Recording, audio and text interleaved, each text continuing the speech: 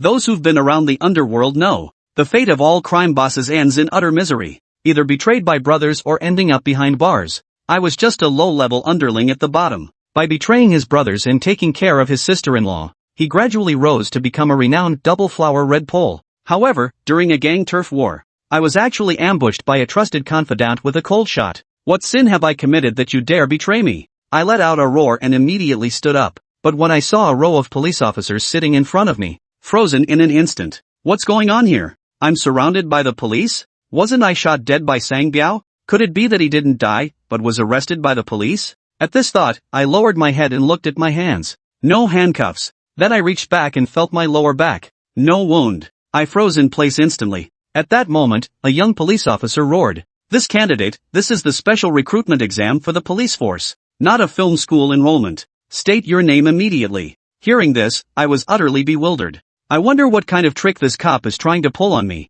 but it doesn't matter anyway. At least it's better than dying at Sang Biao's hands. So I fished out a cigarette from my pocket, then lit it up, took a deep breath. The group of police officers were all stunned at the sight. The middle-aged policeman sitting at the head of the table watched me with great interest. At that moment, I exhaled a thick cloud of smoke and said, "Police officer, doesn't the material you're looking at clearly state it? Why are you still asking me?" Seeing this situation, the young police officer instantly flew into a rage. But just as he was about to open his mouth to reprimand them, the middle-aged man seated in the center waved his hand dismissively. He said with a laugh, 9527, this is a special recruitment for the police force. To avoid suspicion, your name is not listed. Only your temporary badge number and exam scores for each subject. I was instantly stunned. This hadn't happened since graduating high school. I drifted through society aimlessly. When did I become a police academy candidate? At that moment, the young policeman noticed my silence. Candidate 9527. Didn't you hear Officer Lee's question?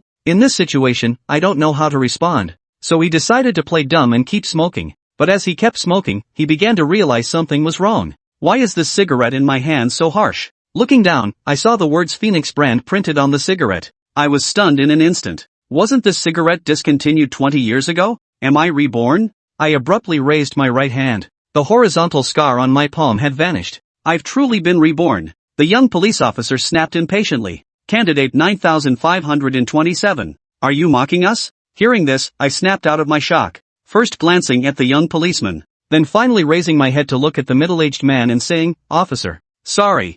I didn't sleep well last night and feel a bit nervous. My name is Lu Nan. The road leads straight to the sky. Go straight south on the southern road. After speaking, I took another deep drag of my cigarette. He then tossed it underfoot and ground it out with his shoe. Not a trace of nervousness to be seen. The young policeman turned his head to look at the middle-aged man in the center. He said, Officer Lee, I don't think this type of person is suitable for our police force. I believe this interview can be concluded now. The middle-aged man, however, wore an expression full of meaning. He said, I think this kid is quite interesting. The young police officer continued to dissuade him, saying, Officer Lee, this kind of person. The middle-aged man simply waved his hand dismissively, signaling him not to speak yet. Then he looked at me curiously and asked, Lunan, you scored only 38 points on the written exam, but you scored full marks in combat. Have you trained in martial arts? I nodded and replied, yeah, I've learned it. My father was a martial arts instructor. I started learning kung fu when I was 3 years old. The middle-aged man raised an eyebrow and glanced at me, saying,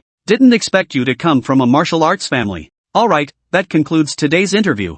Go home and wait for our response. Hearing this, I couldn't help but secretly breathe a sigh of relief. For some unknown reason, the middle-aged man had always been amiable and pleasant, but the pressure it put on me was immense. I always feel as if the other person can see right through me. At the police station entrance, I turned back to look at the national emblem above, sweat pouring down his face. Then I fished my phone out of my pants pocket. Need to see what time period it is now. But when he saw the Nokia 8210, at first, he was stunned. Then he was suddenly startled. August 8, 2002. No matter what, I won't let anything happen to my old man this time. I cursed loudly, ran to the roadside, hailed a taxi, and rushed home. Sitting in the car, I immediately dialed my old man's number, but no one ever answered. I suddenly felt restless, urging the driver to go faster, because it's today. My father Lu Yongshang vanished without a trace, leaving neither a living body nor a dead one to be found. From that day onward, I had completely become an orphan. If I could save my father, I'd damn well become a cop. Stay away from the underworld. The taxi stopped at the entrance of the residential area. I threw down $30. He immediately turned around and dashed inside. Arriving at his own doorstep, I kicked the door open without hesitation, just about to shout something. Then a massive fist came crashing straight toward my nose. I cursed loudly and dodged sideways. He immediately followed up with a kick aimed straight at the newcomer's groin. The other party was clearly taken aback as well. Yet he swiftly dodged aside. After the collision of 2 feet, both men instantly staggered backward several steps. It was only then that I could clearly see the appearance of the person who had arrived. The burly man with a full beard was none other than his father, Lu Yongxiang. "You've improved your skills, kid." Tears instantly filled my eyes as I saw this, and I shouted, "I called you, why didn't you pick up?" Lu Yongxiang gave me a strange look and said, "Hey, what are you crying for?" "Screw answering, China Mobile charges 0.6 yuan per minute for incoming calls." Then, as if remembering something, he shouted, "Kid, did you fail the exam again? I'm telling you, how many times have I said it, stop fooling around all the time. If I can pass the police exam this time, it'll bring honor to our family." Listening to Dad's endless chatter, I suddenly laughed through my tears and said, "No, the examiners all had a very good impression of me. Should be able to pass the exam, though I knew there was a 90% chance it would fall through. But I couldn't care less about that. As long as I can keep Dad from leaving the house today, I win." At that very moment, Lu Yongxiang's phone suddenly rang. Suddenly I was startled. It was that phone call. It was after this phone call that I became an orphan. I quickly stepped forward to interrupt, saying, "Didn't you just say that phone was a China Mobile prepaid? The call is too expensive, you'd better hang up. Probably another worthless scam call." Lu Yongxiang looked at me puzzled and said, "Kid, what's gotten into you today? Since when has there been such a thing as scam calls? This is utterly baffling." He was about to press the answer button. I panicked and immediately rushed to grab the phone, shouting, "Dad, don't answer it." But Lu Yongxiang had been practicing martial arts for over 30 years. Nothing comes for free. With a swift turn of his body, easily dodged my attack. At the same time, Lu Yongxiang also pressed the call answer button. "Hello, may I speak with Mr. Aspiring to Happiness?" A pleasant female voice came from the other end of the line. Yes, who is this?" "Oh, hello, Mr. Longing for Happiness. This is Happy Magazine. There's been a response to the dating ad you posted on our website. Would you be available to come to our magazine office?" The voice on the phone was seductive, like that of a captivating beauty. "What? Are you serious? So soon for the second meeting?" Lu Yongxiang was so excited he was trembling all over. "Yes. All right. I'll get ready and head over right away." We look forward to your arrival." Lu Nan, who had exceptional hearing, overheard the conversation and was completely baffled. What's going on? Mr. Longing for Happiness? Dad really went out to find a sunset romance? How the hell can someone looking for a second chance at love be hanging around outside like this? This is completely nonsensical. Lu Nan's mind was a complete mess. But at that moment, he couldn't care less. No matter what, he had to stop his father. Otherwise, once his father was gone, someone would definitely die. Thinking this, Lu Nan clenched his teeth and swung his hand toward his father's neck. At that moment, Lu Yongxiang, who had just hung up the phone, never expected his son to attack him from behind. Before he could react, he was knocked unconscious by Lu Nan's hand blade. Huff! Lu Nan exhaled a cloud of stale air.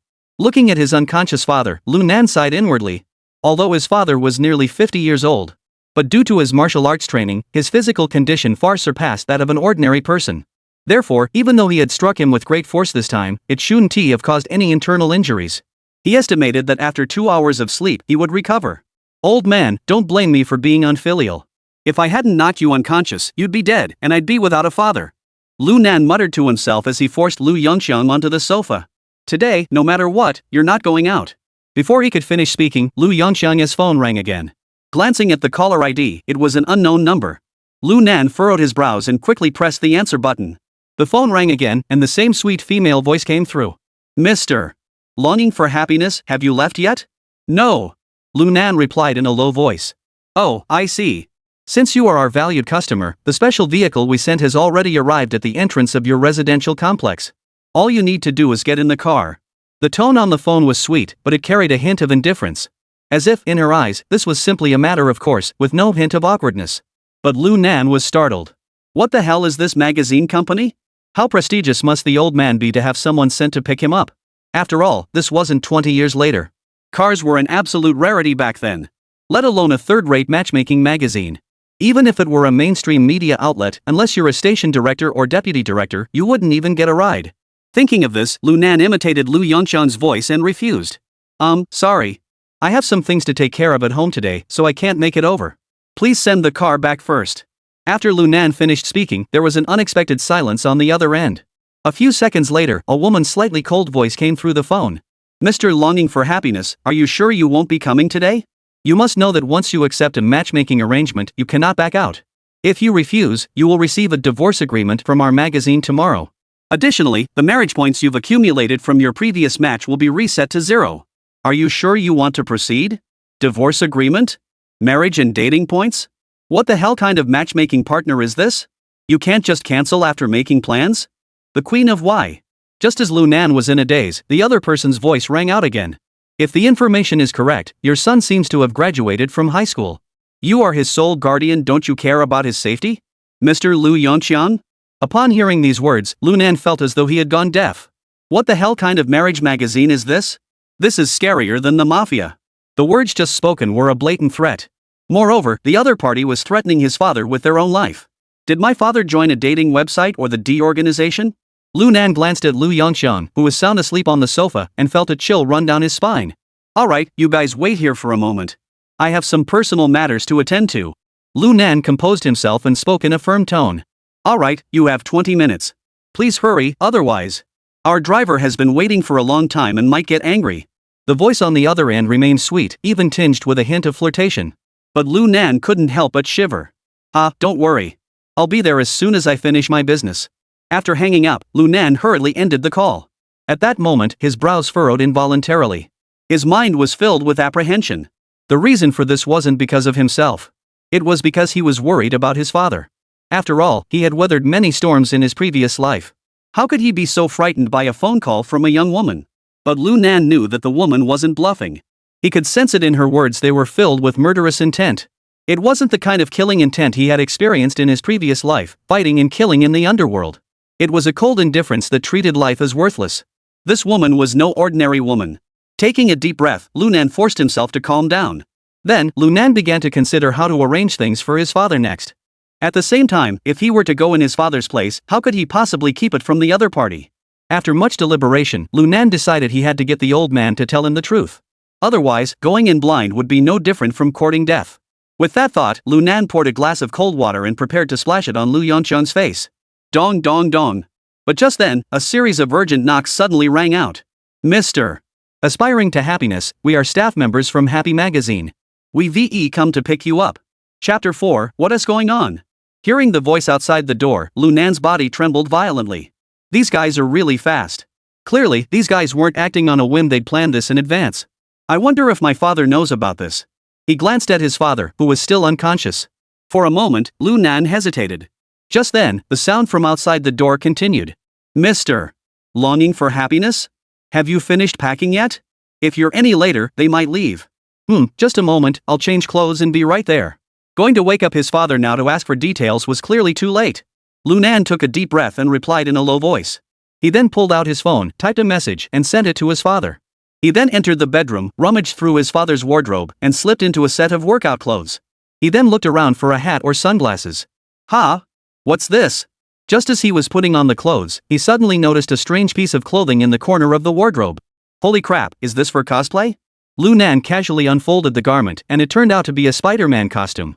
But there was a huge rose on the chest. Oh my god, what the hell is this?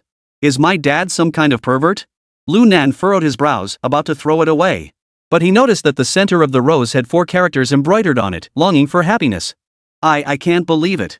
Lunan was completely dumbfounded. This is definitely not a blind date outfit, is it? Wearing this to a blind date is way too embarrassing. Lunan's lips twitched and 1,000 curses raced through his mind. But then he thought about it again.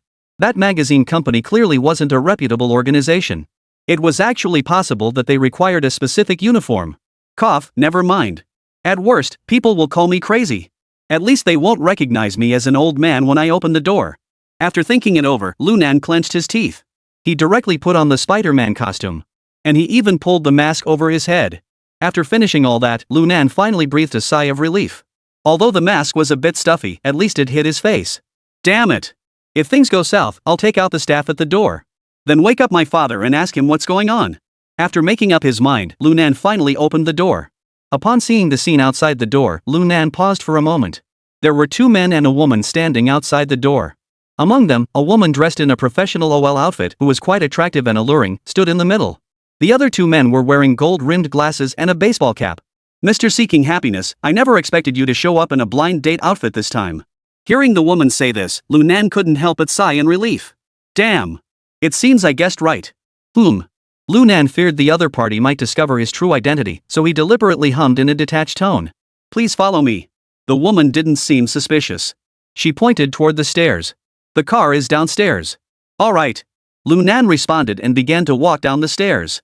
When he saw the Mercedes-Benz SUV parked at the entrance of the staircase, Lunan confirmed his suspicion.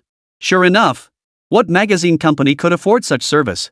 Damn it, I have no idea what they're up to this time. Well, since I'm here, I might as well make the best of it. If it comes to it, I'll just take matters into my own hands. Gripping the short knife hidden in his forearm, Lunan couldn't help but feel a little more at ease. "Mr. Longing for Happiness, please get in the car." The professional woman in the OL outfit got into the driver's seat and then gestured to Lunan. Upon hearing this, Lunan had no objections and got in without hesitation. Soon, the vehicle slowly started moving. It drove out of the residential complex. Throughout the journey, Lunan remained silent. Moreover, he noticed that the windows inside the car were made of mirrored glass. It was impossible to see what was happening outside. In other words, the other party didn't want him to know where they were going. After driving for about 40 minutes, Lunan's ears twitched involuntarily. He faintly heard the sound of a train whistle in the distance. We've reached the southern part of the city. Lunan was so certain because, within the urban area of Liangqing City, freight trains only pass through the southern direction. The other districts did not have any. As Lunan pondered, the vehicle speed slowed considerably. After another 5 minutes, the vehicle came to a complete stop. "Mr. Aspiring to Happiness, please get out of the car. The destination for this matchmaking meeting has been reached." Lunan nodded and immediately opened the door and jumped out. As soon as he stepped out, Lunan couldn't help but freeze in surprise. Because this was actually an abandoned factory. No wonder there was the sound of an iron gate closing earlier. Lunan thought to himself. "Mr. Longing for Happiness, please follow me." The OL career woman smiled at Lunan and greeted him before leading the way into the factory building. Lunan nodded and followed the OL professional woman inside. However, the further Lunan went inside, the more his brows furrowed. Damn it, this place is just like a detention center. Even the corridors are made of steel. At the end of the corridor, the career woman stopped in front of a tightly closed iron door. She then said, "Mr. Aspiring to Happiness, if you win this matchmaking competition, you will receive a prize of 20,000 yuan. Good luck." Before Lunan could react, the woman suddenly pulled open the iron door. Instantly, a deafening roar of cheers erupted from inside the gate. Lunan peered through the iron gate and saw a completely enclosed octagonal cage, with spectators seated all around it. He immediately realized it was an underground boxing match. These onlookers were gamblers, and some were even bookmakers. And he was today's fighter. Lunan was stunned. Damn it! My dad is basically setting me up to fail. When did he start participating in underground boxing matches? And with his skills, he was actually killed by someone else in his previous life? How is that even possible? He knows his father's strength very well. Even in his previous life, he was confident that his martial arts skills were on par with professionals. He wouldn't have thought he could beat his father for sure. He was beaten to death today. I'm not much better off either. Thinking of this, Lunan couldn't help but feel a little nervous. "Mr. Aspiring to Happiness, good luck." At that moment, the professional female fighter pushed his shoulder and Lunan, caught off guard, stepped into the octagon cage. Immediately, the woman slammed the iron door shut. "Wah! Go! Mr. Longing for Happiness, you better win this. I've bet big on you." Screams, cheers, and curses intertwined. In an instant, the tension in Lunan's heart vanished completely. At the same time, adrenaline surged through his entire body. Even his hands trembled slightly without him realizing it. Ha, this feeling is absolutely amazing. Lunan's eyes sparkled with excitement and anticipation. A mischievous smile curved his lips. "No matter who killed my father in my previous life, this time, I'll beat you to death with my own hands." Lunan clenched the short knife hidden in his forearm with excitement. Just then, the iron gate across from him suddenly swung open. Clang, clang, clang. The sound of heavy metal clanging echoed through the air. Immediately afterward, a massive iron cage was pushed out. In an instant, the cheers grew even louder. It seemed as though it could lift the entire roof off. Lunan, who witnessed this scene, was instantly speechless. What the hell is going on here? Chapter 5, Inside the Octagon Cage. Inside the iron cage were 7 or 8 lion dogs, growling and snarling at him. Of course, these lion dogs weren't the white puppies we were familiar with. They were mastiffs as big as lions. Just as Lunan was completely dumbfounded. The loudspeaker above the octagon cage suddenly blared to life. The voice was that of the woman who had called his father earlier. Mr. Longing for Happiness. The 8 beautiful ladies below are your matchmaking partners for this occasion. In the time that follows, if you can capture these 8 ladies, or kill them, you will have completed this matchmaking task. Good luck. As the words fell, the entire hall erupted in thunderous applause. In the chaotic environment, the 8 mastiffs in the cage grew even more agitated. They all charged toward the cage, colliding and biting furiously. One can only imagine. If not for the cage blocking them, they would have already charged at Lu Nan. Lu Nan stands frozen in place. Is this how you play? Black Fist, isn't it supposed to fight people? How did this turn into a fight between humans and beasts? My old man, was he really killed by these 8 beasts in his previous life? Thinking of this, Lu Nan couldn't help but swallow hard. But in an instant, he was overcome by a surge of anger. Damn it! Today, I must kill all 8 of these dogs. However, Lu Nan quickly regained his composure. Although he didn't understand the rules of underground boxing, he knew that as long as he killed these few lion dogs, his matchmaking task would be completed. With that thought, Lu Nan took a deep breath. He then nodded to the staff. This meant he could release the 8 mastiffs. Seeing this, the staff didn't hesitate. They immediately opened the front cage doors. In an instant, the 8 mastiffs, each as large as lions, burst out.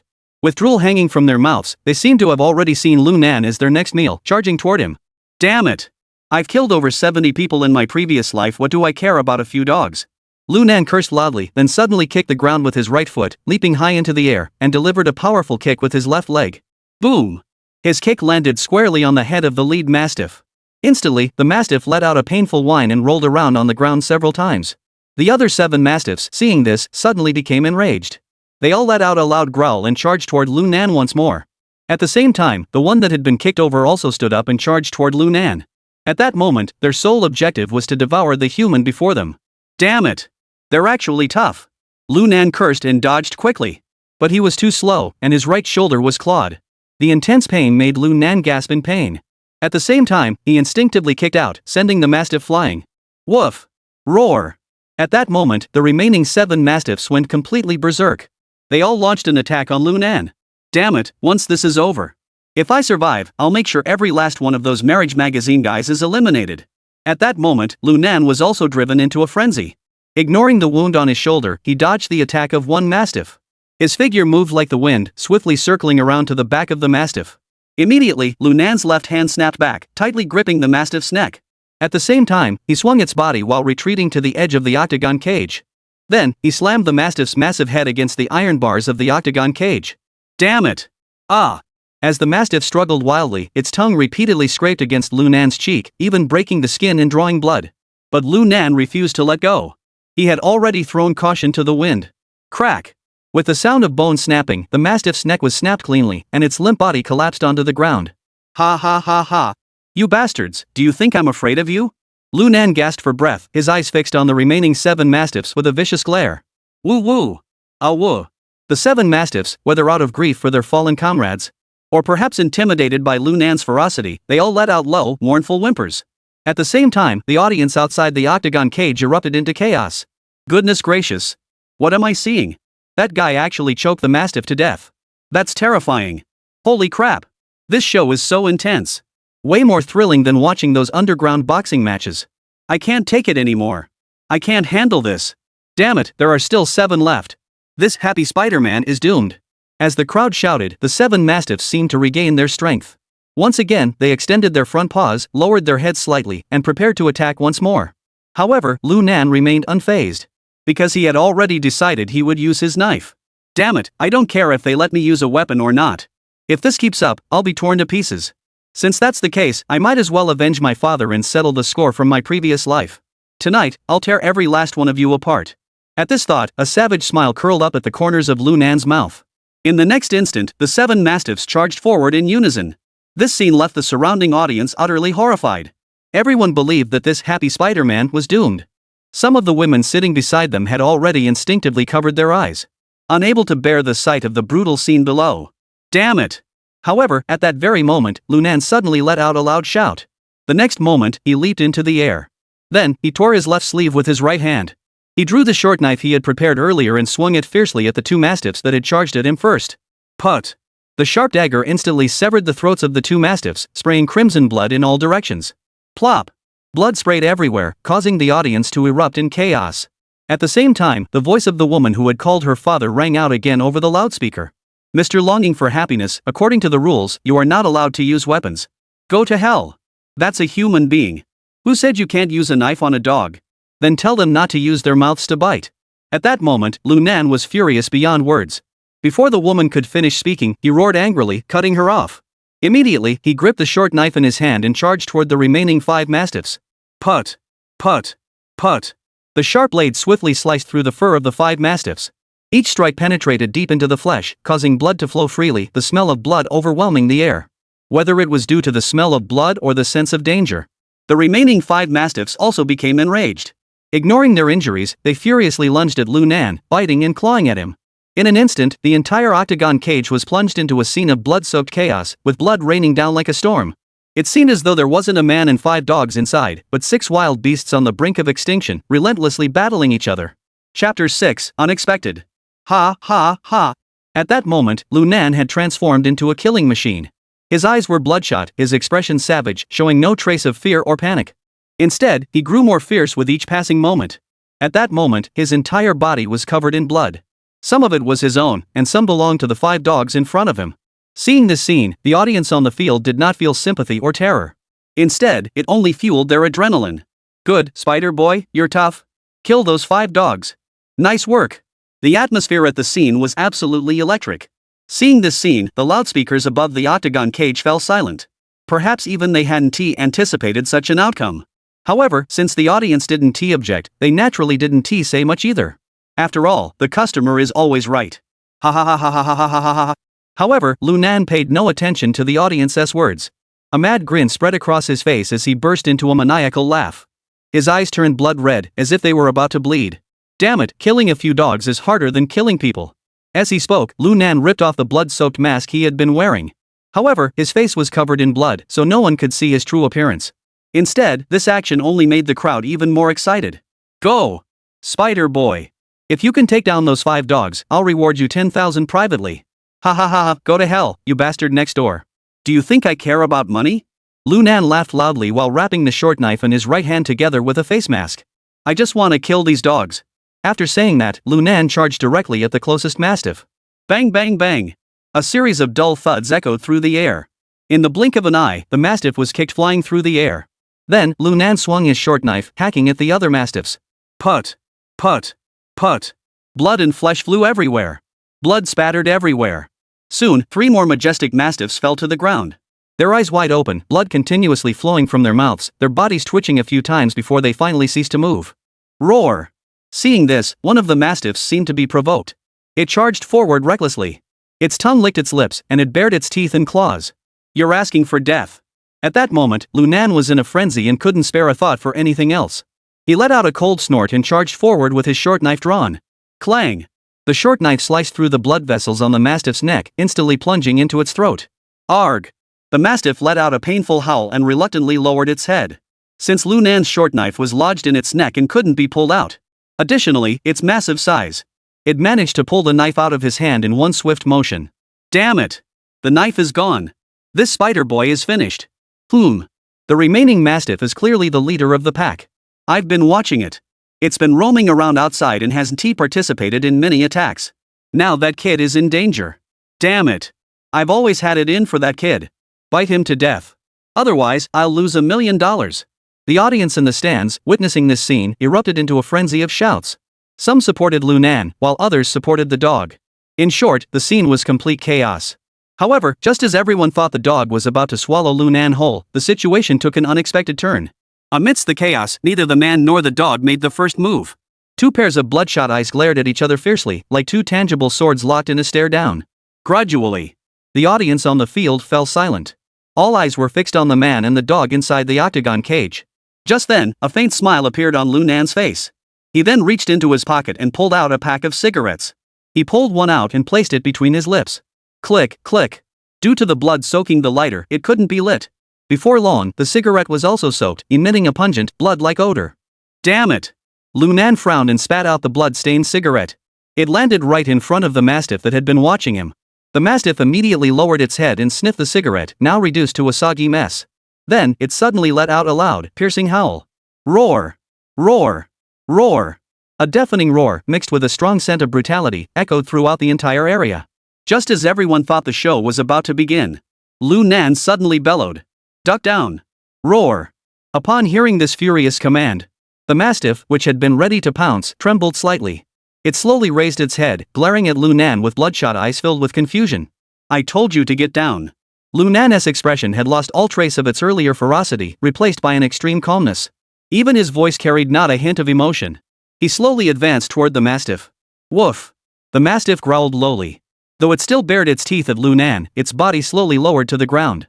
At the same time, Lu Nan finally reached its front. Good! Lu Nan extended his right hand, slowly reaching toward the dog's head, which was at chest level. The mastiff, seeing this, seemed to want to resist.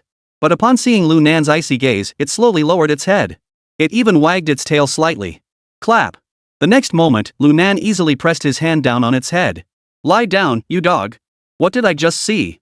It actually tamed that mastiff? How the hell is that possible? That mastiff is the dog king that can fight a pack of wolves. If I hadn't already seen the information, how could I have bet $1 million on dog win? The crowd of onlookers around them were all stunned. Especially the gambler, who was furious. He had bet on Lu Nan's death, and now he was losing big time. Haha, even though you're being obedient now. But in your previous life, you killed my father. So I can't let you live. Whether he understood Lu Nan's words, or if he sensed his killing intent, the once docile dog king suddenly let out a wild bark and lunged at Lu Nan's neck. Ah, you fool! 3 times the odds, that's 3 million. Spider boy, you think you're so tough? Just go die. The gambler burst into laughter, as if he could already see Lu Nan's neck being torn apart. He would also emerge victorious. Chapter 7, Like a Different World. Bang! Just as the dog king's bloodthirsty maw was an inch away from Lu Nan's neck, a deafening explosion echoed through the air. Immediately afterward, the dog king, the Tibetan mastiff, was suddenly flung backward. It was Lu Nan's that struck its abdomen first. Woo! The dog king let out a pitiful wail and collided with the iron cage. Immediately afterward, it stood up again. Its fierce eyes were filled with confusion. It swayed twice before collapsing back onto the ground.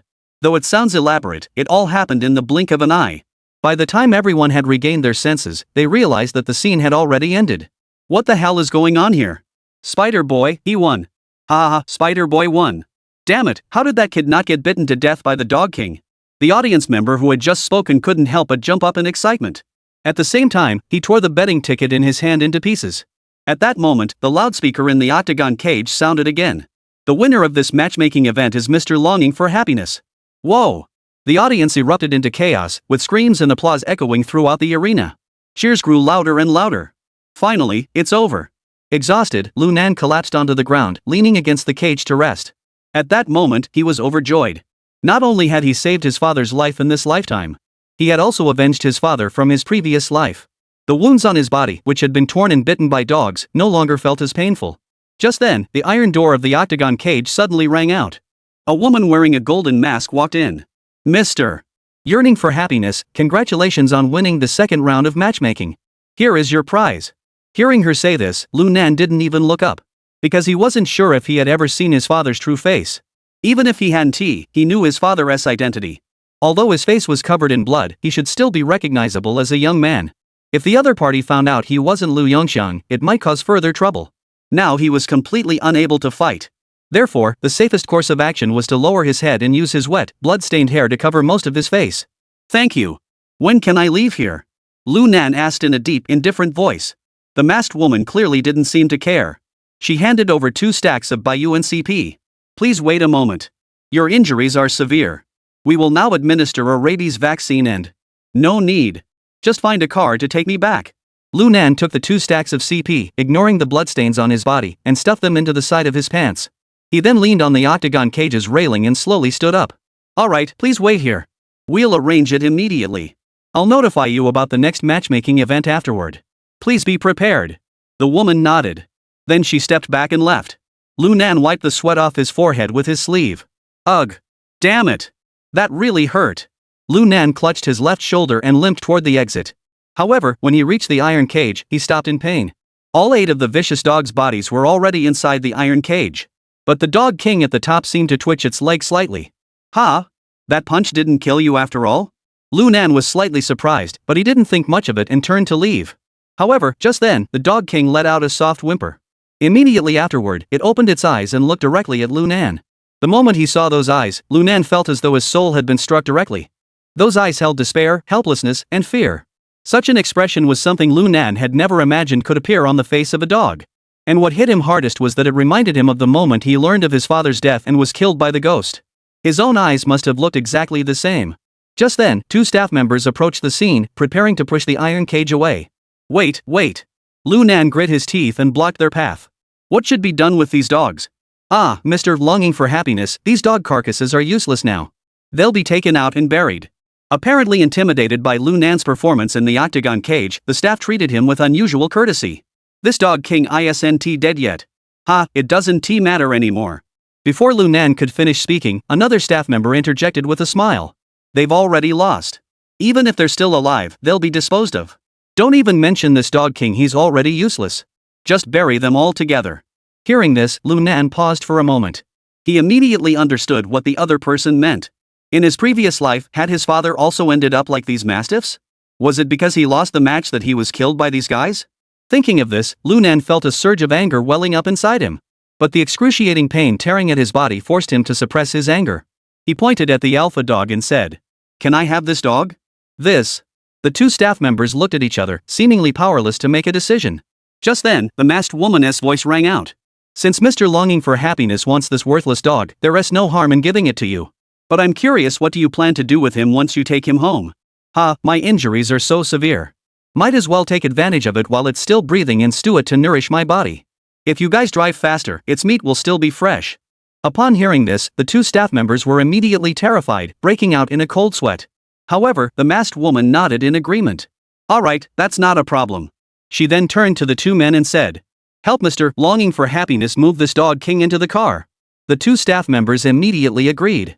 After all, Lunan truly needed assistance to move it. So the 2 of them worked together, carefully dragging the Dog King out of the iron cage. However, despite its injuries, the Dog King struggled violently. Its sharp teeth left several deep wounds on the staff members' bodies. "Don't move! Move again, and I'll kill you right now!" With a loud shout from Lunan, the aggressive Dog King finally calmed down. It allowed 2 staff members to bind its limbs with ropes. Then they carried it outside. Lunan dared not stay alone with the masked woman. He waved his hand and followed them into the tunnel.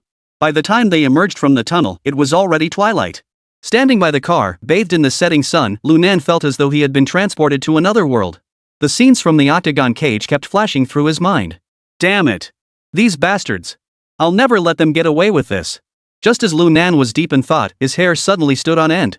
A sense of extreme danger swept through his entire body. Instantly, Lunan opened his eyes. He looked around frantically.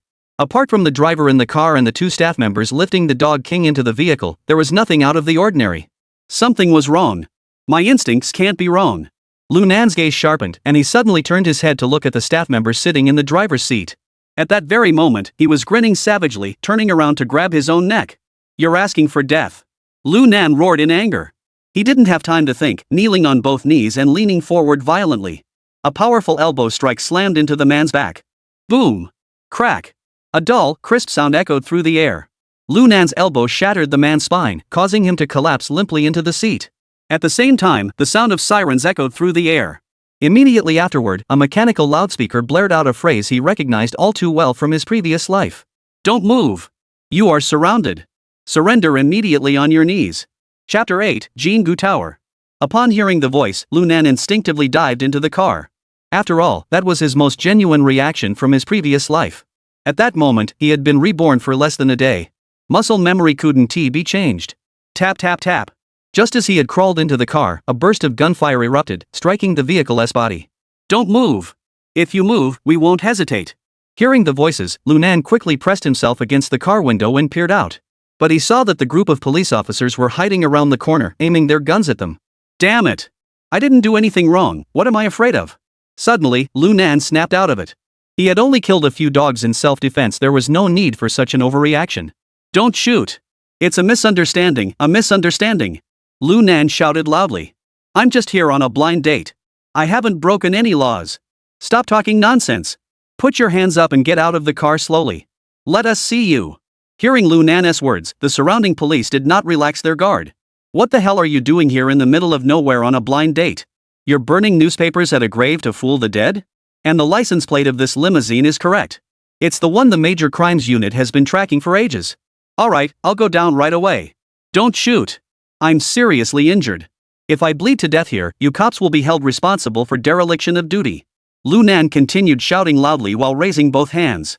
But just as he was about to get out of the back door of the limousine, a person suddenly darted out from inside the factory and jumped into the passenger seat of the car. Immediately afterward, he kicked the driver, who had been knocked unconscious by Lu Nan, out of the car. He growled, "Close the door quickly." After speaking, the man started the car and slammed the accelerator to the floor. Squealing tires.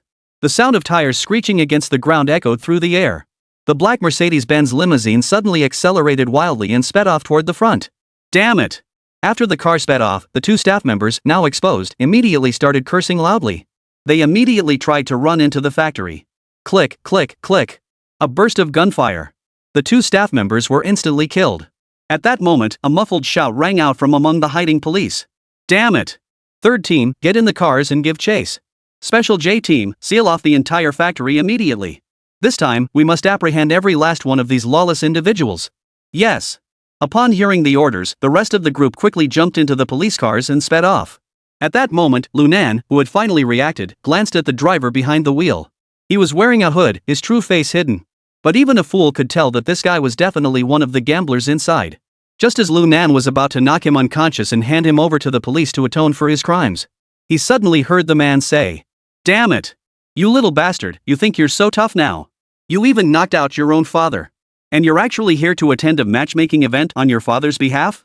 As he spoke, the man pulled off his hood, revealing himself to be Lu Nan's father, Lu Yongxiang. "Damn it! Dad? What are you doing here?" Lu Nan's eyes widened in shock. "You good for nothing. You almost killed me." Lu Yongxiang cursed angrily, then said, "What's the deal with that dog by your side?"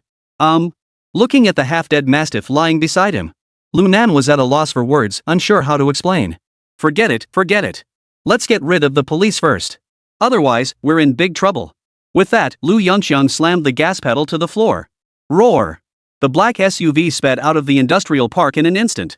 Lu Nan, with his keen hearing, faintly heard the police sirens growing louder and closer. He was frantic with anxiety, and the pain from his injuries was burning fiercely. Cold sweat began to form on his forehead. Just then, a massive billboard by the roadside caught his attention. Without hesitation, Lu Nan shouted, "Turn right. Then turn left at the second intersection. Head to the underground parking lot of Jingu Tower. Hurry up." What? Upon hearing these words, Lu Yongxiang clearly froze in place. He clearly didn't understand what Lu Nan meant. But trusting his son, Lu Yongxiang still turned the steering wheel to the right. "Stop wasting time. Do as I say. Hurry up." At that moment, Lu Nan unconsciously regained the aura of his former self, Big Boss Nan, his voice carrying an unwavering sense of determination. Lu Yongxiang knew this wasn't the time for questions. Without saying another word, he followed Lu Nan's instructions and quickly drove toward the underground parking lot of Jingu Tower. Then, unable to resist his curiosity, he turned to look at Lu Nan and said, "You little brat, what's the point of going to that underground parking lot?" "Dad, you'll see soon enough." Lu Nan's expression was grim at that moment. He didn't bother to explain further, as his physical strength was already severely depleted, leaving him unable to maintain his composure. Fortunately, although Lu Yongxiang spoke harshly, he still followed Lu Nan's instructions. Soon, under Lu Nan's direction, Lu Yongxiang parked the car in the deepest part of the Jinju Tower. This was the only commercial district in the southern part of Liangchang, occupying an excellent location. "Stop the car." Squeal! A piercing screech of brakes echoed through the air. Immediately afterward, Lu Nan opened the car door and jumped out. "Dad, grab the dog and get in the car. We're going to the 4th floor." "Damn it! What time is it, and you want me to carry a dog that weighs over 200 pounds? Lu Yongxiang's lips twitched. "Pick it up." But Lu Nan didn't care. After shouting loudly, he didn't wait for the elevator but ran up the stairs toward the 4th floor. Seeing this, Lu Yongxiang gritted his teeth and hoisted the dog onto his back. "Damn it! Today, I've really been outdone by this brat." After muttering under his breath, he quickly chased after them with the dog on his back. Soon, Lu Nan and his father arrived on the 4th floor. "Hurry up! Follow me to the Bridge Dog Meat Restaurant," Lu Nan shouted as he ran. Upon hearing this, Lu Yongxiang immediately understood that his son was pretending to be a dog meat vendor. But the police aren't pushovers. They'd figure out what was going on in no time. This damn thing. But since his son had already spoken, Lu Yongxiang naturally had to comply. He could only grit his teeth and head toward the Bridge Dog Meat Restaurant. But he didn't know if the Dog King had sensed the scent of its own kind. The closer he got to the dog meat restaurant, the more it struggled. Damn it, stop moving.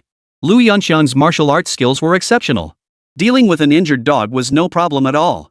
He grabbed the Dog King's 2 legs with both hands, bent them, and hoisted it onto his shoulders. Following him, Lu Nan darted into the shop. As soon as they entered the shop, a strong smell of meat hit their noses. Sir, what are you doing? Seeing Lu Nan covered in blood, the server couldn't help but jump in surprise. Don't waste your breath.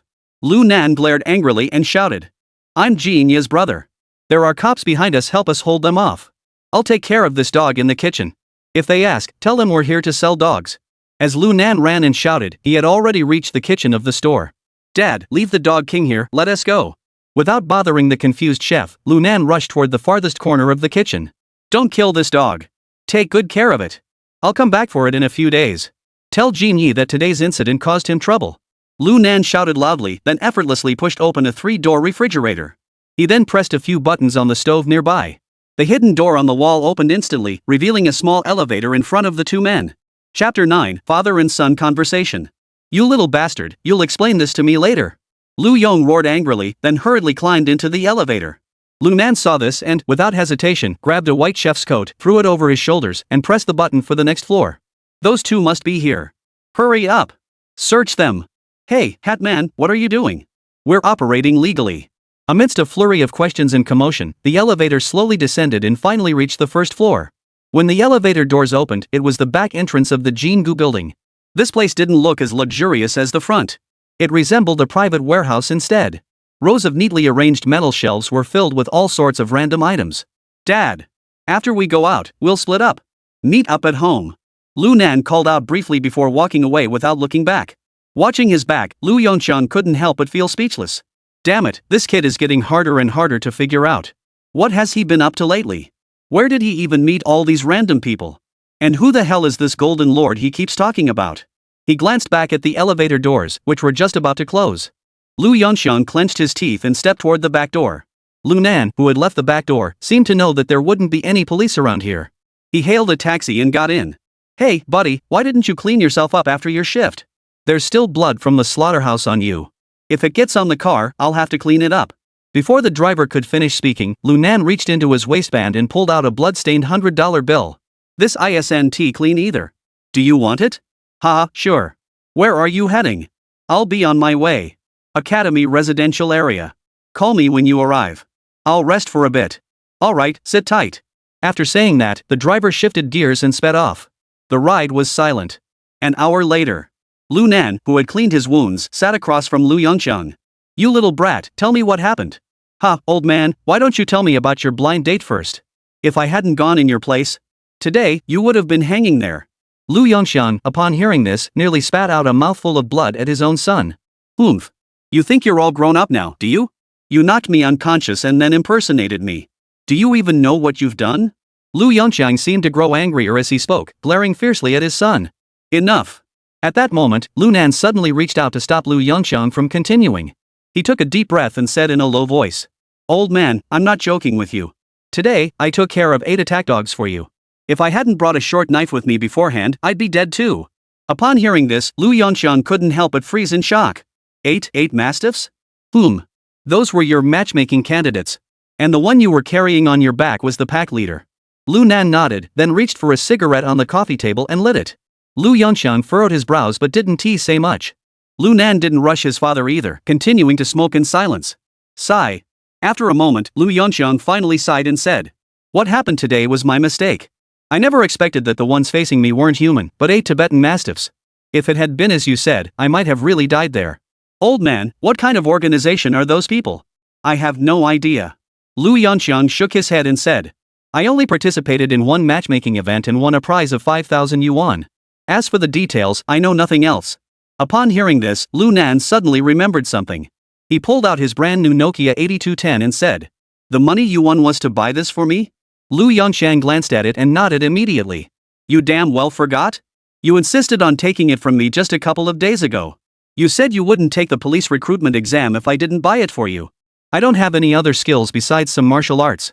Now that I don't have many classes at school, my basic salary barely covers the 2 of us eating and drinking. Where the hell would I have the extra money to buy you such a nice phone? Just as I was figuring out what to do, those guys contacted me, so I went and played a match. That's how it happened. Hearing his father say this, Lunan couldn't help but feel a pang of sadness. At the same time, he wanted to slap himself hard. In his previous life, whether his father had been bitten to death by a dog or killed by that powerful group, or if he had been mistakenly killed during a police raid, in the end, it was all because he had to have that damn phone. What's the difference between that and the guy who traded his kidneys for an iPhone 4 years later? No, that guy is even worse than that mountain bandit. At least he used his own kidney to get it. But he traded his father's life for a phone. Thinking of this, Lunan's eyes welled up with tears. Ha, you little bastard, that's not like you. Lu Yongxiang picked up the cigarette pack from the coffee table, pulled out a cigarette, and put it between his lips. I remember that in the past, if I ever mentioned something like this, you'd have blown your top. What's with the sudden change into a good boy today? Upon hearing this, Lunan exhaled the smoke. Taking advantage of the thick fog, he quickly wiped the corners of his eyes and then pretended not to care, laughing dryly. Haha, old man, now that I'm 20. I can't keep relying on your money, can I? If something like this happens again, I'll figure it out on my own. Don't worry so much about me. Upon hearing Lunan say this, Lu Yongxiang, who had just lit his cigarette, suddenly furrowed his brows and narrowed his eyes, saying, I believe you. You little rascal, tell me. What's the deal with that dog meat restaurant? Lunan was immediately at a loss for words, his mind racing as he searched for the right words. I'll tell you, don't bull me. That dog meat restaurant is definitely not a legitimate business. And who is Genie? Lu Yongxiang's words caused Lunan's expression to stiffen slightly. Ha ha ha ha. He laughed awkwardly and scratched his head. Mr. Jean is just Mr. Jean the Fat. I met him at the arcade, it's no wonder you don't know him. Anyway, old man, I'm hungry. Go make me something to eat. Lu Yongxiang saw this and immediately panicked. You little brat, you're asking for a beating, aren't you? Seeing his father so anxious, Lunan quickly dropped his playful expression and said seriously. Dad, I already told you. I'm already 20 years old. You should give me some personal space. And you did tell me about going on a blind date before, didn't you? You. Faced with Lunan's rebuttal, Lu Yongxiang was at a loss for words. After a moment, Lu Yongxiang sighed slowly. Son, your mother died young. Since you were 3 years old, I've had to be both father and mother to you. Enough, old man, don't bring that up again. Seeing that Lu Yongxiang was about to launch into another lecture, Lunan quickly waved his hands. Dad, don't worry. I'll definitely stay on the straight and narrow and not cause you any trouble. In a couple of days, I'll go out and find a job. I'll definitely stay away from those idle people on the streets. What do you think? Hearing him say this, Lu Yongxiang paused for a moment before suddenly asking. By the way, didn't you say you were a sure thing for the police special recruitment exam? When are they going to have you report for duty? Chapter 10, A Twist in the Road. Hearing his father ask this, Lunan couldn't help but feel a headache coming on. Damn it! He had boasted too much. How could you be so sure? It's a sure thing that I won't pass. But seeing Lu Yongxiang's hopeful gaze, Lunan forced a nervous laugh. Ha ha ha, it's not that fast, is it? They have to interview all the candidates and conduct a comprehensive evaluation, right? I estimate it'll take at least a week before the results are announced. Even your specialized college takes a month to release the admission list, right? Upon hearing this, Lu Yongxiang nodded thoughtfully.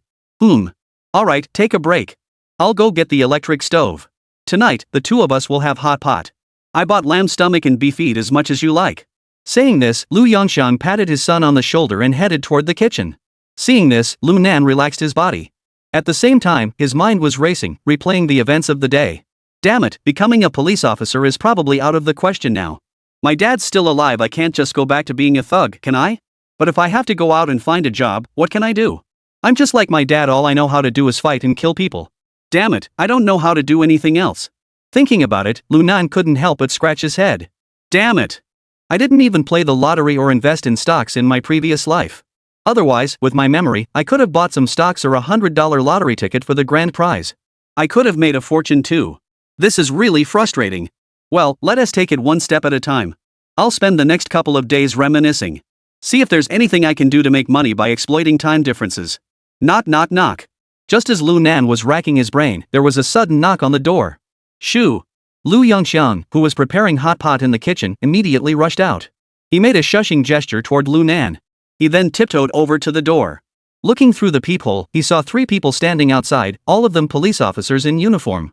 Damn it! They found us so quickly? Lu Yongxiang couldn't help but startle. He quickly whispered to Lunan. Son, find a way to escape through the window in my room. I'll handle these cops. From your room's window? Lunan heard this and immediately frowned. Dad, our house is on the 5th floor. Can I fly? Through your window? Damn it! After all those years of martial arts training, how hard can this be? Hurry up! Lu Yongxiang said this while reaching out with his large hand to push his son aside, then quickly turned off the light in his own room. Seeing this, Lu Nan felt his eyelids twitching uncontrollably. No way, is he trying to push me out the window? Just then, a deep male voice suddenly rang out from outside the door. Hello, is this the Lu Nan residence? We're from the City Criminal Investigation Team. Please open the door. Lu Yongxiang quickly pushed Lu Nan into his own room and gently closed the door. Ah, Lu Nan isn't home. What can I do for you? Lu Yongxiang stood behind the door and asked in a low voice. Mr. Lu, are you Lu Nan's father? The man's voice sounded again outside the door. It's me, I'm his father. What's the matter? It's like this, we're here to deliver Lu Nan's admission notice. He was accepted into the police academy's special recruitment program. As he spoke, the man pulled out a sheet of A4 paper and waved it in front of the peephole. Seeing this, Lu Yongxiang was taken aback at first. Then he burst into wild joy. What? Lu Nan was accepted? Please wait a moment. Saying this, he opened the door. Don't move. Put your hands up. But just as the door opened, 3 police officers suddenly burst in. Each holding a dark, menacing handgun. What are you doing? Lu Yongxiang was startled and quickly raised his hands. However, he remained calm and tried to look confused. Seeing this, the middle-aged man leading the group outside sneered and said indifferently. Mr. Lu Yongxiang, we have a few questions for you. We hope you'll cooperate with us. I'll cooperate with you, but this seems a bit excessive, don't you think? Lu Yongxiang feigned confusion and asked. Do we really need to draw our guns right away? Dealing with a wooing level coach, we wouldn't dare to be careless. The middle-aged man sneered coldly before leading his 2 henchmen into the house. Lu Nan, come out. I know you're home. Your entire neighborhood has been completely surrounded by us. You can't escape. Lu Nan, hiding inside the house, couldn't help but furrow his brows. He gently pulled back the curtains and saw that the area below was indeed filled with police cars. Damn it! This is bad. Wait, something's wrong. I didn't do anything wrong. It's just a few dogs, right? Thinking this, Lu Nan wanted to go out immediately. But just then, Lu Yongxiang spoke up. Officer, I can report you for illegal entry into a private residence. You'd better leave immediately. Otherwise, I will hold you accountable. At that moment, the middle-aged man had already arrived at the coffee table in the living room. He didn't seem in a hurry. He sat down calmly, picked up a pack of cigarettes from the table, and lit one with a lighter. A young police officer nearby quickly pulled out a lighter and lit the cigarette for the middle-aged man. Seeing this, Lu Yongxiang's brows furrowed. Officer, I now have another reason to file a complaint. You're using public property without authorization. Hearing this, the middle-aged man chuckled lightly, then pulled out the A4 paper he had taken earlier and placed it on the coffee table. He then spoke slowly. Mr. Lu, this is the search warrant issued by the S Bureau. You may take a look. Lu Yongxiang didn't hesitate and took it to look at it himself. Sure enough, it was a search warrant. And at the bottom were the official seals of both the S Bureau and the Municipal Bureau. There was no doubt it was genuine. At the same time, Lu Nan overheard their conversation and felt a sudden chill run down his spine. S Bureau? What the hell is going on? They actually had the S Bureau issue a search warrant directly? Even if you killed someone in your previous life, you wouldn't get this treatment. This is definitely not just about killing a few dogs. But I didn't do anything illegal or immoral. I was just thinking about what kind of job to do in the future and ended up thinking about all these random things. Does thinking about it count as a crime? Lu Nan pondered silently. The noise outside grew louder again. I have another document here. Saying this, the middle-aged man pulled out another A4 sheet of paper from his chest and placed it on the coffee table. This is Lu Nan's admission notice from the police department.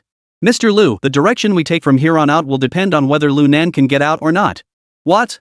Lu Yongxiang and Lu Nan inside the room were both startled. Lu Yongxiang was so excited that he picked up another sheet of A4 paper and began reading it carefully. This is actually an admission notice. It was stamped with the official seals of the S Bureau and the Municipal Bureau. At that moment, Lu Nan in the house suddenly realized. No wonder that voice sounded so familiar. This is the same Officer Lee who interviewed me this morning, isn't it? I've actually been accepted into the police force? Lu Nan's mind went blank, and his body began to tremble slightly. He never imagined he could join the police force. He had already prepared to flee and return to his old life as a thug. But he never imagined that things would take such a dramatic turn, with a twist at the end. Chapter 11, The Iron-Blooded Police Inspector. Now, tell me your choice. Officer Lee seemed certain that Lu Nan was at home and spoke in a stern voice. Either become a fugitive on the run forever. Or become one of us. Lu Nan, what is your choice? Hearing this, Lu Nan's mind raced. There was no need for the other party to lie to him. They had guns now, and there were people everywhere below. No matter what, he couldn't escape. If that's the case, might as well take a chance. With that thought, Lu Nan hesitated no longer and opened the door. The three people who came into view were none other than Officer Lee, who had conducted the interview earlier that day, and the young police officer. "Ha, Officer Lee, what's with all the fuss? It's just to deliver a notice, right? Why did you even bring a search warrant?" Lu Nan walked out with a smile and sat down casually across from Officer Lee. He showed no signs of nervousness at all. Seeing this, the young police officer couldn't help but furrow his brows. His face was filled with disgust. But since the middle-aged man didn't speak, he didn't say much either. Lu Yongxiang was also surprised by his son's behavior. How had this kid suddenly grown up so much in just one day? The way he handled the police was more composed than his own father. The middle-aged man, however, wore a smile on his face, revealing a hint of admiration. "Humph, Lu Nan. I didn't just come here to deliver your notice. The person who participated in the underground boxing match in the South District today was you, wasn't it?" Lu Nan shrugged his shoulders and did not admit it. "Officer Lee, I have no idea what you're talking about. What underground boxing? I'm a law-abiding citizen. I've never done anything shady or underhanded." The middle-aged man gave Lu Nan a dismissive glance before speaking again. "There's no point in denying it.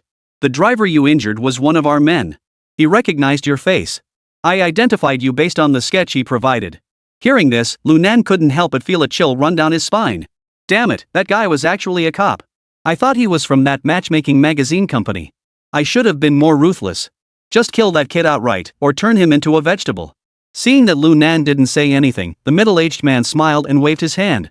"Don't worry, that's not my responsibility. So you don't need to worry about me taking you back." Hearing this, Lu Nan sighed slightly in relief, but his expression remained unchanged. "Ha, Officer Lee, even if you arrest me, there is no evidence. I didn't fight in an illegal boxing match with anyone. I only killed 8 dogs. And the driver I injured? He can't blame me. Because he started it first." That's true. To Lu Nan's surprise, the middle-aged man nodded in agreement. "But then again, facing 8 well-trained mastiffs, you managed to survive and escape from the octagon cage. And you even shook off my colleague's pursuit. You really are someone not to be underestimated." Hearing the middle-aged man's words, Lu Nan's lips curled into a smug smile. "You're too kind. I just got lucky. Enough with the small talk." The middle-aged man took a deep drag on his cigarette, then stubbed it out in the ashtray and said in a serious tone, "Lu Nan, I'm asking you seriously. Will you join us?" Upon hearing this, Lu Nan glanced at the 2 documents on the coffee table. He smiled bitterly and said, "Officer Lee, in this situation, even a naive person would know which choice to make, right? If I'm not mistaken. If I refuse your invitation, I'm sure the next moment, my father and I will be in the interrogation room, right?" Seeing his expression, the middle-aged man gave a mysterious smile. "Exactly.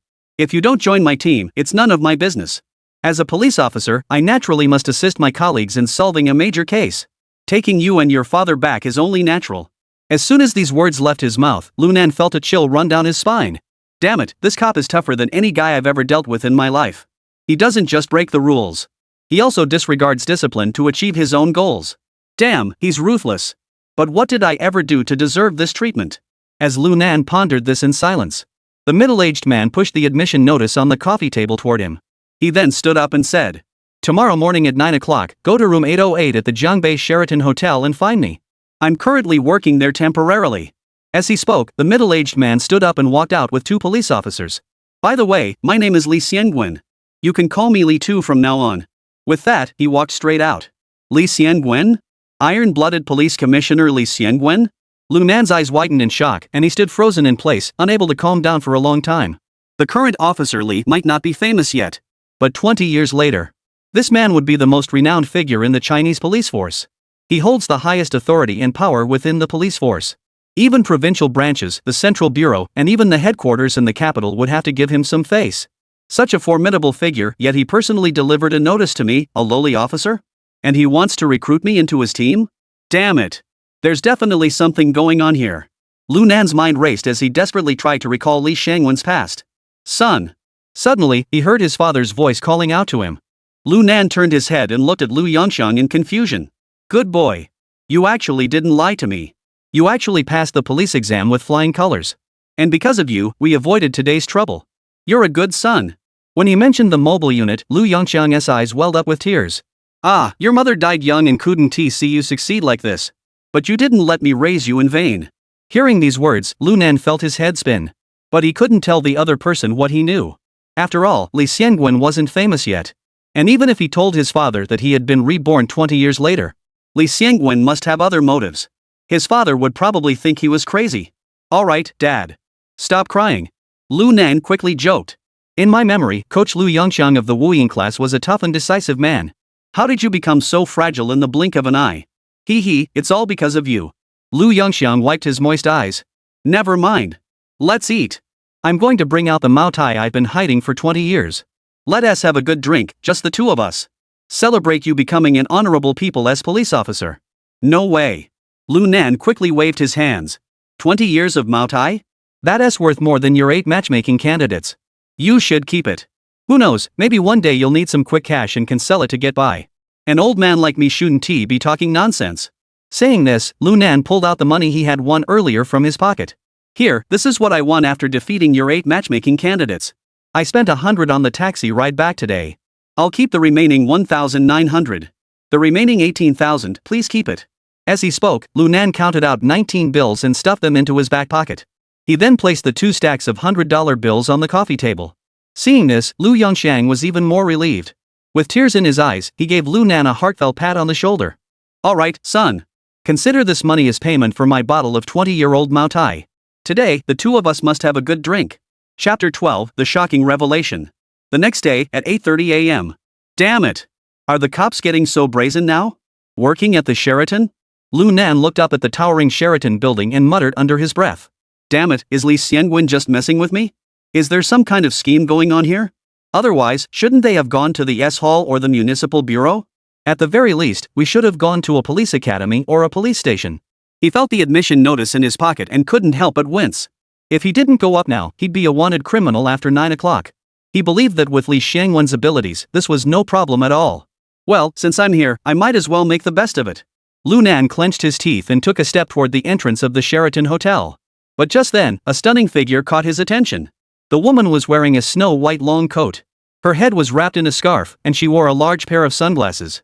Her face was mostly hidden. Those who didn't know her might have thought she was a famous celebrity.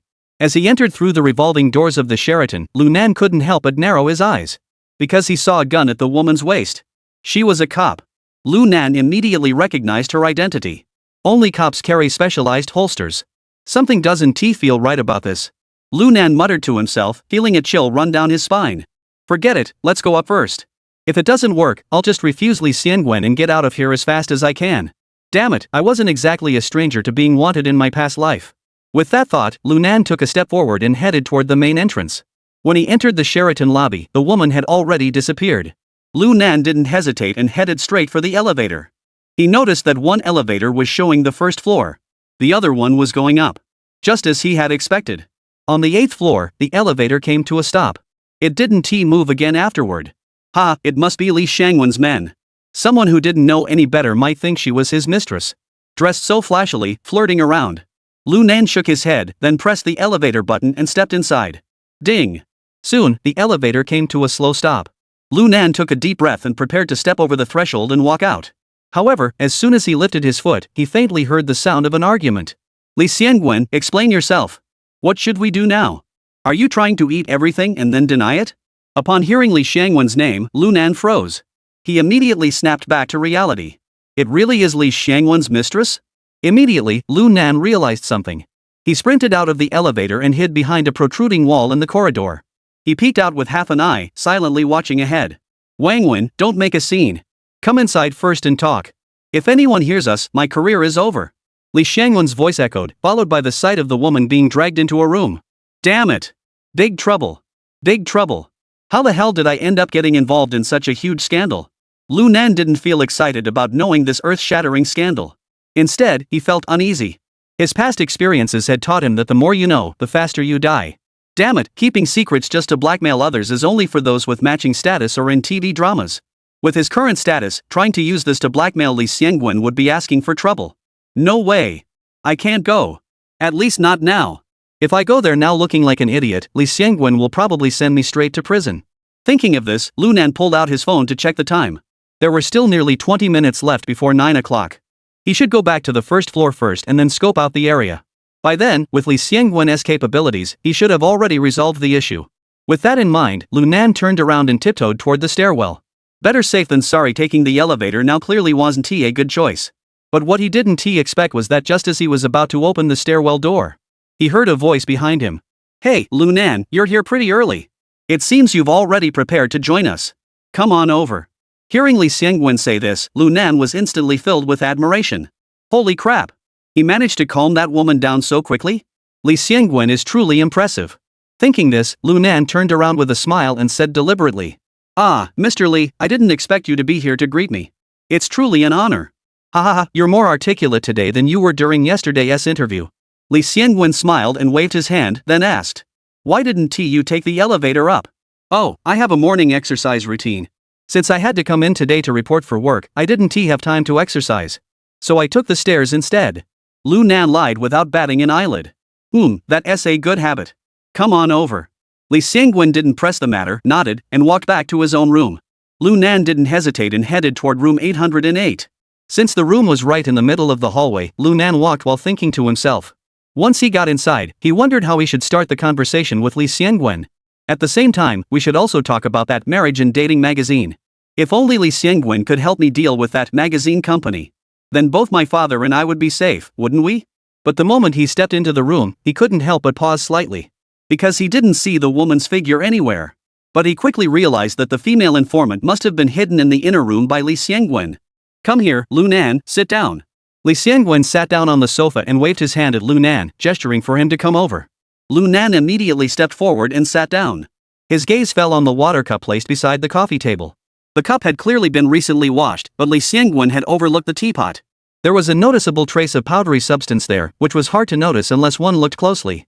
Could that old fox Li Xiangwen have drugged that woman? Though he thought this in his heart, Lu Nan did not show any signs of distress. He sat down across from Li Xiangwen. Come on, Lu Nan, try some. This is the pu'er tea I've been saving for 10 years. Li Xiangwen picked up the teapot, poured a cup for each of them, and said with a smile. I'm glad you were able to come on time. Seeing his gesture, Lu Nan couldn't help but furrow his brows slightly. But he quickly smiled and politely declined. Mr. Li, I'm not thirsty. Let us get down to business first. No rush.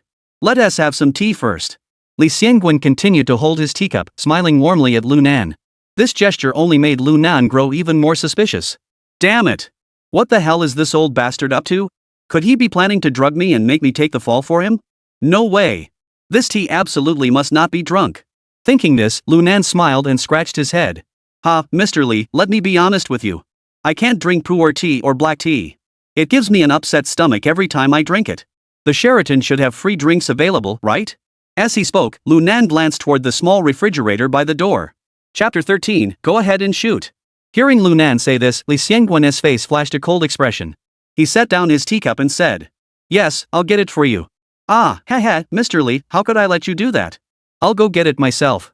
Lu Nan quickly waved his hands and stood up, heading toward the small refrigerator. But just then, Li Xiangwen suddenly moved. He swung at Lu Nan's back of the head.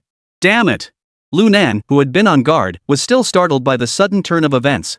After cursing loudly, his body quickly lunged forward. It was this dive that narrowly avoided Li Xiangwen's attack. However, his fist still grazed his scalp, causing a stinging pain. If he had taken that blow head-on, he would have been either dead or crippled.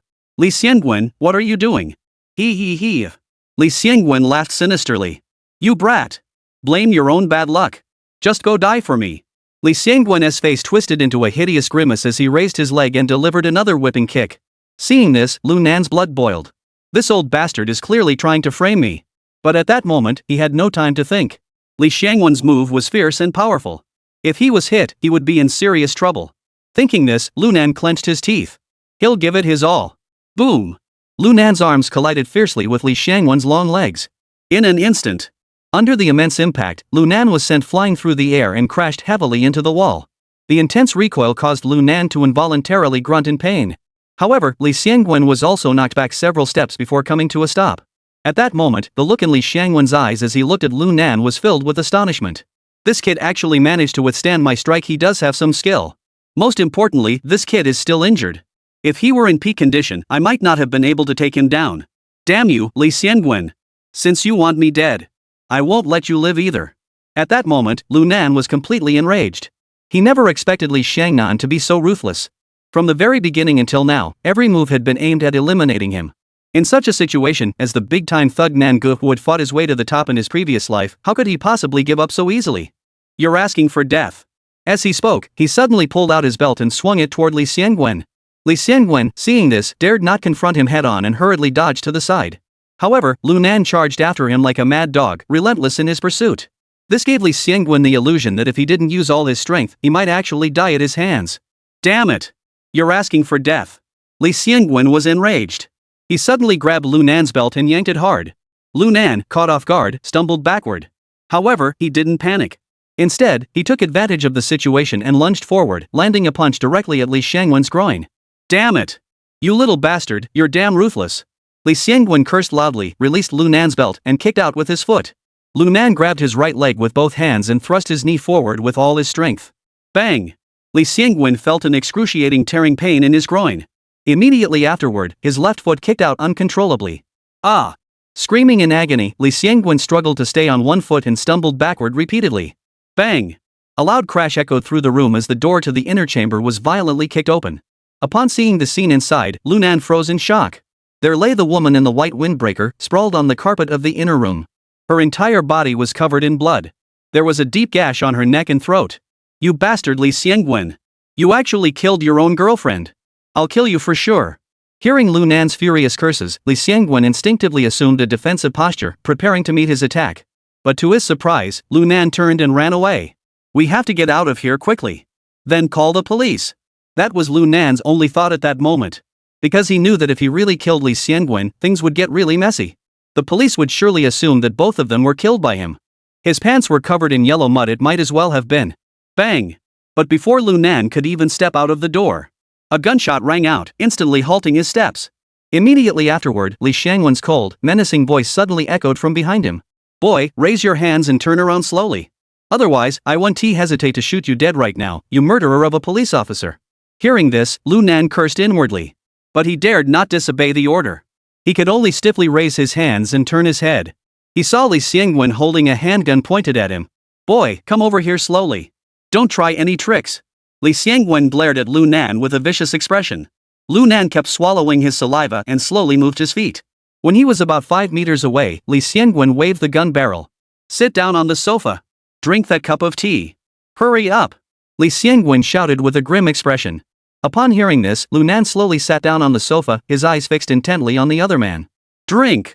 Lu Nan picked up the teacup in front of him, but whether due to nervousness or not, he dropped it onto the carpet. Immediately, he instinctively bent down to pick it up. Don't move. Li Xiangwen barked coldly. Lu Nan felt a chill run down his spine. He dared not move another muscle. Drink mine. Hearing this, Lu Nan feared the other might shoot, so he slowly reached out his hand toward the table. He reached toward the other man's teacup. Kid, don't try any tricks with me. I'm telling you, no matter how fast you move, you can't outrun my gun. Li Xiangwen threatened with a grim expression. Lu Nan didn't move a muscle but obediently picked up the teacup. Li, it's just a woman you killed. It's not worth making such a big deal out of it, is it? Lu Nan stared intently at Li Xiangwen and said in a low voice. You want to frame me and make me take the fall, but this isn't the best way to do it. Because I have no motive for murder. Li Xiangwen heard this and paused for a moment. Then he let out a sinister laugh. You're pretty smart, kid. But in this world, some things don't require evidence. If I say you're a suspect, then you're a suspect. You should understand what I mean. Upon hearing Li Xiangwen's words, Lu Nan's eyes narrowed slightly, but he quickly regained his composure. Mr. Li. If I drink this cup of tea, you indeed won't need any evidence. But what if I don't drink it? I don't believe you'd dare to shoot me dead. Otherwise, when you fired the first shot just now, I would already be dead. Li Xiangwen paused. This guy's mind works fast. Do you think if I don't drink, you can't do anything to me?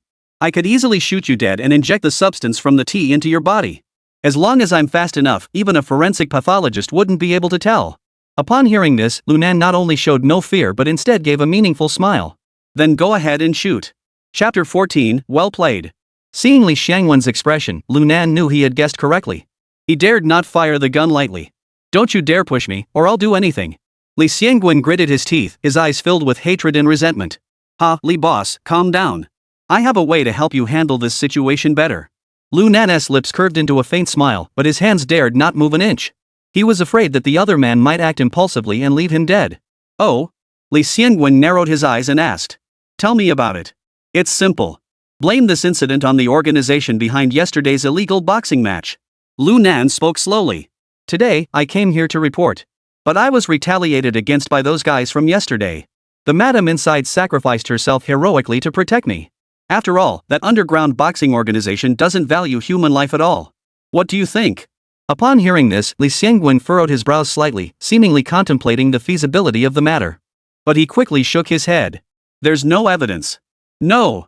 Before he could finish, Lu Nan interrupted him. Li, have you forgotten?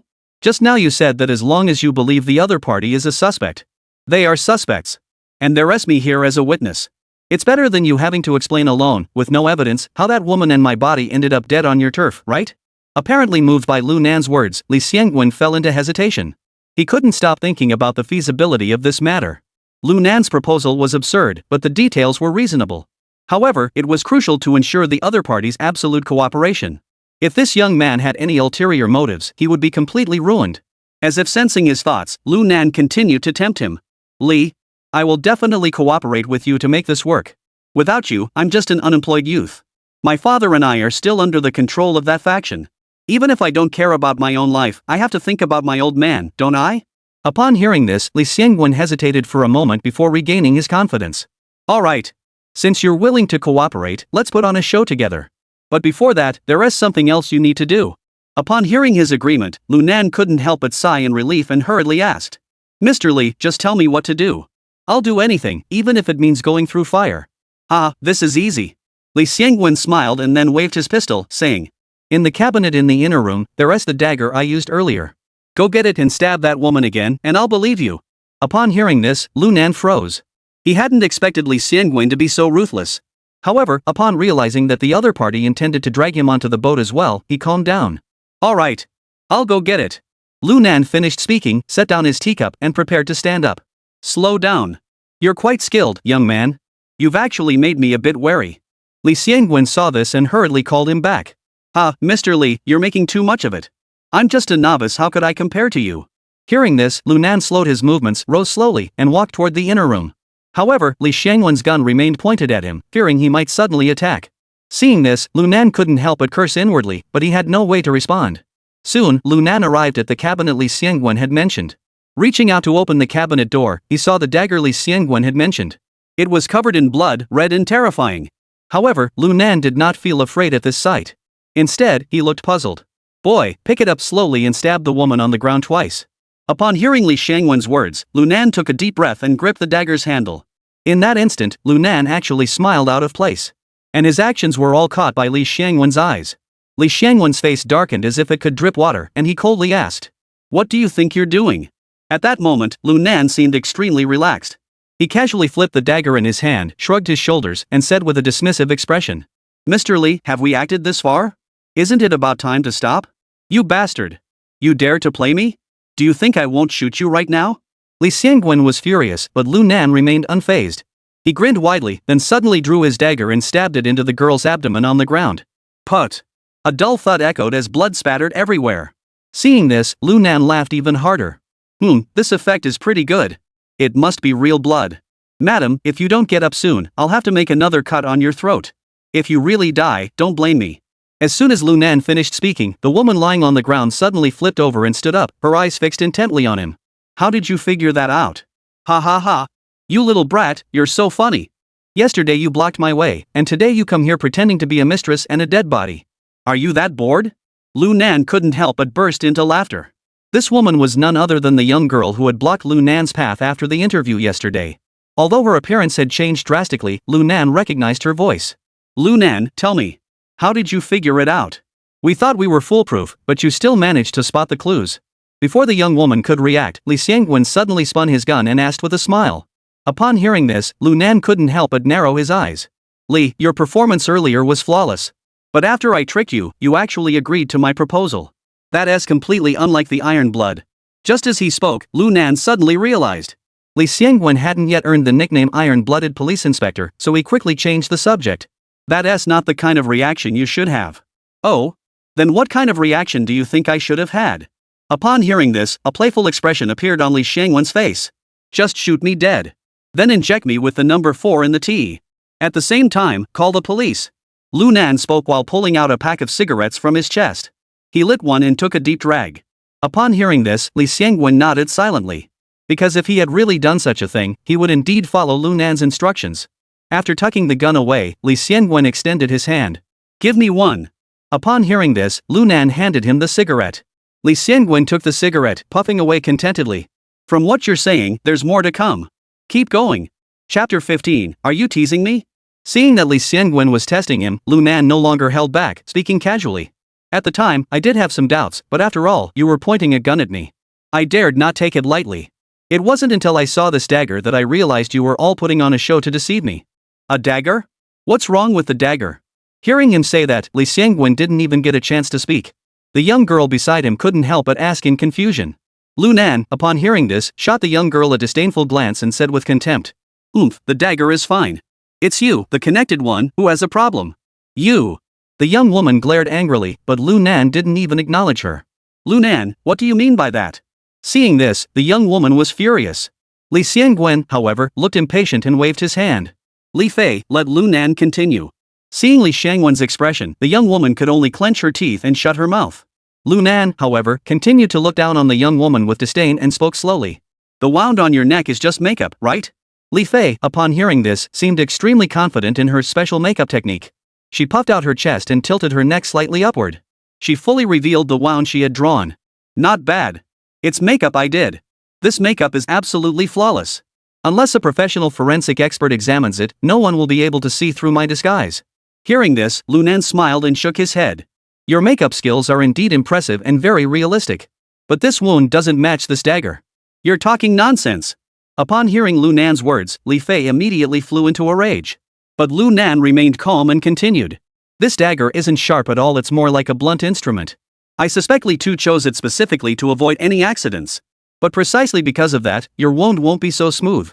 Moreover, I examined it closely just now, and this dagger is too small for your wound. A wound like yours would require at least a 30-centimeter long short knife to make such a cut. So, no matter how realistic your makeup is, it's useless. After hearing his analysis, the young woman's eyes widened in shock. Not only her, but even Li Xiangwen asked in astonishment. How do you know all this? Lu Nan, of course, wouldn't be so foolish as to admit that in his previous life, he had started out as a lowly thug and worked his way up to become a big shot. Instead, he scratched his head and said sheepishly, My father taught me how to use various cold weapons from a young age. And to build my courage, he often bought raw pork for me to chop. So I'm very familiar with these things. The wound on Li Fei's neck is completely different from the ones I made on those pigs. And dead pigs should be the same as dead people. If you stab a dead pig, it wouldn't bleed like that, would it? Li Xiangwen. Li Fei. This guy is definitely cursing at me, isn't he? Anyway, I was just guessing, and I didn't expect to be right. Seeing the young woman's beautiful face turn bright red, Lu Nan feigned nonchalance and said. Upon hearing this, Li Fei nearly exploded with anger. Meanwhile, Li Xiangwen frowned. What if you were wrong? Guessed wrong? Lu Nan took a deep drag on his cigarette, then stubbed it out in the ashtray, saying nonchalantly. If you're wrong, just stab her a few times. I can't risk my own life over a dead person, can I? Li Xiangwen. Are you some high school graduate? How can you act like a cold-blooded murderer? But Li Xiangwen was just thinking about it. Because Lu Nan's past and his entire family history had been thoroughly investigated. Although he often got into fights and brawls while in school. He was extremely righteous. Those he beat up were either street thugs or school bullies. Most importantly, this young man's background is absolutely spotless. This is something Li Xiangwen can confirm. Therefore, he had no way to refute Lu Nan's earlier remarks. So he changed the subject. That makes sense. Is there anything else? That's all. Lu Nan shook his head. I think that's enough. Hearing this, Li Xiangwen nodded. He then extinguished the cigarette in his hand and extended his right hand. Lu Nan, you've officially passed the assessment. Welcome to my team. Upon hearing this, Lu Nan grinned, stood up straight, and saluted in a rather unorthodox military manner. Thank you, sir. Seeing Lu Nan's expression, Li Xiangwen couldn't help but laugh and shake his head. He waved his hand and said, No need for that. Just be yourself. Yes, sir. Lu Nan withdrew his arms, his face still extremely serious. But inside, he was overjoyed. Ha ha ha ha. Damn it. I never thought that after spending my entire life as a good-for-nothing. Now I've managed to infiltrate the inner circle. This is truly a moment of pride. Although the salary might not be as good as when I was a thug, at least I have social status now. I just don't know what my department is called. Thinking about it, Lu Nan asked. Lee, what department do we belong to? Where are the other colleagues? Cough. When the topic turned to the department, Li Xiangwen cleared his throat but didn't answer first. Instead, he turned to Li Fei beside him and said, Li Fei, go to room 807 and remove your makeup. Then go buy some breakfast. I need to have a serious talk with Lu Nan.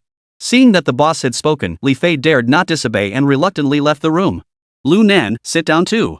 As soon as the door closed, Li Xiangwen pointed to the sofa beside him and said to Lu Nan.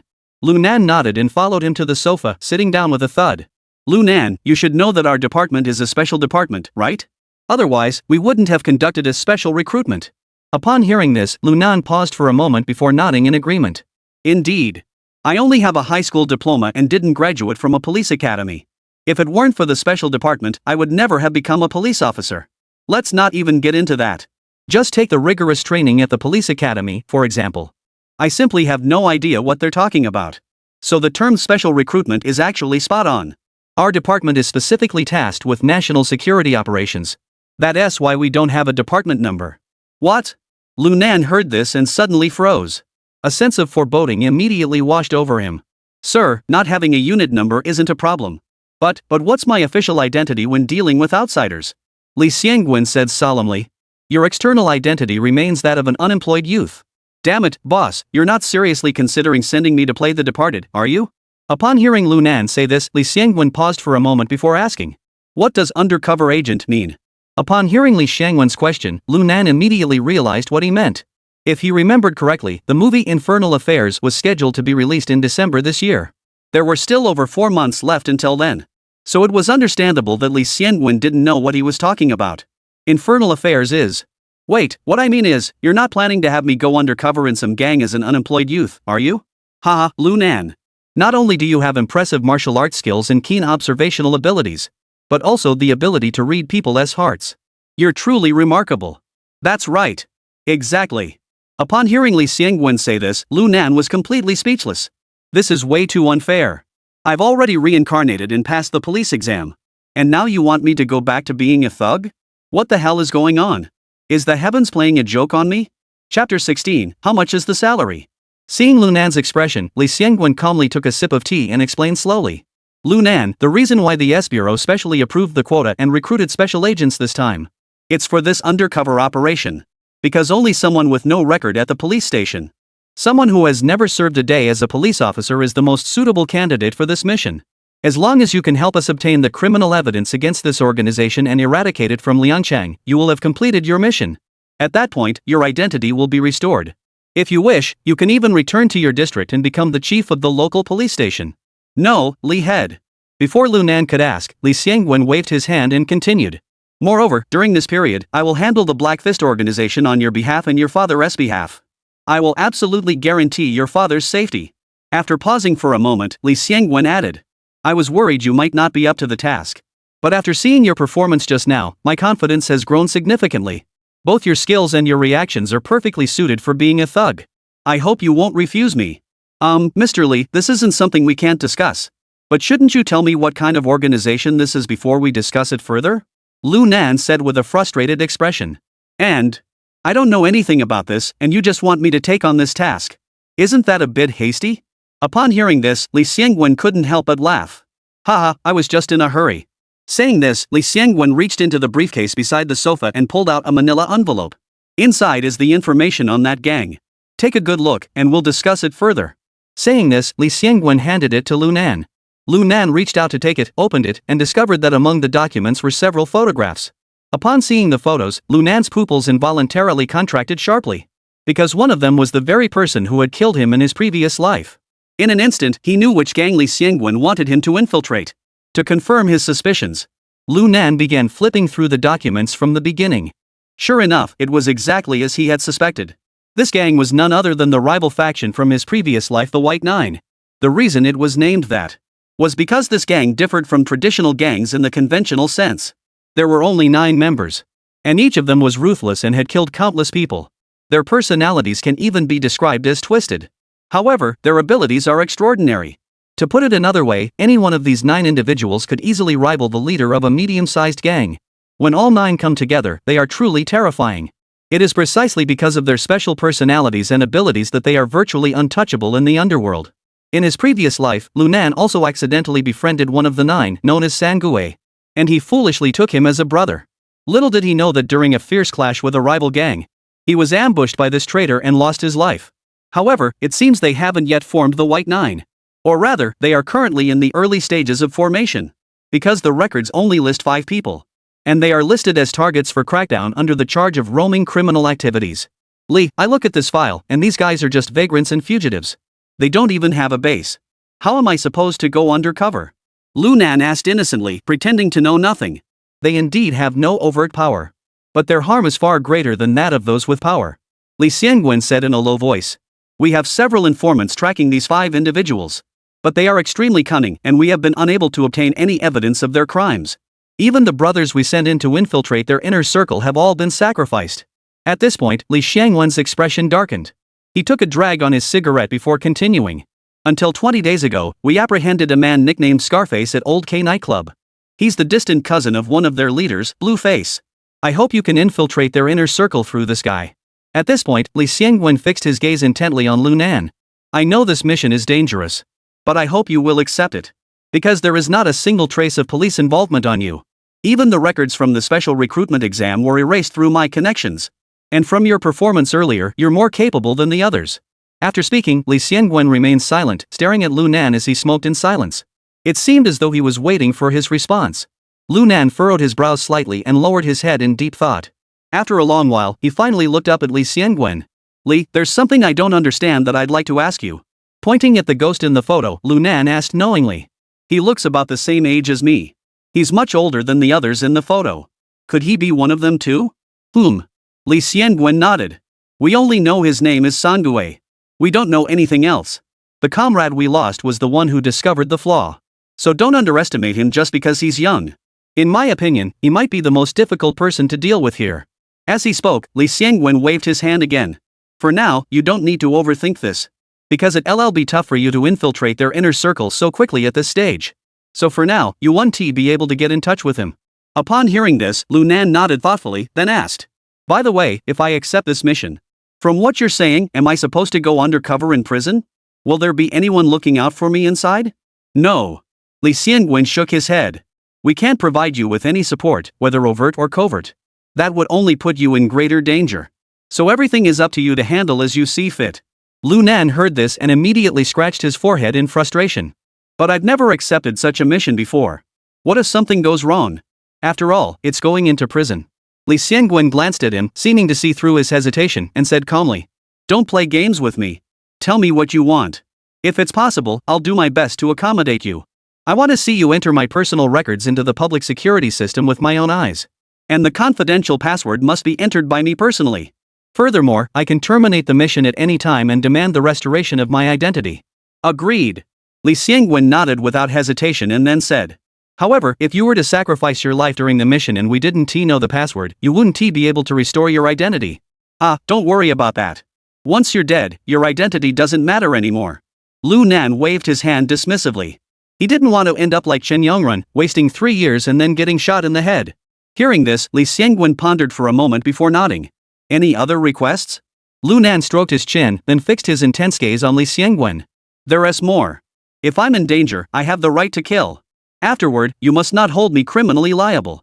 Li Xiangwen's lips twitched violently, then he clenched his teeth and said. All right. No problem. Anything else? Seeing that Li Xiangwen had agreed, Lunan pulled out a cigarette, lit it, and began to smoke. One last question, what's my salary? Upon hearing this, Li Xiangwen couldn't help but pause. He quickly realized that the other party had agreed to the task, so he smiled and said. You decide. Chapter 17, Time to Chat. After leaving the Sheraton, Lunan couldn't help but feel a bit dazed. Damn it, after being reborn and going through all this, am I really going to end up as a thug again? Damn it, did I get played by that Li Xiangwen? Lunan shook his head and exhaled a thick cloud of smoke. Phew, but at least this time around, I'm of lifer by decree. It's way better than my last life. The most important thing is that my old man is still alive. Plus, I'm digging deep in a field I'm familiar with, and I've got official backing behind me. This isn't such a bad thing after all. Lunan, muttering to himself, came to this realization and couldn't help but let a smile slip onto his lips. Then let me give it my all. In this lifetime, anyone who dares to stand in my way will have no one to blame but me for being ruthless. Saying this, Lunan took a deep drag on his cigarette, extinguished it, then hailed a taxi and drove away. At the same time, Li Xiangwen, who was watching him leave from the 8th floor through the window, was also smoking. Lunan, I hope you can bring me some surprises. After all, everyone I chose before failed. In the taxi, Lunan called his father. He briefly mentioned that the interview went smoothly and headed toward the Jinggu Tower in the southern part of the city. First, the plan he had devised with Li Xiangwen was to use Jin Ye's dog meat restaurant as the opportunity for his imprisonment. Because Jin Ye was now the biggest dog thief in Liangcheng. By the time over 2 decades had passed, Jin Ye had amassed a fortune exceeding 100 million, with a large following of henchmen. The dog-stealing business had long since been abandoned, but the dog meat restaurant remained in operation. As he put it, that was called not forgetting one's roots. It was precisely for this reason that Lunan immediately thought of Jin Ye when he saw the Jinggu Tower. Secondly, he also wanted to retrieve the Dog King and take it home to raise properly. Even if he ended up in jail, at least his old man would have a dog for company. Better than him joining those matchmaking events. When he arrived at the dog meat restaurant on the 4th floor of the Jinggu Tower, it was already lunchtime. However, the dog meat restaurant was closed with the roller shutter tightly shut. Although there was a notice posted on the door stating that the restaurant was temporarily closed, Lunan could still hear shouting and the barking of dogs through the slats. Bang bang bang! Lunan didn't hesitate and started banging on the metal door with all his strength. Clang! The roll-up door slowly rose, revealing a middle-aged man with a bulky face and a massive muscle. He glared at Lunan outside the door with a pair of menacing eyes, then snorted coldly. What are you doing here, kid? Can't you see we're closed for business? Still knocking? Upon seeing the man, Lunan was taken aback for a moment before unable to suppress a smile. Ah, old Jean, I didn't expect you to look so young now? And you're so fat, with not a single wrinkle on your face. Not like you will be in 20 years. Before he could finish the sentence, Lunan suddenly felt something was off. He quickly composed himself, cleared his throat, and said, Cough, I came here today to discuss a business deal with you. Upon hearing this, Genie raised his eyebrows slightly, gave Lunan a once-over from head to toe, then asked warily. Kid, do you know who I am? No, I don't. However, Wang Fatso Wang Shifan is my brother. I came here today specifically to discuss a business deal with you. Lunan remembered that in his previous life, he had met Mr. Jean through his childhood friend, Wang Fatso. Therefore, he decided to use this connection to build rapport first. Little did he know, Genie narrowed his eyes and stared at Lunan for a moment before bursting into laughter. Ha ha ha, the brother of that little brat Shifan? Want to talk business with me? Young man, I advise you to go back and study hard. Don't waste my time here. Saying this, he ignored Lunan and prepared to close the door. Hey, don't go. I haven't finished speaking yet. Why are you chasing me away? Lunan hurriedly reached out to block the rolling gate and was about to speak. But he heard 2 dog barks coming from inside. Lunan instinctively looked inside and saw the dog he had brought hanging in the middle of the dog meat restaurant. Several burly men were gesturing and talking animatedly. It seemed like they were discussing how to deal with the Dog King. Damn it! Seeing this scene, Lunan erupted in anger. Yesterday, he had already told the kitchen staff that he would come to take the dog. But he never expected that just one day later, these bastards would try to slaughter it and eat its meat. How could he not be furious? Lunan exploded in anger. He growled at Genie and said, Jin San Gue, do you want to die? You dare touch my dog? As he spoke, he shoved Genie aside and strode toward the interior. Watching Lunan charge into the dog meat shop, Genie paused for a moment, then said with a grim expression. You little bastard. Were you the one who led the cops here yesterday? I was wondering how to find you. I didn't expect you to come right to me today. Jin San Gue, I'll call you Genie out of respect.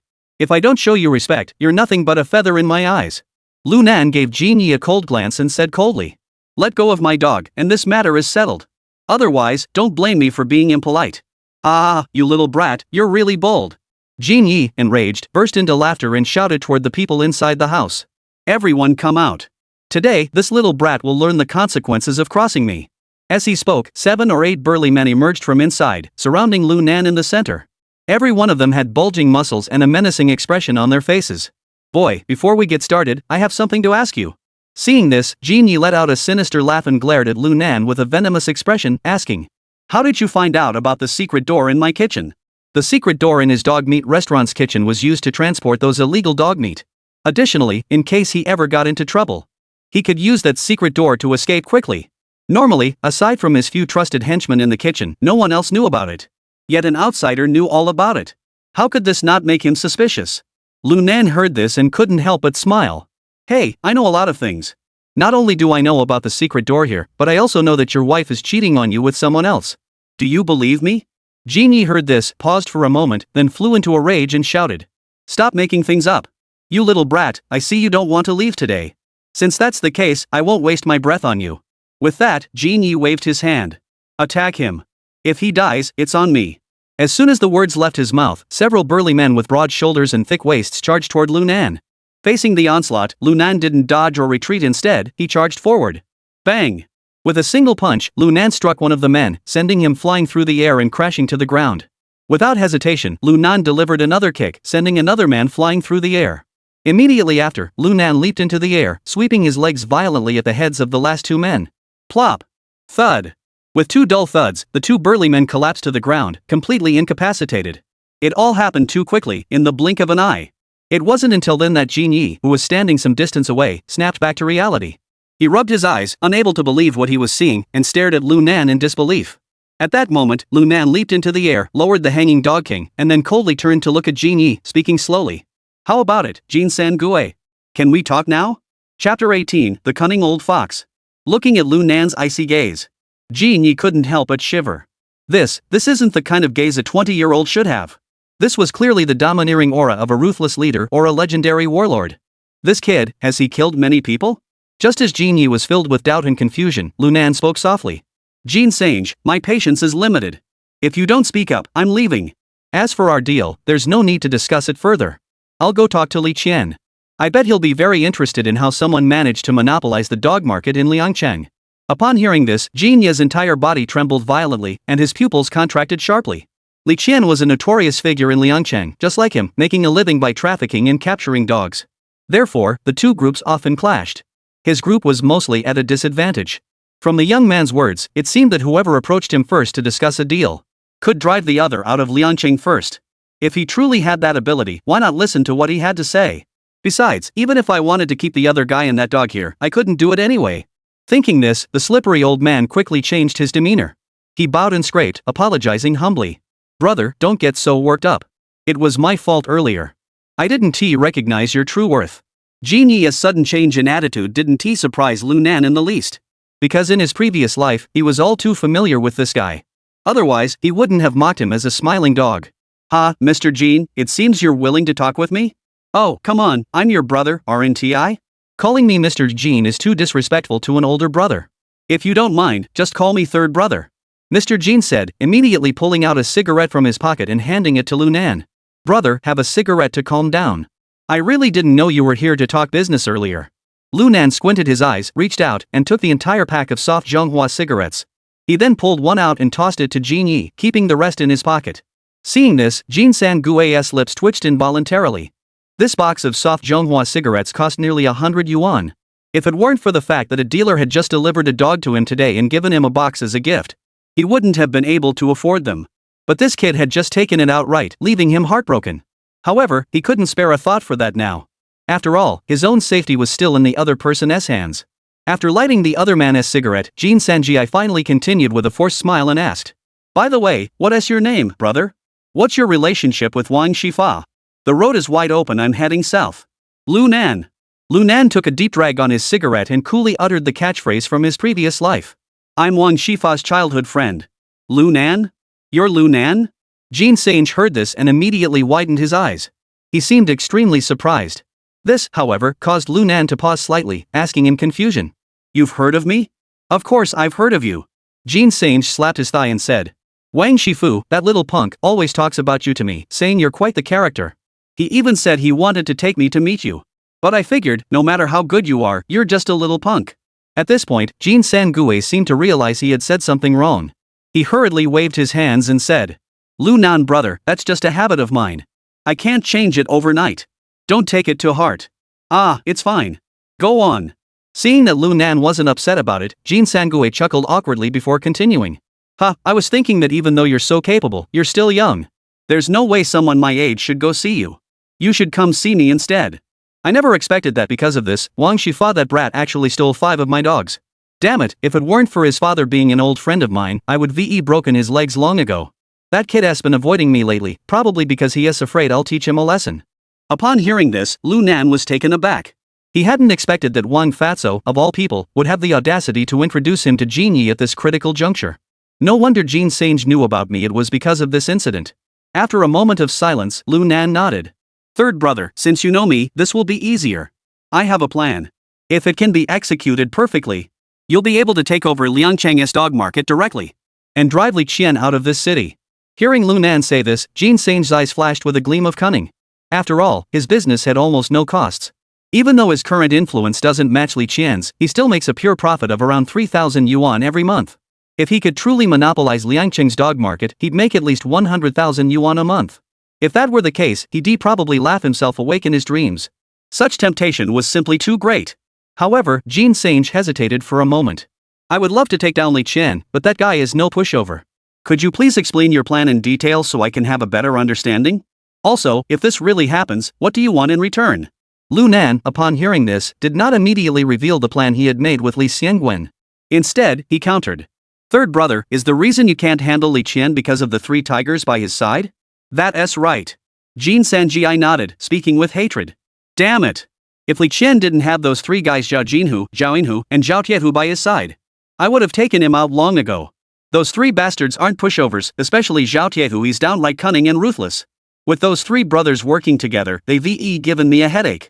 Hearing this, Lu Nan's mind instantly flashed back to his previous life, when Jin Sangui and Wang Shifua were being chased and hacked by these 3 tigers.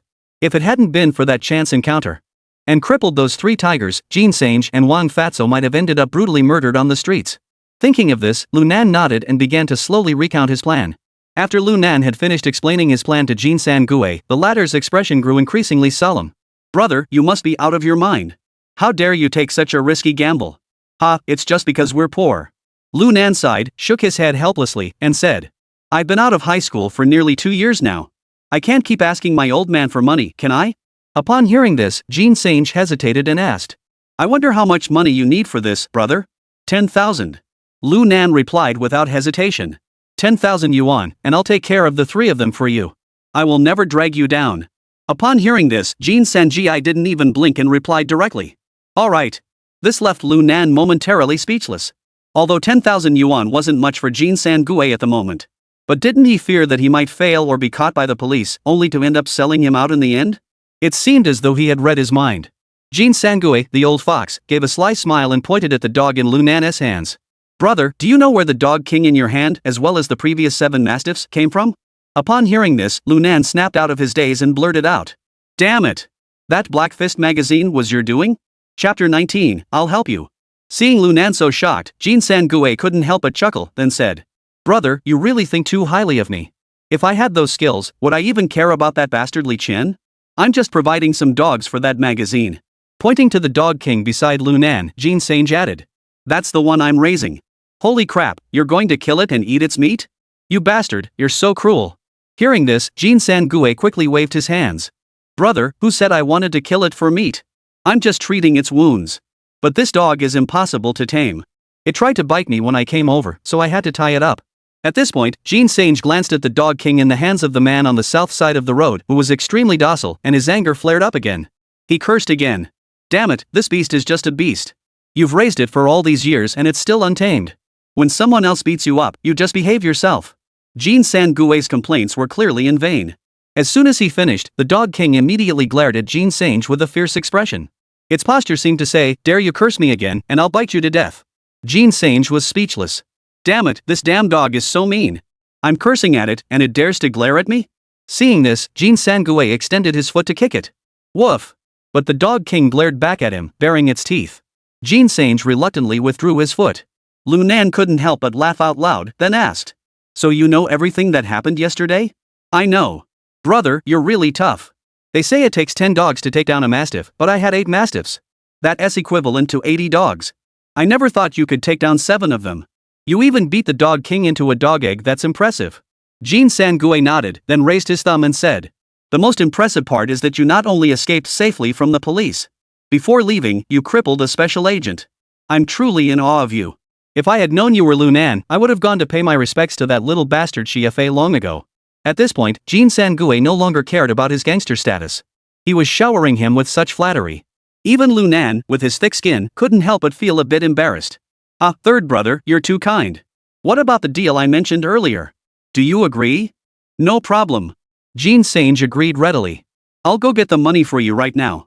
As long as you can take care of the 3 tigers around Li Qian. I'll give you a 20% stake in this dog meat restaurant. What do you think?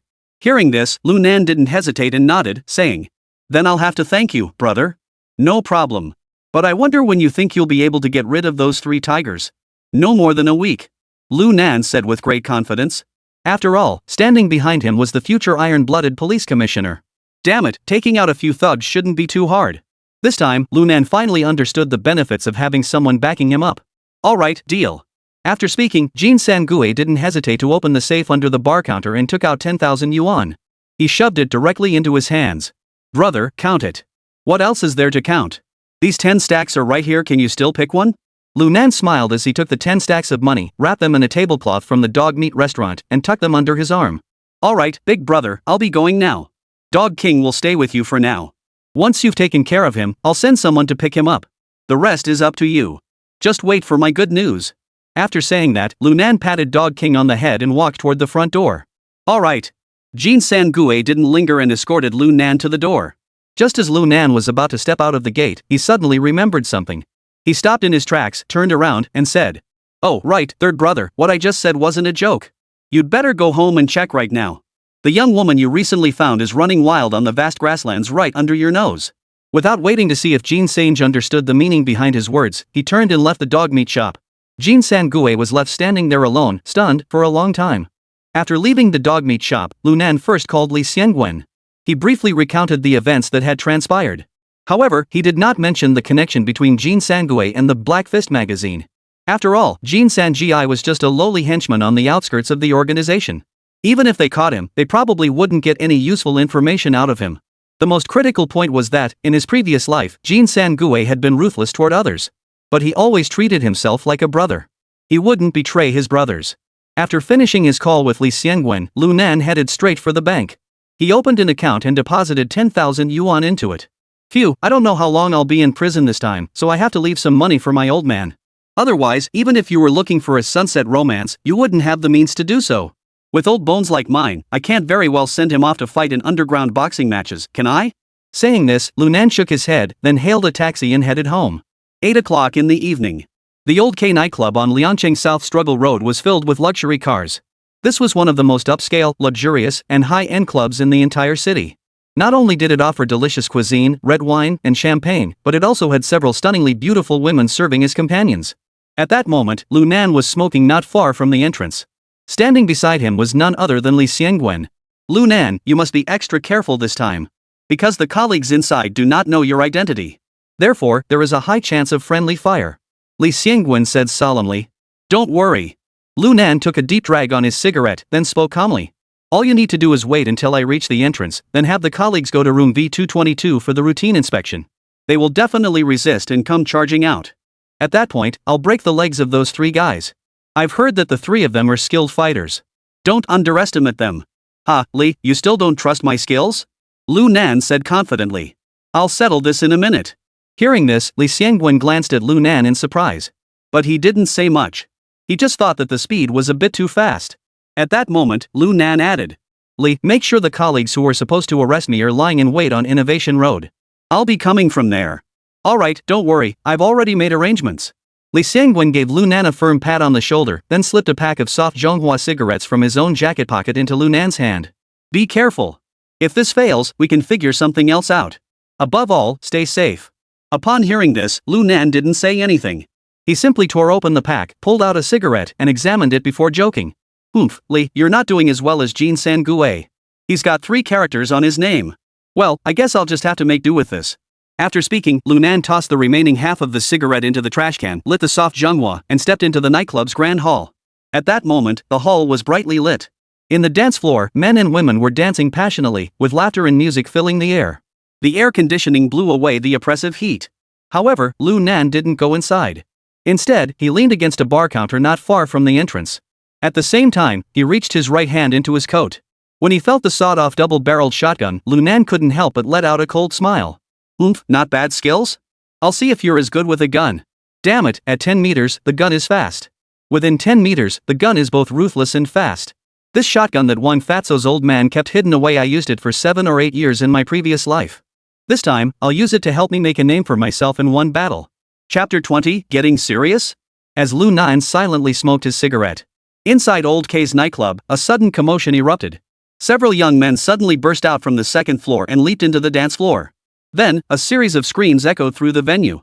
Immediately afterward, several police officers in uniform rushed out, scanning the dance floor frantically. It seemed as though they were searching for the people who had just run out.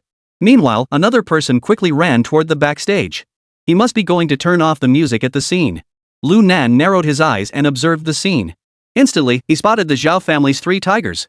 Although they were struggling to huddle together and push their way out. But for Lu Nan, who was extremely familiar with them from his previous life, they were too easy to recognize. Still so young. Lu Nan snorted derisively, spitting out the half-smoked cigarette from his mouth. Then he shouted loudly. 3 tiger brothers, hurry up! Here! The Zhao family's 3 tigers froze, then immediately looked in the direction of the voice. They saw Lu Nan leaning against the edge of the booth. 3 tiger brothers, don't just stand there. Hurry up and follow me. Lu Nan feigned a look of urgency and shouted loudly. Senior brother Qian received the message and specifically sent me to come and assist the 3 of you. The Sangdana 2000 is parked right at the entrance. Upon hearing this, the 3 Zhao brothers no longer doubted him and rushed toward Lu Nan. Although that Santana 2000 wasn't Li Qian's best car. But it was Li Qian's dedicated vehicle for business matters. Because the car had been modified, it could go from 0 to 100 in just 5 seconds. Most of the younger members had no idea about this. Just as the Zhao family's 3 tigers pushed their way to the edge of the dance floor, all the lights in the entire Old K nightclub suddenly came on and the music stopped abruptly. The once bustling dance floor center instantly fell silent. What's going on? What's happening? Which little bastard turned on the lights? Those who were unaware of the situation were all cursing under their breath. At that moment, the Zhao family's 3 tigers dared not delay and rushed toward the south side of the road. But just then, the 3 of them suddenly witnessed a scene that would haunt them for the rest of their lives. The young man by the booth had pulled out a black double-barreled shotgun. Hee, tiger brothers, you're out of luck. Someone sent me here to take your lives. Lu Nan's lips curled into a cold smile and he immediately pulled the trigger. Bang! Bang! After 2 gunshots, the entire dance floor erupted into chaos. Everyone screamed and cried uncontrollably. The 3 tigers all collapsed to the ground. One of the bullets, utilizing the shotgun's spread pattern, shattered both the right leg of the first tiger and the left leg of the second tiger. The second shot directly shattered Sun Hu's legs. 3 tiger brothers, I hope you don't get trampled to death. Goodbye. After saying that, Lu Nan smiled at his colleagues hiding behind the stairs, then turned and walked out of Old K nightclub. This feels amazing. Lu Nan ran while laughing hysterically. In a previous life, could I have ever pulled off such a brazen stunt? Indeed, being a thug makes me happier. With that, he quickly darted into the dim night, disappearing at the end of the street. At the same time, Li Shangyan, who was smoking nearby, heard the gunshots and was startled. He thought it was his colleagues firing their guns. But after hearing the report over the walkie-talkie, he couldn't help but freeze. Damn it! This little bastard actually dared to do it. Damn it, this has really escalated. But upon second thought, Li Xiangwen couldn't help but let a smile slip onto his lips. But the effect of what he did was simply perfect. Damn it, even those 5 ghosts don't seem as crazy as him. Compared to him, Knife Scar is just a little kid. I'll give him a little push. Thinking this, Li Xiangyang hurriedly picked up the walkie-talkie and said, Everyone, seal off all exits immediately. Especially around the nightclub. Also notify the armed police, criminal investigators, and public security team to assemble here immediately. Remember, don't make any noise, or we'll all be in trouble. Yes. On the other side, Lu Nan sprinted down Reform Road at top speed. Upon seeing a vehicle with license plate number Liang A98970 by the roadside, Lu Nan couldn't help but flash a sinister smile. If you catch me this easily, that would only prove there is something fishy going on here. I'll have to make things a bit harder for you guys. Otherwise, once I'm in prison, those perverts might just figure out my weakness. You know, those bastards have a keen sense of smell. After thinking it through, Lu Nan didn't follow his original plan and continue running toward the car. Instead, he turned around and darted into an alley nearby.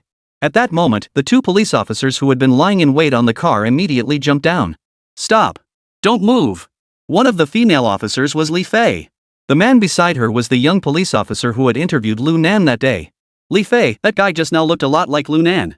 The young police officer pointed toward the depths of the alley. It's him. Li Fei said angrily. Wang Ge, let's chase him quickly. The incident with Old K earlier must be related to him. Upon hearing this, the young police officer nodded. You're right. This kid must have failed the police exam, which is why he's resorting to robbery. I told you he wasn't a good guy, and I was right. As he spoke, the young police officer suddenly drew a Type 54 pistol from his waist, cocked the trigger, and gave chase. At that moment, Li Fei suddenly froze in place. Wang good, why are you carrying a gun? Don't worry about that. Let's catch that guy first. With that, the young police officer rushed into the alley.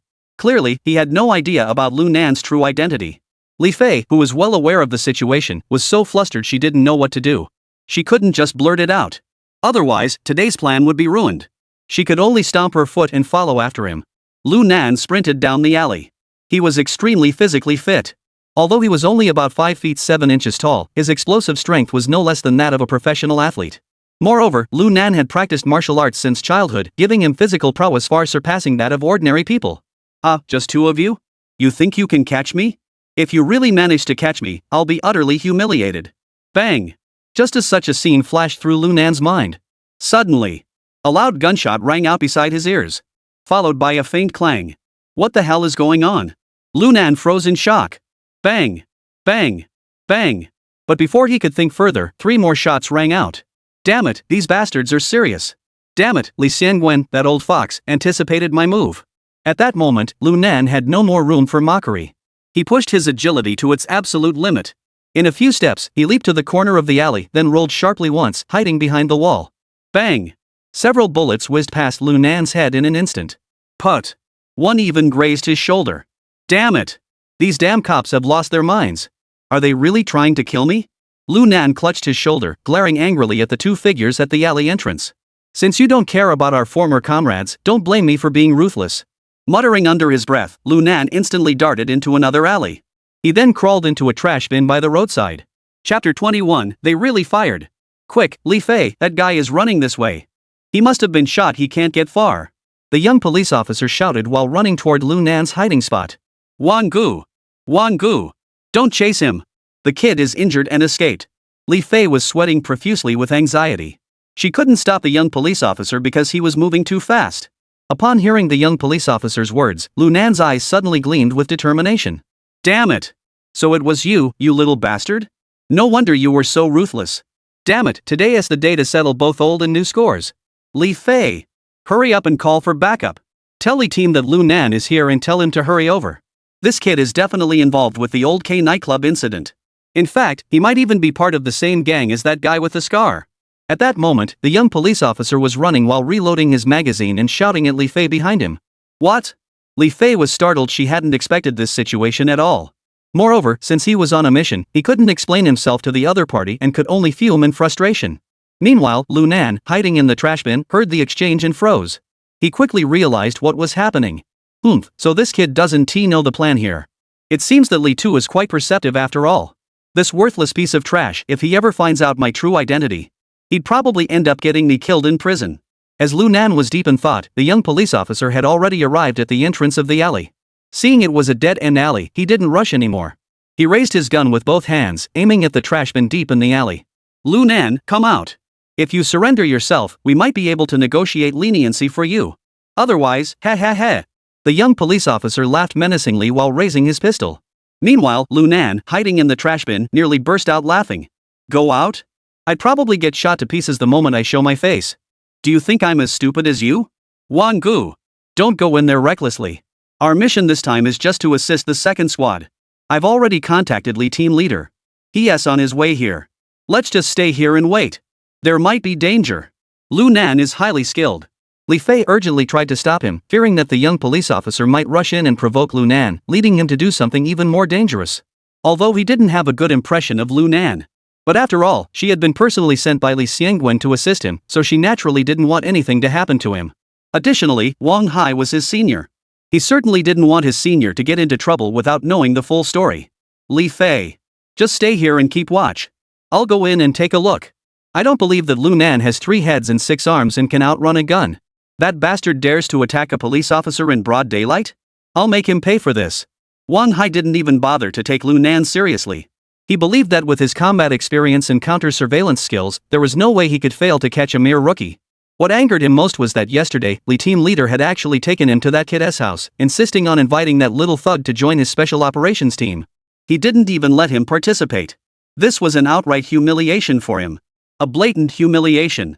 Today, he must make Li Xiangwen know that he is the most outstanding member of the police force. Wang Gu, please don't go in. It might be dangerous.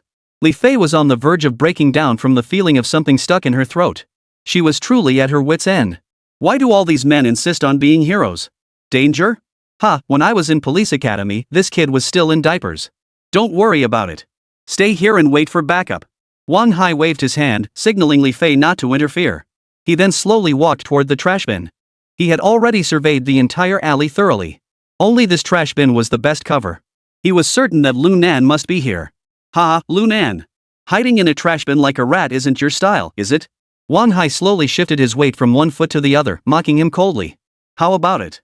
You were so arrogant, weren't you? Come out. However, the trash can remained completely silent. There was no sign of movement at all. Oomph. Playing tricks. I'll see how long you can hold it in. With that, Wang Hai had already reached the side of the metal trash can. He suddenly kicked it with all his might. Thud. A dull thud. Wang Hai kicked the side of the trash bin with all his might. But his eyes remained fixed on the opening of the trash bin. As soon as Lu Nan showed his head, he would pull the trigger without hesitation. After a long while, there was no movement inside. Wang Hai couldn't help but let a sinister smile curve his lips. Hee hee, you little bastard, you can really take it. Since that's the case, I'll see how long you can hold out. Dawn. Another heavy thud echoed through the air. Haha, you 1T come out now, will you?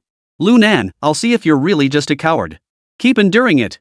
This time, Wang Hai completely lost his temper. Dong dong dong dong. His feet moved like a machine, wildly kicking the trash can. Each kick was powerful and relentless, filled with madness. This scene left Li Fei, standing at the alley entrance, filled with anxiety. Lu Nan. Come out quickly. Wang Good, stop kicking. Li Fei kept shouting, trying to get Wang Hai to stop. But Wang Hai wouldn't listen. In his eyes, the more Lu Nan could endure, the more it proved that there was something fishy going on with that guy. Bang! This time, Wang Hai pulled the trigger. He said in a sinister tone. Lu Nan, I'll count to 3. If you don't come out, don't blame me for beating you, a rat, to death in the trash can. At that moment, Wang Hai, standing under the streetlight, looked like a demon, his face twisted into a savage, bloodthirsty grin. As long as Lu Nan didn't come out of the trash can, he would definitely shoot him to death. 1, 2. Wang Gu, Lu Nan is our. Just as Li Fei was about to reveal the truth, Wang Hai's 3 followed suit. Bang bang bang bang. Immediately afterward, a series of gunshots rang out. Wang Hai had actually emptied his magazine. At that moment, Li Fei at the alley entrance was completely stunned by the scene. Wang Gu. Li Fei's eyes turned red, and her eyelids were bloodshot. She never imagined that Wang Hai would actually fire his gun. Meanwhile, on the street not far from the alley, Li Xiangwen also heard the gunshots. This is bad. That's the sound of a Type 54 rifle. Wang Hai fired a gun. Li Xiangwen's face turned pale. He ran Li toward this direction. Meanwhile, Wang Hai still wore a savage grin on his face, coldly saying, Ha, you little bastard, you asked for this. Don't blame me.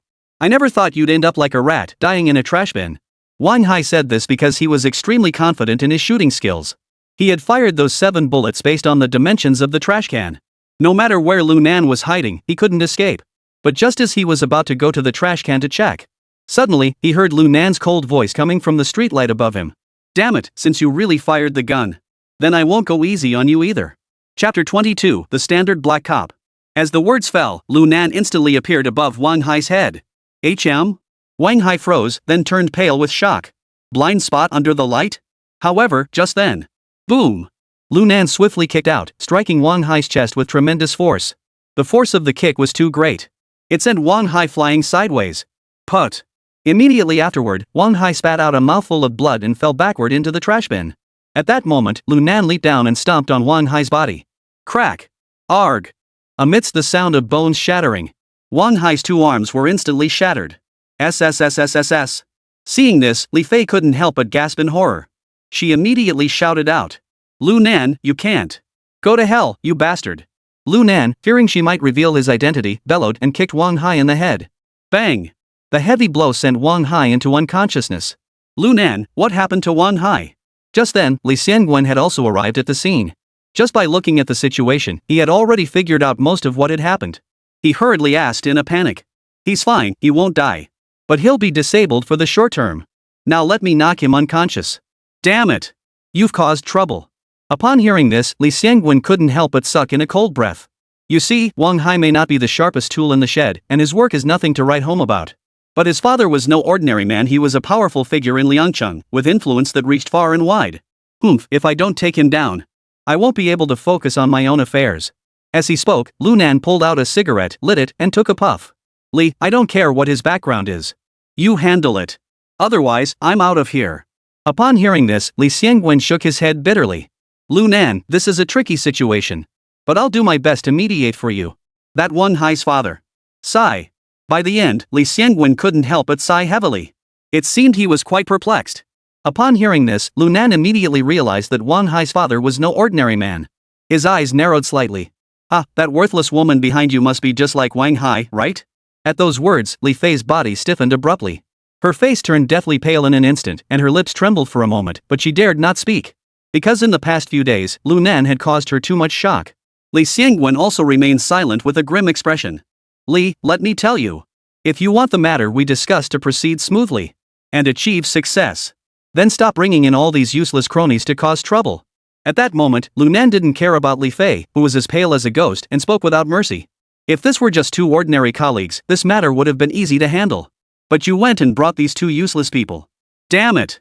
This little woman is just stupid, so I can overlook that. But Wan Hai actually emptied his magazine at me. If I hadn't prepared in advance and climbed up to the top of the streetlight, using the shadow to hide. This mission hadn't even started yet and I'd already died. Lu Nan seemed to grow angrier as he spoke. He ripped his t-shirt off his shoulder and shouted angrily. If it weren't for your boss Li's face, this Wan Hai would already be dead. Disable him, I'm just afraid he'll cause trouble for me in the future. At that moment, Li Xiangwen finally noticed the burns and bloodstains on Lu Nan's shoulder. His pupils contracted, and he couldn't help but suck in a cold breath. This scar was clearly caused by a handgun. This Wang Hai is such a worthless piece of trash. I never expected this kid to disobey my orders and bring a gun without permission. If it weren't for the fact that his father is currently someone we can't afford to offend, I'd have him dealt with myself. Lu Nan, this one T happen again. I'll handle the aftermath. Li Xiangwen's face darkened, then he turned to Li Fei and said. Li Fei, carry Wang Hai out and drive him to the hospital. I need to have a word with Lu Nan. His meaning was clear. From now on, there would only be two people in his team. One was him, and the other was Lu Nan. Li Xiangwen understood the meaning behind his words. Li Fei's eyes instantly turned red, and tears welled up in her eyes. But she said nothing more, instead carrying Wang Hai on her back and heading toward the car they had come in. Once the two had left, Li Xiangwen finally spoke up. Lu Nan, what do you plan to do next? Lu Nan, seeing him defend him so fiercely, gradually calmed down. He pulled out a pack of soft-packed Zhonghua cigarettes and tossed it to Li Xiangwen before speaking. I'll go hide out at Jin San Gui's place for a few days. You guys can investigate however you want. When I was taking down the Zhao family's 3 henchmen, I deliberately showed my face on surveillance. You can leak some of that footage intentionally.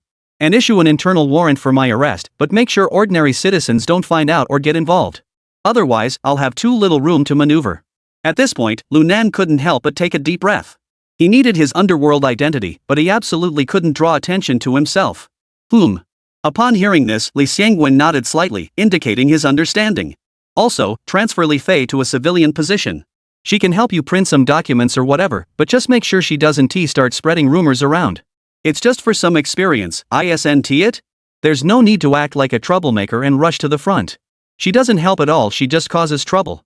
If that Wang Hai from beyond finds out my real identity, with his petty and vengeful nature, he'll definitely find a way to get rid of me. I sure as hell don't want to end up in prison and have that scar-faced guy find out I'm an undercover agent. Lu Nan snorted coldly, glaring at Li Fei and the others with disgust. Don't worry, I'll keep a close eye on them. Nothing will go wrong. Alright, that's all for now. I'll keep an eye on the online information. If this case is under your jurisdiction, when I feel the pressure is high enough, I'll give you the opportunity to take the lead. I'll add it to your record of achievements. Upon hearing this, Li Xiangwen didn't say much, just shook his head. There's no need to monitor online information. The shooting case is a major case. Since I'm in Liangcheng, this case will definitely be under my jurisdiction. The higher-ups will definitely put pressure on me. I'll promise them we'll solve the case within a week. But I hope you let me make the arrest by the 4th day. Upon hearing this, Lu Nan couldn't help but chuckle. At the same time, his impression of Li Xiangwen somehow improved. Because he had openly shared his thoughts with him without any hesitation. That meant Li Xiangwen truly regarded him as one of his own. Alright. Lu Nan nodded and said. Then on the 4th day, pretend you've discovered that Jin Sangui is involved in this matter. Just gather your men and surround Jingu Tower. At this point, Lu Nan revealed the secret door in the kitchen to Li Xiangwen and added. At that time, you'll stay by the back door alone. I will have you arrest me personally. Alright. Li Xiangwen nodded, then said with a meaningful expression. Over the next 3 days, do whatever it takes to gain Jin Sangui's trust. I'll secretly help you contain some of Li Chen's forces. As for whether you can get him out of Liangcheng, that's up to you. Ha, Li boss, with your words, I can rest assured. After speaking, Lu Nan looked at Li Xiangwen and joked. No wonder you'll succeed in the future.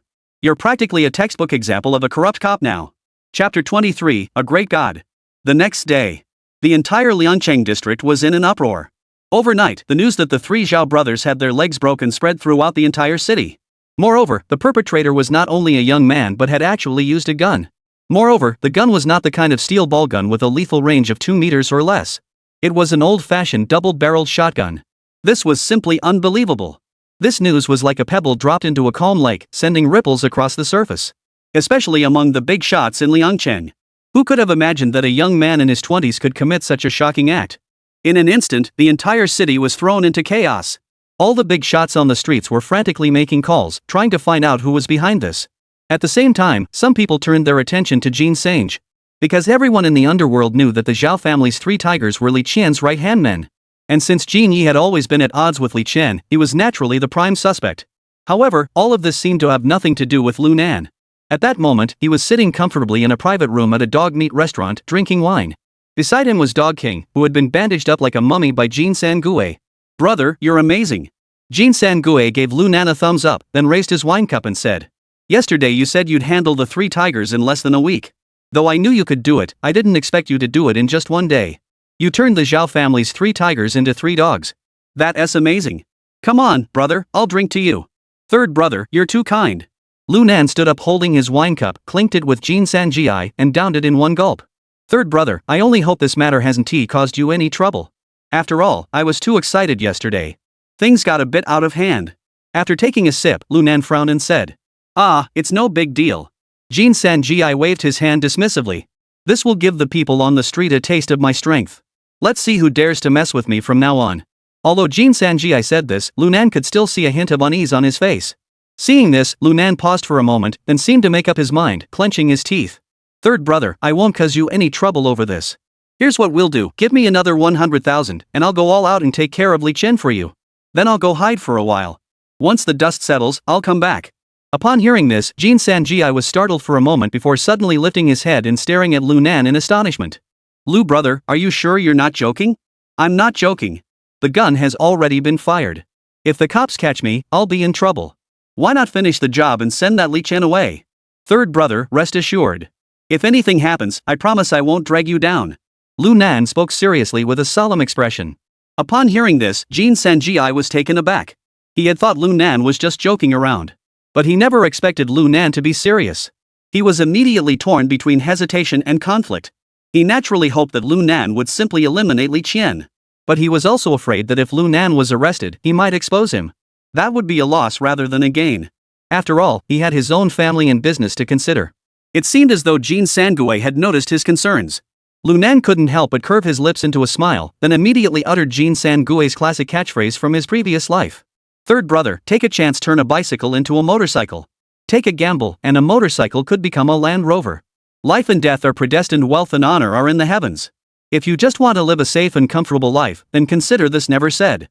As he finished speaking, Lu Nan took a strategic step back, downing the rest of his drink in one gulp, then said.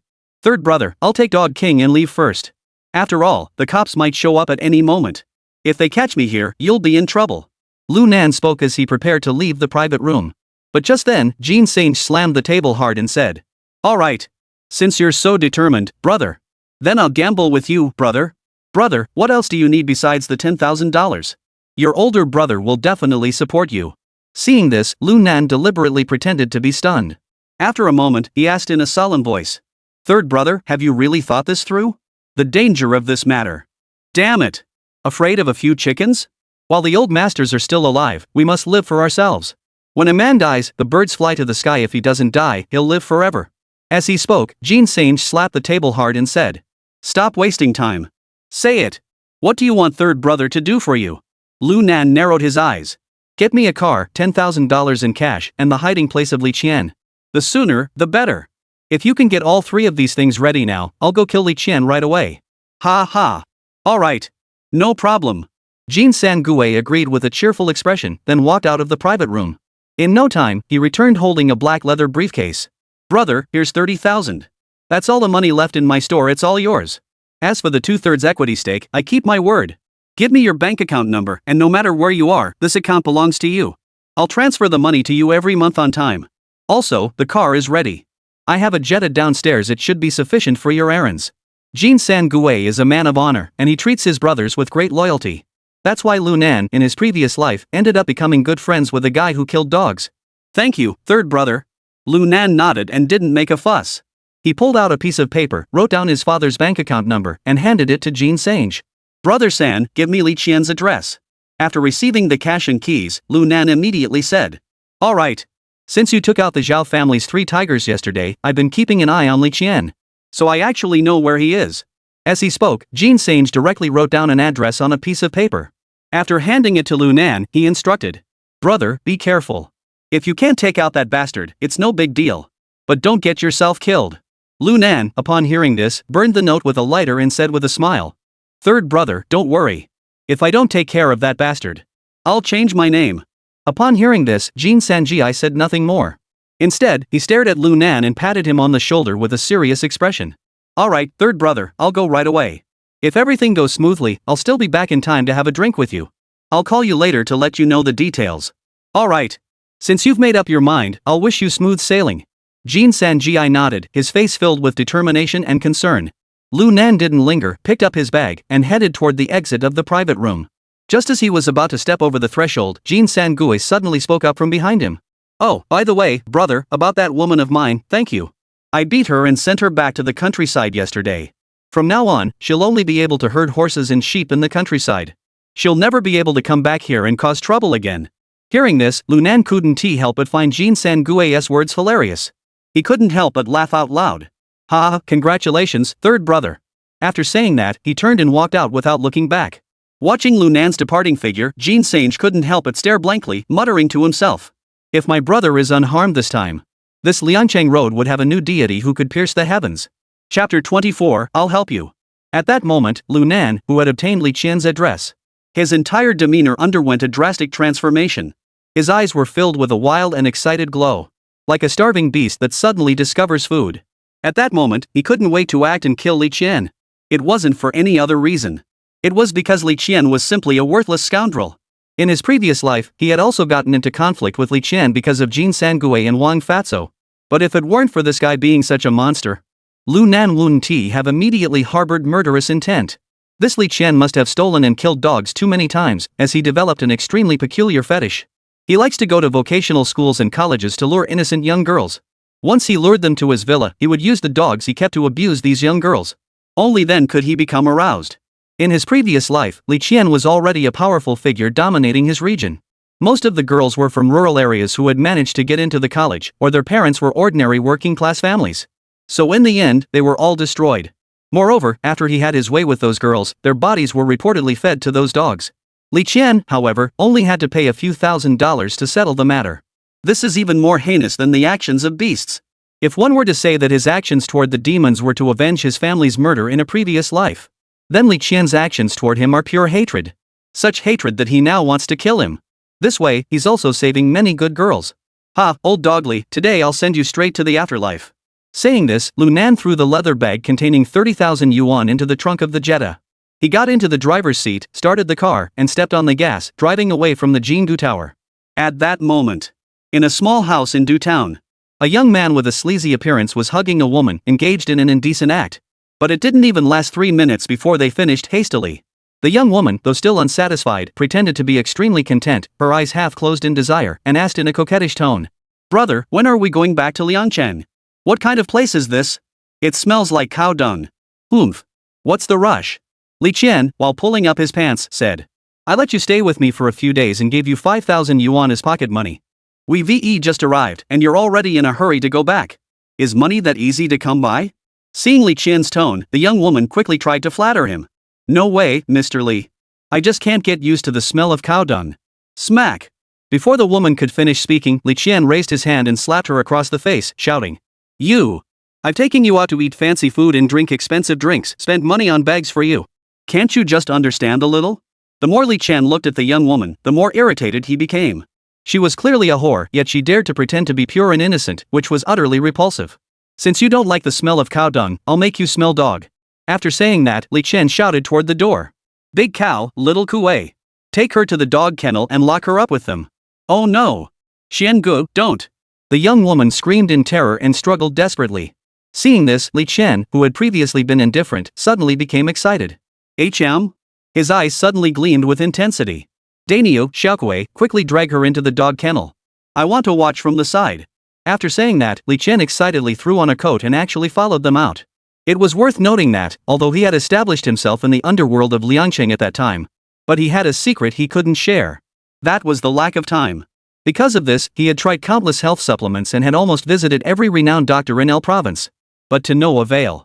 Little did he know that an unintended action would finally give him the solution he sought. And now, how could he miss out on such an opportunity? This time I'm going to watch this closely. Li Qian's eyes narrowed into slits and a sinister smile spread across his face. He then hurried toward the entrance of the dog kennel. At that moment, Lunan, who had been lurking on the wall for a long time, was overjoyed. He never expected that the pack of dogs that had left him helpless would be so easily dealt with by Li Qian himself. Duzhen was not far from Liangqing. It took him less than 2 hours to arrive here. Based on the address provided by Jinsenge, he had been lurking outside the courtyard for 2 or 3 hours. The reason he hadn't been able to act was because of the dogs Li Qian kept. He hadn't expected that Li Qian, that bastard, would bring his dogs along while hiding out. As soon as he approached the courtyard, the dogs started growling non-stop. If he gets any closer, they'll bark furiously.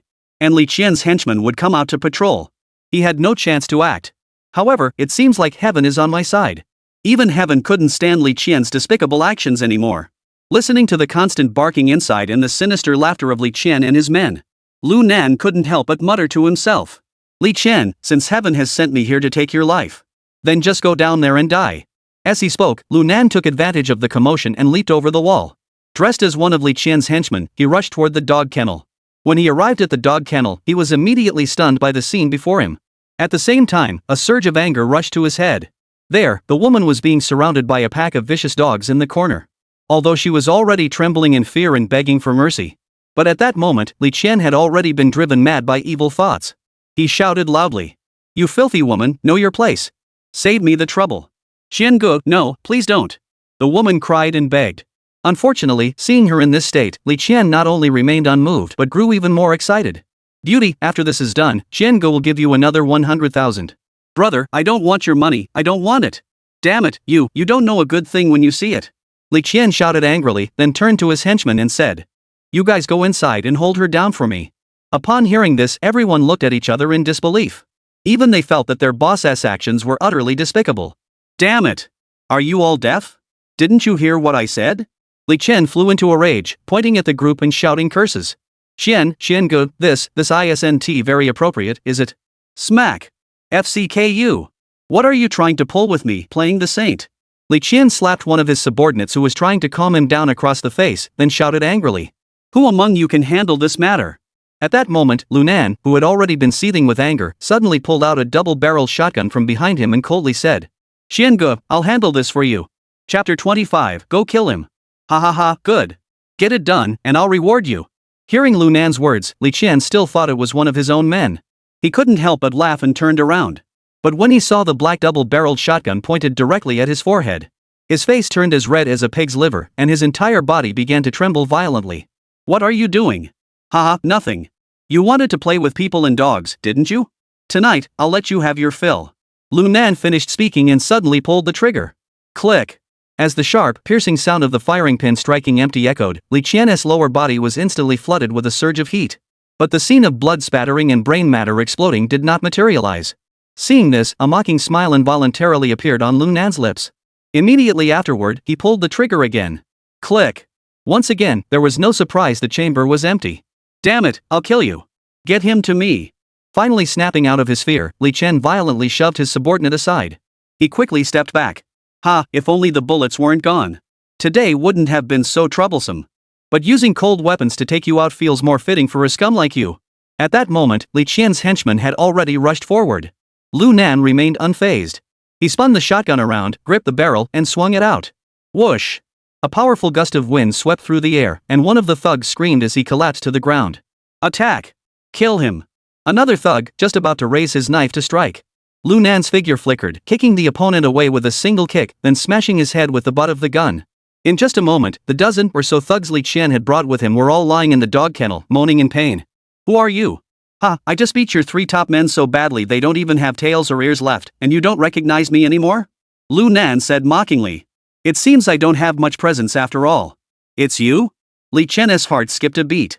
He had seen the Zhao family's 3 tigers get into trouble last night and had planned to lie low for a while. But he never expected this kid to find him here. Judging by his skills and that innate ruthlessness, he must be a professional assassin. How much did Jin Sangue spend on that Bayong? He's trying to kill me. Thinking of this, Li Qian immediately knelt down and begged. Brother! We have no grudge against each other. Please don't kill me. Spare me, and I'll pay you.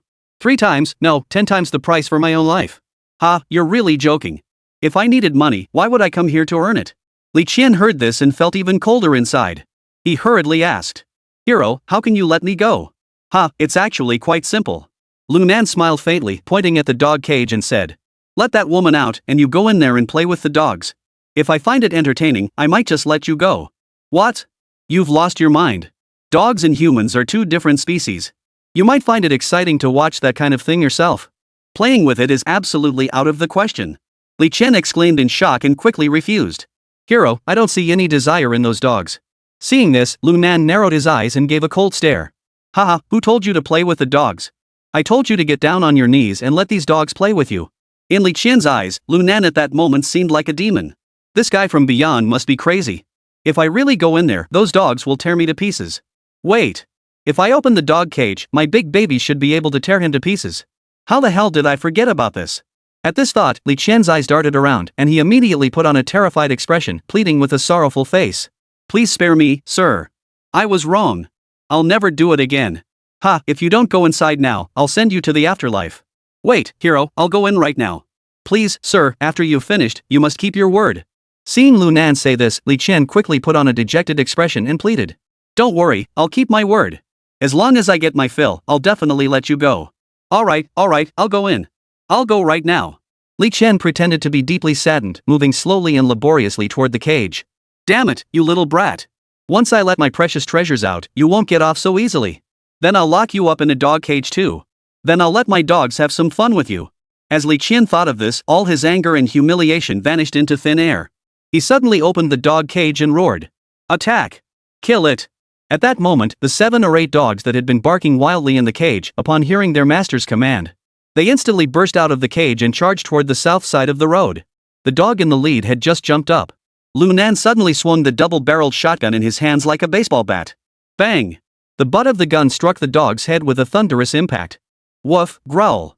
The dog that was hit fell to the ground. But it quickly struggled to its feet and charged toward Lu Nan again. At the same time, the other dogs also barked and rushed toward him. Get down on your knees, all of you. At that moment, Lu Nan suddenly roared loudly. His eyes widened in anger. Ha ha, you little bastard, you think you can command my precious pets? Before Li Qian could finish speaking, he was stunned by the scene before him. He saw that all 7 of his big babies had come to a complete stop. Their front paws were pressed against the ground, and their bodies trembled slightly. Good. Lu Nan nodded satisfactorily, then knelt down, extending his left hand to pat the forehead of one of the large wolves. Sit down for me. Woof. These usually domineering and aggressive dogs, upon hearing Lu Nan's words, obediently followed his commands. One by one, they sat down neatly on the ground like elementary school students, lowering their heads as if in repentance. Some even wagged their tails, as if trying to curry favor with Lu Nan. What the hell is going on? Li Qian stared in disbelief, even doubting his own eyes. Damn it! You see, he had been training these precious creatures. He often used live chickens and ducks to practice their hunting and animal instincts. Every time, feathers would fly everywhere, and in the end, the captured roosters would be torn to pieces. But today, they were actually wagging their tails at him and begging for mercy, even trying to please Lu Nan. What the hell is going on here? Li Qian couldn't understand the world of these vicious dogs. Lu Nan was also slightly startled by the scene before him. But he knew it had everything to do with the mastiffs he had killed when he took down Jin Sangue. After all, animals' perception of danger far surpasses that of humans. At that moment, Lu Nan raised his eyelids and glared at Li Qian with a savage smile. Ha, Qian. It seems you're taking my words as nonsense, huh? Then, he patted the head of the vicious dog in front of him and coldly said, Attack him. Kill him. Chapter 26, Agree or Disagree. Woof, woof. In an instant, the ferocious wild dogs let out a loud howl and rushed toward Li Qian. Seeing this, Li Qian was so scared that his legs went weak and he scrambled to crawl into the dog cage. However, the beautiful woman he had locked inside the cage had already closed the door before him. Damn it, you! Open it for me! Ah! Before Li Qian could finish speaking, a piercing scream echoed through the air. A vicious dog had already bitten off one of his feet. You bastards! I've been feeding you and giving you everything, and this is how you repay me. Ah! Li Qian screamed in agony. Roar! However, at that very moment, another dog had already opened its bloodthirsty jaws and bit down viciously on Li Qian's right leg. Crack! Blood gushed out. This time, Li Qian could no longer endure the pain and collapsed to the ground. At that moment, the remaining dogs rushed toward Li Qian once more. Licking the blood trickling from their lips, they bared their sharp fangs. Woo, woo! Li Qian writhed in agony, screaming incessantly. Hero! Brave man! Spare my life! Save me! Someone, please help me! At that moment, his heart was filled with deep fear and despair. Seeing him in such a pitiful state, Lu Nan felt no pity whatsoever. After all, in his previous life, this worthless creature had done such things countless times. Now it was karma coming back to him, retribution in full force. What he was doing was truly justifying himself as a vigilante. However, he did not choose to approach Li Qian personally to inquire about his condition. Instead, he stood aside, savoring the expression of despair and fear on the other's face. You madman, you've lost all humanity. Ah! Damn you, you madman! Madman! Li Qian, with a hideous expression, shouted angrily at Lu Nan. You're the one who's lost all humanity. If you hadn't locked your woman in a dog cage and wanted to watch a performance between a madman and a mad dog, I wouldn't have had the chance to see you like this. All of this is your own doing. Lu Nan's tone remained as cold as ice. At that moment, Li Qian regretted his actions deeply. But it was too late. Just as Li Qian was lost in thought, another intense wave of pain struck him. A black dog lunged forward, intending to sever his manhood, and then tried to hide aside to enjoy the spoils alone. Surprisingly, the vicious dogs didn't bother with Li Qian. Instead, they joined the fray. At that moment, Li Qian was already on the brink of death. His face was covered in dirt and blood, his body curled up, and he clutched his groin with both hands, crying out to the south. Please spare me. Xiange, you should go beg your precious ones instead. Stay away from me, don't let these mad dogs hurt me. After saying this, Lu Nan kicked him violently, sending him crashing to the ground. Li Qian suddenly flew up and landed right in the middle of the pack of vicious dogs. Woof! Woof woof! After a series of growls and howls, all the vicious dogs once again charged toward Li Qian, biting and tearing at him. Ah! Li Qian let out a piercing scream and struggled desperately to crawl to the side. Put! One of the vicious dogs bit off Li Qian's arm in one bite. More vicious dogs pounced on Li Qian, completely engulfing him and tearing him to pieces. Blood and flesh mixed together, splattering in all directions. A brutal massacre unfolded before their eyes. Lu Nan watched the scene expressionlessly until Li Qian was bitten through the throat by a German shepherd, at which point he finally spoke. Stop! Woo woo! Whether it was because they were too excited after killing Li Qian. The dogs ignored Lu Nan's orders and continued to fight and tear at Li Qian's body. Damn it! I told you to stop. At that moment, even if Lu Nan had lived 2 lifetimes, he felt a slight unease. After all, Li Qian was already dead. If he were to be devoured by those vicious dogs, the sight was rather unsettling. So Lu Nan approached the German shepherd that was holding Li Qian's body in its mouth, preparing to enjoy its lunch. He suddenly swung the double-barreled shotgun and slammed it down on the dog with all his might. Bang! The butt of the gun struck the German shepherd's head, causing it to whimper and release its grip. The dog's body crashed heavily to the ground. At that moment, the other vicious dogs seemed to sense the threat and came to a halt. Get out of here! Lu Nan glared at them. Arg! The vicious dogs growled in response, then scattered toward the gate. Seeing this, Lu Nan finally exhaled in relief. He turned to look at the woman beside him, furrowing his brows slightly. Hey! The woman stared blankly at the scene before her. She clearly hadn't anticipated such an outcome. She had believed that this time, she was certain to die. But it was Li Qian who had died instead. Moreover, in a way, Li Qian's death was also connected to her. If she hadn't closed the cage at that moment, Li Qian might have died, but not in such a gruesome manner. Next time you choose a man, make sure you choose someone with better judgment. Lu Nan said coldly. When the cops come looking for you, don't mention my name.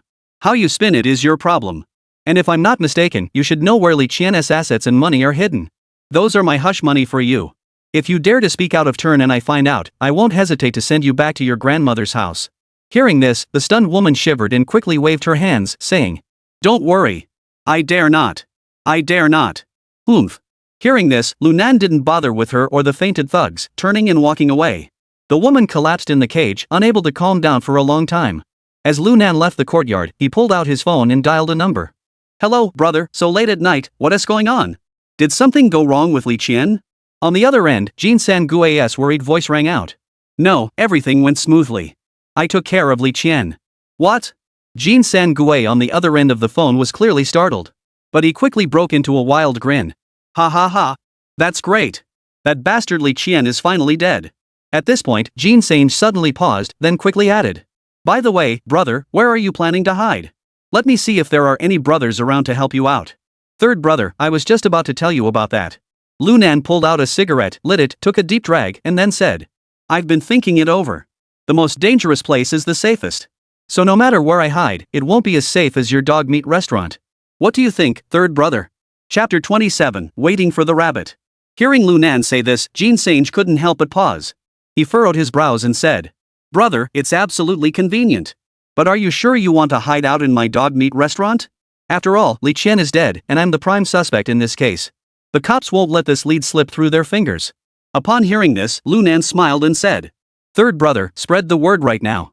The cops will come looking for you first and search your dog meat restaurant. But you have solid alibi evidence today, so the cops will only detain you for 24 hours at most. I'll hide inside the dog meat restaurant after the cops leave.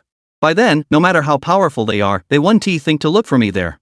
However, I'm not sure if you're willing to give up the revenue from the dog meat restaurant for the past few days. And are you prepared to be dragged into this by me? Brother, what are you saying?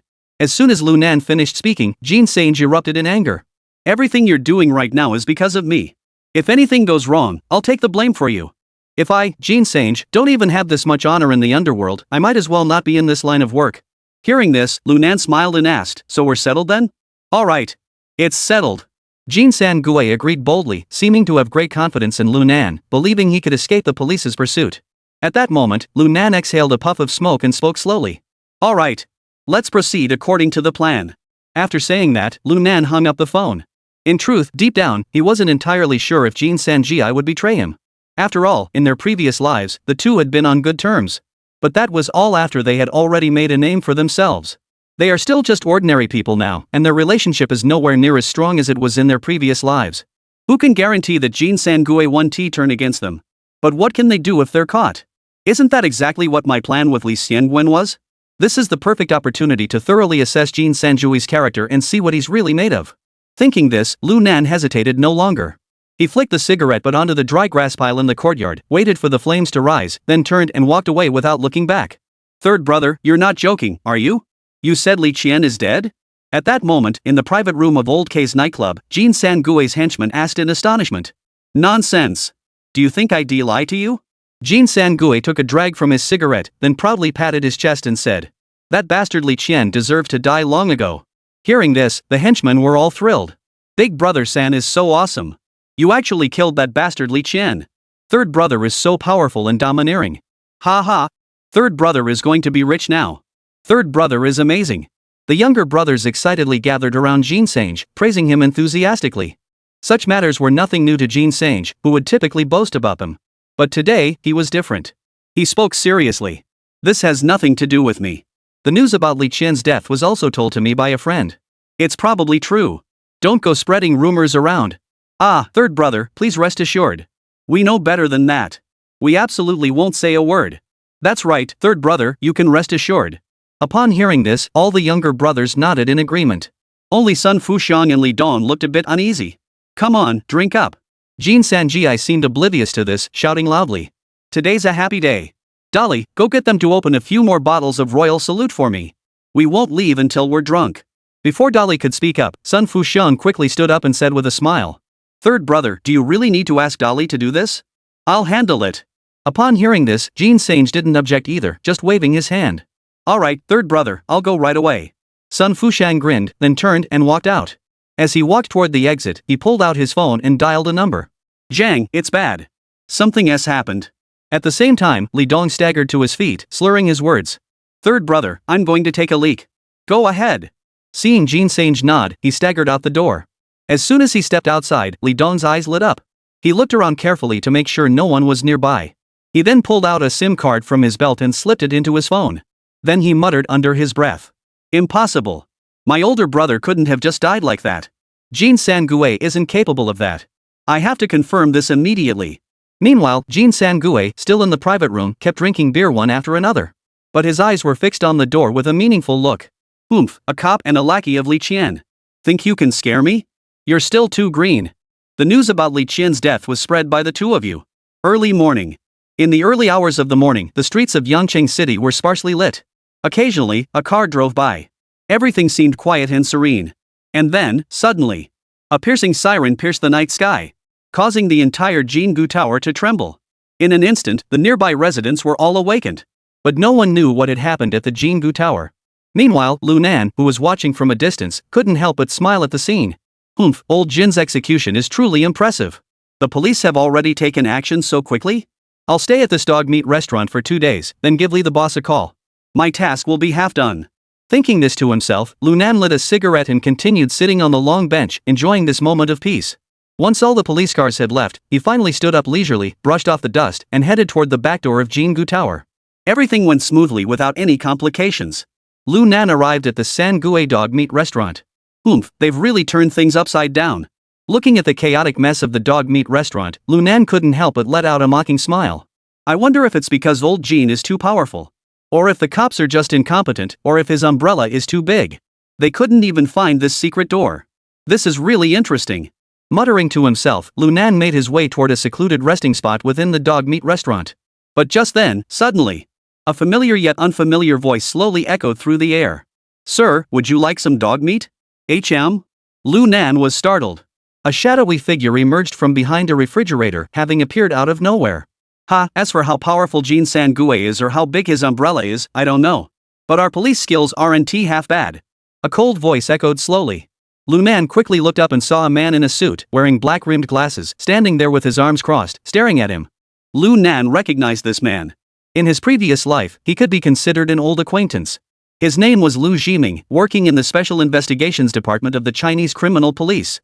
He was also Li Xiangwen's partner later on. However, his reputation paled in comparison to Li Xiangwen's. But in terms of ability, he is by no means inferior. Indeed, someone who can lie in wait like this must be highly capable. Chapter 28, Ignorant and Disrespectful. Officer, I was just sent by Mr. Jin to pick up some items. I'll leave right after I'm done. Ha ha. Lu Nan said with a smile. Upon hearing this, Lu Jiming sneered coldly. Oomph, I've seen plenty of self-important little scoundrels like you. Pick up something? What things? Do you really think I'd believe you?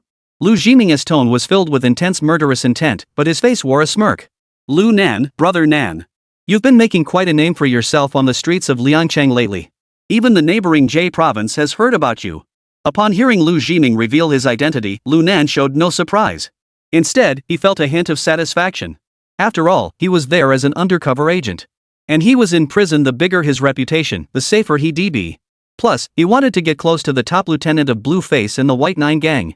Without some status in the underworld, he doubted Scarface would even glance at him. Therefore, Lu Nan smiled faintly and said, Oh, really? Of course. Lu Jiming said with a smile. You're now the rising star of Liangcheng.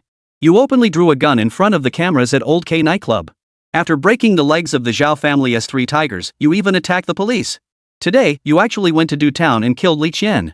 Wow, South brother, you're really something else. Officer, don't spread rumors. Lu Nan narrowed his eyes. I've never killed anyone. I've never even met that Li guy. What does his death have to do with me?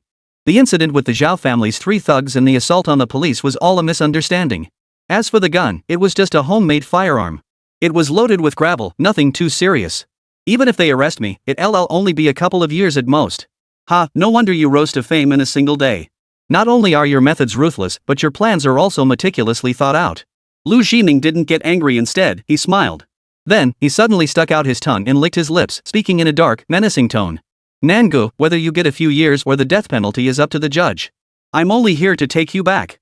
You should be well aware of your current situation. I don't want to make things difficult for you either. As he spoke, Lu Jiming reached into his waistband and pulled out a pair of handcuffs and a gun, continuing. I'm giving you 2 options. Either you put on these handcuffs and come back with me. Or, I'll break your legs and put the handcuffs on you before taking you back. The choice is yours. As he spoke, Lu Jiming raised his gun and aimed it at Lu Nan's ankle. Lu Nan, seeing this, couldn't help but furrow his brows. Based on his memories from his previous life, this Lu Jiming, though he looked frail, had combat prowess that was absolutely off the charts. He was even more formidable than many special forces soldiers. When it came to marksmanship, Lu Jiming was a true marksman, never missing a shot. This situation was truly tricky. "Ha, officer, don't get so worked up." Lu Nan forced a laugh. "Throw the handcuffs over here and I'll go with you. I've only committed a minor offense, it's not worth getting into a gunfight with you here." Hearing this, Lu Jiming sneered with disdain. "Alright, since you know what is good for you, that's the best outcome." Saying this, Lu Jiming tossed the handcuffs at Lu Nan's feet. "Pick them up slowly and put them on yourself. Don't try any tricks, or I guarantee that before you can make a move, I'll open a hole in your head." Lu Jiming threatened, holding his gun with both hands, aiming at Lu Nan's head. "Officer, please calm down. I'll do exactly as you say." Seeing Lu Jiming like this, Lu Nan feigned fear and slowly lowered his head to pick up the handcuffs. Click. A soft click sounded as he cuffed his left hand. Without hesitation, he proceeded to handcuff his right hand as well. After finishing all this, he deliberately raised both hands to his chest and spread them out to the sides. "Officer, are you satisfied?" Saying this, Lu Nan looked up at Lu Jiming and spoke. You're quite cooperative.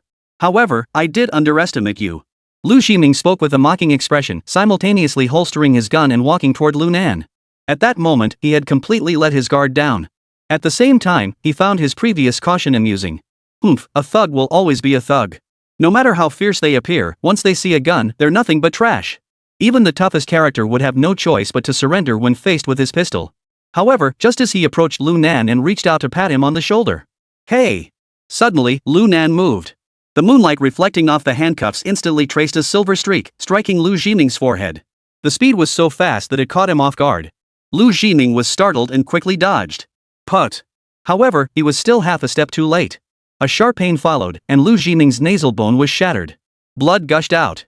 He let out an agonizing scream, clutched his nose, and stumbled backward a few steps, his face twisted with hatred. "Damn it, you little bastard, you dare to deceive me." As he spoke, Lu Jiming's right hand reached for the gun at his waist. But by then, Lu Nan had already regained his balance and lunged forward with lightning speed. Bang! A punch landed squarely on Lu Jiming's chest. Lu Jiming let out an agonizing scream as his entire body flew backward 5 or 6 meters, crashing heavily to the ground. In that moment, Lu Nan seemed to transform into a wild beast. He charged forward and unleashed a barrage of punches on Lu Jiming. He was already a skilled fighter, and the surprise attack caught his opponent off guard. For a moment, Lu Jiming was completely helpless. He could only cling to his head, wailing in agony. Lu Nan attacked furiously, beating Lu Jiming into a bloody mess. "Damn it! Dare to grab me?" Lu Nan shouted after knocking Lu Jiming to the ground with a punch. "I'll show you for grabbing me." Bang bang! Lu Nan aimed at the other man's face and kicked him twice more with all his strength.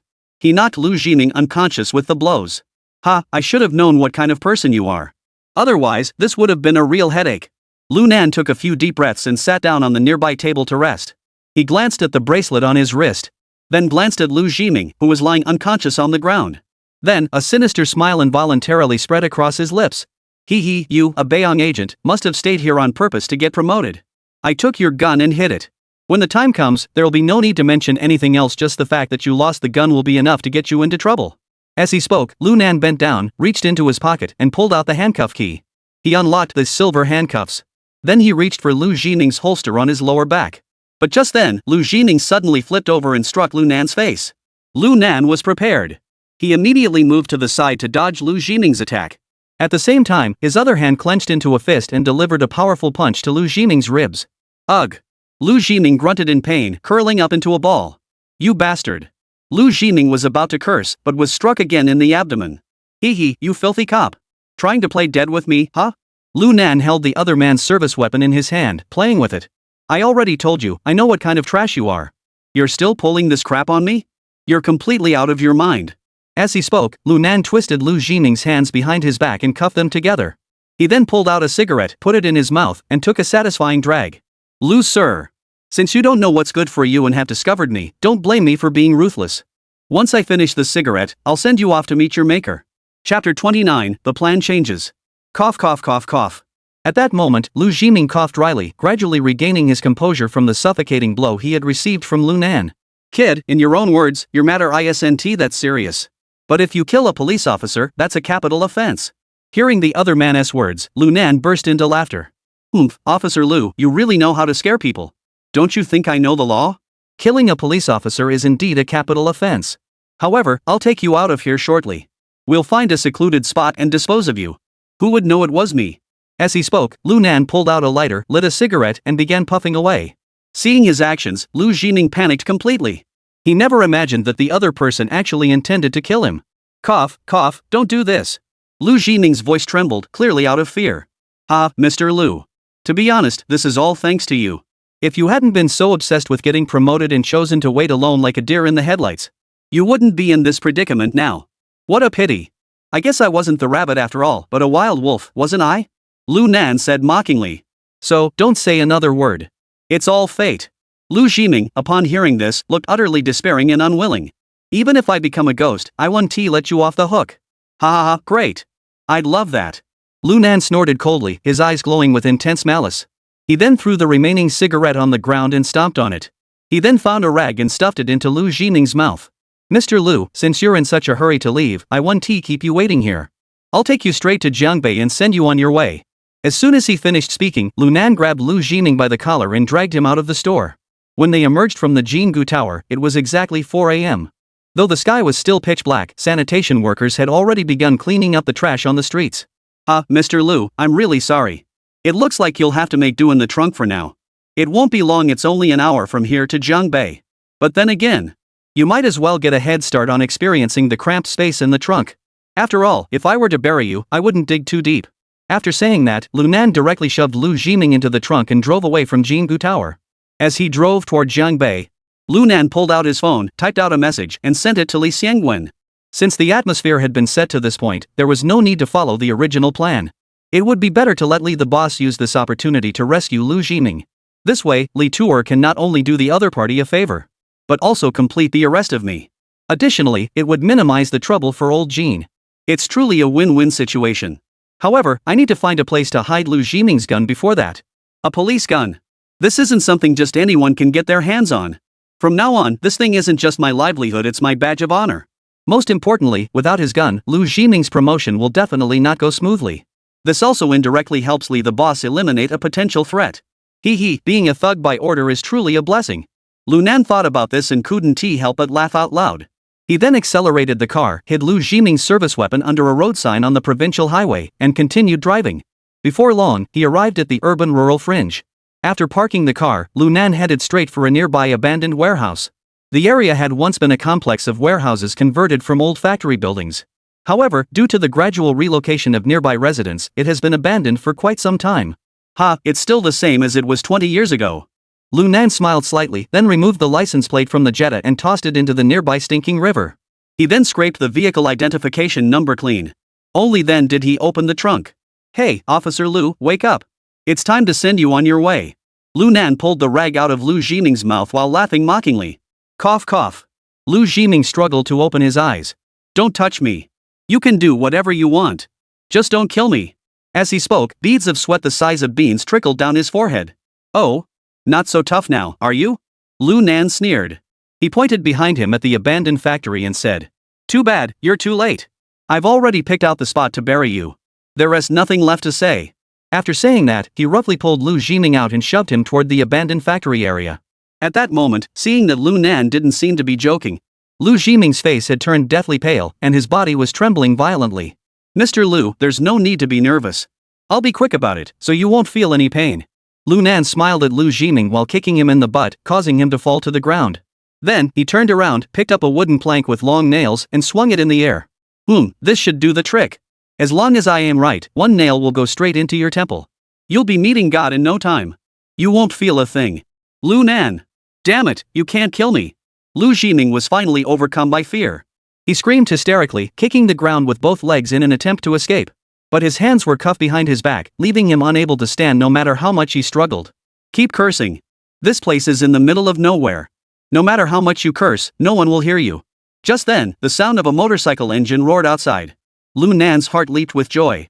It must be Li Tuer arriving. This was the perfect opportunity to intimidate Lu Jining. It would also help establish his tough guy persona. At that moment, Lu Jining suddenly shouted, Help! Someone's being killed. Go to hell! Lu Nan saw him shouting like that and seized the opportunity. The injured wooden plank swung down. But he deliberately slowed his motion, and the nail struck his arm. The intense pain sent Lu Jining into a fit of screams. However, this also ignited his will to survive. Gritting his teeth, he managed to jump up like a carp. He then rushed out in a panic. Damn it, I'll see where you run. Lu Nan deliberately shouted an oath and followed him out. Hee, now that Li Tu has arrested me, it's all settled. But when he chased him out of the warehouse, he suddenly froze. Because there were indeed people arriving outside. But it wasn't Li Xiangwen or the police. Instead, there were 7 or 8 men with fierce expressions. At their feet lay a sack. What the hell is going on here? This isn't what I imagined at all. Just then, Lu Jiming also realized that the others weren't good people. He had thought they were Lu Nan's accomplices. He let out a loud shout and ran toward the nearby cornfield. Lu Nan, seeing this, didn't bother to find out who the person was. He clenched his teeth and gave chase. The 7 or 8 people across from them were also completely bewildered. Exchanging glances, they all pulled out their weapons. Damn it! We absolutely can't let anyone know we were here. Let us kill these 2 bastards and bury them. Otherwise, we're in big trouble. The bald-headed leader suddenly roared. He followed suit and charged after them. The 6 men behind him, seeing this, didn't bother with the blood-stained sack at their feet. They all charged forward. These men were clearly well-trained thugs. Their speed was extremely fast. Since Lu Jiming's hands were cuffed, he couldn't run fast. Lu Nan couldn't really kill this guy. So, within 2 minutes, the 2 were intercepted by the 7 men, who blocked their path and surrounded them in the middle. Chapter 30, finally here. Everyone, let's talk this out. Lu Nan saw the others glaring at him and quickly identified himself. I see you're all men of the underworld.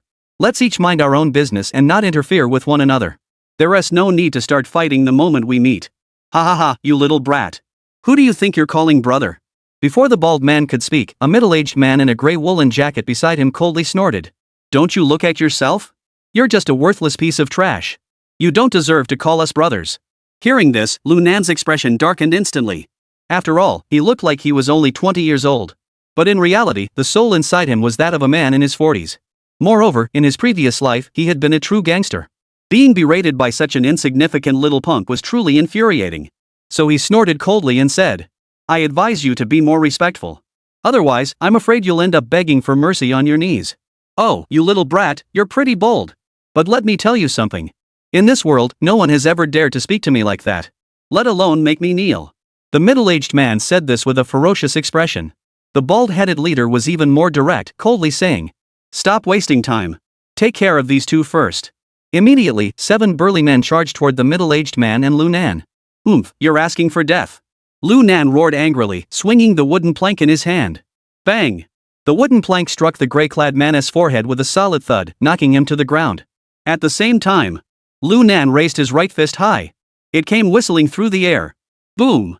It struck the bald giant's chest with brutal force. Plop! The bald-headed giant is sent flying backward. He landed heavily over 3 meters away. One move and he had the upper hand. Lu Nan was about to press his advantage. But to his surprise, Lu Jiming turned around and continued running toward the cornfield. Damn it, Lu Jiming, today I'll see just how far you can run. Lu Nan flew into a rage and immediately gave chase. But before he could take 2 steps, the sound of wind whistling past his ears echoed behind him. Bang! It hit him square in the back of the head. The blow left Lu Nan seeing stars. His entire head buzzed like an explosion. It felt as though it was about to split open. The pain was unbearable. This made him furious, his eyes widening in shock. You bastards, you really won't give up until you see the coffin. Lu Nan roared, turning around and delivering a spinning kick that landed hard on the man's groin. The force was so great that it sent the thug flying to the ground. Ugh! The thug let out an agonizing scream, clutching his groin as he rolled around on the ground. Lu Nan didn't give him a moment to catch his breath, charging forward and delivering another kick. Crack! A crisp sound echoed as the man's nasal bone shattered. The man fainted on the spot. At that moment, Lu Nan didn't bother with Lu Jiming, who had already crawled into the cornfield. He glared at the others with a vicious expression. Since talking it out isn't working, then you'll all die today. At that moment, the bald man who had just stood up couldn't help but twitch his eye. He had already noticed that the young man in front of him, though seemingly young, but his moves were extremely ruthless. It was as if he had been through countless battles. At that moment, the bald man couldn't help but feel a chill run down his spine. But he was also a man who loved to fight, so he didn't back down. Instead, he gave a sinister laugh and said, You little brat, I admit you're pretty skilled. But I don't believe you can take on all of us. Since you stumbled upon our business today, you'll either die or be killed. Go to hell. Lu Nan heard this and couldn't help but lose his temper. He burst out cursing. What's the big deal about being caught? It's just a matter of dealing with one person, isn't it? What the hell is such a big deal? I was planning to take care of that cop right here. But you bastards ruined my plans. Today, I'll kill you all. Lu Nan finished speaking, his body radiating murderous intent. His eyes were as sharp as an eagle's, his muscles bulging, brimming with explosive power. His movements were as swift as a cheetah, each step carrying the force of a thunderclap. In the blink of an eye, Lu Nan lunged at one of the thugs. Seeing Lu Nan's speed, the thug couldn't help but jump back in shock. He instinctively raised his hands to block the attack. But Lu Nan was too fast. Before the other guy could raise his arm, Lu Nan grabbed his wrist with one hand and used a joint lock technique with the other, slamming it into his elbow. With a forceful twist. Crack! He had actually snapped the other man's arm in half. Ah! The thug let out a piercing scream. The intense pain caused his entire body to convulse. Taking advantage of the opportunity, Lu Nan swept his foot at the other's knee.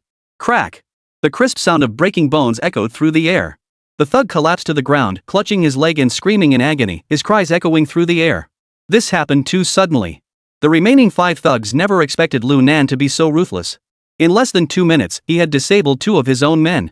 Especially the bald-headed thug, who was terrified out of his wits. He never could have imagined it. Such a polite and well-mannered young man could be so ruthless and vicious.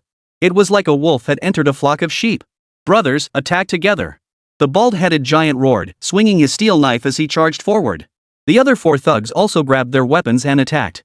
Lu Nan, however, showed no fear. He took a step forward, closed the distance in a single bound, and delivered a punch to the bald man's chest. Bang! The punch sent the bald man flying to the ground. Immediately, he swung the wooden plank in his hand. Put! The long nail at the end of the wooden plank struck the man's cheekbone. Ah! Before the bald man could even utter a scream, Lu Nan suddenly yanked the wooden plank. Splash! The long nail had actually sliced open the bald man's cheek from the jawline to the corner of his mouth. His teeth were forced outward. Blood gushed out continuously. This scene was terrifying. So much so that the other 4 immediately halted their attacks and stared at Lu Nan in fear. At that moment, they realized they had provoked the wrong person. But Lu Nan had no intention of letting them go. After all, these guys weren't pushovers. They had come here with the intention of disposing of the person in the sack. Killing such scum left Lu Nan with no qualms whatsoever. As for Lu Jiming, he didn't care whether they escaped or not. After all, it wouldn't affect the bigger picture. Lu Nan had only one thought in his mind. Kill. Eliminate the trouble completely. I've got you. At that moment, the bald man finally came to his senses and immediately lunged toward Lu Nan, his words slurred. Go to hell. Lu Nan snorted coldly. He then punched him with all his might. Crack. Another clear sound of breaking bones echoed through the air. The bald man's right rib snapped into several pieces in an instant. He even felt an excruciating pain tearing through his lungs. Ugh! The bald man opened his mouth wide to scream, but could only manage a muffled groan. His eyes were filled with panic and shock. At that moment, the bald man finally realized how close death was to him. The other 4 thugs were truly terrified. They just stood there, staring blankly at the scene before them, unable to move. Go to hell. Just as Lu Nan raised the wooden plank in his hand, ready to finish off the bald man in front of him. Suddenly, a loud shout rang out. Don't move! Or we'll open fire. Upon hearing Li Shangwen's voice, Lu Nan couldn't help but smile inwardly. But his hands didn't stop moving. The nails on the front of the wooden plank pierced the bald man's neck. Chapter 31, Don't Play Games With Me. SSSS. Blood spurted out from the small wound. Ugh. The bald man was completely stunned. He never expected this seemingly weak young man to dare kill him in front of the police. All he could do was stare wide-eyed in horror, unable to believe what he was seeing. What are you looking at? I didn't intend to kill you, but I'll make sure you remember this. Keep your eyes open from now on. Who do you think you are, daring to mess with me? After speaking, Lu Nan threw the wooden plank he was holding onto the ground. He then raised both hands and looked at Li Xiangwen in a thuggish manner. Sir, I surrender. But I advise you to arrest these guys too. I saw them carrying a bloodstained sack earlier and it looked like it might contain a person. Right at the entrance of the warehouse up ahead. As he spoke, Lu Nan pointed to a few thugs standing nearby. Li Xiangwen, upon hearing this, didn't hesitate. He ordered the police officers he had brought along. Handcuff them all. Yes. The officers immediately sprang into action, quickly subduing the men and placing handcuffs on them. Meanwhile, Li Xiangwen pretended not to recognize Lu Nan. He personally handcuffed him. At the same time, he secretly pinched his arm. He then addressed the crowd. Take these men away. Then go check out the blood-stained sack this kid mentioned. I want to interrogate this kid personally. Yes. The remaining officers responded and escorted the thugs to the police car. Li Xiangwen, however, led Lu Nan to the rear. Where's Lu Jiming? Li Xiangwen asked softly. Didn't you kill him? That would be trouble. Lu Nan shook his head slightly and replied in a low voice. I scared the life out of him. He panicked and ran into the cornfield. However, he has quite a few injuries. But they're all minor injuries. He won't die. Upon hearing this, Li Xiangwen nodded and continued. You handled today's situation well. It's much better than being arrested by Jin San-gue. You're truly the elite police officer I selected. Hee, thanks for the praise, chiefly. Lu Nan grinned widely. But you were too harsh in handling Li Qian's case. Li Xiangwen frowned and reminded him. Li, you didn't see the situation at the time. That bastard deserved to die. Hearing Lu Nan say this, Li Xiangwen couldn't help but become curious. Oh? What happened back then that made you so angry? What did Li Qian's girlfriend tell you about it? Lu Nan didn't answer directly but asked back. She just said she was playing with Li Qian and then she heard a whistle. Then the dogs he kept went wild and started tearing him apart. In the end, they bit Li Qian to death. Ha ha. This woman sure can make up stories. Lu Nan rolled his eyes. Li Qian, that bastard, locked that woman in the dog kennel. He wanted the dogs to hum and haw with her. And he even ordered his men to assist the dogs. What do you think? Am I crazy for doing this? Lu Nan's tone was filled with contempt and disgust, mixed with a hint of nausea. Damn it! Is this Li Qian really that perverted? Li Xiangwen's face turned ashen. At that moment, Lu Nan continued. And this Li Qian definitely isn't doing this for the first time. I took him out, it was definitely for the greater good. Upon hearing this, Li Xiangwen tightened his grip on Lu Nan's arm slightly, signaling him to stay calm. Yes, you did the right thing. But some things still require caution. I'll take responsibility for this matter and cover for you. Moreover, I'll tell the higher-ups that the impact of this incident is too severe, and it will be handled internally. This way, it won't affect the fame you've gained over the past few days. Then I'll leave it to you, Mr. Li. Lu Nan nodded in gratitude. All right. The rest of the way is up to you. I'll make sure your sentence is between 10 and 15 years. This way, you'll have a chance to get close to Scarface and figure out how to break him out. However, you must be careful inside. After all, your status is quite unique. Even if I can help you, it will be limited. Li Xiangwen's expression grew extremely somber. After all, Lu Nan is only 20 years old and has never received a day of proper training. Once inside, how far he could go was truly uncertain. Alright, don't worry, Li. Just help me smooth things over with my father. Otherwise, if he finds out his only son is in prison, he'll be so worried he might end up going over there again. Don't worry. As they spoke, they had already reached the police car. Li Xiangwen pretended to be fierce as he shoved Lu Nan into the backseat and shouted to his colleagues inside. Keep an eye on this kid. Don't underestimate him just because he is young. You must know that Nangu is a big shot in our city now. Upon hearing this, the two police officers hurriedly assured him. Captain Li, rest assured. We'll keep a close eye on him.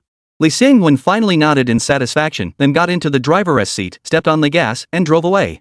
Over the next month, Li Xiangwen was awarded a commendation and a bonus from the Municipal Bureau for apprehending the main suspect in the serious assault case, Lu Nan, in the shortest possible time. As a result, Li Xiangwen's popularity reached its peak during this period. Some even referred to him as the stabilizing force of Liangchang. Meanwhile, while Li Xiangwen was basking in his success, Lu Nan was living a miserable existence. He had assaulted a police officer, injured others, and used a homemade firearm. He was sentenced to 17 years in prison for multiple offenses. This was 2 years longer than Li Xiangwen had anticipated. Upon further inquiry, it turned out that Wang Hai and Lu Jiming had meddled in the matter. However, Lu Nan didn't care much. Whether it was 17 years or 70 years, it made no difference to him. After all, he would find a way to get out after spending a few days inside. At that moment, he was standing at the entrance of Liangcheng South Prison, handcuffed and shackled. After the escort officers completed the handover, they drove away. Hey, stop looking. The rest of your life will be spent here. A tall, slender man slapped Lu Nan on the head and mocked him coldly. Poof. Lu Nan smiled faintly, ignoring him. Damn it, you're pretty tough, aren't you? Seeing this, the man grew furious. He raised his knee and charged toward Lu Nan's midsection. Get lost. Lu Nan spun around suddenly. A swift elbow strike blocked the man's knee. Bang! A dull thud echoed through the air. The man was knocked back as if struck by a heavy blow, stumbling backward. Several prison guards nearby saw this and quickly drew their rubber batons, surrounding Lu Nan. Ha, I advise you not to play tough with me. Anyway, spending 17 years here is no different from being dead. So, if I'm in a bad mood one day, I won't mind killing a few of you. It'll keep me from getting lonely on the road. You should know what I did and my name. If you don't believe me, go ahead and try. Hearing this, all the guards looked at each other, clearly too scared to move. Just as everyone was at a standstill, a voice that Lu Nan recognized very well suddenly came from behind him. Ha, Lu Nan, your temper is still as bad as ever? This time, it's my turn to have some fun with you. Upon hearing these words, Lunan's pupils contracted as he turned to look. The one approaching was none other than. It was Wang Hai. Chapter 32, finally imprisoned. Upon seeing Wang Hai arrive, all the prison guards around Lunan shouted in unison. Good morning, Warden. Good. Wang Hai waved his hand at the crowd, then looked at Lunan with a smirk and said. Didn't he expect that, did you? I went to a lot of trouble just to come here and have some fun with you. Ha ha. Lunan's lips curved into a faint smile. A loser will always be a loser. Even with a gun in your hands, you're still a worthless piece of trash. Upon hearing this, Wang Hai's expression darkened immediately. He coldly replied. Lunan, don't try to talk tough. There's plenty of time. I'll make you see who the real trash is between us. Hearing this, Lunan sneered and shook his head. How do you want to play this? Come on, then. All this nonsense is pointless. After hearing this, Wang Hai's eyes narrowed into slits. However, he did not immediately act on his anger. Instead, he turned to the nearby prison guards and said, give this guy a thorough search. Then throw him into cell 3. Have Dekuei and the others teach him a lesson. Bring him back to me tomorrow. Yes, sir. The prison guards responded in unison. Immediately afterward, they shoved Lunan into the iron-barred cage. Lunan remained unfazed, standing tall and composed. Deep within his eyes, a fierce determination was hidden. This kind of treatment he had experienced far too much of in his previous life. But hadn't he always managed to turn danger into safety through sheer determination? This time would be no different. Moreover, this time is different from his previous life. Because his identity was also that of a cop. The third detention cell was dim and cramped. Every few feet, there was a tungsten filament lamp. The bulbs emit a faint, yellowish glow. The walls were relatively clean and tidy, but the air was filled with the distinctive, pungent odor of male hormones. Lunan, already dressed in his blue prison uniform, was pushed by the guards into the last cell of the third ward. Dekuei, there's a newcomer from your family. The warden wants you to teach the newcomer the rules. The guard shouted from outside. This kid is pretty agile, don't hold back. Got it, Shangu. A deep voice came from inside. Tell the warden that by tomorrow, this kid will be a well-behaved little boy. It's up to you. The prison guard called Shangu glanced at Lunan, then grinned savagely as he opened the cell door and shoved Lunan inside. He didn't linger, turning and leaving the cell. He sneered inwardly. This kid won't survive tonight, he'll be skinned alive. Let him learn a lesson no matter who you are, whether you're a dragon or a tiger, here you're just a docile lamb. As soon as he entered, the 7 men inside the cell all stood up. These burly men were muscular and intimidating. The leader was a middle-aged man with a shaved head, smoking a cigarette and staring at Lunan with interest. He grinned and said, Haha, kid, lift your head up. Let us brothers take a look at the kind of rookie we'll be serving. However, Lunan remained unmoved, still keeping his head lowered, seemingly deep in thought. Hey, kid, are you deaf? Didn't you hear my boss telling you to look up? Lunan remained silent. This made the bald-headed thug feel humiliated. He immediately waved his hand at his men. And said harshly, Go teach this little bastard some manners. What the hell is he doing here, trying to act tough with me? Upon hearing this, the burly man's face lit up with excitement. Ha ha ha. Big brother, leave it to me. Watch me make this kid cry for his mother. The bald-headed burly man glared at Lunan with a savage expression, his eyes filled with cruelty. However, Lunan seemed oblivious to everything around him. He remained standing still, not moving an inch. Until the sound of the prison guard closing the corridor door echoed from outside. Lunan finally spoke. Hee, I didn't look up because I didn't want to scare you all to death. What's the matter? You didn't finish us off outside, so now you think you're all that? After speaking, Lunan slowly raised his head. At that moment, the bald-headed burly man who had walked over recognized Lunan's face and froze in place. The other 6 were also shocked beyond belief. It turned out that these 7 men were none other than. They were the same 7 brothers they had encountered a month ago at the abandoned warehouse. At the time, there had been 7 of them, yet Lunan had easily defeated them all.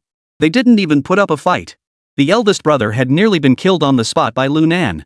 Now that they had reunited, the burly man couldn't help but swallow hard. The bald-headed man who had already approached Lunan was trembling uncontrollably. Although only a little over a month had passed, the 7 brothers had already been completely intimidated by Lunan. Especially after learning his true identity, they were grateful that the police had arrived in time. Otherwise, the 7 of them probably wouldn't have had a chance to survive. Thud. A dull thud echoed through the air. The bald, muscular man collapsed to the ground. Trembling with fear, he said, Master Lu, I was wrong. Please spare my life. The other 5 men, seeing this, also knelt on the ground, bowing their heads and begging for mercy. Master Lu, we didn't recognize your true worth. Please spare us. Only their leader, Kuei Gu, remained unmoved. It wasn't because he was particularly powerful or tough. Rather, he was completely terrified by Lu Nan. His right hand clutched the scar on his neck where a nail had once been driven in, trembling like a leaf. He didn't even notice that his cigarette had burned down to the filter. Hey, you're Big Kue, right? What's the meaning of this? Everyone else is kneeling, and you're still planning to educate me, huh? Upon hearing this, de Kue couldn't help but shiver, as if the scar on his neck was throbbing with pain. No, no! He shouted, waving his hands frantically, then thud. His knees hit the ground with a loud thud. Master Lu, I was wrong. I truly know I was wrong. Please don't kill me. Spare me. Hearing this blood-curdling scream, Lu Nan instinctively scratched his ears and then snapped his fingers in the air. He said indifferently. You know me? Do you know my surname is Lu? We know. De Kue quickly nodded and spoke up. You're the one who recently openly drew a gun and shot the 3 Zhao brothers, leaving them crippled. You also threw Li Chen into a pack of dogs, where he was torn apart by them. And you even tried to kill Officer Lu. We were blind to dare to target you. Hey, don't talk nonsense. Li Chen brought it upon himself. He insisted on playing with dogs, so he was bitten to death by his own beloved pets. What does that have to do with me? Lu Nan rolled his eyes and plopped down on the bed. I've never killed anyone. I don't even like killing animals. As for someone like Li Chen, I wouldn't have killed him with my own hands, do you understand? I get it. Li Chen brought it upon himself. It has nothing to do with Lu Yi. De Kue's head nodded up and down like a chicken pecking at grain. I see. Lu Nan continued to ask. Aren't you the ones who killed someone too? Why weren't they locked up in the death row cell, but instead in the 3rd cell? Upon hearing this, de Kue shook his head with a bitter smile. Mr. Lu, the thing in the sack wasn't a person, it was a mountain donkey. Chapter 33, I'll sleep for a while. Mountain donkey? Lu Nan couldn't help but widen his eyes. Yes, it's the musk deer, also known as the original musk deer.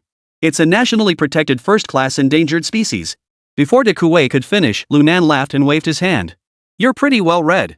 I'm a local from Liangcheng, I know what a mountain donkey is. Yes, Mr. Lu, I was being nosy. Seeing this, Lu Nan shook his head with a smile. Catching a mountain donkey can land you in jail, and now I'm sharing a cell with a murderer like me. I wonder if you're lucky or unlucky. Damn it, human life isn't even worth as much as an animal's. Saying this, Lu Nan waved to de Kue. Get me a cigarette. Hearing Lu Nan's words, everyone's foreheads broke out in a cold sweat. 1,000 curses raced through their minds. That's right. We only captured a beast. And now we're locked up with a real murderer. Damn it, why didn't they just sentence us to death? Though he thought this in his heart, de Kue still wisely pulled out the Hongta Mountain cigarettes from his pocket. Mr. Lu, that's all we've got inside. This stuff is even more expensive than soft Zhonghua. He handed it to Lu Nan. As long as it can smoke, that's good enough. Lu Nan smiled as he took the cigarettes and immediately asked. Where did you get this thing? I bought it from the warden at the sea prison. 100 per box. De Kue dared not hide anything and quickly replied. This guy is even shadier than Wang Hai, the one we used to work for. I should have taken him out back then. Damn it, now I've caused myself such a big problem. Lu Nan lit a cigarette while waving his hand. Alright, since we're under the same roof, we guess we're meant to be. Stop kneeling. Get up. Thank you, Mr. Lu. Thank you, Mr. Lu. Hearing Lu Nan's words, everyone felt a huge weight lifted off their shoulders. And quickly stood up. Lu Nan took a drag on his cigarette, exhaled a cloud of smoke, then squinted and asked. By the way, you caught a mountain donkey. How many years did they sentence him to? I was the ringleader and got 20 years. The others were accomplices, sentenced to 7 to 10 years each. Cough. Upon hearing de Kue say this, Lu Nan was immediately choked by the smoke and began coughing uncontrollably. After a moment, he finally caught his breath and said. Damn it! Human life isn't worth more than an animal's. You sentenced him to a longer term than mine? I only got 17 years. Hearing him say this, everyone was at a loss for words. They could only stand by and smile awkwardly. Come, sit down. I have something to ask you all. Saying this, Lu Nan gestured for de Kue and the other thugs to sit in front of him. Once everyone had taken their seats, Lu Nan cut straight to the point and asked. Where did you guys used to hang out? Mr. Lu, we're all from Songjia village in Jiangbei.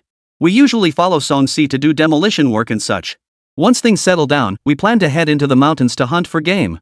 We never expected to run into you that day. We were afraid you'd expose us, so we... At this point, de Kue looked embarrassed. But Lu Nan was startled inside. Working with Songxi on demolition? These kids aren't ordinary. As he knew from his previous life, Songxi had already risen from the streets of Liangcheng to the city center. Even he himself would have to bow respectfully and call him fourth master. It wasn't because he was particularly skilled in combat. It's his men and his money that are absolutely beyond the reach of someone like him. But to be fair, at this point, Song-si was just a construction foreman. Thinking of this, Lu Nan nodded. Song-si, I know him. He's a ruthless guy. Hearing this, De Kue quickly tried to establish a connection. Mr. Lu, do you have a connection with our fourth brother? We're all considered his close confidants. Upon hearing this, Lu Nan glanced at the 7 men, unable to suppress his derisive laughter. As if this were some great honor. You claim to be his confidants, but I haven't heard a single word about you in the past 20 years. There are only 2 possibilities. One is that all 7 of you are dead. Or you're all here, sentenced to death. Thinking this to himself, Lu Nan nodded imperceptibly. We're not exactly close. But I've heard his name before. If you get the chance, introduce me to him. Master Lu, this matter is in our hands. De Kue pounded his chest loudly, looking utterly confident. Seeing his demeanor, Lu Nan muttered under his breath. Damn it, a bunch of sycophants. Then, Lu Nan chatted aimlessly with the others for a while. Their relationship seemed to have grown closer. At that moment, Lu Nan pretended to ask casually. De Kue, tell me about the power dynamics in the 3rd ward. We'll be stuck here for a long time. If we don't know the status of the various factions, things could get pretty tough in the future. Upon hearing Lu Nan's words, De Kue hurriedly replied. Mr. Lu, on the underground side of the 3rd prison, besides us, there are also the Axe Gang and the Hammer Gang. These 2 groups are tough to deal with, but the few of us aren't afraid of them. Now that you've arrived, we'll definitely be able to handle them. Upon hearing this, Lu Nan furrowed his brows slightly and continued to ask. Is that all? Nothing else? I don't think so. De Kue shook his head, clearly not very familiar with the power dynamics in this area. At this point, Lu Nan's brows furrowed even more deeply. He had come here for the scar-faced man. But neither of these 2 groups seemed to have that guy among them. It seemed he'd have to investigate further before deciding what to do next. As for those minor figures, Lu Nan didn't even bother to glance at them. After finishing his last cigarette, Lu Nan spoke calmly. Alright, I understand. Tonight when we're out on patrol, I'll take you guys for a spin and deal with those good-for-nothings. Let those 2 country bumpkins know who's boss around here.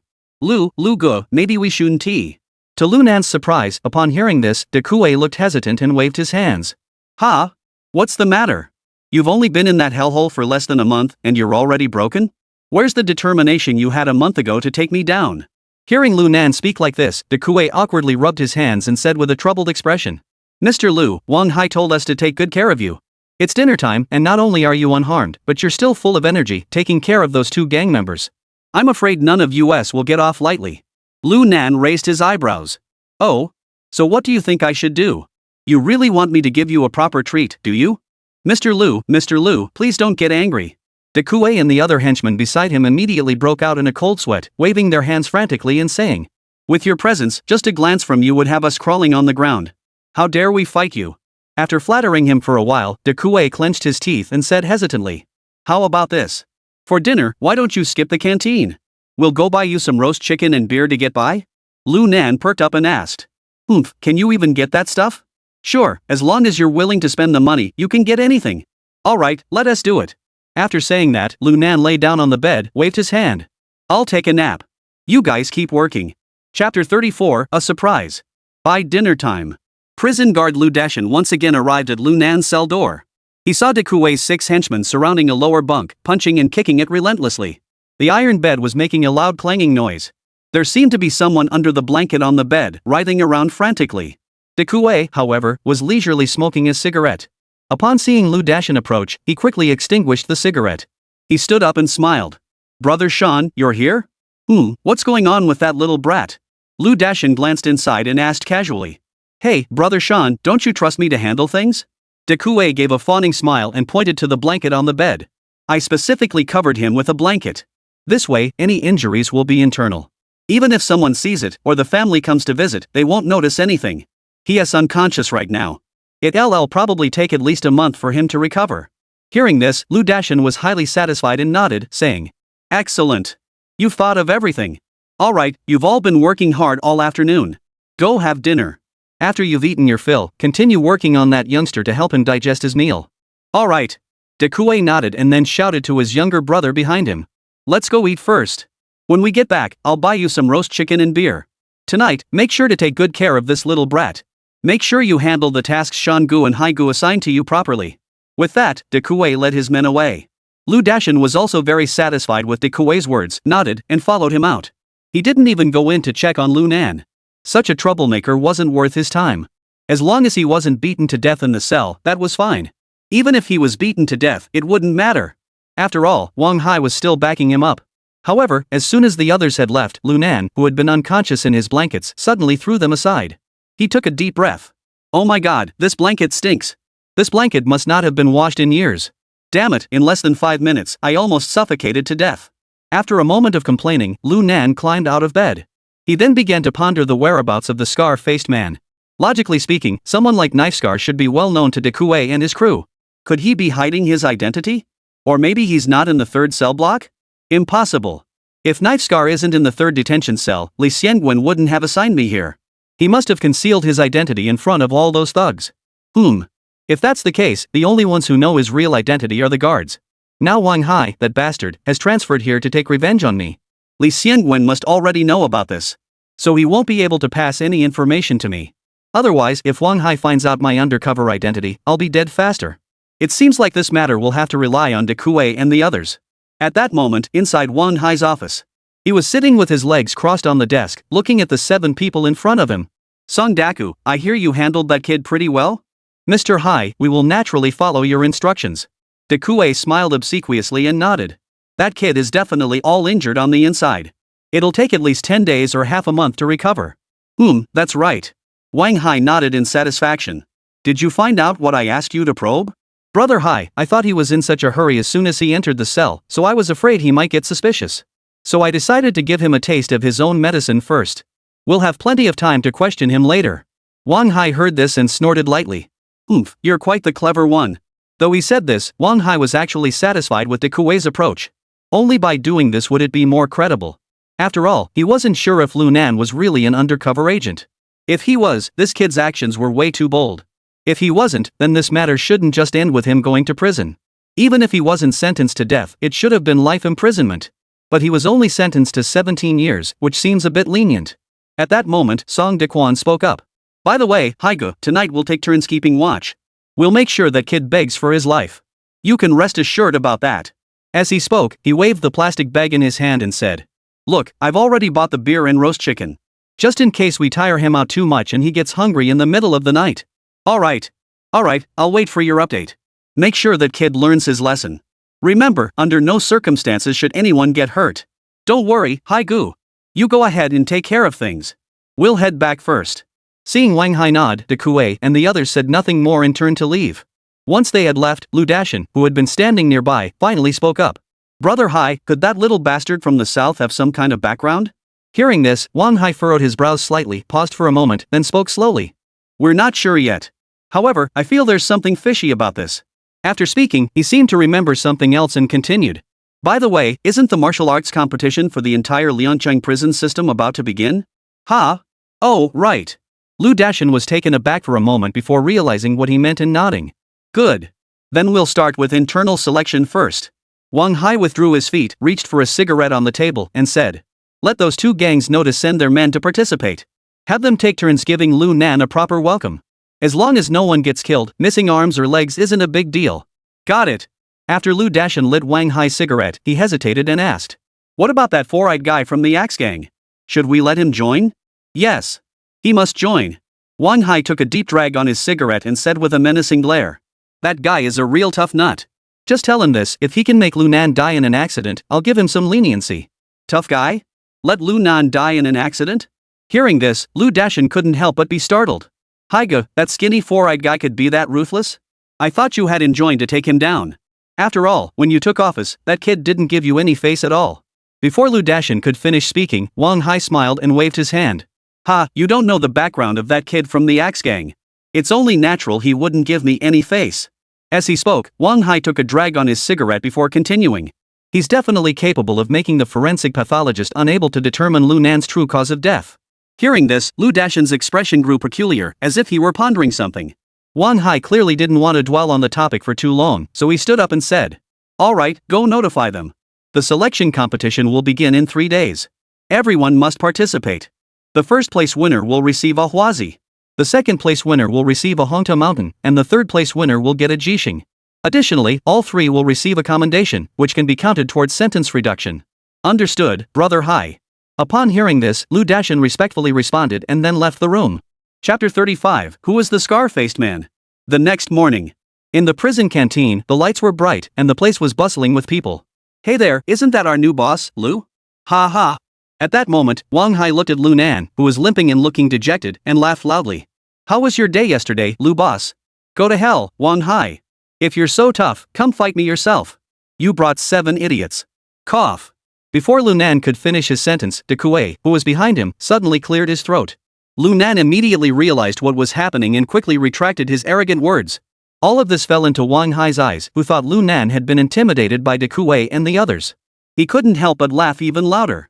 Mr. Lu, you're such an ungrateful person. I've seen plenty of people like you. In the end, you'll have to obey me. Otherwise, heh. With a sinister grin, he pulled out a pack of cigarettes and handed them out to De Kuei and the others without a second thought. De Kuei and the others naturally bowed and scraped as they accepted the cigarettes, then lit them up with relish. Lu Nan, however, scowled and muttered under his breath. This couldn't help but make the others burst into laughter. The prisoners in the other cells all turned to look. They wondered how this newcomer, this rookie, had managed to offend Wang Hai. Enough, Hai Good, don't waste your breath on this kid. I think he's already scared out of his wits. He wouldn't dare cause trouble. That's right, Hai Gu.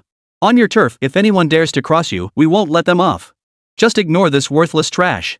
The crowd around them all chimed in agreement. These words fell into Lu Nan's ears, but he dismissed them with a sneer. Damn it, I had too much beer and fried chicken last night. I'm still hungover. Do you really think I let those 7 idiots beat me up all night? However, he also took this opportunity to observe everyone closely. He wanted to see how many of them he recognized from his previous life. And which one of them was most likely the one with the scar. After observing everyone, he actually found a few familiar faces. I see, Old Gu, Zhou Biao, Li He, Fan Gao. Damn it, these 5 oddballs are so young now. I'll have to find a chance to catch up with them. These guys are key to my escape. But which one is the scarred guy, the guy with glasses or the bald, fierce one? The reason Lu Nan is like this is because, aside from the 5 people he knows, only these 2 are still eating leisurely. They seem completely uninterested in what's happening with Wang Hai and the others. This kind of attitude, where nothing matters, isn't something you develop after just a few fights. Just as Lu Nan was deep in thought, Wang Hai suddenly spoke up. Alright guys, did you all receive Comrade Lu Dashin's notice last night? The martial arts selection tournament will take place in 2 days. Starting after this breakfast, I'll exempt you from your labor. You'll have 2 days off.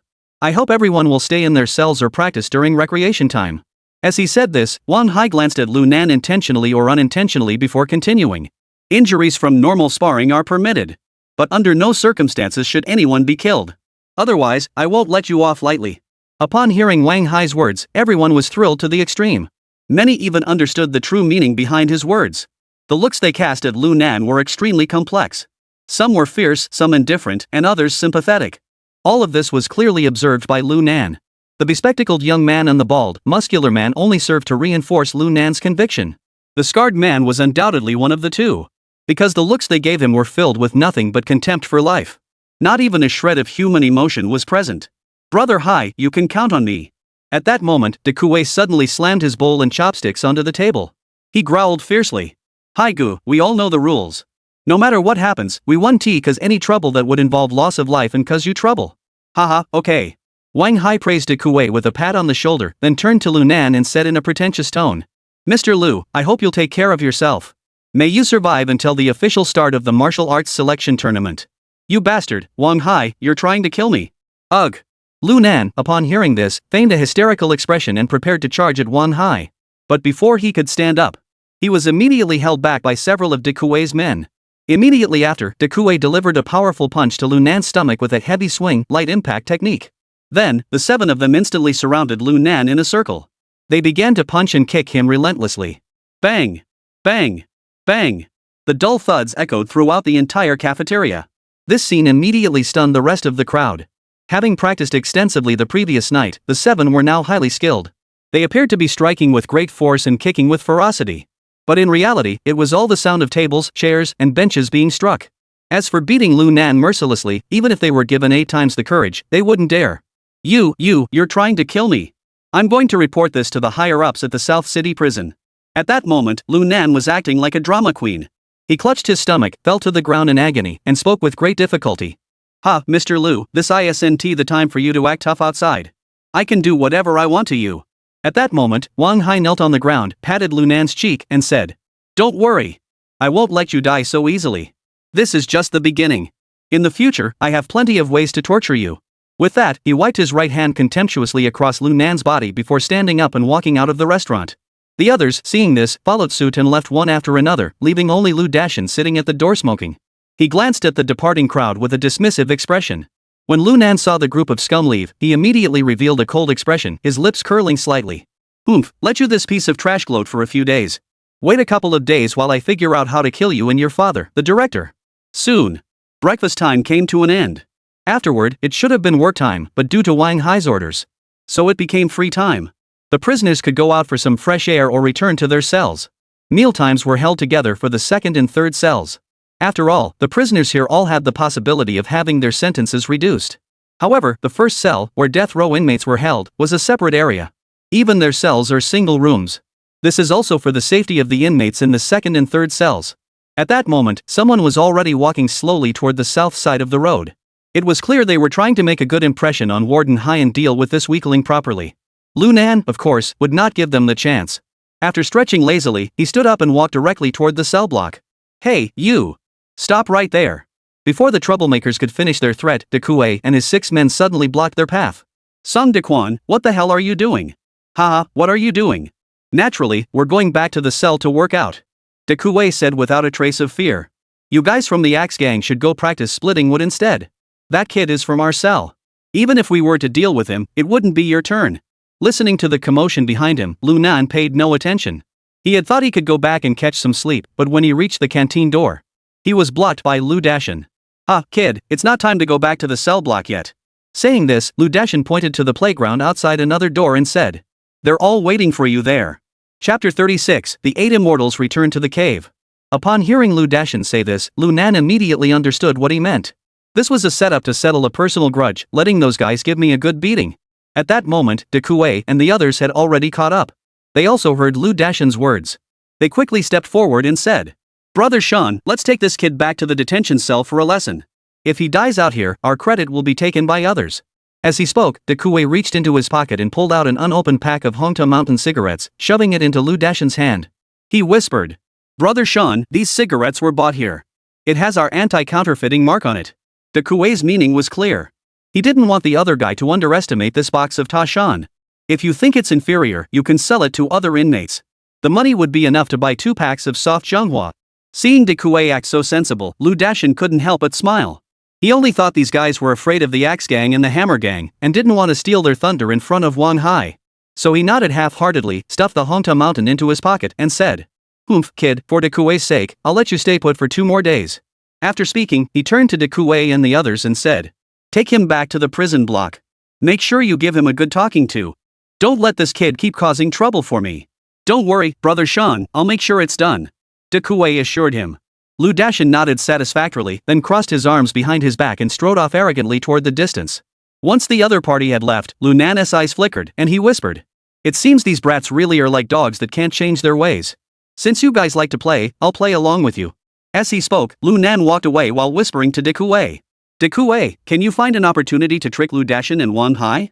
Preferably during the selection match, get some higher-ups to come and watch? I'm not sure about that. But I can give it a try. De Kuei scratched his head and gave a sheepish smile. Upon hearing this, Lu Nan nodded and didn't say anything else. After all, such matters couldn't be forced. However, if it really worked out, it would be a huge benefit for him. He would find a way to make Wang Hai and those trashy guys lose all face in the eyes of the higher-ups. By the way, De Kuei, do you know any of those people? Lu Nan discreetly pointed toward the 5 people he had known in his previous life. I know them all.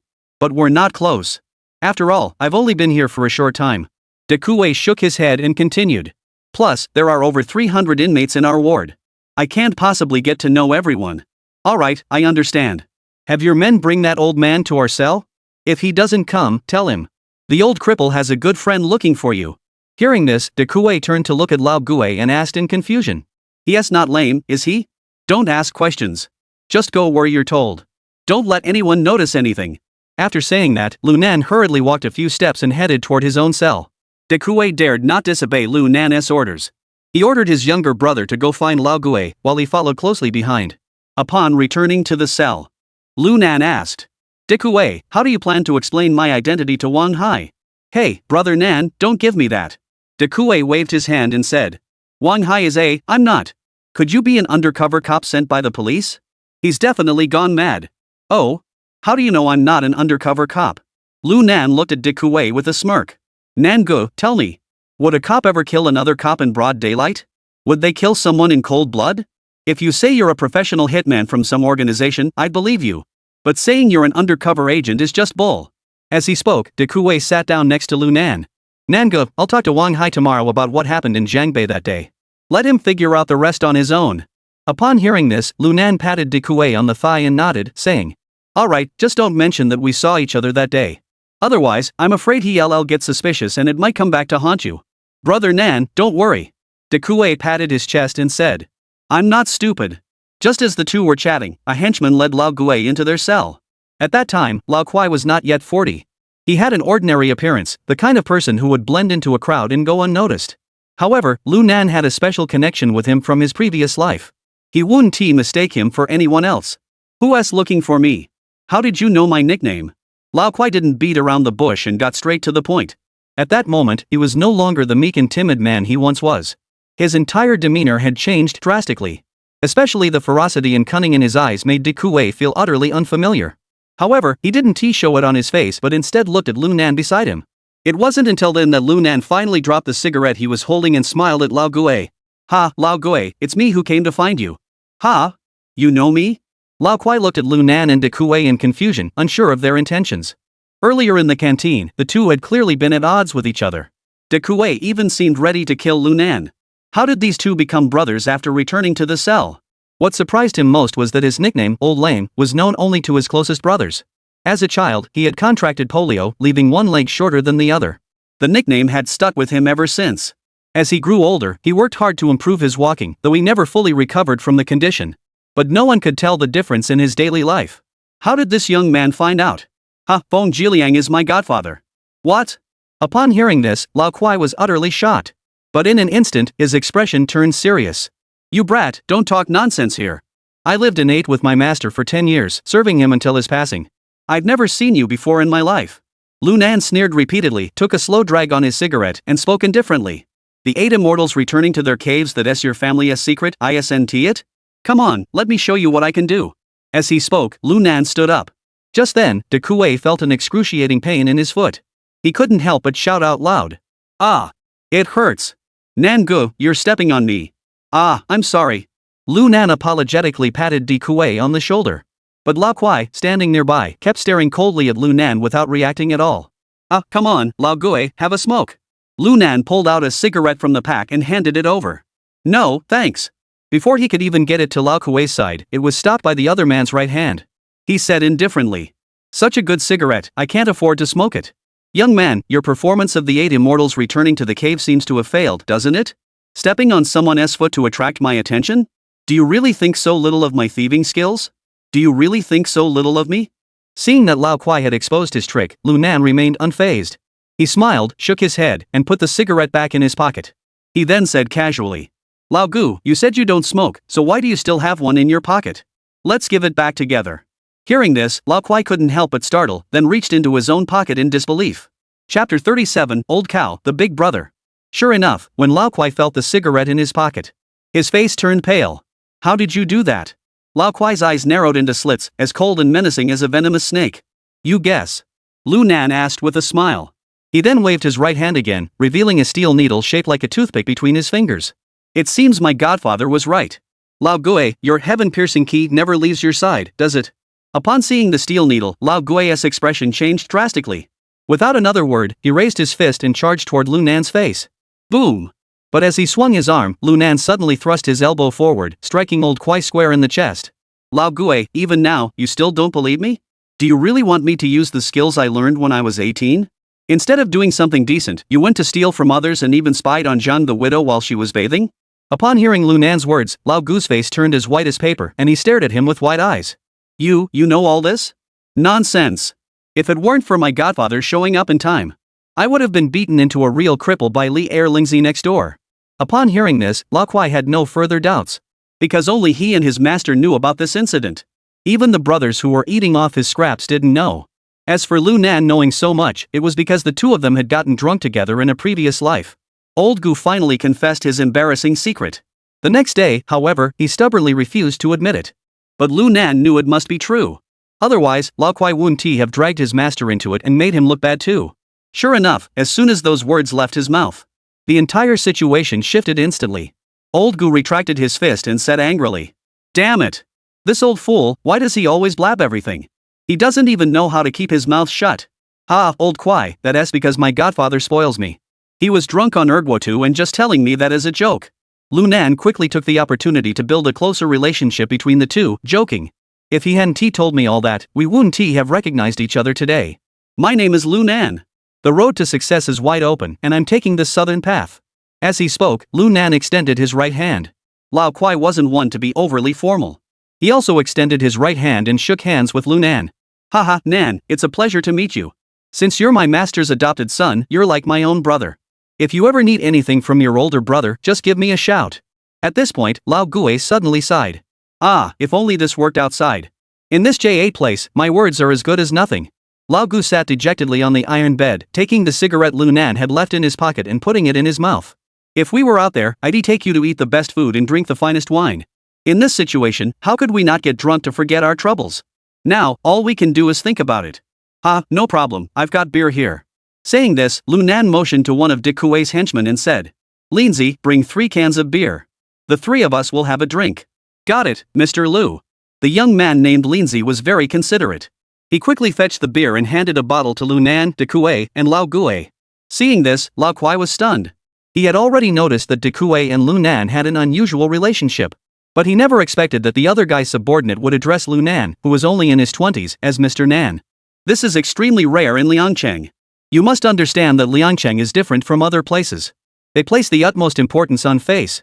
Especially those who mix in the underworld, they value face above even their own lives. If it weren't for the fact that Lu Nan had something the other party respected, they would never have referred to him that way, no matter what. It seemed like Lao Kwai had read his mind.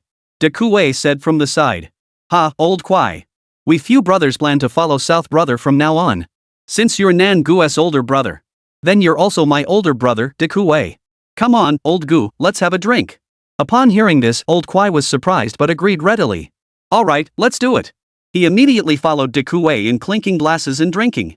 Lu Nan stood by, smiling as he took a sip. Soon, the 3 of them were chatting enthusiastically. It was as though they were brothers who hadn't seen each other in years. "Nan, you're really amazing. I never thought you'd not only cripple the Zhao family as 3 tigers. You even killed Li Qian. That's ruthless." Lao Kwai listened to Lu Nan's account and sincerely raised his thumb. "Unlike your older brother, who can only engage in petty crimes. Not fit for the big stage.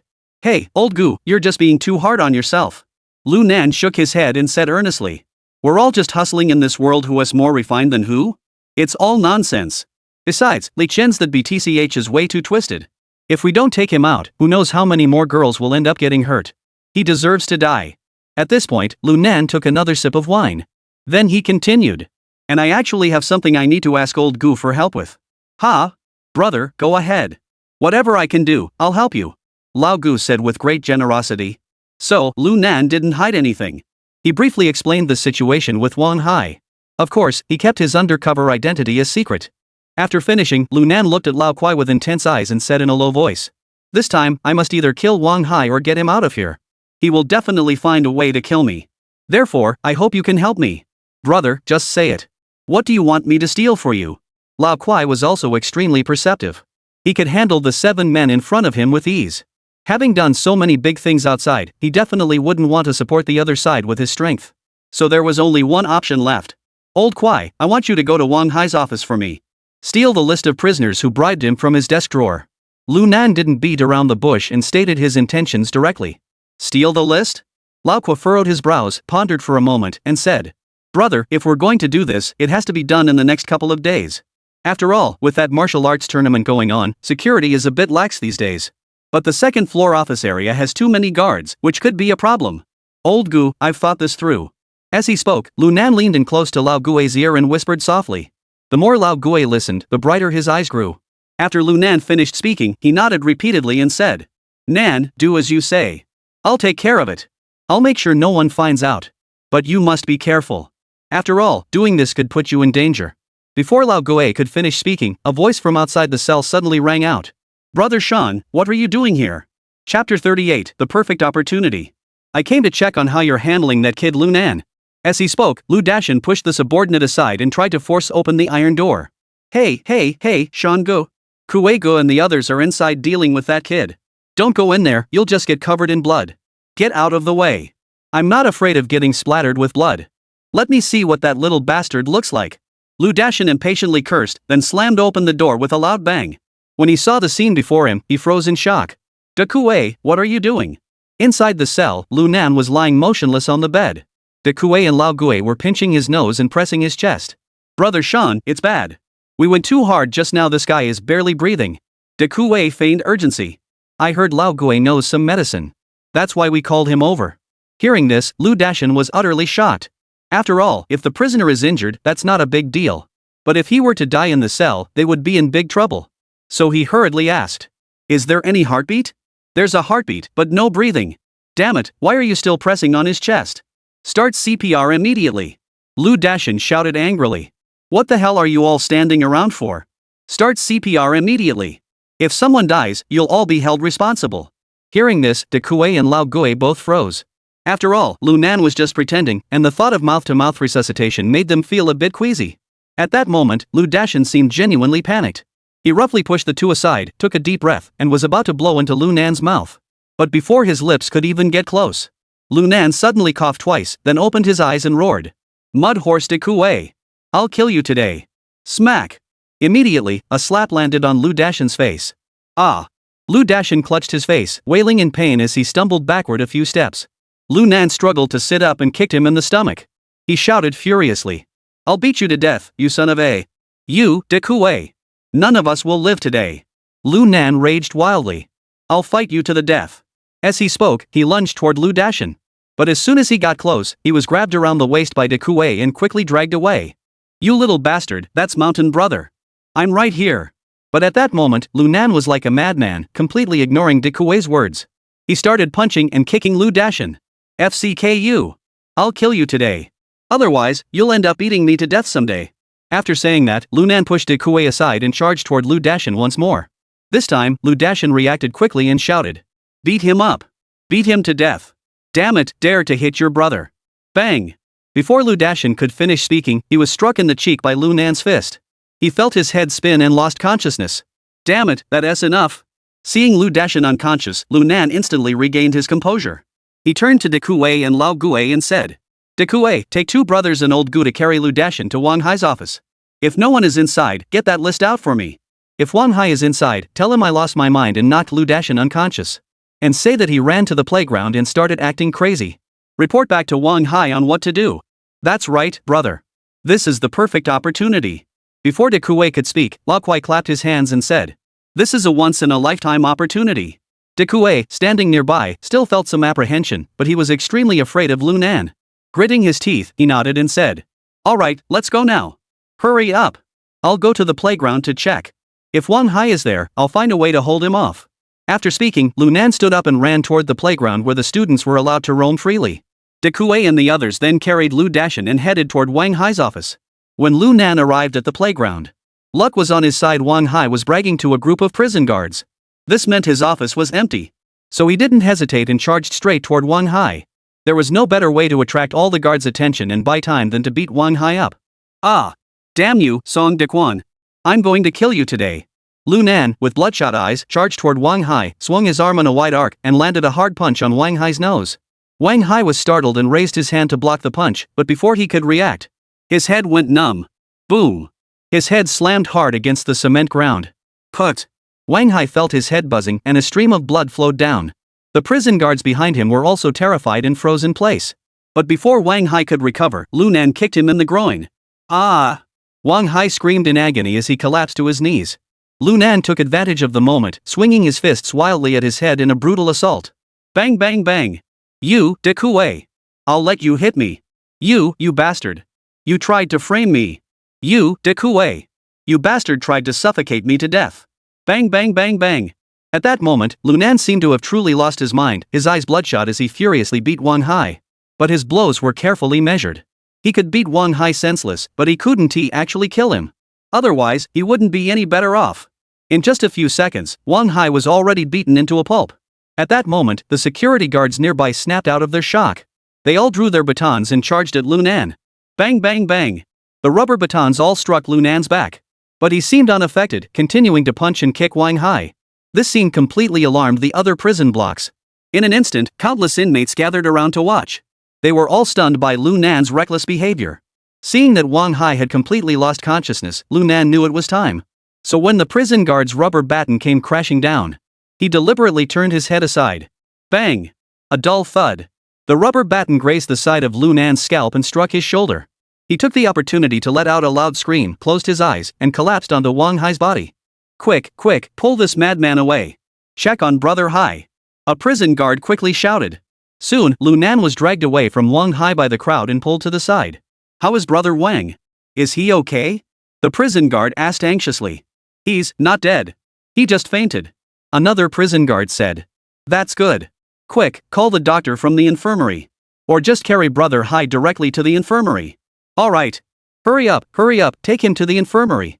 Several prison guards worked together, exerting tremendous effort, to lift Wang Hai off the ground and rush him toward the infirmary. Meanwhile, Lunan, lying on the ground, let out a cold smile. Ha, Wang Hai, this is just an appetizer. Once I get the list, we'll see how you die. Chapter 39, Everything Goes Smoothly. At that moment, a crowd of inmates had gathered around, staring at Lunan, who appeared to be unconscious, filled with curiosity. I wonder how this young guy has such incredible strength. Hey, this little brat is pretty tough. He even dared to take on the warden of the sea prison. What's so fierce about that? Didn't you see him acting like a madman just now? I suspect he was beaten up by De Kuei and his gang. That is possible. Hey, where are De Kuei and the others? Exactly. How did this kid end up alone? I'll go check on De Kuei and the others to see if they're okay, ha. Hearing these words, Lunan thought to himself, this is bad. If these prisoners catch on to something suspicious, this could get really bad. Thinking this, Lunan suddenly stood up and kicked the guy who was heading toward their cell. What the hell? Who kicked me? The guy flew into a rage and turned to yell at Lunan. But when he saw Lunan's face, he froze in shock. You weren't unconscious. De Kuei, I'll kill you. Lunan didn't care what he said. He charged at the man, swinging his fists wildly. The prisoner hadn't been expecting it and was beaten senseless, screaming in pain. Damn it, this kid is definitely crazy. Take him down. This prisoner wasn't just anyone, he was Zhang Lin from the Axe Gang. He had gone there out of curiosity about De Kuei and the others, but with a malicious intent to watch them suffer. After being hit by Lunan's barrage of punches, his anger was immediately directed at him. Kill this bastard, no mercy. As he spoke, Zhang Lin led the charge toward Lunan. You son of a De Kuei, I'll kill you all today. Lunan continued to rant, but his hands moved swiftly. He dodged left and right while grabbing Zhang Lin's arm and delivering a powerful knee strike. Crack! With the sound of a bone breaking, Zhang Lin's body instantly curled up like a shrimp. But Lunan didn't stop. Damn it! Zhang Lin screamed in agony. Not only was his right arm broken, but his ribs were in excruciating pain. Brothers, take him down. At that moment, the members of the Axe Gang had already surrounded him. Lunan's expression darkened, and he charged straight toward them. Damn it, break his limbs! Zhang Lin shouted viciously. Hearing this, Lunan didn't hesitate, delivering a kick straight to Zhang Lin's cheek. Bang! Ah! Zhang Lin let out another blood-curdling scream. His nose had been shattered, and blood gushed out like a fountain. The others didn't hesitate either. They had already had their eyes on Lunan, and now that they had the chance, they all charged toward him. Bang bang bang! In truth, these amateurs were no match for Lunan. He didn't need to exert himself so much. But to avoid arousing suspicion, he pretended to be outmatched, dodging constantly while looking for an opportunity to counterattack. Soon, Lunan had already taken 3 or 4 slaps. Though they were just ordinary people with weak strength and speed, it still made Lunan feel extremely uncomfortable. Especially since Lunan had to keep up the act, which made him suffer even more. Damn it, this can't go on. Being toyed with by a bunch of amateurs who could endure that? Damn it, since I'm just pretending to be crazy, why not just take these scum down? At that thought, Lunan wanted to use all his strength to show these amateurs what he was made of. But just then, a whistle suddenly sounded. Immediately, prison guards armed with shields and rubber batons charged forward. Put your hands on your heads and get down on the ground. Hurry up! The guards barked menacingly.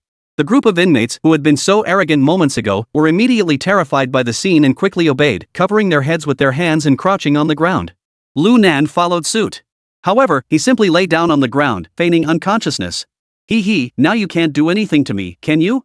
As he had expected, the arriving prison guards assumed Lunan had been knocked unconscious and didn't bother to intervene. What are you still standing there for? Quickly carry this kid to the infirmary. If he dies here, your days of using axes will be over. Damn it, you're all crazy and still attacking him? One of the prison guards ordered. Upon hearing this, Zhang Lin nearly spat out a mouthful of blood, speaking with a sense of injustice. The government is the victim here. Look at what this kid did to me. But the prison guard clearly didn't bother to respond, shouting instead. Get out of here. Stop complaining. Hurry up. Carry him to the infirmary. The rest of you back to your cells. The others, upon hearing this, clenched their fists in anger. Oomph, just wait and see. Zhang Lin spat out a defiant remark before hoisting Lu Nan onto his back. But just then, Lu Nan, who had already lost consciousness, whispered softly in his ear. You bastard, just wait. I dared to beat up Wang Hai, you think you're any different? I'll kill you someday. Oh my god. Hearing this, Zhang Lin felt a chill run down his spine, and cold sweat instantly broke out on his forehead. Bastard. The confused prison guard, seeing this, assumed Zhang Lin was causing trouble. Enraged, he raised the rubber baton and swung it down toward Zhang Lin's head. Ah! In an instant, Zhang Lin let out a piercing scream, his face filled with panic as he scrambled to escape. Meanwhile, Lu Nan clung tightly to his neck, refusing to let him throw him off. If you don't want to die, take me to the infirmary immediately, or I'll snap your neck right now. Lu Nan said coldly. Hearing this, Zhang Lin's entire body trembled violently. Thinking back to his earlier fierce demeanor, he really could have killed himself. Thinking this, Zhang Lin didn't dare to delay and quickly carried Lu Nan toward the infirmary. Those around them, seeing this, assumed that Zhang Lin was afraid of the prison guard behind him. That's why he was so obedient. For a moment, everyone's gaze turned pitying. Lu Nan was asking for trouble. Even if he woke up, what could he do? Not only had he offended Wang Hai, but he had also left Zhang Lin of the Axe Gang in such a sorry state. This guy is finished. When he arrived at the infirmary, Lu Nan couldn't help but feel a glimmer of hope. Because he saw Lu Dashan lying there as well. De Kuei and Lao Gui were standing nearby, explaining the situation to the chief physician of the medical room. When they saw Lu Nan being carried in by Zhang Lin, the two were startled. But when they saw Lu Nan wink at them, they immediately realized what was going on. Lao Gui, whose hand had been hanging down, made an okay gesture before ignoring him. Lu Nan, having understood, also sighed in relief. It seemed everything was going smoothly. This was getting interesting. What is going on with the two of you? The chief physician furrowed his brows and said. How did so many things happen in such a short time? Zhang Lin had been so frightened by Lu Nan that he dared not expose him. He quickly spoke up. Dr. Wang, this Lu Nan has gone mad. It was him who injured Captain Hai. I can prove it. De Kuei chimed in from the side. Damn it, Shangu came to our cell to check on this guy. Who would ve thought he'd knock him unconscious? That's why I called old Kwai to help carry Shangu over here. Upon hearing this, Dr. Wang nodded. Alright, put him on that hospital bed. I'll check on Hai the warden in Big Mountain first, then I'll see you guys. After speaking, Dr. Wang turned to De Kuei and Lao Gui and said. You two can go back now. Yes, Dr. Wang. The two bowed respectfully to each other before turning and leaving. As he passed by Lu Nan, Lao Gui seemed to move his hand slightly. Lu Nan felt something extra in his pocket. No need to guess, it must be that list. Old Kwai's 8 immortals return to the cave technique is truly impressive.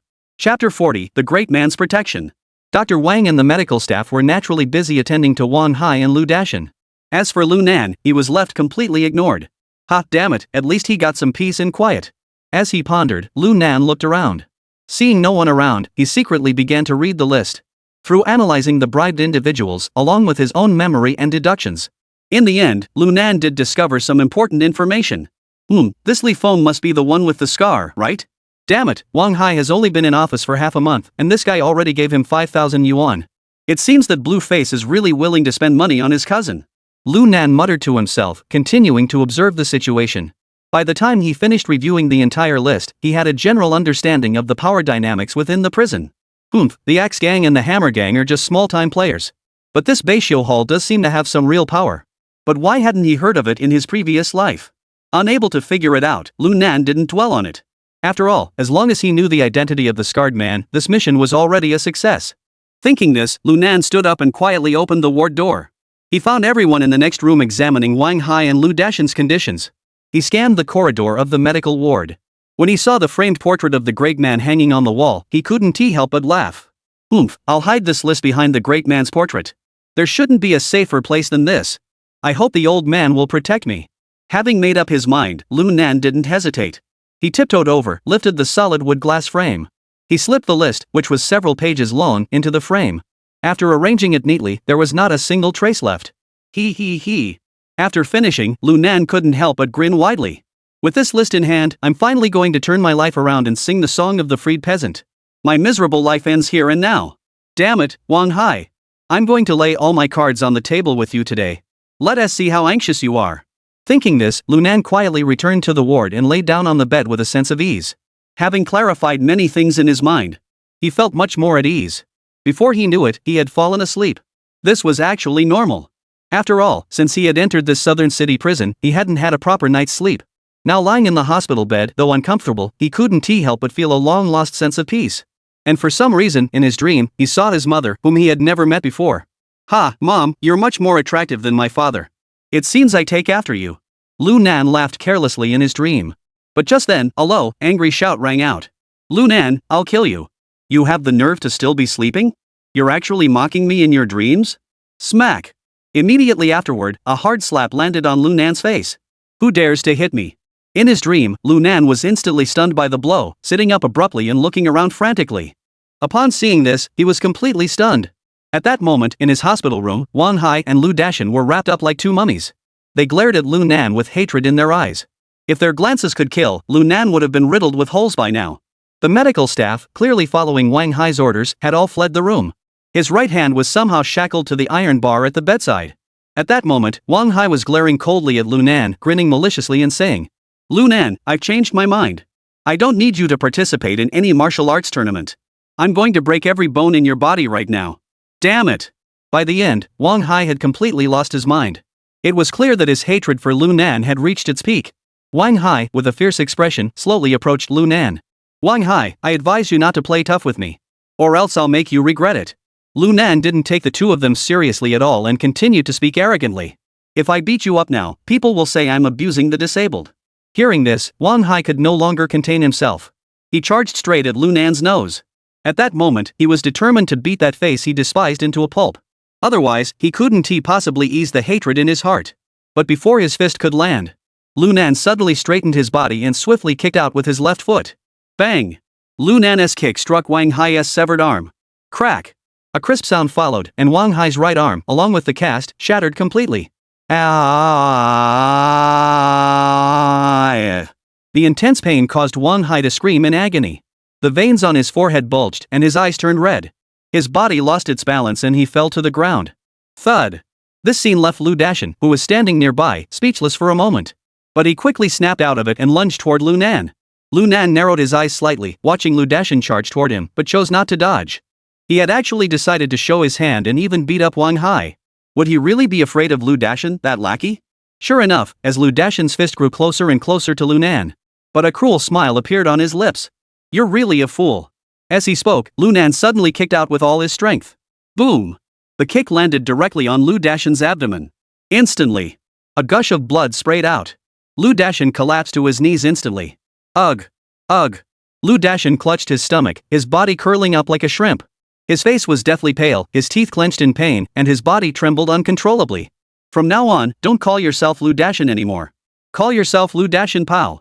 You haven't had enough of being blown up yet?" Lunan mocked him coldly.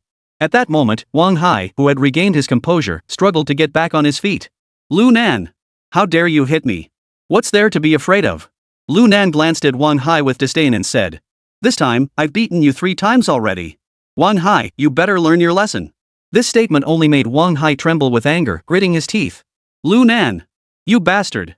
I'll fight you to the death." As he spoke, he reached for the gun at his waist. "Go to hell!" As soon as the words left his mouth, Lunan pointed at Wang Hai and shouted, "If you're so tough, pull out your gun and shoot me. But I don't believe you have the guts to do it. I'm just a prisoner in this prison, while you're the warden here. If I die under your police gun, even your own father couldn't save you, could he?" At this point, Lunan's tone suddenly rose, and he said with a mocking expression, "You're the one who's going to lose out. The one you'll be shooting isn't me, it's your career." The moment those words left his mouth, Wang Hai fell silent. Indeed, if he really injured or killed Lunan, he would certainly face dire consequences. But he couldn't accept the humiliation from Lunan. Especially after being beaten time and again, his dignity and pride had completely collapsed. This made him even more furious. "Damn it! I'll kill you." The next moment, Wang Hai charged at Lu Dashan like a madman. He immediately reached for the gun at his waist. Wang Hai actually intended to frame Lu Dashan, using his gun to kill Lunan. Chapter 41, Go ahead and try. Lu Nan saw this and his expression suddenly changed drastically. He no longer bothered to put on a brave front. After all, the risk was someone else's. His life was his own. He suddenly clenched his left hand around his right thumb. Crack! A crisp sound echoed as his right thumb was forced out of its socket. Immediately afterward, his right hand skillfully wriggled free from the handcuffs. At the same time, Wang Hai had already drawn the pistol from Lu Dashan's waist and aimed it at Lu Nan, pulling the trigger. Bang! The gunshot rang out. Lu Nan managed to dodge just in time. But his shoulder was still grazed by a scorching mark. Although he avoided the fatal wound, he was still startled by the close call. Had he not dodged before Wang Hai fired, and had the attacker not acted hastily and missed his aim? This time, he would have met his maker for sure. Damn you, Wang Hai!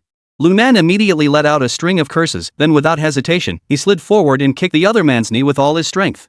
At the same time, Wang Hai fired his second shot. Bang! Click! This time, due to his injured knee, Wang Hai lost his aim. The bullet did not fully hit Lu Nan, but it tore off a piece of flesh.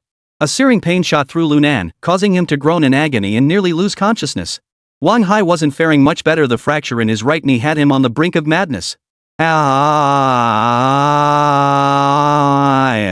Wang Hai let out a piercing scream. He kept pulling the trigger. Bang bang bang bang. But this time, Lu Nan was well prepared and kept dodging. Finally, he delivered a powerful roundhouse kick, striking Wang Hai's right wrist where he held the gun, causing the firearm to fly out of his hand. Without hesitation, Lu Nan capitalized on his advantage and delivered another punch to Wang Hai's cheek. Bang!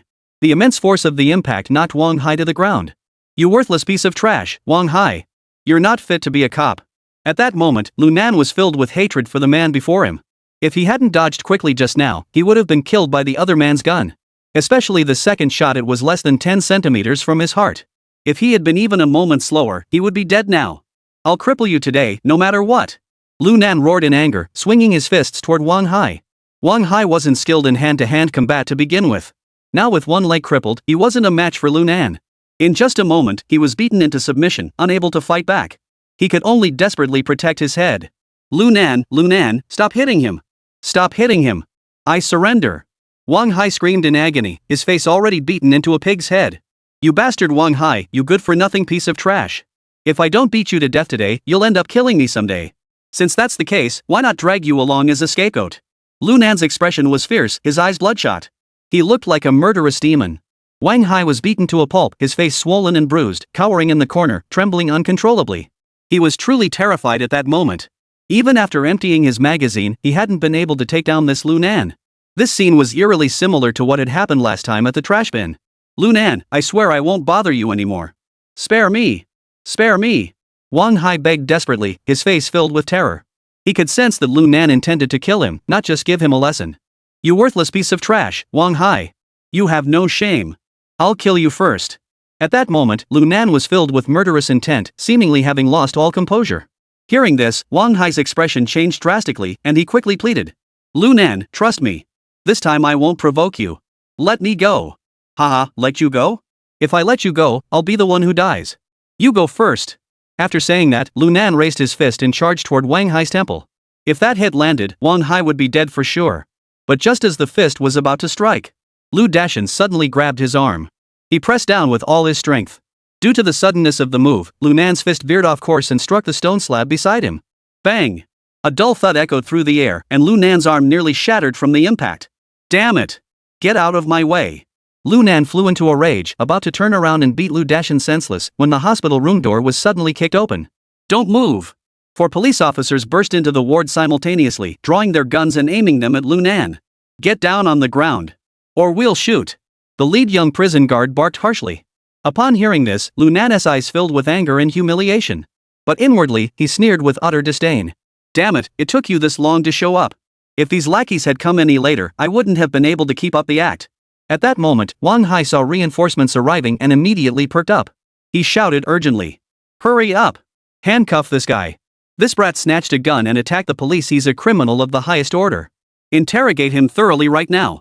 As he spoke, Wang Hai struggled to his feet and swung a punch at Lu Nan's face. But Lu Nan wasn't going to let him get away with it. He dodged the blow by shifting his body to the side, but Wang Hai still managed to hit the gunshot wound on his left arm. Ah! Seeing Lu Nan's continuous cries of pain, Wang Hai became wildly excited. It seemed as though his own injuries had healed considerably. Damn it, you dare to attack a police officer? I'll skin you alive today. Wang Hai, you son of a. Don't get too cocky. You emptied Lu Dashan's magazine. I don't believe your superiors won't look into this. When the time comes, I'll tell the truth. Who's going to skin who, we'll see. Lu Nan clenched his left arm in pain, gritting his teeth and glaring at Wang Hai.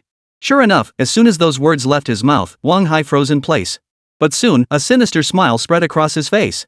Ha, you little brat, you really reminded me. Not bad, not bad. Once our superiors find out about this, they will definitely handle it seriously. Though we can't kill you. But I can make sure you never speak again. Upon hearing this, Lu Nan coldly smiled and said indifferently. Even if I become mute, I can still bring you down. After all, mailing a list of bribe recipients doesn't require a mouth. What? What did you say? Wang Hai's expression changed, revealing an expression of disbelief. He. Li Feng 5,000, Zhang Lin 3,000, Zhao Difu 3,000. As one name after another was read out along with the bribe amounts, Wang Hai finally lost his composure. No. This can't be true. How did you find out? Wang Hai screamed hysterically, unable to believe what was happening before his eyes. How could Lu Nan possibly know all this in such detail? My ledger list is clearly locked in my office drawer. Nothing is impossible. Lu Nan's cold words interrupted Wang Hai's thoughts. That document of yours, I've already had someone send it outside the prison. As soon as anything happens to me, he'll send it to the disciplinary commission, the provincial party committee, and the organization department. By then, even if your father is as powerful as he is, he probably won't be able to save you, right? Moreover, you might even be dragged down and lose your position. Your father must have plenty of political enemies in his current position, right? Tell me, how many people will jump on the bandwagon then? At this point, Lu Nan paused for a moment before coldly laughing and saying, Wang Hai, if you don't believe me, why don't you try it and see? Chapter 42, Too Good at Pretending. Hearing Lu Nan say this, Wang Hai's entire body trembled violently, completely panicking. You. Are you wondering why I was able to obtain these things? Because there is someone among your people working for me. Lu Nan glared at Wang Hai with contempt, his eyes brimming with mockery. At that moment, Wang Hai turned to look at the group of prison guards beside him. His eyes were filled with hatred. You bunch of good-for-nothings. You've been eating my food and using my resources all this time. Now, when it really matters, you're all useless. Lock this kid up in solitary confinement. Don't let him out without my orders. Damn it, you bunch of good-for-nothings. After yelling, Wang Hai ignored the pain from his broken knee, grabbed a cane nearby, and limped toward the office. Brother Hai, let me help you. Get out. You good-for-nothing, useless piece of trash. Before Lu Dashan could finish speaking, Wang Hai shouted angrily. Lu Dashan, realizing he had flattered the wrong person, could only grudgingly follow the others as they escorted Lu Nan to the detention room. In the office, Wang Hai sat at his desk, staring at the empty drawer. His expression was dark and grim. He never imagined that Lu Nan would have such a scheme. Right under his nose, someone had stolen the ledger list. This must be the work of an insider. Otherwise, the culprit wouldn't have dared to come into my office. At that thought, he suddenly froze. Then he remembered that earlier today, when he was in the infirmary, he heard that the only person who had been in his office was Lu Dashan. Damn it! It must be him. He was just acting with me there. Wang Hai slammed his fist on the table and stood up abruptly. But he had forgotten that his knee was fractured. The excruciating pain shot through him. Ah! Wang Hai let out a heart-wrenching scream. But at that moment, he couldn't spare a thought for his leg injury. Gritting his teeth against the excruciating pain, he struggled to his feet and, leaning on his crutches, made his way toward the exit. Ha, Shange, guess which one of you is my man? At that moment, Lu Nan was being escorted to the detention cell. Lu Dashan and several other prison guards followed closely behind. Upon hearing this, Lu Dashan snorted coldly and said, Lu Nan, do you really think your little schemes to sow discord will work here? Save yourself the trouble. There's no way anyone on our side would be on your side. Hee, brother Shan, you never know. Lu Nan shrugged it off with a smile, then added with a hint of meaning. Wang Hai isn't as trusting of his brothers as you are. This time, if things go wrong, you might be the one in trouble. Lu Nan, what do you mean? Lu Dashan furrowed his brows and glanced at the guards standing nearby. Seeing that they didn't seem to take it seriously, he relaxed slightly. Haha, what do you mean? Of course, it's exactly what I said. If I'm not mistaken, you were the only one who went to Wang Hai's office today, right? And then his ledger went missing. Don't you think that's a bit interesting? Lu Nan deliberately paused for a moment, his lips curling into a playful smile. He continued. Moreover, don't you know Wang Hai's methods, Shange? He is the kind of guy who'd rather kill the wrong person than let the right one get away. Don't even mention even these few big brothers might end up getting burned. Upon hearing this, the prison guards standing nearby all trembled slightly. Though their expressions remained unchanged, their hearts began to race. After all, they had experienced Wang Hai's ruthlessness firsthand. He had even killed the former warden to get transferred to this prison. He had even said this himself in front of everyone. And the methods he used to deal with prisoners were enough to send chills down anyone's spine. So even though Wang Hai had only been there for less than a month, no one dared to fear him from the bottom of their hearts. If it's really as Lu Nan said, then all of them are doomed. Lu Nan. Don't slander him. I never stole Wang Hai's ledger. Don't spout nonsense here. Lu Dashin glared at Lu Nan and shouted angrily. Is that so? I hope Wang Hai thinks the same. Good luck to you. Lu Nan grinned, revealing 2 rows of white teeth. Upon hearing this, Lu Dashin grew even more panicked. But he still shouted defiantly. Lu Nan, stop trying to scare people. Haigu will never suspect me. Relax, relax, I was just saying it's possible. I didn't say Wang Hai would definitely come after you. But... At this point, Lu Nan deliberately paused, noticing that though the others didn't show it on their faces, but they all looked like they were listening intently, so he continued. But if any of you really can't handle being dealt with by Wang Hai, you can come find me, and I'll show you the way out. Ha, Lu Nan, you're so damn funny. Lu Dashin laughed uncontrollably, thinking Lu Nan had lost his mind. And completely mad. The underlying meaning of his words was that he was actually asking them, the prison guards of the prestigious South City prison, to defect to him? Defect to a prisoner? That's completely out of the question. Enough, just mind your own business. The taste of this detention room isn't something everyone can endure. After saying that, Lu Dashin opened the iron door of the detention room. At the same time, a foul, sour odor hit his nose. Lu Dashin frowned and covered his nose, feeling his stomach churn violently, utterly nauseated. Impatiently, he shoved Lu Nan inside. He then slammed the door shut. Once inside, Lu Nan also frowned, as the smell was indeed enough to make one feel queasy. In this pitch-black, airtight room, Lu Nan felt around to measure the space, finding it to be only about 3 or 4 square meters, with no ventilation whatsoever. The entire confinement room was a sealed, square box. For most people, this place was an absolute nightmare. However, having experienced confinement in his previous life, Lu Nan didn't think much of it. He plopped down onto the damp floor and muttered to himself. Damn it! I hope the provocation earlier worked. If it did, my plans for later will be much easier to execute. Plus, the kick I gave Wang Hai should have injured his meniscus. If everything goes according to plan, he'll be a cripple for life. He. Lu Nan laughed coldly, as if he could already see Wang Hai failing one step at a time under his scheme. Just then. Squeak! The iron door suddenly creaked. Immediately afterward, a series of hurried footsteps echoed through the air. Lu Nan turned his head and couldn't help but laugh. Ha, Captain Hai, what's going on? I just locked you in, and you're already trying to let me out? Isn't that a bit too fast? Lu Nan, cut the nonsense. At that moment, Wang Hai stood before the iron door, his eyes filled with savage intent. Speak up. Who betrayed me? What do you want in exchange for letting me go? As Wang Hai spoke, his entire body emanated a bone-chilling aura of murderous intent. It was clear that he was truly enraged. Oh, so you're begging for mercy with this attitude? Wang Hai, you're really full of yourself, aren't you? Chapter 43, Zhou Yuan Huangai. Lu Nan, stop wasting my time. Wang Hai slammed his hand against the iron door and roared in fury. I know damn well your status is the same as mine, you're a cop.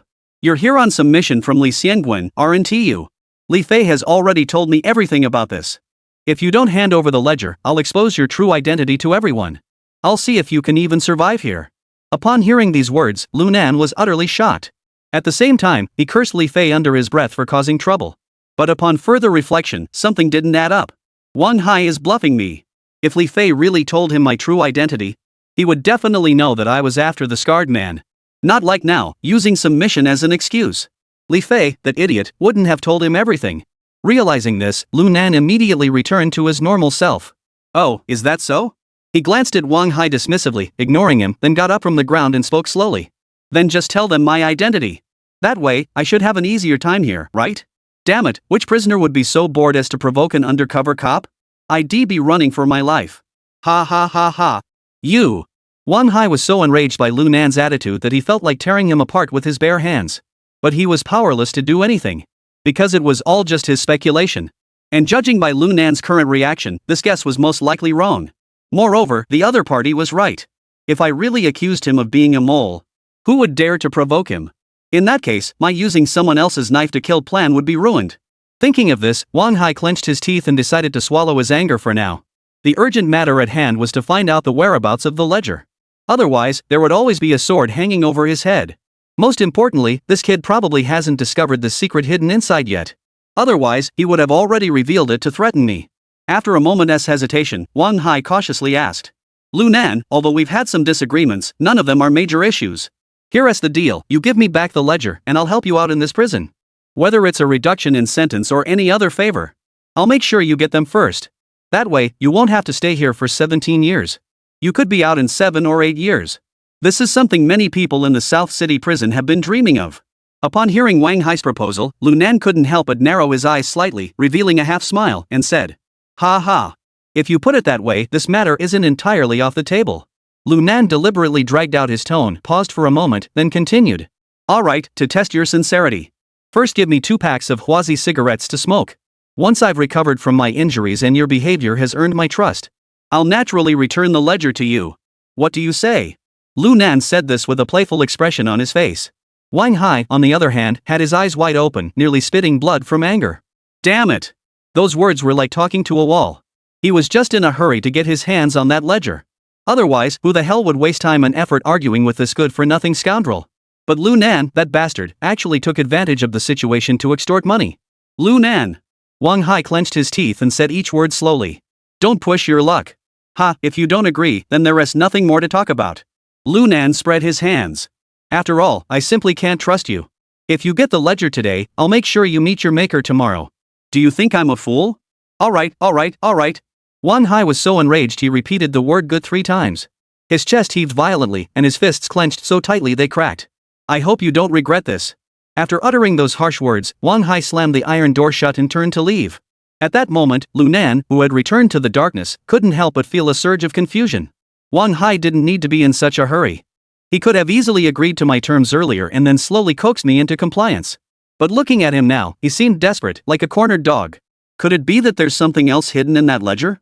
Thinking of this, the contents of the ledger once again flashed through Lu Nan's mind. But aside from the bribery amounts and some names, there was nothing else of use. Forget it. Let us take it one step at a time. Since Wang Hai is in such a hurry, let him do as he pleases. Let him keep messing around, the truth will come out eventually.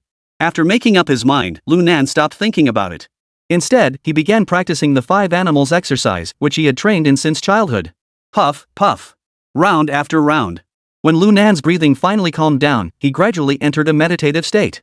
At the same time, whether it was because of practicing the 5 animal exercises, or because he had grown accustomed to the smell of the confinement room, he gradually ceased to notice the foul odor inside.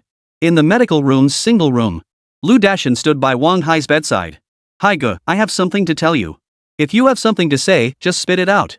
Wang Hai, with his knee in a cast, was in a terrible mood. Plus, after what Lu Nan had said earlier, he now looked at Lu Dashan and thought he was a traitor. "Haiga, what Lu Nan just said was deliberately aimed at you." Lu Dashan knew Wang Hai's temperament. It was better to be straightforward than beat around the bush. Thinking this, Lu Dashan didn't hesitate and spoke up. "I know that little bastard stole your stuff. I have a way to get it back for you." "Ha?" Upon hearing Lu Dashan's words, Wang Hai immediately perked up. Ignoring the injuries to his knees and right arm, he sat up abruptly. "Dashan, tell me your plan. If you can get my stuff back, you'll be the second in command at the South City prison." "Thank you, brother Hai." Lu Dashan suppressed his excitement, bowed his head, and repeated what he had said earlier when escorting Lu Nan to the detention cell. Then, Lu Dashan said, "Haiga, I checked earlier. No one took a day off last week except you. So, this kid must have hidden the items somewhere we don't know about. Lu Nan said that if you want to deal with us, you can give us a clear path. Why don't I just surrender to him? Let him show me the way. That way, I'll have a good chance of finding out where he hid the stolen goods." Hearing Lu Dashan say this, Wang Hai couldn't help but fall into deep thought. A moment later, Wang Hai suddenly looked up at Lu Dashan and praised him. "Good. That's a brilliant move, removing the support from beneath the pot. However, this kid is too cunning. What do you plan to do? Show you beating Huang Gai?" Lu Dashan spoke directly. "Haiga, beat me up real good now, and then I'll go surrender to Lu Nan." "Ah, great brother." Smack. Clanging and clattering. Ah! In an instant, the sounds of beating mingled with Lu Dashan's agonized screams, echoing throughout the entire South City prison. Chapter 44, A Pleasant Collaboration. The next day, Lu Dashan, who had been beaten into a pulp, opened the door to the isolation cell. At that moment, Lu Nan was sitting cross-legged, eyes closed, meditating. He seemed completely unaffected by his time in solitary confinement. "Lu Nan, let's talk." Upon hearing this, Lu Nan opened his eyes and saw Lu Dashan's miserable expression. He paused for a moment. Then he burst into laughter. "Ha ha ha, Lu Dashan, how come you haven't been seen for a while? You've turned into a panda. Stop making things up." Lu Dashan said irritably. "It's been a whole night already, you bastard. You tell me it's just a moment? A whole night? Lu Nan heard this and was slightly surprised, but he didn't think much of it. He deliberately stretched lazily and said, "Ah, yawn. It's been a whole night already? No wonder you're in such a good mood." Hearing this, Lu Dashin couldn't help but boil with anger. Damn it, just to make it look more realistic, I endured a night of brutal beatings, almost getting beaten to death. Lu Nan, on the other hand, not only did he not suffer, but he looks like he's enjoying himself? This is really infuriating. Though he thought this in his heart, he didn't show any emotion on his face. After all, he was here on a mission. I must gain Lu Nan's trust as soon as possible and retrieve the list. Otherwise, Wang Hai that bastard 1T let me off the hook. Thinking this, Lu Dashin forced himself to calm down and asked in a softer tone. Lu Nan, yesterday you said that if Wang Hai caused trouble for me, you'd show me the way out. What kind of way was that? Upon hearing this, Lu Nan smiled slightly and replied without hesitation. This clear path is simple. All you have to do is tell me everything Wang Hai does, and I'll take him down. After speaking, Lu Nan extended his index finger and waved it. Oh? That's it? Upon hearing this, Lu Dashin was taken aback, then sneered. You call that the way of the world? As he spoke, a hint of contempt flashed in Lu Dashin's eyes. Do you know who Wang Hai is backed by? Who is his father? Lu Nan, you're so naive. Wang Hai's father is the second in command of the entire police system. Do you really think you can take him down? Ha, I advise you to just go to bed. Do you know what Wang Hai's father hates the most? It's people like you, a traitor. You probably won't even get to see him before you're kicked out. After Lu Dashin said this, he turned and left. He left so abruptly because he was using the tactic of feigning retreat to lure the enemy forward. If Lu Nan had just said that casually, he would have agreed. This is utterly ridiculous. Even a fool could see there was something fishy going on. As for why Lu Nan dared to make such a bold claim, there are only two reasons. First, Lu Nan has no clue about how the bureaucracy works. Second, the ledger he holds in his hands. But relying on just these 2 points to bring down the second in command of the police department is thinking too highly of oneself. After thinking it through, Lu Dashin shook his head. He couldn't care less whether Lu Nan was or not as long as he could get some information out of him. That was all that mattered. Lu Dashin had just emerged from the detention cell when he saw Wang Hai leaning on a cane, hurrying over and saying, "How did things go? Does that kid believe you yet?" Brother Hai, he said he's going to take you down." I turned and left. That called letting him take the bait. Bang! Before Lu Dashin could finish speaking, Wang Hai's cane struck him directly in the face. FCKU! You're playing hard to get, you bastard? After saying that, Wang Hai roared angrily and swung his cane at Lu Dashin again. You bastard! I told you to hold on tight. You're still here pretending to be a genius? Just wait until I finish you off today. Wang Hai grew angrier with each strike, swinging his cane at Lu Dashin again and again. Lu Dashin screamed in pain but continued to insist. Brother Hai, don't get so worked up. If I seem too anxious, he won't believe me. Go to hell. You hit him this hard and he still doesn't believe you? That means you didn't hit him hard enough. Wang Hai grew angrier and angrier, wanting to skin Lu Dashin alive. The reason he was so anxious was because if Lu Nan discovered the secret of the list, taking me down would be nothing. Even his own father would be brought down. This damn Lu Dashin is still here acting with me. Oh my god. Hai Ge. I'm sorry. Lu Dashin covered his head and wailed, tears streaming down his face. You're the one who's wrong. As he spoke, Wang Hai kicked and punched him even harder. It's my fault. I shouldn't have trusted you, you good for nothing. Hai Ge. Enough. The injuries are severe enough. I'm going back to find Lu Nan right now. Upon hearing this, Wang Hai finally stopped. But he muttered under his breath. Hurry up. If you're even a second late, I'll kill you. And before the internal martial arts tournament at the South City prison, if you can't find out where that ledger is, I'll dig a hole right here and bury you. Yes. I'll definitely complete the mission. Hai Ge, you can count on me. With that, Lu Dashin clutched his forehead, which was gushing with blood, and slinked back into the crowd. Damn it, this crazy bastard. Lu Dashin wiped the blood from his face while muttering viciously. If this doesn't work, I'll just have to defect to Lu Nan. It seems like what he has in his hands can really bring you down. Otherwise, you wouldn't be so nervous. Lu Dashin grew increasingly convinced that Lu Nan had something powerful in his hands. He decided to temporarily keep Lu Nan under control and wait for an opportunity to find out where the thing was. If he could get his hands on it, damn it, he'd use it to threaten Wang Hai. After coming to this conclusion, Lu Dashin immediately returned to the detention area and headed toward the door of the room where Lu Nan was being held. Squeak! After opening the iron door, Lu Dashin rushed into the room and locked the door behind him. Then he turned to Lu Nan and said, Lu Nan, I think what you said is feasible. Lu Nan looked up at Lu Dashin and couldn't help but snort derisively. Ha, what's the matter? Did you just get beaten up by Wang Hai as soon as you went out? Damn it! You just stepped out and ran into that bastard. He beat me up for no reason. Lu Dashan gritted his teeth as if he had suffered a great injustice. Upon hearing this, Lu Nan raised an eyebrow. Oh? He's trying to kill you. He doesn't even bother to hide it anymore? What is there to avoid? All of us brothers have been beaten to the ground by him. There is hardly anyone left. Lu Dashan hurriedly explained, as if afraid Lu Nan wouldn't believe him. Lu Nan, I've decided. I'm joining you. Just tell me how we can bring Wang Hai down. After listening, Lu Nan narrowed his eyes. Since that is the case, then help me with something. What is it? Just say it. I can definitely do it. Lu Dashan patted his chest, swearing his loyalty. It's simple. First, get me out of here. Otherwise, if I stay here, how can I bring down Wang Hai? After speaking, Lu Nan gave Lu Dashan a smirk, as if to see his reaction. Don't worry. I'll figure something out. I'll get you out of here in no more than half an hour. Lu Dashan said confidently. Wang Hai's mountain gun is heading to the city hospital. While he's gone, I'll let you out. Alright, let us work together smoothly. Lu Nan stood up and shook hands with Lu Dashan. Let us work together, Mr. Lu. Chapter 45, Physical Examination. Half an hour later. Lu Dashan indeed released Lu Nan from the detention room as promised. Mr. Lu, is there anything else you need me to do? Lu Dashan asked humbly. Brother Sean, what else could I possibly ask of you? Now that I'm out, I'll just go back to sleep.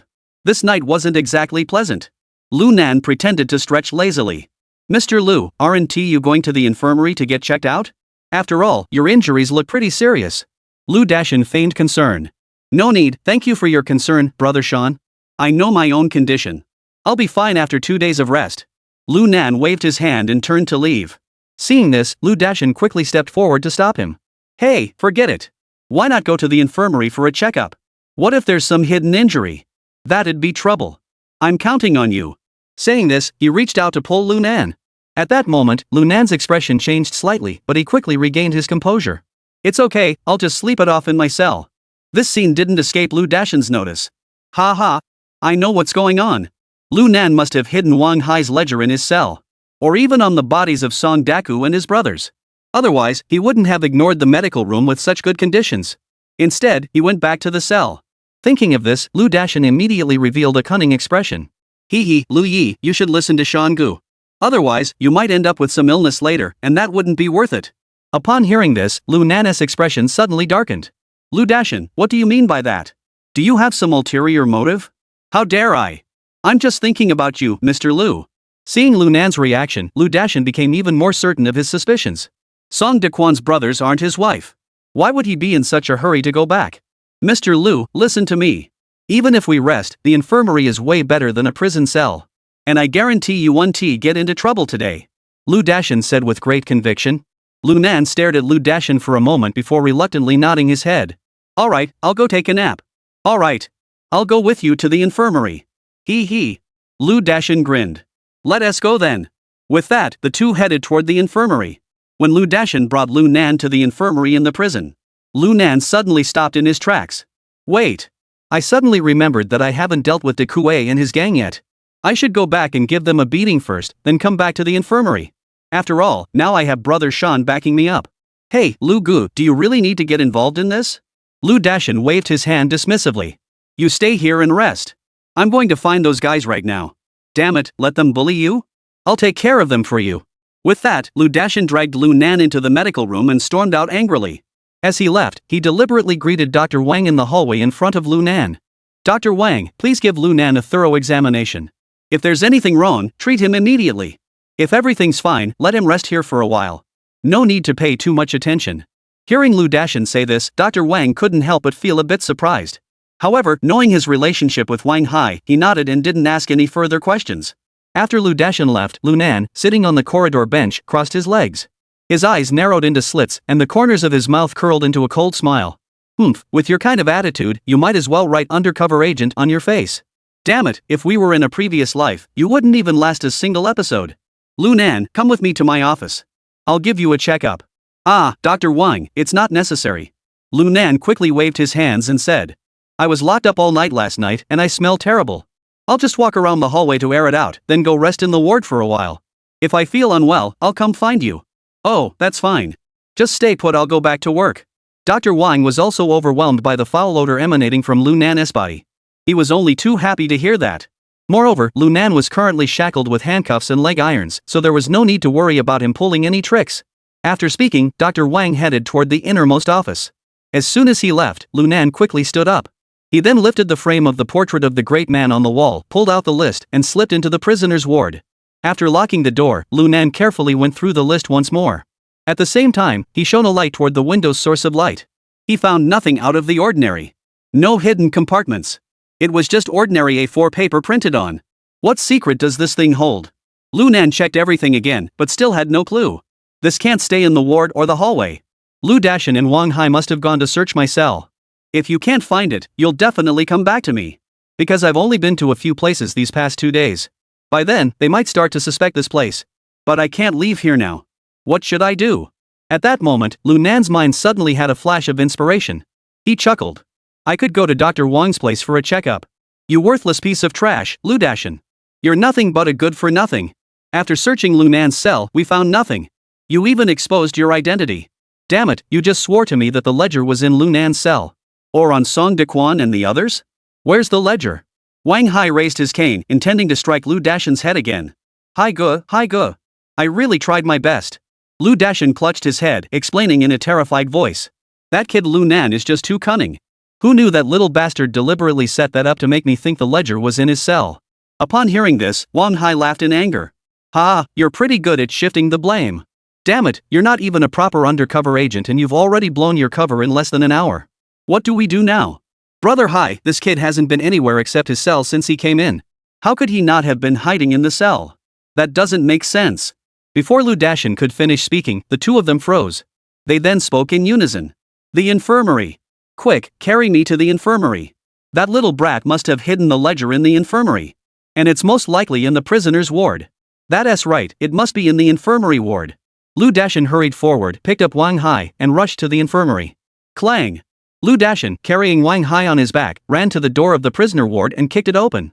Seeing that Lu Nan wasn't inside, he was taken aback. Damn it! You in white coats, get out here!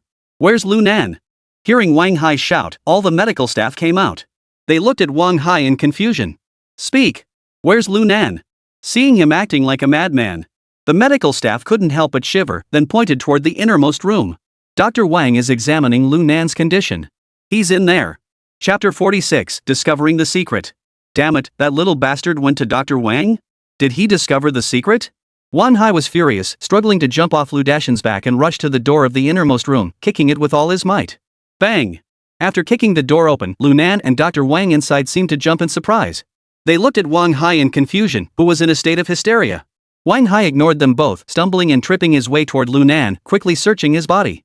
He found nothing. At this point, Wang Hai had completely lost his mind. He grabbed Lu Nan's collar with his left hand, which hadn't been broken, and yanked it. He shouted angrily. Lu Nan, you bastard, where did you put the ledger? Facing Wang Hai's appearance, Lu Nan remained calm. Wang Hai, if you don't want your limbs shattered into pieces, I advise you to let go immediately. Hearing this, Wang Hai was startled. That kid's gaze was so intense, as if he dared to relax even slightly, the guy would pounce and bite him to death. Lu Nan, I don't have time to waste with you. Tell me where the ledger is right now. Otherwise, I'll kill you right now. Wang Hai snorted coldly but didn't let go. Instead, he grabbed Lu Nan's neck and pulled him violently toward himself. However, the next second, Lu Nan, whose hands were cuffed together, suddenly raised both hands upward, directly colliding with Wang Hai's armpit. Crack! The crisp sound of bones grinding against each other echoed instantly. Intense pain spread throughout his entire body. Wang Hai's arm was dislocated by Lu Nan's brute force. He screamed in agony, his face contorting in pain. Ah!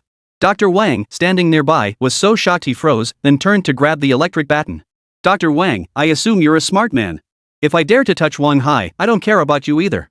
Lu Nan's words seemed to carry a magical power, instantly freezing Dr. Wang in his tracks. After a moment, he turned back and said, Lu Nan, what you're doing is making things very difficult for me. Don't worry about that. Just go fix Wang Hai's arm first. Since my body isn't seriously injured, I'll return to my cell first. As he spoke, Lu Nan deliberately scratched his clothes and gave Wang Hai a cold smile. Ha, Warden Wang, I told you I had someone take the ledger out, but you wouldn't believe me. You just had to make a fool of yourself. Even if I didn't send it out, could I possibly carry it around with me? What a hassle. At this point, Lu Nan suddenly remembered what Wang Hai had shouted in the corridor. That little brat went to Dr. Wang's place? Did he discover the secret? This means the secret of the ledger list is in Dr. Wang's office. Thinking of this, Lu Nan's eyes darted around and he pretended to be confident as he said. And since I was in Dr. Wang's office, I naturally know the secret of the ledger. Otherwise, Lu Dashin, that bastard, wouldn't have forced me to the infirmary to check my cell. Why didn't I resist? You don't really think he could stop me, do you? Saying this, Lu Nan pointed at Wang Haidao, whose dislocated arm had just been reset by Dr. Wang. I dared to dislocate your arm, would I care about his little gun? You want to go to my cell, but I want to come here. We've all gotten what we deserve. After saying that, Lu Nan deliberately glanced at Lu Dashin at the door and smiled, saying, Ha, mountain cannon brother, thanks. Upon hearing this, Wang Hai was startled. His eyes instinctively glanced at the specially made medical record book on Dr. Wang's desk. The reason it was called custom made. Because the medical records here were different from those in a regular hospital. They were also printed on A4 paper. They were about 7 or 8 sheets thick. The pages are filled with various irregular grids. And within those grids are Dr. Wang's diagnoses for Lu Nan. Lu Nan, who had been observing him out of the corner of his eye, couldn't help but perk up. Damn it! I get it. Use the grid on the medical record to filter the information on the list. That's the real useful information. The so-called bribery is just a cover-up. Are we playing spy games here? Why make such a big deal out of it? And who is this information intended for? Can't you just say it directly? As Lu Nan pondered this, Wang Hai seemed to believe that the other party had indeed discovered their plan. He couldn't help but collapse onto the hospital bed like a deflated balloon. Lu Nan, just say it. What do you want to do? Upon hearing this, Lu Nan's mind raced, but he remained calm on the surface and said, Warden Hai, what else can I do? I said I'll be released tomorrow, can you make that happen? Upon hearing Lu Nan's words, Wang Hai fell silent. Although he was the warden, and had the authority to grant him a reduced sentence. But to release him outright? That was pure nonsense. Just as Wang Hai didn't know how to respond. Lu Nan was also deep in thought. He had to show some real stuff. Otherwise, if Wang Hai regains his wits and tests the waters, I'll be exposed. Thinking this, Lu Nan didn't hesitate. He strode confidently over to a stack of blank medical records. He picked one up with a meaningful look and shook it.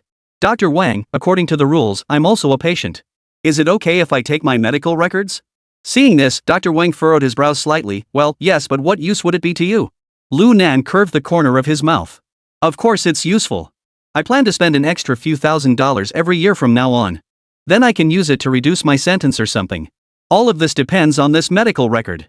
As soon as he finished speaking, Wang Hai suddenly went berserk and lunged forward to grab it. But Lu Nan dodged effortlessly. Warden Wang, as long as you don't cause trouble for me in the future, the format of this medical record won't be sent outside. And even if I give it to you, it doesn't matter. Because I've already memorized the format of this medical record. As long as I pass it on to the person I've designated, you and your father can just wait to die. Having said this, Lu Nan took a deep breath and continued. You should pass on the information this time. But as long as the list is in my hands, the information on it is evidence. I think even if it takes 10 or 8 years, the statute of limitations 1T have expired yet, right? Dr. Wang was completely panicked upon hearing this and hurriedly explained. Lu Nan, don't do anything reckless. I promise I'll never harm you again. Better not harm me. As he finished speaking, Lu Nan sneered at Wang Hai and walked straight toward the door. He turned to Lu Dashin, who was still standing there dumbfounded, and said, Brother, you've gone through a lot this time. If you hadn't brought me to the medical room, I would have had a hard time remembering this case format properly. Alright, don't just stand there. Take me back to the cell. Hearing Lu Nan say this, Lu Dashin was momentarily speechless. By the time he snapped out of it, Lu Nan was already heading toward the door. At that moment, he glanced at Wang Hai, who seemed ready to tear him apart, and couldn't he help but shiver. Trembling, he said, I'll take Lu Nan back first. Before he could finish, Lu Dashin no longer had the courage to continue. He turned and ran out after him. Chapter 47, Shocking News. As soon as he stepped outside, Lu Dashin chased after Lu Nan like a dog. He then said with a fawning smile, Nango, let us go to the bathroom, shall we? What the hell? Lu Nan thought he must have heard wrong and repeated himself. Go to the restroom? Ah, the restroom. Lu Dashin nodded, looking at Lu Nan with eager eyes. What the hell are you doing? Lu Shanpao, what are you doing? You're not trying to sell PG, are you? I don't do that. Seeing that Lu Nan had misunderstood, Lu Dashin quickly waved his hands to explain. Nangu, I have something I want to talk to you about privately. The restroom here is quieter. Saying this, Lu Dashin pointed toward the corner of the corridor. His face was filled with pleading.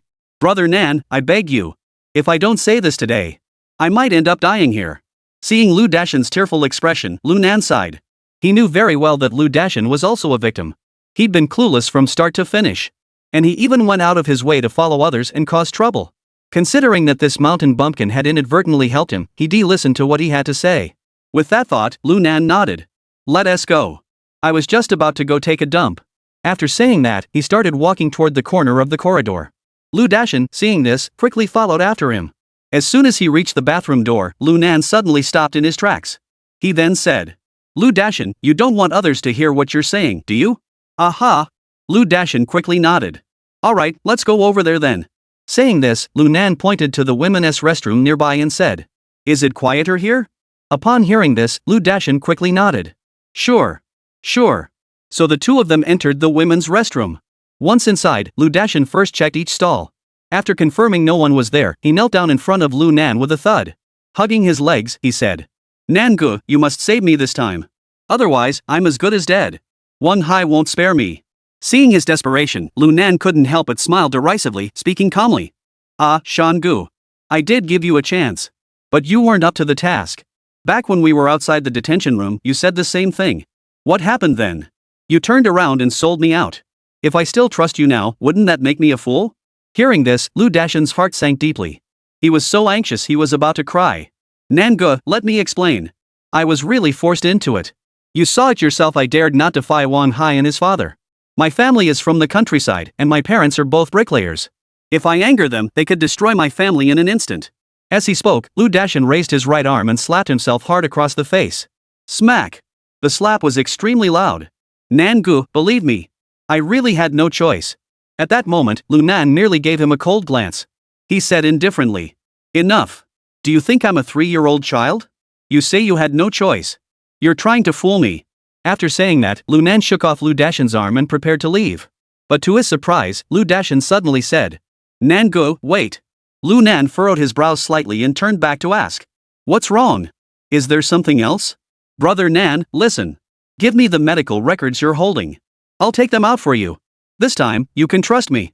This is just the most ordinary thing in the medical office. Don't worry, I don't have any other motives. Hearing Lu Dashin say this, Lu Nan couldn't help but chuckle to himself. You want me to deliver a chicken feather?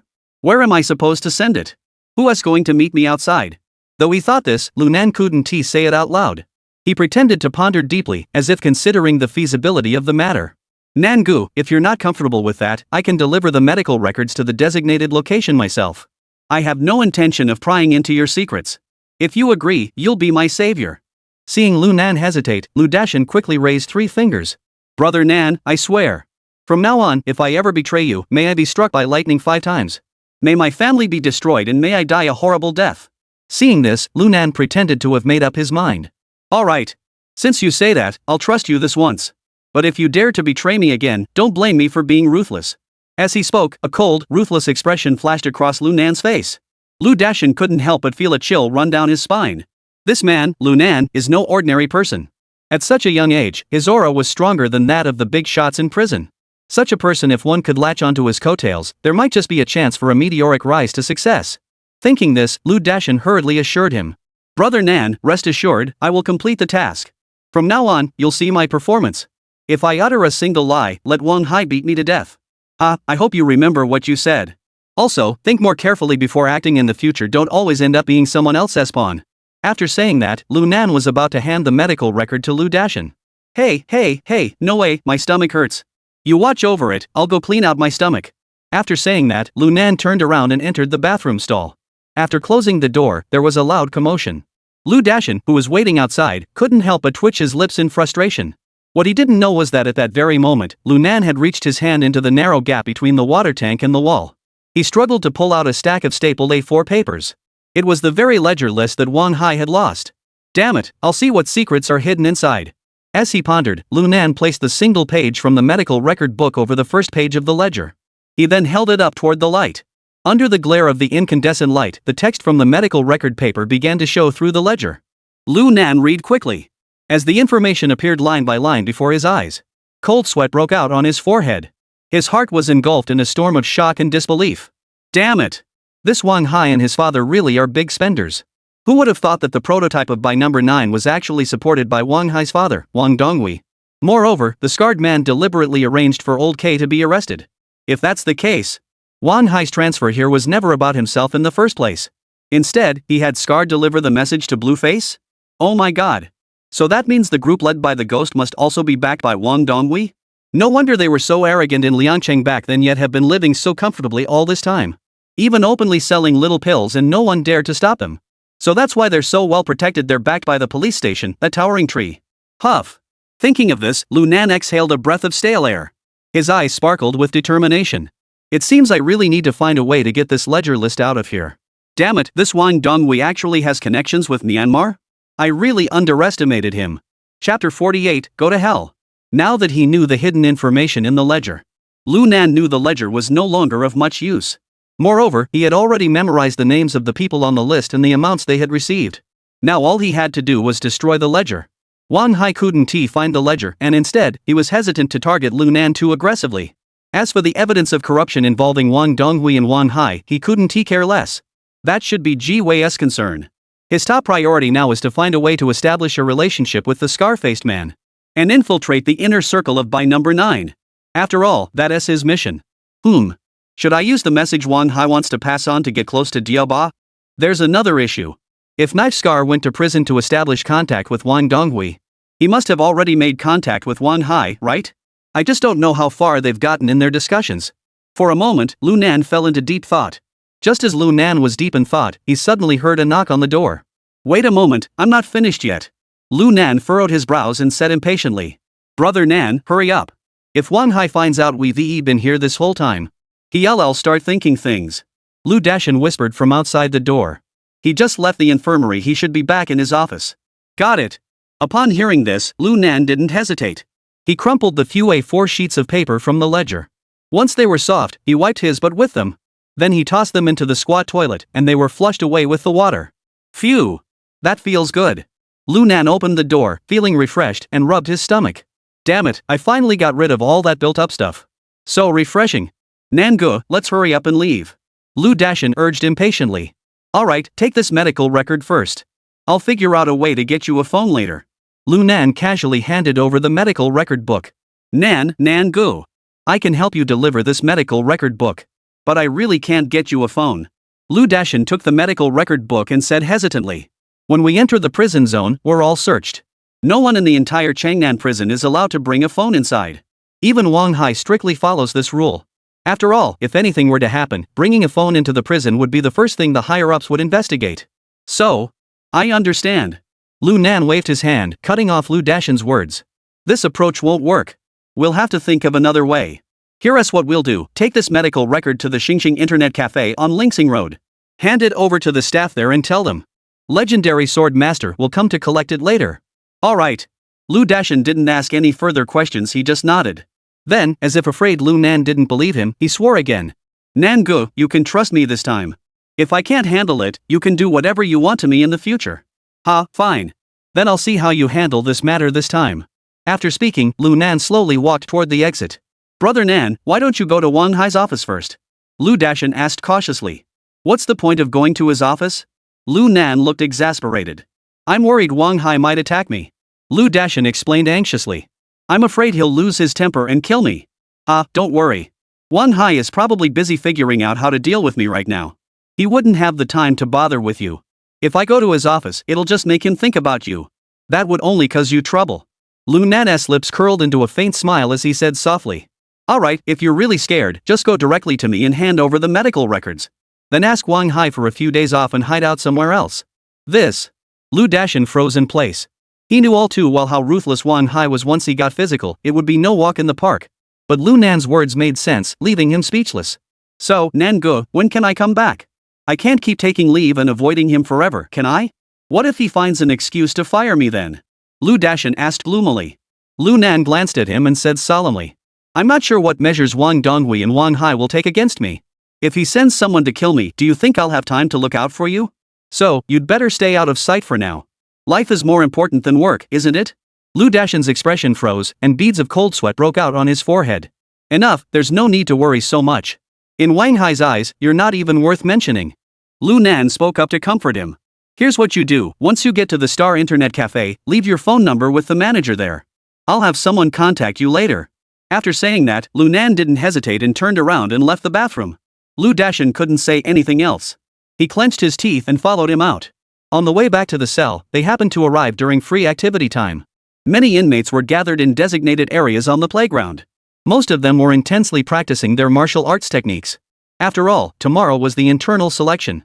If they could truly represent the South City Prison and the prison-wide martial arts league, their future might just be rewritten. Lu Nan, however, was glancing around nervously, constantly scanning the crowd. Finally, he locked his gaze on Li Feng. He was currently sparring with someone, and his moves looked pretty decent. Though lacking in formal martial arts techniques, his strikes were ruthlessly brutal. He was clearly someone who had started out in street fights. "Hey, that guy jumping around, isn't that Scarface?"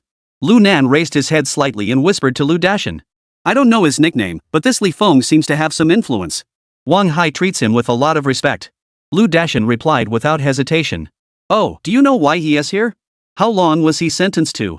Lu Nan continued to ask. "Well, apparently it was for robbery and raping a nightclub hostess. I don't know the specifics. His records are being kept by Wang Hai personally." Lu Dashin shook his head, his answer also uncertain. "Ha, do escorts really need to be raped? What a load of bull." Lu Nan sneered but didn't say anything else. He was already certain. This Li Feng was undoubtedly the scar-faced man. "Dashin, did you loosen my handcuffs?" Lu Nan spoke up. "Anyway, it's activity time now, so I'm not going back to the cell. Unlock them for me, I want to practice on the playground too." Upon hearing this, Lu Dashin couldn't help but furrow his brows and whispered. "Nangu, normally you should report to Wang Hai first." "Report? What's the point? Unlock the handcuffs and get out of here quickly. If you leave too late, he might just kill you right here in this prison." Hearing Lu Nan speak like this, Lu Dashin couldn't help but shiver. He didn't bother with any rules or regulations anymore. He pulled out the keys and unlocked the handcuffs. "Nangu, I'll go deliver the materials to you first. You take care of yourself." "Alright, go ahead." Lu Nan nodded, but he wasn't the least bit worried that Lu Dashin would betray him this time. Because that Star Internet Cafe had nothing to do with him. As for legendary swordmaster, it was just a nickname he had given Wang Fatso. He did it because he knew Wang Fatso would definitely come to visit him in prison in the next few days. Then he could have Wang Fatso pass the message out. As for the Star Internet Cafe and the legendary swordmaster, go to hell. Chapter 49, You Choose. Watching Lu Dashin's departing figure. As he unlocked his handcuffs, Lu Nan couldn't help but let a cold smile escape his lips. Lu Dashin. If you really do this for me this time, I won't mind giving you a hand when the time is right. But if you don't know what's good for you, don't blame me for killing you. Whether you're human or a ghost, it's up to you to choose. Brother, you're out?" Just as Lu Nan was pondering, De Kuei and his 7 men quickly surrounded him. Lao Kuai, however, pretended not to know Lu Nan, glancing over briefly before returning to his seat to soak up the sun. You're out." After moving his wrists, Lu Nan asked. "How about it? Did Wang Hai give you a hard time yesterday?" "Oh my god, don't even mention it." Song De Quan cursed angrily. "That bastard is completely insane. Along with that other bastard Lu Dashin, they beat the 7 of us senseless. They kept demanding to see our ledgers. Damn it. We don't know anything about any ledgers." De Kuei grew angrier as he spoke, unable to hold back his curses. The other 6 were equally furious. "Haha, that's enough. This is over. Wang Hai should calm down for a while."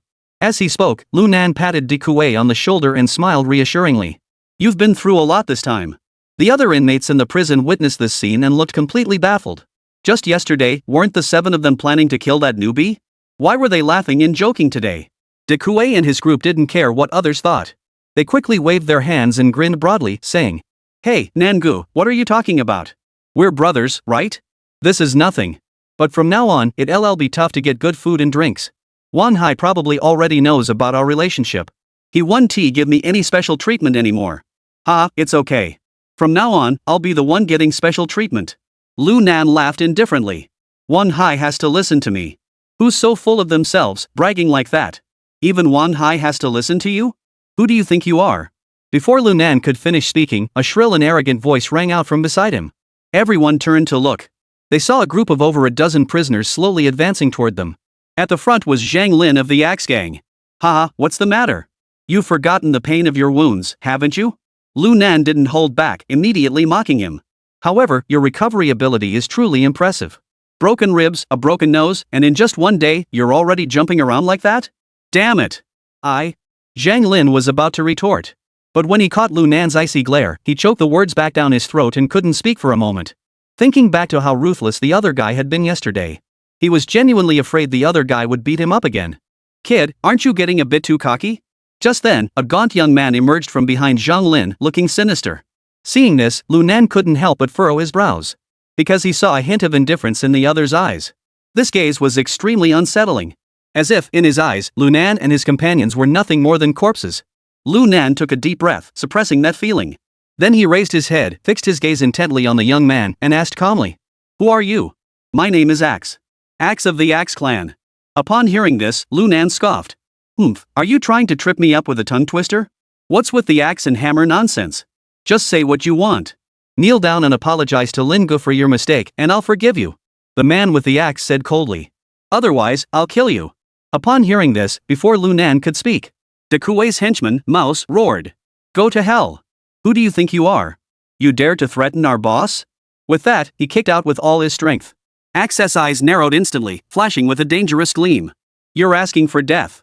As he spoke, Axe suddenly took a step forward and swung a powerful punch toward Mouse. His emaciated right arm bulged with muscles, looking utterly out of place. Moreover, the punch was incredibly fast. It even seemed to carry a faint whistling sound through the air. Watch out! De Kuei shouted in alarm. However, before he could finish speaking, Lu Nan struck from the side as well.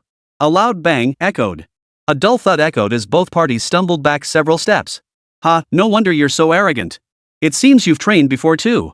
The axe wielder's gaze sharpened as he appraised Lu Nan. Let's settle this. Lu Nan spoke without emotion, but inside he was secretly astonished. This kid is definitely a master. And his moves were ruthless. That last strike was clearly meant to disable the rat outright. If it weren't for his quick reflexes, Mouse's leg would have been finished for good today. Seeing the outcome of their clash, De Kuei and the others all stared in disbelief. They never would have imagined that seemingly weak-looking axe could actually hold its own against Lu Nan. That's way too intense. Across from them, Zhang Lin also stared at Lu Nan with the same expression. Clearly, he hadn't expected that Lu Nan could block the axe blow. But then, a cold smile curled the corners of his mouth. You're asking for it, kid. The axe-wielding man had no other hobbies, he only enjoyed practicing martial arts and killing.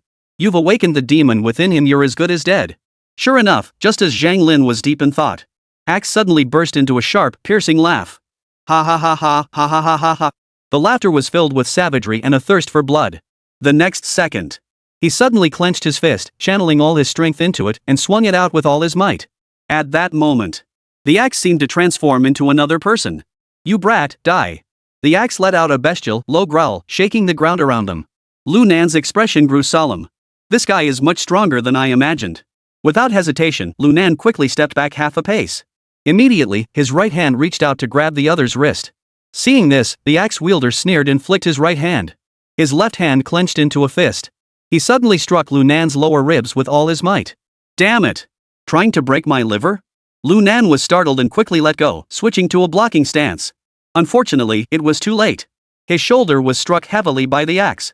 Thud! The thunderous impact echoed through the air. Lu Nan was knocked back 7 or 8 steps and finally crashed heavily to the ground. The axe remained motionless, standing there like a war god. Ha ha ha ha. The axe-wielding figure laughed up at the sky, casting a contemptuous glance at Lu Nan lying on the ground. Boy, you're too slow. Your martial arts are decent, but your speed is too slow. Compared to me, you're not even worth mentioning. As he spoke, the axe-wielder's smile vanished and he coldly said, either kneel down now and apologize to Lin Gu, or I'll beat you to death. Little B, you choose. Chapter 50, Screwed. Oh my god, that hurts like hell. Lu Nan struggled to sit up, not even glancing at the axe. Instead, he looked at De Kuei beside him. Old Song, do you have anything to eat? Ha! Everyone. The axe. Ha ha, little B, I really don't know whether to admire your boldness or despise your stupidity. At a time like this, you're still thinking about eating? After laughing wildly, Zhang Lin glared at Lu Nan and said, get down on your knees and beg for mercy now, and I'll give you money to buy a loaf of bread. Otherwise, you'd better just go die quietly. At that moment, De Kuei rushed over to Lu Nan's side and supported him. Brother Nan, this guy is too strong. A real man doesn't take a loss when he can avoid it. If it comes down to it, let's just back down. Go to hell. What do you mean, a hero doesn't take a loss when he can avoid it? I'm a hero, but I can't handle 3 weaklings. Lu Nan cursed angrily, then pointed his left finger at the axe. If it weren't for the fact that I've only had 1 meal since yesterday morning, I'd have eaten breakfast by now. Plus the diarrhea I just had at the infirmary. This thing called an axe, I'll turn it into a hammer. De Dekue scratched his head awkwardly. The others also sneered disdainfully. Everyone just thought Lu Nan was bragging to cover up his failure. Little brat, my patience is running out. Are you going to kneel or not? If you don't kneel, don't blame me for killing you. The axe remained cold and expressionless, its eyes narrowed, emanating a terrifyingly brutal gaze. Oh my god. This kid is pretty temperamental, isn't he? Since that's the case, I'll play along with you then. Lu Nan slowly got to his feet. He brushed the dust off his pants and rolled up the sleeves of his shirt, striking a signature pose from Bruce Lee. Come on, let me see what you've got. Come on over. Seeing the other man so blatantly disrespecting him, Axe flew into a rage. After all, although his position in the Axe gang wasn't very high, but everyone respected him greatly. Even the president treated him with courtesy. Otherwise, he wouldn't have been allowed to use the club's name as his nickname. Now, being humiliated by a novice, how could he not be furious? You little brat, you're asking for it, he said. The axe charged at Lu Nan like a ferocious leopard. Whoosh, whoosh. The air rushed violently, even creating a piercing whistling sound. Damn it! This axe is no joke. With my current physical condition, I definitely can't beat him. Thinking this, Lu Nan roared. Damn it, you came over here when I told you to, and you actually obeyed. Since that's the case, I'll let you off today, but we'll settle this tomorrow. After saying that, Lu Nan, with a smug expression, turned and ran away. His speed was so fast that he not only dodged the axe's attack, but in the blink of an eye, he had already run into a crowd of guards who were watching the commotion. I'm going back to my cell. Don't just stand there like idiots. That kid is about to kill someone in public, can't you see? Let me tell you, if anything happens to me here, you'll all be skinless when Wang Hai gets his hands on you. You're all blind fools. Damn it! After the tirade, before the stunned guards could react, he had already rushed inside. Damn! This guy actually dares to cause trouble here. The guards finally snapped out of their stupor. At that moment, Zhang Lin and his group from the Axe Gang had also caught up. They wanted to get into the cell and kill Lu Nan. After all, Wang Hai had explicitly stated that even if they were severely injured or disabled, he would back them up. But the guards couldn't possibly allow such a thing to happen. Although Wang Hai had said that. But there was no such order from the authorities. And most importantly, they had all seen clearly just now. Lu Dashan, who was always regarded as Wang Hai's confidant, was extremely polite to Lu Nan. What exactly happened here, they don't know. However, Lu Dashan's attitude is highly intriguing. Thinking of this, the guards immediately blocked the door and shouted at Zhang Lin and the others. Zhang Lin, Axe, I advise you to leave immediately. Warden Hai has given explicit orders, only on the playground. You can only spar with each other. He didn't say you could act lawlessly once you're inside the cell. At these words, Zhang Lin and the others all stopped in their tracks. Although these men were prominent figures in the underworld, but when faced with the guards, they didn't have the courage to actually fight back. When you're under someone else's roof, you have to bow your head. After all, to have risen to this position, even if one isn't the sharpest tool in the shed, one is certainly no pushover. They know that here, these authorities are absolutely off limits. And who knows if that guy Wang Hai, who looks like a rich kid, is just here to make a name for himself. What if he leaves in a couple of days? These guards will find any excuse to get rid of us. Thinking of this, Zhang Lin couldn't help but take a few deep breaths, forcing down the anger in his heart. Authorities, for your sake, we'll let that little brat go today. But when he goes to the playground, please don't interfere. Don't worry. One of the middle-aged guards said. Zhang Lin, we've been working together for nearly 2 years. We won't let a little brat ruin our relationship. If he goes to the playground again, I'll personally lock the door. No matter what happens, we won't open the door. The guard's words were spoken with great skill. On the one hand, it saved Zhang Lin's face. On the other hand, it was also a reminder to Dekue and the others. Go back and tell that kid Lu Nan. Once he steps out of the cell, whether he lives or dies is up to fate. If he wants to live, he better stay in the cell and not step foot outside. Damn it! That little bastard was just lucky. After cursing, Zhang Lin bowed to the middle-aged guard. Yang Gu, since you put it that way, I won't cause trouble for that kid today. We'll talk about this later. After speaking, Zhang Lin waved his hand at the group of younger men behind him. Forget it, forget it. That little punk has backed down. Let's keep practicing our moves. Hearing Zhang Lin say this, the group of henchmen immediately started cursing at Dekue and the others. Damn it, you're nothing. All you do is show off. Go tell that little brat to keep a low profile from now on. Exactly. If he hadn't run so fast, Axe brother would have killed him. Alright, let's keep practicing our punches. I need to learn from Axe guy properly. Dekue and the others saw that the other side had more people, so they didn't dare say much. At the same time, they were also anxious to check on Lu Nan's condition. So they turned and walked inside. The other henchmen, seeing this, also found it boring. After muttering a few curses, they gathered around Axe and headed back to the center of the playground. It wasn't until then that Zhang Lin finally turned to the middle-aged guard and said, "Yang Gu, that little brat just injured me. Take me to the infirmary." As he spoke, Zhang Lin pulled out a cigarette and handed it to Yang Gu. "Alright, let's go." This Yang Gu was an experienced guard here. He naturally knew the rules. Prisoners weren't allowed to go to the infirmary without a guard escort. Just as the two turned around and started walking toward the infirmary, a sudden loud curse echoed from behind. "Damn it, today I'm going to beat you bastards into a pulp." Chapter 51, Life and Death. The loud shout echoed like thunder. It startled all the guards and Zhang Lin, who trembled in fear and quickly turned to look. They saw a figure burst out of the cell. He kicked Zhang Lin straight in the face. A piercing scream echoed as Zhang Lin was sent flying 3 or 4 meters away. Meanwhile, Lu Nan's right hand was stuffing something into his mouth, then chewing it vigorously. In his left hand, he held a greasy, twisted half-roasted chicken. "To deal with you bastards, I specifically spent 1,000 yuan to buy 2 roast chickens." Damn it, 1,000 yuan. At that moment, all the guards and prison officers were stunned. Even Lu Nan's shout drew all the inmates to turn their heads toward them in unison. Lu Nan, damn it." At that moment, Zhang Lin turned around weakly and shouted, "I'll be damned if I break the rules and get shot today. I'll kill you first. You, then I'll kill you first." As soon as he finished speaking, Lu Nan quickly stuffed the remaining half of the roasted chicken into his mouth.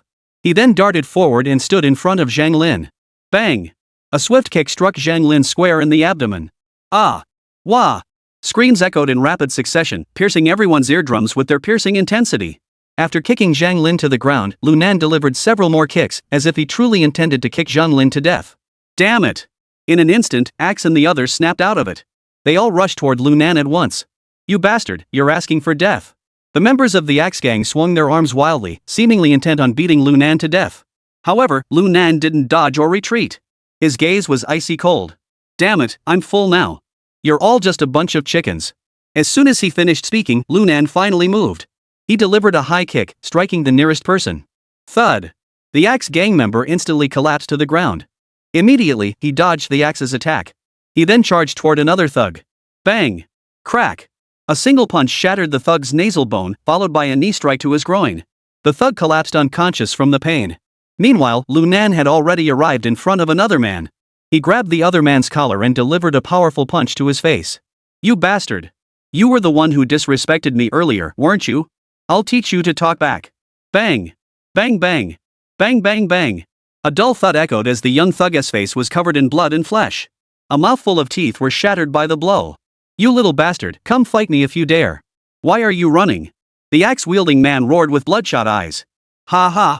Upon hearing this, Lu Nan glanced at him and coldly laughed. "Your speed is too slow to catch up with me. Are you still trying to blame me? Hammer!" After speaking, he delivered a fierce roundhouse kick. Slap! The kick landed squarely on the leg of another henchman who had been frozen in fear. An immediate crack was heard. The thug's thigh bone shattered.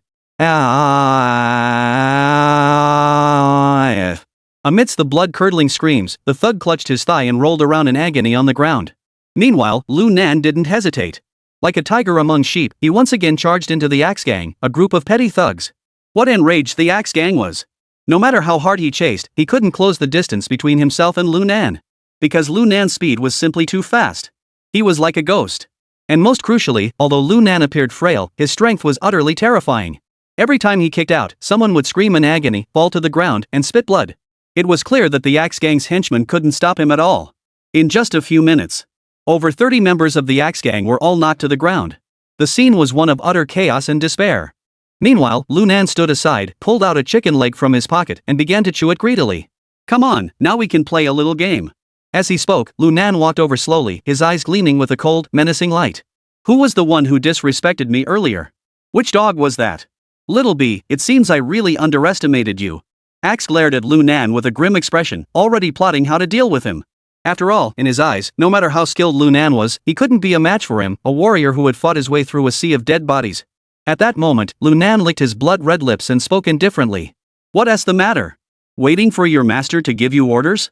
This fool is already in so much pain he's passed out." Hearing this, the axe-wielding man furrowed his brows. He turned his head to look. There, in an open field, Zhang Lin was curled up on the ground. His face was deathly pale, and he didn't make a sound. He had clearly fainted from the pain. "You little brat, don't get so cocky. You dare hurt my brother? Do you know who I am?" The axe-wielding man's face was twisted with rage, as if he wanted to tear Lunan to pieces. Lunan, however, smiled broadly at that moment. Of course I know who you are. You're just a hammer, aren't you? Don't think that just because you know some Thai boxing, you're really an axe. At this point, Lunan's smile vanished and he coldly said, I've seen plenty of Muay Thai experts. And I've killed plenty of them. What the hell are you trying to pull with me? Hearing this, even Axe, who was usually calm, was furious. But he still didn't move. Instead, he turned to Yango beside him and said, Government official, you just said that if this kid comes to the playground, you'll lock the gates. This isn't just a half-hearted excuse to brush us off, is it? This left Yangu and the others in a bind. They hadn't expected that Lunan had been serious earlier. Damn it, he actually ran back to the prison canteen to buy roast chicken. If they had known he'd come back, they'd never have made that promise to the Axe gang, even if you killed them. This is a matter of responsibility. If things went wrong, they could lose their jobs. Just as the few of them were unsure how to respond, a gloomy voice suddenly came from behind them. Old Yang, close the door. Let them fight it out. Whatever happens, I'll take the blame. The group turned to look and saw Wang Hai leaning on his cane. Warden Hai. Yango was about to speak up too, but saw Wang Hai wave his hand. He then turned to the two on the playground and said, Are you two here to settle this with me, or to fight to the death? Of course we're here to fight to the death. The axe wielder didn't back down, his eyes filled with intense murderous intent. Meanwhile, Lunan, standing nearby, dug his ear with his little finger, glanced back at Wang Hai. Ha, Wang Hai, you're trying to use someone else to do your dirty work. Hehehe, Nangu, you can't say that. Wang Hai, upon hearing this, didn't get angry but instead grinned widely. I'm barely managing to keep you in good standing as an elder, how dare I fight you with a knife? It's just that. Wang Hai stopped mid-sentence and suddenly changed the subject. I was just thinking about letting you show off your skills in front of everyone. Otherwise, wouldn't your earlier words just be bragging? What do you think, Nangu? Wang Hai emphasized the Nangu at the end. At the same time, it was filled with resentment and sarcasm. Ah, okay. Lunan didn't take it to heart and nodded, saying, Wang Hai, since you have so much confidence in this hammer, I'll play along with him. After speaking, Lunan suddenly turned to the axe, beckoned with his fingers, and said, Come on, hammer, let us play. Let us settle this once and for all. Die. As the words fell, the axe wielder swung his arm violently, smashing it down toward Lunan's head. Chapter 52, Only Blue and Purple Remain. This was a standard elbow strike followed by a knee strike. Extremely fast. Extremely precise. If anyone else had been there, they would have had no choice but to dodge or take the full brunt of the blow. Unfortunately, he had chosen the wrong target, Lunan. Especially a Lunan who was well fed and brimming with anger. Bang! Lunan showed no fear, extending his left hand to block the axe's attack, then swiftly kicked out with his right foot. Bang! In an instant, the two clashed. A dull thud echoed as their elbows and knees collided, and they were evenly matched. You little brat, you're a bit stronger than before. But it's still not enough. The axe-wielding man's eyes were as cold as ice. Immediately afterward, he suddenly raised his foot and kicked fiercely toward Lunan's groin. This kick was both swift and brutal. If it had connected, he would have lost half his life. However, just as everyone thought Lunan couldn't dodge it, he suddenly dodged and aimed his right elbow straight for the opponent's temple. The axe-wielder cursed angrily and was forced to retreat, pulling back his attack. Ha, hammer, your moves aren't that great either. Lunan said mockingly. I thought it was so powerful, but after all that, there's no red, orange, yellow, or green left, just blue and purple. You jerk. You dare call me a basket? Axe was so angry he was trembling all over, gritting his teeth and shouting. If I don't smash your balls to pieces today, I'm not Axe. As soon as he finished speaking, Axe swung his fist violently and charged forward again. I'm talking about you. You blue-purple bastard. Lunan saw this and didn't hesitate, letting out a cold laugh as he charged forward. Bang bang bang. Bang bang bang bang bang. The two fought fiercely, beating each other like wild beasts, with extreme brutality. The surrounding inmates and guards, witnessing the scene, all looked on in shock. Wang Hai, who was smoking, was utterly shocked. After all, he knew just how fierce the axe was. This man had been active in the Yunnan-Myanmar border region. Influenced by the fighting style there, he had mastered Muay Thai to perfection. He had once killed countless black market boxing experts with his bare hands. If it weren't for the leader of the axe gang going there on business and accidentally saving this kid, he never would have made it to Liangchang. Yet now, he's been exchanging blows with Lunan for dozens of moves and hasn't gained the slightest advantage. Meanwhile, Lunan moves with the ease of a man strolling through a garden, completely at ease. He even has the nerve to mock the axe gang leader. This made Wang Hai grow increasingly alarmed. Damn it! How can Lunan be this strong? If this keeps up, the axe might not be able to take him down. Damn it! Wang Hai threw the cigarette butt on the ground and grounded with his foot as hard as he could. As if he were trampling on Lunan himself. At that moment, the axe also unleashed its true power. Damn it! He roared, stomping his feet on the ground, and instantly darted to Lunan's side, then delivered a fierce roundhouse kick. Whoosh! A powerful gust of wind swept toward him. This kick was incredibly powerful and fast. Lunan had no time to dodge, and the kick was about to hit his midsection. Dekue and the 7 others closed their eyes, unable to bear the sight. But the next moment, they all widened their eyes in disbelief, staring at Lunan in utter astonishment. Lunan suddenly spun around, wrapped both arms around the opponent's right leg. He then leaped upward, somehow ending up behind the opponent. Then he executed a powerful backward throw. Bang! A dull thud echoed through the air. The axe was slammed hard onto the ground. I've only seen this move on TV. Is Nangu filming an action movie? Dekue rubbed his eyes in disbelief. The others were equally stunned. No one had expected that Lunan not only managed to dodge the axe's attack. He even used some rare martial arts techniques that were rarely seen in everyday life. It completely shattered their perceptions. This scene also left Wang Hai, who was watching from a distance, speechless with shock. What? That's impossible. Wang Hai froze in place, then recalled what Lunan had said during his interview. He had been practicing martial arts since childhood and had also trained in mixed martial arts. At the time, I thought he was just bragging, but now it seems he was being modest after all. Ha ha ha. Axe. You're no good. Calling you a noob is actually a compliment. Lunan didn't take advantage of the situation but stood there and laughed loudly. You're nothing but a feather. You little bastard. I'll kill you. The axe-wielding man flew into a rage, struggling wildly to get to his feet, then charged toward Lunan with a hideous expression. Ha, you still want to fight me to the death? Lunan shook his head, took a step forward, and suddenly kicked out. Bang! The kick struck the axe-wielding man square in the chest, sending his body flying through the air. With a thud, he fell to the ground, blood trickling from the corner of his mouth, his face filled with horror. Ha, still want to fight? Lunan slowly walked over, grabbed the axe-wielder by the collar with one hand, and lifted him up, asking with disdain. You little bastard, this isn't over. I'll kill you someday. The axe-wielding man glared at Lunan with a vicious expression, as if he wanted to devour him. So you're admitting defeat, huh? Lunan snorted derisively, not taking him seriously at all. Since you've backed down, I won't take your life either. After all, if I really kill you here, Wang Hai, that good-for-nothing, would probably frame me for something. As he spoke, Lunan suddenly swung his arm, flinging the axe aside. Then he roared. Listen up, you bastards. Stay away from me in the future. What the hell is this axe gang or hammer gang nonsense? As long as I'm here, you all better keep your heads down. Otherwise, I won't hesitate to kill every last one of you. Arrogant. Domineering. Lunan's words were filled with absolute contempt. Especially his arrogant posture, which was utterly brazen. The expressions on the prisoners' faces varied widely. Some frowned, some looked afraid, some seemed to admire him, and others looked down on him with disdain. But not a single one dared to speak. Clearly, at this moment, the over 300 prisoners on the courtyard had reached a consensus. Don't provoke this kid now. After all, aside from the Axe gang, there were no real conflicts among them. It wasn't worth getting involved with him just because of a few arrogant words. You brat! Axe struggled to get to his feet, his chest heaving violently. He had clearly been kicked by Lunan earlier. I'll remember you. One day, I'll kill you. Axe spat out the threat, then helped the unconscious Zhang Lin to his feet and stormed off in anger. Ha, I'll be waiting for you.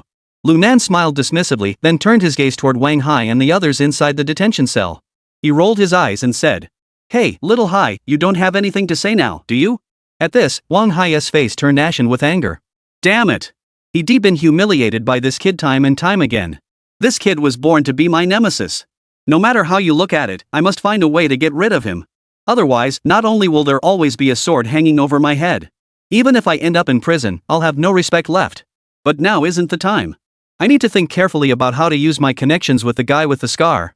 After all, those few of them are the real killers who don't blink an eye. Thinking of this, Wang Hai took a deep breath and forced himself to calm down, saying, Lunan, congratulations, you've won. Chapter 53, The Jean Brothers. Ha ha ha, good. Since you admit it, that is fine. Lunan laughed heartily upon hearing this. He then waved his hand at Dekue and the others and said, Let's go, guys, back to the cell to drink. Got it. Dekue and the others immediately nodded excitedly and followed Lunan. Wang Hai glared at the arrogant group with a dark expression. In his mind, he was already scheming how to first use these men and then eliminate them. Lunan, who had everything under his watchful eye, couldn't help but flash a meaningful smile. What he was doing now could be described as humiliating Wang Hai in front of all the prisoners and guards. This kid was connected to the scar-faced man and the people behind him. He would never let this go so easily. Going to find Scar himself. Let him come to me instead. That way, the initiative will be in my hands. The rest is just how to turn that kid against them. One higher, this time I'll make sure you end up losing more than you gain. Hee, in my previous life, I was quite familiar with by number 9's team. Thinking this, Lunan resumed his carefree demeanor and walked straight toward the detention cell. At the same time, Wang Hai gave a subtle nod to a young man wearing glasses in the distance. He then turned around and walked back to the office. Brother Nan, you're so amazing. As soon as he returned to the cell, Song Dequan exclaimed excitedly. You've really made a name for yourself at the South City prison this time. You took down all the members of the Axe Gang with just a few punches and kicks. The others aren't worth worrying about anymore. Exactly. I heard that Axe Guy is the top fighter in the Axe Gang. But in front of South Brother, he's nothing. Listening to everyone's flattery, Lunan smiled and waved his hand.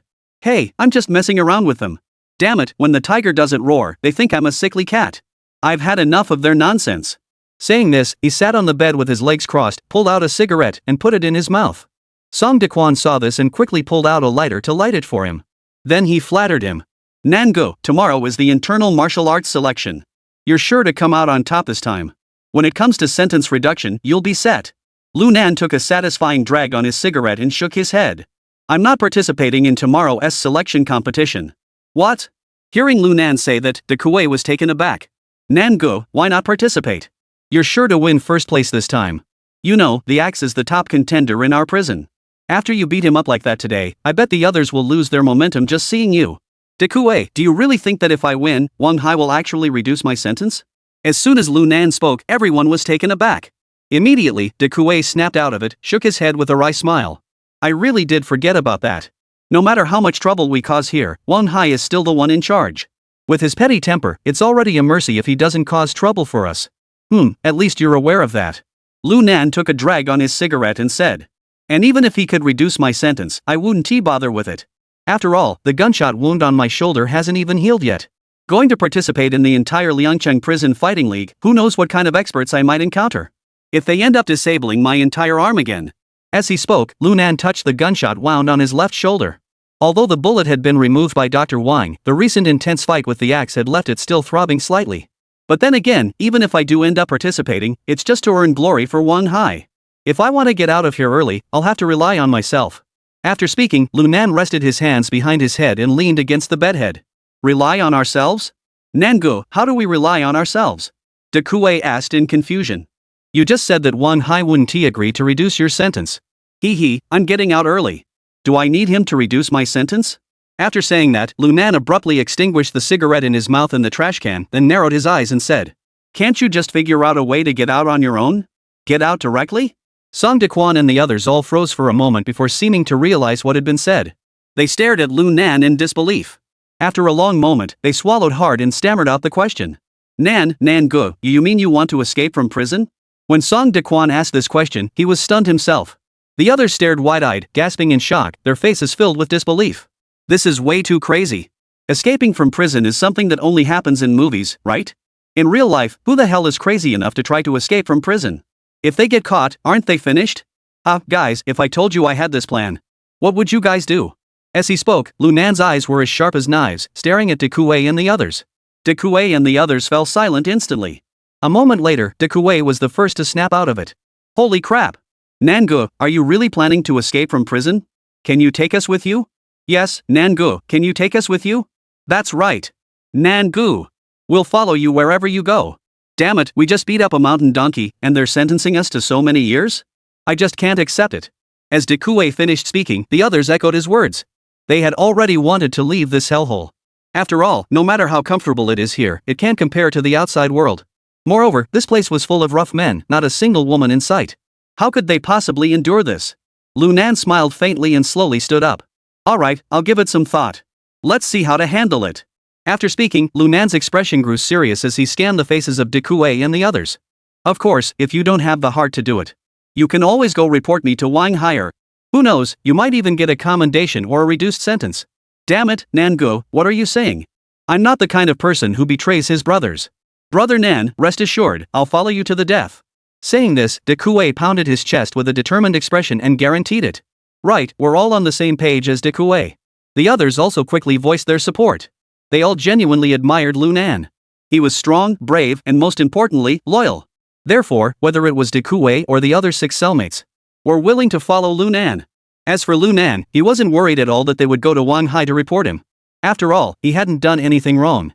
Even if he finds out, what can he do to me?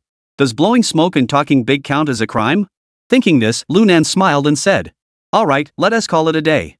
Let us go to the convenience store and get some drinks and snacks. We'll have a few drinks. We'll discuss the rest after tomorrow's selection match." "Ha ha. Brother Nan, that is perfect. Let us not go home until we're drunk tonight." Saying that, the group set off for the prison canteen to get something to eat and drink. But as soon as they stepped out of the prison gate, Lu Nan couldn't help but freeze in his tracks. There stood a burly man at his door, staring intently at them all. Lu Nan recognized this man. He was the one who had been there when Lu Nan and De Kuei were putting on a show in the dining hall. Besides the scarred man, he was the only one who hadn't joined the crowd. Before he could ask, the burly man spoke. "Lu Nan, my name is Li Dong. I'm Jin Ye's brother." Chapter 54, Everyone has their own plans. Li Dong? Lu Nan heard the burly man say this and couldn't help but furrow his brows. "I've never seen you at old Jin's place before." Li Dong grinned and said, "Ha, old Jin is always busy. I'm just in charge of his security, so I rarely show my face. Besides, you haven't known old Jin for very long. It's no wonder you haven't seen me." "Oh." Lu Nan nodded. He looked around again and didn't see anyone else, so he asked, "Hey, buddy, what's up?"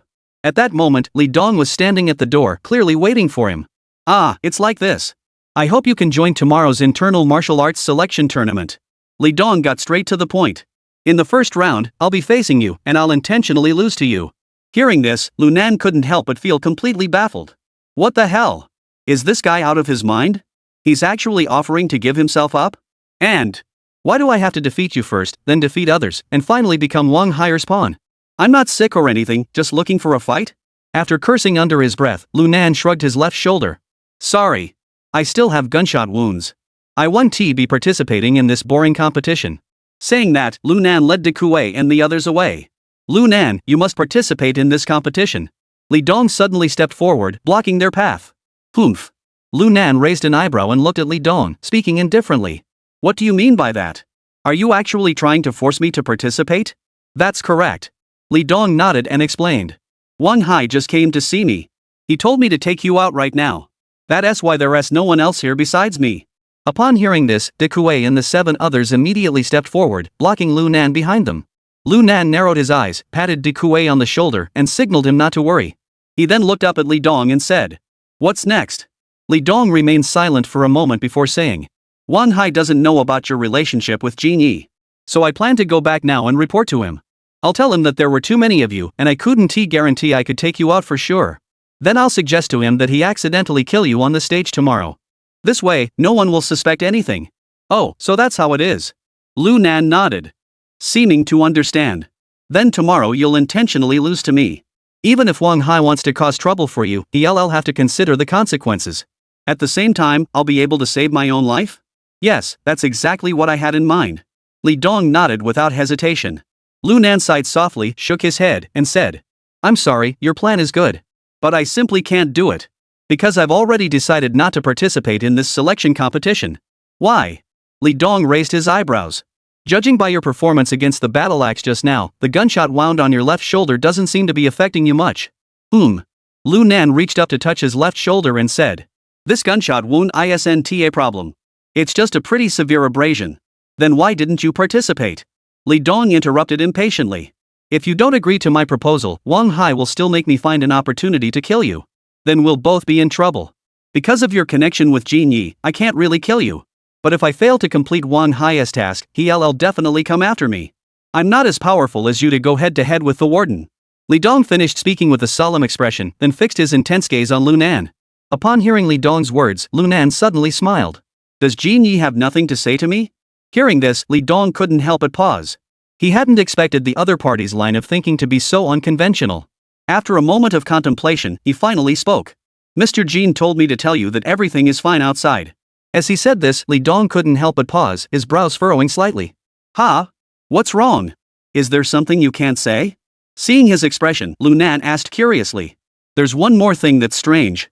Li Dong hesitated before speaking. Lu Nan froze. What did he say? Li Dong hesitated for a moment before speaking. Jin Yi also said that the legendary sword master isn't trustworthy. "Ha?"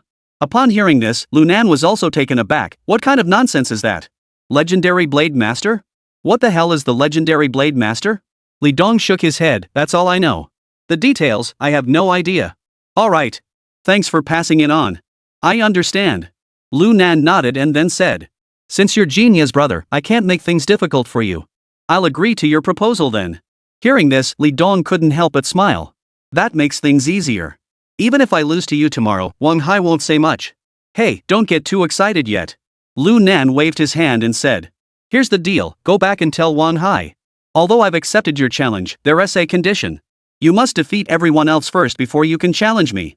That way, if you intentionally lose to me, I'll be the champion.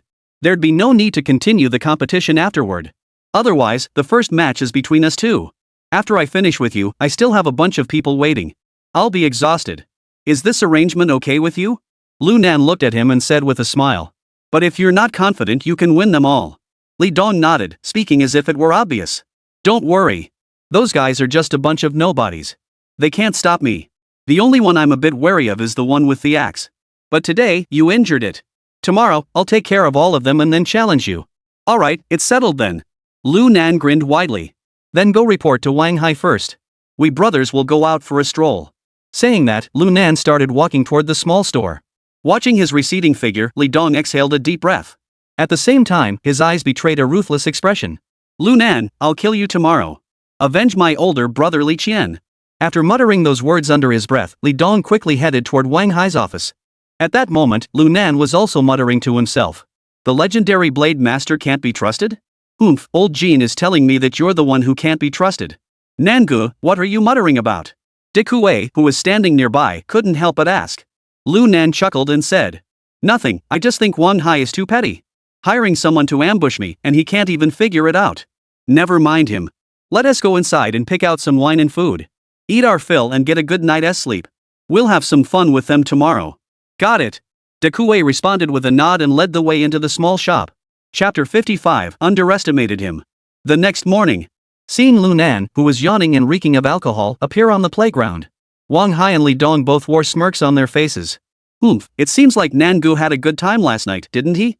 Wang Hai mocked with a forced smile. That's a given. We beat up some reckless troublemakers. We even took down some who thought they were pretty tough. How could we not celebrate with a drink?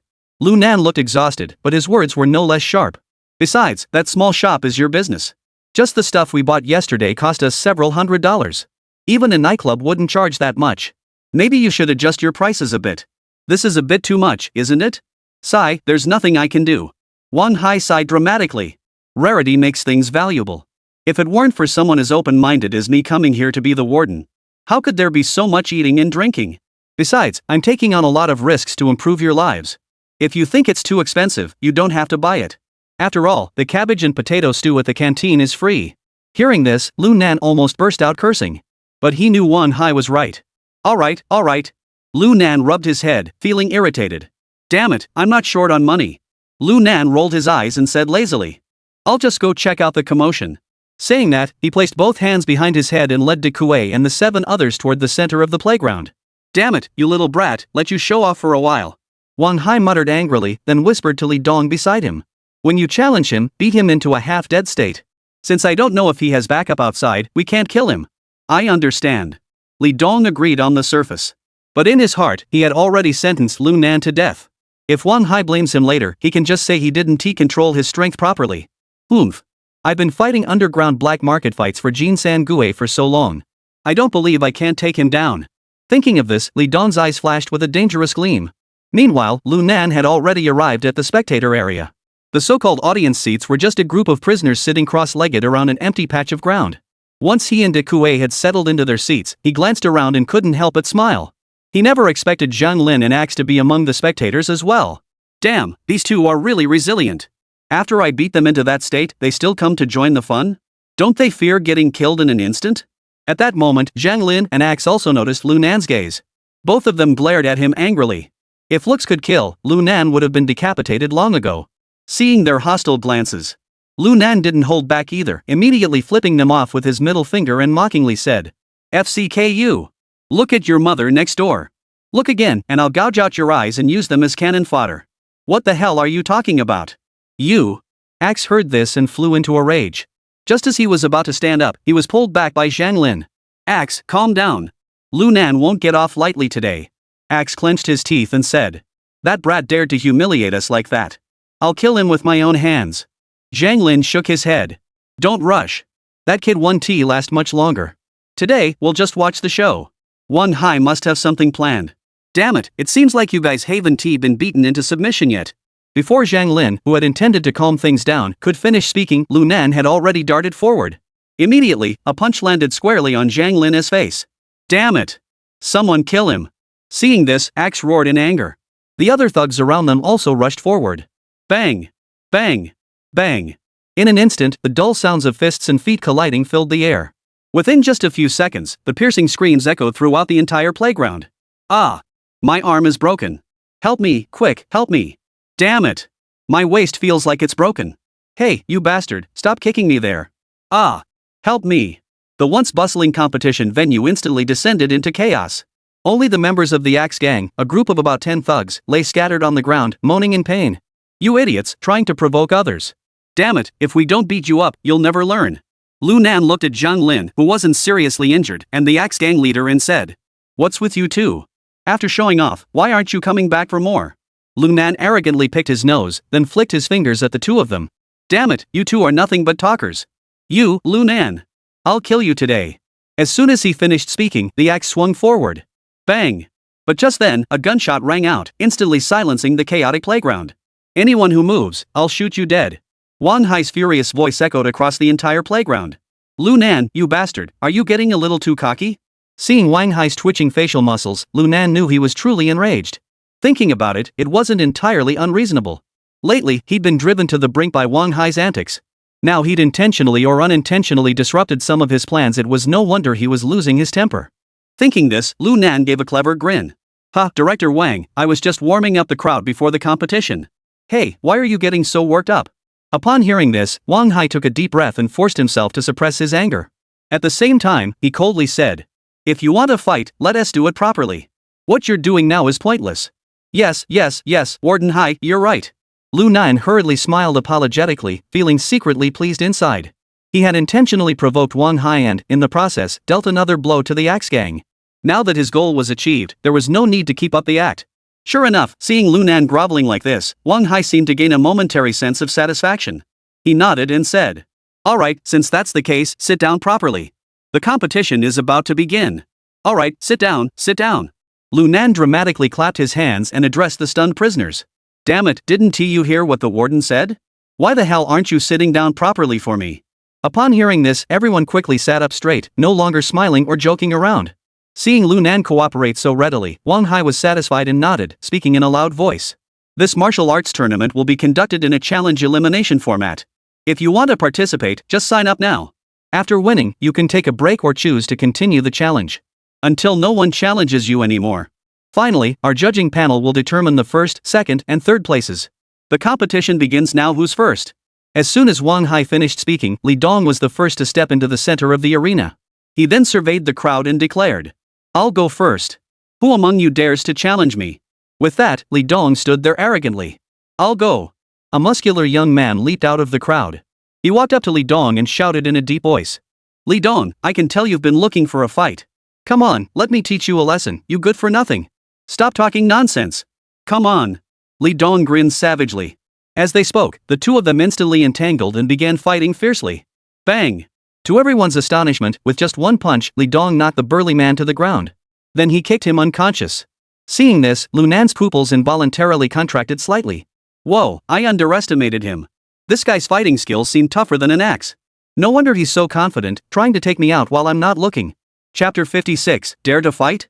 Lu Nan narrowed his eyes and carefully observed Li Dong's moves. This guy moves swiftly and his actions are fierce. And his strength is also immense. If I weren't injured, I should be able to handle him without much trouble. But now, the odds are probably 50-50. It seems I really underestimated him. At that moment, Li Dong knocked down several more prisoners who had come forward to challenge him. Then he scanned the entire arena with a smug expression and said arrogantly, What about you? Is anyone else still willing to challenge me? At that moment, Li Dong's arrogance was at its peak, even carrying a strong sense of contempt. Seeing his smug expression, everyone's attention shifted to Lu Nan. After all, the scene from yesterday where he had been beaten with an axe was still fresh in everyone's minds. At this point, he had no reason not to step forward and challenge him. Ha, what the hell are you looking at? Lu Nan leaned lazily against De Kuei and said to Li Dong. I got drunk yesterday and haven't recovered yet. If you think you have no opponent, go to the playground and do some boxing moves. Once I've sobered up, I might even give you some pointers. Hearing Lu Nan say this, everyone burst into laughter.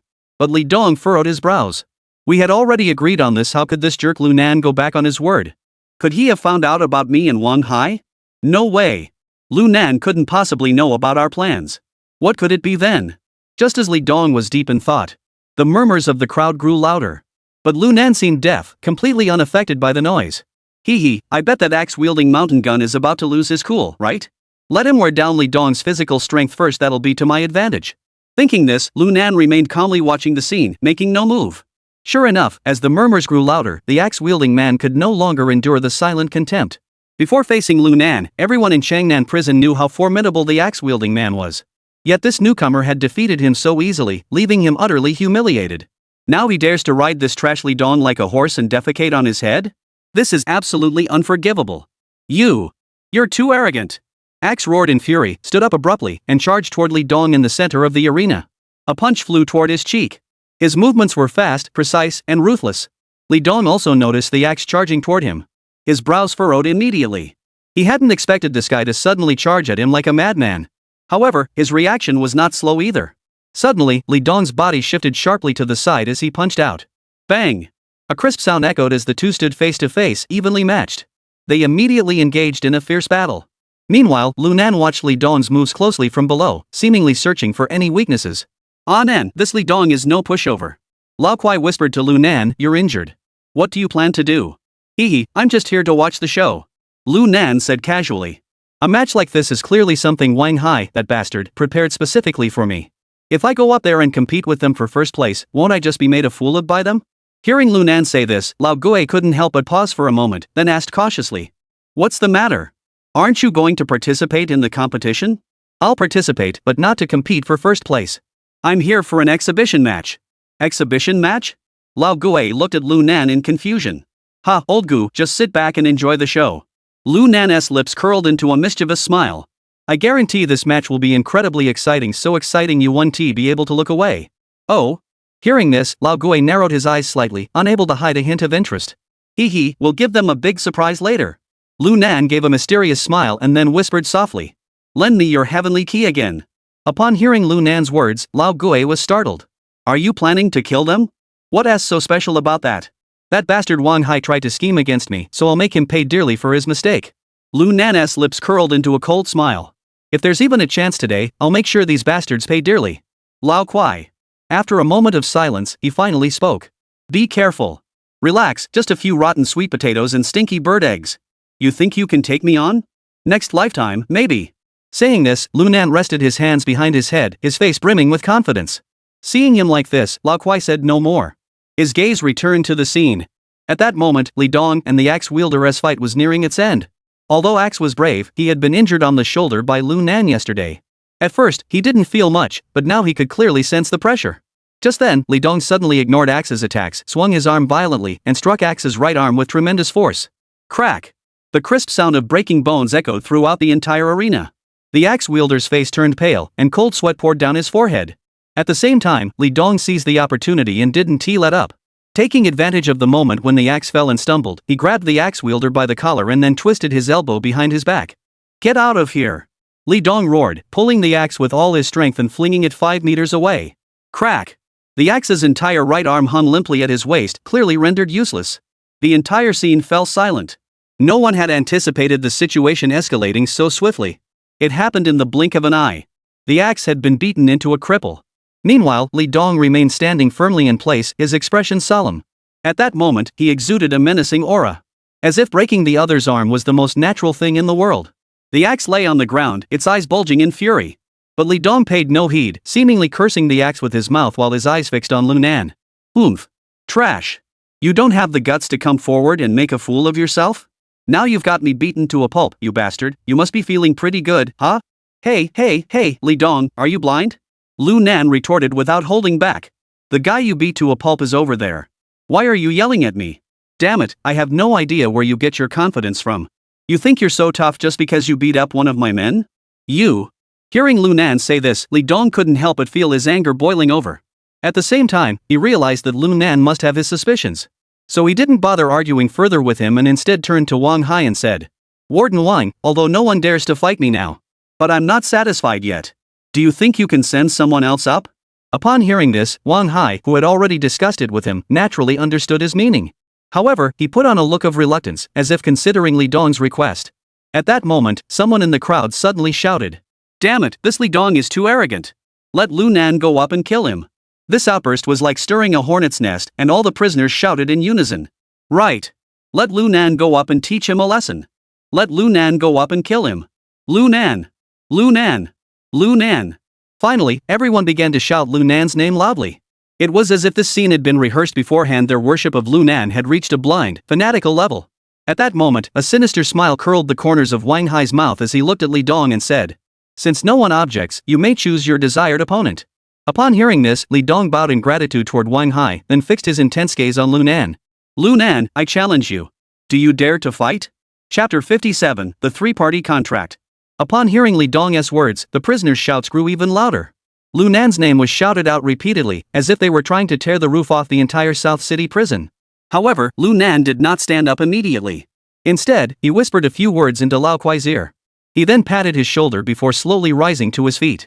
Everyone assumed he was about to step forward to teach Li Dong a lesson, and the scene erupted into a deafening cheer. Everyone, quiet down. Lu Nan remained calm and made a gesture to lower his hands. Instantly, everyone fell silent. Then, Lu Nan looked calmly at Li Dong and said, You want to challenge me? That's right. Li Dong replied in a low voice, then added the words Lu Nan had spoken the previous day. Let's settle this once and for all, both our skills and our lives. Poof. Hearing this classic line from over a decade later, Lu Nan smiled, shook his head, and turned to Wang Hai. Warden Hai, given the current situation, do I have to accept this challenge now? Of course it's not mandatory. Wang Hai burst into laughter, then suddenly changed the tone. But the atmosphere has been built up to this point. I don't think you'd refuse, would you? After all, everyone is watching you. Upon hearing this, Lu Nan's lips curled into a mocking smile. He spoke up.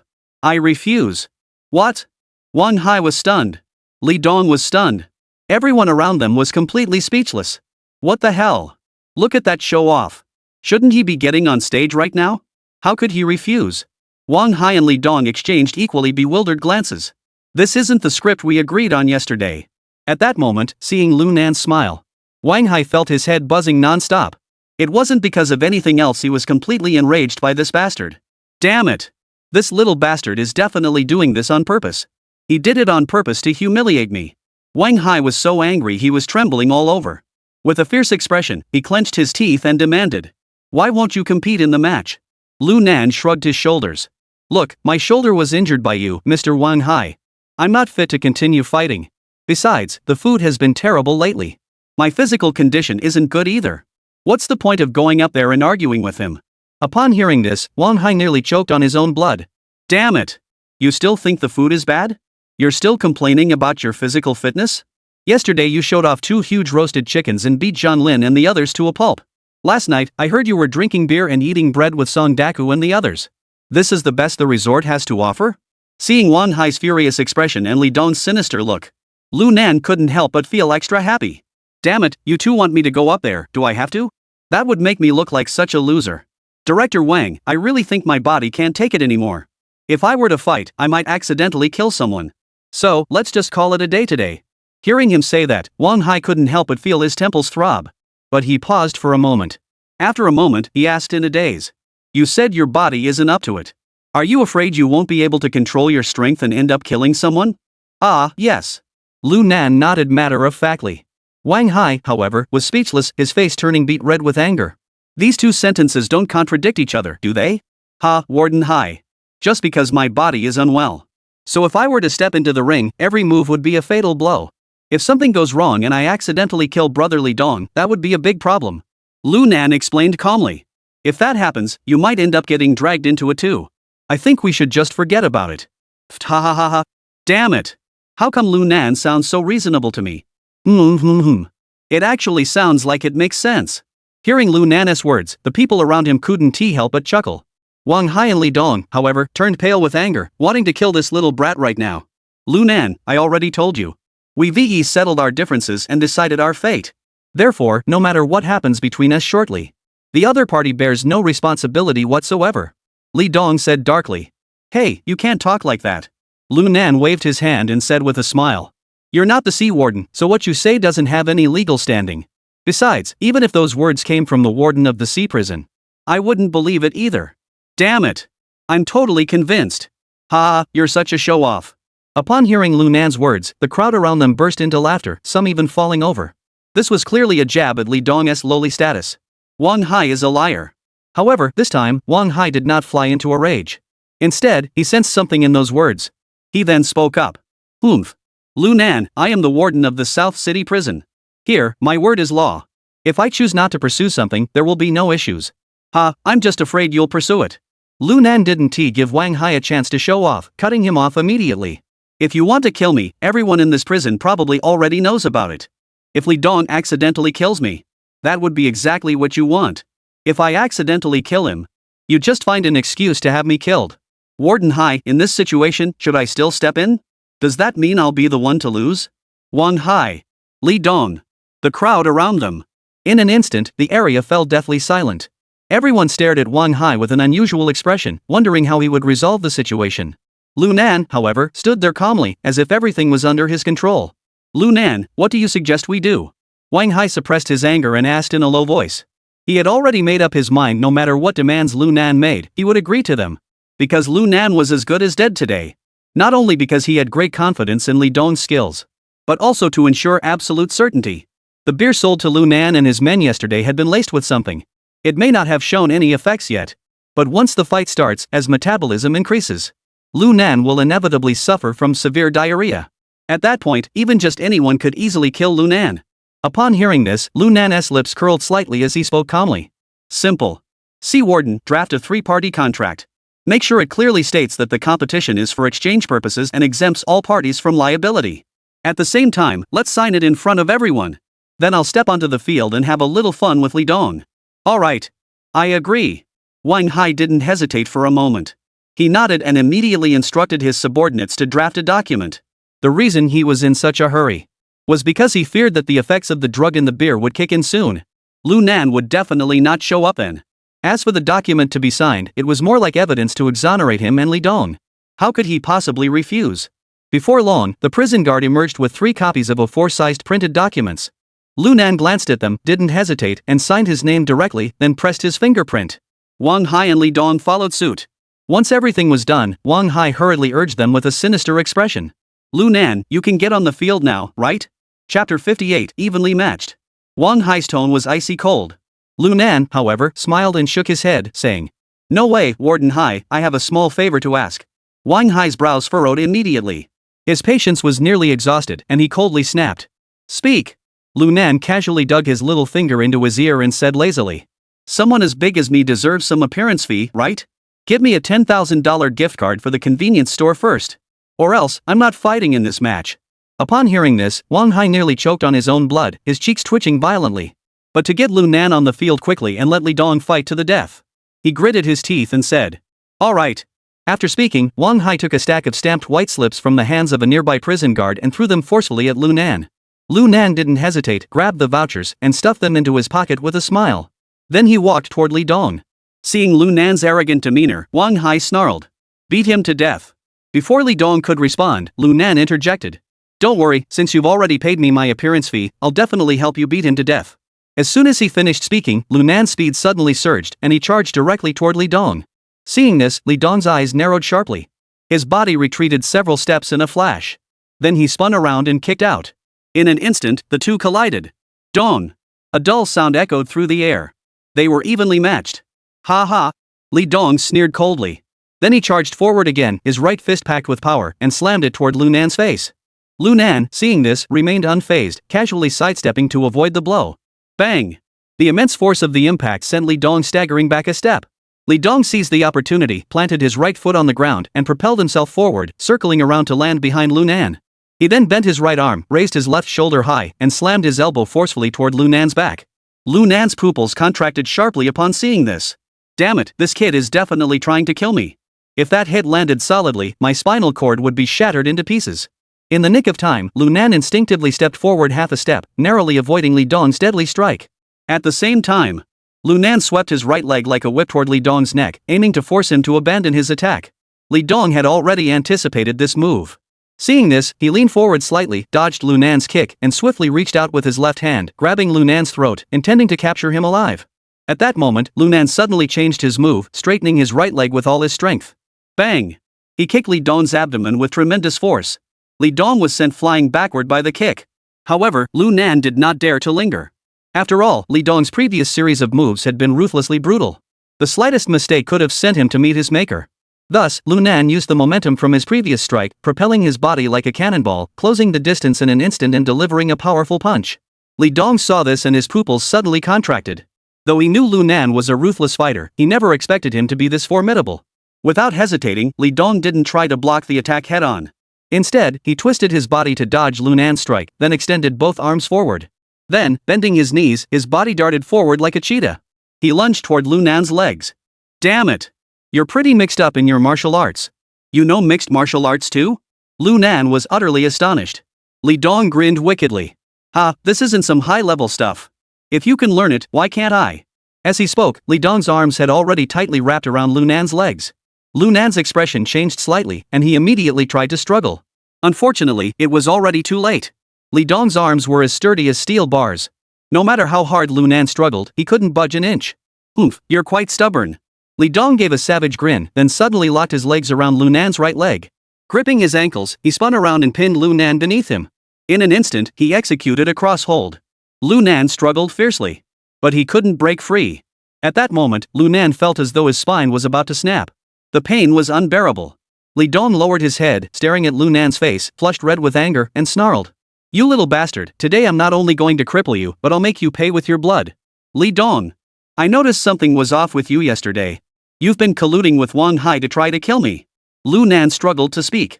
But what I don't understand is that I didn't even know you before. I've never wronged you. And your genius brother, why do you harbor such deep hatred toward me? Li Dong, upon hearing this, grew even more menacing and coldly replied. Genius brother? What does genie even amount to? At this point, Li Dong felt he had the upper hand and didn't worry about Lu Nan turning the tables. So he didn't bother to twist his right leg. Instead, he said with a vicious grin. I'll tell you why I'm going to kill you. Because my surname is Li. The Li from Li Qian. Upon hearing this, Lu Nan froze for a moment before suddenly snapping out of it. Damn it! You're that psychotic, brother? Go to hell. Li Dong flew into a rage upon hearing this, his eyes bulging wide, and he clenched his fist slightly. Lu Nan felt a sharp pain in his ankle. Who are you cursing? Li Dong shouted angrily. Li Qian is my older brother, my own older brother. You bastard, you're really that pervert-ass brother, aren't you? Lu Nan didn't hold back, continuing to curse. I knew it. We didn't even have any grudges against each other, yet you insisted on trying to kill me. So that's how it is. Shut your mouth. Li Dong was seething with anger, his forehead veins bulging, and he clenched his teeth and demanded. Lu Nan, I'm asking you. What was the real cause of my brother's death? Upon hearing this, Lu Nan paused for a moment. Li Qian was your own older brother. You don't know how he died? Stop your nonsense. Li Dong shouted angrily, answer me immediately. Ah. I understand. Lu Nan exclaimed in realization. You were a traitor working for Jin Yi. That's why you didn't go to collect your older brother's body. No wonder you didn't know the real cause of his death. As he spoke, Lu Nan shook his head regretfully. Oh, Li Dong, you really missed out on a major event. Your older brother's death was truly earth-shaking and soul-stirring. After finishing, Lu Nan gave a sinister smile. I'm sure you've heard about it by now, right? He was torn to pieces by the vicious dogs he kept. Even his most vital organ was torn out. In the end, he was reduced to a pile of flesh. Ha ha ha. Listening to Lu Nan's words, Li Dong's breathing grew heavy, his chest rising and falling violently. He was clearly deeply traumatized. At that moment, his eyes turned a blood-red color. His eyes gleamed with savagery and madness as he gritted his teeth and said, If that's the case, I'll crush your limbs into pieces. Then I'll crush your life-giving organ with my foot. You will become nothing but a pile of flesh. Having said that, Li Dong no longer held back, his body suddenly exerting force, about to snap Lu Nan's right leg in half. Chapter 59, The weakness becomes apparent. Seeing Li Dong exert his strength, Lu Nan simultaneously twisted his body. Gulp! The two of them flipped over together. And Lu Nan's right leg remained completely unharmed. Damn it! I've been training in mixed martial arts with my father since I was 7. How could I be worse than you piece of trash? You think you can break my leg? You're dreaming. As he finished speaking, Lu Nan snorted coldly, then raised his left leg and kicked toward Li Dong's abdomen. Bang! Due to their entanglement, Li Dong couldn't dodge in time and was struck in the lower abdomen. In pain, Li Dong's crosshold was also broken. Lu Nan saw this and quickly withdrew his right leg, performing a carp flip to stand up. He immediately created some distance between himself and his opponent. Ha ha ha. Li Dong clutched his stomach, drenched in cold sweat, and glared at Lu Nan, snarling. I underestimated you, you little bastard. Your martial arts are truly impressive. Lu Nan rubbed his right ankle and said disdainfully. My martial arts are indeed impressive. But you're still far behind. You managed to form the cross hold, yet I still broke it. Damn it, you're just as useless as that freak Li Chen. Li Dong's face turned red and he gritted his teeth and said. I'll torture you to death slowly. Do you think I'm afraid of you? Lu Nan snorted derisively, if you've got the guts, come at me. Stop all this nonsense. No sooner had the words left his mouth than the two of them clashed again. Though both were injured, they continued to fight fiercely. Damn it, no wonder Li Dong is so arrogant. It seems his skills aren't just bragging after all. Lu Nan is also a monster. So young, yet so skilled. I wonder who will win this time. The outcome doesn't concern us. Let us just watch the show. The group of prisoners in prison uniforms whispered among themselves. Meanwhile, De Kuei and his 7 men watched the scene with concern. After all, the 7 of them were now in the same boat as Lu Nan. If Lu Nan lost, the 7 of them would have no future in this southern prison. Old Kuai, will Lu Nan be okay? De Kuei looked at Lu Nan with concern, his heart racing. He'll be fine. Lao Kuai shook his head confidently. Lu Nan is as tough as a calf, he won't get into trouble. Besides, he still has some tricks up his sleeve. Though they didn't understand Lao Kuai's meaning, De Kuei and the others secretly sighed in relief. On the other side, a small group of people were discussing the 2 men's skills. Brother, that Lu Nan is pretty skilled. A skinny man whispered. If we could bring him into our Beisho hall, he might have a bright future. His skills are indeed impressive, but his personality is too flashy. The middle-aged man sitting beside him shook his head and replied. With his temper, he'd probably blow his cover on the first mission. Our North Beauty Hall deals in discreet, covert operations. If we bring this kid in, he'd probably grab a machete and kill the target in broad daylight. And everyone would know about it. That's just asking for trouble. Oh, you're right. The skinny man nodded. It seems our Beisho hall is still lacking in elite members. Let us wait until the 3rd brother gets us out of here before we figure out how to recruit more people. The middle-aged man sighed. The new recruits we've trained are just too disappointing. Not a single one can match Lu Nan. Just as the two were whispering to each other, another person was also staring intently at the two fighting in the center of the arena. At first, he didn't pay much attention. But when Lu Nan broke Li Dong's cross hold, he couldn't help but glance over with a hint of interest. This Lu Nan's martial arts are indeed quite impressive. But I wonder if his personality is as ruthless as he claims. If he dares to kill Li Dong and bring him into our team, Sanguigu would probably really appreciate him. After all, both of them are as crazy as lunatics. This man was none other than Li Feng, also known as Scarface. But the main reason for this trip is to meet Wang Donghui and bring back his demands. I guess we'll see him in about a week, right? Damn it, Wang Hai is taking too long to handle this. It's taking forever to figure this out. I'm about to go crazy. There's not even a woman around me. Once I get out, I'm going to really let loose. As for Lu Nan, we'll see what happens later if there's an opportunity. Diaoba rubbed his chin and muttered to himself. At that very moment, in the arena, the fight between Lu Nan and Li Dong was still ongoing. Both of them were fighting with all their might, their attacks growing increasingly brutal. It was either gouging eyes or groping groins. There were hardly any moves worth watching. However, due to Lu Nan's injuries, Li Dong was clearly the stronger fighter. Gradually, Lu Nan's punches began to lose their force. Seeing this, Li Dong burst into laughter. Ha ha ha. Lu Nan, you were so cocky, weren't you? Why are you acting like a dog now? I'm going to beat you to a pulp today. Play me to death like a dog? Your older brother was killed by a dog. Lu Nan said this without a trace of emotion. Upon hearing this, Li Dong flew into a rage. Damn it! You're asking for it. Without hesitation, Li Dong charged forward, delivering a knee strike straight at Lu Nan's groin. Seeing this, Lu Nan's face turned pale with shock, and he quickly raised both hands to block his groin. Put! The knee strike landed squarely on Lu Nan's palms. A crisp crack echoed, and Lu Nan's left shoulder visibly jerked. He flew backward and crashed heavily onto the ground. SSSHHHH. Lu Nan sucked in a sharp breath, unable to suppress his spasms. Intense pain swept through his entire body, causing the veins on his temples to bulge prominently. Damn it! This really hurts. Li Dong looked down at Lu Nan with a smirk and said in a mocking tone. Haha, Lu Nan. With your stamina, you must have been lying about drinking yesterday, right? But your little schemes are useless against absolute power. Now, I'm going to avenge my older brother. I'll beat you to death with my own hands. Saying this, Li Dong charged forward again. Oomph. Lu Nan coldly snorted, then suddenly kicked forward with his right foot. Bang! Their legs collided. Lu Nan grunted in pain and stumbled backwards several steps before managing to steady himself. Li Dong pressed his advantage, his legs lashing out like a storm. Boom! Boom! Boom! A barrage of kicks as dense as raindrops. With each kick landing, Lu Nan's face grew paler. By the end, Li Dong had cornered Lu Nan, leaving him with no chance to fight back. Ha ha ha, you little brat, let's see how long you can last. Li Dong laughed wildly, as if he had already defeated Lu Nan. Meanwhile, Wang Hai, who was watching from the sidelines, clenched his fists in excitement. As if he were the one beating Lu Nan himself. The pent-up frustration and anger of these days finally found some relief. Pant, pant, pant. Lu Nan gasped for breath, beads of sweat rolling down his temples. Every muscle in his body was tense, ready to defend himself at any moment. Lu Nan, go to hell. Li Dong sneered and swung his leg again with all his might. The force of his kick shattered the air. Lu Nan's pupils contracted slightly as he sidestepped to avoid the attack. Just then, Li Dong suddenly followed up with a low sweep, tripping Lu Nan to the ground. He then shifted his body and lowered himself to the ground. His right arm wrapped around Lu Nan's neck, preparing to use a naked choke to strangle him to death. Chapter 60, The Final Blow Against Li Dong. But at that moment, Lu Nan not only showed no sign of panic, but instead revealed a mocking smile. Li Dong saw this and couldn't help but feel a chill run down his spine. But the naked choke had already been executed, and it was too late to stop. In that moment, he had no choice but to speed up.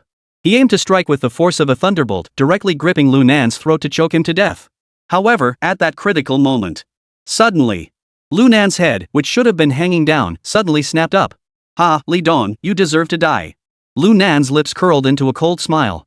As he spoke, his right hand swiftly brushed against Li Dong's left chest. This action was incredibly fast, yet completely without force. Li Dong, who had already completed the naked chokehold, suddenly stopped. His eyes widened in disbelief as he stared at Lu Nan. You? Don't bother with the nonsense. If I knew you were planning to kill me, wouldn't I have prepared myself? Lu Nan smirked coldly and raised his hand slightly. Between his two fingers was a 3-inch long steel needle. It was none other than Lao Kuai's heaven-piercing key. At that moment, Li Dong's pupils dilated. Unable to believe what he was seeing, his expression gradually turned hideous. It turned out that from start to finish, he had been caught in someone else's scheme. It turned out that Lu Nan's earlier display of weakness and surrender were all a ruse. Lu Nan sneered repeatedly, his gaze dark and menacing, as he continued to stare at Li Dong and said, "Once you're down there, tell your twisted older brother I said hello. Tell him that you're also being sent down to keep him company." Li Dong's eyes widened in shock, his lips parted several times, but no words came out. In the end, he could only manage a muffled, unwilling sob. But his eyes remained fixed on Lu Nan. He refused to close his eyes even in death. Staring so wide, trying to scare who? Lu Nan muttered softly. "I'm not a woman, so scaring me won't work, you know." After saying that, Lu Nan suddenly broke free from Li Dong's grip and leaped away like a carp. Then, pretending to be on guard, he stared at Li Dong lying on the ground and shouted loudly. "Li Dong, you bastard, don't play dead with me. Let's go again." Lu Nan's performance was extremely exaggerated, as if he had been scared by Li Dong, looking tense and nervous. At that moment, Wang Hai also shouted from a distance. "Li Dong, what are you doing? Keep beating him." Upon hearing this, Lu Nan cursed under his breath, but his face grew even more tense. However, Li Dong on the ground remained completely motionless, lying there without moving. What's going on? Why isn't Li Dong getting up? I don't know. He was just dominating him a moment ago. Now he's suddenly playing dead? Is he trying to let Lu Nan win on purpose? That's why he's lying there like that? Since Lu Nan had acted with extreme stealth, almost no one knew what had happened. Plus, Lu Nan put on an Oscar-worthy performance. It left everyone even more confused. For a moment, the prisoners watching began to whisper among themselves. Only Lao Kuai smiled as he watched Lu Nan, then whispered to De Kuei and the others. "Your boss really is a drama queen. He's already killed someone, and he's still putting on a show." "What?" Hearing this, De Kuei and the others were startled and asked in disbelief. "Beat him to death?" "Yes, dead as a doornail." Lao Kuai nodded, his face brimming with admiration.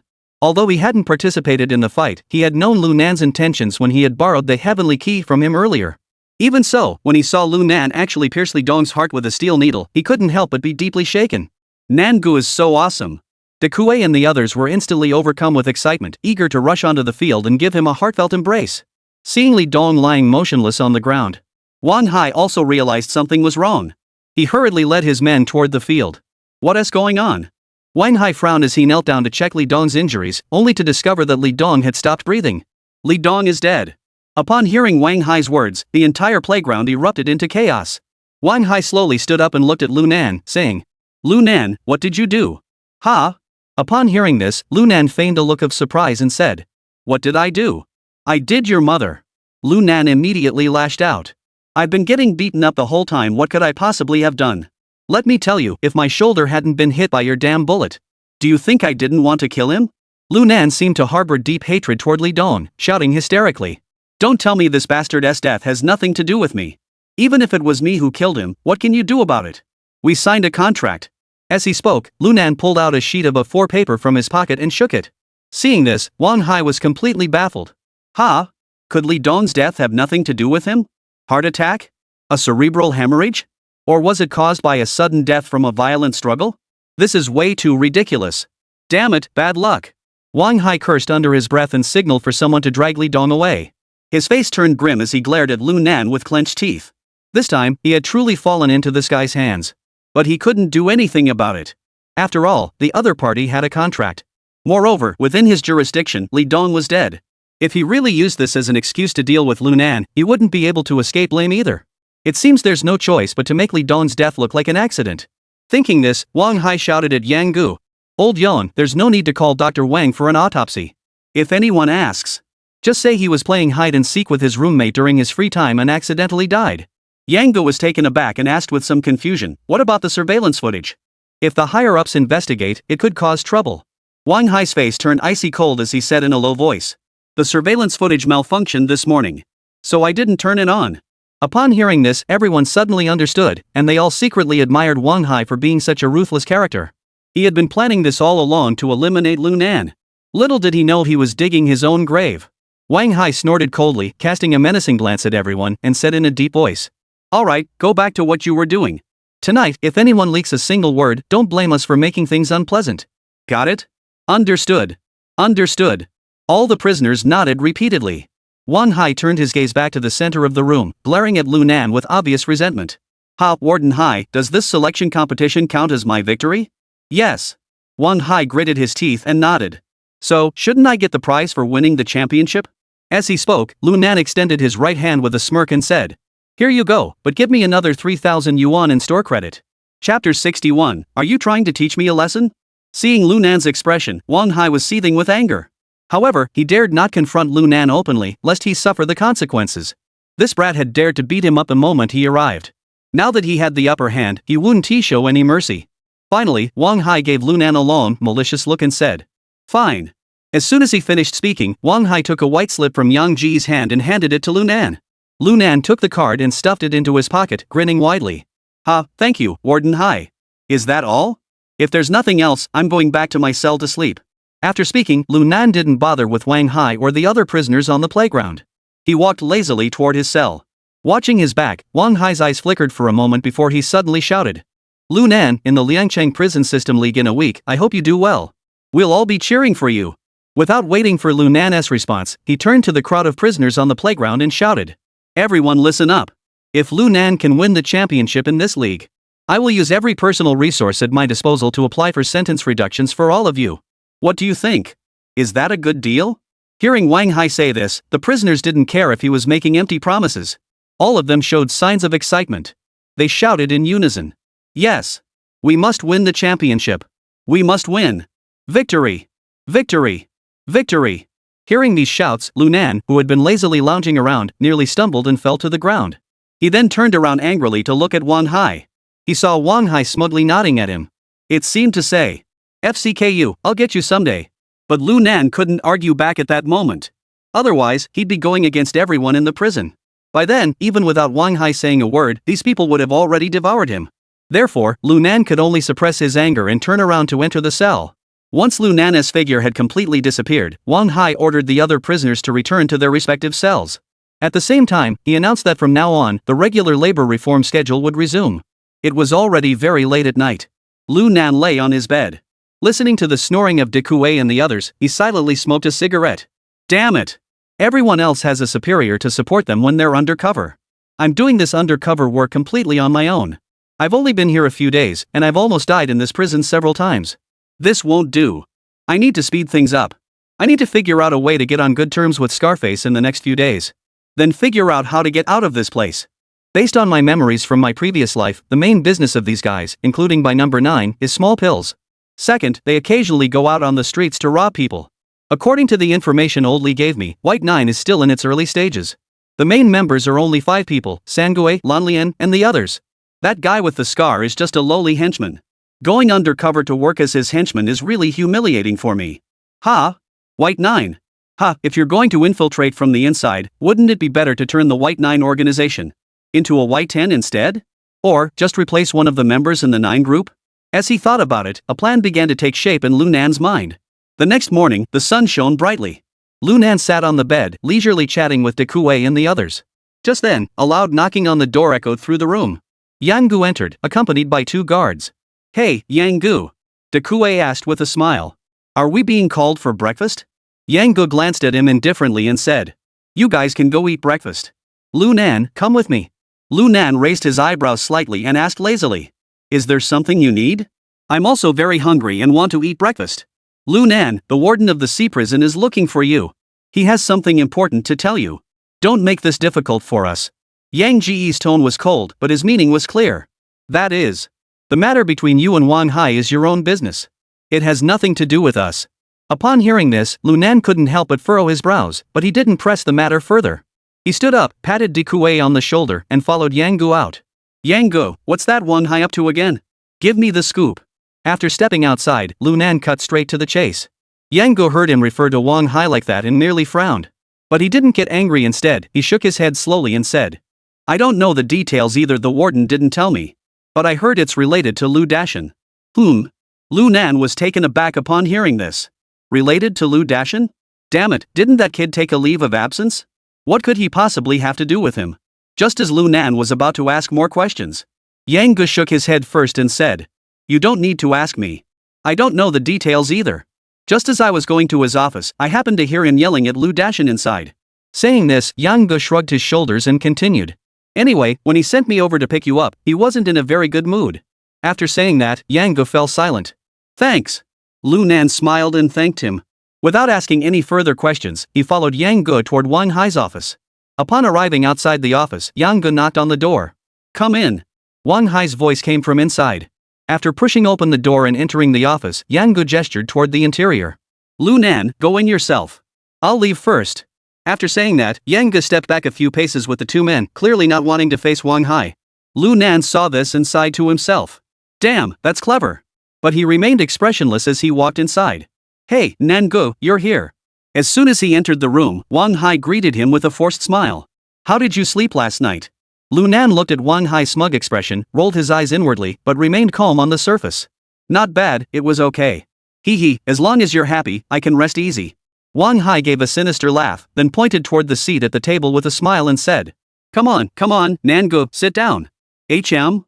Seeing Wang Hai act this way, Lunan furrowed his brows and waved his hand, saying, "Wang Hai, you don't need to be so formal with me. I haven't had breakfast yet and I'm pretty hungry. So, if you have something to say, just spit it out." Hearing him say this, Wang Hai's expression froze for a moment. Then he quickly regained his smile. As if he didn't care at all, and laughed. "Oh well, since you put it that way, I won't beat around the bush. Nan-gu, Lu Dashin's move was pretty clever, wasn't it?" "Wang Hai, I have no idea what you're talking about." Lunan replied expressionlessly. And he truly had no idea what Wang Hai meant. After all, he had only sent Lu Dashin to the Star Internet Cafe. As for what the other party had done, he had no idea at all. "Ha, Nan-gu, what are you pretending to be ignorant about?" Wang Hai sneered. "Let's be straightforward, didn't you tell Lu Dashin to report me to the authorities? I don't believe you didn't know." Hearing this, Lunan was also startled. Has Lu Dashin lost his mind or something? He actually went to the disciplinary committee to report Wang Hai? That's like using a spotlight to go to the bathroom looking for. Sure enough, seeing Lunan remain silent, Wang Hai became even more convinced that he was behind it. But the words that followed left Lunan even more confused. "However, I must also thank you. You didn't make Lu Dashin produce any concrete evidence. Are you trying to warn me?" Chapter 62, The Real Culprit Appears. Hearing Wang Hai say this, Lunan was even more confused. What the hell is going on? I have no idea what Lu Dashin is up to. Why are you warning me? Beating you up would be better than just tapping you. That's my style. Nan-gu, Nan-yi. I give up. I just hope we can stay out of each other's way from now on. Wang Hai said through gritted teeth. I'm telling you, don't push me too far. When the time comes, no one will come out ahead. I've received your warning. As long as you don't provoke me, I won't cause any trouble for you. But if you dare to mess with me again, don't blame me for being ruthless. The last sentence was shouted in a low voice. Lu Nan was so angry he couldn't help but laugh. Looking at Wang Hai's furious face, he couldn't help but mock him. Wang Hai, have you lost your mind? Damn it, ever since I walked in, you've been causing trouble for me. I was just defending myself, how did that become me bullying you? Hearing this, Wang Hai instantly flew into a rage. Slap. He violently crushed the cigarette butt and glared at Lu Nan with wide, angry eyes. Stop trying to talk your way out of this. I know exactly what kind of person you are. Don't think I don't know what you're up to. Oh? What kind of person am I? What am I planning, you tell me? Lu Nan snorted coldly, glaring defiantly at Wang Hai, showing not the slightest hint of fear. This left Wang Hai speechless. After all, it was indeed as the other party had said. From the very beginning, he had agreed to come here to be the warden at the old man's request. One of the reasons was to deal with Lu Nan. But over the past few days, the other guy had suffered nothing but a gunshot wound on his shoulder, otherwise, he was as good as new. On the other hand, he had him on the brink of breaking down. Just as Wang Hai was deep in thought, a steady voice suddenly came from the inner office of Wang Hai's office. Lu Nan, you're a valuable asset. As the words fell, a middle-aged man in police uniform stepped out from inside. Upon seeing the middle-aged man, Lu Nan's pupils contracted sharply. Because the man bore an uncanny resemblance to Wang Hai. Dad. Director Wang. How did you come out here? As soon as he saw the man, Wang Hai immediately stood up, his expression extremely respectful. Sure enough. This man was none other than Wang Hai's father, Wang Donghui. Damn it. I never expected this old man to come in person. He's no ordinary guy. He's not even 50 yet, and he's already the second in command in the Liangcheng police force. He'll be promoted to the top position in 7 years. He's second only to the top, with power and influence beyond measure. Although Wang Hai was his only son, he still trembled in his presence, daring not even to breathe heavily.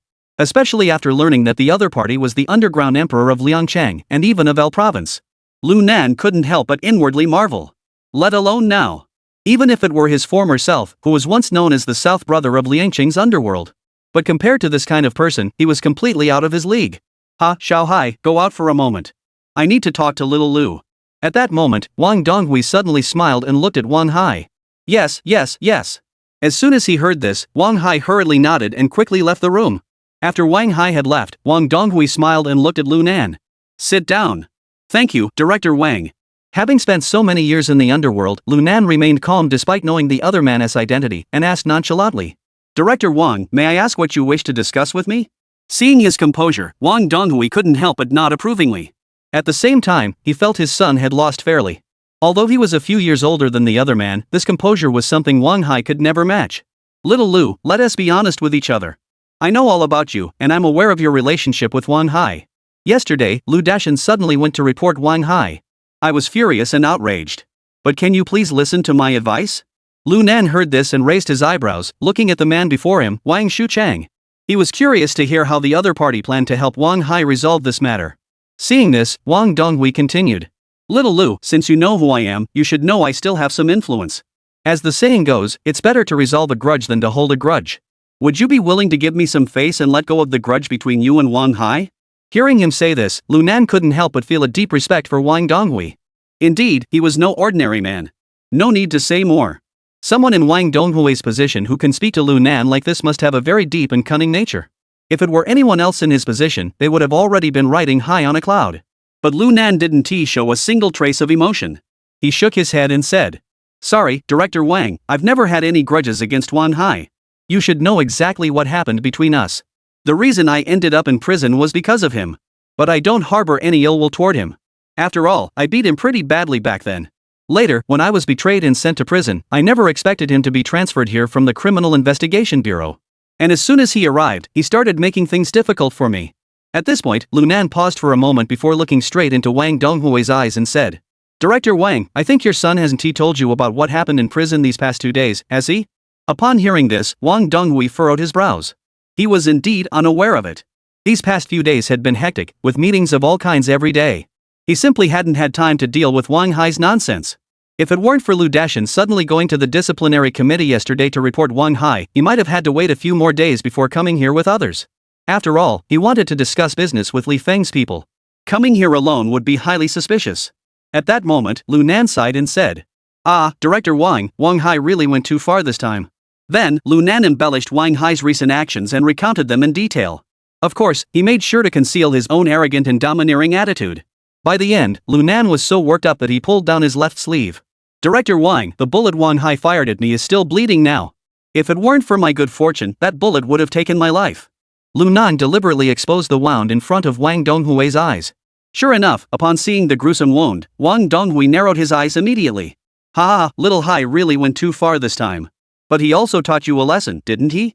Hearing this, Lu Nan sneered coldly, thinking to himself, "This is nothing yet. I'm not just going to teach him a lesson. Given the chance, I'll teach you an old man a lesson you won't forget." However, he still wore a bitter smile on his face and nodded. At that moment, Wang Donghui smiled faintly and said, "All right, I promise that Wang Hai will never act so outrageously again." Upon hearing this, Lu Nan was taken aback. His face lit up with surprise. "Really? You mean it?" "Of course." Wang Donghui nodded. "That's truly amazing. Thank you so much." Lu Nan looked as though a weight had been lifted off his shoulders. "These past few days have been driving me crazy. After all, I'm a prisoner and your son is the warden. If he wanted to get rid of me, it would be as easy as taking candy from a baby." "Ha, little Lu, you're being too hard on yourself." Wang Donghui smiled meaningfully. "Let us not even mention the rest. Just one Lu Dashan and that medical record alone are enough to cause our Wang family a world of trouble." At this point, his gaze suddenly turned sharp, fixating intently on Lu Nan. Chapter 63, Covert Rivalry. Director Wang, you're exaggerating a bit." Seeing Wang Donghui's expression, Lu Nan showed no fear, speaking lazily. "I already said it. I'm a prisoner, and your son is the warden. If I didn't have something up my sleeve, he would have already killed me." At this point, Lu Nan shrugged his shoulders. "There's nothing I can do. It's just about staying alive." "Staying alive?"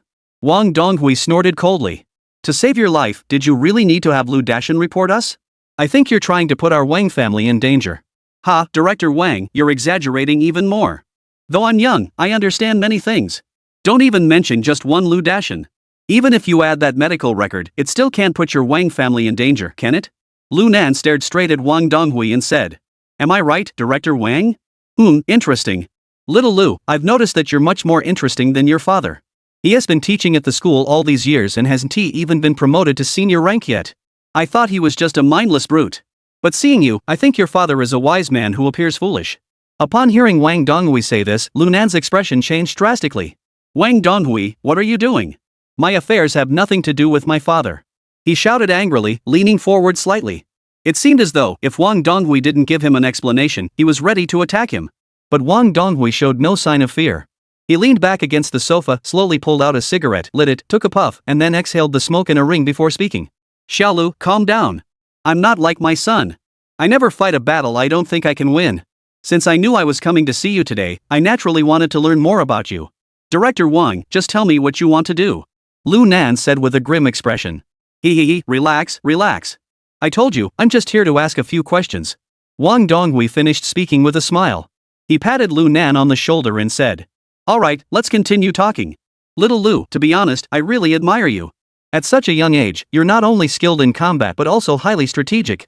And you managed to subdue Lu Dashan and those prisoners in such a short time. Don't even mention Xiao Hai. Even when I was 20, I didn't have your kind of skills. The young are truly formidable. Hearing Wang Donghui change the topic of conversation, Lu Nan grew even more vigilant. This old fox is speaking in riddles, alternating between threats and praise. He is trying to play off his PUA with me. Damn it. If I hadn't lived through it once before, I might just let you old fox get the better of me. Though he thought this in his heart. But Lu Nan's face betrayed a smug expression. After all, his real age was only 20. If he acted too mature and cunning, Wang Donghui might actually make sure he didn't survive the day.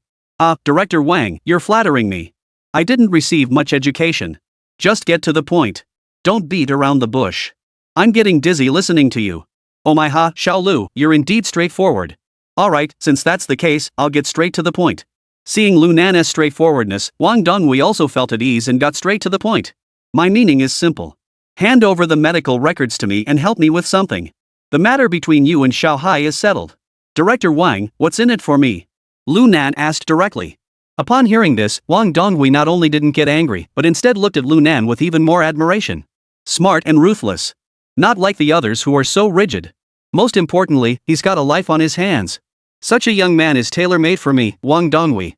Thinking this, Wang Donghui took a deep drag on his cigarette and spoke slowly. I can grant you one request. Any request? Upon hearing this, Lunan's eyes narrowed sharply, his gaze gleaming with intensity. Any request? That's right. Any demand. Wang Donghui said decisively. I, Wang Donghui, have always been a man of my word. That is why I have been able to rise to this position today. As long as you fulfill the two conditions I just mentioned, I will grant your request. After speaking, Wang Donghui said no more. Instead, he looked at Lunan and silently smoked his cigarette. It seemed as though he was waiting for his response. Lunan didn't ask what he needed help with. Because Wang Donghui had already said that he would fulfill any request. It definitely wouldn't be anything good. Most likely, it was about murder and robbery. Realizing this, Lunan's lips curled into a mocking smile as he said indifferently. Director Wang, even if I don't say it, you should already know what I want. I want to get out of here. Alright. Upon hearing Lunan's words, Wang Donghui didn't hesitate for a moment and nodded in agreement. At the same time, Wang Donghui smiled and returned the words to the other party. The matter I asked you to handle, you should know exactly what I mean, right? It's just murder and robbery, isn't it? That's no big deal to me. I've already taken more than a few lives, so what's one or two more? His tone was extremely calm, as if he didn't consider murder to be a big deal at all. It had the reckless bravado of a 20-year-old, combined with a what's the point attitude. But Wang Donghui didn't know that this was precisely the persona Lunan had crafted for him. Sure enough, upon hearing Lunan's words, Wang Donghui's eyebrows couldn't help but raise slightly. Ha, little Lu. You can't put it that way. What do you mean, killing and robbing? It's about eliminating evil and bringing justice. As he spoke, two cold glances shot out from his eyes. I hope you understand. There's no absolute right or wrong in this world. There's only who is stronger. If I say someone is a criminal, they are a criminal. If I say someone is an upstanding citizen, then they are an upstanding citizen. If you want to get out of prison, I can help. But you must kill someone for me. At this moment, Wang Donghui finally displayed the aura of a true leader. One word decides life or death. Upon hearing this, Lunan's pupils involuntarily contracted sharply. Because he had also heard the threat in Wang Donghui's words. If he was a law-abiding citizen, he was definitely not a prisoner. In other words, if he was accused of a crime, he was guilty even if he was innocent. This was the power of authority. After a moment of silence, Lunan raised his head, locked eyes with Wang Donghui, and asked seriously. Who to kill? When? Upon hearing Lunan's response, Wang Donghui's face immediately broke into a smug expression. He knew he had this one in the bag. Because whatever he set his sights on, he would always obtain. Whether it was power or people. There's no rush. Wang Donghui waved his hand and smiled slightly. Once I get you out of this prison, I'll tell you everything. After speaking, Wang Donghui reached into his pocket, pulled out an envelope, and placed it on the coffee table in front of him. Xiaonan, this contains the tasks you need to carry out recently. Only by doing this can we legally release you from this southern city prison. As for that medical record, I assume you've already destroyed it, right? So, I won't bother asking for it back. Wang Donghui stood up and walked toward the door. Oh, and as for Lu Dashan, don't bother with him. He's no use anymore. After saying that, Wang Donghui opened the door and walked out without looking back. Chapter 64, Stealing Something. Lunan heard this and was immediately overcome with shock. Lu Dashan was the one this old man sent to report Wang Hai. Damn it! What a bold move. He deliberately had Lu Dashan do this just to have this conversation with me. He's really something. But isn't this exactly what I wanted? Just when I was about to doze off, someone brought me a pillow. In a way, I'm now one of Wang Donghui's people. Thinking of this, Lunan could no longer contain his joy. He burst into laughter, looking up at the sky. Ha. It's truly a case of good things happening to good people. He then picked up the envelope on the coffee table and slipped it into his pocket. Wang Donghui, who heard his laughter outside the door, also let out a sly smile. It could be said that this conversation was not as relaxed as it appeared on the surface. This kid is so calm it's unbelievable. But hearing Lunan's bold laughter, it was clear that he was still a 20-year-old young man. He hadn't yet reached the point where he could hide his emotions. However, this also reassured him somewhat. Thinking of this, Wang Donghui said to Wang Hai, who was waiting. Xiao Hai, don't bother with this kid anymore. I have big plans for him. Got it? Dad, don't worry. I know what to do. Wang Hai quickly agreed. Alright, take him back. Make sure to properly treat his gunshot wounds later. You come home for dinner tonight, I have something to discuss with you. After speaking, Wang Donghui patted Wang Hai on the shoulder and left in a hurry. Upon hearing his footsteps fade away, Lunan inside the room immediately regained his previous calm and composure. If Wang Donghui had seen him at that moment, he would have been so surprised he couldn't close his mouth. The Lunan before him bore no resemblance to the madman screaming moments ago. Instead, he looked like a strategist planning his next move, confident and in control. At that very moment, Lunan had already transformed back into the formidable figure who once ruled the winds of change in Liangcheng. Ha, Wang Donghui, you've just handed half your life over to me. Lunan, with his head bowed low, let a cold smile curve his lips. Just then, Wang Hai pushed open the door and walked in, his smile forced and insincere. Lunan, let's go. I'll personally escort you back to your cell. Oh, Brother Hai, you're too kind. Then I'll trouble you with that. Lunan immediately resumed his carefree demeanor, grinning broadly. Wang Hai heard this and didn't say much. Instead, he gave him a meaningful pat on the shoulder. Then he turned around and led Lunan out. After Lunan was taken back to the detention cell, De Kuei and the others should still be working on the courtyard. Since his status had changed, Wang Hai didn't hassle him like before. Instead, he said, I'll have old Yang bring you breakfast shortly. Eat first, I'll go to the infirmary. Have Dr. Wang and the others prepare everything so they can take a proper look at your gunshot wound on your shoulder tomorrow. After saying that, Wang Hai patted Lunan on the shoulder, signaling him to relax. Then he turned and walked away. Lunan watched Wang Hai's departing figure, a mocking smile curling the corners of his mouth. Ha, what a good son you are. Lunan sat alone on the bed, pulled out the envelope from his chest, opened it, and began reading carefully. Since it was only a single sheet of A4 paper, it didn't take long to understand the contents. They want me to participate in the martial arts tournament of the Liangcheng prison system. Then lose to the person they designate. Create the illusion of death and escape from Changnan prison. Chow, this Wang Donghui really knows how to get things done. As he spoke, Lunan tore the A4 paper into pieces and stuffed them into his mouth before swallowing them. This old man had already planned what to talk to me about before he came. I just don't know what he plans to do with me once we're out. Or sell me to the fishmonger Lao Mo. Lunan snorted and shook his head. Who cares? I just wonder how Wang Donghui plans to handle the scar-faced guy. Looks like we'll have to change the plan. After breakfast, Lunan greeted Wang Hai and headed straight to the playground. At that moment, the prisoners who were working saw him come out. Regardless of whether Lunan recognized them or not, they all smiled and nodded in greeting. His reputation in the southern prison had now been established. After beating up Wang Hai, he emerged unscathed. He defeated the axe-wielding man and eliminated Li Dong. Who dares to defy such a fierce man? Lunan didn't put on any airs either. He waved to everyone and walked over to Lao Kuai and De Kuei, who were pulling weeds. Brother Nan, did Wang Hai give you a hard time earlier? De Kuei, seeing Lunan arrive, hurried over to ask. Lunan shook his head indifferently. No. Not only did he not pick a fight, but he even brought breakfast over for me to eat. Damn, he is more filial than his own son. Hearing him say that, everyone just thought Lunan was bragging, and they all burst into laughter. Ah, Nangu, you're so cool. Alright, go back to work. If the supervisor sees us not working, he'll cause trouble. Lunan waved his hand, then leaned over to Lao Gui and tapped his right hand on his pocket. Old Gu, here us your stuff back. Thanks for the magic key yesterday. Without it, dealing with Li Dong would have been a real challenge. Ah, you're really something. Lao Kuai reached into his pocket, tucked the key to heaven away, then gave Lunan a thumbs up.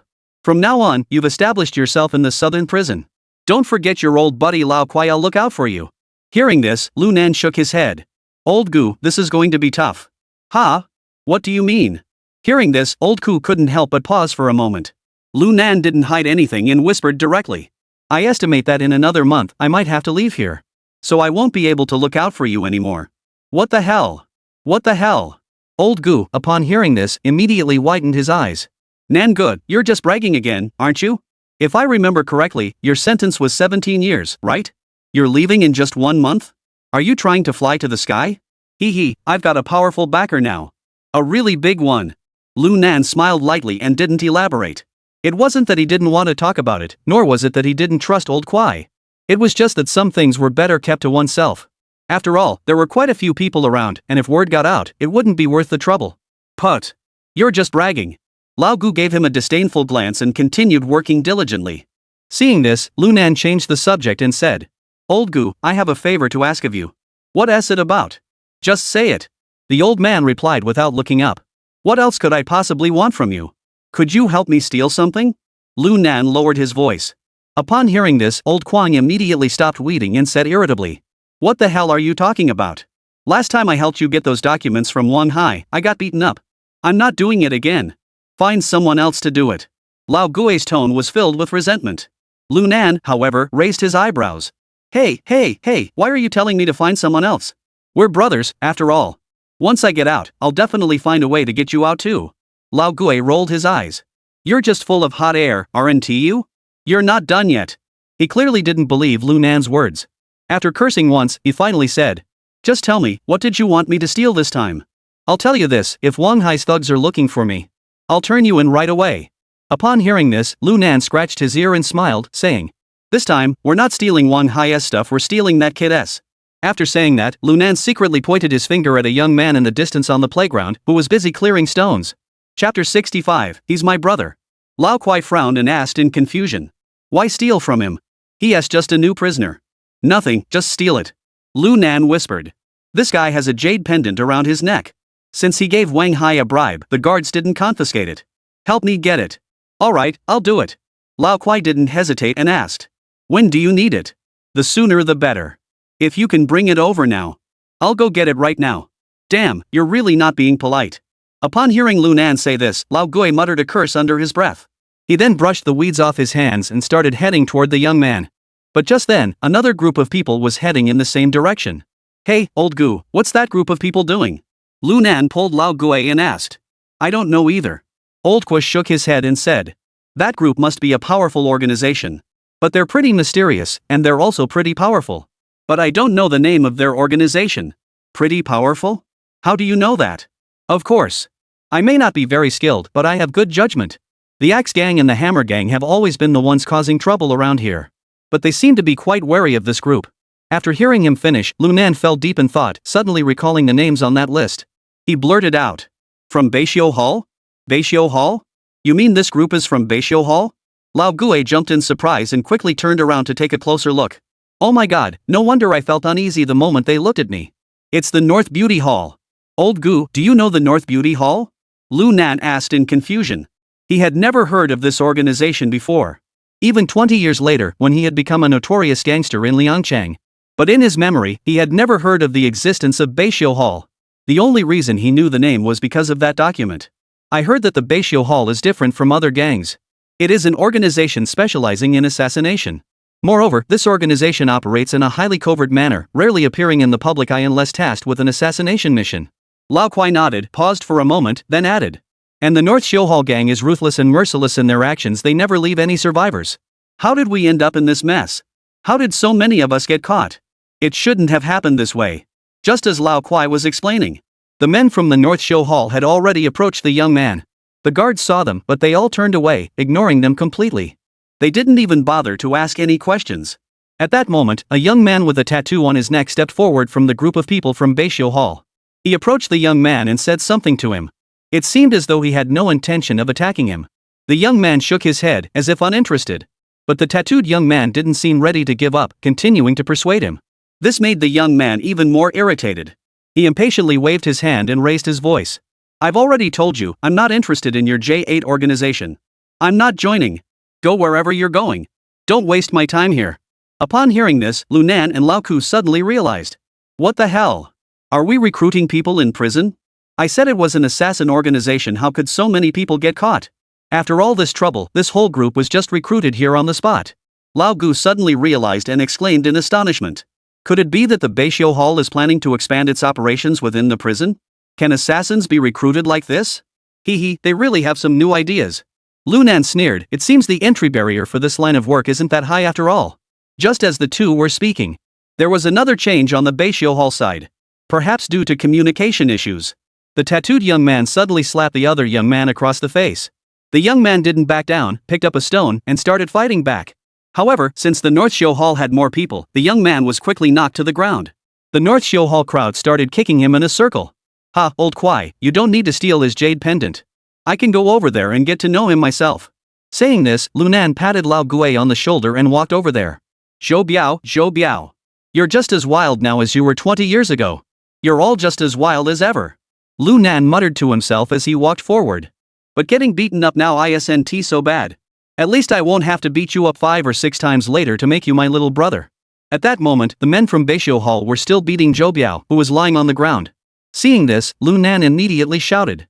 Hey! Stop! All of you, stop! At that moment, the onlookers, seeing the commotion, gathered around and stood by, chatting animatedly. The men from the Beishio Hall heard the shout and immediately stopped their actions. Lu Nan? The tattooed young man furrowed his brows, clearly not expecting Lu Nan to show up here to meddle in others' affairs. Zhou Biao slowly raised his head. When he saw Lu Nan, he showed no particular expression. Because they had never crossed paths before. On the contrary, Lu Nan, upon seeing Zhou Biao, gave him a mocking smile. Hey, isn't that Zhou Biao? Don't you recognize me? Ha? Lu Nan, do I know you? Zhou Biao scratched his head, looking completely bewildered. He was certain he had never seen Lu Nan before and had no connection with him whatsoever. Seeing his dazed expression, it seemed to transport Lu Nan back to his previous life. He burst into laughter and said, "Ha, you even know my name, how can you say you don't recognize me?" "Ah, that's true." Zhou Biao scratched his head. Hearing their conversation, the tattooed young man beside them furrowed his brows even more. Because he was certain that Lu Nan had come to stand up for Zhou Biao. Otherwise, he wouldn't have come over to force a connection. Such behavior was tantamount to provocation. If this had been any other time, he would have already thrown this guy in jail. But now was a critical moment. And they still want to recruit Lu Nan into their group. So the tattooed man could only suppress his anger. He took a deep breath and coldly said to Lu Nan, "Lu Nan, I advise you to stay out of this. This has nothing to do with you. It's none of my business?" Lu Nan scoffed and pointed at Zhou Biao, who was lying on the ground with a swollen face and bruises, and said, "This is my brother. Do you think this has nothing to do with me?" Hearing this, Zhou Biao froze for a moment. He hadn't expected Lu Nan to stand up for him. In that moment, a warm wave surged through his heart. The tattooed youth furrowed his brows even deeper, his eyes flashing with intense murderous intent. However, he took a few deep breaths, forcing himself to control his temper, and clenched his teeth as he said, "Since that's the case, we'll give you some face. But remember this clearly, there will be no next time. Otherwise. Or else what?" Lu Nan looked at the other person with a playful expression, smiling faintly. "Can you stab me to death with a knife? Or use some other method to assassinate me?" Upon hearing this, the tattooed youth's expression froze, then he spoke in a sinister tone. "Since you know our identity, you should know how powerful we are. I'm warning you, don't push us. You." Before the tattooed youth could finish his sentence, Lu Nan rudely interrupted him. "You're nothing but a piece of. Do you think I'll kill you right now?" Chapter 66, Pay attention to what? Seeing Lu Nan so arrogant, even the tattooed youth, who had a temper as calm as a lake, couldn't hold back any longer. He glared at him with wide eyes and roared, "You." He swung his fist toward Lu Nan.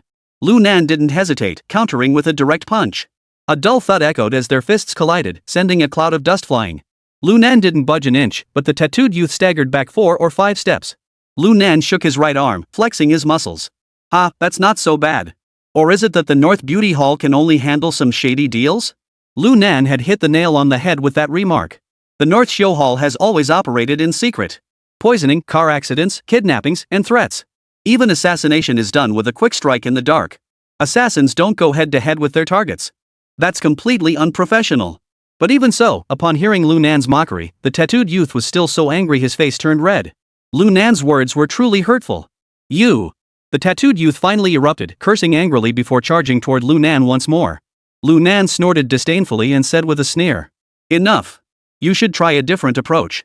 With your pathetic moves, you'd starve to death even if you went to the overpass to perform. Trying to imitate martial arts? Damn it." Lu Nan shook his head and immediately launched a flying kick. Boom! A heavy thud echoed through the air as the tattooed youth was kicked flying 7 or 8 meters away, landing on the ground in a heap. He felt like his ribs were broken in multiple places. "Ugh, it hurts, it hurts, it hurts." The tattooed youth clutched his chest, curling up on the ground and moaning in agony.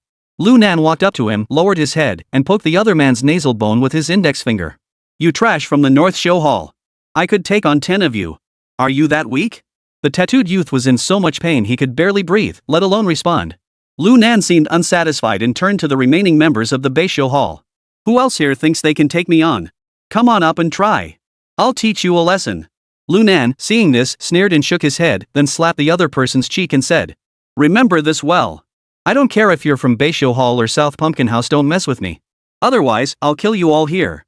After speaking, Lu Nan stood up, waved to Zhou Biao, and was about to leave.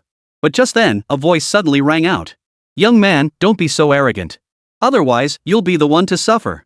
Accompanied by this deep, resonant voice, a middle-aged man of imposing stature slowly walked into the area. This man had an extremely ordinary appearance. Even if he were thrown into a crowd, he wouldn't stand out. Yet his presence was undeniably imposing. "Who the hell are you? Dare to come here to teach me a lesson? Do you think I'll beat you up?" Lu Nan glanced at him, and his eyebrows immediately furrowed into a knot. Though they hadn't exchanged blows, Lu Nan knew this guy wasn't someone to mess with. There was no reason, it was just a gut feeling. The middle-aged man ignored Lu Nan and turned to the tattooed youth, asking, Alu, what is going on?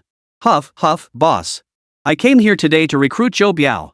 Who knew that Lu Nan, that little brat, would butt in? He's so arrogant, he doesn't even respect our Beisho Hall. Not only did he injure me, he even insulted us, calling us a bunch of thieves. Please avenge me, boss. The tattooed youth struggled to his feet and glared angrily at Lu Nan. Oh? The middle-aged man raised an eyebrow.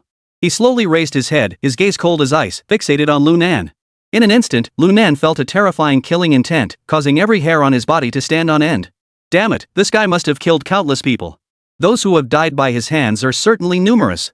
This feeling can't be wrong. Kid, what did you just say? You said you're going to wipe out the entire Beisho Hall? The middle-aged man looked at Lu Nan indifferently. I already said it. What's the big deal? Lu Nan took a deep breath to calm himself down.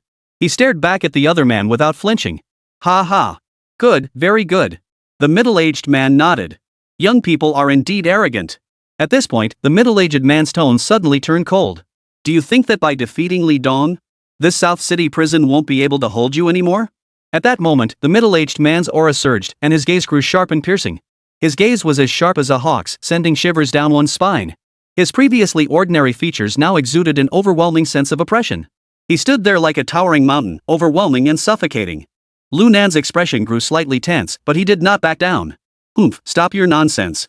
The South City prison can't hold me. What else can you do? Can you get me out of prison? Damn it. If you really have the guts, then I'll thank you. Lu Nan's personality is the classic type who doesn't respond to either soft or hard tactics. The more forceful you are, the more arrogant and domineering he becomes. However, he was also prepared to fight. The middle-aged man's eyes narrowed instantly, his pupils flashing with a dangerous gleam. The next moment, he suddenly broke into a smile. But that smile was icy cold. Very well. I will grant your wish. I hope that in the coming days, you will remain as formidable as you are now. And take care of yourself. Be careful in everything you do. After saying that, the middle-aged man turned around. Lu, let's go. Let's go eat over there. Then he started walking toward the other side. Lu Nan saw this and froze in place. He had thought the other party would lose his temper and attack. But he just walked away like that? Lu Nan couldn't help but mutter under his breath. What a coward. Who are you trying to scare? What's the point of being careful about everything? Even when you're taking be careful not to fall into the latrine and choke to death. Lu Nan's voice wasn't loud, but it clearly penetrated everyone's ears. Put. The onlookers couldn't help but burst into laughter. Even the people from Beisho Hall couldn't help but twitch their lips. This is way too harsh. Meanwhile, Lu Nan appeared calm on the surface but grew increasingly vigilant inside. Damn it, this old bastard must be up to something. No way, I'm going to find Wang Haya right now and have him lock this bastard up. Let's see what he can do. Thinking this, Lu Nan immediately relaxed. At the same time, he couldn't help but sigh inwardly. Damn it, having someone backing you up feels damn good. Just then, Zhou Biao walked over. He said gratefully. Lu Nan, thank you. Hey, no need to thank me. Lu Nan waved his hand dismissively and said. I already told you, we're brothers, so there's no need to be so formal. You were born in 1983, right? Ha? Zhou Biao was taken aback for a moment before nodding. Yes. Me too. I was born on January 1st. So, from now on, just call me Nangu. Nangu. Chapter 67, The Bear Slayer. Nangu. Nan Yi. Nan Zuzong. What did you do to offend them? Watching Wang Hai's hysterical state, Lu Nan stared blankly at him. After exhaling a cloud of thick smoke, he finally asked. What is going on? They're showing off over there, and I can't stand it. It's just to lock that old guy up for a while, isn't it? Why are you getting so worked up? Upon hearing this, Wang Hai's face turned ashen, looking as though he was about to faint. South brother, you're really something. Didn't you already know that? Lu Nan shrugged indifferently and said. Someone as powerful as me can just lock you up whenever I want. How could he be more powerful than me? Wang Hai was on the verge of tears. No, Nangu. Do you know who that middle-aged man is? Who? Lu Nan asked casually. His name is Wu Xiong. He once defeated 4 black professional fighters in an underground boxing ring in Siberia and won the championship. He is a true professional fighter. It's said that he once single-handedly killed a bear and stabbed it through the heart with a dagger. What the hell? For real? He took down a bear by himself? Are you pulling my leg? Upon hearing this, Lu Nan's eyes widened in disbelief. Why would I lie to you? Wang Hai shook his head and smiled wryly. This Wu Xiong is indeed very powerful. Moreover, I suspect his true strength goes far beyond what we've seen so far. Later, due to a boxing match, he injured his right arm. That's why he returned to Liangchang and founded the Beisho Hall. He specializes in helping wealthy and powerful individuals resolve their issues. Oh. Lu Nan nodded. However, his mind was still in a state of shock. Such matters were completely beyond his comprehension. But after mulling it over for a while, Lu Nan noticed something odd. That doesn't make sense. If this guy is so powerful, how come I can berate him so badly? Lu Nan couldn't help but furrow his brows. If he can take down a bear, taking me down should be no problem, right? Why bother playing these sneaky games with me? It's unnecessary. Damn it. That's because he doesn't want to take you down directly. Wang Hai shouted hysterically. He is afraid of being locked up here and losing his skills. So he's using you as practice. You're as tough as a cockroach. Is there anyone more suitable than you? Lu Nan's forehead instantly broke out in a cold sweat. Practice? Damn it, does he really think so little of me? It's not just about looking down on you. He's clearly trying to torture you to death to prove himself. This guy is a psychopath. Wang Hai sighed and shook his head. This is trouble. If I lock him up, I bet my old man's phone will be ringing off the hook from those guys. Upon hearing this, Lu Nan's brows furrowed slightly and his mind raced. It seems that this Wu Xiong and the Assassin's Guild might not be unrelated to Wang Donghui after all. Even if he didn't hire them, they must have worked for him at some point. Otherwise, Wang Hai wouldn't be in such a dilemma. At the time, Wang Hai wanted to deal with me. Why didn't he just go straight to Wu Xiong? Thinking about this, Lu Nan took a deep drag on his cigarette and casually asked. Hey, brother Hai, you looked down on me so much the other day. Why didn't you let this bear-catching guy take me out? Wang Hai rolled his eyes and said irritably. I'd have loved to have him take you out. But that old man's asking price was too high. I can't afford that kind of money. You really don't hold back. Lu Nan didn't expect it to be because of that reason and couldn't help but show a look of surprise. What is there to be shy about? We're all in the same boat now. Wang Hai shrugged his shoulders confidently and continued. Regardless of how you look at it, this Wu Xiong is definitely out to get you. After all, he has been lurking around here for nearly 3 years. If he doesn't make a move, he'll probably rust away. At this point, Wang Hai sighed. I'll go talk to him. Hopefully he'll give me some face. Let's just let this matter drop. Otherwise, there's only one way to save you. What method? Lock you up in solitary confinement. Damn it! Are you kidding me? Lu Nan exploded in anger. If he doesn't give you face, you don't have to worry about him. You don't need to lock me up either. I'll handle him myself. Upon hearing this, Wang Hai stared straight at Lu Nan. After a moment, he spoke earnestly. Lu Nan, tell me the truth. If my old man hadn't spoken to you first, I'd have been hoping you'd say exactly that. Because you would have been the one to die. But now, I can't let you take that risk. As he spoke, Wang Hai lit a cigarette, took a deep drag, and said in a low voice. Whether you admit it or not, you're now working for my old man. If you cause his plan to fail, I won't be able to take the blame. Hearing this, Lu Nan didn't feel the slightest bit warm inside. In fact, he felt a chill run down his spine. Wang Hai, seeing his disbelief, patiently tried to persuade him. At most, there's only 1 month left. You should be able to leave here soon. In other words, as long as you don't cause any trouble in the next month, Wu Xiong won't have much chance to cause trouble for you in the future. Although there are quite a few members outside the Beishio Hall. But aside from Wu Xiong, I don't think they can do anything to you. So keeping you under house arrest is the best way to protect you. Hearing this, Lu Nan couldn't help but find it amusing. Just yesterday, the two of them were eager to kill each other. Today, the second-rate Wang Hai is actually thinking about how to protect me with all his might. That's really ironic. Thinking about it, Lu Nan silently took a drag on his cigarette and looked up, saying, Haigu, hearing you say that, I'm actually quite touched. But I don't agree with your assessment. If Wu Xiong is really as powerful as you say, then hiding won't do me any good. It'd be better to be straightforward and face him head-on. I'd like to see just how terrifying the guy who can take down a bear really is. As he spoke, Lu Nan stood up and said, I'll gather some people here over the next few days. Let's see if we can take him on. Wang Hai shook his head helplessly and sighed. Alright, but remember, don't do anything reckless. I'll try to talk to Wu Xiong about it. Don't worry. Lu Nan waved his hand and walked out of Wang Hai's office. Just as he closed the office door, Wang Hai's expression suddenly darkened. Lu Nan. Since you're asking for trouble, don't blame me. When the time comes, even if my father finds out, he'll only be able to say you were over your head. As he spoke, Wang Hai violently stubbed out the cigarette in the ashtray and sneered. If I were to talk to Wu Xiong, he would definitely give me face. But I won't beg him for you, you worthless little punk. If it weren't for Li Dong, that bastard meddling in our affairs, Wu Xiong would have sent you to the afterlife that day. Chapter 68, An Unexpected Incident. On the way back to the cell, Lu Nan was also pondering his next move. If that Wu Xiong is really as fierce as Wang Hai said, I wouldn't stand a chance against him. After all, that guy had killed a bear. I've only ever killed a few dogs. In terms of size, we're not even in the same league. But then again, he's not Superman, is he? Kukuza stabbed him a few times and he still got killed. Why should I be afraid of him? And I don't believe that petty-minded Wang Hai would really be worried about me.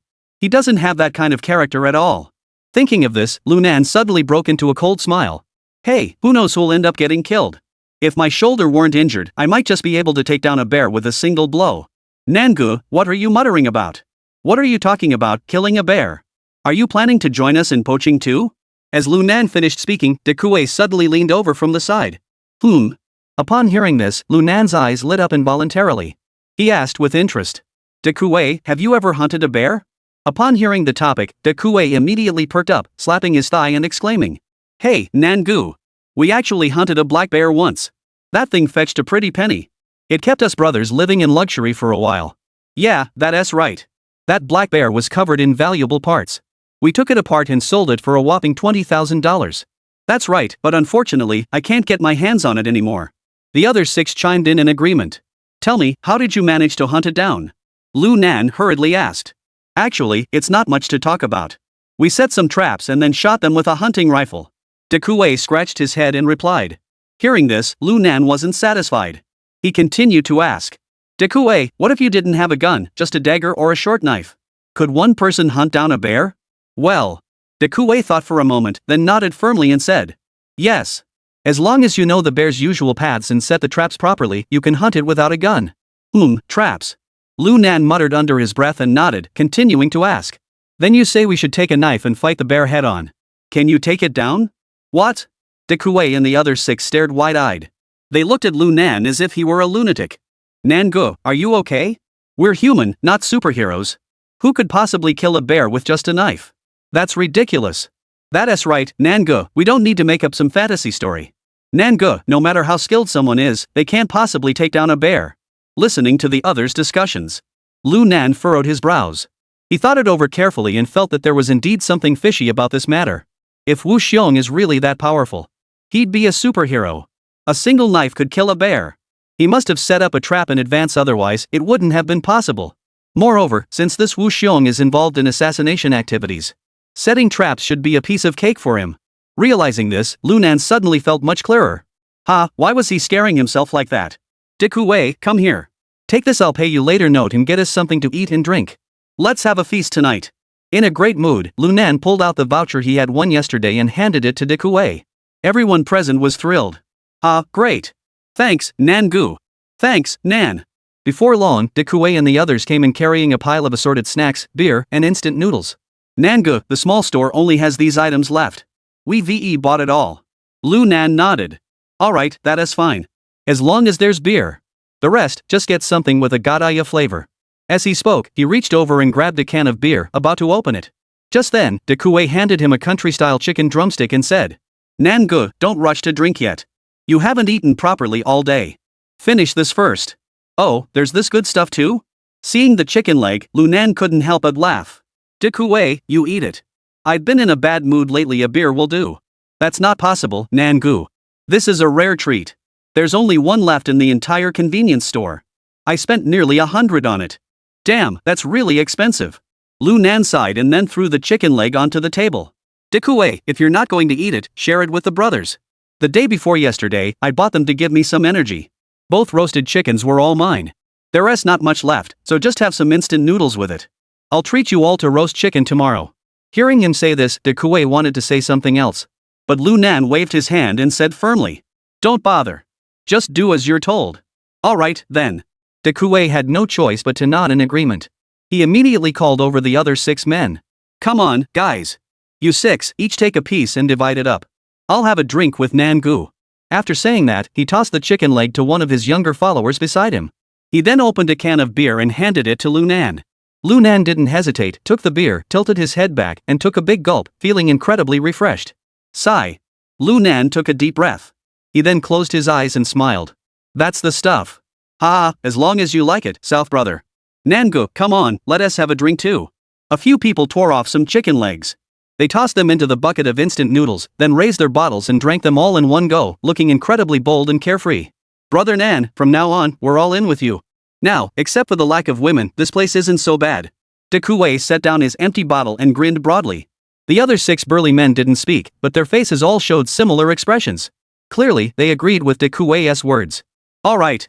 I've been thinking about expanding our influence here lately. When the time comes, we'll all live in luxury.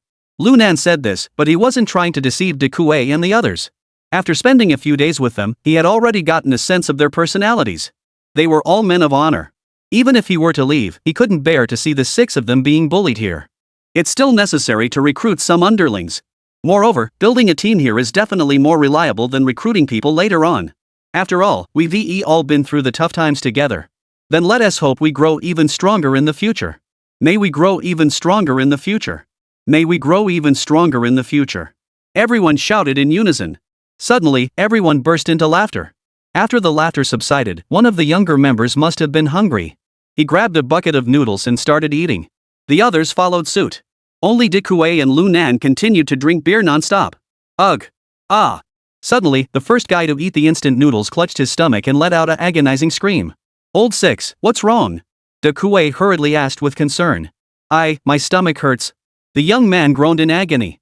Haha, stomach pain isn't a disease, you just didn't finish your bowel movement. Just go sit on the toilet for a while and you'll be fine. Before Dekue could finish his teasing remark, the younger man suddenly collapsed with a thud. His body began to convulse violently and foam poured from his mouth. Chapter 69, I Must Take Revenge. What the hell is going on? Everyone was utterly shocked. Then, an even more terrifying scene unfolded. Except for Lunan and Dekue, everyone else began convulsing violently and foaming at the mouth. Damn it! There's something wrong with that chicken leg. Lunan snapped out of it and cursed angrily. Chicken leg? How could the chicken leg be bad? Dekue looked at Lunan in complete confusion. I checked it carefully when I bought it, it's not expired. Dekue, stop talking nonsense. Go call the supervisor immediately. Lunan dragged the others toward the restroom while shouting loudly. Oh, okay. Guard. Dekue rushed to the door and shouted toward the outside. But strangely, the guards who were usually as alert as a small detective squad at the slightest disturbance. Today, they were all nowhere to be seen. No matter how loudly Dekue shouted until his voice was hoarse, no one came to check. Dekue was as anxious as an ant on a hot pan, his voice hoarse from shouting. Damn it, it's definitely Wan Hai's doing. Lunan clenched his teeth and said. Unless he specifically ordered it, no one would have come. Dekue, stop shouting. Hurry over here and pry his mouth open. I'm going to use this rubber tube to wash out his stomach. Alright. Dazed, Dekue hurried over, taking 3 steps in 2, and forcefully pried open the jaw of the first fallen subordinate. Find something for him to bite on to keep his mouth open. Otherwise, if this tube breaks, we're in trouble. As he spoke, Lunan pulled out the red rubber hose he usually used to clean the toilet and rolled it up at the front. Dekue looked around but didn't see anything usable. Gritting his teeth, he placed his wrist directly into the subordinate's mouth. This time, Lunan didn't hesitate. He immediately followed the method from his previous life and thrust the hose into the other man's throat. Cough, cough. Instantly, a foul, putrid odor filled the air. The henchman struggled desperately to break free. But he was held down firmly by Dekue. Ugh, hum. Lunan paid no heed to the other's struggles and twisted open the faucet. Whoosh! Cold water sprayed out from the pipe. Soon, the cold water mixed with stomach acid gushed out of the younger man's mouth. Lift his head up. Don't let him choke to death. Lunan held the hose in place to prevent it from falling while giving instructions. Got it, Nan-gu. Dekue immediately followed Lunan's instructions, forcefully lifting the younger man's head higher, causing the water jet to strike even more forcefully. Gurgle. Soon, the younger man's stomach began to swell. Wah! With a violent sensation of vomiting, the young thug felt his chest tighten painfully and began to vomit violently. Lunan saw this and quickly pulled out the hose. Ugh! Ugh! Ugh! A series of stomach acid and vomit were all vomited onto the table beside him. Huff, huff. Finally, the young man seemed to regain some consciousness and continued to vomit.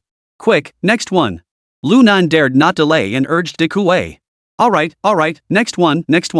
Dekue nodded repeatedly and helped another henchman to his feet. He repeated the previous procedure.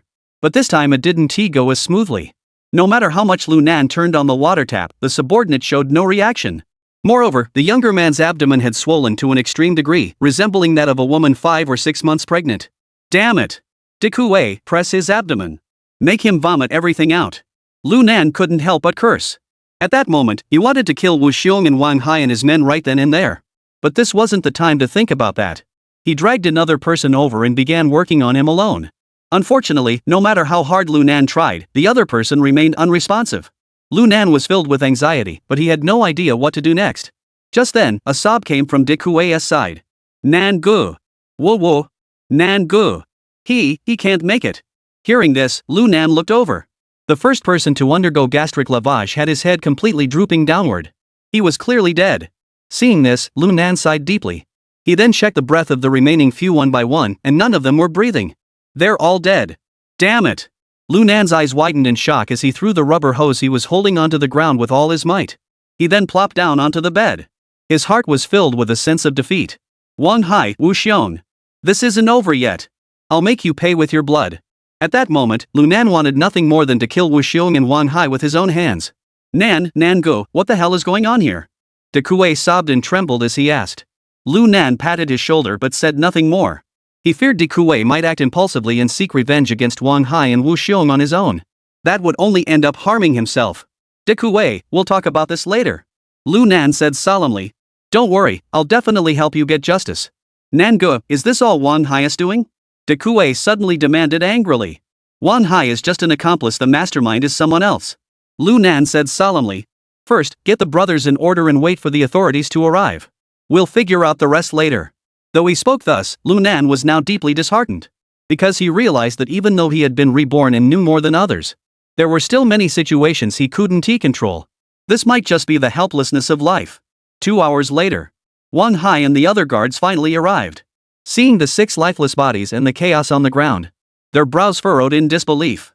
What on earth happened here? Did they food poisoning? Quick, take them to the infirmary. Wang Hai said in a pretentious manner. No need. They're already dead. Lu Nan stood up and sneered. Upon hearing this, Wang Hai's expression froze slightly.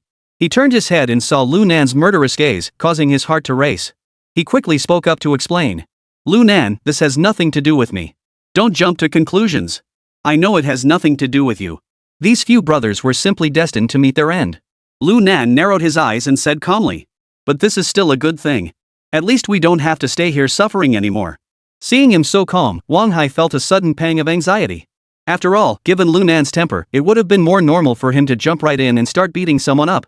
But this current demeanor was even more unsettling. Thinking this, Wang Hai cautiously asked. Lu Nan, are you okay? Lu Nan sneered, what do you want to say? Hearing Lu Nan's icy voice, Wang Hai jumped in fright. He swallowed hard and then stammered. Nothing. As long as nothing's wrong. Let's go to the infirmary together later for a checkup, just to be safe. You guys, quickly carry the body out. Having said that, Wang Hai signaled to the guards to carry the body away. Once everyone had been carried out, the room was left with only Lu Nan and De Kuei. De Kuei's face was streaked with tears, and he stared blankly at Lu Nan. After a moment, he managed to force out a few words. Nan Gu. I will avenge you. Chapter 70, Blood debt must be repaid with blood. I will. This matter absolutely cannot be left unresolved. Lu Nan patted De Kuei on the shoulder and nodded seriously. He knew De Kuei must be feeling terrible inside. After all, the 7 of them had been through life and death together, and their bond was deep. But reality was always cruel. Because of an animal, they ended up in prison and were sentenced. Now there were only 6 left. Who could possibly let go of such a grudge? And what is most unbearable for Lu Nan is that both of these incidents are somehow connected to him. De Kuei, don't act impulsively about this. Otherwise, not only will you fail to avenge the wrong, but you might end up getting yourself into trouble as well. Lu Nan pleaded. Trust me, I'll make sure you get justice. Tomorrow, I'll go talk to those bastards at Beisho Hall first. After hearing Lu Nan's words laced with a hint of murderous intent, De Kuei's expression softened slightly. Alright, I'll listen to Brother Nan. Then, De Kuei seemed to realize something and asked again. Nangu, are you saying that this was done by the Beisho Hall? Yeah, it was probably the North Shio Hall who masterminded it. Wang Hai gave his tacit approval. Lu Nan nodded, paused for a moment, then finally spoke his true thoughts. De Kuei, their target is probably me. The brothers are just tagging along this time. Nangu, I know. De Kuei smiled bitterly and waved his hand. It's not your fault. It's just their bad luck. Upon hearing this, Lu Nan couldn't say a word. He could only give De Kuei a firm pat on the shoulder. Alu, did you do this? In another cell of the 3rd detention ward, Wu Xiong glared at the tattooed young man with a dark expression. Big brother, it was me. That bastard Lu Nan is getting too arrogant. Smack. A hard slap landed on his face. Wu Xiong roared angrily. I've warned you so many times. Don't you dare mess with Lu Nan. Are you deaf or something? The tattooed man was knocked to the ground. Holding his burning cheek, he bowed his head in humiliation. Big brother, I was doing this for our Beisho Hall. For you, big brother. This little brat needs a lesson, or he'll think he can get away with anything. Besides, Wang Hai agreed to this too. Damn it! Hearing this, Wu Xiong grew even more enraged and kicked the tattooed man several times with all his might. Then, he gritted his teeth and shouted. Who told you to get involved with Wang Hai? You have no idea how cunning and ruthless he is. And use your brain. If Wang Hai could handle Lunan, do you think he'd just let it go like this? Damn it, even Wang Hai's own father couldn't handle Lunan. At this point, Wu Xiong seemed to realize he had said too much and quickly cleared his throat. Enough! Whatever you do in the next few days, stay by my side. Don't go wandering around on your own. Otherwise, Lunan will definitely kill you. Big brother, I understand. Although Allah said this, his eyes were filled with defiance. Wu Xiong shook his head and sighed. Sigh, this is going to be a hassle. The next day. At dawn, the sound of a loud trumpet suddenly echoed from the distance. Soon after, a series of steady footsteps and shouts followed. It was the joint morning exercise of cells 2 and 3. Seeing Wang Hai emerge from the building, Lunan immediately stepped out of the formation and headed toward Wang Hai. Nangu, what are you doing? Wang Hai was clearly startled by Lunan. Seeing this, he instinctively took a few steps back. For your father's sake, I won't ask if last night's incident was your doing. I'll ask you one thing, was it Wu Xiong who ordered the attack? Lunan glared at Wang Hai coldly, as if he were about to kill him. Wang Hai trembled all over. He shook his head immediately. No, it wasn't. Wang Hai, do you think I'm afraid to kill you? No, I didn't mean that. But this really wasn't done by Wu Xiong. It was his subordinate, Alu, who did it. Wang Hai shook his head quickly, looking terrified. Alu? Yeah, the kid you beat up yesterday. Wang Hai dared not hide anything and immediately betrayed Alu. Alright, I understand. After speaking, he rushed toward the group of people resting at Beisho Hall. Zhou Biao and De Kuei saw this and followed suit. Lao Kuai, however, followed the crowd of onlookers toward the scene. But the heaven-reaching key was already clenched between his fingers. Warden, should we stop this? Yang Gu, standing nearby, asked in a low voice. It's a dog-eat-dog situation. What's it to you? At that moment, Wang Hai had lost his earlier panic, replaced by a smug expression. Anyway, I already warned that guy. It's his own fault for not listening to me. Since that's the case, even if the old man takes him in, he won't be of any use to me. Let's just let him die here. Yang Gu, unaware of the details, asked cautiously. But aren't you still counting on Lunan to compete for you? I have Lunan to thank for that. Because of this incident, Wu Xiong came to me this morning and agreed to participate in the competition. Wang Hai sneered. With Wu Xiong involved, whether Lunan participates or not doesn't matter anymore. At this point, Wang Hai pulled out a cigarette and lit it. Damn it, I have no idea why my old man thinks so highly of this Lunan. Meanwhile, Lunan and his two companions had already arrived at the gathering spot of Beisho Hall. Hey, isn't that Lunan? Alu spoke in a sarcastic tone. What's up? I heard someone in your cell got food poisoning last night? I heard 6 died? At this point, Alu feigned surprise. Oh. Looking at you, it seems like you're fine. It was probably just a case of diarrhea, right? How about you? It didn't get up to your ankles, did it? The others burst into laughter, pointing at Lunan. Wu Xiong, however, furrowed his brows. Shut up. Ali's mocking expression froze, and he dared not say another word. Lunan didn't even glance at Alu, but instead stared intently at Wu Xiong.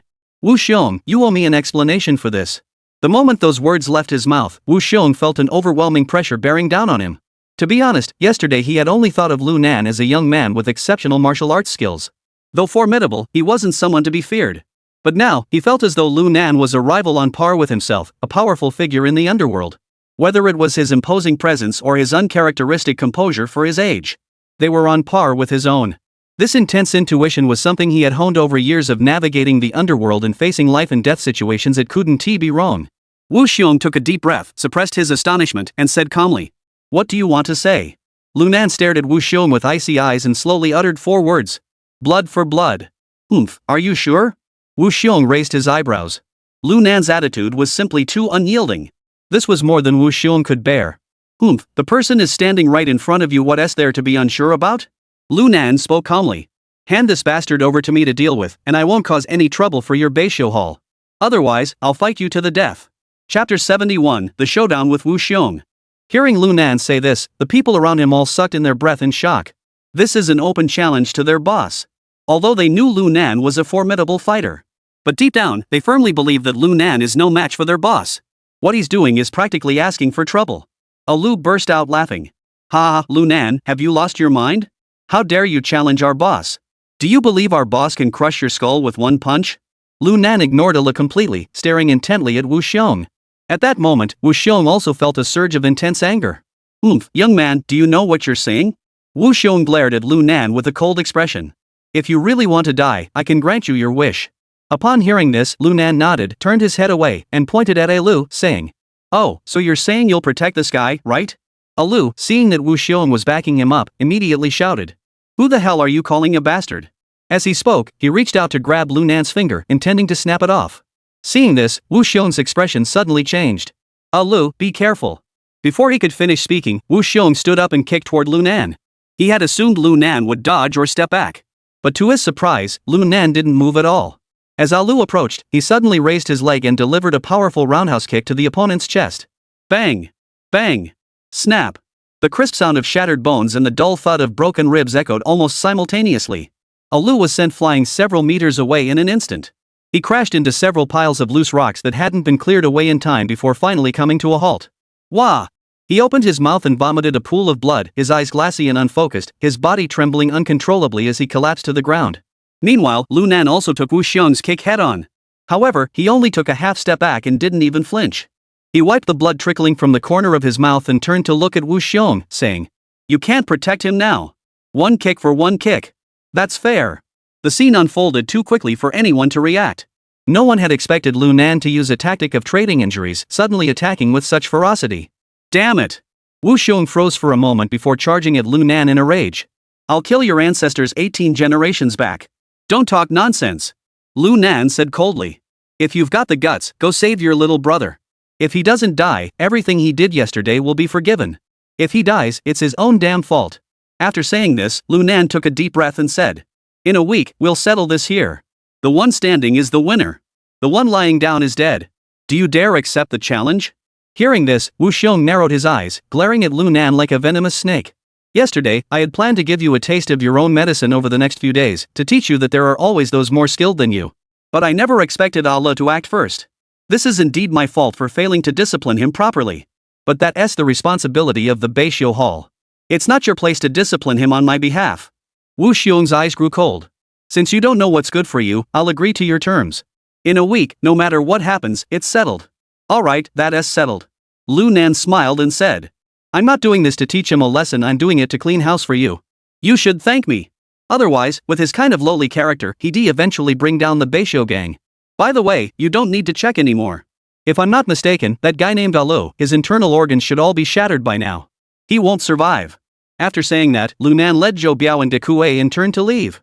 Wu Xiong remained standing in place, his expression fluctuating between anger and fear. Lu, though he was always causing trouble and making him hate him. But he was still one of his most trusted lieutenants. Last night, he had just instructed Lu not to leave his sight. Today, he had been killed in public by Lu Nan. This was a severe blow to his pride. Thinking of this, Wu Xiong's eye twitched slightly. He glared intently at Lu Nan and his two companions retreating backs. Since you're so eager to die, then I won't hold back either. However, before that, I must inform Wang Dongwei first. It seems that Lu Nan's fake death plan won't work. Because I'm going to make him a real corpse. As Lu Nan entered the detention cell and passed by Wang Hai, he coldly said, Haiga, there are many things I think you should ask your old man about. His thoughts aren't as simple as you think. Don't act smart and mess up that old man's important business. Otherwise, he might not hesitate to deal with you. After all, sometimes the sun isn't necessarily closer than the power he holds in his hands. By the way, from now on, Zhou Biao has been transferred to our cell. Wang Hai's face turned ashen at the words. But Lu Nan had already taken the two men and walked past him. After turning the corner, Lu Nan whispered to Zhou Biao and Dekue beside him. Quick, come help me up. Damn it, I can't hold on much longer. At that moment, Lu Nan's face was exceptionally grim. His entire chest and abdomen felt like they were being tossed around in a storm. He knew how terrifying Wu Xiong's previous strike had been. If it weren't for the soft power technique his father had taught him to neutralize most of the force, the one who would have been kicked to death wouldn't just be Lu. He would have followed him to his grave. This was his first direct confrontation with Wu Xiong. Though it was only one strike, it gave him a rough idea of Wu Xiong's true strength. Nangu, are you okay? Zhou Biao and the other two asked with concern. Don't worry, everything's fine. Lu Nan gritted his teeth and persevered. After entering the cell, he collapsed onto the bed. Wah! Stomach acid mixed with blood spurted onto the ground. The two were startled by the sight. Brother Nan, are you okay? Lu Nan waved his hand at the two men, but he continued to vomit uncontrollably. Zhou Biao and De Kuei dared not ask any more questions, only rubbing his back repeatedly, hoping to ease his pain. After a while, Lu Nan finally stopped vomiting, took the cup, and rinsed his mouth. Damn it! This Wu Xiong is no one to be underestimated. Damn it, I should have killed that Alu unexpectedly. Otherwise, if we got tangled up with Wu Xiong, with him protecting him, that bastard Alu would never have died. Lu Nan spat out some saliva and wiped his mouth with a tissue. Thud. Just then, De Kuei suddenly knelt down in front of Lu Nan. Bang bang bang. Without caring about the vomit on the ground, he began to bang his head on the ground. Hey, De Kuei, what the hell are you doing? Lu Nan hurriedly grabbed De Kuei, trying to pull him up. But since he had just been injured, a single tug didn't budge him. Zhou Biao, who was standing nearby, saw this and rushed over to help. The two of them worked together and finally managed to help De Kuei to his feet. By then, De Kuei was already in tears. Nan good, thank you for avenging my brothers. To kill Alu, you actually took Wu Xiong's kick head on.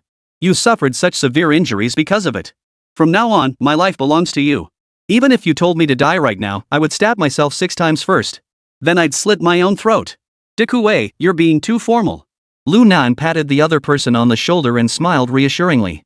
Then, changing the subject, he said, right now, we haven't avenged those 6 brothers yet. Once I take care of Wu Xiong and eliminate Wang Hai, you can thank me properly then. Chapter 72, Brothers from a Previous Life. Hearing Lu Nan say this, De Kuei wiped away a tear and said earnestly, Brother Nan, as long as you need me, I'll go through fire and water, die 1,000 deaths without hesitation. After speaking, De Kuei suddenly punched the wall. I can hunt wild boars and mountain donkeys. I can hunt people too. From now on, I am your knife in your hands. Whoever you tell me to stab, I will stab. De Kuei, you're not my knife, you're my brother. Lu Nan shook his head with a smile. Enough, stop daydreaming. The dead brothers are gone. We still have to live, and live well. De Kuei nodded heavily. Zhou Biao, standing nearby, was also moved by their conversation. He couldn't help but admire Lu Nan even more. Lu Nan took a few deep breaths to ease the pain. This feeling was unbearable. After a week of rest and recuperation, his injury should heal significantly. However, the gunshot wound on his left shoulder would likely still affect his performance. That Wu Xiong is definitely no pushover. If I'm not careful, my life might end up here in prison forever. Nangu, I think that Wu Xiong is pretty tough. Should we discuss what to do next? As if sensing Lu Nan's thoughts, Zhou Biao spoke up from the side. We definitely need to discuss this. Lu Nan nodded and said, I won't be going out this week. I'll stay in the cell to recover. You two help me with a few things. If these tasks are done properly, Wu Xiong won't stand a chance against me. Once it's done, don't worry about whether he has killed a bear with his bare hands, I'll still be able to take him down. South brother, just give the orders. We'll do our utmost. De Kuei and Zhou Biao are both men of honor. Upon hearing Lu Nan's words, they immediately declared their support. Lu Nan didn't hesitate and began speaking to the two of them. 3 days later, inside the prison cell, Lu Nan lay on the bed, legs crossed, smoking a cigarette. Lao Gui, Zhou Biao, De Kuei, and 2 other inmates walked in. Zhou Biao said solemnly, Brother Nan, we've done everything according to your instructions. We've already obtained the items. De Kuei patted the shoulder of a well-dressed inmate beside him and chimed in. That's right, Brother Nan. This time, it was all thanks to Li He. Otherwise, we really wouldn't have been able to handle that Dr. Wang. De Kuei, you're flattering me. Li He smiled and said. Without you and I see Zai's performance in the infirmary, and old Kwai had already obtained the documents, I wouldn't have been able to succeed either. As he spoke, Li He reached into his pocket and pulled out a small glass bottle, handing it to Lu Nan. At the same time, he said with some concern, Nangu, this stuff is still risky.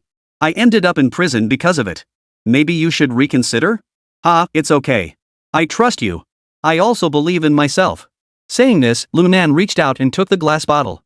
Without a moment's hesitation, he pulled out the cork and poured a drop into his mouth. Instantly, a rich fragrance filled the entire ward. This stuff is great. I relied on this stuff a lot in my previous life. Lu Nan closed his eyes, savoring the taste with a few satisfied slurps. The others, hearing this, assumed he was joking. Little did they know, Lu Nan was telling the truth. Over the past 2 days, Lao Kuai, De Kuei, and Zhou Biao have used the method suggested by Lu Nan. They successfully brought Li He and IC Zai into the team. They were also moved to the same cell. All of this was within Lu Nan's expectations. After all, Li He and IC Zai were his brothers from his previous life. He knew their family backgrounds and personalities inside out. Although the two of them don't have much combat strength. However, their education and skills were exceptionally strong. IC Zai is a senior student in the computer science department at Liangcheng University. Due to severe academic imbalance, he didn't want to fail his courses and delay graduation.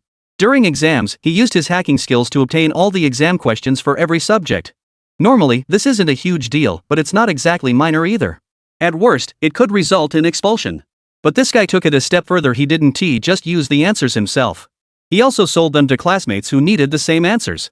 And he made a profit of $20,000. Keep in mind, this was back in 2002. Making so much money illegally, how could things turn out well? So he ended up here.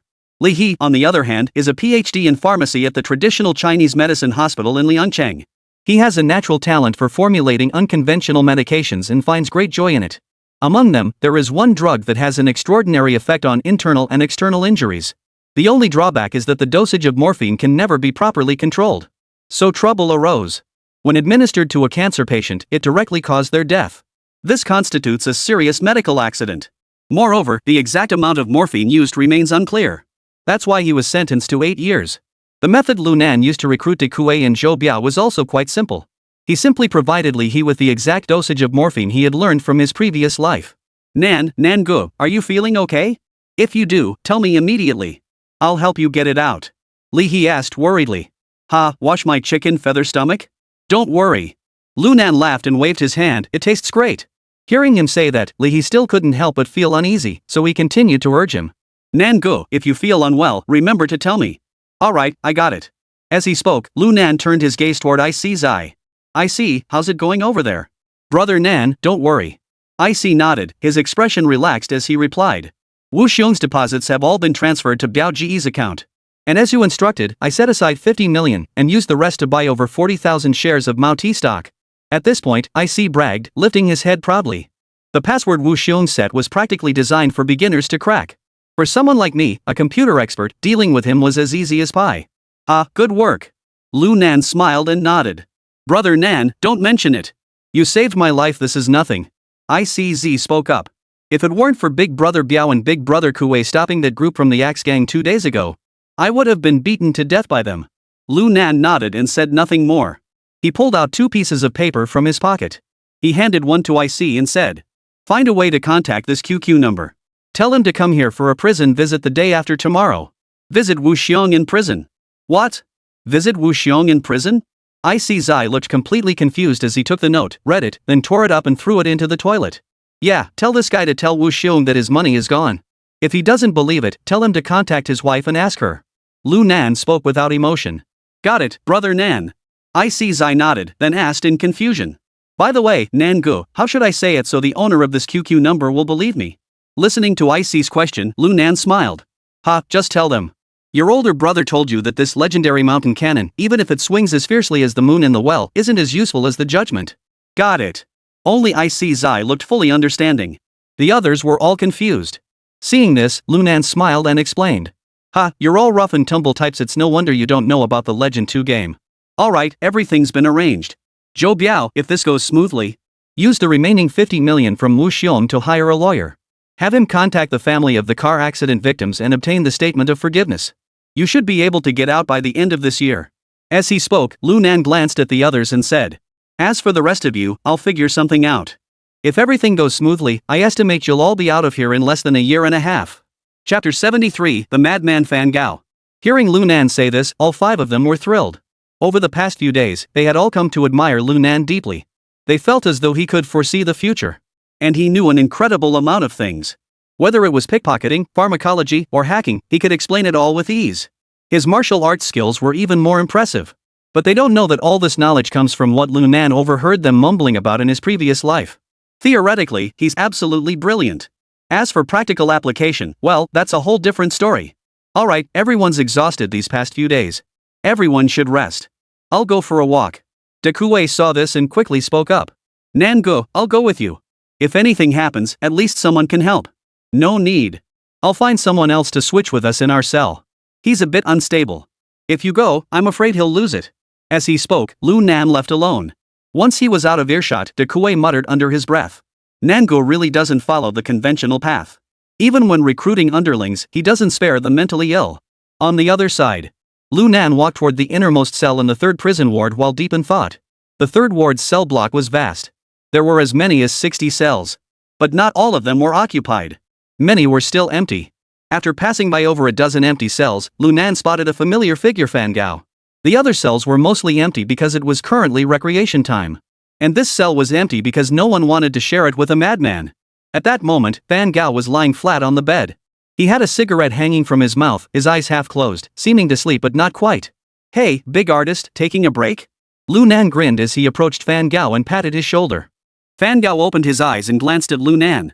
"Who are you? I don't know you." He blew out a smoke ring and closed his eyes again, pretending to doze off. Seeing this, Lunan rolled his eyes. "Enough, stop pretending to be crazy. I know you didn't make that circuit board. And I know you didn't kill him either." "Put." Hearing this, Fan Gao rolled his eyes and exhaled a puff of smoke. "I have no idea what you're talking about." Seeing his reaction, Lunan didn't get angry. He pulled out a Red Tower Mountain cigarette from his pocket and lit it. After taking a couple of puffs, he recalled the events while speaking slowly. "The circuit board was made by your brother Fan Shan. The second in command of the fake C group was also killed by him. You took the blame for him, yet he didn't even bother to help you? Now you're locked up in this place, doesn't that hurt?" Upon hearing this, Fan Gao's eyes widened in shock. He flipped over, causing the bed frame to creak loudly, and shouted at Lunan. "What the hell are you talking about? Are you out of your mind? You know very well if I'm lying or not." Lunan smiled and took a drag on his cigarette, saying, "Do you know why Fan Shan didn't come to save you?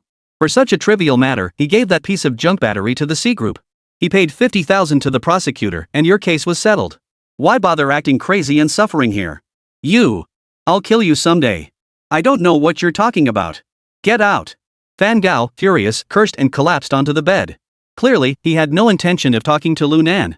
Seeing this, Lunan remained unfazed, shrugged his shoulders, and said, "Let me tell you something. The reason Fan Shan doesn't care about you is because he has set his sights on Li Meifeng. So, if he wants to marry this so-called big sister, he has to kill you here." "What did you say?" Upon hearing this, Fan Gao, who had already decided to ignore Lunan, suddenly froze. His eyes widened as he glared at Lunan. "What the hell are you talking about? Believe it or not, it's up to you." Lunan shrugged and continued leaning against the window, puffing on his cigarette. "Damn it, I'll kill you." With that, Fan Gao charged at Lunan like a starving tiger. "Hee, little Gao, you're good at drawing. But when it comes to fighting, you're no match for me." Lunan sneered, then suddenly extended his right hand. Ugh! Fan Gao froze in place instantly. His feet left the ground. No matter how he struggled, it was all in vain. His neck felt as though it were being held by a steel fork, making breathing difficult. Moments later, Fan Gao ceased struggling entirely, his face flushed red, and his eyes glassy and unfocused. At that moment, Lunan withdrew his right hand and threw him back onto the bed frame. "Now you can talk properly, can't you? Cough cough cough cough cough." Fan Gao struggled to breathe, his chest heaving violently. After a long while, he regained a shred of consciousness and gritted his teeth, saying, "Damn it! I'll kill you someday. Oh my goodness. Still so stubborn?" Lunan sighed and said, "Forget it. I was actually planning to invite you to stay in our cell. I'll figure out a way to get you out too. But now it seems unnecessary." Lunan's words struck Fan Gao like a thunderbolt. Fan Gao suddenly sat up straight, staring at Lunan and asked tremblingly, "What did you just say? Are you deaf? Can't you understand what I'm saying? I was actually planning to invite you into our cell and find a way to get you out later. But since you're not grateful, forget it." Lunan gave him a cold glance and added slowly, "I think Fan Shan and Li Meifeng's wedding is coming up soon. Once I get out, I'll make sure to send you a wedding gift. By the way, since Fan Shan and Li Meifeng visited you in your cell last time, they haven't come back, have they? Your brother said he'd take care of your sister-in-law, and he sure did a good job. He just went and married her. That Li Meifeng is quite the woman. To get you and your brother to make circuit boards, she even went so far as to throw herself at the leader of a fake C group. What talent!" After saying that, Lunan gave Fan Gao a thumbs up. Upon hearing this, Fan Gao felt as though he had been struck by lightning, freezing in place. You better think it over yourself. The matter's inside, you know better than I do." Saying this, Lunan patted Fan Gao on the shoulder and turned to leave. Just then, Fan Gao suddenly sat up straight and exclaimed urgently, "Wait!" Hearing this, Lunan stopped in his tracks and said, with his back to Fan Gao, "What's the matter? Is there anything else you need? Just ask. Help me, take me out." Fan Gao took a deep breath, trying to stay calm. However, the more he did so, the hoarser his voice became. "Hey, you're not crazy, are you? What's the matter? You're already better so quickly?" With that, Lunan turned slightly, raised an eyebrow, and looked at Fan Gao, saying, "Do you believe me now?" Fan Gao remained silent for a moment before finally nodding dejectedly. "I believe you. Because I've already noticed something was wrong inside. I just didn't understand why my brother would do such a thing. As he spoke, Fan Gao suddenly gave a bitter smile. Enough about that. It's all trivial matters. Lu Nan shook his head and comforted him. Once you're out, you can ask your brother yourself. Fan Gao nodded, then took a deep breath and looked intently at Lu Nan. One last question. Who are you, and how do you know all this? Upon hearing this, Lu Nan curled the corners of his mouth into a sinister smile. In my previous life, you told me yourself. Hearing him say this, Fan Gao believed the other was intentionally hiding his identity. But now, he had no choice. He swallowed hard and spoke slowly. If you don't want to say it, that is fine. As long as you can get me out of here, I'll believe you're God. Ha, that's settled then. Let's go. Chapter 74, The True Purpose. The next few days. Apart from the few new inmates who had arrived at the prison and were out for their daily activities, he didn't step out of his cell once. Whether it was Wang Hai or the other prisoners, they all believed that Lu Nan was staying put because of his severe injuries. That was why he was so quiet. Otherwise, given his arrogant and domineering personality, how could he possibly stay in his cell without coming out? This also made Wang Hai feel extremely relieved. Because he was certain that Lu Nan was as good as dead this time. Even if Lu Nan is severely injured. Even if he were unharmed, Wang Hai didn't think he could be a match for Wu Xiong. Thus, Wang Hai actually opened a betting pool within the prison. Betting on how long Lu Nan could survive under Wu Xiong's hands. The news spread quickly throughout the prison. Other inmates rushed over to join the commotion. Most of them bet that Lu Nan wouldn't last 3 minutes. However, there was one person who bet on Lu Nan to win. This man was none other than Axe from the Axe Gang. Axe, are you sure Lu Nan can win? Zhang Lin asked in disbelief. That's Wu Xiong. Outside, he's the leader of the North Beauty Hall. Here, he's the toughest guy in our prison ward. Can that kid Lu Nan really handle it? Poof. Axe scoffed, his face brimming with disdain. Don't worry, Lu Nan isn't someone to be underestimated. He won't lose. And I'll bet you that Wu Xiong might end up dying here. Zhang Lin shook his head, still skeptical. After all, although Lu Nan is formidable, he's still too young. When compared to Wu Xiong, a top-tier big shot from Liangcheng, he doesn't stand a chance. Fine, if you want to bet on Lu Nan, go ahead. I'm betting on Wu Xiong. Zhang Lin shrugged and ignored the axe, instead slipping the note he had written declaring Wu Xiong's victory into his pocket. Just then, the cell door suddenly opened, and Wang Hai stepped out first. Following closely behind were Wu Xiong and Lu Nan. Alright, there's only 10 minutes left before the match starts. Everyone who's placed their bets, get back to your seats. Those who haven't bet, hurry up. Wang Hai shouted urgently. Seeing this, most people followed the rules and obediently returned to their seats. A few minutes later, the remaining people had all placed their bets on their chosen winners. Soon, the courtyard in front of the detention building echoed with loud cheers. Lu Nan and Wu Xiong also walked to the center of the field. At that moment, Wu Xiong stood with his arms hanging naturally at his sides, looking at Lu Nan with an expression that betrayed neither joy nor sorrow. It was as if he were looking at a dead man. Lu Nan, however, wore his signature lazy smile on his face. This smile was different from Wu Xiong's calm and composed demeanor, appearing much more gentle and sunny. Seeing this scene, the surrounding inmates watching the fight all muttered under their breath, "What a show-off! Lu Nan, your underhanded tactics won't work on me." At that moment, Wu Xiong suddenly spoke up. The money in that card is just a small portion of the profits from Beishiu Hall. If you need money, take it if you must. It won't affect me in the slightest. Wu Xiong narrowed his eyes, as if he had seen through Lu Nan's thoughts, and said indifferently. I admit you're skilled. But if you think you can bring me down using such methods, you're sorely mistaken. Upon hearing this, Lu Nan nodded slightly. Ha, don't boast too much. 500,000 isn't anything. If it's nothing, why did you call your wife and curse her out like that? You. Wu Xiong's expression darkened, and he coldly snorted. To take you down, it'll cost way more than 5 million. Lu Nan shrugged indifferently, meeting Wu Xiong's gaze without flinching. It seems you've already made a deal with Wang Donghui. So you're agreeing to take my place in the competition. And you're helping Wang Donghui secretly get that big shot with the scar, change, out of the first prison ward? Upon hearing this, Wu Xiong's pupils suddenly contracted. He blurted out instinctively. How do you know? Ha ha. Seeing this, Lu Nan grinned, revealing his pearly white teeth, and said. If I can get inside, I can take your money. I naturally have a way of knowing everything you've been talking about. Hearing this, Wu Xiong's heart trembled violently. Lu Nan actually knew about Xiao Qian? But upon further thought, he calmed down. It must have been Wang Donghui who told him back then. But he didn't know that Lu Nan knew about the death row inmate change in the first prison ward. It wasn't because of Wang Donghui. It was because of Li Xiangwen. His mission this time was originally aimed at Knife Scar. But who would have known that after he had IC's eye contact Wang Fatso, he suddenly decided to have Wang Fat contact Li Xiangwen as well. Of course, Wang Fatso had no idea who Li Xiangwen was. They only communicated over the phone. Li Xiangwen didn't ask any further questions, he just decided to give it a try. He passed the information on to Wang Fatso. As for whether it could be passed on, he wasn't sure either. After all, even if it couldn't be passed in, it wouldn't affect the previous plan. As long as Lu Nan could get close to Knife Scar, he would naturally come across the secret regarding the change. But the reality was that Lu Nan hadn't even had a proper conversation with Knife Scar yet.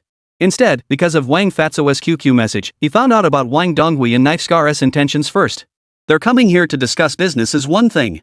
On the other hand, it's about how to rescue Change, who has already been sentenced to death. Ha, since you already knew. You still dare to touch my money. You're really not afraid of death. Wu Xiong glared at Lu Nan and said. Since I agreed to replace you with Wang Donghui, you're worthless to me. I was even planning to spare your life and take you as my subordinate later. Now you've stolen my savings. Not killing you is really frustrating for me. Poof. Lu Nan shrugged indifferently. Whether you're frustrated or not is none of my business. Why don't you just die from frustration? Even if you beat me to death here, you won't get your money back. Besides, who lives and who dies isn't certain yet. We'll see about that. Wu Xiong sneered coldly and didn't bother to waste any more words with Lu Nan. He flexed his arms and then motioned toward Lu Nan with his fingers. Come on. Since both of them had been speaking in low voices earlier, the other prisoners could only see their lips moving rapidly but couldn't make out what they were saying. If it weren't for their fear of the two men's intimidating presence in the southern prison, they would have already started cursing. Now that the fight was finally about to begin, the entire courtyard erupted in a deafening cheer. The prisoners had been waiting for this moment for a long time. Damn it, hurry up and get on with it. What the hell are you waiting for? Damn it, hurry up. Damn it, get moving, stop messing around. Hurry up, beat him up. Listening to the shouts, Lu Nan moved his neck. Then he muttered to himself. Damn it. I'll see just how much of a difference there is between me and this bear killer. If I can't beat him, I guess I'll have to resort to something even more despicable. As the words left his mouth, Lu Nan's eyes suddenly widened. His eyes flashed with a cold, determined gleam. He immediately charged toward Wu Xiong, his fists like heavy cannons, fierce and ruthless. Chapter 75, Fierce Battle with Wu Xiong. Wu Xiong gave a cold smile, shifted his feet to dodge, and kicked out swiftly and cunningly. Lu Nan sidestepped to avoid the kick and countered with an elbow strike. Wu Xiong effortlessly deflected it. He immediately closed in again. Lu Nan alternated his punches, but Wu Xiong skillfully deflected every strike. The two fought fiercely, with neither gaining the upper hand. The prisoners watching the fight grew increasingly excited.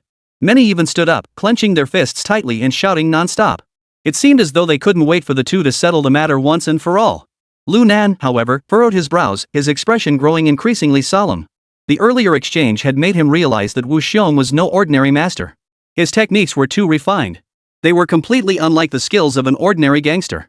Whether he had truly killed a bear or not. But this guy's former identity as a black market boxer was likely confirmed. Kid, you've got some skills. Keep going. Wu Xiong gave a cold smile and gestured with his hand. It's been a while since I've had a fight. Today's the perfect opportunity to stretch my legs a bit. He was confident in his own abilities. In his eyes, although Lu Nan was young and in good physical condition. But compared to him, he was no match at all. Lu Nan heard this, and a cold glint flashed in his eyes. He suddenly leaped into the air. His right leg swept through the air, aiming for Wu Xiong's head. Wu Xiong narrowed his eyes. He suddenly exerted all his strength in his legs, leaping into the air and colliding with Lu Nan in a fierce clash. Boom! A dull thud echoed through the air. Both of them stepped back half a step. Such a collision was clearly far from enough to push either of them to the brink of desperation. This scene left Wu Xiong slightly surprised. He hadn't expected Lu Nan's physical condition to be so formidable. So young, and already built like that. If he trains for a few more years, he'll be unstoppable. Thinking of this, a look of regret flashed across Wu Xiong's eyes. Sigh, I had planned to take you as my disciple. But you insisted on courting death. What a waste of such a fine physique. Go to hell. You're not worthy to take me as your disciple. Lu Nan roared angrily, his fists flying out in a relentless barrage toward Wu Xiong. This time, Wu Xiong did not hesitate for a moment. He crouched slightly, his arms braced to protect his fists. Bang! Bang! Bang! Lu Nan's attacks all landed, yet they still couldn't touch Wu Xiong. Haha, kid, your fists are soft and weak, you have no strength. Wu Xiong laughed wildly. Lu Nan's gaze grew even colder, but his tone remained calm and composed. This is just the beginning. Who doesn't want to stretch their legs a bit? We've only just started warming up. Before Lu Nan had finished speaking, he charged at Wu Xiong once more. This time, Lu Nan's strength and speed were significantly greater, and his punches were even faster. Wu Xiong narrowed his eyes. This kid has a great build. And he's got a real fighting mind. though he always relies on brute force to clash head-on. He may seem clumsy, but he's extremely aggressive. This guy's physical conditioning and combat skills are nothing short of perfect. But his breathing is too rapid, probably due to his injuries. Since that's the case, I don't need to go head-to-head with him. Just stall for time, and he'll collapse on his own. After formulating his combat strategy, Wu Xiong no longer engaged Lu Nan in direct combat. Instead, he opted for a defensive maneuver, moving around to avoid direct contact. Lu Nan, however, charged recklessly, attacking furiously while searching for openings. But Wu Xiong had been in the thick of battle for years, with extensive experience and extremely quick reflexes. Lu Nan's attacks almost all missed their mark. After a fierce exchange, he realized he hadn't gained any advantage. At that moment, Wu Xiong suddenly shifted his position and moved behind Lu Nan. He gathered power in his left fist and slammed it down toward Lu Nan's spine.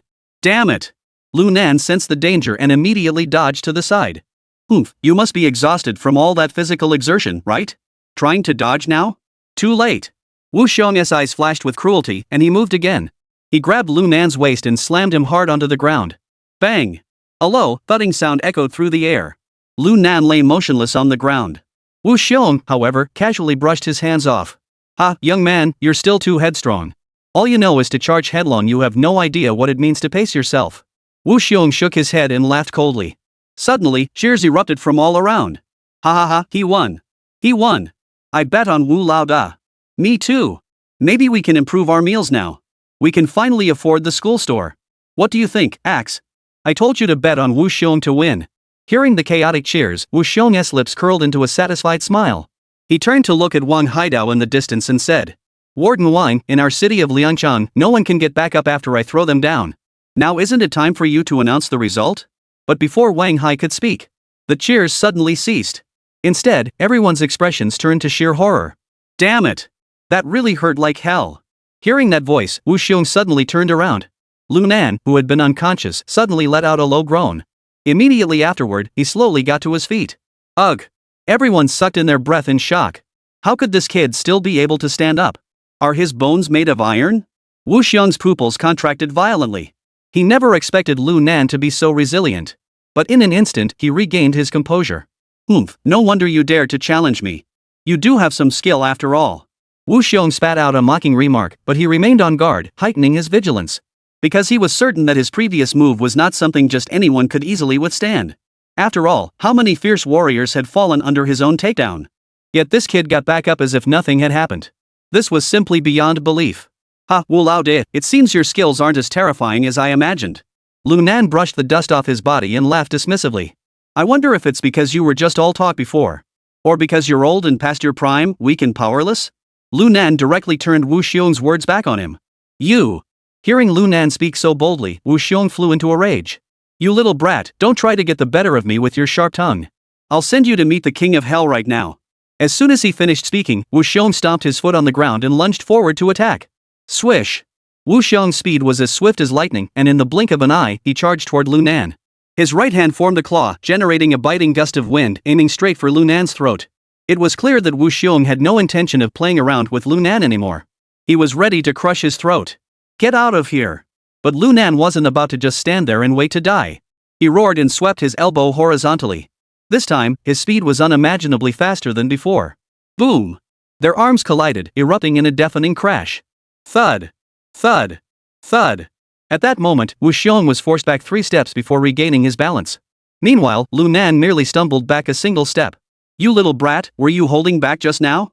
Wu Xiong's face twitched in disbelief as he stared at Lu Nan. Damn, how fresh is that? Lu Nan sneered, looking down on him with disdain. I told you so. That was just a warm-up. Let us see how tough you really are, you bear killer. Now it turns out you're not so great after all. Saying this, Lu Nan casually flicked his fingers. Come on, keep going. You little brat, you're asking for it. I'll crush you to death. Wu Xiong was completely enraged, his muscles bulging as if he were made of steel, exuding a terrifying sense of oppression. Chapter 76, Useless. BRR. Wu Xiong stomped his foot on the cement ground, producing a piercing screech. Then, under the stunned gazes of countless onlookers, Wu Xiong transformed into a black shadow, charging straight toward Lu Nan's head. His legs whipped through the air like whips. His moves were fierce and ruthless. Like a bloodthirsty beast pouncing on its prey, he exuded a deadly threat. But this time, Lu Nan acted out of character. Instead of engaging in a direct confrontation, he chose to dodge and evade, just as Wu Xiong had done earlier. Wu Xiong landed several punches, but all were skillfully dodged by Lu Nan. He grew increasingly frustrated, his attacks growing more ferocious. Lu Nan remained calm and composed, dodging and weaving, parrying and blocking. Damn it! You think you can play this game with me? Wu Xiong cursed loudly, his eyes bloodshot, and suddenly grabbed Lu Nan's neck.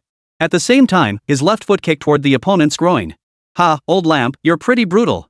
Lu Nan sneered, ducked his head, and dodged the attack. He then slightly bent his legs and blocked Wu Xiong's kick. Bang! Their knees collided heavily. A dull thud echoed through the air. Lu Nan took the opportunity to step back. Damn it, don't run! Wu Xiong was furious with shame and anger. He delivered a sidekick, aiming straight for Lu Nan's chest. Seeing this, Lu Nan's lips curled into a smug smile. Hee hee, you're not a woman, so if I don't run, I won't run. Hearing this, Wu Xiong froze for half a second. Damn it, I'll cripple you. The next second, he charged at Lu Nan with even greater ferocity. Whoa, you're pretty fierce. Lu Nan complimented him, then dodged again. Bang bang bang. After exchanging a few blows, everyone watching from the sidelines was utterly astonished. When did the situation change so drastically? Wu Xiong clearly had the upper hand, but every move he made seemed restricted, unable to fully unleash his true strength. It was as if Lu Nan was deliberately stalling for time. What's this kid up to now? Wang Hai, watching from a distance, furrowed his brows in confusion. He couldn't understand what was going on. Could it be that Lu Nan still has some tricks up his sleeve? Just as he was thinking this, Lu Nan became even more outrageous. He actually started running in circles. And while running, he was shouting. Haha, old lantern, you can't catch me, can you? Come on, come and hit me. Damn it. Hearing Lu Nan's provoking shouts, Wu Xiong grew even angrier. He roared and immediately gave chase. But the other guy was extremely slippery. Even when forced into contact, he would break away at the slightest touch. He didn't engage in a direct confrontation. This left Wu Xiong furious. He had never encountered such a despicable enemy. He was shameless to the extreme. Meanwhile, Lu Nan had been observing Wu Xiong's condition the entire time. He had IC Zai check online.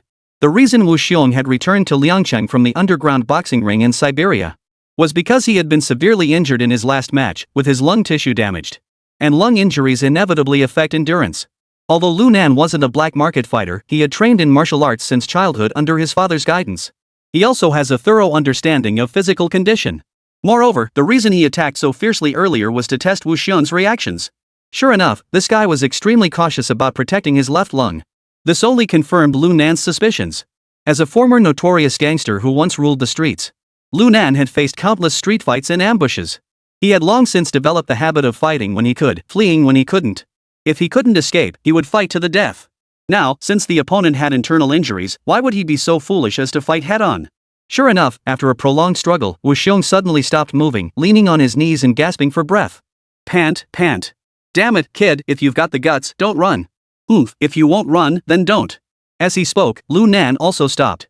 He reached into his pocket and pulled out a cigarette, placing it between his lips.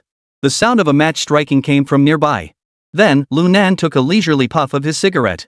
Hey, old lamp, are you too old to catch your breath? Why don't you take a break, have a smoke, and then continue? Lu Nan mockingly pulled out a cigarette, gestured toward Wu Xiong, and then imitated his labored breathing. Wu Xiong's face turned ashen. As a professional underground boxer, he was being mocked by a young upstart today. What a humiliating disgrace. Without hesitation, Wu Xiong ignored the pain in his lungs, forced himself to steady his breathing and mindset, and once again assumed a fighting stance. Oof, old man, you dare to show off. Don't you fear that I'll beat you as badly as Zalowski did, shattering your lungs? You worthless trash. Lu Nan sneered disdainfully. Upon hearing this, Wu Xiong's pupils suddenly contracted. How do you know that? Zarovsky was an absolute dominant figure in the underground boxing scene of Siberia. It was he who had injured his lung, forcing him to gradually withdraw from the black market boxing matches. And this incident was almost unknown to everyone. Who was this young upstart before him, daring to know his secret? Ha, no need to be surprised. Everything about your past was told to me by him. Lu Nan tapped the ash from his cigarette and pointed at Wang Hai. Impossible. He and his father didn't know any of this. Wu Xiong gritted his teeth. Ha, believe it or not, it's up to you. Lu Nan feigned indifference. Do you really think that before sending you to rescue the change, he and his father didn't bother to investigate everything about you? You don't really think that Wang Donghui is that simple, do you? Could someone that simple have risen to this position in the underworld of Liangcheng? Upon hearing this, Wu Xiong was immediately speechless. Ha, old dang, let me tell you. Wang Donghui wants you to replace me, he just wants to use you to take my life. In the end, once you've completed their task, you'll be nothing but a dead lackey. Lu Nan crushed out his cigarette butt and stepped closer to Wu Xiong. He was just spouting nonsense to undermine Wu Xiong's fighting spirit. Sure enough, after hearing his words, Wu Xiong flew into a rage. He clenched his fists tightly, trembling all over. You're full of. I don't give a damn about being Wang Donghui's lackey. If he wants my life, I'll give it to him. With that, Wu Xiong charged toward Lu Nan. Wu Xiong's movements were exceptionally swift, as agile and swift as a cheetah. Lu Nan didn't expect this guy to have such skills, so he dodged the attack and kicked out with his foot. Boom! The two collided violently. The moment they made contact, Lu Nan felt a surge of joy. He could already sense that Wu Xiong's strength was no longer as formidable as before. This meant that the injury to Wu Xiong's lungs was indeed having a significant impact on him. Under these circumstances, even the most skilled martial artist wouldn't be able to hold on much longer. Lu Nan seized the opportunity and delivered a punch to Wu Xiong's chest. Meanwhile, Wu Xiong instantly spotted Lu Nan's weakness.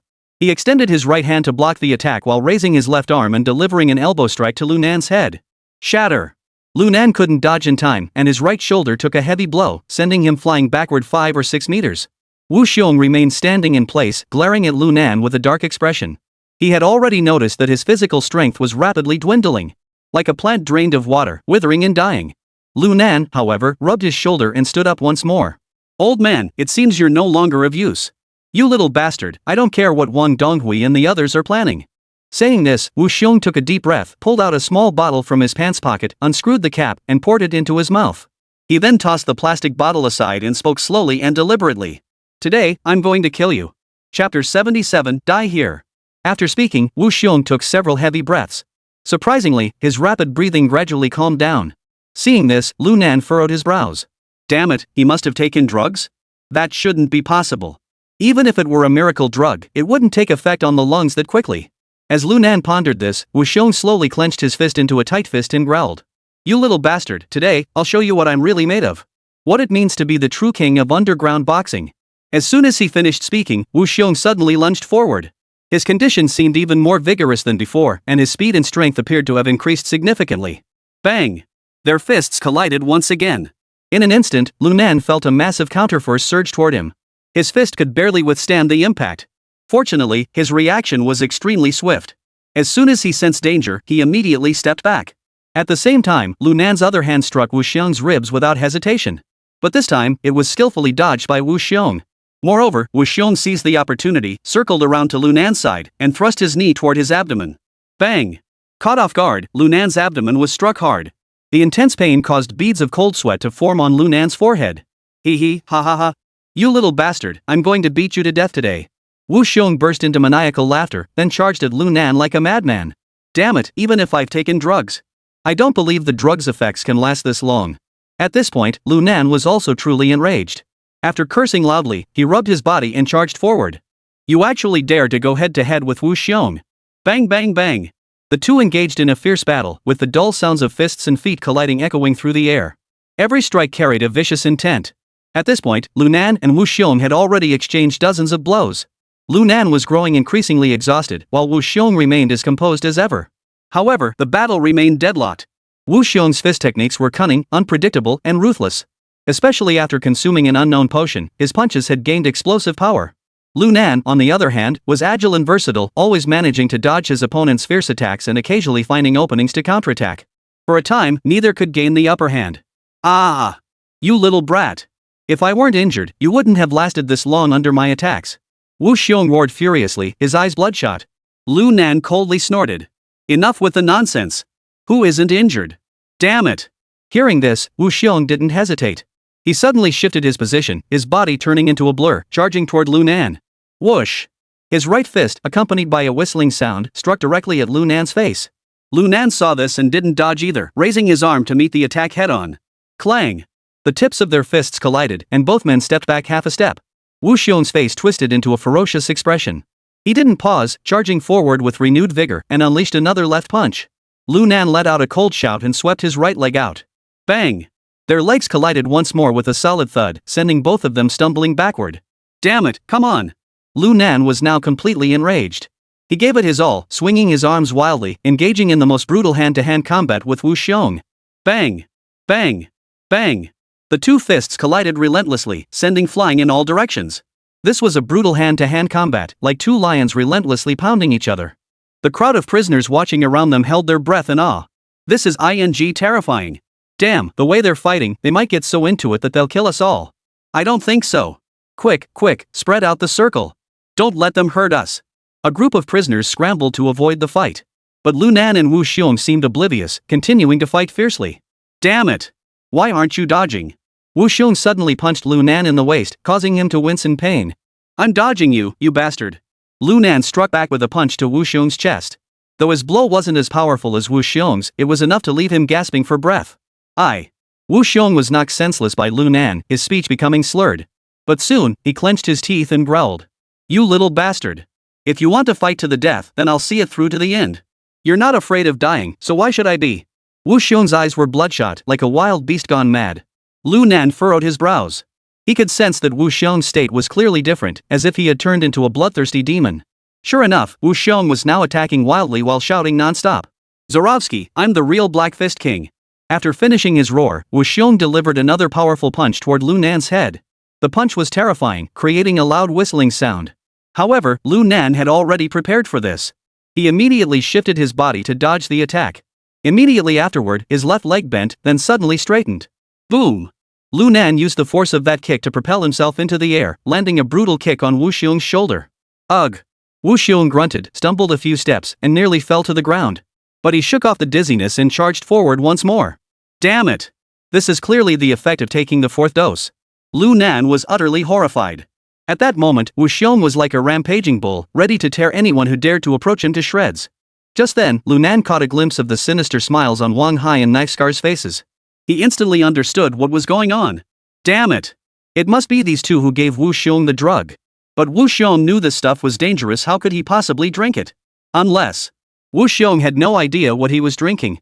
Just as Lu Nan was pondering this, Wu Xiong's iron fist struck again. At that moment, he seemed to have completely lost consciousness, fighting solely on instinct. However, his speed and strength showed no signs of slowing down. Lu Nan, witnessing this scene, immediately came up with a plan. Damn you, Knife Scar and Wang Hai. Even if I can't complete my mission, I'll find a way to kill you both. With that thought, Lu Nan turned and sprinted toward the crowd. As he ran, he shouted. Get out of the way. Wu Xiong has gone mad. As if to confirm his words, Wu Xiong seemed to ignore him entirely, chasing after him like a mad dog. Seeing this, the crowd immediately fell into chaos and scattered in all directions. Damn it! Run! The madman is out of control, he is going to kill someone. The crowd scrambled to escape, with some of the more timid ones even tripping and falling. At that moment, Wu Xiong's eyes were filled with brutality and bloodlust, fixated solely on chasing Lu Nan. His goal was clear, to tear Lu Nan to pieces. Lu Nan had now run into the crowd. His eyes narrowed as he watched the scar on the man's face grow closer. He deliberately slowed his pace. Die!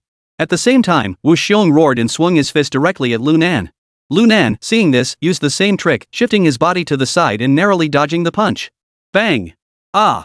As soon as Lu Nan dodged, the scarred man was sent flying by the terrifying force, breaking his bones and spitting blood. His head lolled to the side, his fate uncertain.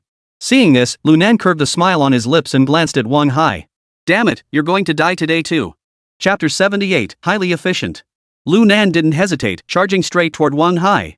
Wu Xiong followed closely behind, roaring furiously, saliva dripping from the corners of his mouth. The scene was utterly terrifying. Director Hai, Brother Hai. Hurry, run. Wu Xiong has gone mad.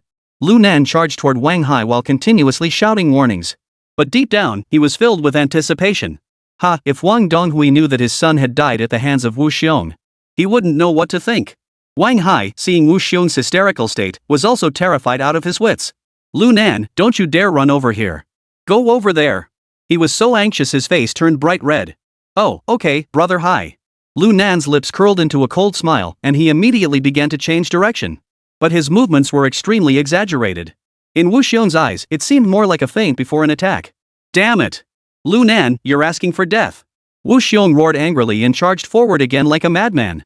At the same time, he blocked Lu Nan's other escape route. Help me, Hai go! Lu Nan shouted again. Lu Nan, you bastard, run over there. Wang Hai was on the verge of breaking down. Enraged, his eyes turned bloodshot as he frantically waved his arms at Lu Nan. At that moment, Lu Nan had already reached him. Behind him was Wu Xiong, closing in rapidly. Lu Nan, seeing that his objective had been achieved, let a cold smile slip from the corner of his mouth. With a quick sidestep, he darted behind Wang Hai. He kept shouting loudly, "Hai Ge, run! Run!" At that moment, seeing Wu Xiong with his teeth bared and his face contorted, Wang Hai was so terrified that his soul seemed to leave his body. Facing such a crisis, he had no time to think. He quickly drew his service weapon and aimed it at Wu Xiong's forehead, pulling the trigger. Bang! Amidst the deafening gunshot, a golden bullet whizzed out, heading straight for Wu Xiong. However, Wu Xiong paid no heed and continued to charge at Wang Hai with relentless ferocity. Bang! Ugh! As Wu Xiong was hit by the bullet, his fist also struck Wang Hai's right cheek. Wang Hai let out an agonizing scream and rolled on the ground in agony. Put! A mouthful of blood sprayed out from Wang Hai's mouth. His face was completely distorted, utterly deformed. Aha! Wang Hai lay on the ground, emitting agonizing screams, but his eyes were filled with hatred. Wu Xiong stood frozen in place, swaying slightly before collapsing beside him. Blood was gushing from his forehead. Seeing this scene, everyone was completely stunned. Wu Xiong is dead? Wu Xiong was actually killed by Hai Yuchang. The Sea Warden is truly formidable. A single shot to the head, instantly killing Wu Xiong. Serves him right. Wu Xiong deserved it. He's completely lost his mind. Seeing Wu Xiong's death and Wang Hai's severe injuries, Lu Nan felt bitter but had no other choice. Hey, brother Hai, are you okay? Lu Nan hurried forward to help Wang Hai to his feet. Wang Hai's face was ashen. He wiped the blood from the corner of his mouth and glared at Lu Nan with a grim expression, his voice icy cold. Lu Nan, did you do that on purpose? Due to being beaten so badly that his mouth was twisted and his eyes were askew, Wang Hai's words came out slurred and incomprehensible. Lu Nan, seeing this, put on a terrified expression and said with a mournful face, "How could I have done it on purpose? You saw it yourself, Wu Xiong went crazy. I can't fight a madman, can I? I can't beat him. Me. Put. I don't know if it was from being hit by Wu Xiong or from being enraged by Lu Nan." Wang Hai spat out a mouthful of old blood and fell backward stiffly. "Quick, Yang Gu, take Wang Hai to the infirmary. Don't let anything else happen." Upon hearing this, the bewildered guards nearby finally snapped out of their daze. Under Yang Ji's lead, they scrambled to lift Wang Hai up and rushed toward the infirmary. As he watched them leave, Lu Nan couldn't help but let out a cold smile.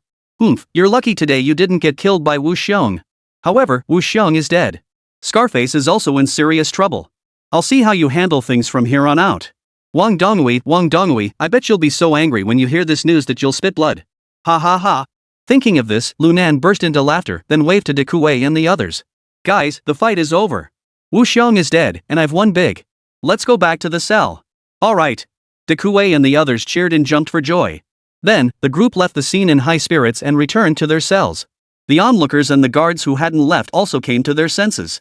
None of them had expected the match to end in such a farcical manner. Damn it! That was damn exciting. A young prisoner rubbed his nose and couldn't help but praise it. So what if it's thrilling? Lu Nan is such a loser he could never beat Wu Xiong. Zhang Lin looked at Lu Nan and his group in the distance with contempt. At that moment, the man with the axe suddenly spoke up.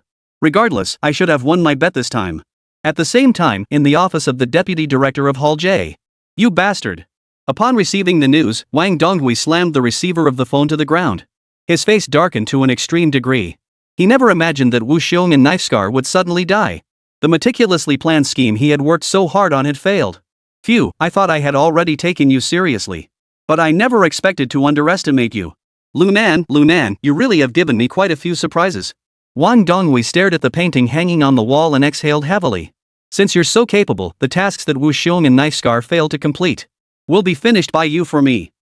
If you don't know when to back down, don't blame me for being ruthless.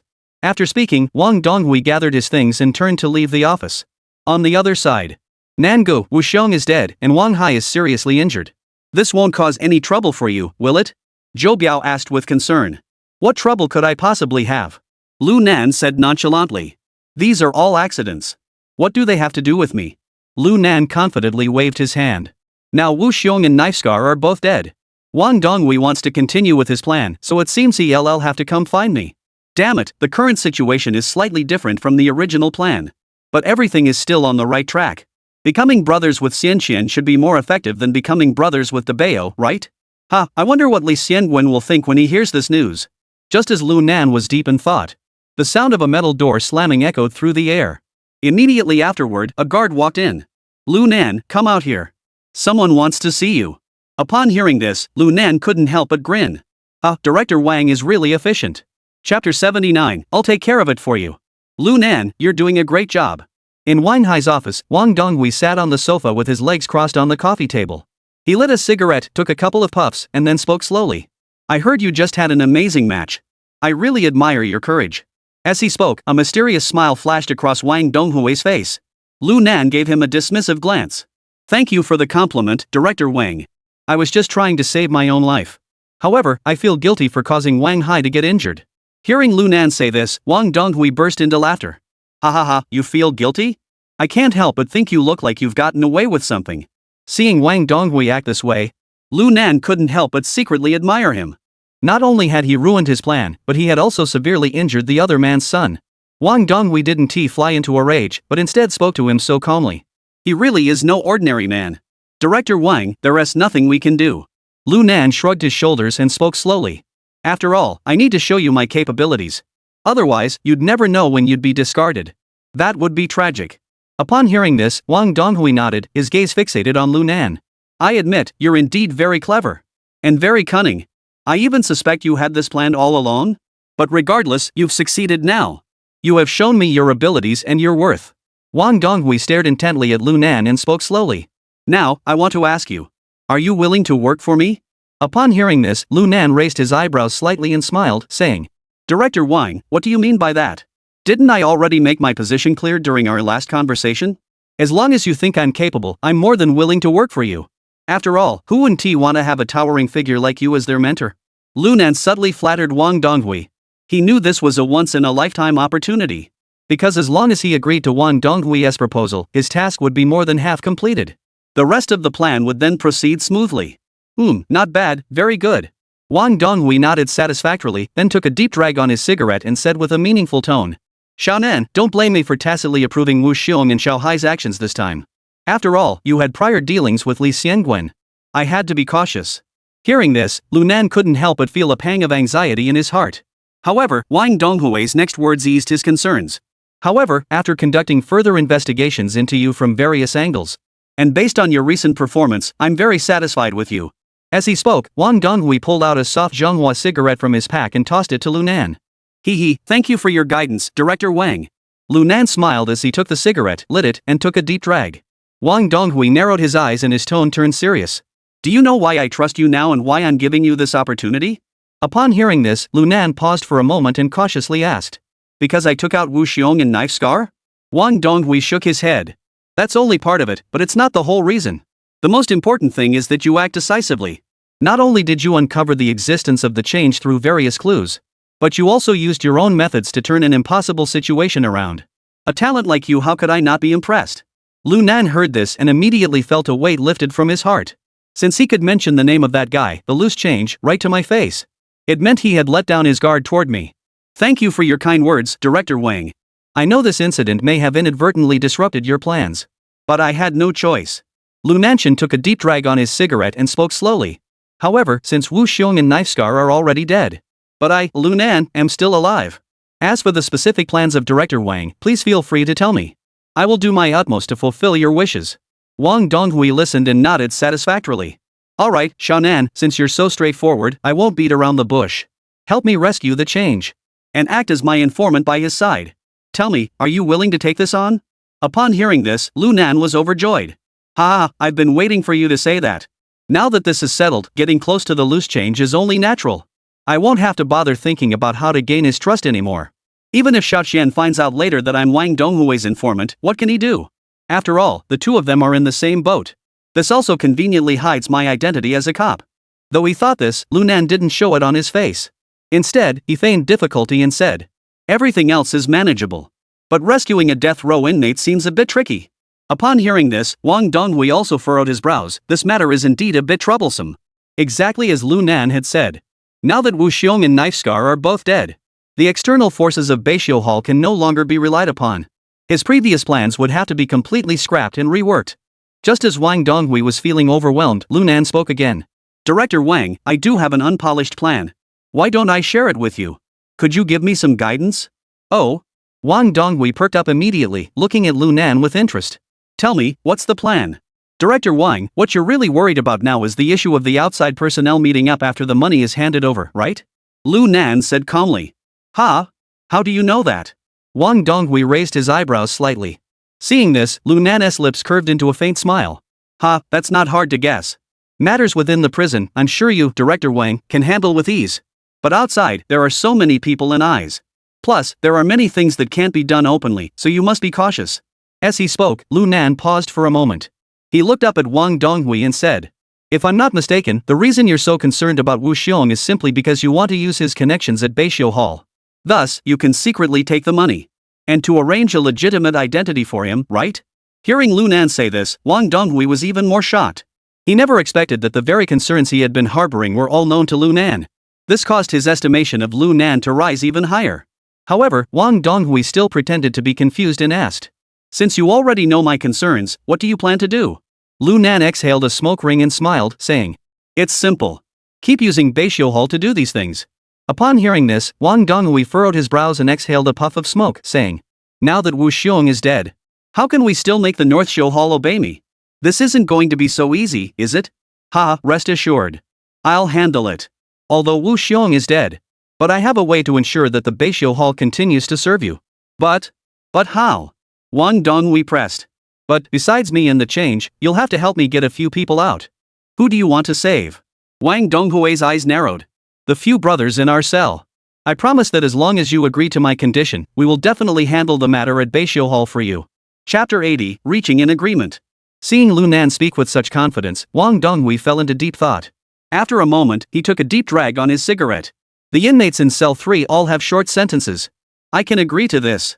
However, you must tell me, what gives you the authority to control Beishou Hall? Because Wu Xiong's wife isn't dead yet. She can help me. Lu Nan grinned and said without hesitation. She can help you? Why would she help you? Wang Donghui was taken aback, then asked in astonishment. Because she and Wu Xiong's son are in my hands. Lu Nan smiled broadly at Wang Donghui. I'm afraid I can't take care of Wu Xiong this time. So I specifically contacted someone outside to take his money. We kidnapped his son. But I never expected that the current Wu Xiong is no longer the man who could kill a bear back then. Although his martial arts are still impressive, his old injuries have resurfaced and Hai Xiao is supplying him with morphine. This old man just walked away. So, the fact that I kidnapped his son didn't even come into play. As Lu Nan spoke, Wang Donghui felt increasingly shocked. He never imagined that the quiet Lu Nan could be so powerful. Even while in prison, he could control Wu Xiong's son. However, Wang Donghui's suspicions toward Lu Nan gradually began to fade. After all, Lu Nan's actions were too extreme. Someone within the system would never do such a thing. After thinking it through, Wang Donghui couldn't help but smile. He then patted Lu Nan on the shoulder. Good job, you've got guts and you're ruthless. Since that's the case, I'll leave this matter in your hands. Don't let me down. Thank you, Director Wang, for your guidance. Lu Nan hurriedly thanked him, his heart bursting with joy. By the way, Director Wang, there's something else I'd like to consult you about. Now that Wu Xiong is dead, what should we do about the plan where I pretended to die? Wang Donghui paused for a moment before saying. The original plan will proceed as usual. You should go participate in the competition as planned. During the competition, just take out one prisoner. Afterward, I'll have Wang Hai lock you up in the first prison ward. We'll discuss how to get the money and you out of there later. At this point, Wang Donghui looked at Lu Nan with a meaningful expression. As if to gauge his reaction. However, to Wang Donghui's disappointment, Lu Nan's expression remained unchanged. He nodded and smiled. Since Director Wang trusts me so much, we'll do as you say. It's just a matter of accidentally killing a criminal, right? It's no big deal. I've accidentally killed people before.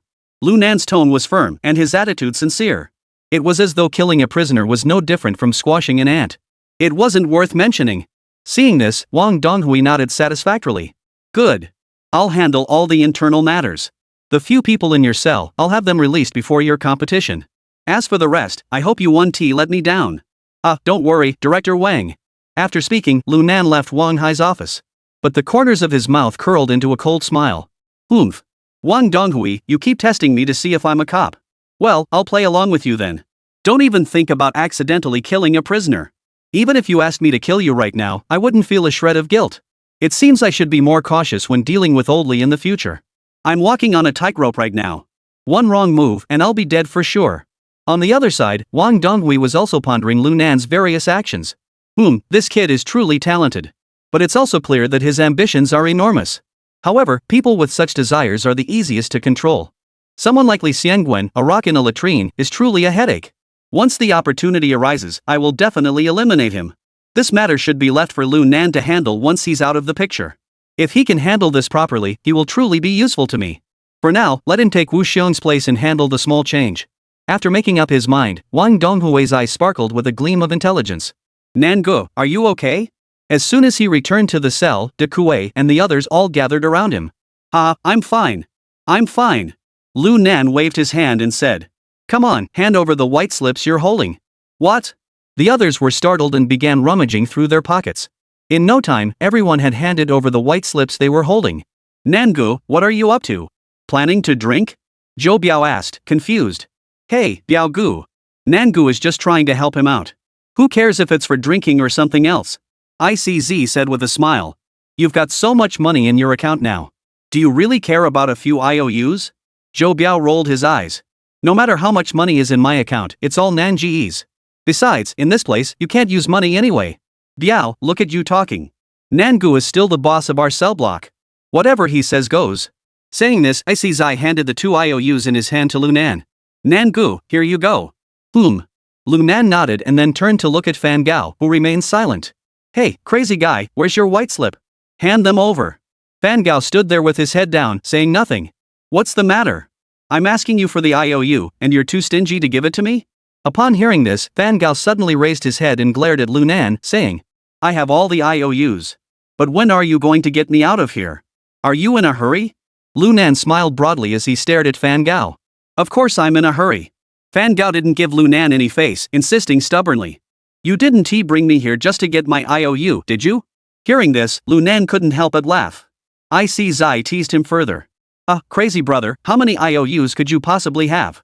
Enough for Nangu to keep you in mind. But before he could finish, ICZ froze in shock. Fan Gao pulled out a handful of IOUs from his pocket and said. I've got all of these. Me. Crazy brother, I never knew you were a landlord. IC and the others were utterly stunned. They never imagined that Fan Gao, who had always been as dull as a log, could be so wealthy. Only Lu Nan seemed to have known all along, smiling and saying. This guy can even draw fake money. These IOUs are worthless. Upon hearing this, IC and the others suddenly understood. No wonder I always felt like there was something off about Crazy Brother. It was the scent of wealth. Oh my goodness, Crazy Brother, you've been hiding it well. I never knew you were so skilled. Exactly. Listening to everyone's flattery, Fan Gao remained unfazed. He continued to stare intently at Lu Nan, waiting for an answer. Seeing this, Lu Nan shook his head. Soon. Soon means when? Fan Gao pressed. Lu Nan smiled and said. Very soon. Bring me all your IOUs today. We'll have a good meal tonight. I estimate that by tomorrow or the day after, all of you will be out of jail. What? Hearing Lu Nan's words, everyone's eyes widened in disbelief. They stared at Lu Nan in disbelief. Nangu, you just said it was us? ICZ asked excitedly. Lu Nan nodded. Yes, it's you. Then, Lu Nan extended his finger and tapped each of them in turn, speaking solemnly. The 6 of you should be released from prison within the next 2 days. Chapter 81, hurry up and kill him. Oh my goodness. My feet are showing. In the empty prison cell, Lu Nan lay on the bed, crossing his legs and humming a tune. Wang Donghui's efficiency was indeed remarkable. In less than 3 days, De Kuei, Lao Gui, and the other 5 were all released on various pretexts. These reasons were one more bizarre than the next. What left Lu Nan speechless was Zhou Biao's reason for release. It was because the other party's vehicle had not undergone its annual inspection and therefore lacked roadworthiness. Therefore, Zhou Biao's charges of causing a traffic accident were dropped. This is ridiculous. Lu Nan pulled out a cigarette, put it in his mouth, and muttered under his breath. This era really makes one nostalgic. With a little power, you can pull off something this big. So-called laws are no better than dog, they're just tools in the hands of those in power. Taking a drag on his cigarette, Lu Nan muttered to himself. But maybe it's for the best. It does save a lot of trouble. Once these guys are out of the way, the plan can proceed as normal. Thinking of this, a faint smile appeared on his face. Lu Nan! Here! Hearing the shout, Lu Nan quickly stood up and looked toward the door. How's your preparation coming along? Yango pushed open the door and walked into the cell, asking. Lu Nan laughed, I've been ready for ages, just waiting for the government's summons. Hearing this, Yango couldn't help but laugh, shaking his head and saying. You're such a kid. You have no sense of propriety. Since you're ready, let's go. Rest up tonight, the martial arts league starts tomorrow. Upon hearing this, Lu Nan hurriedly nodded. Alright. If I don't get some exercise, I'll start growing fur. There's no one left in the entire prison to spar with me. Who's crazy enough to train with you? Yango, while putting handcuffs and shackles on Lu Nan, said. You little bastard, you took down the axe in Jianlin. You killed Wu Xiong and Allah too. Normal people value their lives, why would they bother with you? Hey, Yang Gu, you can't talk like that. Lu Nan rolled his eyes and said.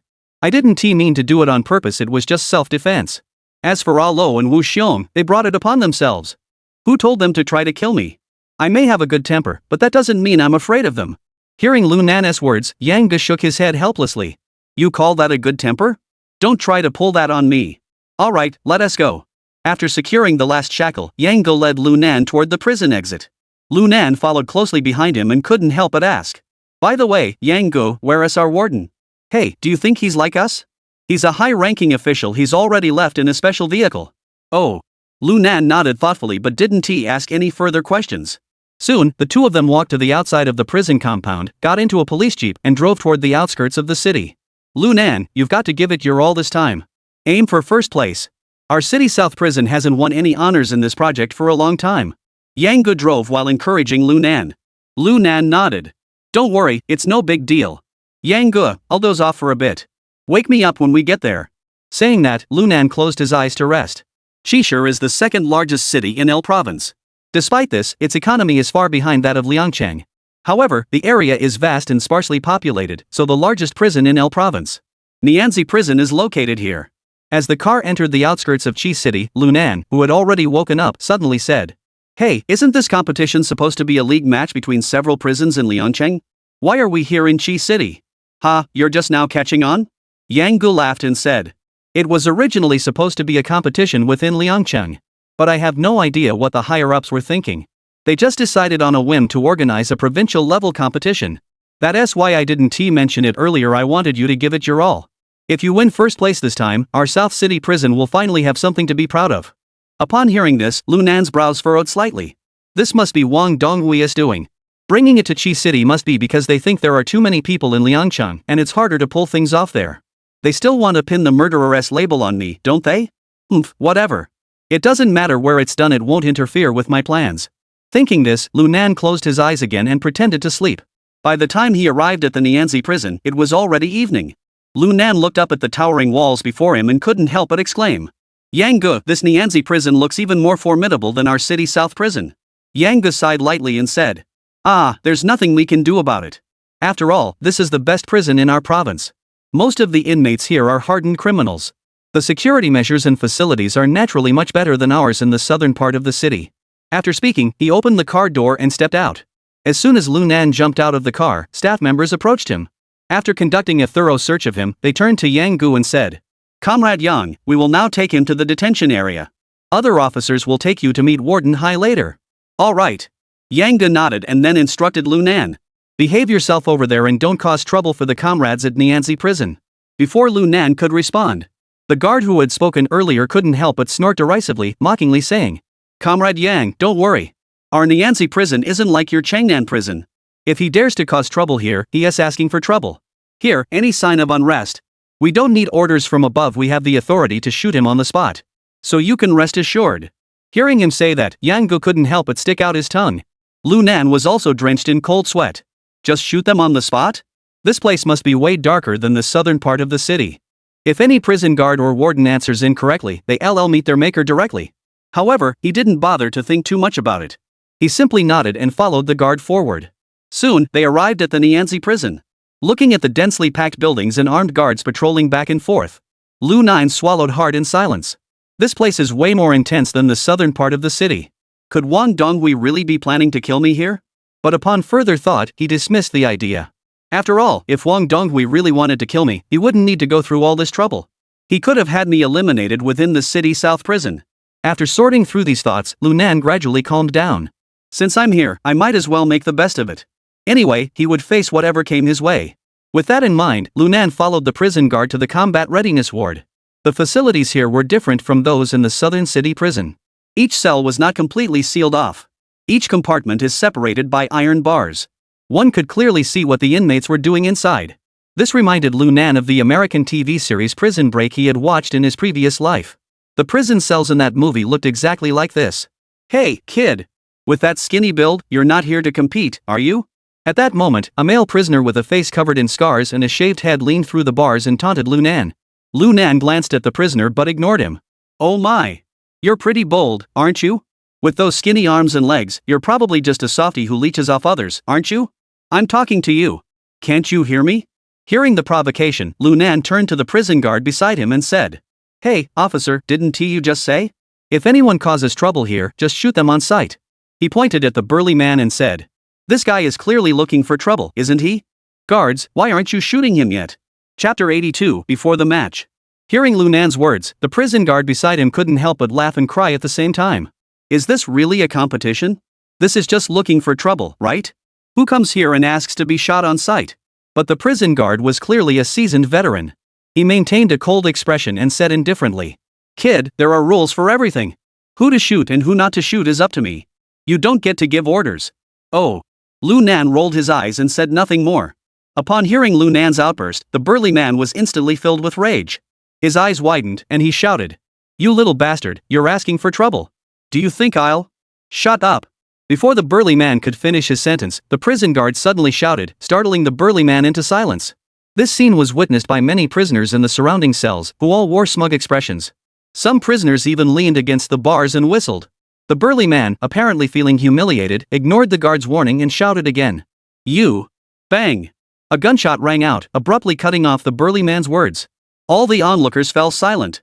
Lunan looked at the prison guard raising his arm and couldn't help but inwardly gasp. He really fired the gun?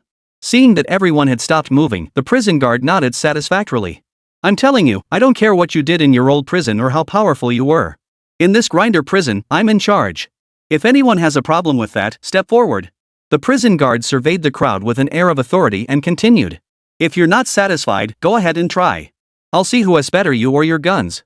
At these words, the room fell silent. The prisoners watching the spectacle all lowered their heads. As for the few burly men, they dared not utter a single word. "Alright, get back to what you were doing. Hurry up and get some rest. The martial arts tournament starts early tomorrow morning. Don't you dare cause any trouble." Saying this, the prison guard led Lunan to the innermost cell. After opening the iron gate, he shoved Lunan inside. "And you, don't try to be clever. Today I'm letting you off, but be careful not to get yourself beaten to death tomorrow." With that, the prison guard glared at Lunan angrily and turned to leave. Watching the guard's retreating figure, Lunan couldn't help but scratch his nose and mutter, "Damn it!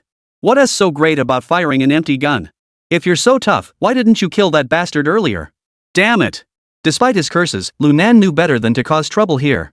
If he got killed by them, it wouldn't be worth it. He immediately walked over to the bed, sat down, and closed his eyes to rest. But just as the prison guard closed the door, the shouts of the burly man from earlier echoed through the room. "You little bastard, which prison are you from? Tell me your name, and I promise I won't beat you to death." Lunan heard this and paused for a moment. Then a strange smile appeared on his face. The next second, Lunan suddenly jumped off the bed. "The road is wide open, I'll go south. Your grandfather is Lunan. Remember that, you bastard." Upon hearing Lunan's words, the burly man clearly froze for a moment before his face contorted into a savage expression. "You little bastard, you want to die? Lunan, is that you? Don't let me catch you at the match tomorrow. Otherwise, I'll tear you to pieces." As the words fell, a loud clanging sound of metal colliding echoed through the air. Clearly, the burly man was smashing the iron bars. Lunan snorted disdainfully, unwilling to bother with such a madman. He lay on the bed and closed his eyes. You better pray you don't run into me tomorrow. Otherwise, I'll take your life and use it as a token of loyalty to Wang Donghui." The next morning, Lunan was awakened by the noise of the other prisoners in the cell. All the prisoners in the cell were getting dressed and washing up. Even the prison guard, aside from his uniform, was wearing a medal. "Get up quickly. After washing up, have breakfast, then it's time for the competition." As the guard's shouts echoed through the cell, Lunan snapped back to reality. Brushing teeth, eating breakfast, and assembling. After a brief period of chaos, everyone was ready and gathered on the playground. There, a large number of inmates had already gathered. These prisoners were seated on the stone steps of the playground. On the other side was a makeshift podium. It was also packed with people. Lunan looked over in that direction and saw Wang Donghui standing there prominently. When he recognized the people around Wang Donghui, his pupils contracted involuntarily. For he had spotted a familiar face among the crowd. That person was none other than Li Xianguin. What was going on? Lunan raised his eyebrows slightly. How did Li Xianguin end up here? Could this be Wang Donghui testing the two of us? Or is there something else going on here? Just as Lunan was pondering, a prison guard hosting the competition climbed onto the podium and announced to the crowd in a loud voice. "Attention all inmates. Welcome to the first ever prison martial arts league of El Province. As soon as he finished speaking, thunderous applause erupted. The prison guard continued. I believe you are all aware that the previous Prison Martial Arts League was merely a grassroots event organized by the Liangqing City Bureau. However, this time, with the support of the provincial government, it has been decided to expand the competition to the entire province. It has been officially designated as a competitive event. Inmates who finish in the top 3 will be eligible for corresponding sentence reductions. I hope everyone will strive their hardest. After the host's passionate speech, Wang Donghui took the microphone. After delivering some more hollow and meaningless remarks, the competition officially kicked off. After a series of procedural arrangements, the competition quickly got underway. Number 9. You little chicken, just wait and die. The burly man who had previously argued with Lu Nan glared at the number in his hand and laughed maniacally. Looking at the number 10 ball in his hand, Lu Nan couldn't help but shake his head in frustration. Sigh, what a damn stroke of bad luck. I ended up with number 10. Not even a chance to watch 2 more matches. If I take out this burly man, I'll probably get arrested, right? Thinking this, Lu Nan tossed the numbered ball in his hand and glanced at the burly man, saying, You big dummy, you're really unlucky. Why don't you just give up now? Otherwise, you won't even know how you died. The burly man sneered coldly, his voice dripping with menace. You little brat, remember what you said. I'll tear you apart with my bare hands. Lu Nan's lips curled into a faint smile. Alright, if you've got the guts, I'll admit you're the boss. But if you don't have the skills, just admit defeat. It's not worth risking your life. With that, he walked straight to the spectators' seats and ignored the enraged man. Chapter 83, A Test of Intent. At that moment, the first match had officially begun. The 2 on stage were both skilled fighters. But they were clearly nervous. Although their fighting style appeared intense, it felt more like a rehearsed performance match. But then again, it made sense.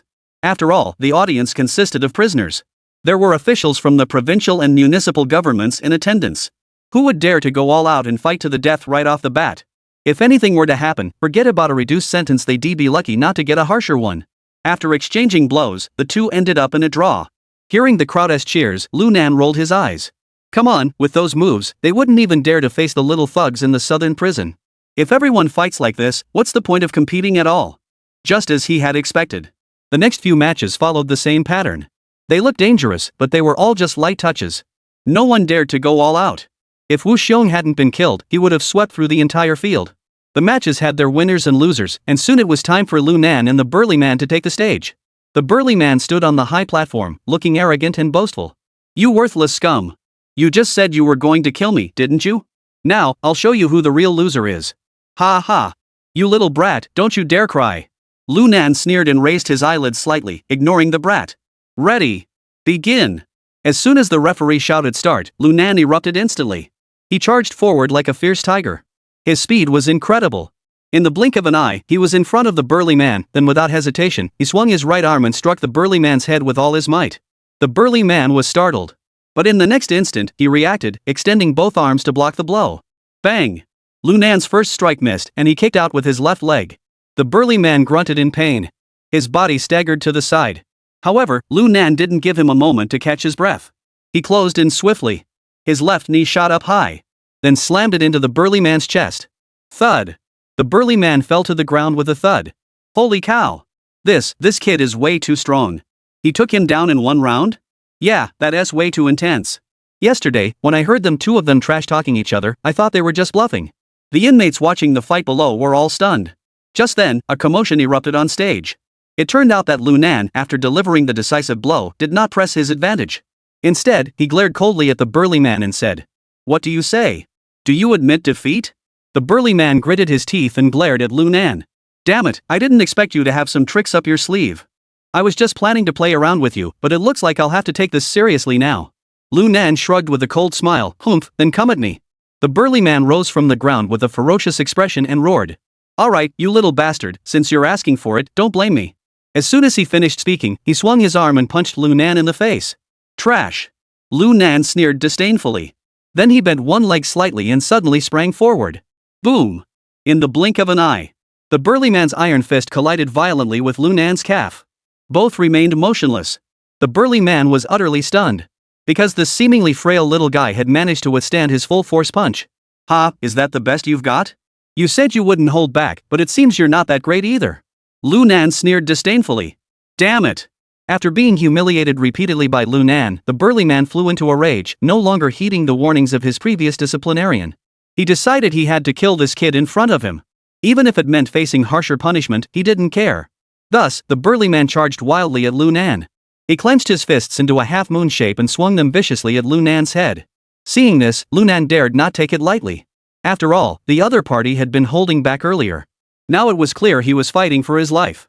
Anyone who could participate in the martial arts league must be a tough guy in the local prison. Thus, Lunan also gave it his all, using every ounce of strength he had. Bang! Bang! Bang! The two engaged in a fierce battle. Every punch lands with a thud. In just 5 minutes, they had exchanged dozens of attacks. The surrounding prisoners were all stunned into silence. This was nothing short of a barbarian showdown. Each collision echoed with the cracking of bones. This is straight out of a martial arts movie. Not only were the onlookers stunned, but even the officials and guards on the podium were speechless. Damn it, this is way too intense. These two kids are nothing but beasts. Wait, the big guy being a beast is one thing. That fair-skinned guy looks like he's just a college student in his early 20s.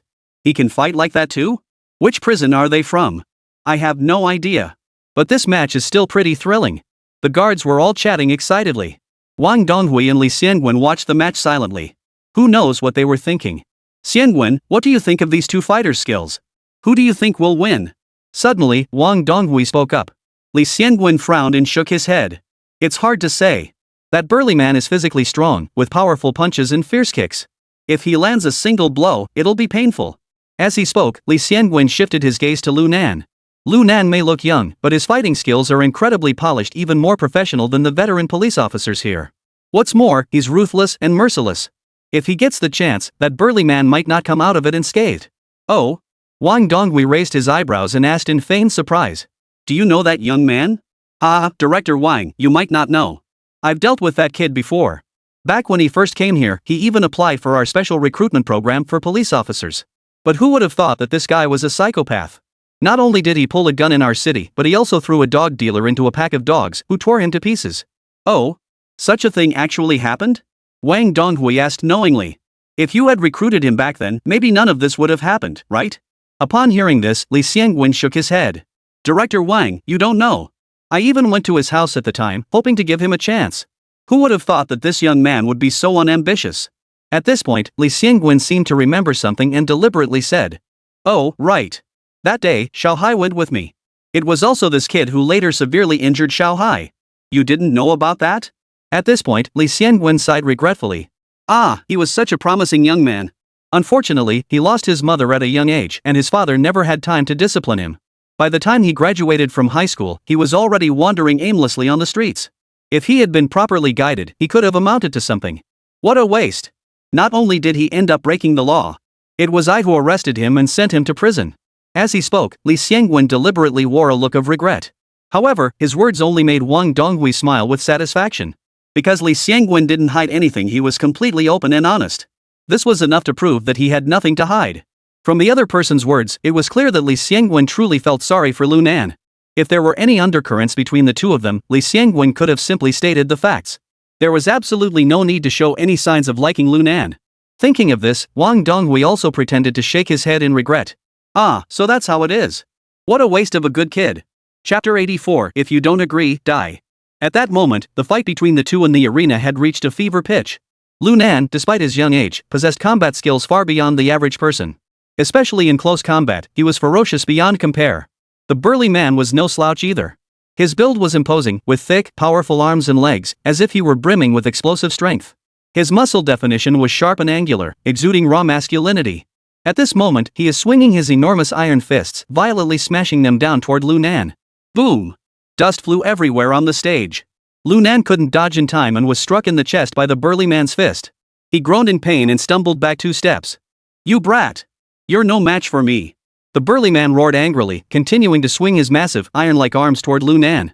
His speed was astonishingly fast, and his strength was brutal. Almost every strike drew gasps from the crowd around him. Meanwhile, Lunan had already changed his strategy. From the initial hard punches and kicks, he had shifted to dodging and evading. Ha ha! Kid! Keep coming! You were so tough just now, weren't you? Why are you backing down now? Seeing this, the burly man grew even more arrogant. His attacks grew increasingly fierce, combining punches and kicks with terrifying force. However, despite the intensity of his attacks, he couldn't overpower Lunan. He moved with the agility and grace of a cheetah, always managing to dodge the other's attacks at the last possible moment. Lu Nan wasn't holding back because he couldn't defeat the burly man. He had his own reasons. Wang Donghui had ordered him to kill a prisoner, no doubt to have him locked up in the same cell block as the petty criminal. But what if the prisoner slips up and betrays him? They wouldn't even bother locking him up in a cell block, they'd just execute him on the spot. Then I'm as good as dead. You must know that the armed police guarding below the stage are all armed with AK-47s. If they don't like him, they'll turn him into a sieve. So, he decided to stall for time. He'll wait for the right moment, then act swiftly and quietly to take out the burly man in front of him. In that case, he would be suspected of manslaughter. But it would still require an investigation, right?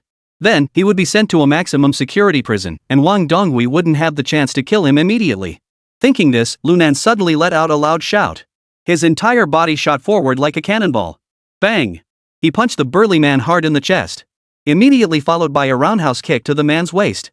Bang! Bang! 3 consecutive kicks. The burly man was knocked back several steps. But he quickly regained his balance. You little brat, I gave you a chance, but you couldn't take it. You're out of strength, aren't you? Ah, then just wait to die. The burly man laughed savagely, then raised his palm-sized hand and slapped it toward Lu Nan's cheek. Ha ha! Come on, let me see how useful you really are. Lu Nan sneered coldly. Then, he made a stunning move. He suddenly pounced forward, grabbed the man's arm, and using his momentum and weight, slammed him to the ground. The burly man was thrown to the ground, and Lu Nan swiftly wrapped his legs around his neck, clamping down tightly. He used all his strength to twist the other man's wrist joints. It was the cross-lock technique from mixed martial arts. Crack! Crack! Crack! Amidst the cracking sounds of bones breaking, the burly man's wrist was snapped in two. Damn it! The burly man let out an agonizing scream. He struggled fiercely, trying to break free from Lu Nan's grip. But by then, Lu Nan had already seized the opportunity. His right knee pressed against the other man's groin, then his left elbow swung high. Bang! A crisp sound rang out. The hard elbow tip pierced through the burly man's skin and pants. Ah! The burly man let out an agonizing scream. His entire body trembled violently, his face pale as death. The pain and fear were so intense that he nearly fainted. Lu Nan seized the opportunity to strike again, extending his leg and kicking the burly man hard in the ribs. Thud! This blow sent the burly man crashing to the ground. At that moment, his body was convulsing, his face as pale as paper, sweat pouring from his forehead, and his teeth chattering so loudly he could barely speak. Seeing this, the crowd around them fell silent, utterly stunned. Lu Nan knew he had to kill him immediately, otherwise, once the others came to their senses, they would definitely stop him. Thinking this, Lu Nan flipped his wrist, pinching the heavily key that Lao Kuai had given him before his release between his fingers. He punched straight toward the burly man's heart. Lu Nan, stop! At that very moment, a deep, angry shout rang out. Lu Nan heard the voice and paused slightly, recognizing it as Li Xiangwen's. But his movements didn't slow down at all. He pretended to be unable to stop himself and struck the man's left chest. A sharp sound rang out. A faint sound echoed as the sharp, heaven-piercing key pierced the heart of the burly man, shattering his heart. The burly man's expression gradually froze. Lu Nan quickly stepped back, adopting a cautious fighting stance. You bastard, aren't you going to admit defeat yet? If you don't surrender now, I'll beat you to death. But the burly man stood there motionless, showing no reaction at all. At that moment, everyone looked at the burly man in confusion, unsure of his intentions. Lu Nan, however, sneered inwardly. Ha, his heart is broken, he is as good as dead. However, if the forensic examiner doesn't conduct a thorough examination, this will be ruled an accident. And that was precisely his intention. Therefore, Lu Nan pretended to be anxious and shouted. Hey! Why don't you just admit defeat? Do you really want to get beaten to death? But the burly man seemed to ignore Lu Nan's words, standing there motionless. At that moment, the prisoners below began to stir. What the hell is going on here? If you're going to fight, just fight. If you're not going to fight, just admit defeat. What are you staring at like a deer in headlights? Who knows? Probably scared out of his wits? Something doesn't seem right. Some prisoners noticed something was off. Oh no, did he really get beaten into a stupor? Stop making excuses. He is probably just scared stiff. Just then, the burly man finally reacted. He shook his body and fell backward stiffly. Bang! A loud crash echoed, and dust flew everywhere. The referees and prison guards rushed up from below. They checked the burly man's eyelids and felt for the pulse on his neck. Reporting to Chief Wang and Officer Li. He's dead. What? Li Xiangwen's expression changed, and he frowned and asked, Are you sure he's dead? Confirmed. The prison guard nodded firmly. Li Xiangwen immediately stepped forward, glaring intently at Lu Nan, and growled angrily. Lu Nan, did you do this on purpose? Hey, Li, don't say that. This guy can't take a punch. A few blows and he's dead. How can you blame me? Lu Nan looked utterly wronged. But Li Xiangwen didn't believe him, scolding him angrily. I sent you to prison to reform you. Why aren't you behaving yourself here? How can you face your father with such behavior? Don't be ridiculous. Lu Nan lazily waved his hand. Don't act like you're doing this for my own good. I don't need it. Li Xiangwen, you're making me want to vomit. Lu Nan's attitude left all the onlookers stunned, finding it utterly baffling. Has this guy lost his mind? How dare he challenge Li Xiangwen? Li Xiangwen was so furious he clenched his teeth. You bastard! You're getting more and more brazen. Someone, arrest him on the spot. If it's found that this man died at the hands of Lu Nan, I'll appeal directly to the city authorities and demand the death penalty for him.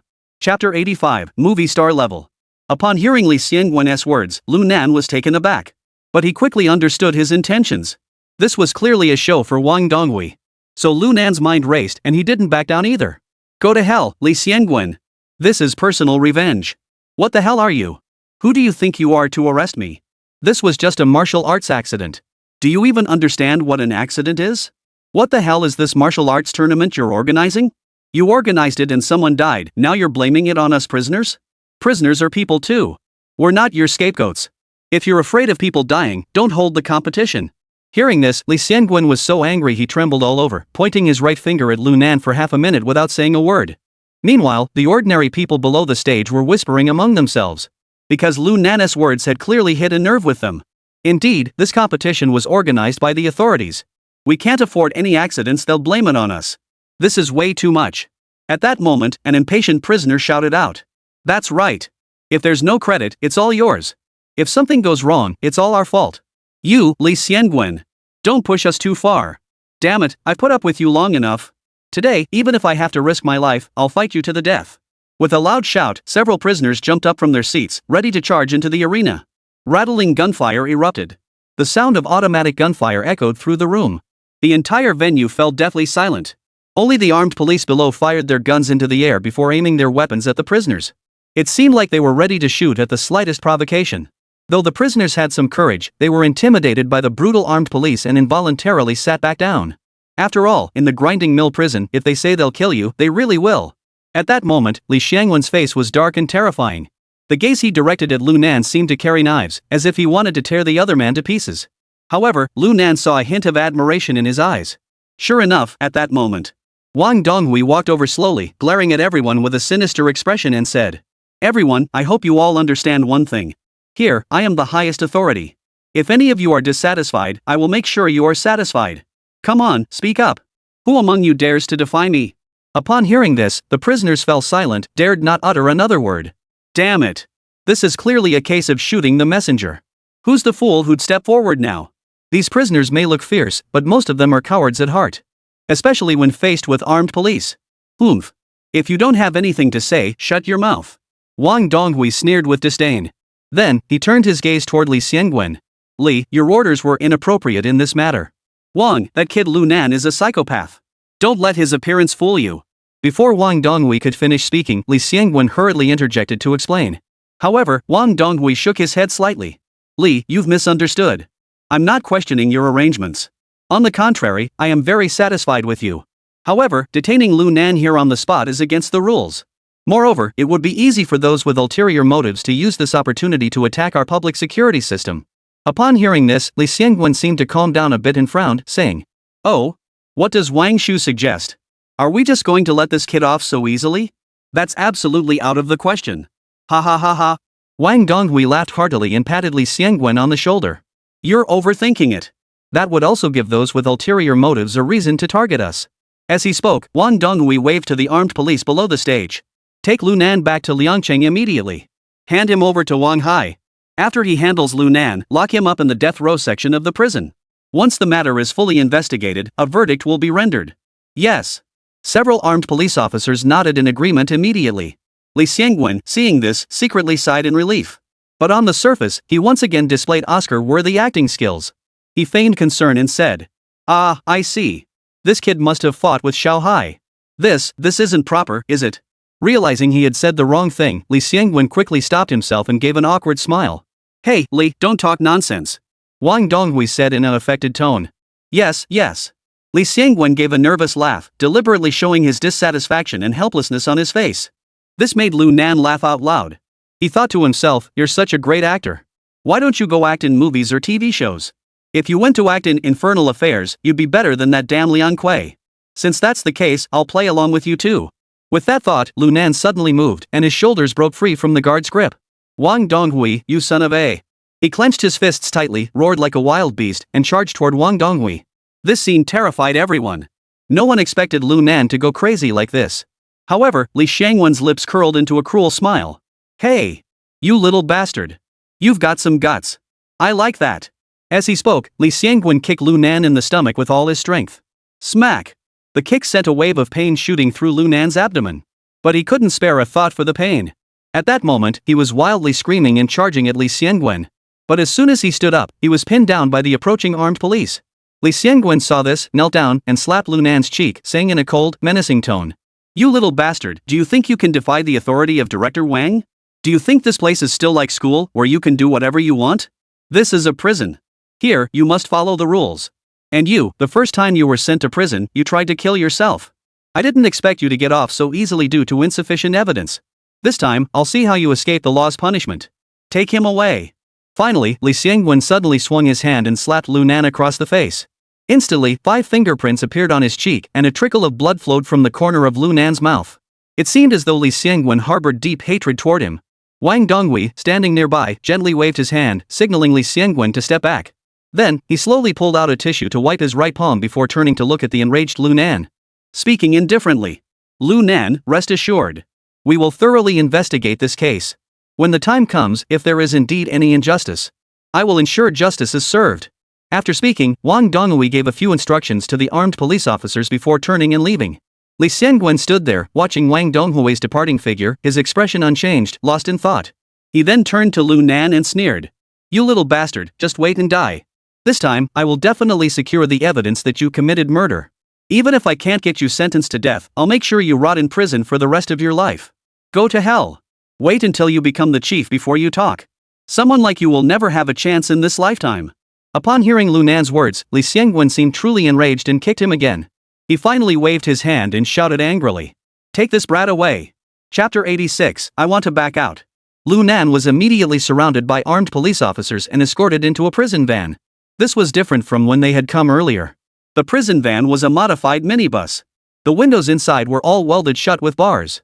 Moreover, among the escorts, besides several armed police officers, Wang Hai was also present. Alright, everyone, you can go back. Old Yang and I will take this guy back. Wang Hai ordered the armed police. Your priority is to ensure no incidents occur at the Nianzi prison. Hearing this, the armed police officers did not insist further. After saluting Wang Hai, they handed Lu Nan over to him. Comrade Wang Hai, we're handing this kid over to you. Alright, go ahead. Wang Hai waved his hand, signaling for them to leave first. Once only Wang Hai and Yang Gu remained, he turned to look at Lu Nan and smiled, saying, Nan Gu, you're impressive. Your acting is almost as good as an Oscar-winning actor. You even dared to lay a hand on my old man? Hey, I was just afraid that Li Xiangwen would spot the flaw and have me killed on the spot. Lu Nan shrugged indifferently before asking. Old Hai, you weren't there, how did you know about all this? Don't worry about it. Wang Hai waved his hand. I've got other things to do. After saying that, Wang Hai patted Lu Nan on the shoulder and said, Alright, you'll have to endure some hardship on the way. I won't unlock your handcuffs. If we run into a mobile inspection team, it'll be hard to explain. Alright, no need to unlock them. I'm used to it. Lu Nan climbed into the back seat of the car and lay down directly. But inside, he was smirking to himself. You won't unlock my handcuffs because you're afraid I'll kill both of you, aren't you? Damn it, if it weren't for Li Xiangwen's mission, even without unlocking the handcuffs and shackles, I could still take you both out. Seeing that Lu Nan was cooperating, Wang Hai didn't say much. He signaled to Yang Gu to start the car, and they drove out of the Nianzi prison with Lu Nan on board. On the other side. Until Lu Nan was taken away by the armed police. Li Xiangwen seemed unable to contain his anger. Wang Shu, I won't be watching the rest of the match. I'm going to the restroom to take a break. Upon hearing this, Wang Donghui couldn't help but laugh, speaking in the manner of an elder. Xiangwen, you're taking some things too seriously. Wang Shu is right, but that kid is just so damn infuriating. Alright, go rest for a bit. After the match is over, you can join me for a drink. The soy sauce from Chi City is quite famous, it's no worse than Mao Tai. Wang Donghui said with a smile. Alright, then Mr. Wang, you go watch the match first. I'll go have them prepare the food and drinks, then I'll rest as well. Li Xiangwen nodded and turned toward the back building. As he rounded the corner of the building, Li Xiangwen looked around cautiously.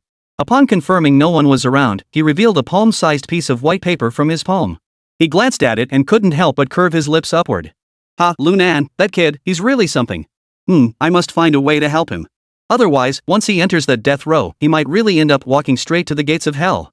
After speaking, he tore the paper into pieces and stuffed them into his mouth. He then pulled out his phone, dialed a few numbers, and sent the message. After finishing these tasks, he finally slipped into the building. Due to the modified prison van, which was originally a minibus, it couldn't go too fast. A 2-hour journey took 4 hours. By the time Lunan, Wang Hai, and Yang Gu arrived at the southern prison, it was already evening. Lunan, I'm going to be honest with you today. Wang Hai abandoned his usual arrogance and looked at Lunan seriously. Lunan was taken aback by his sudden change in demeanor. Warden Wang, go ahead. You know I don't think much of you. And I know you don't think much of me either. But none of that matters, because up until now, we've been like two grasshoppers on the same string. Wang Haibian said as he pulled out a pack of soft Zhonghua cigarettes. Surprisingly, he offered one to Lunan first. After Yang Gu lit it for him, he continued. This time, they've locked you up in the first prison ward. What happens inside is entirely up to you. On my own? Hearing this, Lunan furrowed his brows, unsure of what Wang Haibian was up to. Wang Hai exhaled a puff of smoke, narrowing his eyes and said. That's right, it's all up to you. Because the inmates in the first prison ward are all hardened criminals. The lightest sentence is death with a 2-year reprieve. So there are a lot of psychopaths in there. But that's not the most critical part. The most critical part is that the place is in a state of chaos. Chaotic state? Do you mean there are no guards inside? Lunan exclaimed in shock, his eyes wide open. That's right, there are no guards inside. Wang Hai took a deep drag on his cigarette and nodded heavily. Did you see those 4 towers? Wang Hai pointed with his cigarette-holding hand toward the 4 towering spires illuminated by the searchlights in the distance. Ah, I see them. Aren't those the guard towers? Lunan asked in confusion. What's the problem? Don't we have them here too? Of course there's a problem. Wang Hai said solemnly. The guards on our tower only have 1 bullet in their guns. And they won't fire them lightly. It's different over there. The guards in the 4 towers there are the same as those at the Grinder prison. They're all guarded by armed police and fully equipped. The weapons are divided into inner and outer prison zones. In the inner zone, no matter what the prisoners do, they will turn a blind eye. But once they cross the inner zone and reach the buffer zone between the inner and outer zones, the guards in the 4 towers will open fire and shoot the prisoners without hesitation. At this point, Wang Hai paused, threw the cigarette he was holding onto the ground, and stomped it out. He then continued, speaking slowly and deliberately. Furthermore, in the first prison zone, even my father has no authority over the inmates or the armed police inside. Because those armed police are under the jurisdiction of the military police. That's why I said that once you're there, everything will be up to you. Sigh. Hearing Wang Hai's account, even Lunan, who had seen it all in his previous life, couldn't help but gasp in horror. Although Wang Hai had only given a brief account, Lunan could still vividly imagine the terrifying scene. Especially when the prisoners saw the guards holding machine guns, their faces twisted in fury, firing at them. And the scenes of prisoners fighting and brawling within the prison block. Thinking of these things, Lunan couldn't help but swallow hard. Damn it, doesn't that mean the first prison block is like a miniature version of the real world? And a dark version at that? Because it's filled with nothing but desperate criminals, there's not a single good person in there. As if sensing Lunan's thoughts, Wang Hai smiled meaningfully. Ha ha ha, Lunan. You should now understand why Wu Xiong has always refused to let my father enter there, right? It's not because of anything else, it's because he doesn't think he can survive in there. Damn it. Wang Hai, can I back out now? Call your father right now. Tell him I'm out of this. Lunan was on the verge of tears. He had thought this was just a minor issue. Just get the change out of there and it's done. Plus, Wang Dongwei and Wang Hai were backing him up. What could possibly go wrong? Now that he thought about it, it wasn't anything like that at all. If I end up in the first prison ward, I'll probably be reduced to nothing but trash. Chapter 87, The Terrifying Prison Block. Wang Hai seemed to have anticipated Lunan's response, shaking his head with a cold smile. Lunan, you can't back out now. Wu Xiong and Knife Scar were all planning to go inside. But you killed them all. If you don't go now, I'll have to follow my old man's orders and shoot you dead outside this southern prison. After speaking, Wang Hai took a few steps back, creating a safe distance between himself and Lunan. He then drew his service weapon, cocked the trigger, and aimed it at his forehead. Damn it! Looking at the black muzzle, Lunan suddenly took a deep drag on his cigarette. He knew Wang Hai wasn't joking around. If he refused to do this, Wang Hai would shoot him without hesitation. Damn it, I've been tricked by the Japanese. Lunan cursed under his breath, then turned to Wang Hai and said, Wang Hai, tell me. From the very beginning, were you and your father plotting against me? Everything that happened before was all a charade you two pulled off together? Including that so-called medical record. And the fact that Wu Xiong and the scarred man were killed by me, was that all part of your plan? Was the goal to get me transferred to the first prison ward? Upon hearing this, Wang Hai grinned, revealing his sharp white teeth. He, not entirely. It's just that things have developed to this point, and you're the most suitable candidate. My father and I had originally chosen others. But they were all eliminated. In the end, you were the only one who satisfied my old man. So, I guess you'll just have to put up with it. Damn it! Lu Nan angrily flung the cigarette butt to the ground. As if accepting his fate, he said. Wealth is gained through risk. Going in doesn't matter. But you have to tell me how I'm supposed to get the change out of here? And what kind of help can your father and you good for nothing, provide me with? Hearing Lu Nan ask this, Wang Hai sneered and shook his head. Nangu, you didn't listen to me carefully. I already explained it clearly just now. My old man's influence can't penetrate there, which is why I want someone to go in and bring out the loose change. Otherwise, he could just say a word and have the money released, right? Why go through all this trouble? If that is the case, what do you think my father and I can do to help you? Go to hell. Upon hearing this, Lu Nan burst into a tirade. So this time you're sending me to deliver vegetables, huh? Wang Hai, you really are ruthless. This is clearly settling a personal grudge. You're doing this on purpose. If I die in there today, you won't get off scot-free either. Ha, Lu Nan. This path was your own choice. It has nothing to do with me. Facing the enraged Lu Nan, Wang Hai merely laughed dismissively. I'm just the one stirring things up from the sidelines. You're the one risking your life to go in there. Who else can you blame? Hearing this, Lu Nan hung his head like a defeated rooster. After a moment, he asked weakly. You must know something about the power dynamics and rules inside, right? Ah, I do know a little about that. Wang Hai nodded confidently. Tell me. The rules? Well, there are no rules. Every day, you just have to fight to survive. Wang Hai shrugged his shoulders. As for power dynamics, it's a tangled web. New groups form every morning. By nightfall, they might disband because their leader was killed. So, power dynamics, there's really no power to speak of. What the hell? Upon hearing this, Lu Nan cursed under his breath, his voice filled with despair as he asked. Before I go in, can you get me a sword, a gun, or something like that? At least I won't be completely unarmed inside, right? I could prepare something for you. Wang Hai said in a magnanimous tone. But during the body search when you enter the prison, you'd better not let the armed police find it. Otherwise, you might be killed on the spot. Oh, right.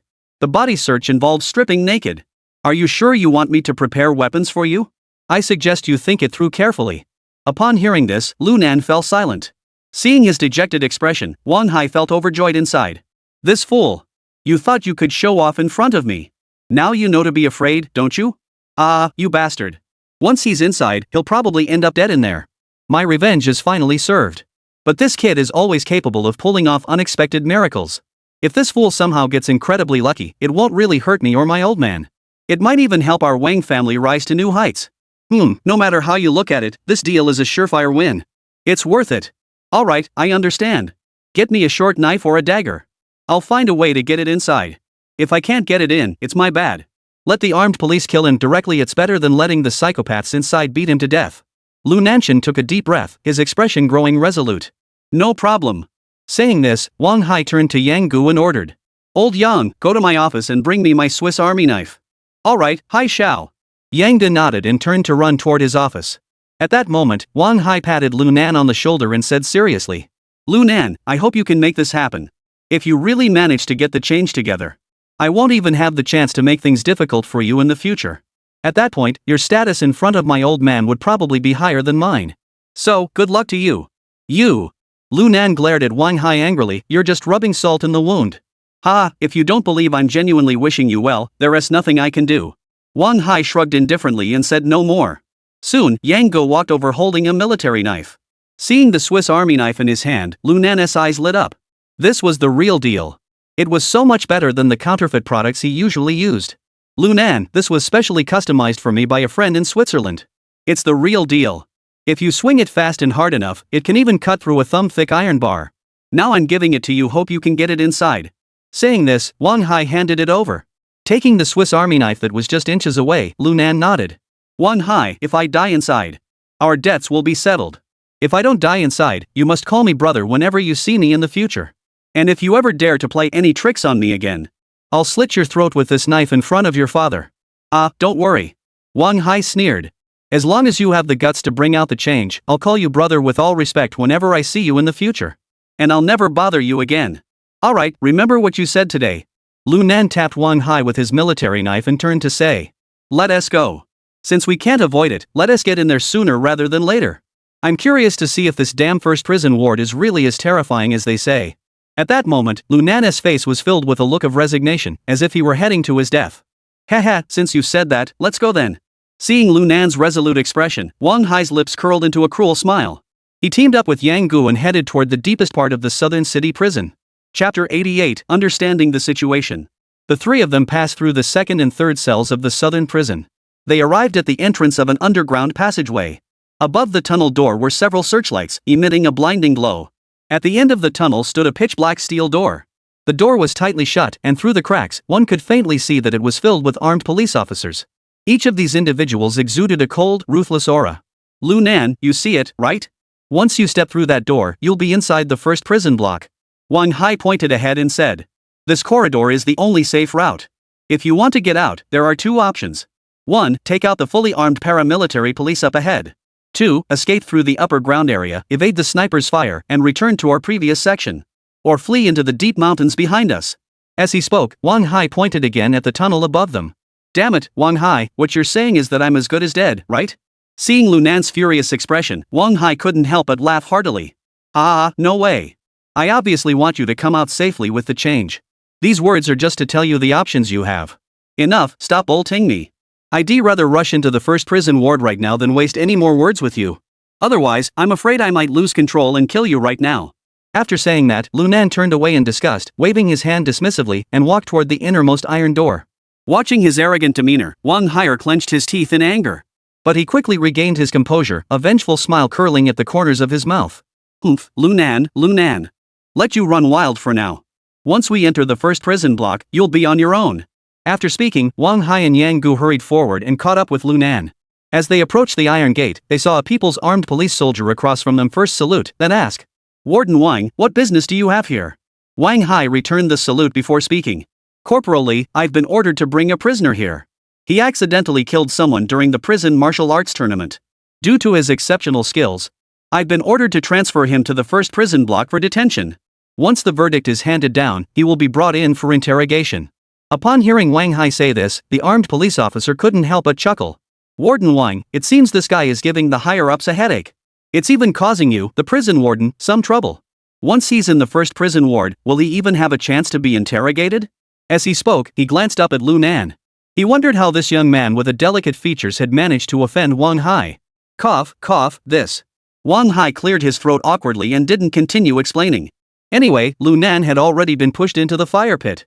Let them think whatever they want. Li Zhongshi seemed uninterested in further discussion and spoke directly. Warden Hai, show me your detention papers, and I'll take the prisoner from you. As he spoke, Sergeant Li opened the iron gate on his side. They arrived at the central isolation zone. Wang Hai, seeing this, didn't hesitate. He immediately pulled out the documents his father had already signed and handed them over. After reviewing the documents in his hands, Sergeant Li finally nodded. He then opened the final iron door and stepped out. Comrade, I'll leave this to you. I'm leaving this kid in your care. Don't worry. Sergeant Li took Lu Nan from Wang Hai's hands, grabbed his shoulders, and started walking back. Once both iron gates were completely closed, Wang Hai finally breathed a sigh of relief. Phew, mission accomplished. He was genuinely afraid that Lu Nan would lose his temper once he found out the truth. The entire journey had been nerve-wracking. After all, once he entered the first prison ward, he would likely be doomed. But now, everything has finally settled down. Lu Nan, you finally met your match. Who told you to be so ungrateful back then? The rest is up to your fate. Thinking of this, Wang Hai's lips curled into a sinister smile. Lu Nan was escorted forward by a group of armed police officers. After stepping out of an underground subway door and onto the stairs, Lu Nan didn't notice any difference from the second or third detention cells.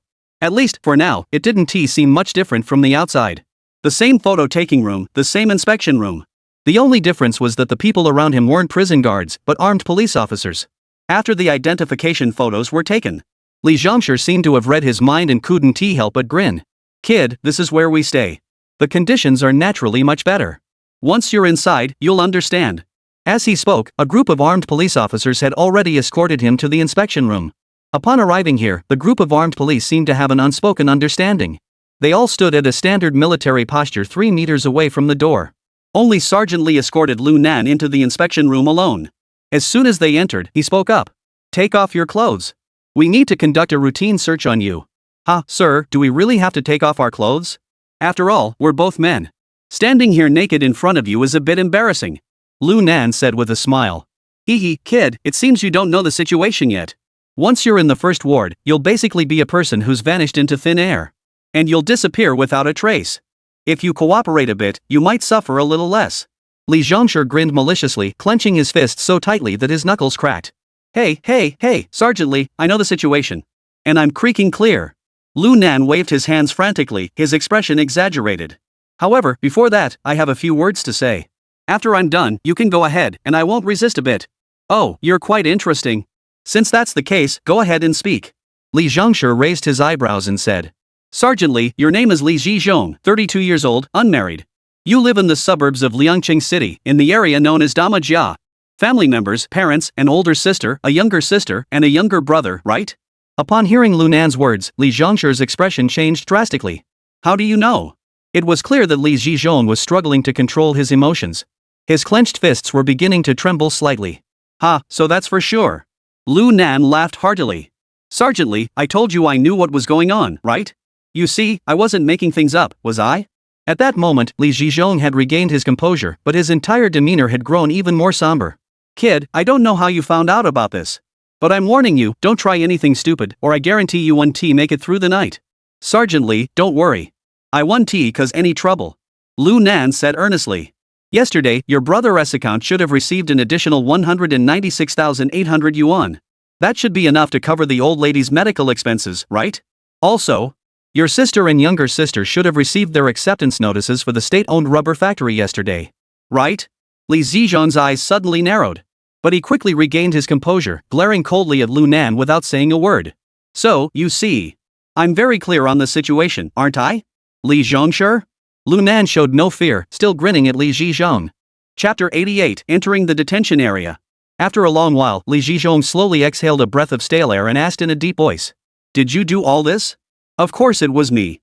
Lu Nan admitted without hesitation. It seems you have quite some influence. I wouldn't say I have much influence. Lu Nan quickly waved his hands and said modestly. I just happened to know that your family was facing some minor difficulties. And some of my brothers just happened to be able to handle these issues. But the most important thing is that I need your help. That's why I had them take care of your difficulties first. You'll naturally look out for me in return. Isn't that right? Li Zhizhong narrowed his eyes and glared sharply at Lu Nan. Lu Nan showed no fear, even flashing a smile. Kid, I finally understand why Wang Donghui and Wang Hai sent you here. You're quite the one. Li Zhizhong took a deep breath and spoke slowly. However, I'm curious. Based on your records, you've been in the third ward all this time. How did you manage to handle all of this? Cats have their ways, and dogs have theirs. As long as I can resolve your issues, it is my honor. As for how I did it, there's no need for you to worry about that. Upon hearing Lu Nan say this, Li Zhizhong suddenly laughed. He reached out and removed his military cap. He tossed it onto a nearby chair. Then, he walked toward Lu Nan step by step. Each step he took on the hard cement floor made a click-clack sound. Lu Nan, however, remained smiling the entire time. Very good. I hope you can keep this smile forever. As soon as the words left his mouth, Li Zhizhong raised his right arm high and then slammed it down hard onto Lu Nan. Boom! A deafening thud echoed through the air, as if a thunderclap had struck. Lu Nan was knocked flat to the ground. Oomph! Li Zhizhong snorted coldly. He immediately raised his leg again. His foot struck Lu Nan's chest. This time, Lu Nan couldn't dodge it. His entire body flew into the air. He didn't stop until he collided with the innermost wall. Cough, cough, cough. Lu Nan coughed continuously, spitting saliva from his mouth. Then, he struggled to turn his neck and looked at Li Zhizhong. Sergeant Lee, what you're doing is probably not appropriate, is it? After all, I did some things for you, didn't I? Oomph. Who do you think you are? How dare you dare to act on my behalf, Li Zhongzhong? As he finished speaking, Li Zhizhong raised his foot and stepped on Lu Nan's head, crushing it with all his might. Boy, let me tell you. I like smart people, but I don't like those who think they're smart. Don't think that just because you helped me with some minor issues, you think you can bargain with me? Here, I am the real king. Puff, puff, yes, you're the king. Then doing something for the king is only right, isn't it? You do have a point. Li Zhizhong's lips curled into a cruel smile as he continued to crush Lu Nan's head with force. But remember, no matter what you've done for me, you're still just a lowly fish. If I want to kill you, it's as easy as squashing an ant. Do you understand? After speaking, he released his foot from Lu Nan's skull. Ha, I understand. Lu Nan struggled to support his body with both hands, collapsing against the wall and gasping for breath. After a long while, he finally spoke. Sergeant Lee, the money in your brother's account was transferred to his card through the sale of Q coins. So even if someone investigates, they won't find anything. As for your sister and younger sister's jobs, it's because the factory manager believed they had a special understanding of rubber processing during the recruitment process. They were highly knowledgeable about rubber processing, so they were normally hired. There's no issue at all. Upon hearing this, Li Zhizhong's expression eased slightly. But his tone remained icy. I understand. Your inspection is approved. You may now enter the detention area. Get out. Thanks, Sergeant Lee. After saying this, Lu Nan leaned against the wall and slowly stood up. He then limped toward the door. Oh, right.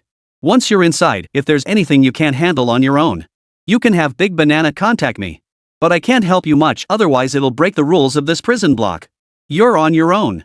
Lu Nan heard this and couldn't help but curve the corners of his mouth into a smile.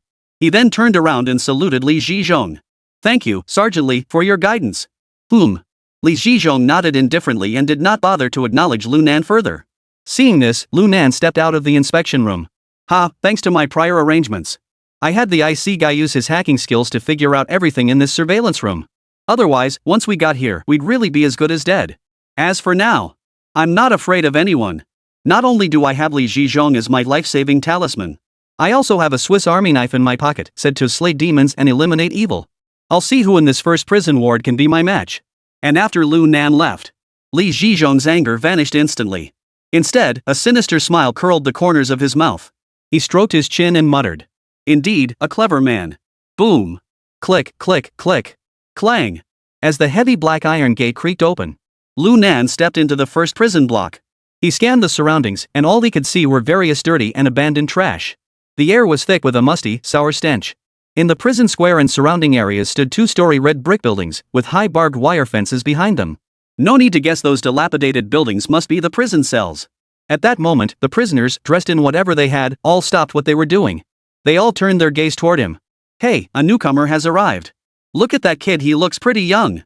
This kid has a good build, and his skin looks even better. If he takes good care of my brothers tonight, we'd have a blast. Hey, the game is on. I bet this kid won't make it through the night. As Lu Nan stepped into the cell, his eardrums felt like they were being pierced. The inmates' words were all too vulgar to bear. It was clear they had gone mad from being cooped up for too long. Ugh, the conditions here are really terrible. Lu Nan shook his head. Good luck to you, kid. Just then, the armed police officer behind him stepped forward and quickly unlocked all of Lu Nan's shackles. They roughly pushed him inside, muttered a quick good luck, and swiftly shut the iron door. It looks like tonight is going to be quite lively, Lu Nan muttered under his breath. He then reached into his pocket and felt the Swiss Army knife. I wonder which fool will become my caramel to establish my authority. Lu Nan chuckled softly and walked straight inside. Meanwhile, inside the prison block, the inmates could no longer contain their impatience and began to gather around, looking eager to get started. Hey, you pretty boy, at your age, you've managed to make it here. You're no ordinary kid. A burly man stepped forward first, his face covered in bulging muscles, grinning savagely. Lu Nan raised his eyebrows slightly, looking at the burly man before him. Not that impressive. Just capable of handling things, I suppose. You little punk. Don't think that just because you've injured or killed a few people outside, you can get away with it here. Every one of these guys inside has dozens of lives on their hands. The burly man grinned, revealing a mouthful of yellow teeth, and said with a savage smile. Of course. If you can let your older brother give you a proper lesson, Big Brother can teach you the rules for newcomers. And I'll guarantee no one dares to bully you. Otherwise, heh. The burly man chuckled evilly. But Lu Nan didn't even bother to respond. He didn't even bother to look at the other man. He simply pulled out a cigarette, placed it between his lips, and lit it. As the smoke drifted away, he murmured 2 words. Chapter 90, I'm not interested. The burly man, seeing this, flew into a rage. Damn it. You think I gave you a pass, and now you're opening a dye shop, huh? Today, I'll beat you to death. As soon as he finished speaking, the burly man picked up a wooden stick from the ground and charged toward the south side of the road. Seeing this, the other criminals began to shout in unison. Beat him to death. Kill him. You little bastard, you're asking for it. I bet he won't last 10 minutes. What do you think? This kid is going to die now. Come on, let us keep betting. Let's see how long this kid can last against Tank. After a commotion, the burly man swung his club and struck Lu Nan's head with all his might. Lu Nan saw this and merely smiled. He quickly dodged to the side, avoiding the attack. Bang!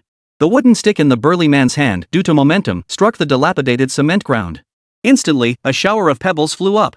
Lu Nan, still holding his cigarette in his mouth, looked down on the burly man with disdain. Damn it, that's all you've got? Trying to act like a big shot? You're really overestimating yourself. Hearing the mockery ringing in his ears, the burly man grew even more enraged. You little punk, just wait and see how I'll deal with you today. Before he could finish speaking, the burly man charged forward again. This time, he aimed straight for Lu Nan's groin, clearly intending to castrate him.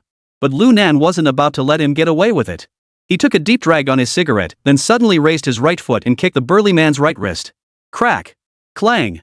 With the faint sound of breaking bones, the wooden stick in his hand was kicked flying out. Ah! The burly man clutched his broken wrist and let out an agonizing scream.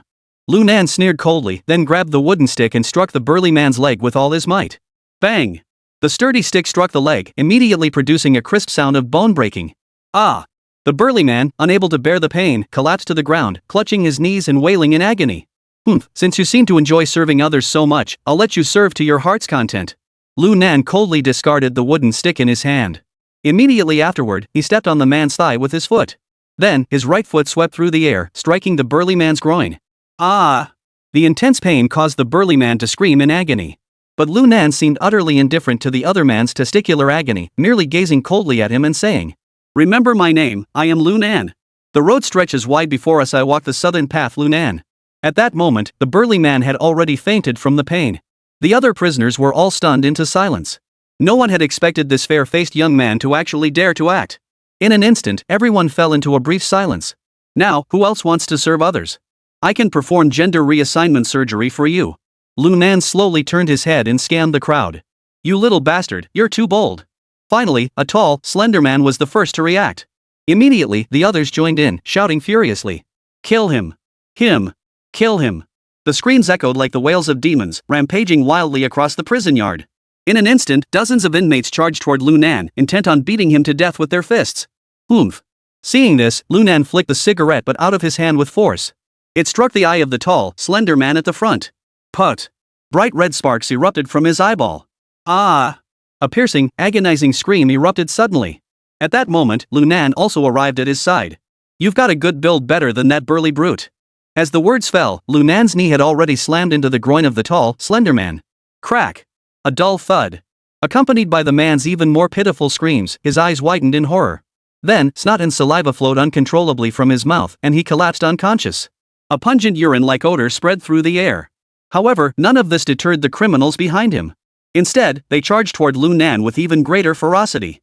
Lu Nan, seeing this, didn't hesitate and charged straight into the crowd. Boom, boom, boom. Lu Nan charged like a tiger among sheep, kicking one after another, knocking them all to the ground. With each strike, someone was rendered unable to fight. In just a few seconds, 4 or 5 people were knocked down. Such an astonishing feat was truly terrifying. However, just then. Stop! Suddenly, a stern voice rang out from the distance. Immediately afterward, a group of inmates who had been watching the commotion from the north corner of the prison wall approached, led by an elderly man. These men were dressed in prison uniforms, exuding a menacing and violent aura. Especially the weapons they carried at their waists, though they looked utterly ridiculous, were enough to send a chill down one's spine. For they were all made from longer stones, sharpened into razor-sharp stone knives. Most terrifyingly, each stone knife was coated with a thick layer of bloodstains. Seeing the old man and the prisoners behind him, the previously rowdy inmates all revealed expressions of fear. Lu Nan, who remained standing in place, furrowed his brows slightly, as if deep in thought. Moments later, the old man had already led the prisoners forward. Ah, young man, you're quite skilled. The old man glanced at the comrades lying haphazardly on the ground, then turned to Lu Nan and said, How about it? Interested in joining us? Hearing the old man's words, many of the prisoners who had been watching the spectacle couldn't help but glance at Lu Nan with envy. Lu Nan, however, raised an eyebrow. Work? Old man, did I hear you correctly? His tone was calm, but it carried a hint of playful amusement. The old man, however, paid no heed, continuing to smile broadly as he said, That's right. Even within the first prison ward, work is required. Otherwise, how would we eat and drink? However, the opportunity to work must be earned. At this point, the old man pointed to an emaciated prisoner not far away and said, Otherwise, you'll end up like that worthless beggar, either waiting for others to feel generous enough to give you a bite to eat, or starve to death. Upon hearing this, Lu Nan followed his gaze. Sure enough, the prisoner was emaciated to the point of being skeletal, his body shriveled and dry, emitting a foul odor. He was curled up in the corner, trembling with fear, his face filled with terror as he looked around at the other prisoners, as if he had been completely terrified. Young man, this place may not be very big, but it's no different from the outside world. As long as you have enough value, you can secure a decent job. The old man smiled again and looked at Lunan, coaxing him gently. What do you think? Interested in working with us? After hearing these words, Lunan smiled non-committally, reached into his pocket again, pulled out a cigarette, and put it in his mouth. Old man, I was wondering, what kind of work does your group do? Seeing that Lunan was willing to talk, the old man immediately replied with a cheerful smile. Haha, it's simple. We just clear thee here. Then we hand it over to the prison guards on a regular basis. So you're just scavenging for scrap? Sorry, I'm not interested. Saying this, Lunan turned and walked away without looking back toward the emaciated beggar. As he walked, he muttered to himself. From now on, I'll be just like him, a man who doesn't tea work. But remember this, all of you who have jobs must give me 10% of your earnings. Anyone who disagrees can speak up now. Chapter 91, The Chaos Begins. Upon hearing Lunan speak, all the prisoners were speechless. This kid is challenging all of us. He's gone completely mad, hasn't he? The old man's expression darkened and a fierce glint flashed in his eyes. You're pretty bold, aren't you? Do you know what you're doing? Long ago, someone else said the same thing. But in the end, he met his end at my hands. How long ago was that? At this point, Lunan had already approached the beggar and sneered. If you're so fond of talking about the past, why not tell the story of Tang Sanzang's journey to fetch the scriptures? As he spoke, Lunan looked down at the trembling beggar at his feet and said, What do you say? The beggar seemed taken aback that Lunan would speak to him. Startled, he instinctively shrunk back toward the wall but remained silent. The old man saw that Lunan not only mocked him but didn't even glance at him afterward. He couldn't help but fly into a rage. Boy, I'm talking to you. Can't you hear me? But what the old man didn't expect was that Lunan didn't even glance at him. Instead, he knelt down and spoke to the beggar in a gentle tone. Don't be afraid. I've decided from now on, you're my little brother. The first little brother in the first prison ward. As he spoke, Lunan patted the beggar on the shoulder. At that moment, it seemed like no one had expected him to pull this move. Their expressions grew extremely complicated. The old man's face turned ashen and he cursed him viciously. Then he coldly snorted. Boy, since you're asking for death, this old man will grant you your wish. With that, the old man suddenly turned around and shouted at the crowd of prisoners in the square. Today, whoever can kill this brat can join our stone gang, and I guarantee you'll receive a monthly salary of $1,000. And he'll also be allowed to use our stone gang's canteen for free. Upon hearing this, everyone fell into an uproar. But moments later, they all fell silent. They stared blankly at the old man's back. The old man, noticing this, suddenly turned around. There, Lunan was completely ignoring them. He was actually hugging the beggar and shoving a cigarette into his mouth. Here, have a smoke. You're my little brother. If things get rough later, you'd better help out. As he spoke, Lunan was about to light the lighter. But the beggar dared not move, shaking his head repeatedly. It's okay, just smoke it. Even if you don't help, I won't blame you. Lunan said casually, then immediately held the lighter under the cigarette and lit it. The beggar seemed unable to resist Lunan and finally took 2 sips. After lighting the cigarette, Lunan smiled brightly and nodded. He then turned to the old man and smiled slightly, saying, Old man, I think you're talking too much. So, please shut up. After saying this, his expression suddenly darkened and he repeated his previous words. I'll say it again. From now on, all of you who have jobs, every time you get paid, you must give me 10%. Anyone who disagrees can speak up now. Pointing at the old man, he spoke slowly and deliberately. Including you lot who scavenge for scraps. At that moment, Lunan's voice was low, but it was filled with intense killing intent and a cold glint. All the prisoners fell silent, not daring to utter a word. The old man's face grew even darker, his fists clenched so tightly they cracked. But strangely, no one spoke a word this time. Not a single person. Sizzle, sizzle, sizzle. In the vast prison yard, aside from the sound of a beggar constantly puffing on a cigarette, there was no other sound to be heard. It was as if the entire space had fallen into complete silence. And this eerie silence lasted only 3 short seconds. Suddenly, the old man burst into laughter. Ha ha ha, good, good, good. You're quite the bold one, aren't you? As he spoke, the old man suddenly swung his hands and bellowed. Attack him. Kill him. This time, all the prisoners in the square seemed to be enraged by Lunan's arrogance. They all stood up and slowly began to surround him from all sides. Of course, most of them were just there to watch the spectacle up close. Seeing this, Lunan not only showed no signs of tension but instead excitedly flexed his arms. He gestured toward the crowd with his fingers and said, Come on. Damn it, kill him. With the old man's furious shout, several hot-tempered prisoners joined in. In an instant, fists and kicks flew everywhere. Lu Nan, however, remained unfazed, charging head-on into the overwhelming onslaught with unyielding courage. The sound of heavy blows echoed continuously, followed by waves of agonizing screams. Ah! It hurts so much. Help me. Save me. Damn it. This kid has been trained. Everyone, be careful. In an instant, piercing screams echoed non-stop. Lu Nan moved through the crowd as if he were alone, taking on dozens of prisoners in front of him. His speed grew faster and faster, his strength growing ever more powerful. Fists struck knees, and feet kicked abdomens. Every prisoner who came near Lu Nan was knocked to the ground, screaming in agony. No matter how strong or imposing you were, you couldn't withstand Lu Nan's relentless onslaught. Even the beggar smoking on the ground seemed stunned by Lu Nan's brutality. The pace of his smoking slowed noticeably. Seeing this scene, the old man couldn't help but furrow his brows and coldly said, "Today, it seems blood will be shed again. Everyone, draw your weapons." Upon hearing this, the members of the stone gang behind him swiftly drew their stone knives from their waists and gripped them tightly in their hands. "Damn it, kill him!" With the old man's furious shout, the stone gang members charged forward, brandishing their sharp stone knives, aiming at Lu Nan. Lu Nan remained calm, dodging nimbly with quick footwork. Then, taking advantage of the chaos in the crowd, he delivered a sidekick, striking the last thug's ribs with pinpoint accuracy. With a crisp crack, the ribs snapped in two. Immediately, Lu Nan took a swift step forward, closing the distance. He grabbed the man's collar and suddenly raised his right knee. Thud! A dull thud echoed through the air. The opponent's chest caved in. Without pause, Lu Nan struck again. With his left hand, he grabbed the head of another stone gang thug, pressing it into his chest, then delivered a powerful elbow strike with his right hand, smashing it into the opponent's forehead. Bang! The man's head was shattered into pieces by the force of the blow. Bright red blood mixed with white brain matter spattered everywhere. But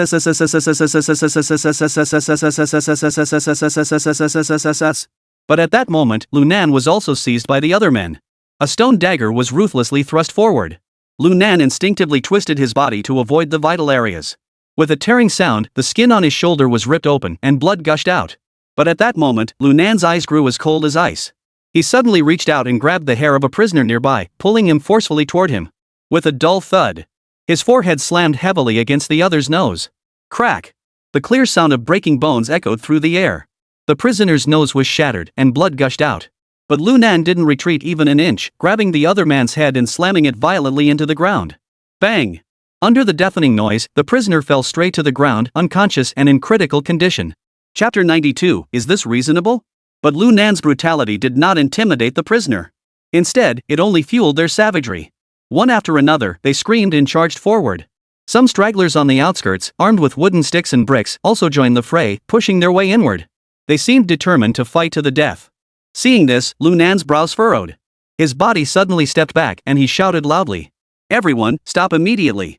As soon as the words left his mouth, the group of prisoners, who had previously looked like ferocious beasts, actually stopped in their tracks, standing motionless. Even the elderly man who had been leading them couldn't help but pause in surprise. But he quickly snapped out of it and shouted furiously. "Damn it, I told you to stop. Stab that little bastard to death. Skin him alive and make a coat out of his hide." As the old man's words fell, the prisoners indeed began to stir once more, preparing to continue their attack on Lu Nan. At that moment, Lu Nan did something that left everyone speechless. He suddenly stepped back, approached the frail beggar, and grabbed him by the throat. He roared.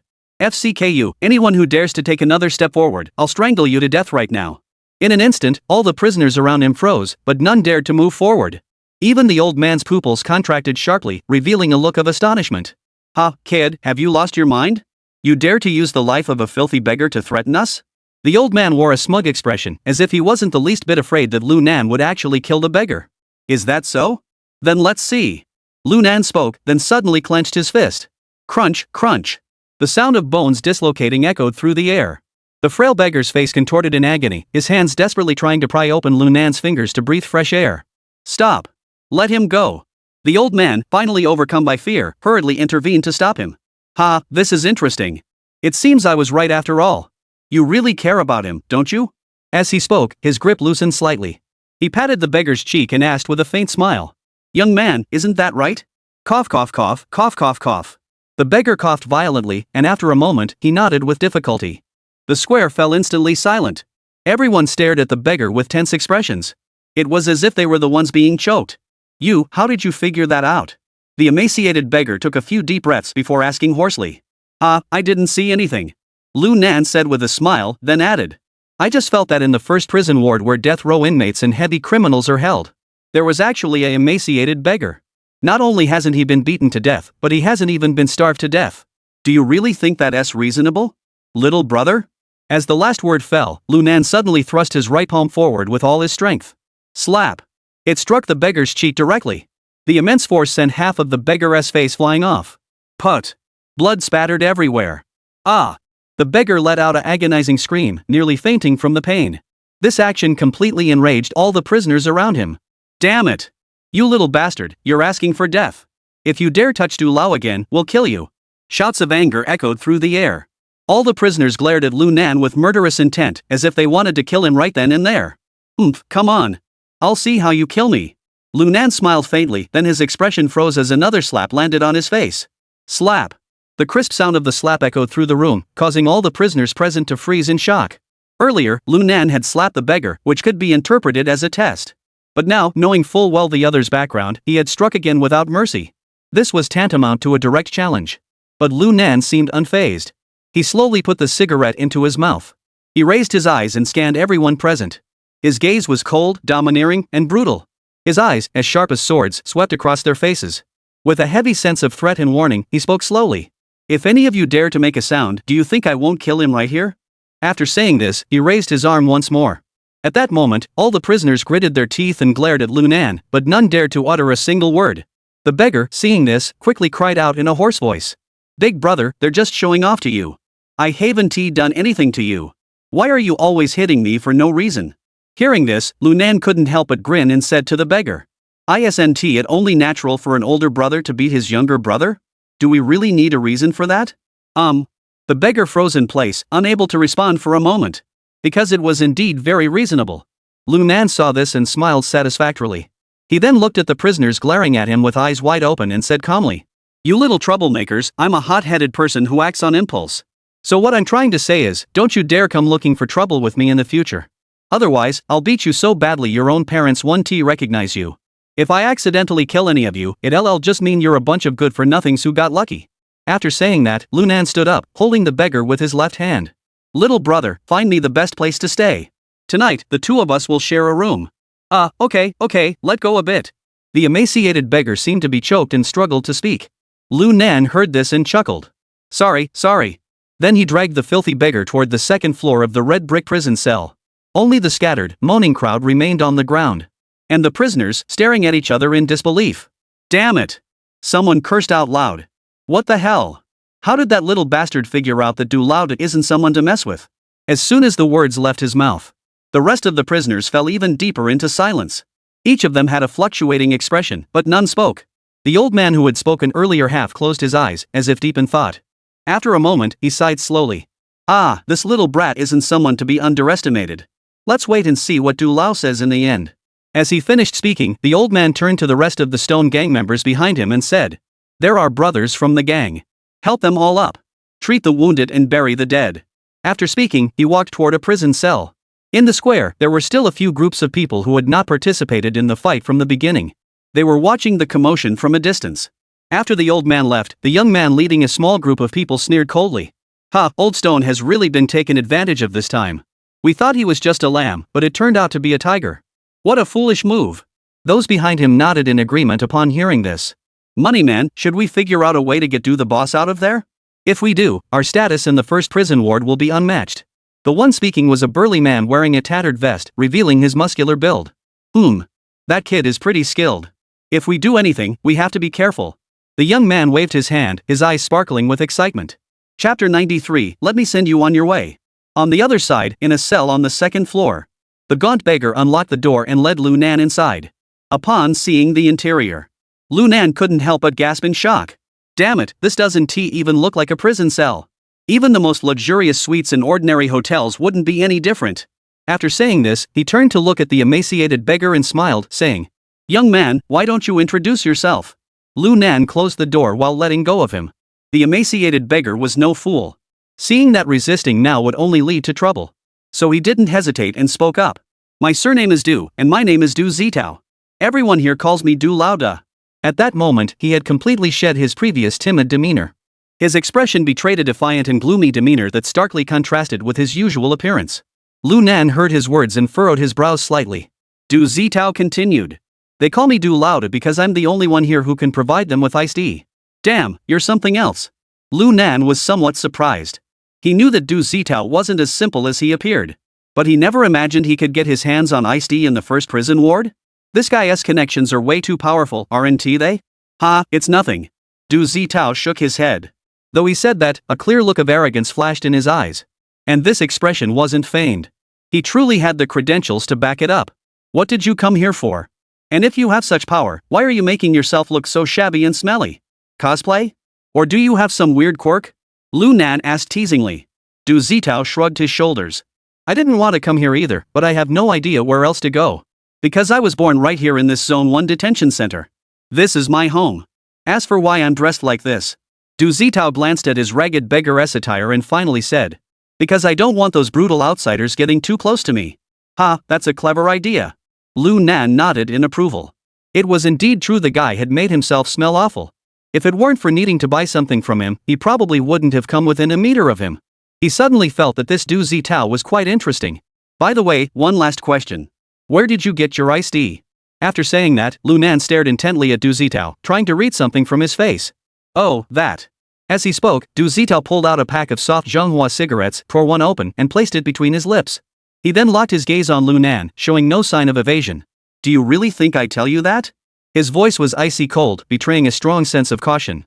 As if he were worried that Lu Nan might suddenly attack him. Or as if he feared Lu Nan was trying to use his words to pry out his supply chain and replace him. Don't worry. Lu Nan, don't lack money, and I don't mess with those messy little pills. I'm just asking out of pure curiosity. After all, you can get your hands on iced tea. That must mean your network is pretty powerful, right? Lu Nan spoke without hesitation. Actually, it's no big deal to tell you.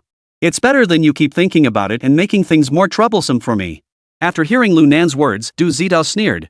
Because I'm not a prisoner here. So I can come and go as I please. Naturally, I can go out and buy some daily necessities. As he spoke, Du Zitao walked to the farthest corner of the room and opened a wooden door without hesitation. Inside, the room was filled with various plastic containers and a mess of random instruments. At the same time, a foul odor of rotting pork occasionally wafted out from within. This odor was far more pungent than the smell on Du Zitao's body. Seeing the cluttered room, Lu Nan immediately realized what was going on. He stared at Du Zitao in disbelief and exclaimed. What the hell? You're making poison here by yourself? Du Zitao nodded. All these drugs were made by me in secret. No one else knows except me. Of course, since the materials available are limited. So the purity isn't very high. But in this place where even flies can't escape, it's enough. No one ever stops you when you go out? Lu Nan suddenly thought of a possibility and hurriedly asked. How could that be? Du Zitao shook his head as if he had heard a joke and said. Every time I go out, there are armed police following me. Unless I sign a pledge. Besides committing crimes, they'll never come back once they leave, so they won't follow me. But I've already said it, this is my home. Where else could I go if I don't come back? Du Zitao shrugged and said. Besides, I feel very comfortable here. My status is high, at least everyone has to address me as Du Lauda. No one dares to touch me. At this point, Du Zitao seemed to think of something else. But to be honest, you really do impress me. You managed to outsmart even Old Stone, and you figured out something different about me so quickly. If I'm not mistaken, you're an undercover agent, aren't you? Hearing Du Zitao say this, Lu Nan's heart jumped in surprise. But he quickly regained his composure and laughed mockingly. Have you ever seen an undercover agent infiltrate a death row cell? I wish I were an undercover agent, at least I could leave here sooner.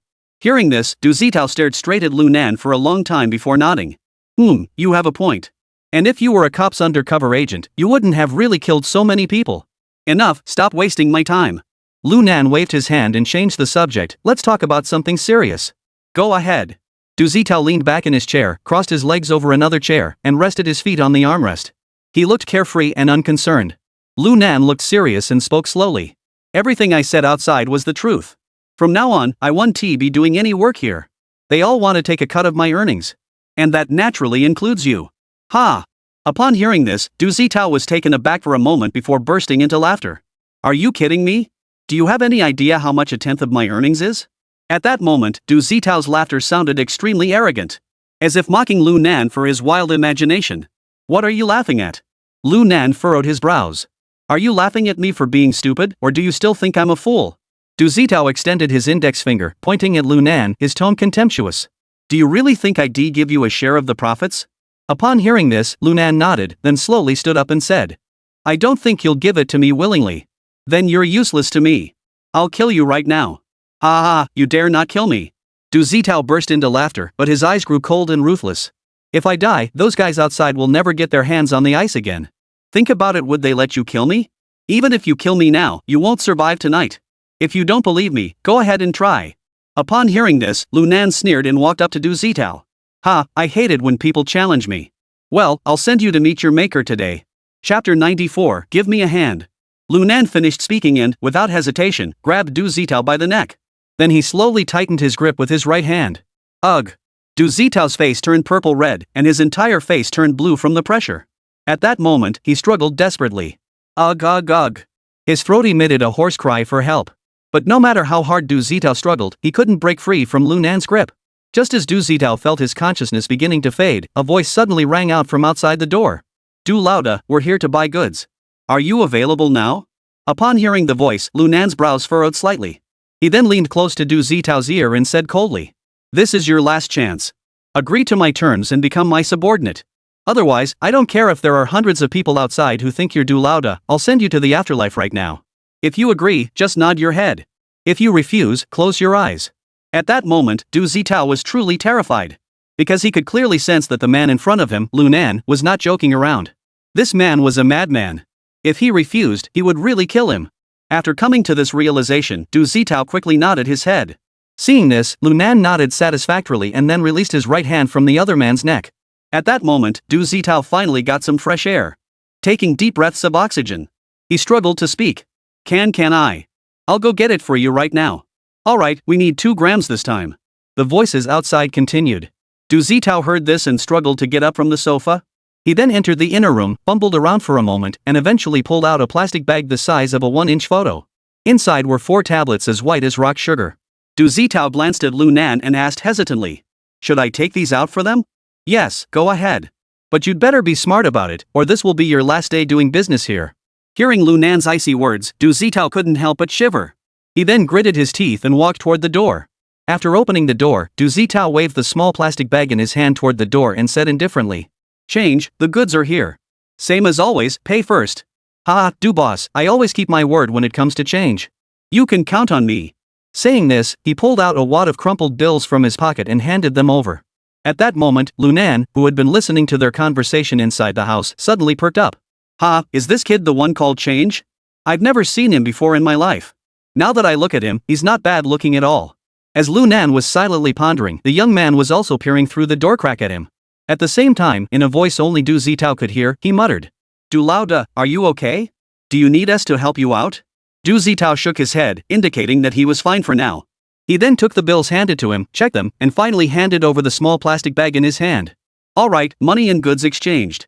If you need anything in the future, come find me. Wait. Just as Du Zitao was about to close the door, Lu Nan suddenly spoke up to stop him. He then strode quickly to the door and forcefully opened it wide. Ha, brother, since you're so eager to help others, why not help me out? Saying this, Lu Nan reached out his hand, intending to grab the change. But he clearly underestimated the power of the loose change.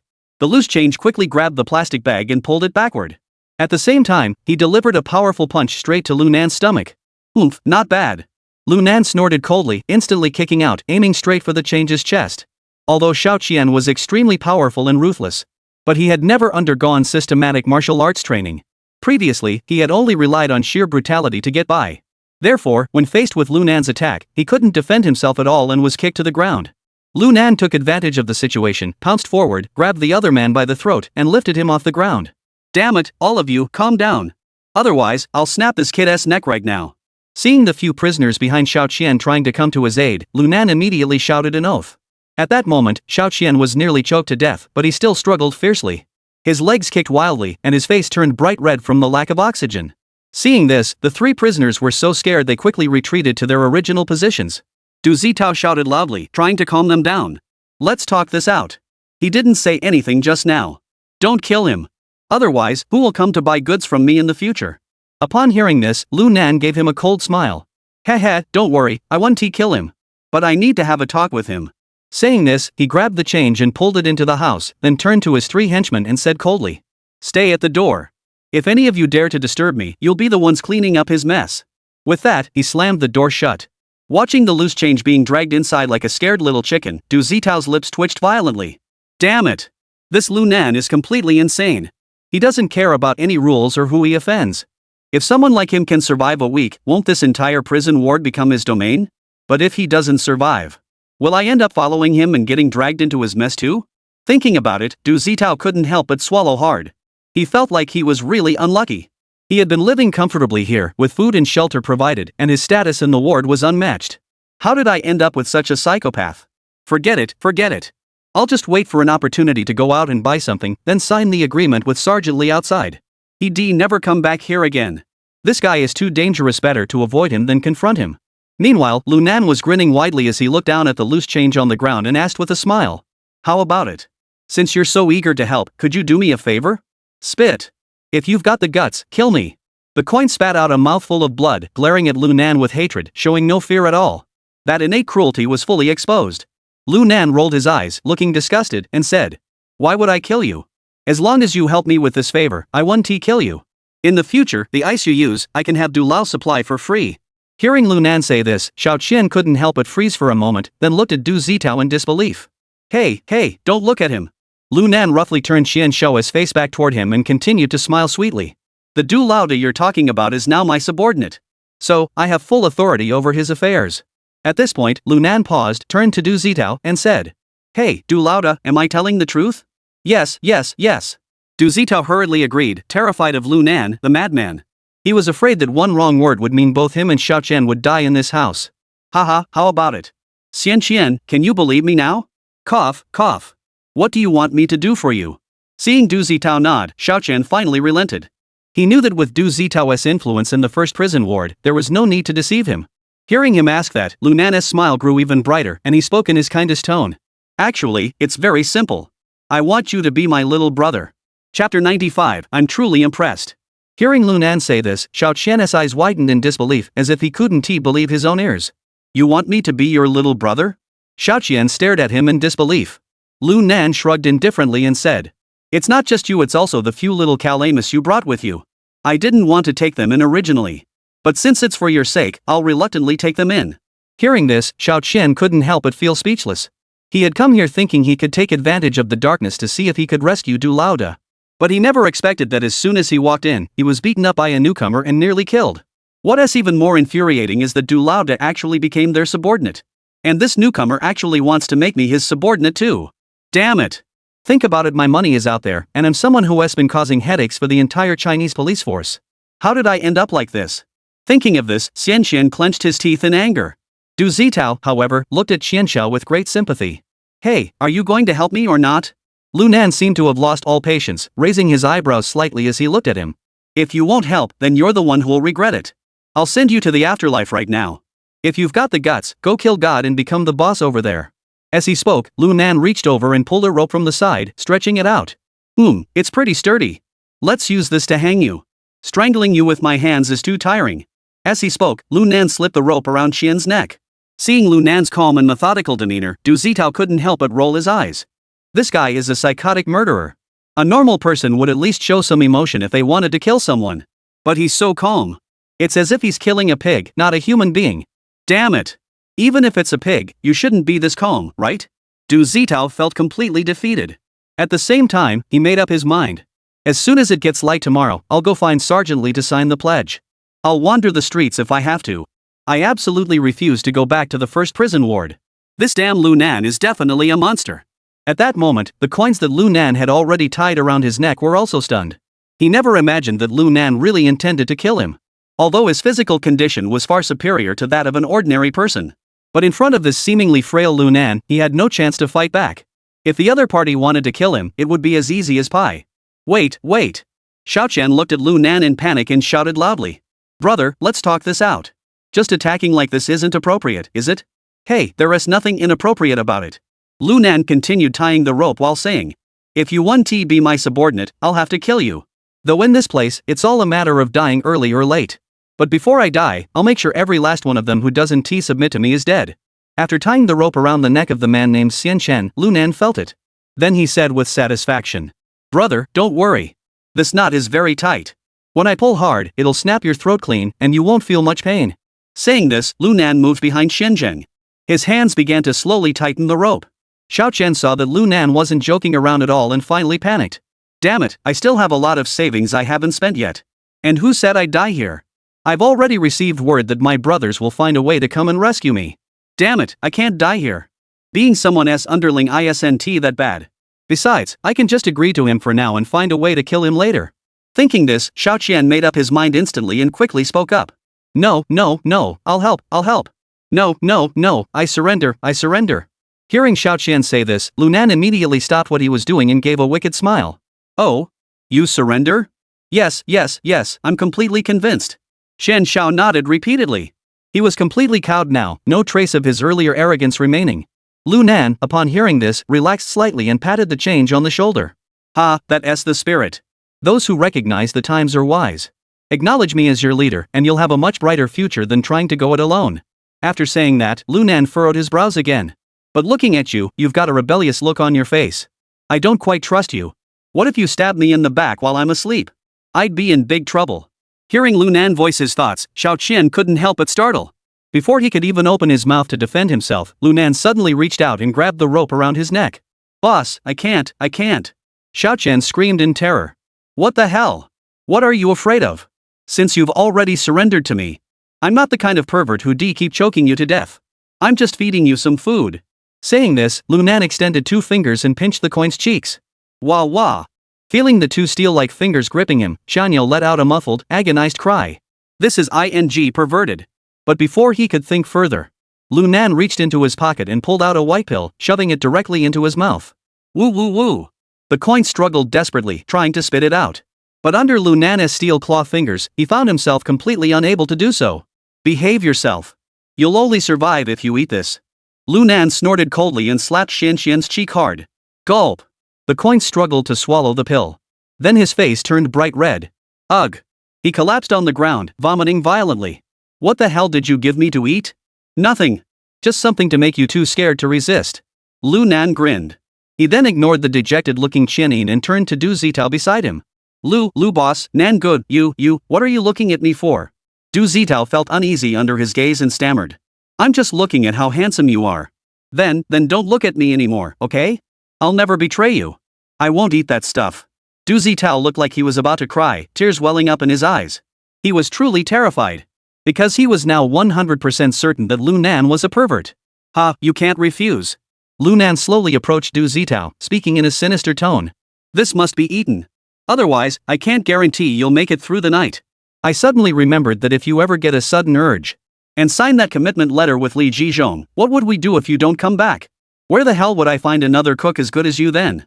So, I advise you to just obey. If you refuse to eat, I'll feed you myself." Lu Nan's tone was eerie and terrifying, like a demon crawling out of hell, sending chills down one's spine. Seeing that the other person had spoken his mind, Du Zitao knew that the thing Lu Nan was holding, he had to eat it whether he wanted to or not. Otherwise, this psychopath would never let him live.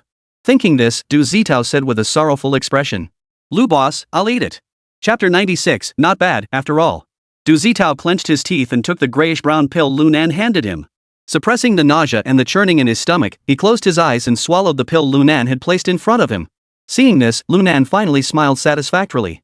"Ha, that's more like it. You two will feel a bit restless soon. But don't worry, it'll pass in a few minutes." Lu Nan finished speaking and immediately lay down on the bed beside him, closing his eyes and saying, "You two just bear with it for a bit and don't disturb my sleep. I'm completely exhausted today."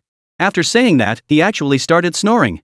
It seemed as though he wasn't the least bit concerned that the two might take advantage of the situation to kill him. Du Zitao and Xiao Qian exchanged glances, completely baffled. "Damn it! What the hell did you feed me?" Du Zitao couldn't help but mutter a curse under his breath. He turned and walked toward the inner room. Once inside, Du Zitao picked up a thin water hose, clenched his teeth, and prepared to put it in his mouth. It seemed he wanted to use water to dilute the unknown substance he had eaten. Seeing this, the nearby coin quickly tiptoed over and whispered, "Du Lauda, give me one too. I need to wash my stomach too." But before he could finish speaking, he suddenly felt an intense heat spreading throughout his body. At the same time, his head spun violently and his eyelids grew heavy. Du Lauda, I feel so terrible. At that moment, Du Zitao seemed to react as well. He was propped up on his arms, gasping for breath. Damn it, I feel terrible too. What the hell did they feed us? Hot, hot. As he spoke, Du Zitao twisted open the faucet, then placed the thin pipe on his head and started rinsing himself continuously. You must understand that in the first prison ward, water is a precious resource. Even when he was making ice, he used it sparingly. But at that moment, he couldn't care less about any of that. All he could think about was putting out the flames inside his body. And the situation with the loose change was even more extreme. He was soaked through to the skin, his entire body trembling as if he were about to collapse. He could barely stand upright. At the same time, he weakly reached out to grab the water hose. Get away! Du Zitao roared and kicked the loose change directly. But the dazed Xiao Qian didn't back down. He reached out and grabbed Du Zitao's kicking leg, yanking him back with all his strength. Thud! The two of them fell to the floor and began wrestling. At that moment, Lu Nan, who was inside the room, suddenly opened his eyes and said, I told you two to be gentle. Just bear with it for a moment. It's only a matter of 10 or so minutes, and then it'll be fine. After saying that, he ignored the two of them and went back to sleep. Hearing Lu Nan's voice, the two, who had already lost their composure, were startled. Du Zitao immediately pushed aside the change. Damn it, be careful. If you piss off Brother Nan, he'll hang you like a dog. Go to hell, South Brother might hang you first. Xianshan also retorted without backing down. But their movements clearly became much gentler. Clearly, they were genuinely afraid that Lu Nan might do something perverted. Meanwhile, Lu Nan on the bed heard their words, and a sinister smile involuntarily appeared on the corner of his mouth. He. The perverted pills he had prepared before his release were indeed quite intimidating. If I hadn't trusted him, I would have thought I was poisoned the first time I took them too. Damn it! Why turn something meant to strengthen the body into something that tastes like poison? Li He is the real pervert. Thinking about it, Lu Nan actually started to feel dizzy. Today has been too eventful. First, he went to Qi City and killed a criminal. Then I came back and got beaten up by Li Zhizhong, that bastard. Then I got into a fight with dozens of people inside. Even if you're made of iron, you'd feel exhausted. So, within 5 minutes, Lu Nan was sound asleep. On the other side, Du Zitao and Xiao Qian gradually calmed down. Though they were still in pain, it was much better than before. At that moment, the two exchanged glances and then looked toward Lu Nan on the bed together. Hey, do you think he's really asleep? Du Zitao asked softly. Are you kidding me? Do you really think that's possible? Xianshan shot him a disapproving glance. What should we do now? Du Zitao asked hesitantly. What else can we do? Just do what we're supposed to do. Xiao Qian said irritably, then seemed to think of something and suddenly asked. Oh, right, Du Laoda. You know how to make drugs, so you must know something about pharmacology, right? What exactly was that stuff he gave us to eat earlier? I have no idea. That bastard must have come up with it through some twisted research. Who could possibly guess what it was? Du Zitao said irritably, then glared angrily at Lu Nan on the bed. This guy is a real devil. No, I was just wondering if this thing is really poisonous. I feel fine right now. Xianshan said, feeling his chest and back. It seemed like he had completely recovered. Xiao Qian, you're not being silly, are you? Du Zitao said disdainfully. The meth's wearing off, and you think you're fine? If you'd taken more, you'd be dead by now. Do you really think the stuff he gave us to eat is some kind of miracle cure? It's definitely some poison we don't know about. After hearing Du Zitao's words, Xiao Qian nodded in agreement. So, should we just stay here now? Stay here and do what? This is my house. You should go do whatever you need to do. I'm going to sleep too. Let us wait until tomorrow and see what Nangu has to say. At that moment, Du Zitao seemed to have completely accepted his fate. After struggling to get up, he staggered over to the nearby sofa and lay down. Seeing this, Xian Xiao sighed bitterly, shook his head, and struggled to stand up, heading toward the door. But just as he reached halfway, he seemed to think of something. He returned to Du Zitao's side, gave him a nudge, and said, Hey, there's something else. Give me back the money I gave you earlier. What? What's wrong? You don't want those 2 grams of goods anymore? Du Zitao looked at Xiao Qian in confusion. Damn it, I want the 2 grams of goods, of course. I want you to give me the money back. Why should I? Hearing the change say that, Du Zitao immediately asked angrily. After all, within this prison ward, no one had dared to double-cross him before. Well, except for Lu Nan. Hee, Du boss, you haven't forgotten what Nangu just said, have you? Xiao Qian smirked triumphantly. He said that from now on, you can use my goods whenever you want and you don't have to pay a dime. How dare you disobey his orders? As he spoke, Xiao Qian glanced at Lu Nan, who seemed to be sound asleep. Should I wake up Nangu and ask him? Oh my god. Xiao Qian, you bastard. I'll go to hell. Du Zitao glanced at Lu Nan and eventually gave in. After cursing loudly, he pulled out a bunch of crumpled bills from his pocket and threw them on the ground. Xiaoqian picked up the money, counted it, hummed a tune, and turned to walk out. At the same time, a strange thought suddenly popped into his head. Recognizing this Lu Nan as the boss might not be so bad after all. Chapter 97, The Deception Backfires. Nangu, I have something to tell you. With a soft call, Lu Nan slowly opened his eyes. Who the hell are you? Lu Nan sat up abruptly and shouted after recognizing the person in front of him. He had never seen this man before. The young man looked to be around his age, fair-skinned and handsome. He was wearing a white shirt, light blue jeans, and canvas shoes, giving him an intellectual and refined appearance. Calm down, Nangu, it's me, Du Zitao. Go to hell. Lu Nan roared angrily and slapped Du Zitao across the face. Smack. A loud slap sent Du Zitao flying to the ground. His face turned red as he covered his cheek and shouted angrily. Nangu, what the hell are you doing? Ugh. Am I dreaming? Lu Nan stood there dumbfounded, scratching his head. The sensation of slapping someone made him feel as though he wasn't dreaming. But how could this pale-faced guy be Du Zitao? And this outfit, how the hell did he end up in the first prison ward? Damn it! I just washed my face, shaved my beard, and changed my clothes. Nangu, is this really such a big deal? Du Zitao rubbed his sore right cheek and said with a displeased expression. Oh my god, Du Lauda, it really is you? Lu Nan confirmed it several times before suddenly widening his eyes in surprise. You're pretty handsome, aren't you? Lu Nan stared at Du Zitao enviously, then remembered something and said. By the way, do you still have that outfit? Get me a set. If you don't have any left, give me the one you're wearing. I haven't looked this good since I got into prison. Lu Nan spoke while reaching out to grab Du Zitao's collar. Du Zitao quickly dodged and said. Brother Nan, stop it. This is all I have, but I need to go out and restock today. I can't go out looking like a beggar, can I? Go out to buy supplies? Hearing this, Lu Nan's brows furrowed involuntarily. Could it be that yesterday's medicine didn't work on this kid? Does he plan to use this opportunity to escape from the first prison ward and never come back?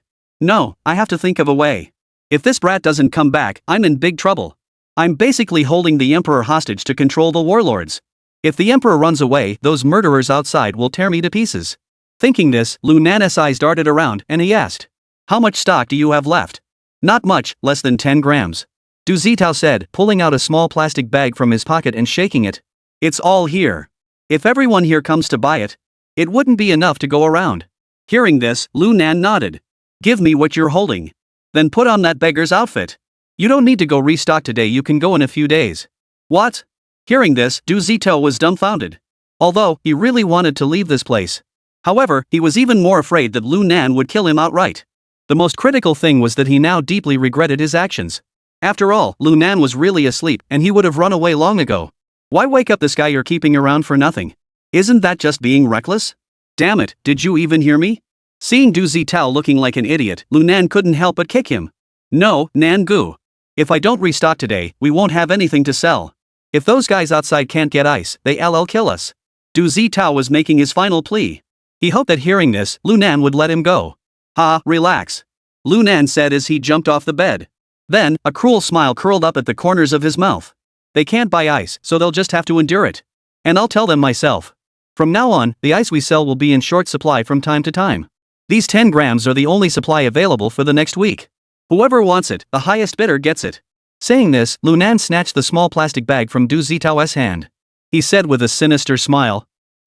From now on, if you want some meth to smoke, just having money won't cut it. You have to obey me. Otherwise, they'll make me suffer to death. Seeing Lu Nan's evil grin, Du Zitao shrank his neck in fear. But, Nangu, isn't this a bit inappropriate? Du Zitao said weakly, but his heart was filled with anxiety. He didn't care how much money they made or whether these murderers had drugs to use. All he wanted now was to get as far away from this psychopath as possible. There's nothing inappropriate about it. Lu Nan, of course, knew Du Zitao's true intentions. He laughed heartily and patted him on the shoulder, saying, Du Lauda, besides that, do you know why I told you to wait a week before going out? Before Du Zitao could answer, Lu Nan narrowed his eyes, revealing a dangerous glint, and continued. Because in a week, the effects of the medicine I gave you yesterday will kick in. At that time, you'll be out getting a comprehensive physical exam. Then you'll know whether I was bluffing or not. Hearing this, Du Zitao shuddered all over. At the same time, he began to doubt his own deductions. Could the thing he gave me to eat really be poison? Damn it, this bastard.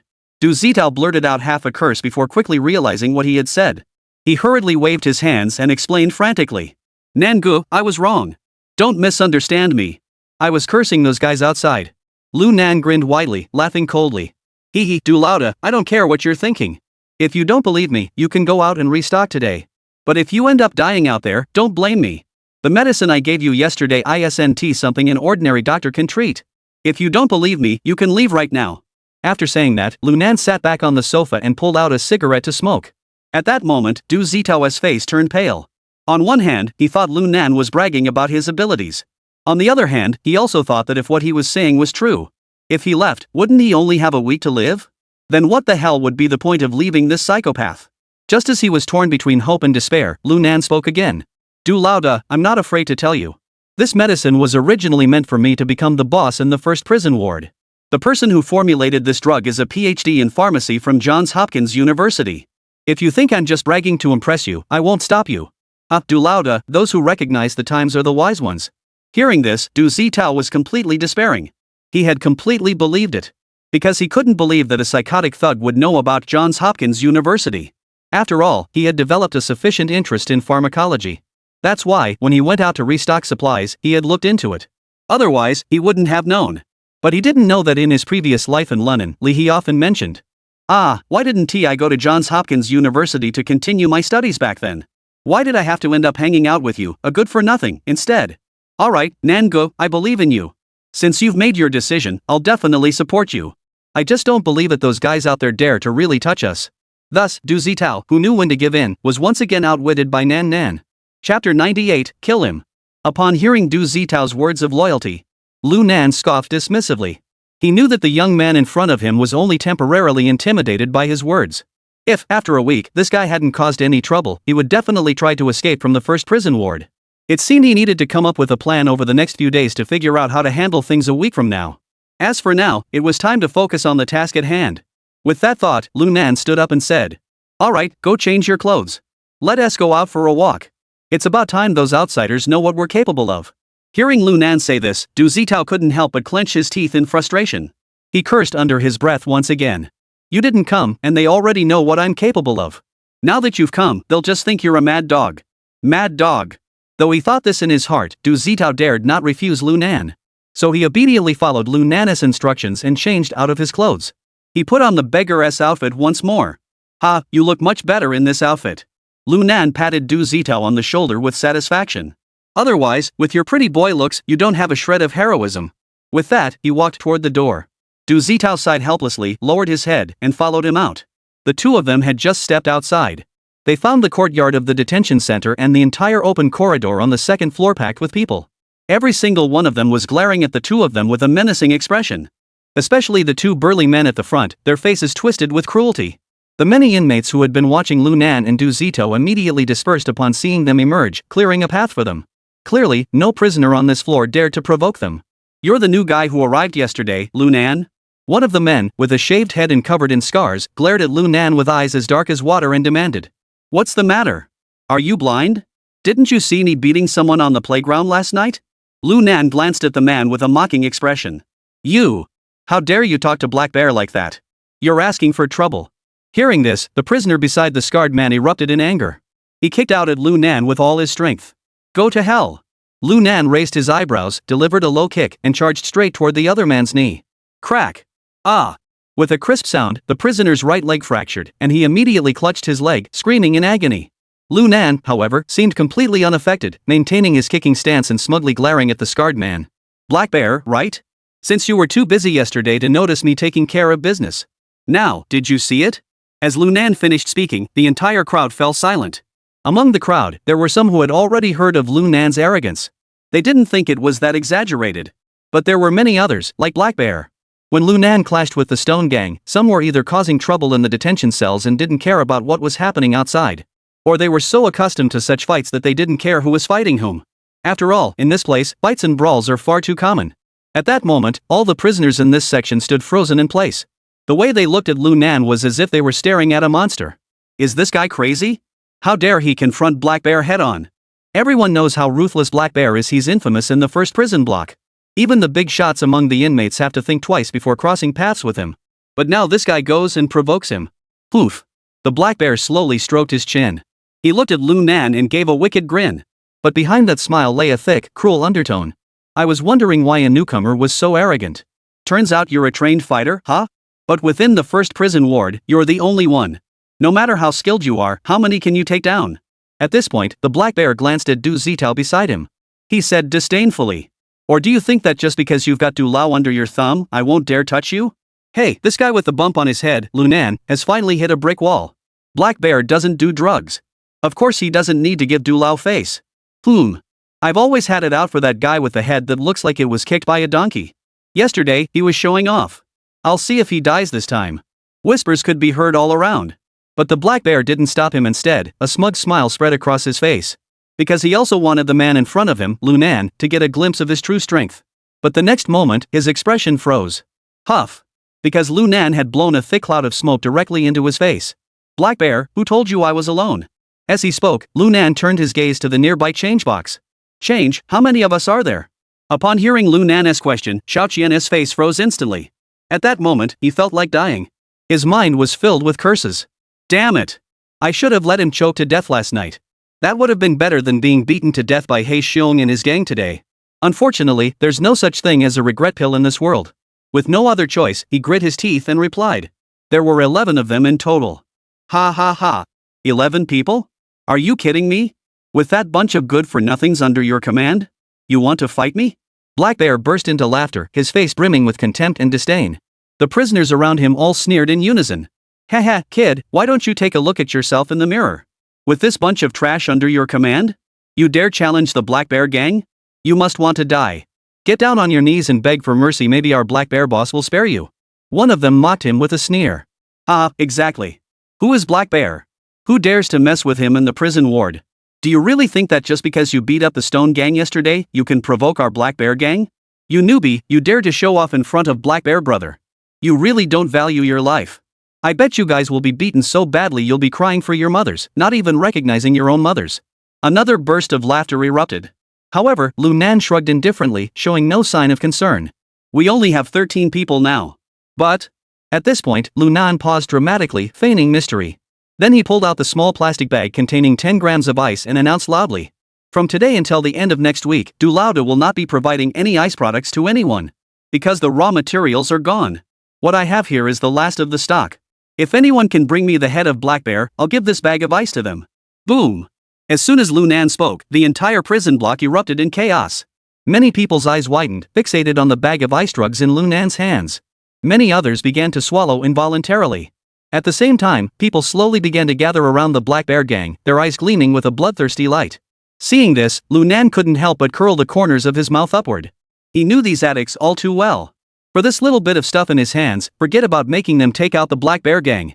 Even if it meant having themselves chopped up, they wouldn't hesitate. Chapter 99, Kill a Bear 2. At that moment, Black Bear's expression also changed. He hadn't expected Lunan to pull this move. He knew that if he didn't act first, he might really get his head chopped off. You little bastard, you're asking for death. With that, he let out a curse and charged toward Lunan's face. The others also rushed forward, intending to take advantage of the chaos to kill Lunan. However, just as they closed in to within about 2 meters of Lunan, Lunan spun around and shoved Du Zitao into the door, then shouted. Old Du, lock the door. As soon as he finished speaking, he jumped down from the open corridor on the second floor. After landing, Lunan shouted down at the people below. What are you all staring at? Kill Black Bear, and I'll give him this bag of ice. Wipe out the Black Bear gang, and from now on, you can all snort ice. I don't care how you get the money. Let Du Lauda take care of you all. At those words, everyone's eyes turned blood red. Kill them. They then charged toward the Black Bear's group like mad beasts. Black Bear's face turned pale in an instant. This situation was completely beyond his expectations. How could it have come to this? In the blink of an eye, his Black Bear gang seemed to be at odds with the entire first prison ward? You all. You bastards, you're willing to fight me to the death over a pack of broken viruses? Get the hell out of my way. Black Bear, enraged and overcome by anger, kicked the young man at the front with all his might. He then shouted at his brothers beside him. Run! But these drug addicts had already lost their minds to the ice. Now that they heard they could snort more ice, they became even more ferocious. They didn't care how powerful the Black Bear gang had once been. They all charged at the Black Bear, tearing and biting at him. Damn it! These bastards are completely insane. Black Bear, seeing this, was completely panicked. Though he could fight, he couldn't handle the numbers. A minute later, the Black Bear was beaten to a pulp, his face swollen and covered in blood. You bastards! Just wait until I get my hands on you, I'll kill every last one of you. The Black Bear roared in anger. Behind him, many of his men lay on the ground, barely clinging to life. Seeing the situation was dire, the black bear quickly got to his feet and jumped off the second-floor open-air corridor. Bang! Due to his immense weight, the ground on the first floor trembled. When he got back up, he found a large crowd gathered in front of him. There were at least 50 or 60 of them. They were armed with iron rods, knives, and even clubs. Everyone's eyes were filled with malice, and the air was thick with murderous intent. Behind them, Lu Nan was smoking a cigarette, smirking at Black Bear. "Ah, Black Bear, a scum like you deserves to die. In your next life, don't forget to eat more pig brains to supplement your brain. Otherwise, you won't live long either." As he spoke, Lu Nan's expression suddenly turned cold. "Kill him." At his command, the crowd surged forward, beating Black Bear with fists and feet. In an instant, the Black Bear was beaten into a pulp. Screams filled the air, and blood and flesh flew everywhere. Meanwhile, those on the upper floors who had already dealt with the Black Bear gang, fearing they wouldn't get their share of the drugs, rushed downstairs and joined the brutal attack on the Black Bear. Not far away, Xiao Qian witnessed the scene, trembling as he pulled out a cigarette, lit it, and took a few puffs. At the same time, his gaze toward Lu Nan was filled with nothing but awe. Damn it, we must never offend Lu Laoda in the future. This guy may look young, but his heart is truly ruthless. Compared to what he's done, everything I've done out there is just child's play.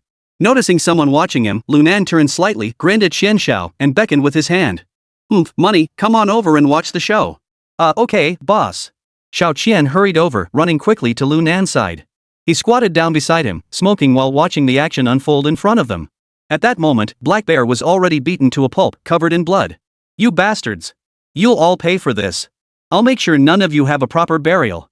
The Black Bear let out a piercing scream. But this time, the addicts showed no mercy or fear. Instead, they continued to swing their weapons down with all their strength. "You bastards, try making another sound. Even now, you're still so tough?" A young man struck the Black Bear's face with a stick. Smack! The blow was incredibly powerful. The Black Bear's nasal bone collapsed instantly. He was bleeding profusely from his mouth, clutching his nose and howling in agony for a while before finally losing consciousness. As he watched the unconscious Black Bear, Lu Nan suddenly stood up and shouted at the group of drug addicts. "Enough! Stop hitting him!" Lu Nan waved his hand. The group of people surrounding the Black Bear, hearing this, stopped their actions and looked at Lu Nan, asking, "Lu boss, we won't fight anymore, but what about the ice you're holding?" Lu Nan shook the ice crystal in his hand and tossed it behind him, saying indifferently, "Go ahead and take it. I keep my word, whoever gets it, it's theirs." At that moment, Lu Nan's expression was indifferent. His mind was completely calm. Because all of this was part of his carefully planned scheme. Sure enough, upon hearing this, the addicts present immediately rushed toward the grassy area behind Lu Nan. They began searching for traces of ice. Lu Nan, however, walked slowly up to the Black Bear, extended his foot, and placed it on the bear's chest, speaking in a cold tone. "I know you're not dead yet. You can hear what I'm saying. I want to tell you that the Black Bear gang is finished, and you, Black Bear, are finished too." Lu Nan's tone was extremely calm. At that moment, the Black Bear slowly opened his eyes. At that moment, his body was covered in wounds, and he was drenched in mud and water. And his mouth was filled with blood. He glared at Lu Nan with a look of hatred. You won't end well either. My today is your tomorrow." Black Bear's voice was weak, but it was filled with unbounded hatred. As if he wanted to devour Lu Nan alive. "Is that so?" Lu Nan smiled faintly. "Even if that day comes, you won't be around to see it. So, you can go die." As he spoke, Lu Nan reached out his hand toward the side. "Change, I saw you had a stone knife earlier. Let me use it. I'm going to skin this Black Bear today. I'll make one to a man who's killed a bear." Upon hearing Lu Nan's words, the entire first prison ward fell into complete silence. Everyone stared at Lu Nan in disbelief. They didn't know if he was joking or if he was seriously planning to skin the Black Bear. You're going to skin him?" Xianqian swallowed hard and asked tremblingly. "What? Do you have an objection?" Lu Nan raised an eyebrow and asked in return. "Don't worry, after I peel it off, if you like it, I can give you a piece to take home as a mattress." Hearing Lu Nan say this, everyone felt a chill run up their spines from the soles of their feet to the top of their heads. A thought simultaneously crossed everyone's minds. This Lu Nan is definitely crazy. Moments later, Qianjin, regaining his composure, forced himself to hand over a sharp stone knife from his pocket and handed it to Lu Nan. "Thanks, brother." Lu Nan smiled faintly, took the stone knife, and rubbed it against Black Bear's head. "Black Bear, are you ready? I'm about to start skinning you. You can scream as loud as you want in a moment." As he finished speaking, Lu Nan clenched his teeth. The stone knife made contact with the Black Bear's scalp, and blood immediately began to flow. Chapter 100, Hurry Up and Stock Up. Bang! Bang! Just then, 2 gunshots rang out, and they near Lu Nan's feet splattered his face.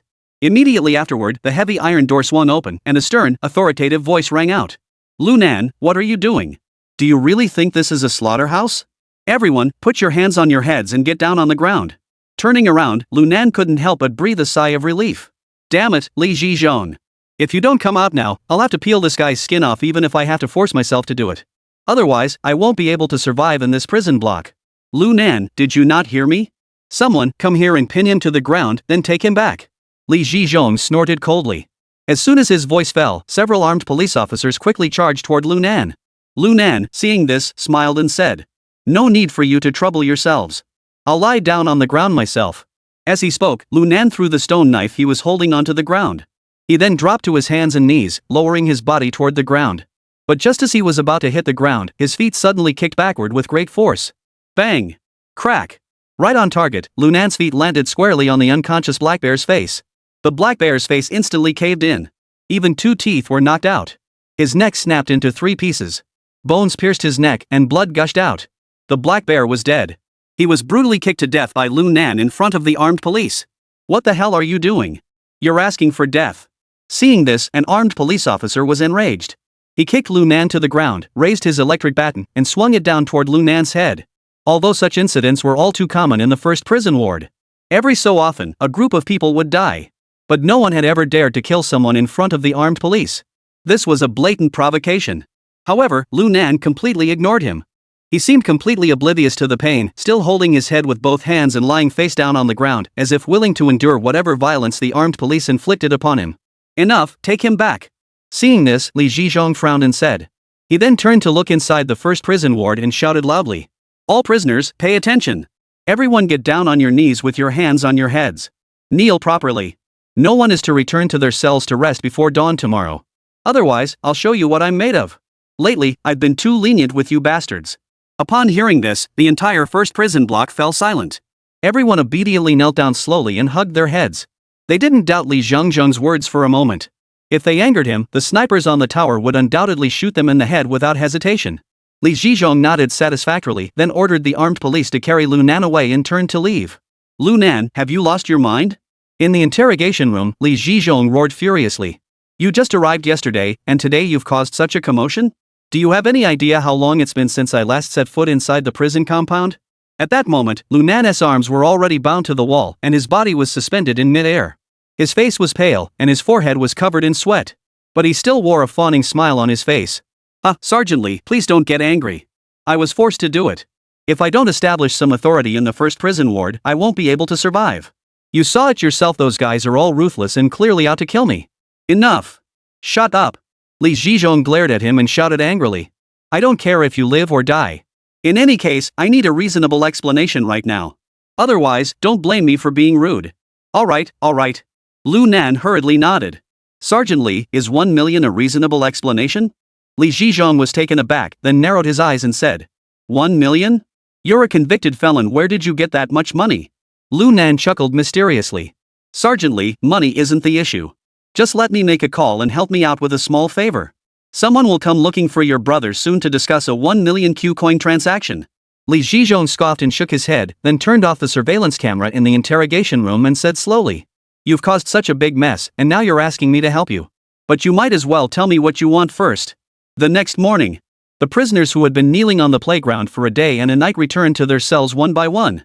Hey, do you think Lu Laoda will come back this time? Exhausted, Xiaoqian leaned against the sofa, smoking and asking. I don't think so. Du Zitao shook his head worriedly. Since the first prison block was established, I've never seen anyone who caused such a big stir the very next day after being admitted. Plus, even Sergeant Lee came in personally. Lu Laoda might be in serious trouble this time. Damn it. That can't be. Xiaoqian sat up straight with a start and said anxiously. Damn it, we've already eaten his poison. If he gets killed by Sergeant Lee, we're probably dead too.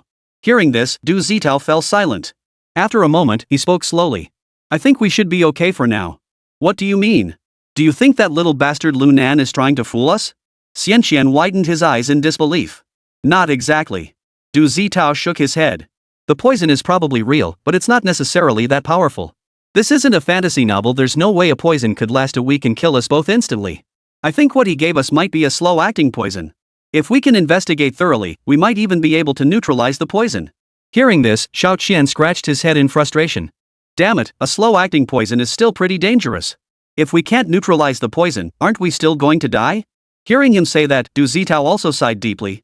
Sigh, all we can do now is pray that Lu Nan is released within a week. Bang! Before Du Zitao could finish speaking, a loud bang suddenly came from outside the door. Hey, old Du, open the door for me. Li Zizhong has been keeping me up all night. Let me get some sleep. Hearing this voice, Xiaoqian and Du Zitao were both startled and delighted, rushing over to open the door. There stood Lu Nan, leaning against the doorframe, his face worn out from exhaustion. Damn it! Lu Lao Da. You're back? Seeing this, Xiaoqian couldn't help but shout out in excitement. At the same time, many inmates who hadn't returned to their cells yet also turned their heads in unison, their faces all showing expressions of shock. Ha, what's so unusual about me being back? Lu Nan said with a smile. After I was arrested, no one caused trouble for the two of you, did they? No. Du Zitao shook his head and said. After you left, they made Li Zizhong kneel all night. He just got back to the cell. Ah, you're okay? Lu Nan asked. I'm not a criminal, he has no authority to punish me. Oh, right, I forgot about that. Lu Nan slapped his forehead and said. Alright, since you weren't punished, go out today and buy some raw materials. Hurry up and make more ice drugs. After all, everyone helped us take down the Black Bear gang. If we don't give them some benefits, they probably won't let it go so easily. Hearing Lu Nan say this, Du Zitao was overjoyed and couldn't help but rub his hands together. Seeing his reaction, Lu Nan smiled meaningfully and said. Haha, old Du. Once you're out, you can go to any hospital for a full physical exam before coming back. Xian, you go back to your cell and sleep. Come back later with the brothers to report to me. After speaking, Lu Nan ignored Du Zitao, whose smile had frozen on his face, and Xian, who left awkwardly. He pushed his way into the house and collapsed onto the bed, falling asleep immediately. Chapter 101, Underground Tunnel. Lu Nan slept like a log, oblivious to the world around him. When he woke up, it was already evening. After negotiating the terms with Li Zizhong in the interrogation room yesterday, the other party naturally still wanted to teach him a lesson. Lu Nan didn't object to Li Zizhong doing this. After all, he had been brought to the interrogation room. If he didn't get a beating, the other inmates in the prison might start questioning his status. Damn it, this Li Zizhong is really ruthless. Lu Nan muttered curses under his breath while reaching under the bed to retrieve some muscle-building pills and wound healing ointment. After swallowing them, he pulled out a Swiss Army knife and tied it to his calf.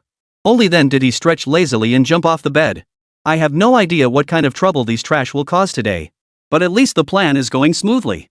I've already collected the loose change from the others. The only thing left is to figure out how to get the hell out of this place. Lu Nan muttered to himself as he opened the door. When he saw the situation outside the door, Lu Nan froze again. Just like yesterday, the area outside was once again swarming with people. The difference was that the looks in their eyes were no longer as fierce as before. Instead, there was a hint of fear and flattery in their eyes. Hey, what the hell are you all doing lingering in front of my door again? Is any of you bastards looking for a beating? Lu Nan snorted coldly, feigning arrogance as he spoke. Upon hearing this, everyone's gaze grew even more fearful. A few of the bolder ones cautiously spoke up. Master Lu, are you okay? Nonsense. Of course I'm fine. Lu Nan glared fiercely at everyone. What's the matter? Want to test my skills? Ah, no way, no way. The man smiled apologetically, rubbing his hands together, opening his mouth as if to speak, but in the end, he remained silent. Just then, the sound of loose change suddenly rang out from behind him. Hey, all of you get out of the way. I told you all not to disturb my boss's rest. How dare you still be here being so ungrateful? I just went downstairs for a moment and you're already swarming around him again? As soon as he finished speaking, the coins pushed their way through the crowd. Seeing the arrogant manner of the coin and the timid demeanor of the other inmates, Lu Nan couldn't help but furrow his brows and asked in a low voice. Shenner, what are these guys doing here? Are they all just hanging around here? Ha, brother Nan, they're here waiting for you, they all want to join our organization. After all, our strength speaks for itself. Shenner chuckled and continued. I told them you got beaten up by Li Zizhong's thugs yesterday and are sleeping it off. These idiots don't care about that, they're just here waiting for you, eager to greet you the moment you come out. Lu Nan looked at Xiaoqian, who was smirking with a smug expression. He then glanced at the prisoner who had been hesitating earlier and asked in confusion. Why are you always blabbering on? If you have something to say, just say it. Upon hearing this, the prisoner glanced at the change, then looked at Lu Nan. Finally, he stammered out. Nan-gu, you said that as long as we join you and take out the Black Bear gang, after that, we can smoke ice as much as we want. Is that a deal? Ha, so that's what you meant. Lu Nan chuckled, then waved his hand generously. That's a deal. But you have to wait until you're truly my men before it's official. After all, snorting meth like that is a special privilege even outside prison. Upon hearing this, the surrounding inmates immediately broke into expressions of wild joy. Thank you, brother Nan. Thank you so much. Nan-gu is so powerful and majestic. Lu Nan smiled and waved his hand. Don't rush to thank me yet. This requires a proper ceremony first. Saying this, Lu Nan turned to Qian Xiao and said, Qian, list the names of all the brothers who want to join us. And make sure to write down exactly what they've done. Once everything is settled, these brothers will be under your command. As for the special benefits, we'll discuss that with Du Laoda when he returns. Upon hearing Lu Nan's words, all the prisoners present erupted into excited shouts. Chen Er was so excited he couldn't stop rubbing his hands together. Being able to get a fix without spending a dime was a dream come true for these prisoners. As for Xiao Qian, he had just gone from being the leader of a small group to the second in command of a major gang. How could he not be happy? Nan Gu. What should we call our gang? We should at least have a name, right? Xiao Qian rubbed his hands nervously as he reminded him. Lu Nan didn't even think about it and blurted out the name of his previous life's gang. Nanshanmen. One day when I feel ready, I'll take you all to cause a stir in heaven. Hearing this, all the prisoners burst into laughter. They had expected Lu Nan to give the gang a name that sounded imposing and formidable. But instead, he came up with such a ridiculous name. Especially the last line, cause a ruckus in heaven, made the atmosphere extremely joyful. But they all shouted in unison. Nangu is mighty. Nangu is fierce. Lu Nan nodded satisfactorily, a sly smile curling at the corners of his mouth. Hee, with such a group of people participating in the prison break. What else could it be but a great disturbance in heaven? You bunch of good-for-nothings, not a single one of you is worth a damn. Using you as cannon fodder won't weigh on my conscience. With that thought, Lu Nan waved his hand and then ordered the coinkeeper. Xiao Qian, take them to register. I'll go for a stroll. Since I've been here, I haven't had a proper look around yet. Brother Nan, should I come with you? You're alone, don't get into any trouble. Xiao Qian asked flatteringly. No need. I want to take a look myself. After what happened these past 2 days, who would be so foolish? Lu Nan grinned, his eyes flashing with a cruel gleam. Following Xianxian's instructions, the group of prisoners dispersed. Lu Nan, however, walked slowly toward the lower floors. The entire area of the first prison block was roughly the size of a standard football field. However, these old red brick prison cells were clearly not built all at once. This had created a slight uneven terrain. Additionally, over the years, the chaotic state of the first prison block had led to many areas being altered or demolished by the inmates. Especially inside, where what should have been 2 separate rooms. But many of them now have a hole in the middle, turning them into a single, connected large room. These are all the results of such modifications. That's why Lu Nan was thinking of searching everywhere, hoping to find any place that could potentially aid an escape. Of course, there's another purpose, to see if he can find any familiar faces, like he did in the second and third prison zones. Find some old acquaintances. After all, in his previous life as a gangster, among them were fellow inmates who were convicted of serious crimes or even sentenced to death. I wonder what methods they used to escape. If he could find one, he might be able to discuss their understanding of escaping with them. As he thought about it, Lu Nan had already reached the end of the second-floor corridor. As he lifted his foot to step around the corner, he suddenly froze in place. Within his field of vision was a long tunnel leading down to the basement.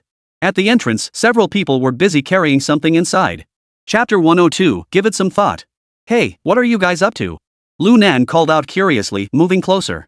However, his shout immediately caught the attention of a group of people nearby. There were 5 or 6 burly men. What puzzled him most was that all of them were wearing hard hats. Upon seeing Lu Nan, one of the men raised his eyebrows, seeming to dislike him. But perhaps aware that he wasn't someone to mess with, he turned his head away, pretending not to hear, and continued moving things. Lu Nan saw this and didn't get angry. Instead, he walked even closer. He intended to take a closer look. Just then, a hoarse voice came from behind him. Lu Laoda, you've come to our Stone Gang's territory. Are you here to provoke us? Do you really think we can't do anything to you? Lu Nan turned around to see it was Old Stone.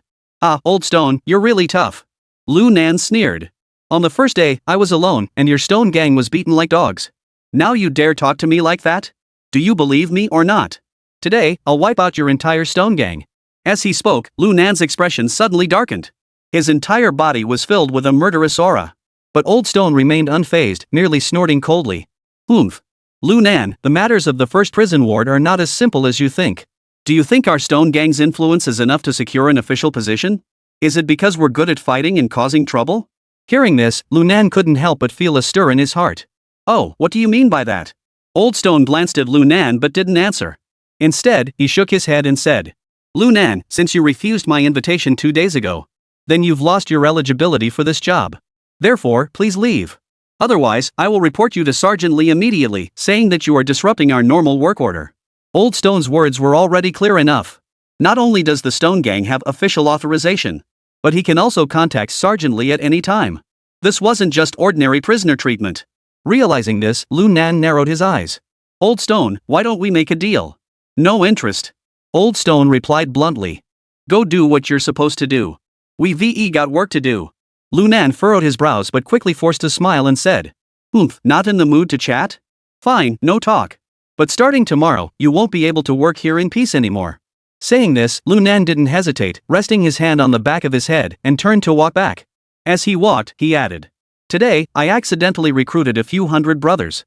And tomorrow I'll have them all come over to support your stone gang. I'll just sleep in my room then. I'm actually pretty curious to see how the Lee Corporal will come looking for trouble. Hearing Lu Nan's words, Lao Ou's expression immediately grew solemn. The first prison ward is only this big. How could he not know about anything that happens here?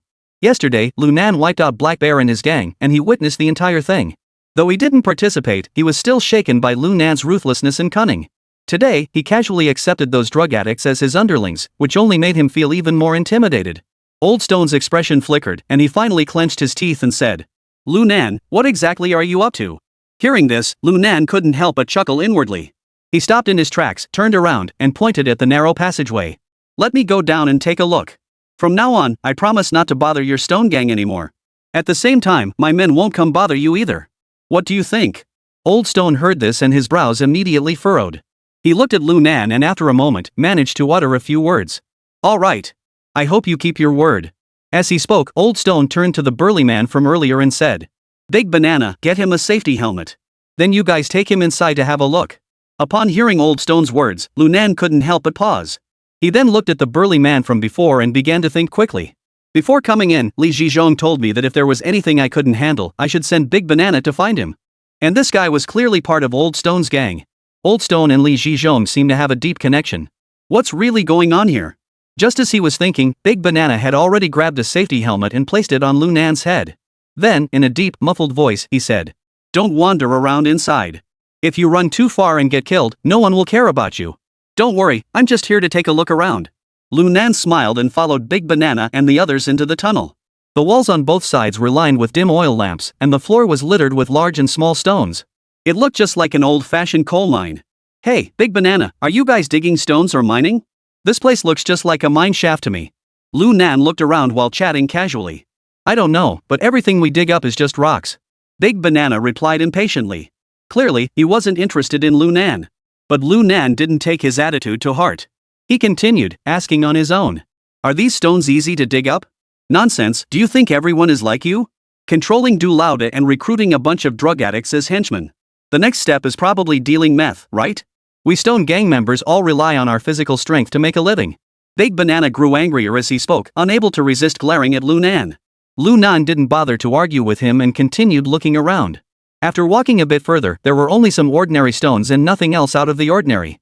Lu Nan's interest waned considerably. He had originally planned to see if this place led outside. Clearly, he had overestimated himself. But just as he was about to turn around and go back, his eyes suddenly lit up. Because he had discovered a side path. Most importantly, the ground of that side path was actually paved with steel rails. Hey, your equipment is pretty advanced. And there are even mine carts?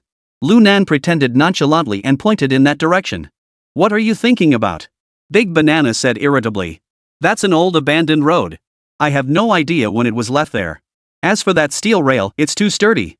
Otherwise, we would have already dismantled it to make weapons. If we ground it into a knife, it'd be way better than a stone knife. As he spoke, he glanced sideways at Lu Nan. As if to say, if they had proper steel knives on their waists, would they even care about you? Can I go over there and take a look? Lu Nan suddenly said. That's a railway track. What's there to see? Just answer me, can I or not? Lu Nan suddenly raised his voice. This startled Big Banana.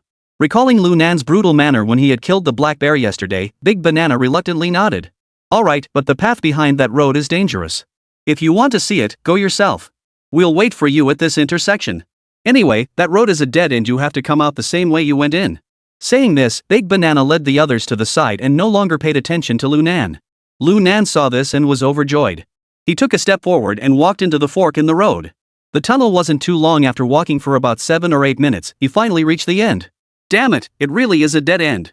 Looking at the wall made of large and small stones in front of him, Lu Nan cursed under his breath. He stepped forward and pushed against it. It was incredibly sturdy. But just as he pulled his hand back, his eyes lit up.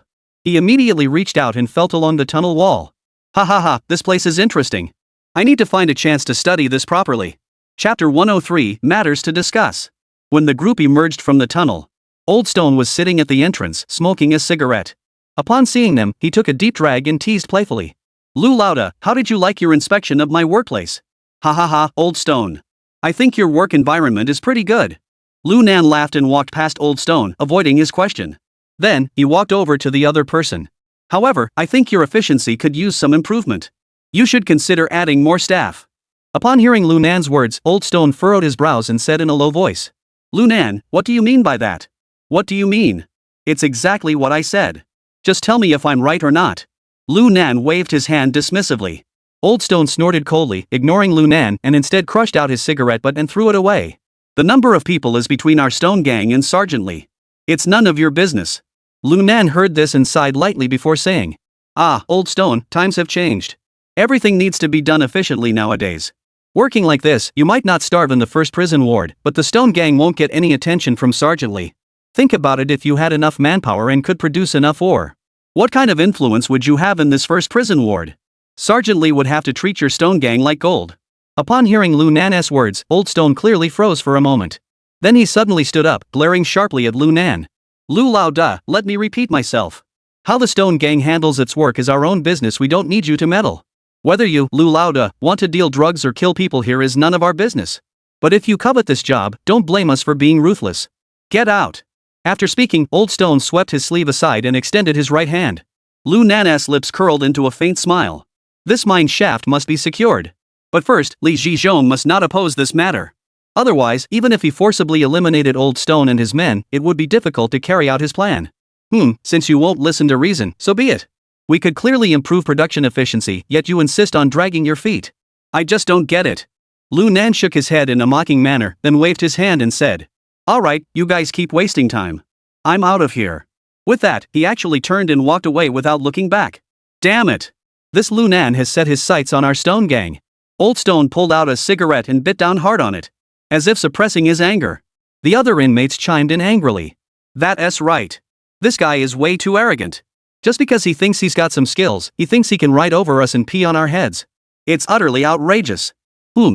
Does he think we Stone Gang members are as easy to bully as those bare-eyed scum? If it weren't for the fact that he kidnapped Du Lao on that day, we were afraid of offending that bunch of junkies and causing unnecessary trouble, we would have already killed him. Exactly. Seeing everyone's reaction, Old Stone waved his hand and said with a grim expression, Let us wait and see. If this Lu Nan doesn't know his place, we'll show him who's boss. Right, if it comes to it, we'll just take him down. As everyone was shouting and cursing wildly, none of them noticed the silent big banana. After all, he was usually a quiet person. But no one noticed that, at that moment, his eyes were darting back and forth beneath his lowered eyelids. Seems to be thinking about something. Lu Nan walked around the entire first ward again. There was nothing new to discover. He finally strolled back. Brother Nan, you're back? Xiao Qian saw him and hurried over. Lu Nan nodded and then asked. Qianer, how's the recruitment going? How many new recruits has our Nanshanman taken in? At the mention of this, Qianling immediately perked up. He hurriedly leaned closer to Lu Nan and excitedly began to report. We now have 242 brothers in the South Heavenly Gate. Except for the Stone Gang and a few other gangs with work privileges, we've almost recruited everyone. Oh, and the Black Bear Gang has also surrendered. Hearing this, Lu Nan furrowed his brows slightly. 242 people? That doesn't seem like too many. I think there are quite a few people in our first prison ward. Hearing this, Xiao Qian couldn't help but smile wryly. Brother Nan, that's already a lot. The first ward has at most 1,000 people. That's almost a quarter of the total. According to Du Lauda, our Nanshanman gang is the largest gang in the first ward since it was established. Has Du Lauda returned after buying the items? Lu Nan asked in surprise. Yeah, he's back. He's busy making drugs inside the house. Xiao Qian nodded, not quite understanding. Alright, let's leave it at that for now. These 200 people will now be under your command. Lu Nan patted Qian on the shoulder. I'll go check on Du Lao first. I'll come back later to discuss something with you all. Upon hearing that Lu Nan had truly handed over the personnel management authority to him, Xiao Qian was overjoyed. Thank you for your trust, Brother Nan. I promise not to let you down. I'll make sure to run our Nanshanman well. Okay. Work hard. I won't let you down. Lu Nan encouraged him further before pushing open the door and stepping inside. Once inside, Lu Nan didn't linger but went straight to the inner room. There, Du Zitao was wearing a large pair of goggles, fiddling with various bottles and jars. "Hey, Du Lauda, busy at work?" Lu Nan greeted him with a smile. Du Zitao glanced up at Lu Nan before lowering his head to continue with his work. Lu Nan couldn't help but chuckle to himself. He then asked deliberately, "Du Lauda, did you get a physical exam before leaving this time? Are you still in good shape?" Du Zitao paused in his movements, then slowly raised his head to look at Lu Nan. But his eyes flickered with complex emotions. After a moment, he finally exhaled slowly. "Lu Lauda, you really have some skills. What did you give me to eat?" "Ha, so it was a physical checkup after all." Lu Nan smiled, lit a cigarette, and put it in his mouth. "Hey, don't worry about what it is. Just know that it works. And in a week, I'll give you the antidote on time. That's all."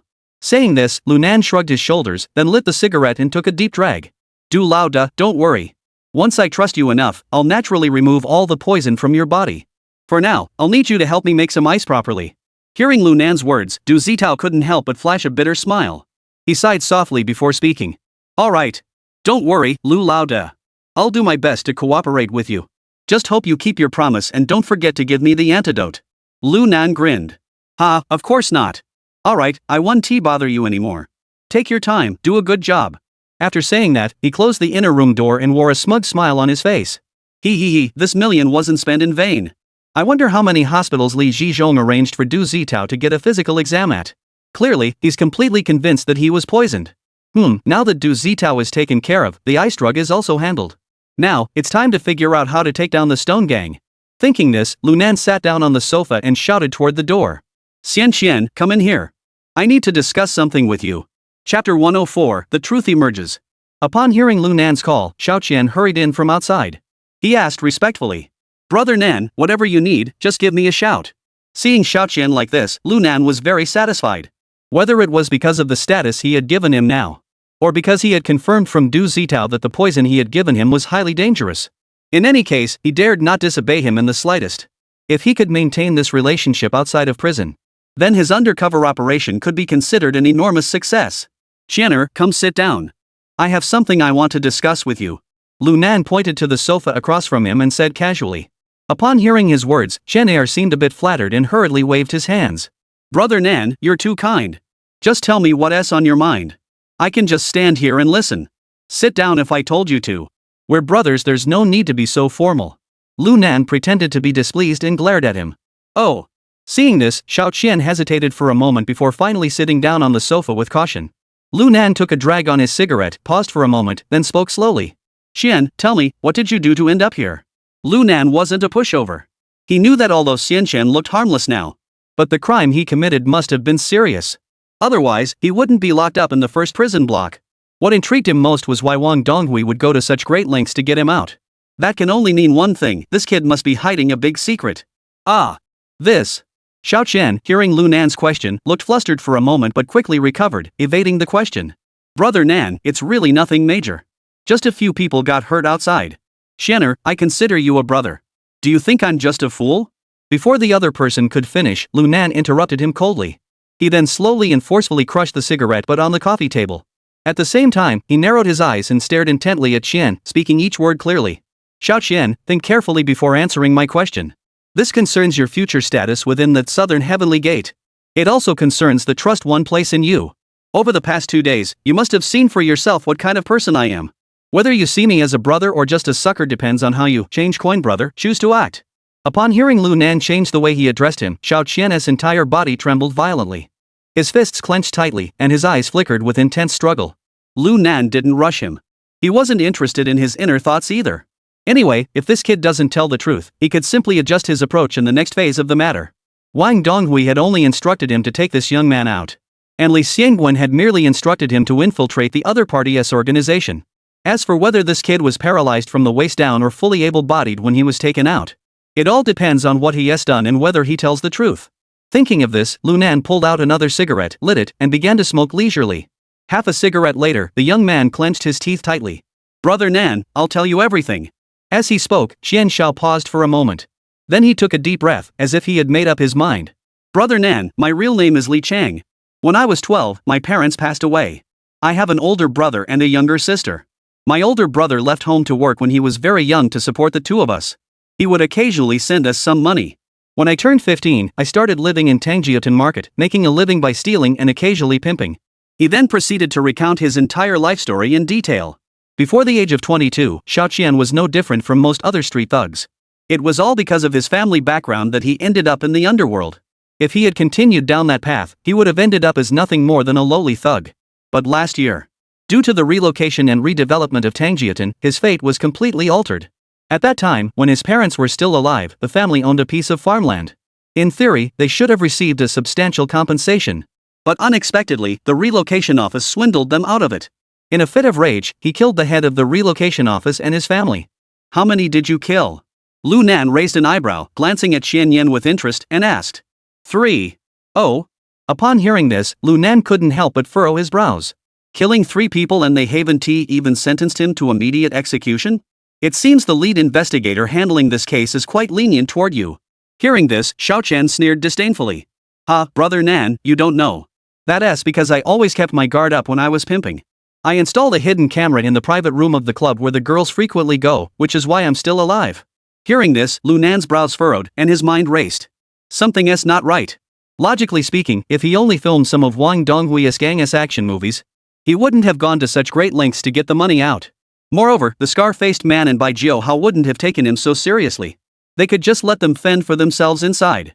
The most crucial thing is that this doesn't match the information I knew from my previous life. Although he doesn't know how the small change became a core member of Baijiu Hao's group. But he does know that this guy is extremely skilled at scheming and ruthless. Damn it, this bastard didn't tell me the truth. Thinking of this, Lu Nan took a deep drag on his cigarette, gave Xiaoqian a half smile, and said casually.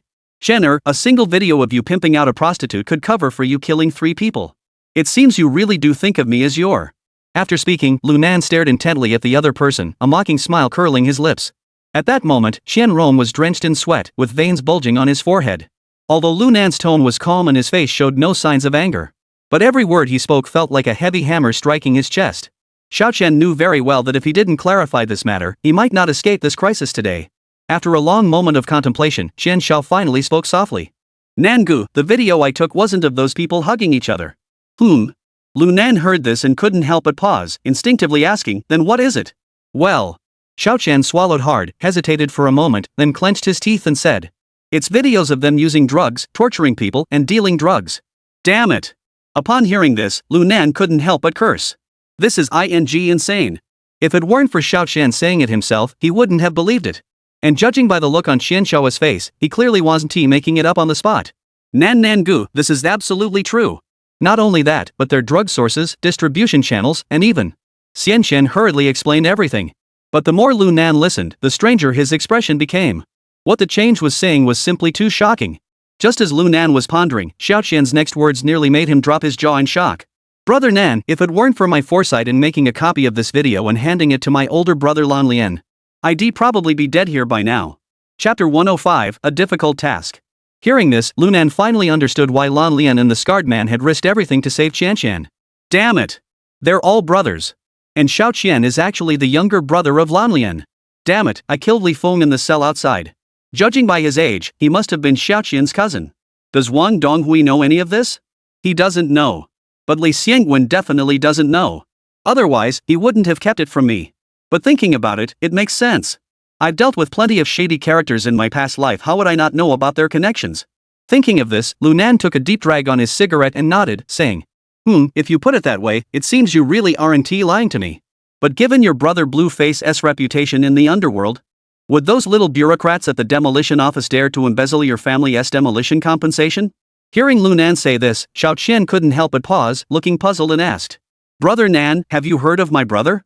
You even know his reputation? What's going on? As Lu Nan spoke, Xiaoqian's expression suddenly changed. The look in his eyes as he stared at Lu Nan grew strange. There was astonishment, suspicion, and fear. Lu Nan, upon seeing this, instantly understood his thoughts. Lan Lian's whereabouts were highly mysterious, known only to a select circle and the authorities. No one knew him. This kid is getting suspicious. Thinking this, Lu Nan smiled and took a drag on his cigarette, saying, I not only know your brother Blueface. I also know that your brother frequently travels across the country, often bringing back some powdered face from the China-Myanmar border. He has got plenty of blood on his hands. And you have an older cousin named Li Feng, nicknamed Scarface, right? Upon hearing this, Xiao Qian's body trembled violently. He stared at Lu Nan in disbelief. Who are you? How do you know all this? Are you a cop? After saying this, Qian's brows furrowed, and he shook his head. No, you can't be a cop, and you're definitely not a police informant. Oh? Why not? Lu Nan asked with interest. Whether you're a cop or an informant. Neither of us would dare to kill Black Bear so brazenly in the first ward right after arriving. That's their bottom line. Xiao Qian looked at Lu Nan seriously. Upon hearing his words, Lu Nan smiled. It seems you're not as dumb as I thought. Then guess who I am? You. Xiao Qian stammered, his mind racing. Suddenly, his eyes lit up, and he exclaimed in realization. You're my brother's man? You're here to save me? Lu Nan was slightly taken aback, not expecting the young man to think that way. But letting him fill in the blanks himself was better. It saved him the trouble of explaining everything. After all, sometimes saying too much can make the other person suspicious. Thinking this, he couldn't help but touch his nose and give a vague, ambiguous smile. I'm not exactly one of your brother's men, but I do have some connection to him. But you did get one thing right. I was planning to tell you about how to get out of here. Hearing this, the coins in his eyes sparkled with a sharp gleam. As long as someone could take him out of here, as long as they weren't cops or informants. He didn't care who they were. With that thought, he hurriedly bowed respectfully to Lu Nan and said, Brother Nan, please speak. Seeing his attitude, Lu Nan nodded approvingly. Since you've decided to follow me, I won't beat around the bush. If you want to leave here, there are two things you must do. Lu Nan glanced at the loose change and said indifferently. First, gather the brothers over the next 2 days and eliminate the Stone Gang members. Take over their mine. Second, check out the guys in our first prison block. Someone who can get me in touch with the outside world. I need to make arrangements. Otherwise, once we get out, we won't even have a place to stay. That's just nonsense. Got it, Nan Gu. After hearing Lu Nan's words, Xiao Qian immediately showed signs of excitement. But upon second thought, he felt a bit deflated. Nan Gu, the first thing I think is a bit easier. But the second one, I think it's really tough. Before Xiao Qian could finish speaking, Du Zitao, who had appeared out of nowhere, interrupted. Xiao Qian, you're wrong. The first one is the hardest. The second one, on the other hand, I don't think is too difficult. Lu Nan turned to look. He saw Du Zitao taking off his goggles while walking over. Ha, Du Lauda, are you done with your work?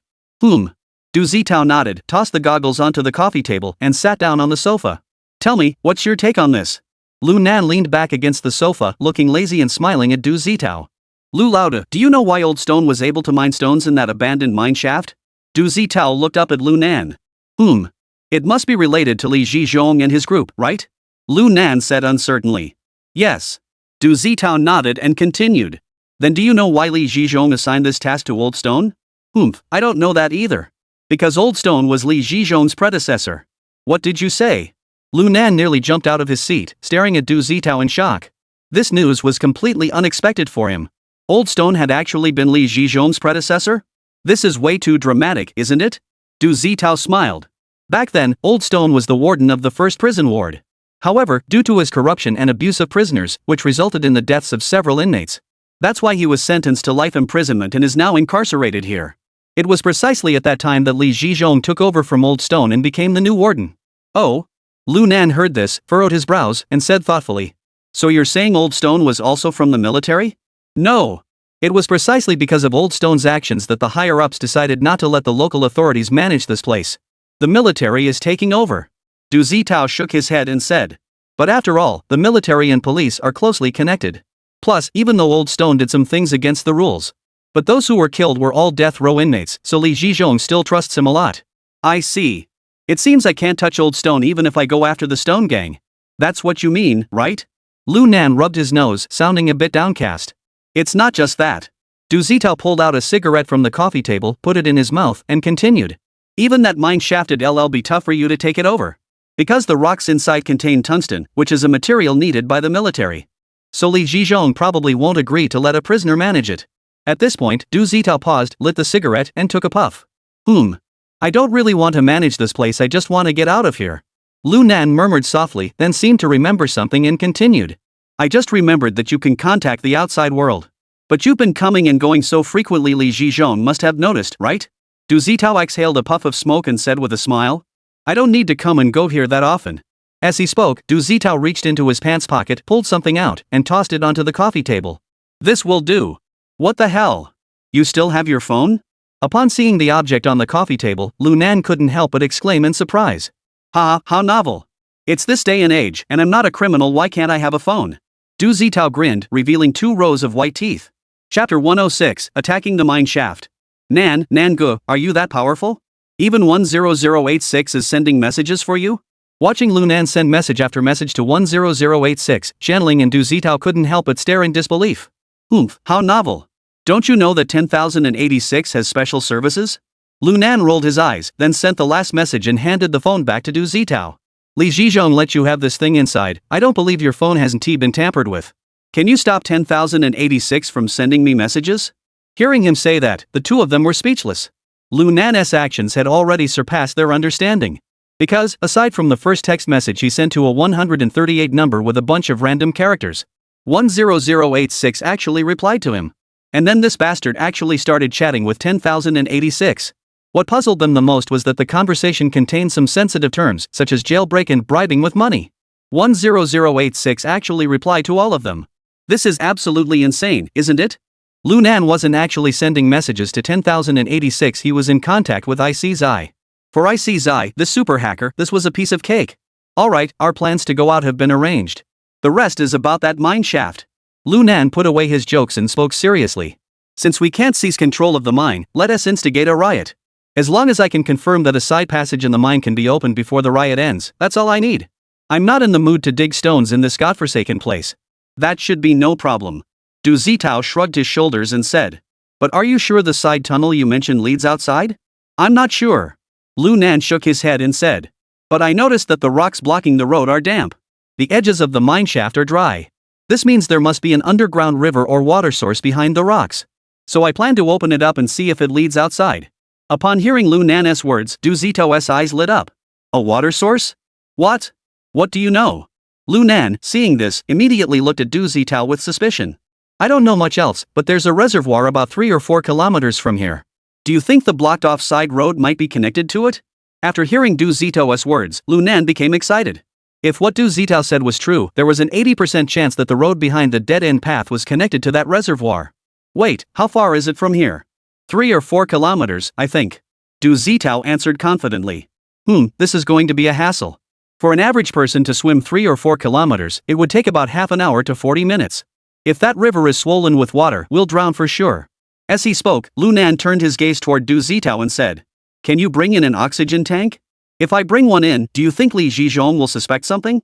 Du Zitao hesitated. That's true. Lu Nan scratched his head and said, Forget it. Give me your phone, I'll have 10,086 handle it for me. Hearing this, 3 black lines appeared on Du Zitao's forehead again. They then pulled out their phones again and handed them to Lu Nan. What kind of people has Lu Nan gathered together? Looking at the jumble of gibberish on the computer screen, Li Zhizhong muttered. Hackers, secret codes. Damn. I think he was James Bond. Damn it, even though I don't know what he's sending, but judging by his frequent communication, he must be planning something. I'd better go back to June District in Xincheng to see the old commander. Please ask him to issue a transfer order for me so I can get out of this J8 place. Otherwise, if something goes wrong, I won't be able to take the blame. Li Xianguan, that good for nothing, is just causing trouble for me. After muttering under his breath, Li Zhizhong shut down the computer and walked out of the office. Meanwhile, Lu Nan had also made all the necessary arrangements beforehand. He returned the phone to Du Zitao. Alright, one last thing. Saying this, Lu Nan looked at Du Zitao and said, What are your plans? Are you going to stay here or come with me? Hearing this, Du Zitao shook his head bitterly. Nangu, you know I've never stayed out for long periods of time before. I'm afraid. What are you afraid of? Lu Nan waved his hand dismissively and glared at Du Zitao, saying, You grew up with a bunch of ruthless murderers. You're trying to act like some innocent little pure soul with me? The people outside should be afraid of you, shouldn't they? Don't tell me you're addicted to living with murderers. I'll ask you one last time, are you going to stay here? Or are you going to leave with me? Lu Nan's words left Du Zitao speechless. That's exactly right. He'd been in this place for over 20 years, yet he'd ended up a mess, neither human nor ghost. Like a filthy beggar. On the other hand, Lu Nan had only been here for a couple of days and already pulled off a surprise. Thinking of this, Du Zitao nodded firmly. Nangu, I'm going with you. I want to try life outside. Lu Nan couldn't help but smile upon hearing this. He then patted him on the shoulder and said, Alright, once we're out there, I'll make sure you live in style. Alright, that's settled. Hurry up and make all the meth for me, then you can sign the commitment letter with Li Zhizhong. I'll give you a phone number later and you can contact him using a new phone. I understand. Du Zitao nodded vigorously upon hearing this. Alright, Xian, you get ready too. Over the next few days, brainwash the new recruits we just hired. Tell them we're about to make a big move. This time, we'll start with ice. If they perform well, there will be more to come. Got it, South brother. Xiao Qian nodded and turned to leave. A week later. Looking down at the neatly lined up group of younger brothers on the second-floor open-air corridor, Lu Nan couldn't help but smile. Brothers, how's the ice skating been these past few days? Yeah. The crowd shouted in unison, their voices deafening. Great. That got some spirit. Lu Nan nodded and gave a nod to the change. The latter immediately caught on and shouted down below. Brothers, who gave us the confidence to skate freely without fear? Nan Gu. Nan Gu. Nan Gu. Everyone shouted at the top of their lungs, their voices brimming with intense excitement. Who gave us the freedom to skate freely within this prison block? Xian shouted again. Nan Gu. Nan Gu. Nan Gu. The crowd shouted wildly, as if they wanted to tear the roof off the building. Good. Very good. Looking down at the scene below, Lu Nan's lips curved into a smile as he said, Brothers, since everyone has had their fill of excitement these past few days, shouldn't we Nanshanmen also get down to some serious business? Serious business? Everyone below looked up at Lu Nan upon hearing this. Lu Nan nodded, his expression suddenly growing serious. Listen up, everyone. From now on, South Heavenly Gate must become the dominant force within this prison block. Lu Nan spoke solemnly. I've said it before, I'll lead you all to cause a stir in heaven. Today is the day. Upon hearing these words, the eyes of the crowd below lit up and the initial mocking laughter ceased. Brother Nan, what should we do? Upon hearing this, Lu Nan let out a sinister smile, pulled out a cigarette, and placed it between his lips, saying, It's simple. First, take over that mine shaft from the Stone Gang. As long as you can control those idiots for me. Tonight, I'll give each of you 20 grams of ice as a bonus. Yaha! Upon hearing this, everyone let out a wild scream of excitement and charged toward the Stone Gang's mine like a horde of crazed zombies. Chapter 107, The Real Blade. The few factions that had been watching from the sidelines were completely stunned. What the hell is going on here? They had assumed that Lu Nan was just doing his usual thing, showing off his tough guy act in the open corridor with a bunch of addicts. But the next moment, they actually started fighting? Especially Lao OU and the members of the OU gang. Their faces turned pale. All brothers, get your weapons out. Old Stone bellowed, drawing the stone knife from his waist first, his face twisted in a ferocious grin. Let these junkies know what real fighting power looks like. Roar! In an instant, over 100 members of the Stone Gang raised their stone knives, aiming them at the zombies charging toward them. Brothers, grab your weapons. Xianshan led the way, followed by his henchmen, charging toward the Stone Gang's mine shaft. Damn it! You're asking for death. Old Stone, seeing this, was overcome with rage. He swung his knife, cutting down a subordinate beside him and shouted, Brothers, attack them all. Damn it! Xiaoshan cursed and charged into the crowd. Old Stone had already figured out their intentions. Of course, I wouldn't dare to confront them head-on on the playground. Instead, he organized his gang members to engage in martial arts battles with the zombies from the South Heavenly Gate, while moving toward the mine shaft. At the same time, Lu Nan was also smoking a cigarette, leading a group of people toward the underground mine shaft at a leisurely pace. The two groups soon joined forces. Nango, although the enemy has fewer men, their combat strength is clearly superior to ours. And they're armed. How are we supposed to fight this? Xiao Chen, seeing that his side was at a disadvantage, couldn't help but grow anxious. What's the rush? Lu Nan exhaled a smoke ring and said, Let them fight first. We'll watch the show. In a moment, I'll step in. Seeing that Lu Nan seemed confident, Xiao Chen felt slightly reassured. But he couldn't help but ask. Brother Nan, given the current situation, even if our men fight to the death, the enemy probably still has 20 or 30 men left standing. Can the two of us handle it? It's not just the two of us. Lu Nan scoffed and shook his head. I'll handle them myself. While I'm fighting them, take the men to the side path I mentioned and try digging there. See if there's any way to break it open. Upon hearing this, Xiao Qian froze for a moment before reacting.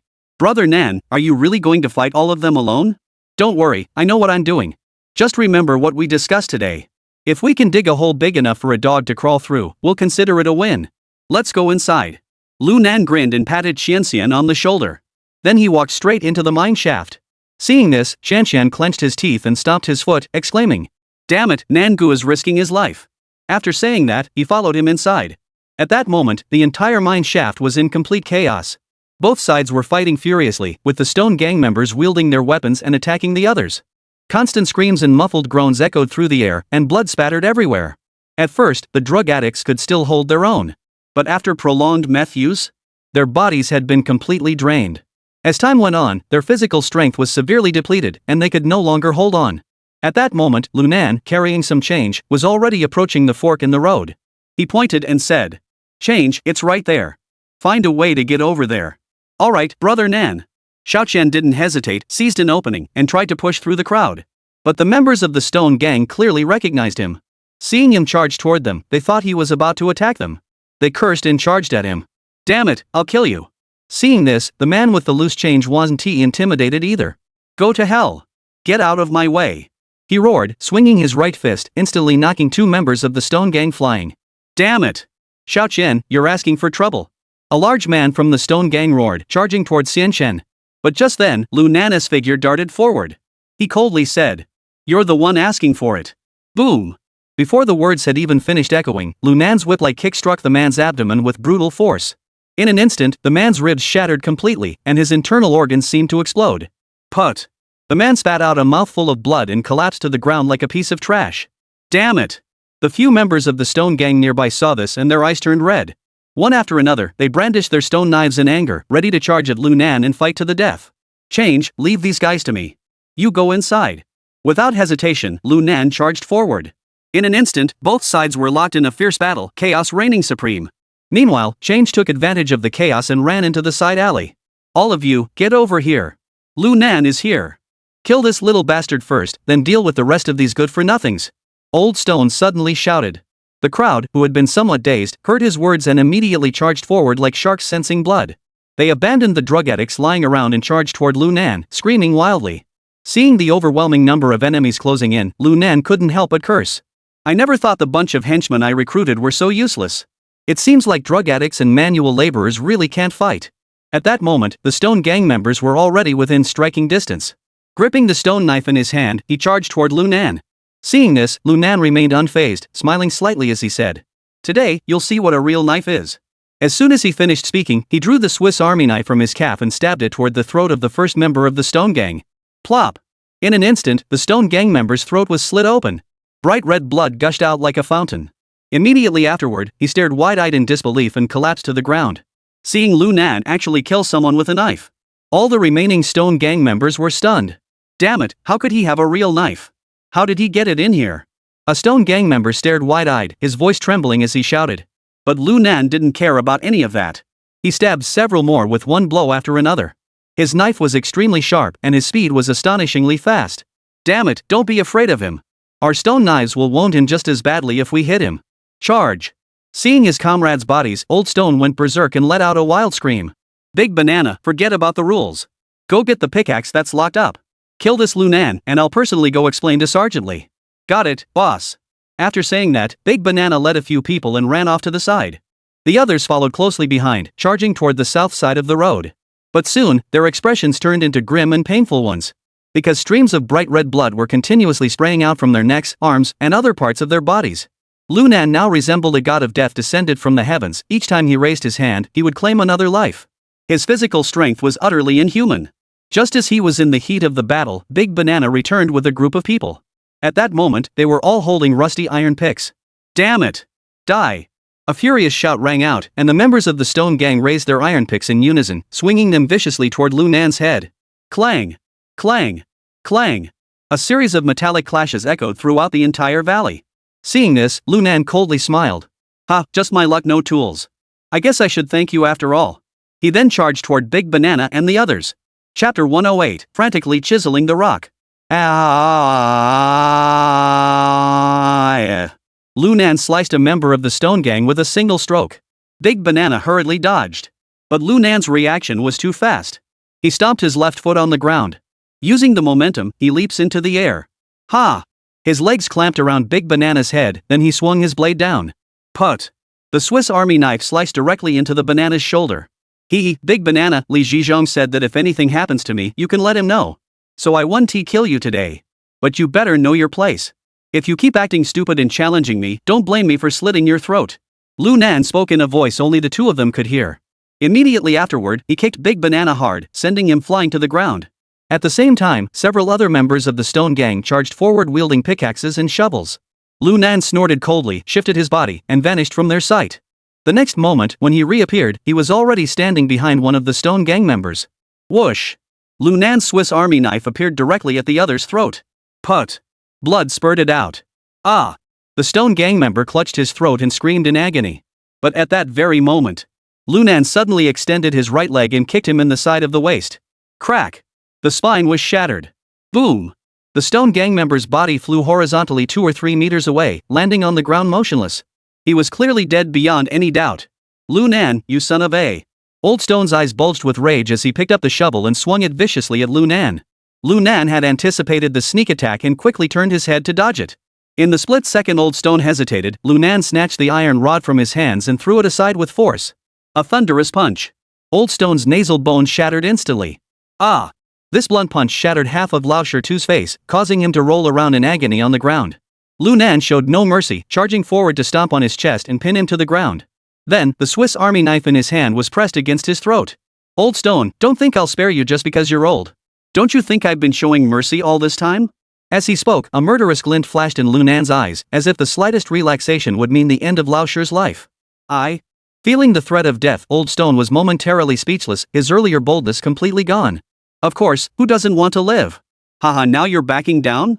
You were so tough just now. Lu Nan sneered coldly, then forcefully pressed down on Lao Oyu's head.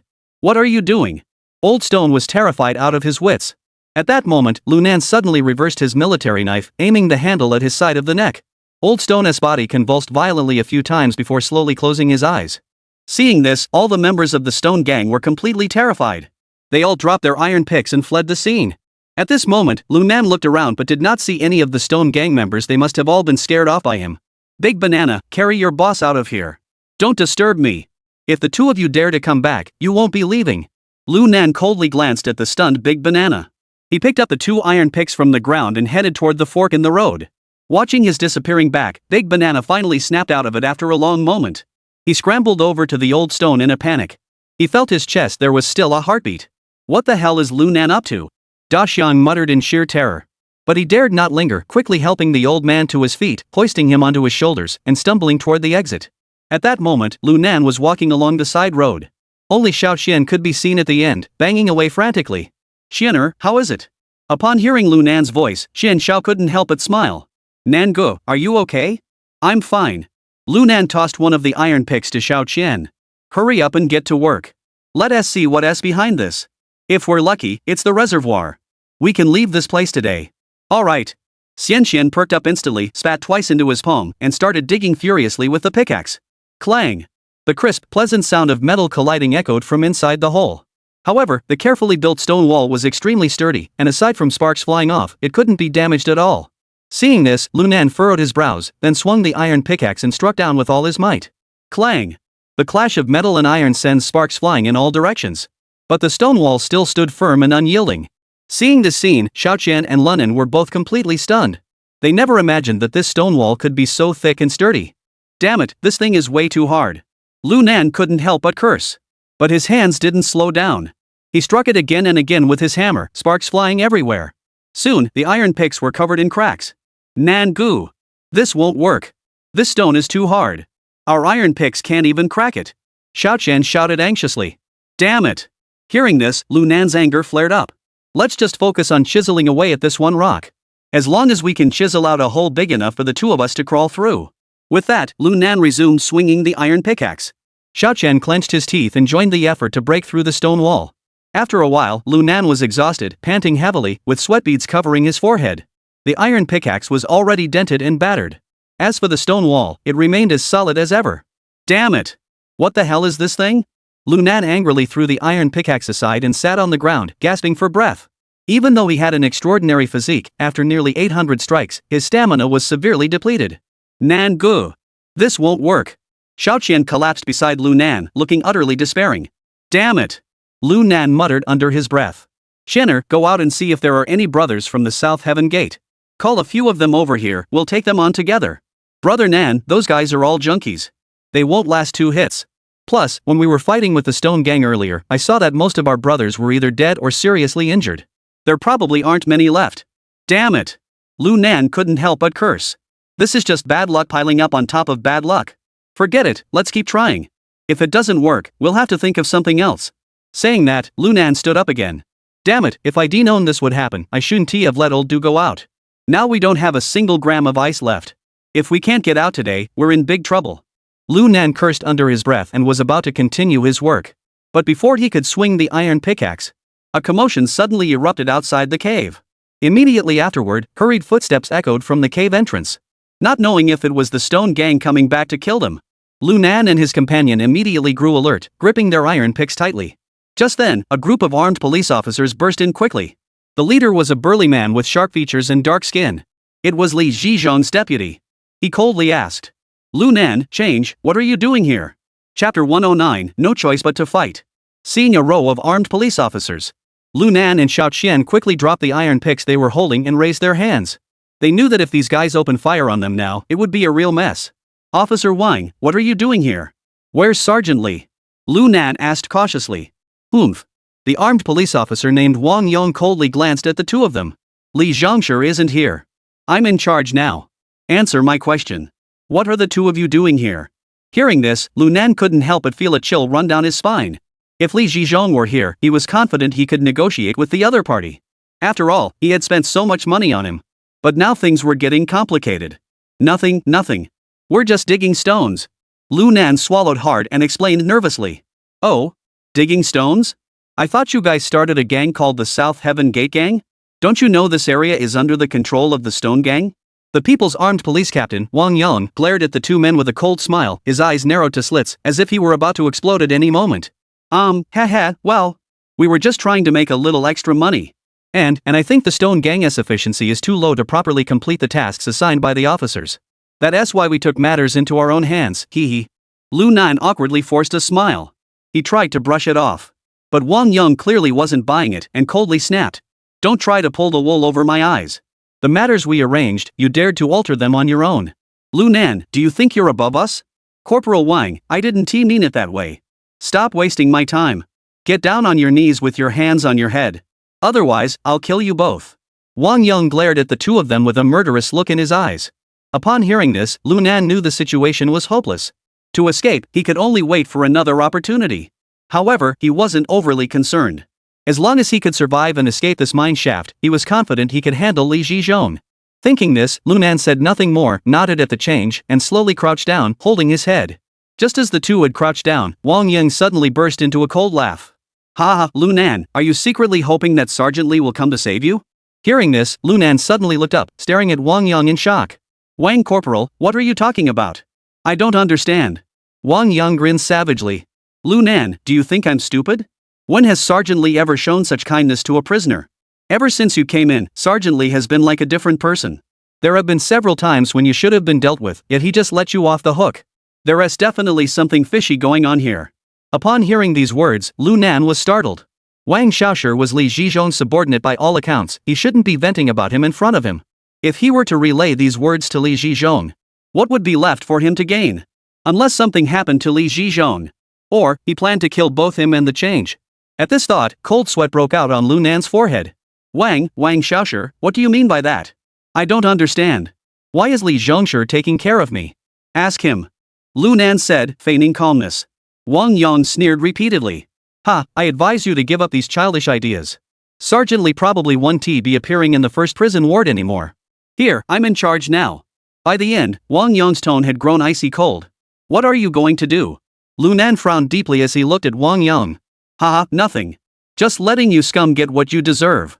With that, Wang Yang pulled out his gun and pressed it against Lunan's forehead.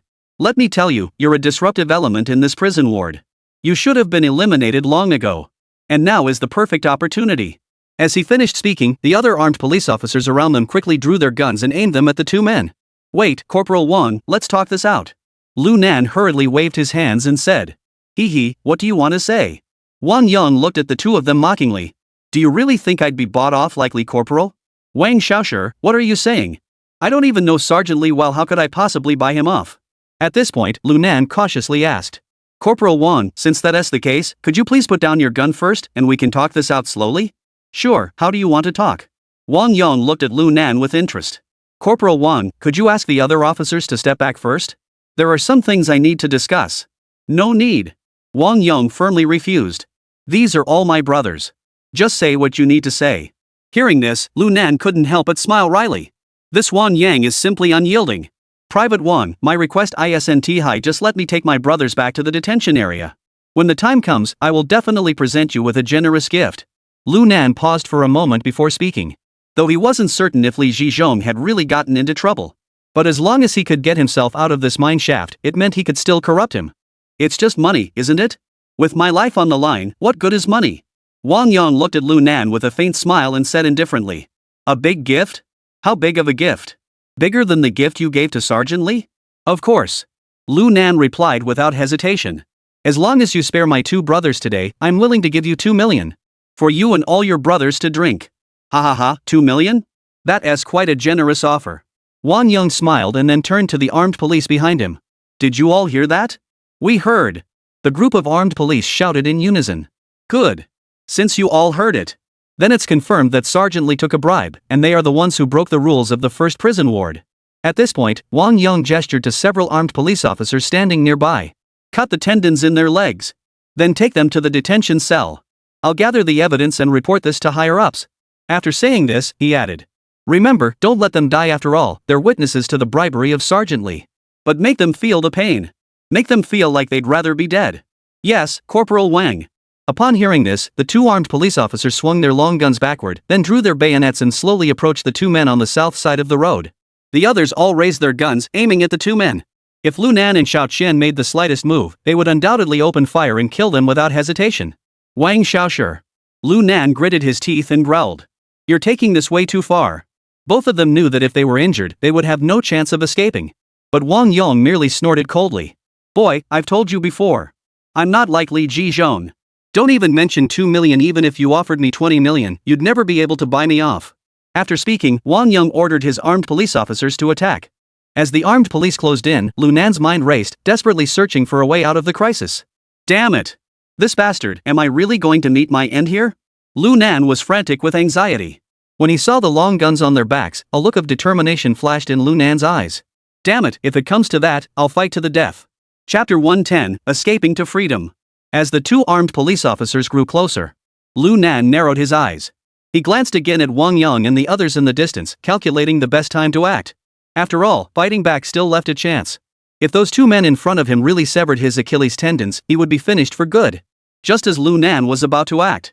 Suddenly, he heard a faint sound coming from the stone wall behind him. Ha! Don't move!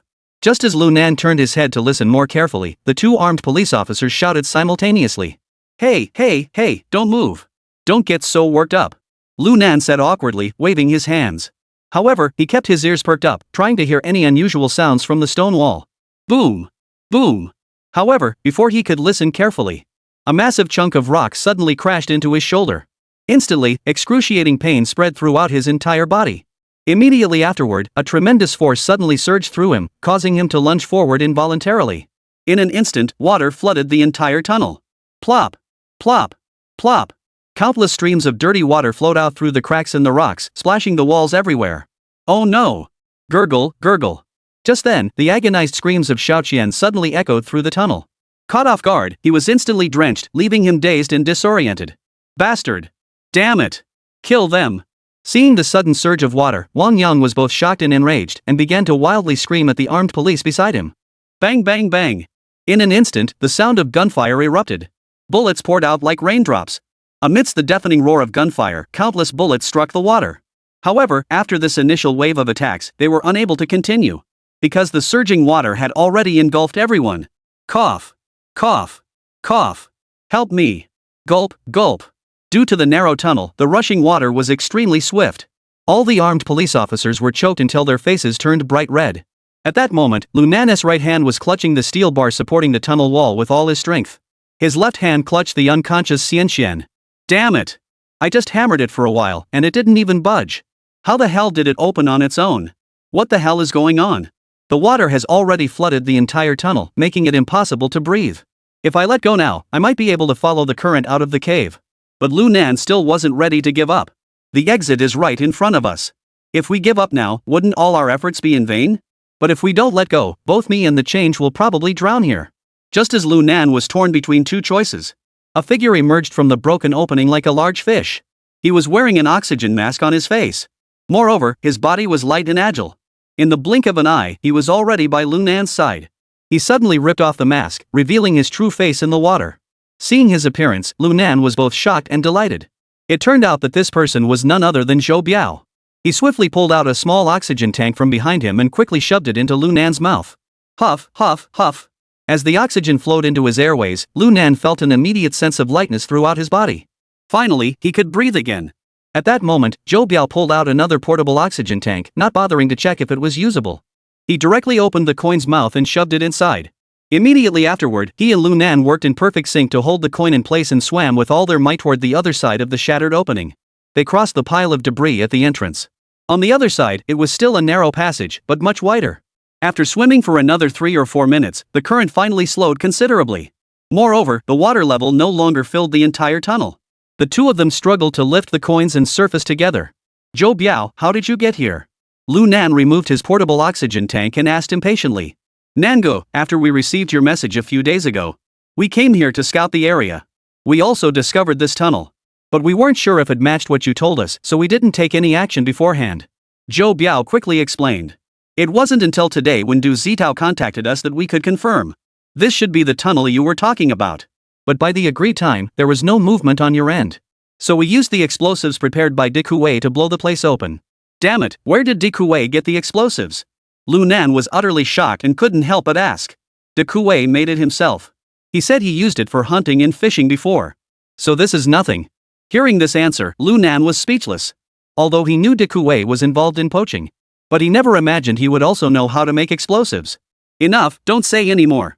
Try to salvage that rock on the stage. Whether he can be saved or not, it's up to fate. Lunan said with a frown. Upon hearing this, Zhou Biao immediately picked up the man and leaned him against a protruding rock. He then began performing CPR on him.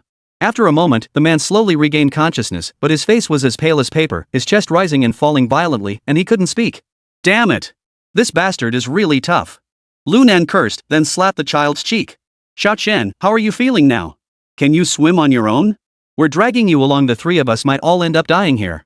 Cough, cough, cough. Xiaochen struggled to cough up a few grains of sand. I can. Alright, hurry up and swim. Lunan shoved the portable oxygen tank into Qian's mouth while urging him. Don't waste time. If the armed police from the first ward catch on, we'll either die or end up stuck here for the rest of our lives. Aha! Xianqiao clenched his teeth and nodded, then struggled to twist his body.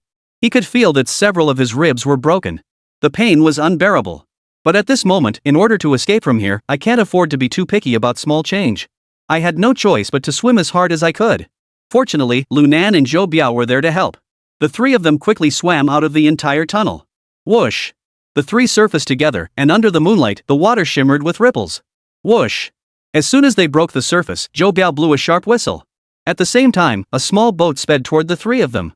As it drew closer, Zhou Biao suddenly pulled on the rope, and the boat came to a steady stop beside the three of them. Nangu, get on board quickly. The one steering the boat was none other than Dikuei. Lunan didn't hesitate for a moment, pushing the change onto the boat. He then leaped up and jumped onto the small boat. Go! Go! Hurry up! Zhou Biao, who was the last to climb aboard, kept urging them on. Ha ha ha, good. Everyone, sit tight. Let us go. Dikuei laughed heartily and suddenly started the engine. The small boat immediately set sail.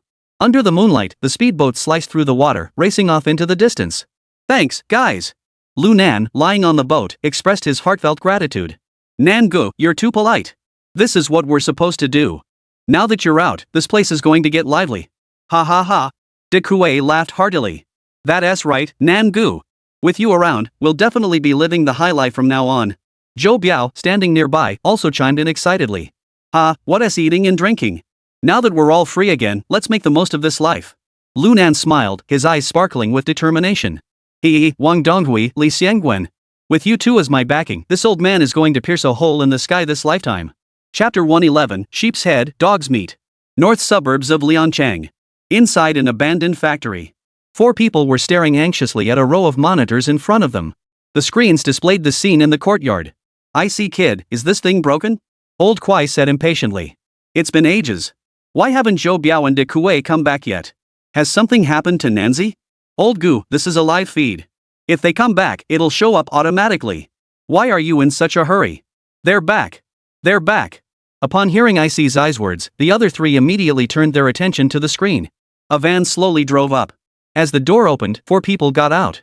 It was Lu Nan, De Kuei, Zhou Biao, and the barely conscious Xiao Qian. Ha ha, we did it. We really did it. Du Zitao saw that Lu Nan was unharmed and couldn't help but burst into laughter. The other 3 were equally thrilled, their faces brimming with excitement. Quick, quick, open the door! Lao Kuai shouted loudly. Before IC Zai could even stand up, Li He had already run to the large iron gate and unlocked it. Immediately, they saw Lu Nan and the others quickly walk out. Nan Gu! Ah Nan! Seeing Lu Nan with a smile on his face, Lao Gui and IC Zai rushed forward. Ah, Lao Gui, brothers, you've worked hard. Lu Nan laughed heartily as he embraced the others.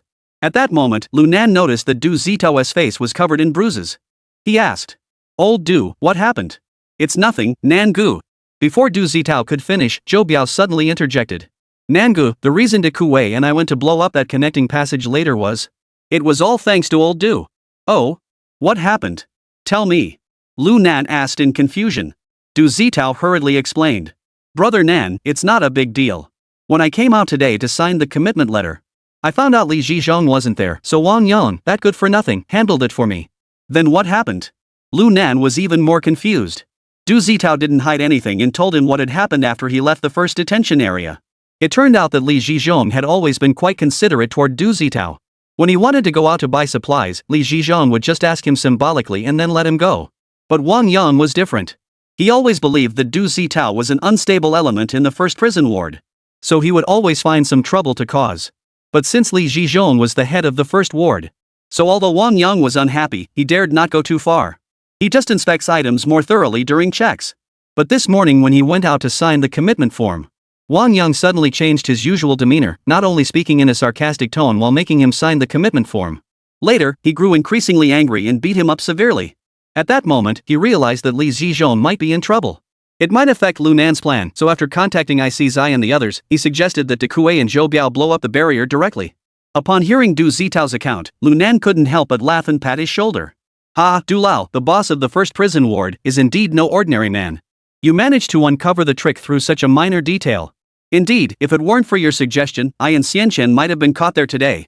At this point, Lu Nan asked everyone for a cigarette. When he saw that Lao Gui handed him a pack of soft Zhanghua, he first held it close to his nose and sniffed greedily before lighting it and taking a deep drag.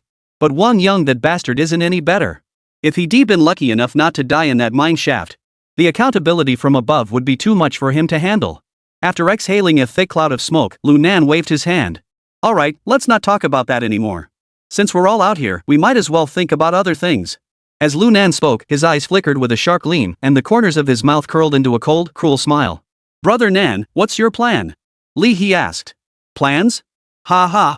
Upon hearing Li He's words, Lu Nan snorted coldly, his eyes betraying a murderous intent. Since we've come out this time, we might as well do something to shock Liangcheng. To declare that Lu Nan is back.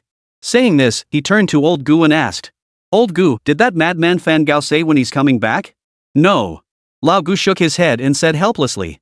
Little Fan's thoughts are quite unconventional, we find it hard to understand. Ha, call him now and tell him I'm back. I'll avenge his time in prison. With his limited abilities, he thinks he can cause trouble for Li Sun of the fake C group? It's utterly ridiculous. Lu Nan said with a calm smile. Others heard him say this and didn't think much of it. Only Qian Zhen's body trembled suddenly, staring at Lu Nan in disbelief. Nangu, are you talking about Li Sun from the second class group? Yeah, what's the matter? Do you know him? Lu Nan said with a smile. At that moment, everyone else also turned pale. Jia group? South brother, you mean the enemy of that crazy guy Fan Gao is the boss of the second class group? IC Zai asked in disbelief. Hey, look at you guys, it seems like you all know about this second-class group. Lu Nan took a deep drag on his cigarette and smiled indifferently. What's the big deal? He is pretty famous, right? Holy. The second-class group? That's the leading company in the entire city of Liangcheng. IC Zai swallowed hard and said in shock. You mean they're counterfeiters? Ha, nonsense. A children's publishing group couldn't possibly rise to become the leading enterprise in Liangcheng, could they? If it weren't for their deceptive tactics. Using all those printing factories under his control to produce counterfeit currency, how could he become the top company? Lu Nan took another drag on his cigarette and looked at the change beside him. Xianer, from the look on your face, you seem pretty familiar with this Li Sen. Tell me, what's the story? As soon as Lu Nan spoke, the few people around him finally reacted. It was Qianer who first mentioned the Jia group. And from the way he spoke, it seemed like he newly sensed true identity. Seeing everyone's gaze turn toward him, Xiaoqian couldn't help but hesitate. What's the matter? You're already acting all high and mighty just after coming out? Lu Nan gave Xianxian a mocking smile, his tone filled with sarcasm. Xiaoqian glanced nervously at the crowd around him before gritting his teeth and addressing Lu Nan. Brother Nan, do you remember the video I told you about that I recorded? Upon hearing this, Lu Nan couldn't help but furrow his brows. The smile on his face vanished. Xiaoqian, you're not trying to tell me. There's Li Xin in that video, right? Yes, he's there. Xiaoqian nodded firmly and said. There are 5 people in the video. Besides Wang Donghui and his son and the 3 outsiders, there's also Li Xin. Chapter 112, Killing 2 Birds with 1 Stone. Damn it! This is getting more and more interesting. Lu Nan tapped the ash from his cigarette and smiled. It seems we need to rethink this plan. Otherwise, if we make even the slightest mistake, we'll all end up back inside. After saying that, Lu Nan seemed to remember something. He looked at Xiaoqian and said. Xiaoqian, since we're all out now, I don't mind telling you the truth. Hearing Lu Nan say this, Xiaoqian couldn't help but pause, looking at him in confusion and asking. Brother Nan, what truth are you talking about? Lu Nan took a drag on his cigarette, flicked the butt onto the ground, and ground it under his foot before saying. Xiaoqian, we talked about this before. Why did I save you this time? After speaking, Lu Nan stared intently at Xiaoqian's expression. What surprised Lu Nan was that Xiaoqian showed no signs of panic. Instead, he nodded calmly. I've been in the first prison ward for so long and Haven T died yet, so I know my brother must have made some kind of deal with Wang Donghui. At first, when you said you'd take me out, I thought you were friends with my brother, but now it seems that's not the case. Otherwise, my brother should be in this warehouse too. As he spoke, Xianyo took a deep breath and said slowly. Nangu, no matter who you are or what you want to do to me. But you saved me from the first prison ward, that's a fact. Otherwise, even if I hadn't died in the first prison ward, I would have died in that mine shaft. Just say it, what do you want from me? Seeing Qianer in such a desperate state, Lu Nan couldn't help but feel a hint of admiration for him. Kid, you're pretty tough. Lu Nan said with a smile. Wang Donghui begged me to save you. As a condition, I made him release my brothers first. The news of our successful escape should have reached him by now. Watching Lu Nan's pensive expression, Xian's heart was also in turmoil. After all, no one wanted to escape one danger only to fall into another. If Lu Nan decided to hand himself over to Wang Donghui, even if he didn't die, he'd probably be skinned alive. Just then, a faint smile curved the corners of Lu Nan's lips as he said softly. Don't worry, I won't hand you over to Wang Donghui. After all, I don't want to offend the blue-faced one. Upon hearing Lu Nan's decision, Xiaoqian couldn't help but feel a surge of joy. But before he could thank him, the next words made him jump in surprise. However, offending Wang Donghui is also a troublesome matter. After all, in this city, he can be considered all-powerful. If he is determined to target us, he'll make life impossible for us. The small change made him break out in a cold sweat. Though he was a thug by trade, he knew Wang Donghui had powerful connections. If Wang Donghui wanted to take them down, it would be as easy as turning over his hand. Nangu, I know how powerful Wang Donghui is.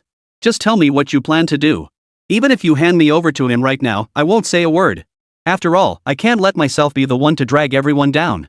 Although Xiaoqian's eyes were filled with fear, his words were unwavering. You're really good at playing the fool. Lu Nan was immediately amused and laughed, saying. Alright, I'll give you 2 options, choose one. First, I'll hand you over to Wang Donghui and our deal is off. Second, hand over the video you recorded of Wang Donghui to me. I'll settle things with him myself. Hearing this, Xiaoqian couldn't help but freeze for a moment, then looked at Lu Nan in disbelief. After all, that video, to a certain extent, could indeed save his life. But for Lu Nan, it was a death sentence.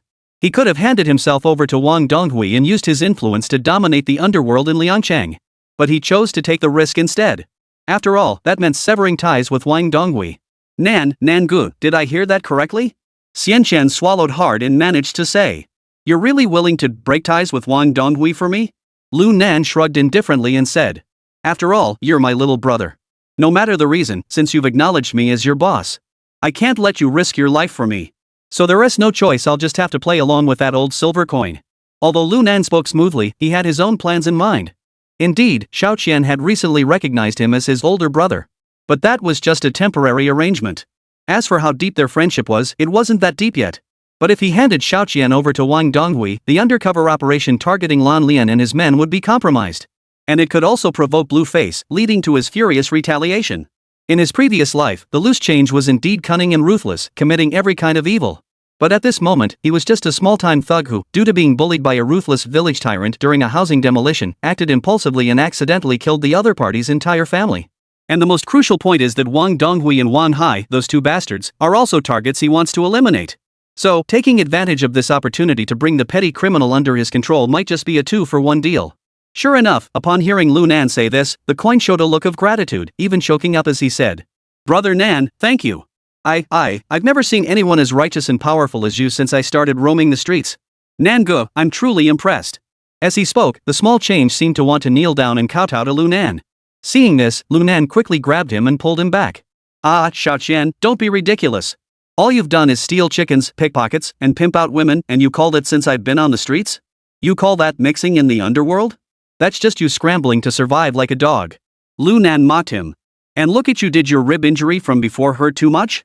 You couldn't even stand properly, so you just knelt down to show your loyalty to me? Don't try to pull that bull on me." Hearing Lu Nan say this, everyone burst into laughter. Xiao Qian felt embarrassed and scratched his head. "Brother Nan, my ribs really do hurt. Enough. Just take some time to recover. Once you're feeling better, we'll go get the video you hid." Lu Nan waved his hand and turned to Li He, saying, You studied medicine. Take a look at his injury." "What?" Li He was taken aback and said hesitantly, "Brother Nan, I specialize in pharmacology. I'm not an expert in orthopedics or trauma injuries." "It's okay, you can practice. Practice makes perfect." Lu Nan waved his hand dismissively, then pushed the change directly toward him. He didn't say that lightly. In his previous life, after a series of practices, Li He was not only skilled in treating trauma and fractures. He was highly skilled in suturing and treating external injuries. The renowned title of Black Doctor of the Underworld wasn't something he had earned by boasting. Seeing Lu Nan speak like this, Li He could only reluctantly agree. He then walked over to Qian Xiao and carefully examined his injuries. Meanwhile, Lu Nan turned to the others and said, "Hey, is there anything to eat? We've been at this for so long, we're starving." "We have some. We specifically bought a lot of ready-to-eat food, instant noodles, and beer. We even brought a microwave. Even if the 5 of us don't go out for a month, we won't starve to death." IC quickly spoke up. "Alright, let us set everything out. We'll eat and chat while we talk. Once this wind dies down, I'll take you all to Big Rich to eat and drink to our heart's content." Hearing Lu Nan say this, everyone cheered. Immediately, they began moving boxes and cabinets, preparing food. Meanwhile, Lu Nan narrowed his eyes, his mind racing with plans for the next move. Chapter 113, Talking Business. Nan Gu, something's wrong. Lu Nan, who was still asleep, was awakened by IC's loud shouts. Blinking sleepily, he saw IC standing by his bed. "Ah. IC, what's the rush? What's going on? You drank so much last night, you haven't even recovered yet." At the same time, the others were also woken up by IC's voice. They all stretched lazily while complaining. "IC, we all got drunk last night. You said you couldn't drink after taking antibiotics. What's the point? Just to wake us up like this in the morning?" IC didn't pay any attention to the others but turned to Lu Nan and said, "Nan Gu, wake up. Fan Gao might be in trouble." Lu Nan suddenly woke up, sat up, and rubbed his sleepy eyes, asking, "What is going on?" "I did as you said and called Fan Gao as soon as I got up today. But his phone didn't answer and then it turned off. So I used the location tracking system on his phone. We found his location on Songnan Road, which is precisely where the Urja group is headquartered." After hearing IC's description, Lu Nan immediately realized the seriousness of the situation. Damn, this guy sure moves fast. They actually went straight to their headquarters? After speaking, he quickly got up, put on his clothes, and slipped into his shoes. "Zhou Biao, drive me there. I need to check what's going on." "Alright." Zhou Biao nodded without hesitation, grabbed the car keys, and headed out. Just then, De Kuei spoke up from the side. "Nan Gu, I'll go with you. If something happens, at least we'll have each other." "No need." Lu Nan waved his hand and said, "You guys stay home and don't go wandering around. This is a critical time. If someone with ulterior motives catches us, it'll be trouble. Zhou Biao's case is minor, just a hit-and-run accident, and it's already been settled. Even if someone digs up old issues, there is nothing they can do to him. Besides, with old Zhou's connections, ordinary people wouldn't even catch a glimpse of his taillights." Hearing this, everyone nodded in agreement. "Alright, I'll take your word for it. Nan Gu, take this with you." Saying this, De Kuei pulled out a sawed-off double-barreled shotgun and a green military-style shoulder bag from a cabinet. "Nan Gu, the bullets are in the bag. With this, I think you should be able to protect yourself." "Damn, you've got this good stuff too?" Lu Nan took the 2 double-barreled shotguns, his face immediately lighting up with joy. "Damn it, with these 2 things, forget about self-defense. Even if I take down the 2nd Division group, I'll be fine. Alright, I'm off. You guys stay put." Lu Nan finished speaking, slung the military backpack over his shoulder, tucked the shotguns into his chest, and sprinted toward the front door. Songnan Road. The entrance to Urja Group. An old Songhua River microvan was parked about 300 or 400 meters away on the opposite side of the street. Old Joe, your driving skills are really impressive. You managed to get a beat-up microvan up to 140 kilometers h. I swear, every time I ride with you, I feel like you're going to send me straight to the afterlife. Upon hearing Lu Nan say this, Zhou Biao paused for a moment, looking puzzled, and asked, Nangu, when did you ever ride in my car? Last night. Weren't you the one who drove me home last night? Upon hearing this, Zhou Biao scratched his head and said, Brother Nan, last night I was afraid of arousing suspicion, so I didn't drive faster than 60 miles per hour. How could I have sent you to the afterlife like that? Enough, don't dwell on it. Lu Nan patted Zhou Biao on the shoulder. Anyway, your driving skills are top-notch. Once I'm inside, switch the fake license plate on the car and park it closer to the main gate. That way, if I run into any trouble, we won't be caught off guard. Got it. Zhou Biao nodded. Lu Nan smiled satisfactorily, then patted Zhou Biao on the shoulder and got out of the car. As soon as he got out, Lu Nan's smile vanished. Damn it, this is going to be tough today.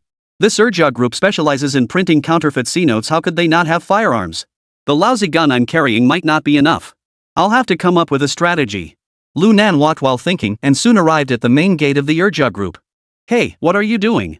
As Lu Nan was about to step over the guard booth, a security guard stopped him. I'm here to see Mr. Li. Lu Nan looked up, his gaze cold as ice, staring at the security guard. Looking for our Mr. Li? The security guard sized Lu Nan up from head to toe, snorted derisively, and said, Ha, you little punk, who do you think you are? You think you're good enough to see our Mr. Li? Get back to work. Hearing this, Lu Nan didn't get angry. Instead, he said calmly, I'm here to discuss a business deal with your Mr. Li. I've brought the goods with me. As he spoke, Lu Nan tapped his military-style shoulder bag. Ha, are you kidding me? You want to talk business with our Mr. Li? What are you talking about? Picking up the scraps from our place? I'm telling you, get out of here, or I'll make sure you regret it. The security guard finished speaking and pushed Lu Nan, gesturing for him to leave immediately. But Lu Nan wasn't about to leave. He stood his ground, not moving an inch, and coldly looked at the security guard and said, If you touch me again, don't blame me for being rude. You're just a security guard, you can't make decisions on your own. I advise you to report this immediately. Don't delay your boss's important business. Otherwise, you won't be able to take responsibility. The security guard, provoked by Lu Nan, flew into a rage. He swung his fists and shouted, You dare to threaten me? I'll beat the crap out of you, you son of a... He charged toward Lu Nan. But just as he lunged forward, Lu Nan suddenly moved. Like a tiger pouncing on its prey. His right hand darted out like lightning, grabbing the security guard's neck and lifting him off the ground. At the same time, his left arm swept out, striking the security guard's abdomen with a vicious blow. A crisp crack echoed through the air. The security guard flew through the air and crashed into the iron railing behind him. Bang! A muffled groan echoed as the security guard collapsed to the ground. Damn it, who the hell are you? Daring to cause trouble here? Damn it, you little brat, you're asking for a beating. Quick, old foam got beaten up. At that moment, the security guard room of Urja group was filled with chaotic shouts and curses. Immediately, 7 or 8 security guards surrounded him, brandishing batons and shouting at Lu Nan.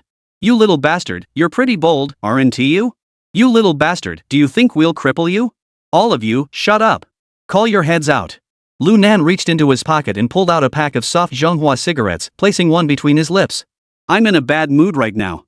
I don't have time to mess around with you guys. The security guards initially didn't take Lu Nan seriously, but when they saw the soft Zhonghua cigarette in his hand, they all froze in surprise. After all, back in 2002, most people couldn't afford such a luxury. Ha, young man, I'm their captain. Just tell me what you need. At that moment, a burly man in a gray shirt spoke up. Lu Nan took a deep drag on his cigarette and said with a meaningful expression, Captain? Do you even know what your group is printing? Upon hearing this, the man's expression froze. He then cautiously replied, Young man, everyone knows that our Urja group specializes in children's publishing. Of course we print children's books. Children's books, ha!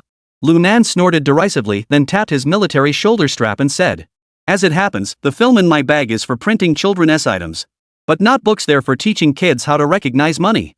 The man's pupils suddenly contracted and he cautiously asked, What currencies are they? Damn it, RMB, of course. You wouldn't need US dollars anyway. Hearing this, the man had no further doubts and said in a solemn tone, Young man, please wait a moment. I'll go get our manager right away. After speaking, he gave a nod to the security guard beside him, surrounding Lu Nan in the middle. He then hurried toward the building in the courtyard. Chapter 114, Inspect the goods first. Moments later, a man dressed in a dark gray suit emerged from the building alongside the man. He first glanced at Lu Nan, then smiled and asked, Young man, are you the one looking for our chairman? Don't beat around the bush. Can you make the decision for your chairman on this deal? Lu Nan exhaled a smoke ring and replied calmly. Ah, young man, you're joking. Of course I can't make decisions for our chairman. What the hell? If you can't make the decision, why the hell are you here? Am I here to play with you? Lu Nan suddenly glared at him and shouted angrily. This bastard Wang Hai is just causing trouble. It's just delivering some stuff, taking the money, and leaving, right? Why can't we call ahead? What are you afraid of, leaking the news? Damn it! I'm out of this deal. Lu Nan cursed angrily and turned to leave. As soon as he heard Lu Nan's curses, the man in the suit's expression darkened instantly. But when he heard the name Wang Hai, he couldn't help but startle.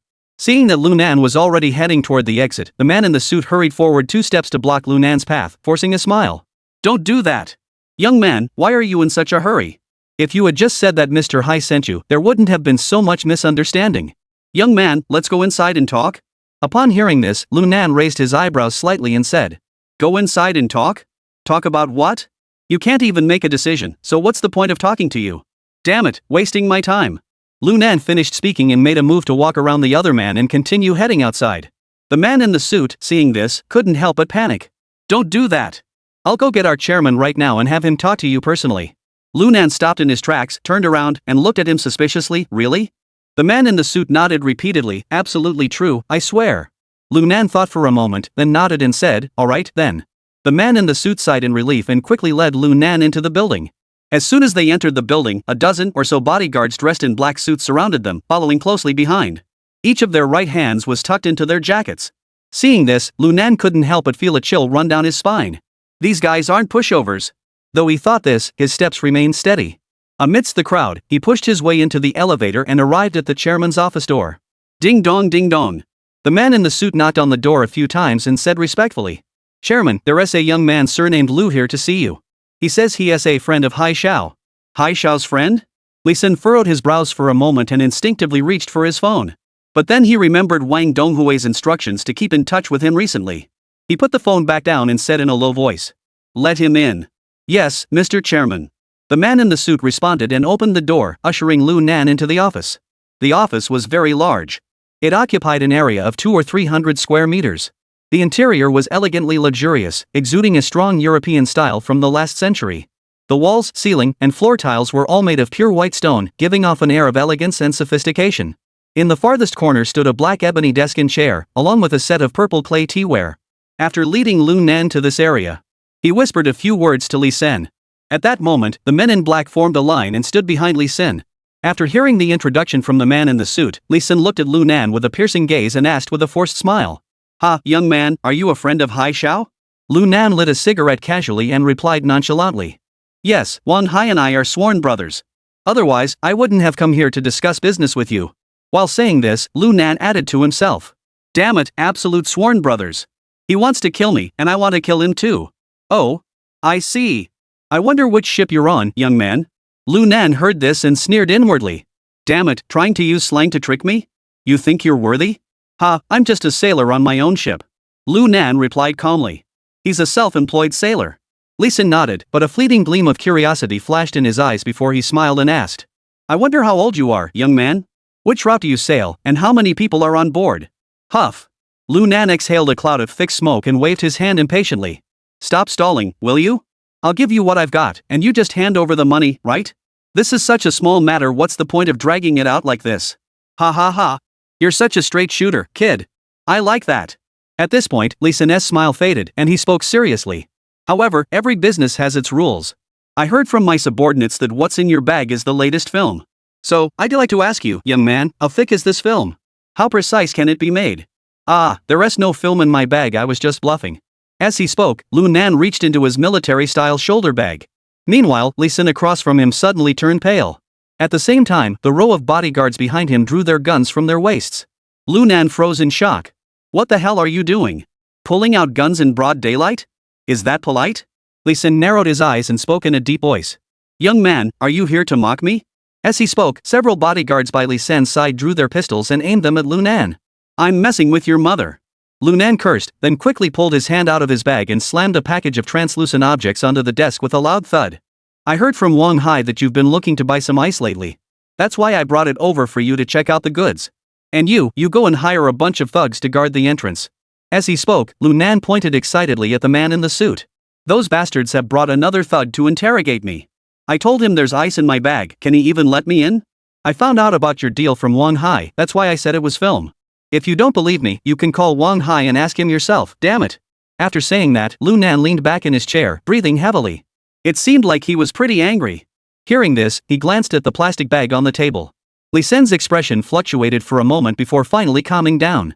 It seems there was a misunderstanding, I apologize. It was my fault for not thinking it through properly. May I ask how you prefer to be addressed?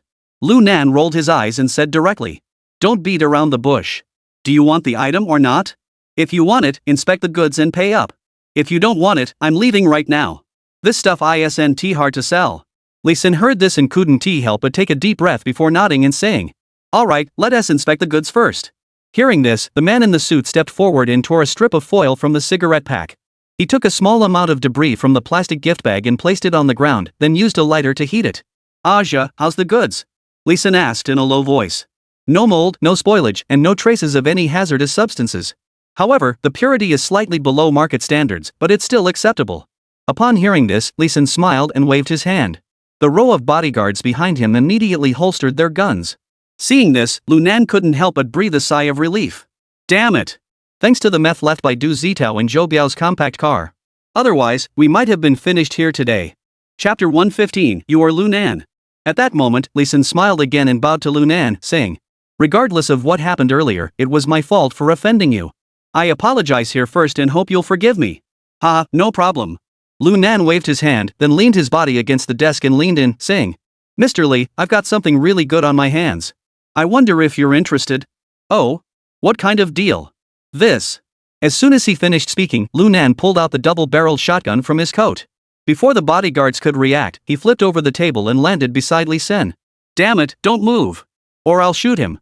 As he spoke, Lu Nan pulled the trigger without hesitation, firing a shot of iron pellets into Li Sen's right knee. Put. With the sound of the bullet piercing the flesh, blood spurted out. Li Sen let out a muffled groan, his face contorting in agony. Immediately afterward, Lu Nan pressed the gun barrel against Li Sen's temple. Seeing this, everyone was stunned. No one had expected Lu Nan to suddenly attack so violently. Nor did they expect him to act so decisively, firing a single shot that shattered Li Sen's leg. This was simply beyond belief. For a moment, everyone in the office was completely stunned. No one had anticipated that Lu Nan would be so ruthless. Li Sen, however, clenched his teeth tightly, enduring the excruciating pain, and spoke slowly and deliberately. Do you know who I am? How dare you shoot at me? Li Sen, I advise you to keep your mouth shut. Otherwise, I'll make sure you regret it. This gun may not be very powerful, but I believe it's enough to send you to meet the King of Hell. Do you want to try? As he spoke, Lu Nan pressed the gun harder against the other man's temple. Li Sen's eyelids twitched violently, and cold sweat poured down his forehead. Young man. Let's talk this out calmly. I don't have time for this. Tell your bodyguards to drop their guns. If they think their guns are fast enough, they can try to save you. Let us bet on whether I can blow your head off before they kill me. Lu Nan said, tightening his grip on Li Sen's neck as he slowly walked toward the other side of the table. But his words betrayed a ruthless streak, tinged with a touch of madness. This completely terrified Li Sen. Although the projects he ran were illegal, he was not a desperate criminal. On the contrary, for the sake of profit, he was willing to sacrifice a great deal. Therefore, he was unwilling to take any risks. Therefore, Li Sen could only follow Lu Nan's instructions. What are you all standing around for? Hurry up and throw away the guns? But Mr. Li. A group of bodyguards looked torn. You're not listening to me, are you? Do you think I'm joking? I'll make sure you regret this. Yes, Mr. Li. The bodyguards had no choice but to drop their weapons on the ground. Lu Nan saw this and finally relaxed. Good. Kick all the guns over here. No tricks. Li Sen, upon hearing this, a hint of cruelty flashed across his brows. He slapped his hands a few times. Immediately several black-clad bodyguards kicked the firearms at their feet toward Lu Nan. Seeing this, Lu Nan couldn't help but laugh coldly. He whispered into Li Sen's ear. Mr. Li, I hope you'll cooperate. If you make the slightest move while I'm reaching for my gun, I'll pull the trigger without hesitation. Li Sen clenched his teeth and said, Young man, rest assured. My life is worth a lot. That's good. With that, Lu Nan led Li Sen to slowly kneel down and pick up one of the handguns. Ah, nice stuff. Even a Type 54 pistol? That's impressive. Lu Nan praised him while putting away his double-barreled shotgun. At that moment, his heart finally settled completely. The gun in his hands was the real deal. Young man, what exactly are you planning to do? Li Sin was drenched in sweat, his face tense and anxious as he stared at Lu Nan, fearing he might suddenly attack. Ha ha. Seeing this, Lu Nan couldn't help but smile, then spoke slowly. I want to see your daughter, your son-in-law, and his older brother. What? Li Sin suddenly widened his eyes in disbelief, staring at Lu Nan. You want to see who? I said, I want to see Li Meifeng, Fan Shan, and Fan Gao. Don't tell me you don't know these people. Lu Nan spoke each word clearly and decisively. At that moment, Li Sin finally realized that all of this was trouble caused by his own daughter and that little bastard Fan Shan. Damn it, if you want to find them, just go find them. Why come here and break my leg for no reason? At that moment, Li Sin's mind was filled with curses. But his mouth still said, Young man. This is all a misunderstanding. I'll apologize to you on behalf of Meifeng. I'll have Fan Shan come see you right now. As for the Meifeng you mentioned, she's not home. Last night I sent him to Malaysia. Also, the person you mentioned named Fan Gao, I've never heard of him. I don't know if he's here or not. Upon hearing this, Lu Nan furrowed his brows, pondering the truthfulness of Li Sin's words. If it's true, then it means Fan Gao's disappearance is only related to his younger brother, Fan Shan. But if he's trying to cover for his daughter, that's a different story. Thinking this, Lu Nan didn't want to waste any more brain cells and said directly. Alright, have Fan Shan come see me. Don't try any tricks. Whether you call the police or do whatever you want, I'll beat your head to a pulp before I die. Li Sin heard this and trembled all over in fear. No, absolutely not. You know this business can't see the light of day. How dare I call the police? Alright. Lu Nan nodded and turned to the man in the suit named Aja, saying, Take these idiots and get out of here. Then bring Fan Shan over here. As I said before, if you want Li Sin to get his head blown off, you can call the police or try to rescue him however you want. But don't make me wait too long. Otherwise, my patience will run out and I don't know what I might do. Hearing this, Aja nodded grimly, then glanced at Li Sin and said, Mr. Li, we're leaving. Be careful. Be careful my ass. Just hurry up already. Li Sin erupted into a furious tirade. Hurry up and bring that little bastard Fan Shan over here. Aja, hearing this, dared not say another word. He signaled to several bodyguards and left the office. After they left, Li Sin wiped the sweat off his forehead and exhaled deeply. Lu Nan also let out a sigh of relief, pointed his gun at Li Sin, and plopped down onto the sofa. Hey, Sin, don't blame me. I'm just risking my life. If I mess this up, I'll end up worse off than you. As he spoke, Lu Nan waved his gun and pointed to the sofa beside him. Sin, your legs aren't steady. Don't stand there. Let us sit down and wait together. Hearing this, Li Sin felt a surge of frustration, but there was nothing he could do against the odds. In the end, he obediently sat down on the nearby sofa. At the same time, he couldn't stop wondering about the background of this young man in front of him.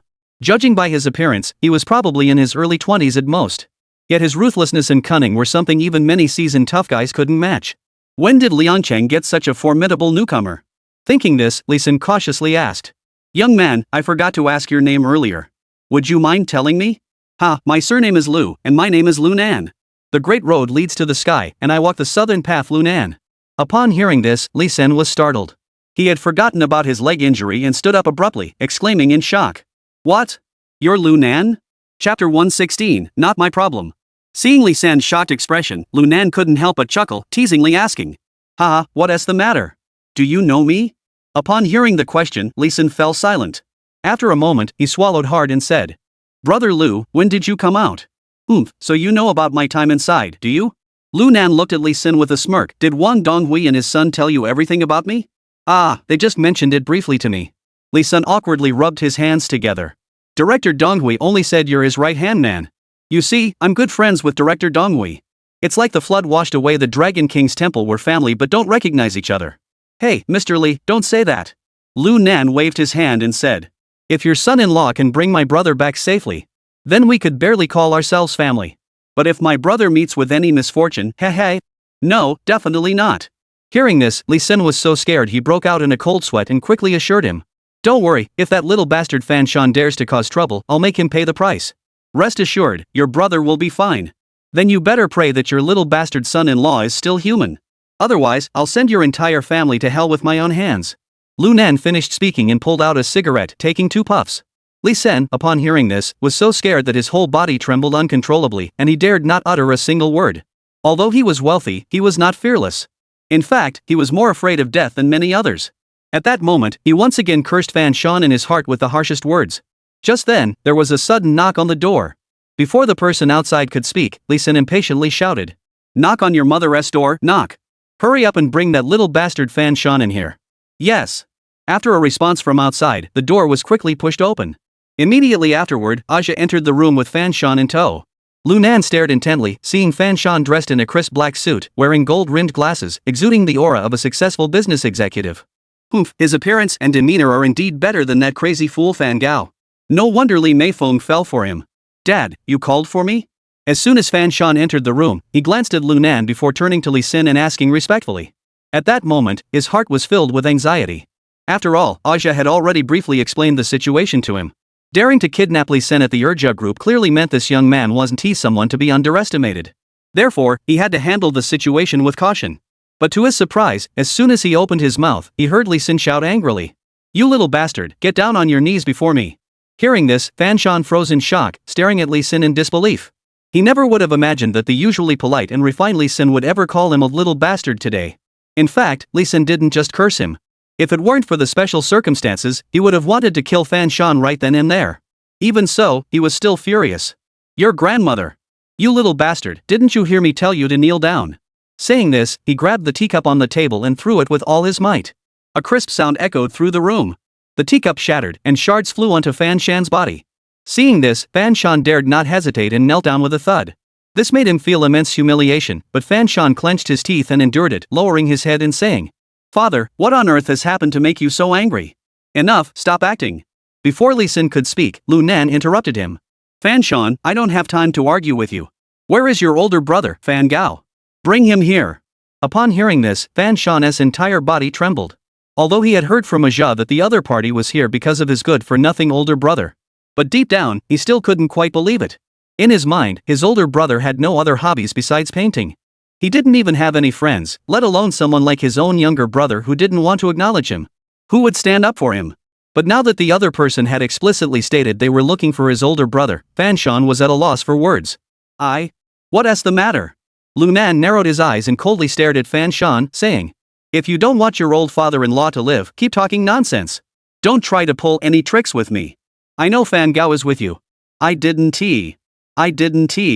Facing Lu Nan's intense glare, Fan Shan felt a chill run down his spine and hurriedly shook his head to explain. My older brother did come to see me yesterday, but he left shortly after. Oh? Upon hearing this, Lu Nan raised an eyebrow and asked. Are you sure? Yes. I'm certain. Upon hearing Fan Shan say this, Lu Nan nodded. It seems I misunderstood you. Li Xin and the others heard Lu Nan say this and were about to relax. But before they could, he suddenly raised his right hand. Bang! A gunshot rang out. Fan Shan felt a searing pain in his right shoulder, followed by a gush of blood. Ah! As Fan Shan's agonized screams echoed, Lu Nan fired another shot to the left. Bang! A bullet whizzed past his left ear, embedding itself in the wall and leaving a clear indentation. This time, Fan Shan finally broke down. Before he met Li Meifeng, he was just an ordinary person. When had he ever seen such a scene? This scene completely terrified him. Thud! Fan Shan could no longer stay on his knees and collapsed onto the ground, frantically begging for mercy. I'm sorry, brother, I was wrong, my older brother really isn't here, yes. Bang! Another bullet was fired, hitting right in front of Fan Shan. Fan Shan clutched his wound, his face filled with terror as he stared at Lu Nan. But the other party remained completely unmoved. He glared at Fan Shan with a cold expression and said in a harsh voice. I'll say this one last time, bring Fan Gao to me. Otherwise, the next bullet will take your life. At that moment, Lu Nan looked like a demon, his gaze sharp, his tone icy cold, and devoid of any emotion. At that moment, Fan Shan was completely petrified with fear. His mouth was wide open, but he couldn't utter a single word. Fan Shan, you bastard, what are you doing up there trying to play the hero with me? Hurry up and do what Lu Nan told you to do. Damn it! Li Xin erupted into a tirade. He wasn't afraid that Lu Nan would kill Fan Shan. It was because he feared that if the other party got angry, he might end up getting killed himself. Even if he didn't kill him, he might shoot him in the other leg. That would be enough to ruin him. Dad, my older brother really isn't here. At that moment, Fan Shan could no longer endure the pressure and burst into tears. Seeing this, Lu Nan couldn't help but furrow his brows. He could tell that Fan Shan had truly broken down. If Fan Gao were in his hands, he wouldn't dare to be so defiant. But he also trusted IC Zai's hacking skills. Fan Gao must be inside the Urja group. Oof. Lu Nan sneered coldly, since you want to die, I'll grant you your wish. No. My older brother came last night, and we didn't even get to say a few words. He was taken away by Meifeng. Fan Shan shouted urgently. At this life or death moment, he didn't even bother to cover for Li Meifeng. Even if Lee Sin and Lee Meifeng expelled him from the Urja group afterward, it would be better than dying at the hands of this demon now. Chapter 117, The Venomous Meifeng. Upon hearing Fan Shan's words, Lee Sin's eyes widened in shock and anger as he demanded. Fan Shan, you bastard, what nonsense are you spouting? Meifeng was already sent to Malaysia last night by me. How could she have taken your older brother with her? You little bastard, if you keep talking nonsense, don't blame me for being ruthless. Fan Shan heard this and froze for a moment before quickly regaining his composure and hurriedly explained. Dad, I'm telling the truth. My older brother was really taken away by Meifeng. And she didn't go to Malaysia. Bang! Another gunshot rang out. The two of them stopped arguing abruptly. Lu Nan coldly glanced at the two of them before saying in a sinister tone. Damn it, it seems like you two think I'm playing around with you? If I don't kill both of you, you'll think I'm a punching bag. Lu Xiaoga, stop. Please don't get so worked up. I'll call Meifeng right now. If she really took your friend away, I'll have her bring your friend right over. Lee Sin hurriedly tried to stop him. He could tell that Lu Nan was serious about killing him. If he didn't calm the other party down quickly, he might really be shot dead by them. Alright, let us hurry then. I really can't hold back any longer, I'm about to kill someone. Lu Nan glared at the two of them with a ferocious expression before coldly saying. Lee Sin wiped the sweat from his forehead and quickly dialed his daughter's number. After a few rings, a sweet voice came from the other end. Hello, Daddy, is there something you need? Meifeng. Stop wasting my time. Bring Fan Gao to my office immediately. Right now. Immediately. By the end, Lee Sin was nearly shouting himself hoarse. On the other end of the line, there was a moment of silence before a slow, hesitant voice finally replied. Daddy, what are you talking about? I'm in Malaysia right now. Don't you dare play dumb with me. I heard it from Fan Shan, that little bastard. Bring him up here right now. Are you trying to rebel against me? Or do you want me to hand over the entire company to your brother to manage? After hearing Lee Sin's words, the other end of the phone fell silent. But just 3 seconds later, Lee Meifeng's voice came through, sounding indifferent. Daddy, I understand. I'll bring the people to your office right away. You good for nothing. Hurry up. You've really spoiled you rotten. How dare you dare to deceive me openly? Lee Sin was furious. He never expected that the usually docile Lee Meifeng would dare to defy him. At that moment, no one knew that on the other end of the phone, Lee Meifeng's face had suddenly revealed a chillingly ruthless expression. After hanging up the phone, she turned to look at the man beside her, who had been tortured to the brink of death, and gently stroked Fan Gao's cheek, saying, Ah Gao, I never expected anyone would dare to stand up for you. But perhaps this isn't such a bad thing after all. Sometimes I think you might actually be my savior. On the other side, Lu Nan glanced at the time on his phone and coldly said, If I don't see the person I'm looking for after a cigarette, you'd better start preparing for the funeral. With that, he leaned back and lit a cigarette with a leisurely air. Lee Sin and Fan Shan were so frightened by his words that they broke out in a cold sweat, struggling to breathe, their bodies trembling as if they were about to collapse. Aja remained expressionless, staring intently at Lu Nan, his thoughts unknown. Time flew by in the blink of an eye. As Lu Nan's cigarette dwindled down to just a stub, Fan Shan could no longer sit still. Dad, call Meifeng immediately and find out what's going on. What if Meifeng didn't take my older brother with her? We're really in big trouble. Fan Shan urged anxiously. Upon hearing this, Lee Sin didn't waste any time, pulling out his phone and dialing Lee Meifeng's number. Just then, a pleasant melody suddenly rang out at the door. Immediately afterward, the door was pulled open from the outside. There stood a girl dressed in a fiery red dress, closing her phone. Her features were exquisitely beautiful, and she exuded an alluring and seductive aura. It was Lee Meifeng. Meifeng, where's Fan Gao? Meifeng, where's my older brother? Lee Sin and Fan Shan shouted impatiently.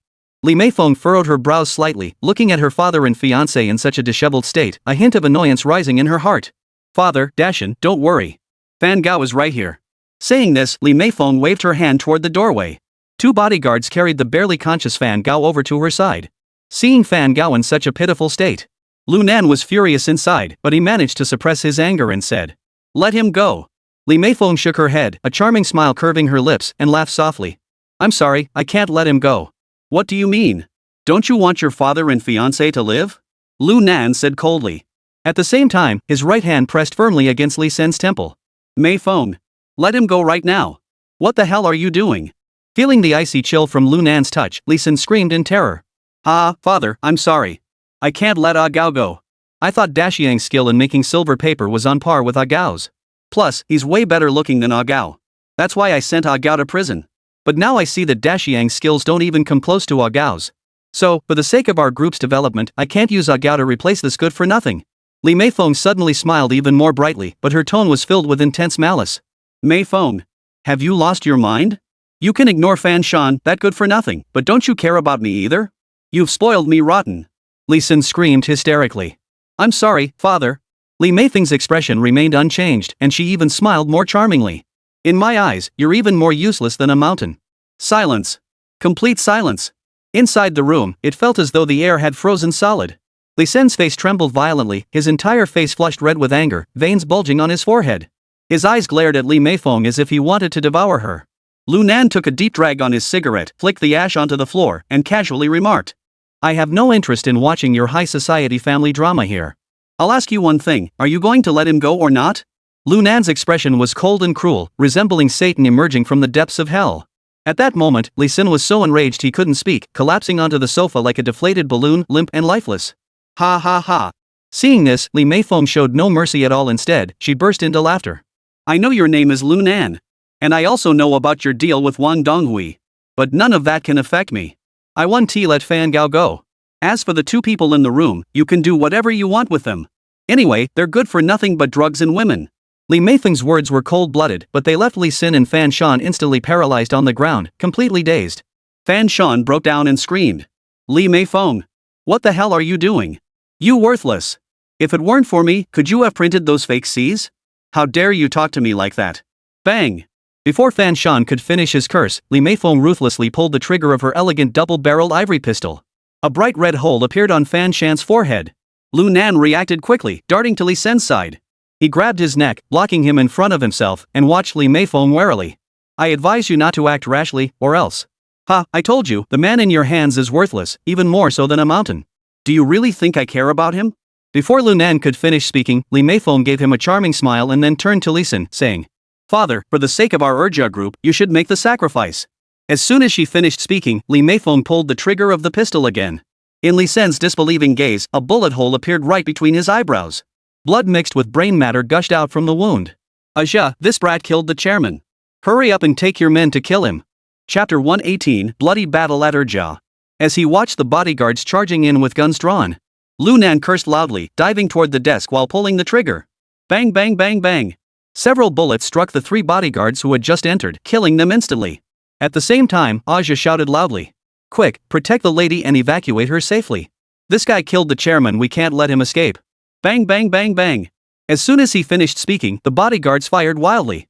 Documents on the desk were scattered everywhere by the bullets. Lu Nan was completely unable to show his head. At that moment, Lu Nan finally understood Li Meifeng had already made her move. This Aja must have been bribed by Li Meifeng long ago. Otherwise, how could he dare to speak such nonsense with a straight face? Who killed Li Sun? Can't these bastards see it? Ha, you want to let me leave? I really don't want to leave today. Taking advantage of the lull in the gunfire, Lu Nan gave a cold smile and shouted at Li Meifeng, who was being escorted away by some bodyguards. Li Meifeng, I'm calling 110 and contacting the media right now. I'll see how you handle it when the police and journalists arrive. More guns and fake IDs. Even if Wang Donghui is your father, he can't protect you. Sure enough, upon hearing Lu Nan's words, Li Meifeng's footsteps involuntarily came to a halt. She slowly turned around, her gaze fixed on Lu Nan. What do you want? Don't waste your breath. Leave Fan Gao here for me. Then personally escort us out of the Urja group. Otherwise, we'll all go down together. Lu Nan shouted loudly. Anyway, I'm just a fugitive who escaped from prison. Dying here or being recaptured makes no difference to me. I don't believe you dare to bet the future of your Urja group on this. Ha ha ha. Sink or swim? Mr. Lu, you really underestimate me, don't you?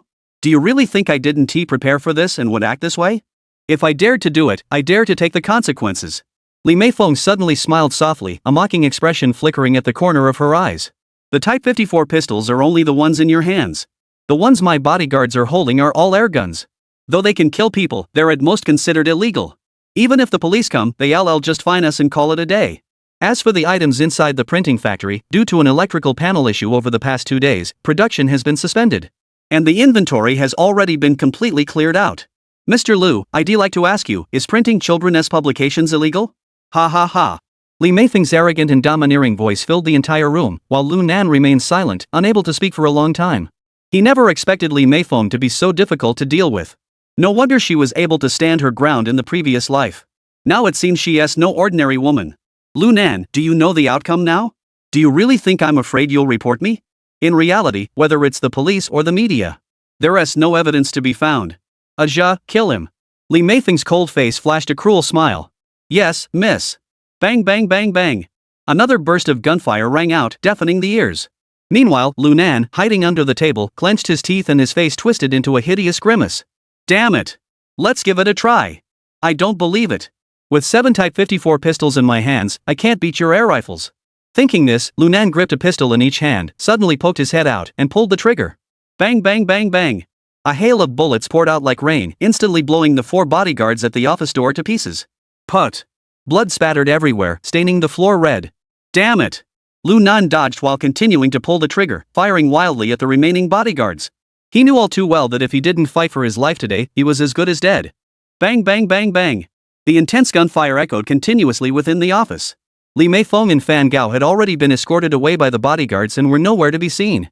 Lunan had no time to think about anything else, he just kept pulling the trigger. When one gun ran out of bullets, he switched to another. Finally, after Lunan had fired all his bullets, many bodyguards lay dead in the office. The air rifles the opponents were using seemed unable to fire rapidly or reload quickly. Aja and the others were completely overwhelmed by Lunan and couldn't show their heads. Click, click, click. As the gunfire continued, Lunan's pistol emitted the click-click sound of the firing pin. Damn it! Lunan cursed loudly and threw both pistols to the ground. Damn it, Lunan! Out of bullets, huh? I'll see how you get out of this now. Aja shouted angrily. All of you, attack him. Kill him. For our brutally murdered brother, and to avenge the chairman. With that, Aja grabbed a gate-cutting knife and charged forward. The remaining bodyguards, relying on their numbers, naturally didn't back down. They swung their knives, rubber truncheons, and other weapons, closing in on Lunan from all sides. Damn it, when it comes to cold weapons, I'm not afraid of you. Lunan cursed as he stood up, staring at the swarm of bodyguards charging toward him. Kill him. At Aja's command, several bodyguards raised their machetes and swung them viciously toward him.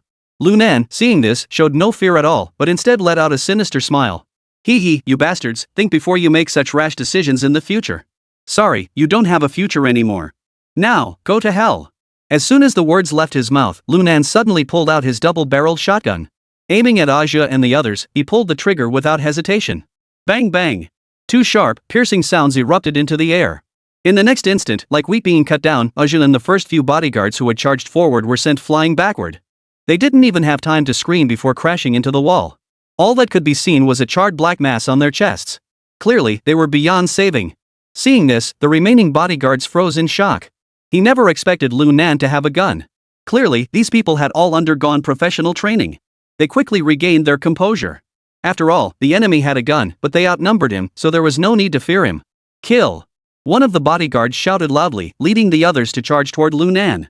Damn it, let's have some fun then. Lunan cursed, then swung his left hand, wielding a Swiss Army knife. Zip! The bodyguard immediately clutched his throat and stumbled backward, staring at Lunan in shock. You. He tried to speak, but it was too late, he had lost the ability to speak. Next, Lunan crouched slightly, planted his right foot on the ground, and straightened his left leg. In the next instant, Lunan leaped into the air and kicked the man square in the chest. Boom! The man flew through the air like a sandbag, landing 3 meters away. Put! Spurting blood stained the floor red. Damn it! You bastards, all of you, die for me! Amidst Lunan's furious screams, he charged back into the bodyguard crowd, slashing left and right, leaving a trail of chaos in his wake. In just a few seconds, numerous bodyguards fell under his military knife. However, Lunan's body was also covered in knife wounds. Though none were life-threatening, they still burned with intense pain. At that moment, the remaining bodyguards glared at Lunan with bloodshot eyes, their eyes bulging with fury. It was clear they were fighting with all their might. You! I'll kill you today. Kill! Chapter 119, I don't care. Just as Lunan and his bodyguards were engaged in a fierce battle inside Li Sen's office, Li Meifeng and the others had arrived at the first-floor lobby. She pulled out her phone, dialed 3 numbers, and made the call. Hello, 110? This is Urjia Group. I need to report a crime. A madman has entered our company with a gun. He killed my father and many others. Please come quickly. Li Meifeng's voice was filled with fear, but her expression was cold and ruthless. After reporting the incident, she hung up without hesitation. Gao. I never knew you had a friend like Lunan. Li Meifeng turned to look at the dejected man beside her, a mocking smile curling her lips. At that moment, Fan Gao's face turned ashen, and he forced himself to lift his head. You wicked woman. Even if I become a ghost, I won't let you off the hook. Gao, don't worry. You won't become a ghost. As for your good friend Lunan, he's probably already turned into one by now. Oomph, You've disappointed me. I'm still alive and kicking. As for those idiots who went up with you, they've all been slaughtered like pigs by me. Just as Li Meifeng finished speaking, a cold voice suddenly echoed from the doorway. Upon hearing this familiar voice, Li Meifeng's delicate body trembled and she quickly raised her eyes to look. Sure enough, Lu Nan, with a cold expression, walked toward her from the end of the corridor. At that moment, he was covered in blood, looking like a demon from hell. Especially the military knife dripping with blood, which looked extremely terrifying. Upon seeing Lu Nan in this state, Li Meifeng was completely stunned, standing frozen in place. She had been certain that Lu Nan was dead, but who would have thought he was still alive? Ah! Stop him! Hurry up! Li Meifeng finally snapped out of it and shouted at the bodyguards around her. These bodyguards were highly professional. Although they were startled by Lu Nan's appearance, they all pulled out their rubber batons and charged toward Lu Nan. Ha ha! Trash is trash, no match for us. You lot are exactly what I was looking for. At that moment, Lu Nan looked at the swarm of bodyguards rushing toward him, not the least bit afraid, but instead filled with excitement. Seeing that Lu Nan made no move, the bodyguards' eyes flashed with a bloodthirsty glow, and they swung their batons viciously toward him. Bang! Bang! 2 gunshots rang out. All the bodyguards were hit in the body and fell into pools of blood. It all happened too quickly. Li Meifeng didn't even have time to react. By the time she came to her senses, she was staring at Lu Nan in sheer terror. He was reloading the gun while grinning widely. Ha, the iron shotgun pellets have one advantage. When you're facing a group of pigs, you don't even need to aim. One shot can take down a whole bunch. Lu Nan, what are you doing? Li Meifeng was terrified, grabbing Fan Gao by the neck while simultaneously pulling out the ivory pistol and pressing it against his temple. If you dare take another step forward, I'll shoot him dead. Li Meifeng screamed threateningly, her once beautiful face twisted into a hideous grimace. He. Do as you please. I'm just a cellmate of Fan Gao. We've only known each other for 3 or 4 days at most. Do you really think I care if he lives or dies? Lu Nan shrugged indifferently, seemingly unconcerned about Fan Gao's life or death. Upon hearing this, Li Meifeng's delicate body trembled violently, and her forehead was covered in a fine layer of sweat. Li Meifeng, yes right. Fan Gao, panting heavily, said. From the moment he got me out of prison, we've been together for no more than 4 days. I don't even know why he risked his life to save me. At that moment, the look in his eyes as he gazed at Lu Nan was filled with complex emotions. Because he was telling the truth. He had no idea why the other man had come to save him. This left him utterly baffled. Li Meifeng, upon hearing this, clenched her teeth and said, Do you really think I believe your lies? If you take one more step forward, I'll kill him. Before she could finish speaking, Lu Nan had already raised the hunting rifle in his hand. He spoke in a cold tone. Whether you believe me or not doesn't matter. I'll count to 3, and we'll both fire at the same time. Even if you don't kill him, the iron sand in my gun will still spray all over Fan Gao, that lunatic. Then the 2 of you will die together. As he finished speaking, Lu Nan stared straight at Li Meifeng, his gaze showing no sign of backing down. You? Li Meifeng was on the verge of breaking down. If what Lu Nan said was true, he and Fan Gao didn't even have a relationship, so why would he risk his life to save him? But she dared not risk her life against him. 1. Just as Li Meifeng's mind was racing, Lu Nan's cold words echoed out. 2. Don't shoot. I surrender, I surrender. Li Meifeng shouted loudly, dropped the ivory pistol in her hand, and knelt on the ground. Finally, she had dealt with her useless father. Finally, it was her turn to take control of the Urja group. She didn't want to die.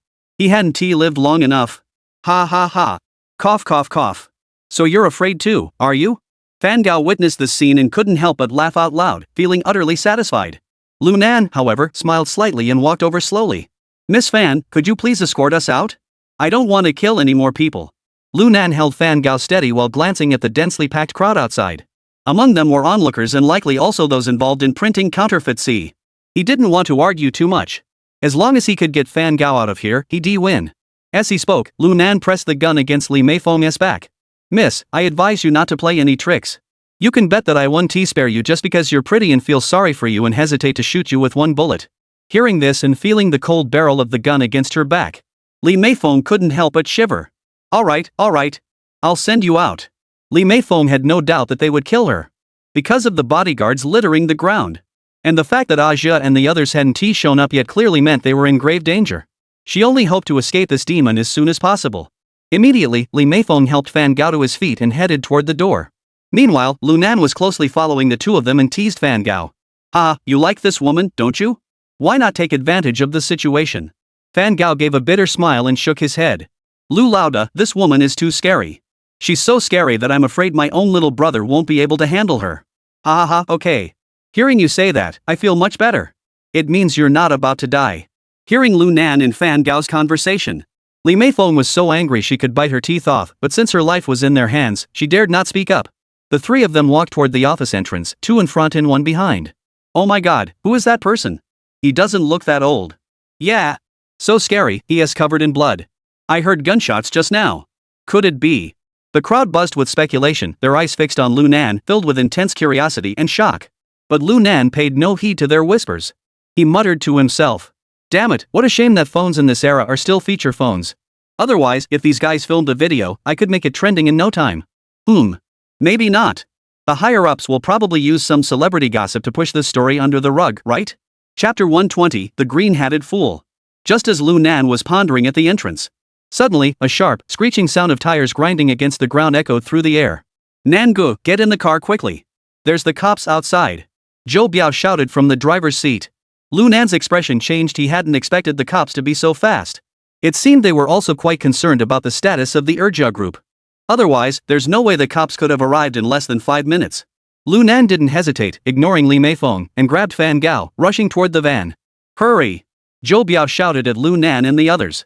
He then opened the side door of the van from the inside. At the same time, the sound of police sirens could be heard in the distance. Lu Nan didn't care how badly Fan Gao was injured. He kicked him into the cargo area. He then turned around, raised his gun, and aimed to kill Li Meifeng. It was well known that in her previous life, Li Meifeng had been a powerful figure in Liangcheng, capable of controlling the winds and rains. If he didn't kill her now, he'd be in for a lot of trouble in the future. But just as he pulled the trigger, he felt his clothes tighten behind him. Bang! The gunshot rang out. The crowd screamed and dropped to the ground. Damn you, Fan Gao! What the hell are you doing? Seeing Li Meifeng also lying on the ground unharmed, Lu Nan couldn't help but fly into a rage. Nangu, let it go. After all, she. Go to hell. You deserve to be cheated on and tormented by others. Before Fan Gao could finish speaking, Lu Nan interrupted him. Fan Gao's face turned beet red, humiliated by the insults, but he didn't know how to respond. Lu Nan didn't care what the other person was thinking. He aimed the hunting rifle in his hand at Li Meifeng once again. Just as he pulled the trigger. Da! Da! Da! Da! A barrage of bullets fired violently toward him. Lu Nan's pupils contracted violently as he dodged the bullets. Nangu, get in the car. The cops are here. Hearing Zhou Biao's urgent shouts, Lu Nan stamped his feet, then grabbed the car door and flipped himself into the back of the truck. Boom! Seeing Lu Nan get into the car, Zhou Biao slammed on the gas pedal, flooring it. Squeal! The urgent sound of tires screeching against the ground echoed, and the entire Songhuajiang microvan accelerated instantly, shooting out like a bolt of lightning. At the same time, a black SUV was speeding toward them from the distance. Squeal! A piercing screech of brakes suddenly echoed through the air. The tires screeched against the ground, filling the air with the smell of burning rubber. The vehicle came to a stop, and several male special police officers emerged from inside. Quickly evacuate the crowd. Check if there are any other suspects. The rest of you, follow me. A middle-aged man wearing sunglasses and exuding an air of authority shouted from the driver's seat, then stomped on the gas pedal and sped off in the direction the SUV had left earlier. At the same time, 3 police cars followed the SUV in pursuit. The remaining vehicles and arriving police officers quickly dispersed the crowd and searched for the suspect's whereabouts. South brother, are you okay? Zhou Biao asked frantically while maneuvering the vehicle, glancing through the rearview mirror. I'm fine, just some superficial injuries. Just go back and have Lihi apply some ointment and I'll be fine. Lu Nan removed his green military backpack while fastening his seatbelt. Whether we can even go back is another matter, and you're talking about applying ointment. Smack! Before Fan Gao could finish his sarcastic remark, Lu Nan slapped him across the face. What are you doing? Fan Gao covered his swollen cheek, his eyes filled with hatred. Fan Gao, let me tell you, if it weren't for you, would Zhou and I be in this dangerous situation? Don't think that Li Meifeng cares about your skills.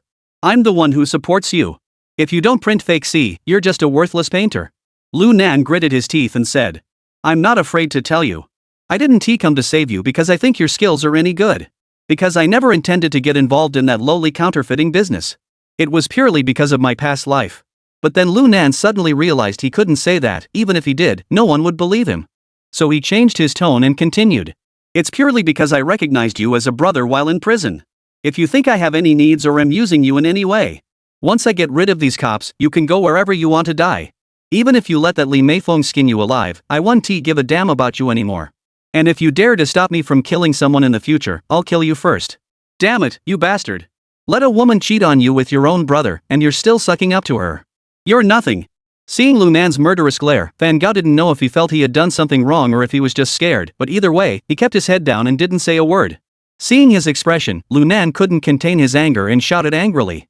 You, stop playing dead. Fasten your seatbelt immediately. Or I'll let Zhou Biao throw you out and smash you to pieces, and I'll have killed you for nothing when I came all the way to the second-class group to save you. Hearing this, Fan Gao jumped in fright. He quickly fastened the seatbelt around his waist. Zhou Biao heard this and grinned, thinking to himself, Brother Nan is indeed Brother Nan. This crazy guy doesn't listen to anyone, but he's been tamed by Nan Gu. He's really powerful. Zhou Biao, use all your skills. Get those idiots in the back off my tail. Got it, Nan Gu. It's my turn to show off. As soon as he finished speaking, Zhou Biao suddenly downshifted, and the engine of the Songhua River microcar roared like a wild beast. Immediately afterward, he slammed on the handbrake, spinning the car sideways across the road, then the entire vehicle shot forward like an arrow, darting into the narrow alley ahead. Aha! We're going to crash. Fan Gao, clearly inexperienced in Zhou Biao's driving, was so terrified he closed his eyes and screamed wildly. Bang bang bang! At the same time, a series of bullets shattered the car windows, but they had no effect.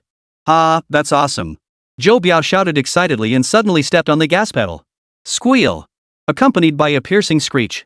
The Songhua River microcar scraped along both walls and plunged into the alley. If viewed from the outside, the distance between the vehicle and the walls was less than an inch. Some of the slightly higher bricks occasionally scraped against the vehicle's body. This driver must be crazy. How can you even fit in such a narrow space? And driving so fast? Why didn't he get stuck in the wall gap? A group of police officers were forced to stop at the entrance of the alley, staring in horror at the scene before them.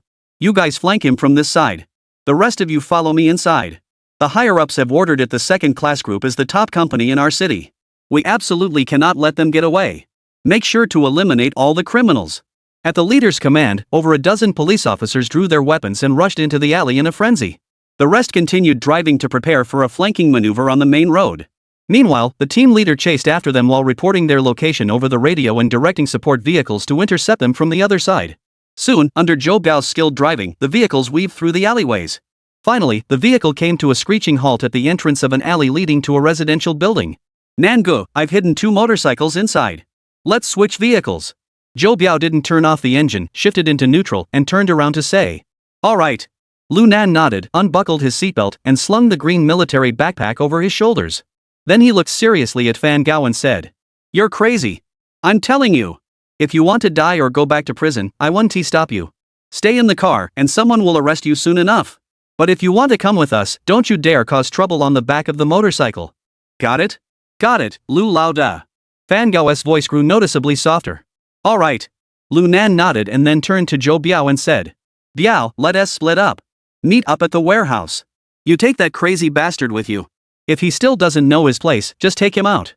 As he spoke, the two of them darted into the courtyard and dragged out 2 dilapidated light rider mantis motorcycles. Damn it, I'm telling you, you green-hatted bastard, if you wanna die, I won't stop you. But if you mess with Zhou Biao, don't blame me for killing you later. Lu Nan stepped on the gas and shouted to the 2 of them. Wait until I distract the cops, then you can leave. After speaking, he twisted the throttle and rode toward the corner of the alley. Chapter 121, Think It Over. As soon as Lu Nan turned the corner, he saw 4 or 5 police officers running toward him. Don't move. Put your hands up. Bang bang. Before the officers could finish speaking, Lu Nan had already parked his motorcycle across the alley entrance. At the same time, he raised the double-barreled shotgun in his hands and pulled the trigger. Click. Click. The iron-tipped bullet shattered 2 red bricks, and the flying debris instantly grazed the cheeks of several people. Damn it! Damn it! How dare you attack the police? The lead officer flew into a rage, drew his service weapon, and fired at Lu Nan. But at that moment, Lu Nan sneered contemptuously, twisted the throttle, and darted into the narrow alley beside him. Chase him. That's the one. Damn it, armed murder, assaulting a police officer. We absolutely can't let him escape. The lead officer cursed angrily and immediately sprinted toward the street entrance. The remaining officers hurriedly followed, but their speed couldn't compare to Lu Nan's motorcycle. In just a few seconds, Lu Nan had already vanished without a trace. Zhou Biao, dragging Fan Gao, rode leisurely in the opposite direction. At that moment, Lu Nan was speeding through the alley. He would occasionally stop to reload his hunting rifle, firing a couple of shots into the air to draw the attention of the police officers. I think Zhou Biao and the others have already left. I should get out of here too. After saying that, Lu Nan twisted the throttle and continued speeding forward. But just as he reached the intersection of an alley, a metal pipe was suddenly thrown out. It pierced the handlebar between the front wheel of the motorcycle. Bang! The violent impact caused the motorcycle to lose balance and flip sideways. Put. Lu Nan, caught off guard, slammed his head hard onto the ground, the pain nearly bringing tears to his eyes. The motorcycle also crashed to the ground at an angle, billowing thick smoke. Damn it! Who the hell ambushed me? Lu Nan, furious, struggled to his feet, only to find 3 people standing at the entrance of the alley. Ha ha! Lu Nan, it's been a while. A burly middle-aged man, smoking a cigarette, looked at Lu Nan with a mocking expression. Lu Ximing? Lu Nan's pupils contracted sharply as he coldly stared at Lu Ximing and said, "What are you doing here? Enough with the nonsense. You're not getting away today. Only by capturing you and bringing you to justice can I wash away my shame." Lu Ximing gave a sinister smile, then turned to the 2 men beside him and ordered, "You 2 keep him in your sights. If he makes the slightest move, shoot him on the spot." "Yes, Captain Lu." The 2 men responded with a nod, quickly adjusting their gun barrels to the optimal position and aiming them at Lu Nan's body. Meanwhile, Lu Ximing walked toward Lu Nan at a leisurely pace. As he drew the handcuffs from his waist, he coldly said, "Lu Nan, last time you fell into Li Xiangwen's hands, the judge didn't even sentence you to death. This time you won't be so lucky. Escape from prison, murder, assaulting a police officer. Once we catch you, I'll definitely be credited with a major achievement. When that time comes, I'll definitely apply to the court to execute you." Ha ha ha ha. Lu Ximing burst into a maniacal laugh. Lu Nan, however, remained calm and said indifferently, "Oomph, a worthless fool. Last time, if it weren't for Li Xiangwen showing up at the right time, I would have already killed you. By the way, Lu team leader, the way you crawled into the cornfield like a rabbit was truly embarrassing." Lu Nan's lips curled into a mocking smile, his tone brimming with contempt. "Looking for trouble?" Lu Ximing flew into a rage, grabbed Lu Nan by the collar, dragged him in front of him, and swung a punch at him. Bang! The heavy punch echoed throughout the alley, its force so great that it knocked Lu Nan to the ground instantly. Lu Ximing glared at Lu Nan with a savage expression, grinding his teeth and shouting, "You little bastard, don't think you're all that just because you learned a few fancy moves. I'll chop you into mincemeat and feed you to the dogs someday. You're nothing but trash, you're not even worthy of tying my shoelaces. You dare to think you can take me down? You're just dreaming." Lu Nan first glanced at the 2 plainclothes officers lurking at the alley entrance, then swept his gaze over Lu Ximing's menacing face, sneering disdainfully. "Oomph, I don't think so.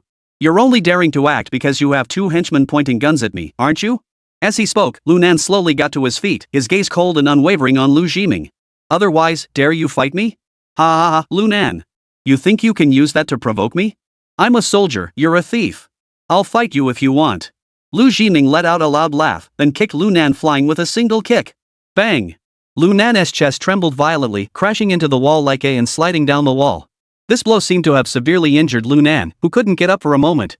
He, Nangu, it seems you're no match for me after all."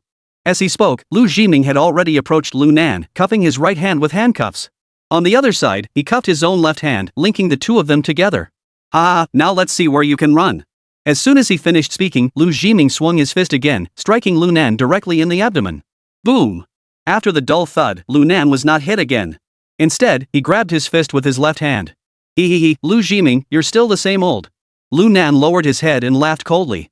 "With those 2 guys aiming at me, I dared not fight back. Now that we're tied together, I don't believe they'll dare to shoot." As he spoke, Lu Nan suddenly roared, "Get the hell out of here!" Boom!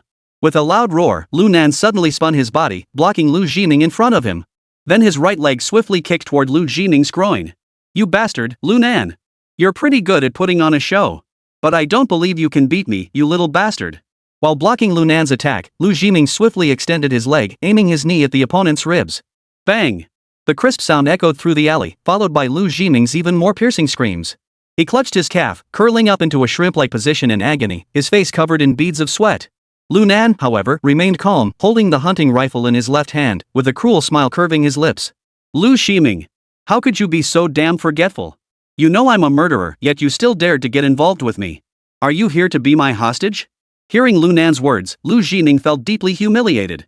At that moment, his eyes blazed with fury, his forehead veins bulged, and he roared like a wild beast. "Damn it, shoot him dead. Don't worry about me." Before he could finish speaking, Lu Nan grabbed him by the left arm. He blocked Lu Ximing in front of him. At the same time, he pressed the hunting rifle against the other man's jaw. "Go ahead, shoot. Before I die, I'll blow your team leader's head to pieces. Do you dare?"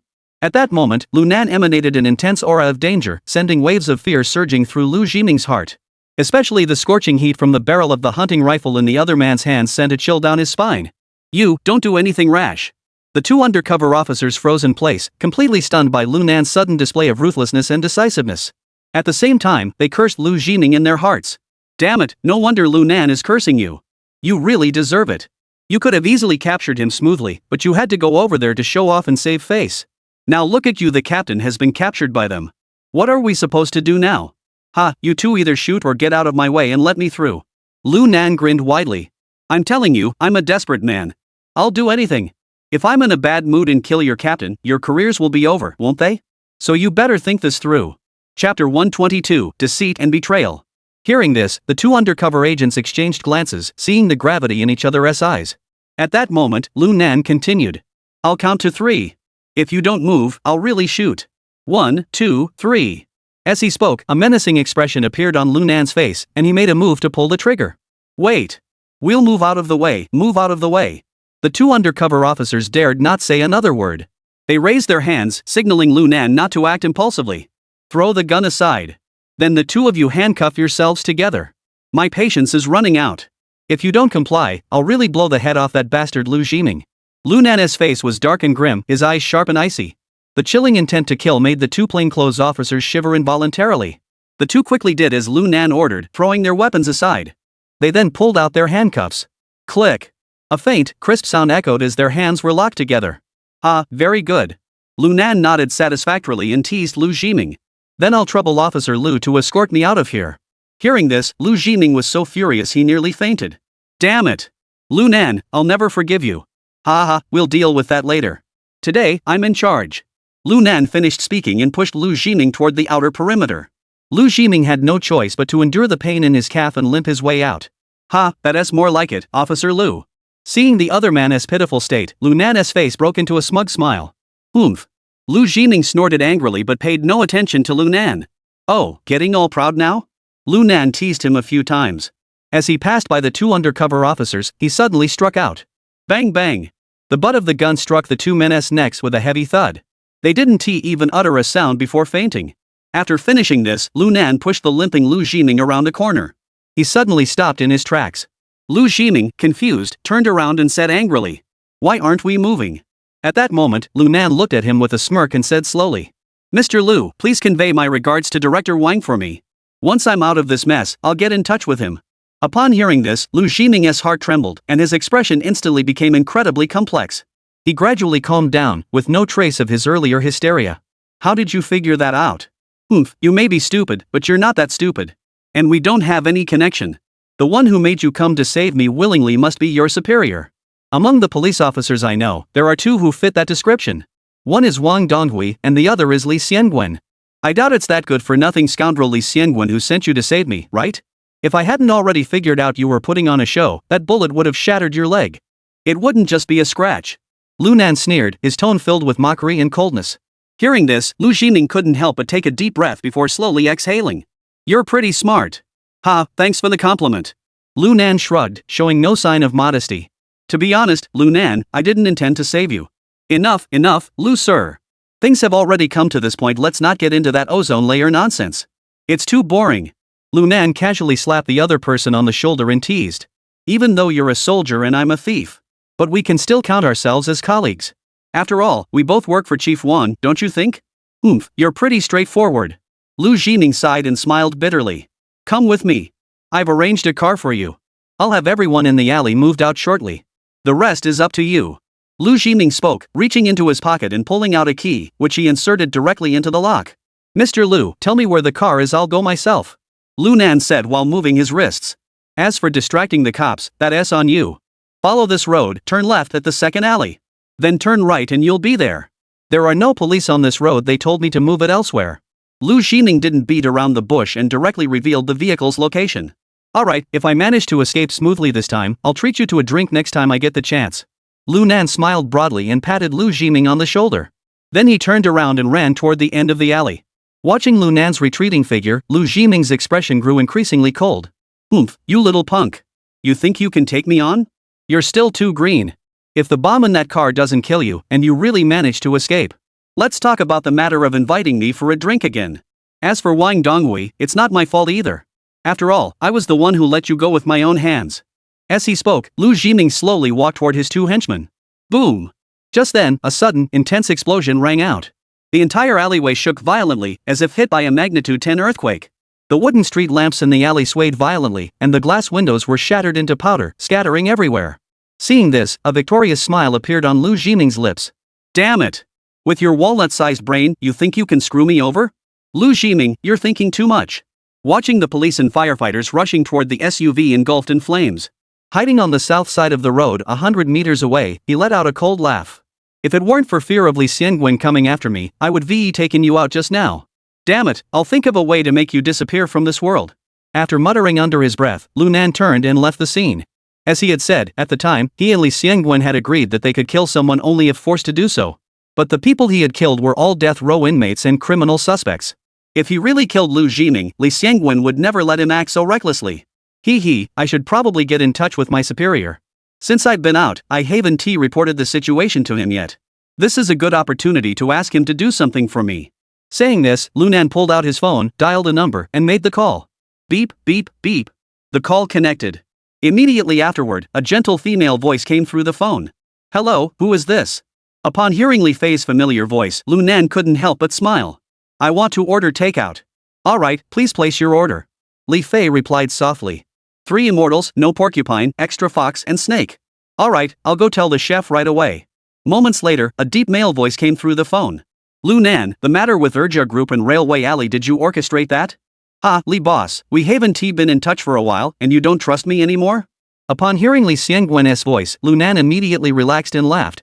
I just managed to escape from the first detention center. Shouldn't you at least show some concern for me? Care about you? Because you caused such a commotion in the first prison ward.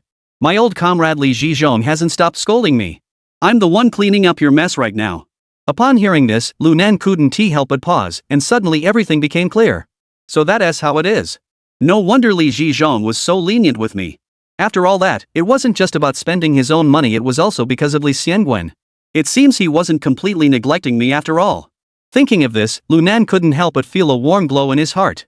Chapter 123, 2 phone calls. Mr. Li, whatever you say goes. Anyway, I'm out safely now, so you don't need to worry about me. Lu Nan said with a carefree smile, looking unconcerned. Hearing this, Li Xiangwen on the other end of the phone didn't say much either and directly asked. What is going on with the Urja Group and Railway Alley? Lu Nan, of course, wouldn't be so foolish as to admit that he had caused all this commotion to save Fan Gao. Instead, he blamed everything on Wang Donghui. Li boss, I've already become close with the guards in prison. You know that Urja Group, while appearing to run a children's book business on the surface, is actually involved in large-scale counterfeiting of C. Oh? Are you sure? I'm certain. Lu Nan replied confidently. And I heard from the small change guy that Li Xin from the Urja Group, Wang Donghui, and Wang Hai have a video. The video details their criminal activities. It includes sexual assault, murder, drug trafficking, and more. Upon hearing this, Li Xiangwen's eyes lit up, and he hurriedly asked. Do you have the video in your possession? I haven't gotten it yet. Lu Nan shook his head and said. I can't say I fully trust him yet. I think I'll need a little more time. Hearing this, Li Xiangwen paused for a moment before saying. Lu Nan, if you manage to get that video, keep it safe for now. When I ask you for it, you can give it to me then.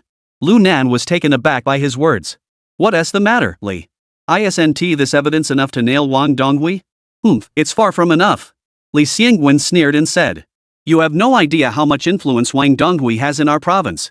Now that he trusts you, you can temporarily leverage his influence to act. That way, I can feel a bit more at ease. Your primary task right now is to integrate yourself with Xiaoqian, Lanlian, and their group. Eliminate their criminal organization. We'll deal with Wang Donghui later. Upon hearing this, Lu Nan immediately nodded and said. Understood, you can rest assured. I know what to do. By the way, that Lu Jiming is also one of Wang Donghui's men. The explosion in Railway Alley was his doing, he tried to blow me up. Upon hearing this, Li Xiangwen furrowed his brows and coldly said. I'll settle the score with him sooner or later. However, the immediate priority is to deal with the blue-faced criminal gang first. In the meantime, you can use this opportunity to gather more evidence against Wang Donghui and his crew. When the time comes, I won't let any of them escape the consequences of their actions. Upon hearing Li Xiangwen's promise, Lu Nan couldn't help but smile. All right. But there's something you need to tell me now. How do I get out of Railway Alley? After all, the area is now swarming with police. If I'm not careful, I might get arrested again. Damn it, didn't I just tell you? Go find Wang Donghui about this. He's got way more connections than I do. You have a ready-made scapegoat and you don't use him? Why come to me for help? Li Xiangwen replied angrily. Upon hearing this, Lu Nan was speechless. Damn it! Li Tu, is this fair to me? Besides, that guy Wang Donghui might make me do something illegal. What if I end up killing some corrupt cops? How are we going to handle that? Shut up and just get yourself out of there alive and in one piece. As long as you don't get killed, I don't care if you kill a few scum. Li Xiangwen on the other end of the phone coldly dropped the line and hung up. Lu Nan, holding the phone, felt a mix of laughter and tears. Damn it, he really lives up to his reputation as an iron-blooded police chief. The problem is, you need to tell me what kind of people you consider scum. Damn it, I should VE just killed Lu Jiming earlier. He's a piece of trash in my eyes. Lu Nan muttered to himself, then dialed another number. Hello? Director Wang, it's me, Lu Nan. Upon hearing Lu Nan's voice, Wang Donghui paused for a moment before blurting out. You weren't blown to pieces? No, that guy Lu Jiming is eating your food but not listening to your orders. Lu Nan said in a sarcastic tone. Hearing this, Wang Donghui frowned and asked in a stern voice. What do you mean? Lu Nan didn't hide anything and simply recounted the events at Urja Group and Lu Jiming's actions. Why did you go to Urja Group? What do you know? Wang Donghui's voice suddenly grew more serious. Lu Nan couldn't help but curve his lips into a cold smile, but his tone remained carefree. Director Wang, I don't care about the matters between Urja Group and you. I don't want to get involved either. After all, I'm still your subordinate now. But that woman named Li Meifeng dared to touch my brother without my permission. I must go find her and demand an explanation. Lu Nan's voice sounded calm, but it carried a hint of ruthlessness. Upon hearing this, Wang Donghui took a deep breath. Since you've already killed Li Sen, can't we just let this matter drop? Hearing this, Lu Nan didn't bother explaining Li Sen's death. After all, a flea doesn't bite when there are many of them. Let him misunderstand it was better that way. This way, he'd think there was no other option for him besides being deeply entangled with him. Director Wang, I killed Li Sen because I was afraid he would cause trouble for you. After all, he knew a lot about your affairs, didn't he? Wang Donghui remained silent for a long time before finally sighing and saying. Alright, I understand now. Li Meifeng, don't do anything, or it will disrupt my plans. I'll tell her not to cause you any trouble. Upon hearing this, Lu Nan's lips curled into a faint smile. That was exactly what he had been waiting to hear. If you can control her, that would be best. But I'm letting you know in advance. If that woman Li Meifeng doesn't know what's good for her, don't blame me for sending her to join her deadbeat old man in the afterlife. Wang Donghui was clearly furious. Are you threatening me? Upon hearing this, Lu Nan suddenly burst into laughter. Director Wang, I'm just telling it like it is. After all, there's a precedent for this. Lu Jiming, that good for nothing, didn't he listen to you either? Wang Donghui took a deep breath and said slowly. Rest assured, I'll deal with Lu Jiming. However, I hope you remember that without my orders, do not act on your own initiative. Otherwise, don't blame me for being ruthless. Lu Nan knew the other party was just venting his frustration and intentionally scolding him. So he didn't argue back but went along with him. You can rest assured. I'm now one of your people, so I won't cause any trouble. This time it's because I just got out, things piled up, and I ended up here. Take a look, I'm currently in Railway Alley. How should I get out of here? Lu Nan's words slightly eased Wang Donghui's anger. Regardless, Lu Nan has been cooperative so far. But the most crucial thing is that his abilities are truly outstanding. He actually managed to bring the loose change out of the first detention area. This alone was enough to warrant his attention. After a moment's pause, Wang Donghui spoke. Alright, I'll assign most of the police force to the Urja group.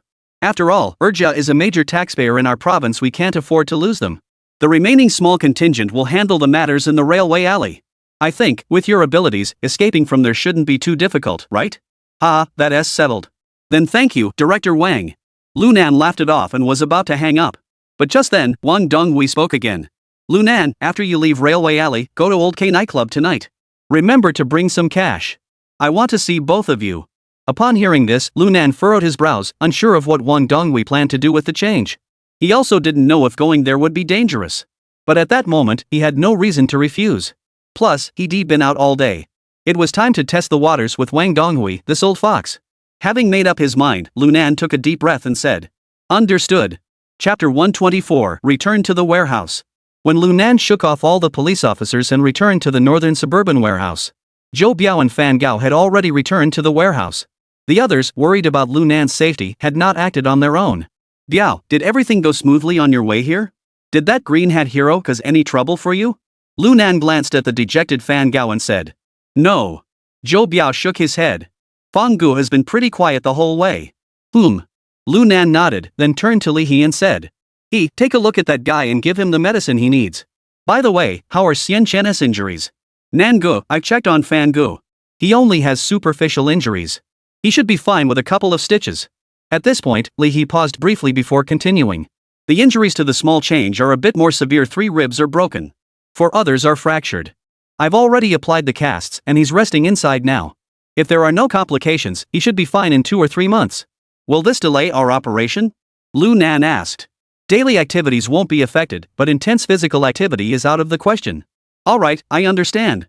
As he spoke, Lu Nan plopped down onto the sofa and pulled out a cigarette, lighting it up. Since we're all out here, I should share my thoughts with everyone. Seeing Lu Nan's serious expression, everyone gathered around. I plan to continue using the gang I founded in the first prison ward, Nanshanman, and continue my activities in society. Lu Nan took a deep drag on his cigarette and said, of course, the activities we engage in will definitely include legitimate businesses. But there will be no shortage of activities that push the boundaries. What do you all think? Hearing this, everyone looked at each other, no one daring to speak first. Lu Nan didn't rush them, instead silently continuing to smoke. In his previous life, these people were all his brothers. But when they joined his gang, they already had some reputation in Liangchang. So, strictly speaking, when Lu Nan first met them, they were already street thugs. But this time was different. The people before him were at most wayward individuals, and some might even hope to turn over a new leaf. The most crucial point is that he has Li Xiangguan backing him, which means he's essentially mixing with the underworld by order of the authorities, while these brothers in front of him aren't. If something were to go wrong, being sent back to prison might be the least of their problems. It could even cost them their lives. Therefore, Lu Nan needs them to make a decision, but he won't force them. After waiting for a while, Zhou Biao spoke first. Brother Nan, I'm in. After all, there's nowhere else for me to go. Plus, I'm really happy being with you. If you want to race, let's race. If you want to drink, let's drink. Drinking while racing is also fine. This is the freedom I've always dreamed of. At this point, Zhou Biao paused, his eyes fixed on Lu Nan. And I owe my freedom to you. You trusted me so much that you put all your money in my account.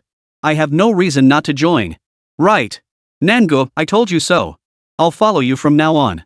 Otherwise, I owe you 6 lives, and I can never repay you. Whatever you say, I'll do it. After hearing Zhou Biao's words, De Kuei also chimed in. At the same time, the others also voiced their opinions. There was no other option. Join. Only Fan Gao remained silent. Green Hat Hero, what do you mean? Seeing Fan Gao say nothing, Lu Nan couldn't help but speak up. Nangu. Fan Gao bit his lip as if he had made up his mind and said, Nangu, I'm just a worthless painter. I almost dragged you and the brothers into trouble. Can I still join? By this point, Fan Gao's face had turned bright red and he lowered his head in shame, unable to meet Lu Nan's gaze. Lu Nan, however, laughed. Alright, since that is the case, let us settle this. I hereby declare that the Nanshanman group is officially established. South brother, you haven't asked me yet. Before Lu Nan could finish speaking, Xiaoqian emerged from the inner room covered by the warehouse. Seeing his appearance, Lu Nan burst into laughter. Hey, what's with that outfit? You look like a football player. Hearing Lu Nan's teasing, Xiaoqian replied with a sour expression. Brother Nan. I asked Li He about this. He said this way dries faster. Seeing Qian's expression, everyone burst into laughter. Lu Nan couldn't help but laugh and said. Haha, okay. What do you mean by that? Are you joining my group, or are you going to find your older brother Blueface? Brother Nan, when I was in the first detention center, wasn't I already a member of the South Heavenly Gate? Of course I'll join your group when I get out. Xiaoqian said matter-of-factly. In the underworld, loyalty and righteousness are everything. How could I abandon my brothers? Hearing him say that, Lu Nan couldn't help but feel a bit hesitant. After taking a deep drag on his cigarette, he fixed his intense gaze on Shen Xiao. Xianer, since you brought it up, I really need to ask you this. If our Nanshanman group were to clash with your older brother and his men, what would you do? Hearing this, Xiaoqian froze in place. After a moment, a look of conflict appeared on Qian's face. Clearly, he too was caught in a dilemma. Lu Nan didn't rush him, just staring at him. This was a question he had to clarify. He had a mission on his hands to bring the blue-faced gang to justice. This issue would inevitably arise in the future. Better to address it now than be caught off guard later. As time passed, Xiaoqian finally sighed deeply, looked up at Lu Nan, and said, Nangu, if you and my brother really end up facing off, I can only promise to stay neutral and lock myself away. I'll wait until you two settle things before coming out. I don't know if that's acceptable? Xiaoqian spoke with utmost sincerity. Lu Nan saw his expression and couldn't help but pause for a moment. He then nodded and said, Alright, that is a plan. He. Nangu, does that mean you agree to let me join? Seeing that Lu Nan had agreed, Xiaoqian immediately lit up with joy. Yes. I agree. Lu Nan patted him on the shoulder and smiled. Thanks, Nan-gu. The small change suddenly became extremely excited. Alright, I'll call another buddy over in a bit. He's my childhood friend, Wang Shifan, nicknamed Wang Fatso. I'll have him register Nanshanman Real Estate Culture Company, Limited. Lu Nan took a drag on his cigarette and said. Mainly because his background is clean. He's more suitable to be the legal representative. The main affairs within the gang will be handled by old Kwai Gu. Whatever he says is my decision. As for me, I might have some personal matters to attend to. Does anyone have any objections? No problem. Everyone nodded in agreement and expressed their approval. Alright, let us settle it then. Lu Nan nodded and said. I see, check online for a better office building or retail space. Let's rent a larger one. We'll discuss the rest when Wang Fatso arrives. Before he could finish speaking, the sound of the heavy iron door banging loudly echoed through the room. Immediately afterward, a hoarse yet loud voice echoed outside the door. Lu Nan, South brother. Your legendary boss is here. Hurry up and open the door to greet him. Chapter 125, Clear Division of Labor. As soon as Wang Fat entered the door, he gave Lu Nan a big bear hug. Nan-gu, you're amazing. Wang Fatso patted Lu Nan on the back while speaking in a rough voice. I heard all about it from old Jean. Damn it, why didn't you call me back then? You know we've always been inseparable. Hey, cut the crap. With your build, you'd be no match for anyone in a fight. If I took you to fight someone, you wouldn't even be able to run away after the fight. Lu Nan teased, patting the other person's arm. Seeing Wang Fatso, Lu Nan was also very excited. In their previous lives, they were close friends and later co-founded the Southern Heavenly Gate. They had built a formidable reputation on the streets of Liangchang. In this life, ever since he was reborn, he's been nothing but trouble. They had only just reunited. Come on, Fatso, let me introduce you. These are all our brothers. Saying this, Lu Nan pulled Wang Fatso to the front of the group and introduced him to everyone one by one. Wang Fatso was an outsider. Before long, he was already mingling with everyone. Brother Nan, can I be the legal representative of your group company? I don't have any money to invest. Wang Fat scratched his head, looking a bit embarrassed as he asked. Don't get so full of yourself. Lu Nan laughed and waved his hand. Do you think making you the legal representative means you'll be in charge? Legal representative? That's someone who gets held legally responsible. I'm just using you as a scapegoat. Damn it, what kind of legal representative is that? Basket Nan, you're really not worth a damn. Hearing their conversation, everyone burst into laughter. Enough, stop fooling around. Let us talk about something serious. After joking around for a while longer, Lu Nan waved his hand. He repeated the matters he had previously discussed with everyone to Wang Fatso once more. At the same time, he briefly distributed the company shares. There are 10 of us in total. I will take 20% of the company shares. The remaining 80% will be divided equally among the rest of you. The company will be managed by Old Kwai. Fatso will be responsible for daily operations. That's it. Do any of you have any objections? Upon hearing this, everyone shook their heads, except for Wang the Fat, who spoke up with a smile. Ha, Nan-gu, you only get 20% of the shares? Aren't you afraid that the 8 of us will team up and overthrow you, then kick you out? If that day ever comes, it'll be me, Lu Nan, who is the dog. I won't blame you. Hearing this, everyone fell silent. Even Wang Fatso, who was usually the joker of the group, was so moved he didn't know what to say. Enough with the nonsense. Let us get down to business. Lu Nan, seeing the situation, quickly waved his hands. Everyone knows about my relationship with Wang Donghui, right? Upon hearing Lu Nan's words, everyone nodded in agreement. After all, Lao Kuai and De Kuei were able to get out of prison smoothly, all thanks to Wang Donghui's efforts. Everyone was well aware of that. Xiao Qian had also heard Lu Nan mention it when he came out again. And Wang Fat knew even more besides Wang Donghui. He knew that Lu Nan must have another powerful figure backing him. Seeing this, Lu Nan nodded without saying a word and turned to Xiao Qian. Tonight, Wang Donghui told me to bring you to meet him. What do you think? Sure, why not? Xiao Qian shrugged indifferently. I'm actually curious to hear what he has to say. But before that, Nan-gu, should we retrieve the video I hid? It could be a lifesaver later. I was thinking the same thing. Lu Nan nodded and then asked. Give me the address, and I'll go get it. In the evening, have old Zhou take you to Old K nightclub. Wait for me at the entrance. After I call you, you can go in. Don't show up until I call you. After saying that, Lu Nan turned to IC Boy and said. IC, get each of us a fake ID. Just in case something happens, it'll be better to be prepared. IC heard this, made an okay gesture, and started fiddling with the computer. Brother Nan, what should we do? Wang Fat and the others asked. Those who need to register a company should go register, and those who need to look for a place to rent should go do that. Alright. Everyone nodded in agreement and got to work. Half an hour later. Lu Nan arrived at a street-side parking lot, quickly unlocked a Jetta, and climbed inside. It's been years since I last did this, but I haven't lost my touch. He pulled the ignition cable from under the dashboard, gave it a tug, and the Jetta started smoothly. Once I'm done with this, I need to get a few more cars. Otherwise, it's too inconvenient to get things done. As he spoke, Lu Nan shifted into gear and drove away. Following the address given by the change, Lu Nan quickly arrived at a abandoned two-story building next to Tangjiotin Market. Xiao Chen sure knows how to hide things. He killed an entire family of 3 and hid the hard drive in their house. That's really damn creative. Lu Nan leaned against the car, smoking a cigarette while surveying the area. Perhaps because the place had become a haunted house. After a while, no one appeared nearby.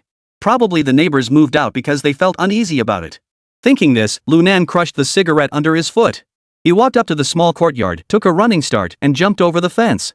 The courtyard was empty and covered in dust. Dry firewood, farm tools, and other were scattered haphazardly in the corner of the courtyard. The entire courtyard was filled with a putrid odor. But Lu Nan paid no attention to this, rushing straight toward the main house and trying to pull on the door. It's not locked? Lu Nan's brows furrowed slightly. At the same time, he grew wary. Logically speaking, this was the crime scene of a murder case. Not only should the door be locked, but there should also be a seal on the outside. But as he walked here, Lu Nan hadn't noticed any of that. However, since the key wasn't locked, Lu Nan didn't hesitate to enter. Squeak! Accompanied by the screeching sound of friction from the stair railing, Lu Nan pushed open the iron gate. A chilling breeze swept in, sending shivers down his spine. However, Lu Nan remained completely unfazed. After looking around, he headed toward the stairs. Soon, Lu Nan arrived on the second floor. The windows on the second floor were half open, and the curtains were drawn. Occasionally, a cold breeze blew in, causing the curtains to rustle. Lu Nan remained completely unfazed, immediately spotting the double iron bed that Qian Ruan had mentioned. According to his description, after he had killed this family, he had hidden the hard drive in the mattress's compartment. By opening the zipper on the side, he should be able to find it. Thinking this, Lu Nan slowly walked to the bed. He first kicked the mattress with his foot. Finding the mattress quite sturdy, Lu Nan couldn't help but snort coldly, then suddenly kicked with all his strength. With a loud thud, he kicked the steel mattress to the side. But just as he was about to pull open the zipper and search carefully, a strong gust of wind swept past his feet. Damn it! Lu Nan cursed aloud and instinctively dodged to the side. Swoosh! The spot where Lu Nan had been standing was slashed open by a knife. If Lu Nan hadn't dodged in time, he would have been crippled by now. Who? Lu Nan roared angrily. The next moment, a dark figure darted out from under the bed. It swung a knife at him with all its might. Chapter 126, Finding the Hard Drive. Damn it! Lu Nan cursed again, dodging backward. But even so, the fabric on his chest was instantly slashed open. If he had been a moment slower, he would have been gutted. Damn it, a professional? Feeling the bone-chilling cold wind on his chest, Lu Nan clenched his teeth and cursed under his breath. You little bastard, you've got some guts. The man across from him spoke in a harsh tone, not sounding like a Chinese person. Lu Nan glanced at him, noticing he was dressed all in black, a black-trimmed hat, a black neckgaiter, and a black thin cotton jacket with the collar upright, with only his eyes exposed. Judging by the color of his pupils and the eyebrows peeking out, he must be Russian. FCKU, wearing all black in broad daylight, are you trying to stand out? Are all you Russians F-airs? Bastards! Lu Nan couldn't help but curse. However, despite his curses, Lu Nan knew he had encountered a professional. Although the other person was alone, he was clearly extremely skilled and ruthless. And there was no hesitation, every strike was meant to kill. The man heard this and sneered. You bastard, I just like wearing all black. What is it to you? I'll kill you here and there'll be no one to see. As the words fell, the steel blade was raised, and he charged toward Lu Nan once more. Damn it, when the tiger doesn't roar, you think I'm Doraemon? You Russian bastard, you're just a piece of... Lu Nan roared, swinging his left fist with all his might. His right hand gripped the Swiss Army knife at his waist and swung it out in an instant. Poof! The black-robed Russian's pupils contracted sharply, and he hurriedly withdrew the knife handle to block the attack. A crisp clang echoed through the air. As the blade and dagger collided, sparks flew everywhere. Lu Nan and the black-robed old man both stumbled back several steps. Haha, I've got a knife too. Let's see who kills whom. You kill me here, or I stab you to death. Lu Nan licked his lips, his eyes filled with an intense bloodthirsty glint. The black-robed old man, however, looked solemn, clutching his steel knife tightly, saying nothing. The two stared at each other, seemingly searching for an opening to strike. Suddenly, the old man made the first move. His eyes widened, and he charged forward with a ferocious expression. Clang! Clang! Clang! Clang, clang, clang, clang. Blades clashed, sparks flying everywhere. The two men engaged in a furious struggle, tangled together in a chaotic heap. Lu Nan, relying on his extensive murder experience from his 2 lifetimes and his ruthlessness, He couldn't gain the upper hand. The black-robed old man never expected Lu Nan to be so tough. After all, in his mind, dealing with ordinary people didn't require so much effort. Especially since the opponent is a Chinese person. Under normal circumstances, a few moves would be enough to settle the fight. But today, facing a master like Lu Nan, he couldn't gain the slightest advantage. Boy! You little bastard, go to hell! The black-robed old man flew into a rage, swinging his steel knife. Whoosh! A gust of wind swept past, and the sharp blade seemed to turn into a streak of light. Once again, it lunged toward Lu Nan. Lu Nan was startled. This guy is indeed a highly trained professional assassin. In terms of speed alone, he was no match for me. Damn it! If we keep fighting like this and alert others, we'll be in trouble. We must find the hard drive quickly and get out of here. Just as he was thinking this, the streak of light was already within inches of him. Lu Nan took a deep breath, pushed off with his feet, and charged toward the black-robed old man with lightning-fast speed. Put! The blade sliced through the air. Lu Nan's clothes on his shoulder were instantly slashed open. The old man in black robes revealed a look of excitement in his eyes. Haha, give me death. You, don't speak gibberish to me, speak Chinese. However, the next moment, Lu Nan delivered a swift roundhouse kick. Crack! The black-robed old man was caught off guard, and the steel knife in his hand was kicked flying. You Russian bear! You've come all the way here to die? I'll see how you fight me without a knife. Lu Nan cursed loudly, then charged forward again. Sure enough, without his steel knife, the black-robed old man was like a tiger without teeth. Although he managed to dodge Lu Nan's thrusting military knife, he couldn't defend against his fists. Bang! The black-robed old man, knocked down by Lu Nan's kick, rolled forward and rushed toward the steel sword lying on the ground. Go to hell! Seeing this, Lu Nan immediately threw his dagger, aiming for the black-robed man's back. Immediately following, his right foot also kicked out. Boom! Although the black-robed old man dodged the Swiss Army knife, Lu Nan's kick landed squarely on his face. A loud crack echoed through the air. The black-robed old man felt a sharp pain in his eyes, and tears and snot began to flow uncontrollably. The black-robed man wiped his face with his hand and tried to roll over and attack again. But at that moment, Lu Nan suddenly pounced like a starving dog, mounting the man's body, then raised his fist and smashed it into his face. I told you to speak Chinese. English is also gibberish. Damn it, I don't understand. Bang bang bang. With a series of dull thuds as the fists landed on his body. The old man in black robes finally couldn't hold on anymore. And let out an agonizing cry. His entire face was completely swollen and disfigured. Huff, puff. After knocking his opponent unconscious, Lu Nan finally climbed off him, gasping for breath, with sweat dripping down his forehead. Damn it, if it weren't so cold and I hadn't been inactive, I wouldn't have had to work this hard to take you down. Lu Nan cursed as he bent down to pick up the military knife on the ground. He then casually ripped off the man's black neck gaiter. Sure enough, he was a Russian. Lu Nan furrowed his brows and muttered to himself. Damn it, this isn't going to be simple. The one who sent this bastard here is most likely Wang Donghui. But why would he send an old Russian over here? For a moment, Lu Nan was completely at a loss. Forget it, let South get the hard drive first. We'll bring this bastard back later and interrogate him properly. Thinking this, Lu Nan exhaled deeply, walked over to the double iron bed, and kicked the thick mattress onto the ground. He found the zipper on the side and pulled it open. There it is. Lu Nan's eyes lit up, and he plunged the military knife into it. A few soft clicks echoed as the mattress cover was sliced open. A black hard drive was now clearly visible. This was exactly what he was looking for. Lu Nan smiled satisfactorily just as he was about to stuff the hard drive into his pocket when the unconscious old man suddenly opened his eyes. He charged toward the window. Clang! The entire window shattered, and the black-robed Russian fell outside, rolling once before sprinting away. Damn it! Lu Nan cursed loudly, then leaped out of the second-floor window and gave chase. But just as Lu Nan was about to catch up, a sharp screech of brakes echoed, and a black SUV suddenly appeared at the entrance. Tchaikovsky, get in the car. We'll handle this kid. A furious shout came from inside, followed by 4 burly men leaping out. The old Russian, however, jumped directly into the SUV and turned back to say, "That little bastard found the hard drive. Go kill him." Upon hearing this, the 4 burly men suddenly drew their knives from their waistbands and pointed them at Lu Nan. Kill. Go to hell. Uncertain of their strength, Lu Nan cursed and turned to run. The 4 burly men clearly had no intention of letting him go and gave chase relentlessly. You little bastard, hand over what you found. Or you'll die. Chapter 127, Return to Old K. I'll give you my mother's ass. Lu Nan turned around and cursed, then ran even faster. He didn't believe that handing over the hard drive would spare him, given that these guys had dared to pull out a machete in broad daylight.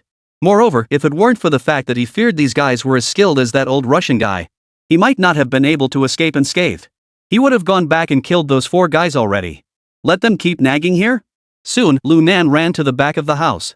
With a quick sprint, he scaled the wall. Damn it! This kid is faster than a rabbit. The four of them cursed in unison and followed suit, flipping over as well. Clearly, they didn't want to let Lu Nan escape so easily. However, as these burly men climbed over the wall, they were stunned. Behind the wall lay a field of yellowing cornstalks. Though all the corn had withered, there was no sign of anyone in sight. Where was Lu Nan's shadow? Damn it all to hell! One of the men cursed loudly, then pulled out his phone and dialed a number. Beep! The phone rang twice before being answered. Hello? What's the matter? A hoarse, deep male voice came through the phone. Blue face, the hard drive was taken by some unknown guy before we could get it. We were too late. The big man didn't tell the truth, because he knew how terrifying the person on the other end was. If he told Blue face that they had watched Lu Nan escape from their hands, they would be in big trouble when they returned. At the very least, a beating with a bamboo cane was inevitable. Ha! Did you get a good look at that kid's face? The voice on the other end of the phone suddenly grew solemn. I saw him clearly. The big man hurriedly said. Tchaikovsky even fought him and sustained minor injuries. What? Tchaikovsky isn't a match for him either? Could it be old Wang's men? Lan Lian was slightly startled, paused for a moment, then continued. Never mind. This isn't your fault. It seems we've encountered a skilled opponent. Immediately investigate the other party's identity. If they're really old Wang's men, we need to prepare in advance. Yes. The burly man bowed respectfully, feeling a sense of relief. Just as he was about to hang up the phone, he heard the blue-faced man continue giving orders. Remember, this matter must be kept strictly confidential. Especially don't let old Wang find out that we're intentionally coming to look for this hard drive. Otherwise, you'll be in for trouble. Got it. The big man hurriedly replied. I want to tell a soul. You can trust me. After hanging up the phone, the big man wiped the cold sweat off his forehead. Luckily, he was clever enough to lie and say that the other party had arrived here first. And he had pushed Tchaikovsky out as a scapegoat. Otherwise, he would have been in big trouble. Let us go back. All of you remember this, if you see Blue face, don't say a word. You should all know what he's capable of. The other three, upon hearing this, couldn't help but shiver and quickly nodded in agreement. Brother Xia, don't worry. We want to say a word. Shrimp Brother nodded in satisfaction upon hearing this. I'll have to remind Tchaikovsky later. Make sure that old Russian keeps his mouth shut. After speaking, he led the three back. They had no idea that not far from the four of them, in a cornfield, Lu Nan was pressing his right hand against his torn clothes, secretly observing their every move. Damn it! So these bastards are working for the blue-faced gang. Because I never had any dealings with him in my previous life. I had no idea this guy had Russians under him. Damn it, Tchaikovsky? Wait until I recover properly, and I'll make sure to get revenge for today. After the four left, Lu Nan waited another half hour in the cornfield. After confirming they hadn't come back for a surprise attack, he slowly emerged from the pile of withered cornstalks. It's getting late. Let's go to the mall to buy some clothes and have a bowl of noodles. I should also go see Wang Donghui at Old K's place. Lu Nan glanced up at the gloomy sky and walked to the roadside. He hailed a taxi and headed toward the city center. As for that Jetta he had borrowed, he naturally wouldn't drive it anymore, he'd just leave it there to gather dust. Old K's nightclub was still bustling with lights and music. It seemed that the Three Tigers shooting incident that had occurred several months ago had no impact on business here at all. Lu Nan confirmed that the change in Zhou Biao had arrived nearby. He finally hung up the phone and strolled inside. As soon as he entered, the same oppressive heat, chaos, and a pungent smell of smoke and alcohol hit him in the face. Lu Nan scanned the room with his eyes. He saw that the entire nightclub was filled with all kinds of women. They were dressed in flashy outfits, heavily made up. Some were flirtatiously teasing, exuding sensuality. Some sat at booths sipping cocktails and playing card games. Just then, a waiter approached. Hello, are you Mr. Lu Nan? Yes. Lu Nan nodded. The waiter smiled and said, Mr. Lu Nan, please follow me. After speaking, he turned and led the way toward the private room behind the dance floor. Lu Nan said nothing and followed him slowly. When they reached the second-floor corridor, the waiter stopped and pointed toward the farthest room. Mr. Lu Nan, your guests are waiting in the V777 private room ahead. If there's nothing else, I'll be on my way. Lu Nan nodded and looked toward the private room. There stood two burly men with their arms crossed on either side of the door. As they saw Lu Nan approaching, they spoke in a tone reminiscent of interrogating a criminal. Are you Lu Nan? Yes, I am. Lu Nan nodded. Please submit to our inspection. One of the burly men said this while walking toward him. It seemed as though they were about to search Lu Nan. Lu Nan calmly explained. No need to check, I'm fine. Someone inside asked me to come. I'm sorry, that is the rule. The burly man shook his head and reached out to continue searching Lu Nan. Hey, don't touch me. Lu Nan furrowed his brows and said unhappily. You have your rules, and I have mine. From childhood to adulthood, no man other than my father has the right to touch or search me. Oof. The burly man snorted derisively. Oomph, a escaped convict trying to act tough. Do you know who is inside there? If you want to go in, no matter who you are, you have to follow our rules. As he spoke, he grabbed Lu Nan's arm and dragged him toward the exit. However, Lu Nan suddenly shook off his hand. Don't move. Lu Nan coldly snapped. If I don't accept your rules, does that mean I can't go in? The burly man, seeing this, snorted coldly. Nonsense. Those who don't follow the rules can't go in. If that is the case, I'll just leave then. Lu Nan rolled his eyes, turned around, and left without hesitation. Seeing this, the two burly men at the door were taken aback. They didn't expect him to just leave like that. Hey! One of the burly men quickly called out. Stop! Is this a place where you can just come and go as you please? Another man reached out to grab Lu Nan's shoulder. Boom! Lu Nan spun around and delivered a powerful punch, slamming it into the burly man's chest. Ugh! The burly man let out an agonizing scream and flew backward. Damn it, Wang Donghui isn't here, so you think you can mess with me? Lu Nan cursed angrily, then quickly chased after the fallen burly man and kicked him in the groin. Bang! The burly man clutched his groin and writhed in agony on the ground, wailing in pain. Seeing this, the remaining burly man was instantly terrified. He never expected this young man to be so ruthless. I'm telling you, no matter who's inside.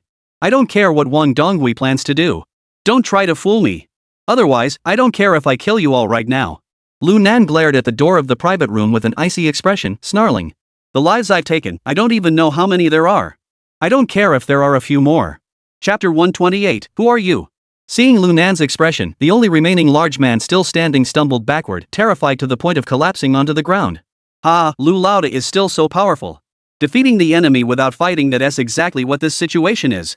At that moment, the door to the private room was pulled open from the inside. A young man walked out laughing. Oomph, so it's you, Hai Yu Zhang. Lu Nan smiled as he pulled out a pack of cigarettes, took one out, and put it in his mouth. Warden Hai, did you forget something? Ha? Lu Laoda, what do you mean by that? Wang Hai asked in confusion. Lu Nan lit the cigarette and said with a smirk. What? Could it be that the Sea Warden is so busy that he's forgotten our bet from back then? I clearly remember we made a deal. If I ever get out of the first prison ward, you have to call me Big Brother when you see me. Upon hearing this, Wang Hai's expression changed slightly, then he forced out a dry laugh. Ha, Lu Laoda, it was just a joke. A joke? Lu Nan exhaled a ring of smoke, narrowed his eyes, and said with a smile. If it's just a joke, then I should be going. Today, your father played a joke on me by not coming himself and sending you instead. Now you're playing a joke on me too. What the hell? Do you think I'm your Sunday entertainment? By the end, Lu Nan's expression had grown dark and sullen, recalling Lu Nan's brutality. Seeing this scene again, Wang Hai's forehead broke out in a fine layer of sweat. He took a deep breath and forced a smile, saying, Ha ha ha. Lu boss. I was just joking with you earlier. Let's go inside and talk, there are too many people outside. Hearing this, Lu Nan sneered coldly. Oomph. He flicked the cigarette from his mouth, I don't have time for this. Bye. With that, he turned to leave. Wang Hai hurried over to block his path, clenching his teeth and whispering. Lu boss, there are still some of my other friends in the private room.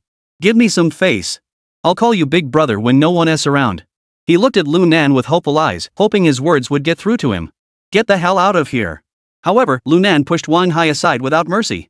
He then turned and walked out without looking back. Seeing this, Wang Hai's face alternated between pale and red, and for a moment, he didn't know what to do.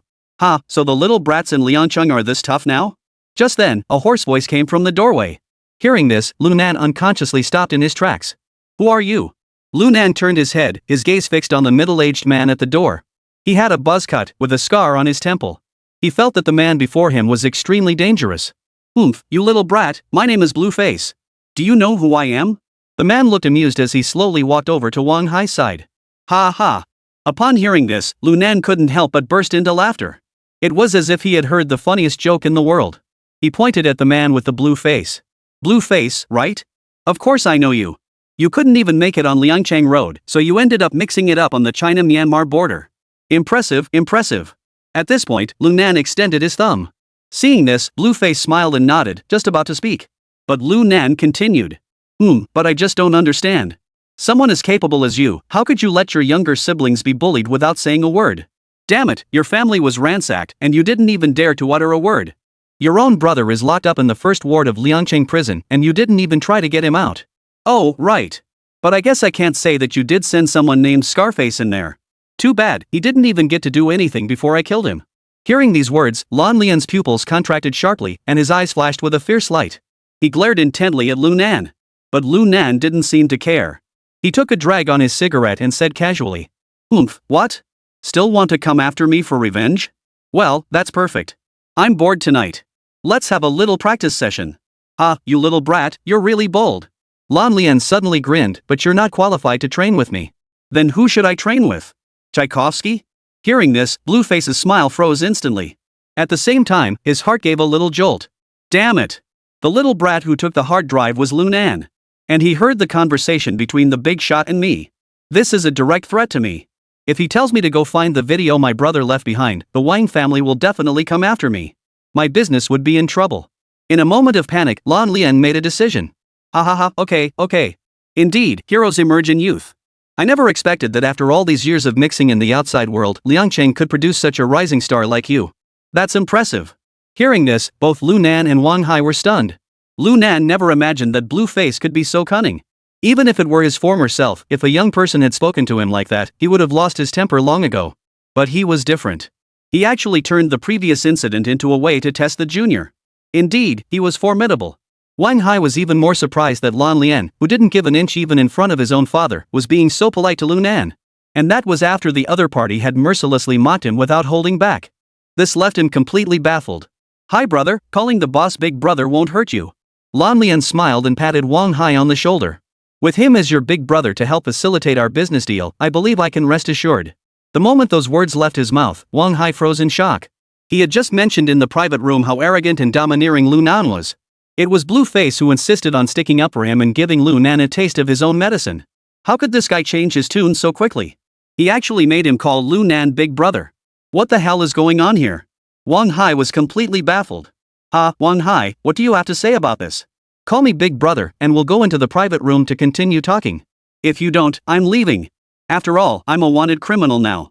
It's not good for me to be out in public all the time. After saying this, Lu Nan stood there, smiling mockingly at Wang Hai. Upon hearing this, Wang Hai hesitated for a moment before clenching his teeth and respectfully shouted. Big brother. Good. Come on in, little brother, let us talk inside. Lu Nan laughed heartily, lit a cigarette, then bowed his fist toward the blue-faced man. Blue-faced brother, though I'm young and just out of prison, I don't know the rules.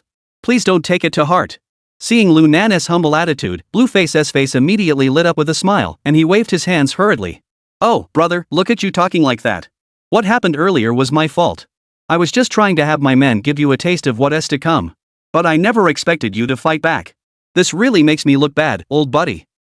Blue-faced brother, I'll punish myself with 3 cups later. Don't take it to heart. The two of them chatted and laughed as they walked into the private room. Watching their backs, Wang Hai rubbed his face hard and cursed angrily in his heart. Damn it! Chapter 129, What Gift? Upon entering the private room, there were several more blue-faced henchmen inside. At his signal, everyone quickly exited and lined up at the entrance of the private room. At that moment, only Lu Nan and the 2 others remained.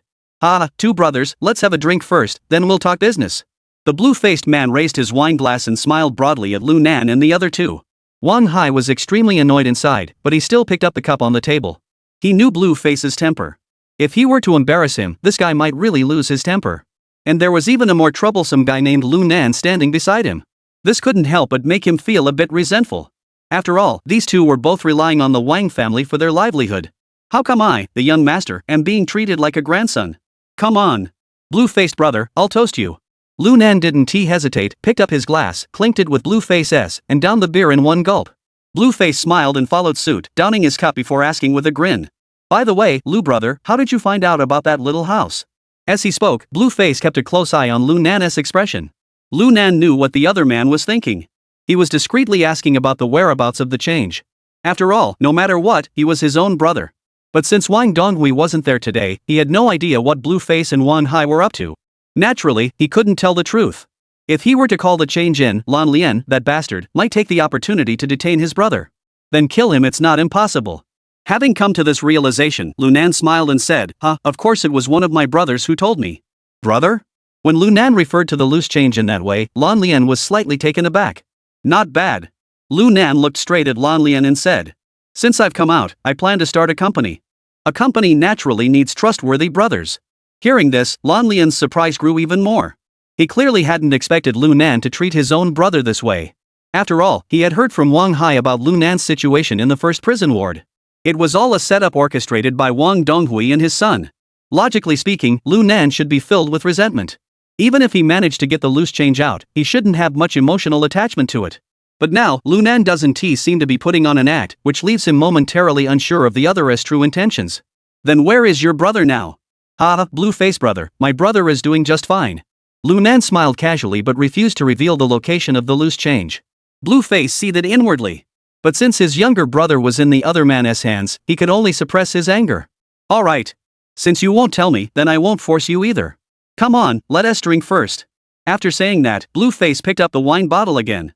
Wang Hai stood there dumbfounded, listening to the two of them speak in riddles, completely clueless. However, seeing the blue-faced man raise his cup, he followed suit and raised his own bottle. But Lu Nan shook his head at that moment and said calmly, "Blue-faced brother, stop drinking. Let's talk about business first. Once we've finished discussing the important matters, we can drink later." Speaking, Lu Nan looked straight at Wang Hai and said directly, "Hi, my old man called me and said he wants to see me today. That's why I came over. If I had known he wasn't coming, I definitely wouldn't have come here. Now I want to ask, what exactly does our old man mean?" Hearing Lu Nan refer to his father and himself in such a manner, Wang Hai's lips twitched involuntarily. Damn it! Now I'm Hai Di-er? My dad is now our old man? You bastard, who the hell are you calling our family? Although Wang Hai was cursing inwardly, he forced a smile on his face. He spoke up. Lu Lao, big brother, our old man means for you to bring the change brother over. Then have Blueface take him away. After all, they're blood brothers. As for your matter, our old master didn't mention it directly to me. At this point, Blueface saw that Wang Hai had spoken his mind. He couldn't help but stare straight at Lu Nan. He wanted to see how he would play dumb this time.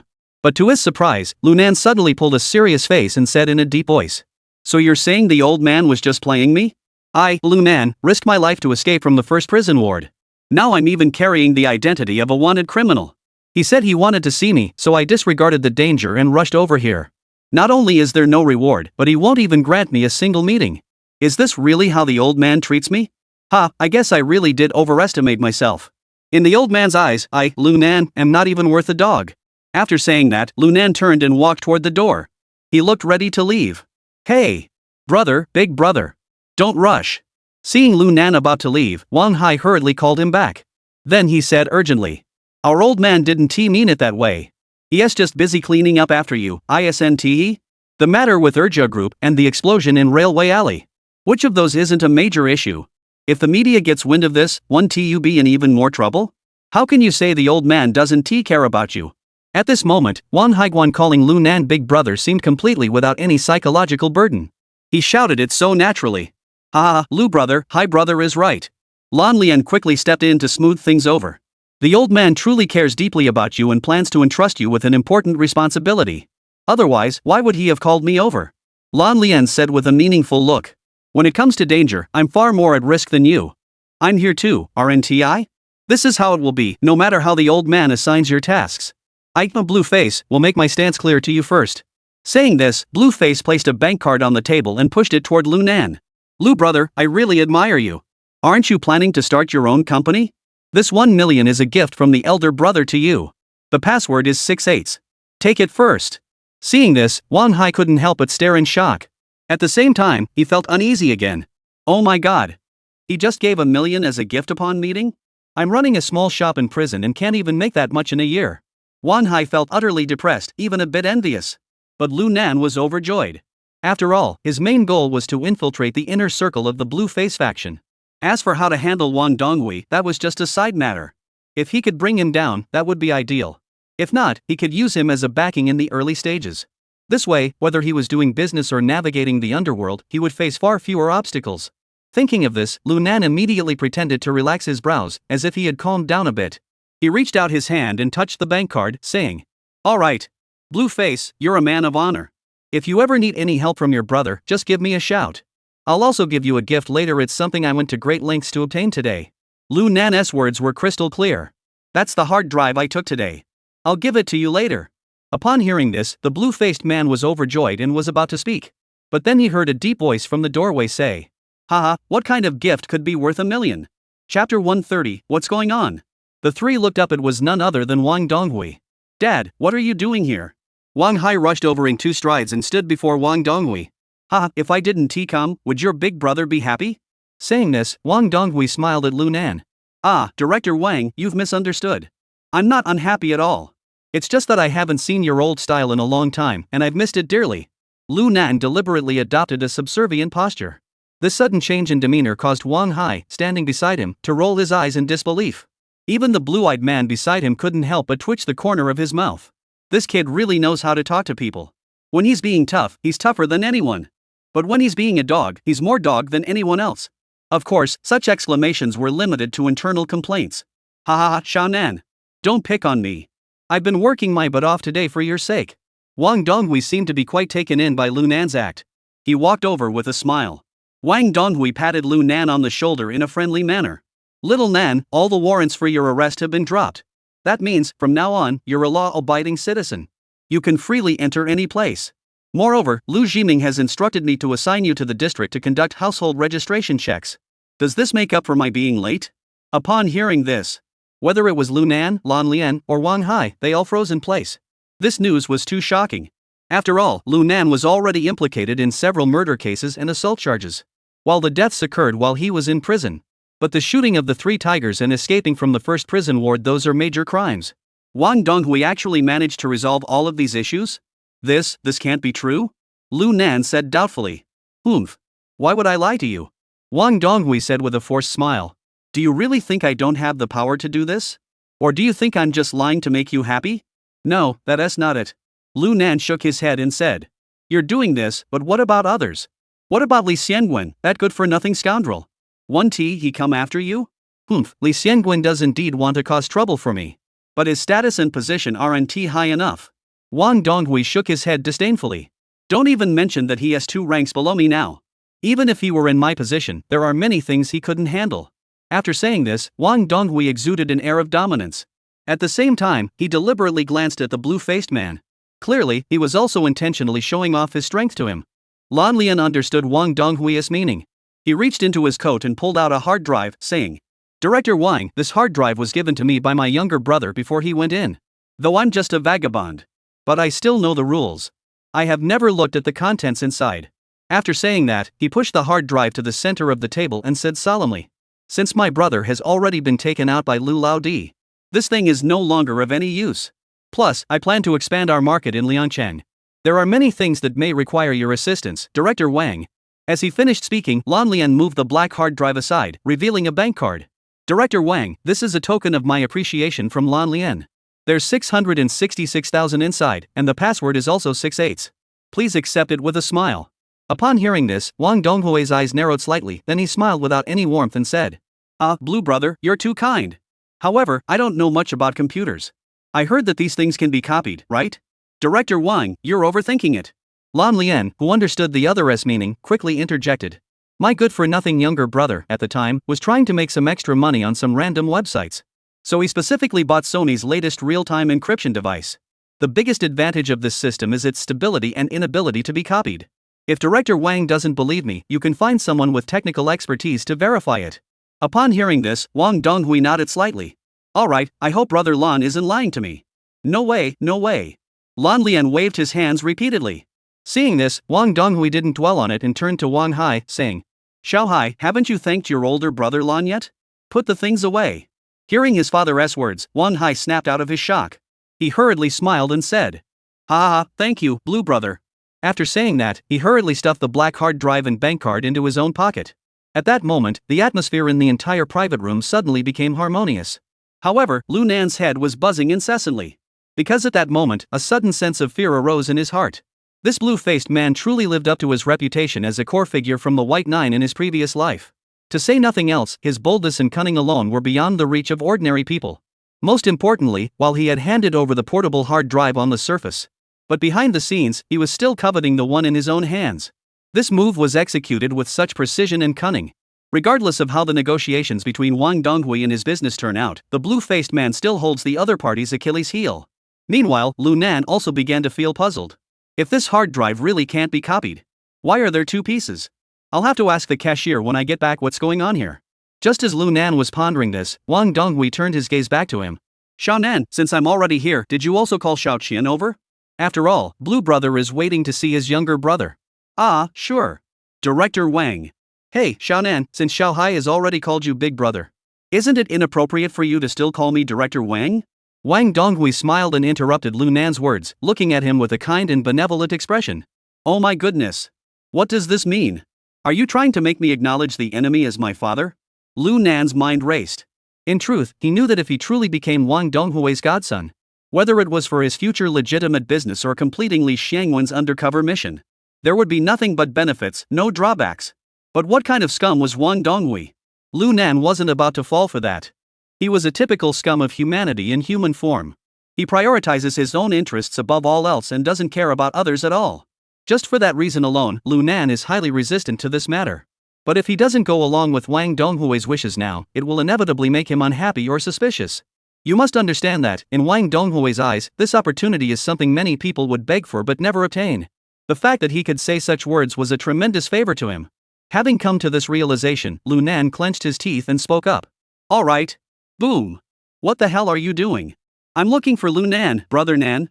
Before he could finish saying Godfather, a loud commotion suddenly erupted outside the private room.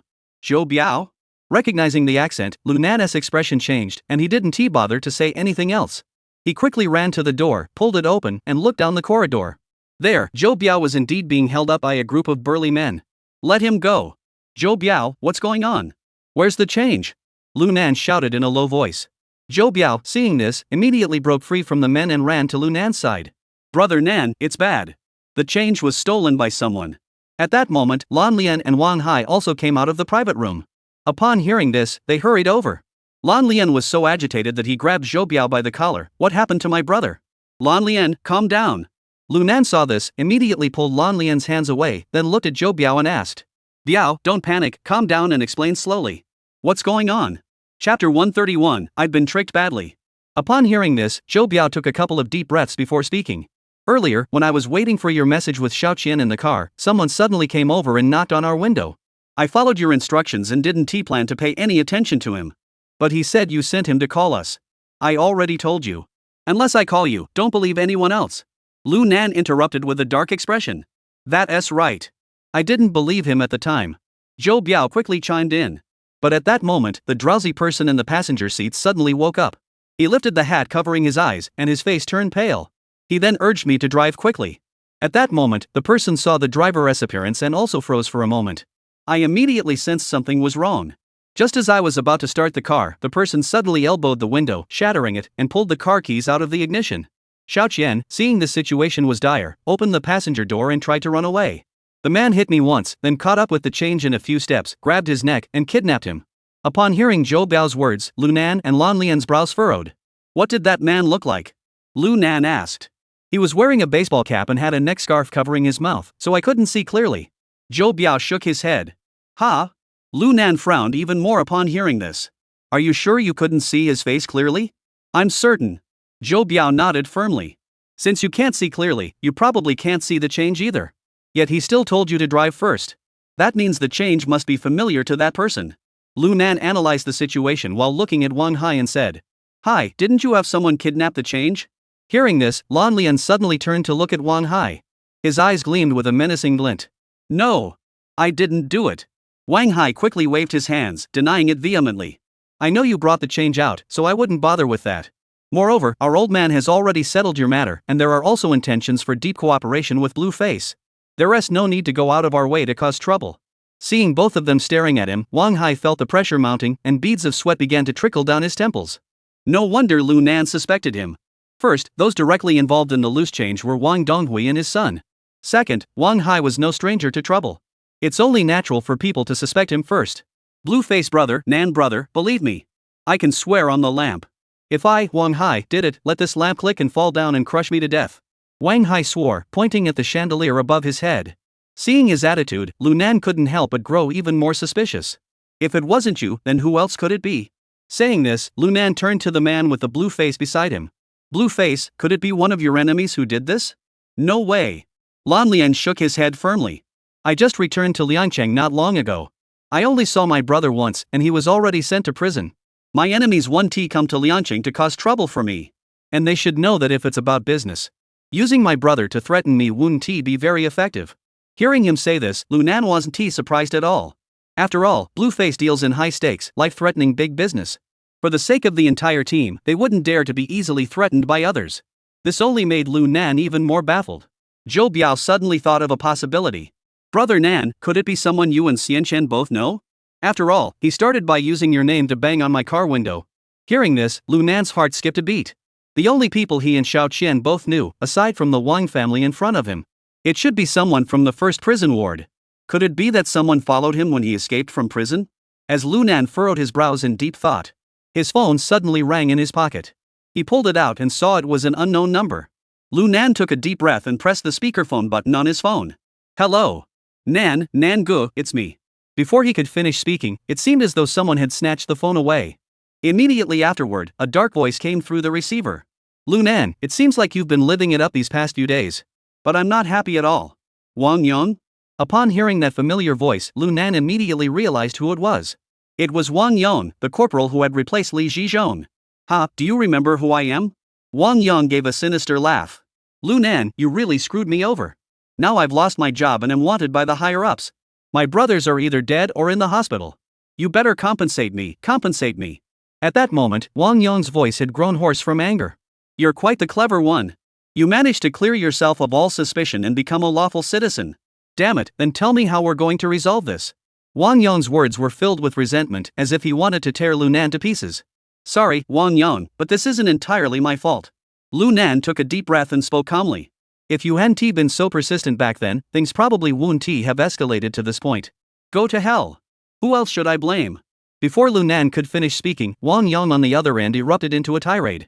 I told Sergeant Li long ago that you're a troublemaker. You should have been dealt with long ago. But he wouldn't listen to me. Then you have to blame Li Zhizhong for this. Lu Nan shrugged helplessly. If he had listened to you back then, none of this would have happened. Go to hell. At this point, Wang Yang had already started to lose his temper. Who does Li Zhizhong think he is? He's not even worth a fart. All he does is embezzle and accumulate wealth, but he's just lucky. The first prison ward hasn't had any issues at all. Damn it, I never thought that on my first day taking over for him, you'd ruin my future. Ruined. Listening to Wang Yang's furious outburst, Lu Nan couldn't help but sigh silently. Wang Yang had no idea this was all part of Li Zhizhong's scheme, deliberately setting him up to take the fall.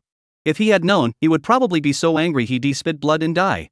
But since he knew about Li Zhizhong's connection to Li Xiangwen, Lu Nan couldn't afford to fan the flames further. Otherwise, if Wang Yang were to go after Li Zhongzhong, then he would be the real villain. Wang Yang, stop beating around the bush. Just tell me what you plan to do. Wang Yang snorted coldly and said, I don't know why you insist on bringing loose change with you when you're escaping. But I know he must be very important to you. If you want his life, come to the Dajuan auto repair shop on Baojian Road right now. Remember, come alone. Otherwise, you'll be waiting to collect his change. After saying that, Wang Yang hung up the phone. As soon as the call ended, Lan Lian erupted in anger, shouting, Damn it, dare to touch my brother? This bastard doesn't want to live anymore. Someone, come with me to the Dajuan auto repair shop right now. Wait. Seeing this, Lu Nan quickly stepped in to stop him. Lu brother, what do you mean? Are you trying to stop me from saving my brother? Seeing the murderous intent on Lan Lian's face, Lu Nan shook his head. Of course not. But are you really sure that Wang Yang and Xiao Qian are at that Dajuan auto repair shop? Chapter 132, If there's a problem, take it out on me. Hearing Lu Nan say this, Lan Lian couldn't help but pause, blurting out. What do you mean by that? Wasn't it him who told you to go to the Dajuan auto repair shop? But before he could finish his question, Lan Lian realized. Are you saying he said that on purpose? Blueface, you're really in the big business. He figured out the other guy's intentions so quickly. Lu Nan gave him a light pat on the back as a compliment, then continued. Wang Yang may not know what I do for old K. But he should know I'm not alone. He must be trying to see if I'm alone. If we leave together now and head straight for Dajuan auto repair shop, there's a good chance we'll never find him again. Hearing Lu Nan's analysis, Lan Lian also calmed down. After all, he's been dealing in medicine along the China-Myanmar border for years. With just a moment's thought, he figured out the stakes involved. So what do you think we should do now? Since the other party sent me alone, I'll go alone then. Lu Nan narrowed his eyes. I'll see what this guy is up to. Hearing him say that, Lan Lian couldn't help but look at Lu Nan with newfound respect. To go to such lengths for his own brother, this showed that the other party truly regarded him as a brother. Otherwise, who would risk their life alone? After all, everyone had heard clearly over the phone that the person on the other end had clearly lost control. Alright. Nodding, Lan Lian ultimately decided to support Lu Nan's decision. I'll call a few brothers to follow you discreetly. With them there, they can protect you. Upon hearing this, Lu Nan shook his head. No, that's not necessary. Wang Yang used to be a member of the armed police. His vigilance shouldn't be weak. If he notices us, we're in trouble. But what if he's really at the Dajuan auto repair shop? Lan Lian voiced his concerns. Then I'll take him out and bring back the change. Saying this, Lu Nan turned to Wang Hai and said, Hi, go inside and ask our old man what's going on in the first ward. And what happened to the guards from before? There is no need to ask the old man, I already know everything. After saying that, Wang Hai recounted everything that had happened after Lu Nan left the first prison ward. As Wang Yang had mentioned on the phone, not only had many inmates died in the mine shaft, many armed police officers had also been killed. He had been dismissed from his post and sent to a military court for investigation. As for whether he was truly wanted and how he ended up here, that remains unknown. After listening, Lu Nan furrowed his brows and said, Hi, go inform the old man again. We can't discuss today's matters further for now. We'll reschedule another time. Lu Nan added with a meaningful tone. If the old master doesn't mind, I can find a day to pay him a personal visit. To introduce myself to your family and clarify our relationship with the old man. Alright, I understand. Wang Hai felt a bit uneasy inside, but he nodded anyway. Alright, go ahead then.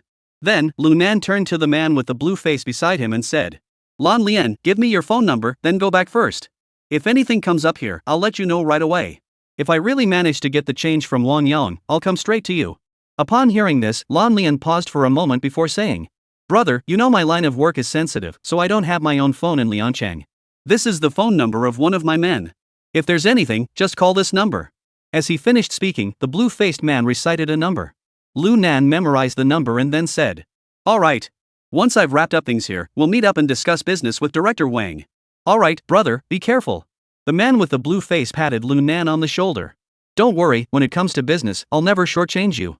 That's a good point. Lu Nan also smiled and said, Blue face, I'll be on my way then. After saying that, Lu Nan didn't hesitate and led Zhou Biao toward the entrance of Old K nightclub. As the two stepped out of the gate, a cold breeze swept across their faces. Lu Nan took a deep breath, hoping to calm his mind. After all, he had no idea what kind of trap had been set up across the street, waiting for him to walk right into it.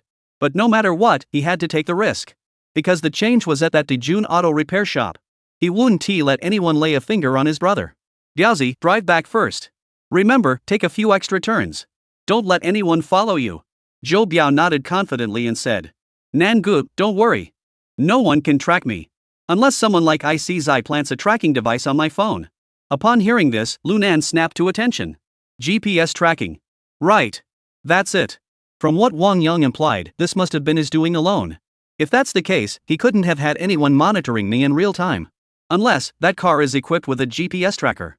Only then would he know whether I went to Dajuan auto repair shop alone.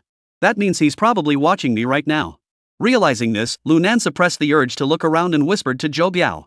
Biao, take a taxi or find a car to go back yourself. I'll take the Jetta. Give me the car keys. Zhou Biao heard this and couldn't help but pause for a moment. Though he didn't know Lu Nan's intentions, he still pulled out the car keys and said, Alright, just be careful.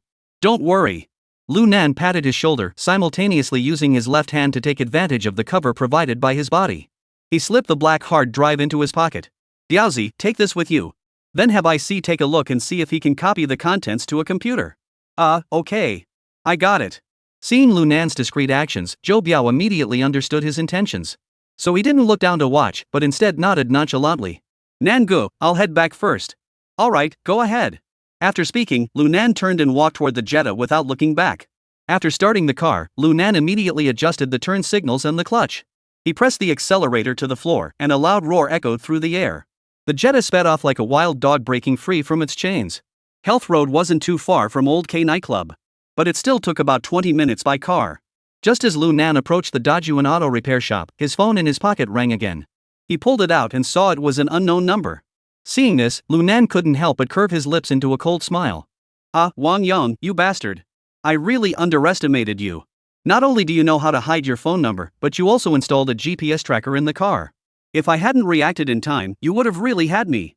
Hello? Lu Nan pressed the answer button, his tone icy. He. Lu Nan, it seems you're still quite obedient, aren't you? Wang Yang's sinister voice came from the other end. Lu Nan ignored his provocation and went straight to the point. Wang Yang, cut the nonsense. I'm almost at the Dajuan auto repair shop. Where are you? Don't rush. Drive to the 7-star park in Songnan district. I'll be waiting for you there. Oh, I almost forgot to remind you, you'd better hurry up. Otherwise, if I'm in a bad mood, I might beat the change to death. It seemed like a warning to Lunan, but it also seemed like a way to tell him that the change was still alive. As soon as he finished speaking, the sound of Qian's agonized screams echoed from the other side. You bastard, Wang Yong. If you have a problem, take it out on me. If you dare to hurt my brother, I'll never forgive you. Haha, take it out on me? Fine. When you get here, I'll settle the score with you properly. After saying that, Wang Yong reminded him. Oh, and don't stop the car. Also, don't tell anyone else. Otherwise, if I notice anything suspicious, I'll take care of the change first. After saying that, Wang Yong hung up the phone. Chapter 133, A Grudge in the Heart. At this time of year, 7-Star Park was filled with people strolling and enjoying the moonlight. But it was already early winter, and the nighttime temperature in the city had dropped close to freezing. Forget about taking a stroll or admiring the moon. Staying out even a moment longer would make you shiver with cold. How much more comfortable it would be to stay home and watch TV. As a result, the entire neighborhood looked unusually desolate and empty. Lunan parked his car by the roadside and was just about to turn off the engine and get out when his phone rang. Hello? Ha, Lunan, you're moving fast, aren't you? It seems like this little brat named Xiao Qian holds a special place in your heart. Wang Yong's mocking voice echoed in his ears once again. Lunan remained unfazed, asking coldly. Where are you? Ha, follow the main entrance of the park and go inside. About 300 meters ahead, there's a crossroads. Turn right there, and at the end of the small path, there's a large locust tree. You'll see me there. Remember, don't try any tricks. If I catch you doing anything suspicious, I'll kill that little bastard Xiao Qian. After saying that, the call was abruptly hung up. Lunanshan took a deep breath and shot a cold glance at the 7 Stars Park. Then he got out of the car and walked inside. It seems I was right. At that time, Wang Yong should have been near Old K. While he was driving to Health Road, Wang Yong had come to 7 Star Park with some change. After making arrangements, he had me rush over. This indicates that Wang Yong has great confidence in his abilities, believing he can either eliminate me or capture me. At the same time, it confirms he doesn't have any accomplices. Otherwise, he could have simply locked up the change in one place and had his men bring me there. Why go through all that trouble? Ha, Wang Yong, our statuses are different now. I'm a law-abiding citizen now, while you're a wanted criminal. Thinking of this, Lunan's mood improved considerably, and his steps quickened. Soon, he spotted the large locust tree Wang Yong had mentioned. Standing beneath the tree and looking up, he saw its twisted branches and lush foliage. The moon hung brightly in the sky, casting a silver glow over the earth. The entire park appeared especially quiet and peaceful. However, the more peaceful it seemed, the more Lunan felt that danger lurked around every corner. Lunan reached into his pocket, pulled out a cigarette, lit it, and took a deep drag. The smoke mingled with the cold air as it filled his lungs, bringing him some comfort. Wang Yong, I'm here. Where are you? Lunan shouted loudly, but received no response. Damn it, what's going on? I'm here, you coward. You were so tough just now? However, there was still no answer. But Lunan remained calm. While smoking a cigarette, he turned toward the large locust tree and said, Wang Yong, it's not that I look down on you. You keep saying I'm a troublemaker.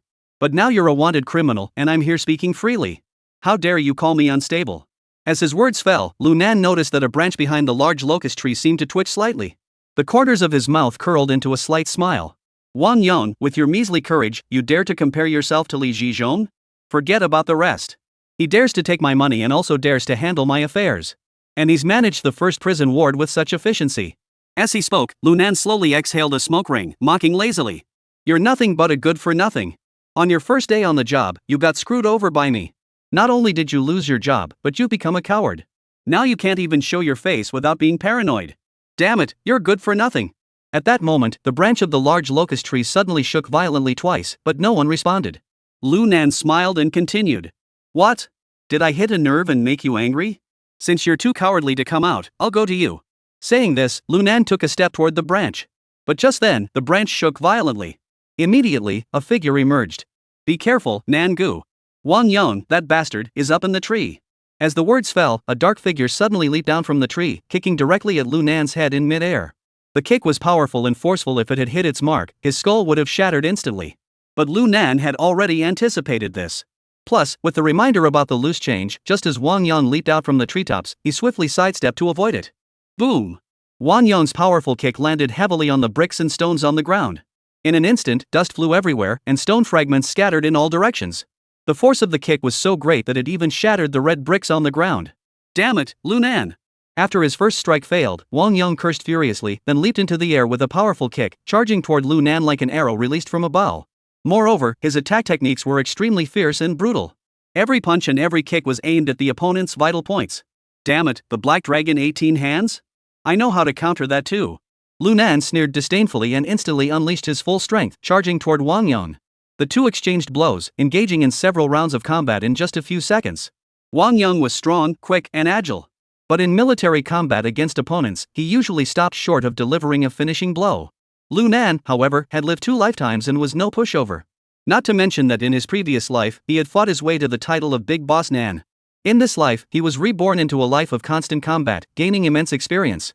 Additionally, Wang Yang's techniques are too predictable, and he lacks the ruthlessness needed to win. At first, he could suppress Lu Nan with sheer anger.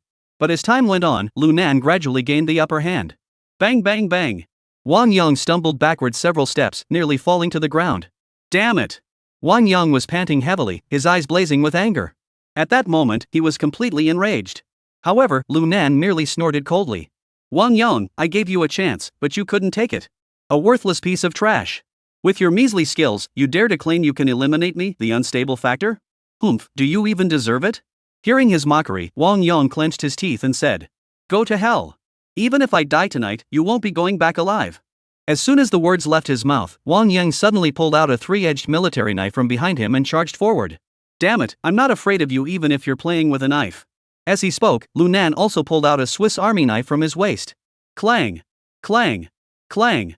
In the blink of an eye, the two knives collided in the air, sparks flying everywhere, and the sound of metal clashing echoed loudly. Wang Yang's technique with the dagger was extremely brutal, and aside from fatal strikes, he made no attempt to dodge. He was clearly fighting with everything he had. It was clear he hated Lu Nan to the core. This caused Lu Nan's brows to furrow deeply. He had no choice but to watch his moves carefully. Because if he were struck by the Mitsubishi military dagger, it would leave a gaping wound. There would be no way to stop the bleeding. Due to Wang Yang's brutal techniques, Lu Nan gradually found himself at a disadvantage. This won't do, I must get the change to leave immediately. Otherwise, my next plan won't be able to be carried out. Thinking this, Lu Nan roared. Xiao Chen, since you've managed to escape, get back here immediately. The car is parked by the roadside. Lu Nan shouted again, throwing the car keys across, while swinging his knife toward Wang Yang's neck. Brother Nan, Damn it, get back here right now. You're holding me back. Lu Nan shouted again, swinging his knife to block Wang Yang's advance.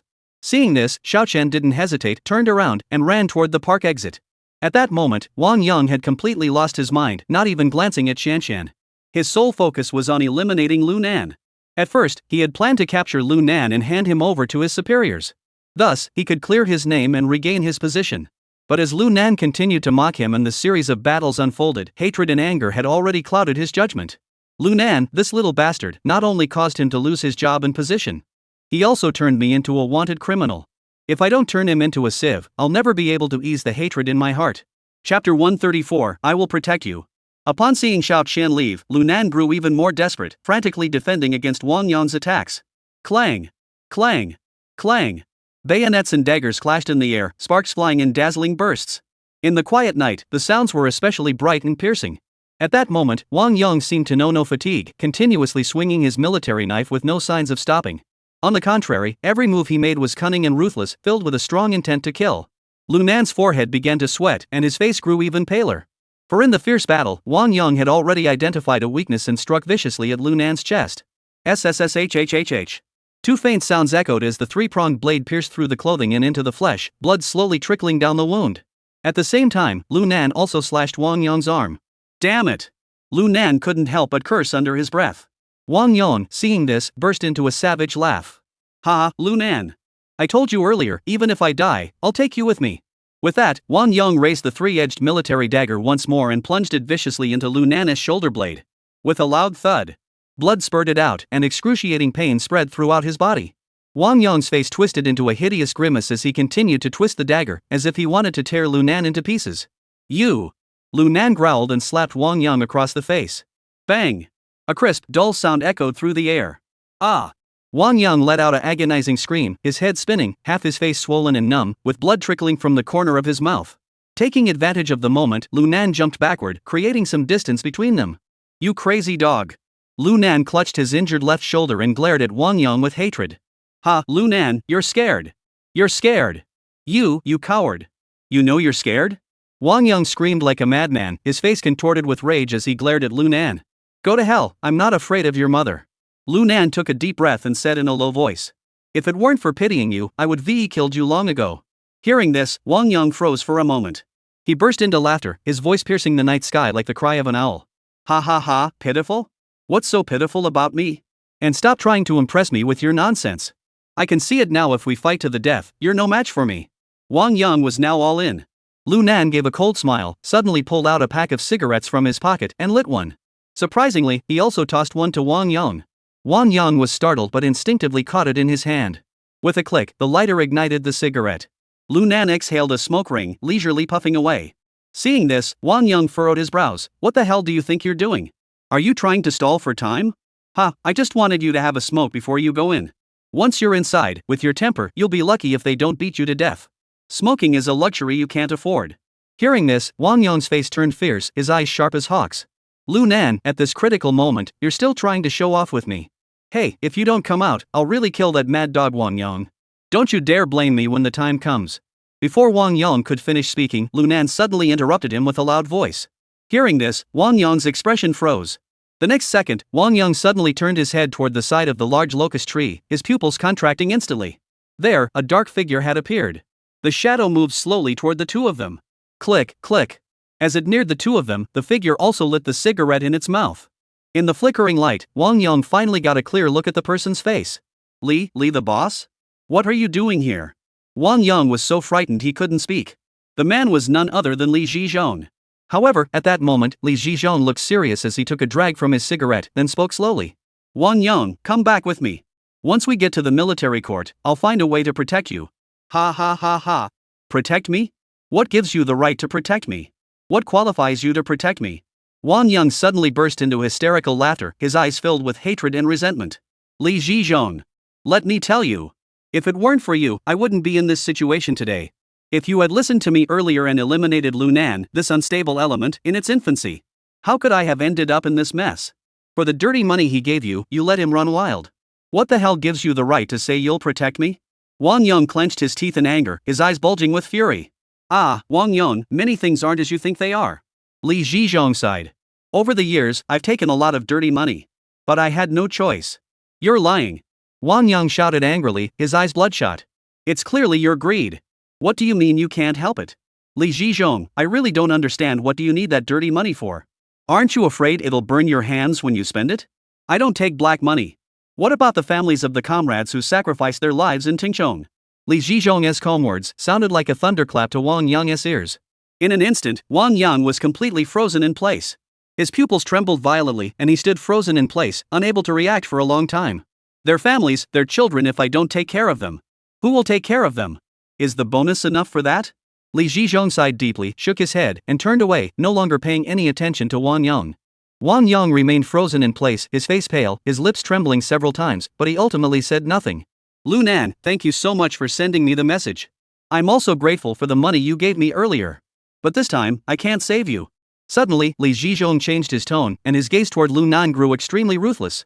Hearing this, Lu Nan froze, unable to believe what he was hearing, and said, Li Zhizhong, your betrayal is a bit too much, isn't it? Back in the first prison ward, I gave you 1.5 million yuan to turn a blind eye to my actions. You bastard knew I was planning to escape with the money. The day before, you pretended to have business and left the first ward, which is why Wang Yang took the fall. This time, I was being kind enough to give you a chance to earn some credit, and you actually planned to eliminate me as well?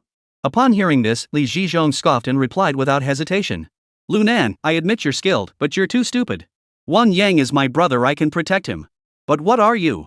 If I let you roam free, wouldn't I, Li Zhizhong, be at your mercy forever? Oh?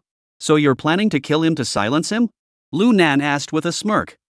Killing to silence someone is an exaggeration. Just as Wang Yang said. I'm going to eliminate you, the unstable factor. Li Zhizhong gave a cold laugh, spat out the cigarette butt, and slowly drew a Mitsubishi military knife from his waist. Wang Yang, let us team up and take him out.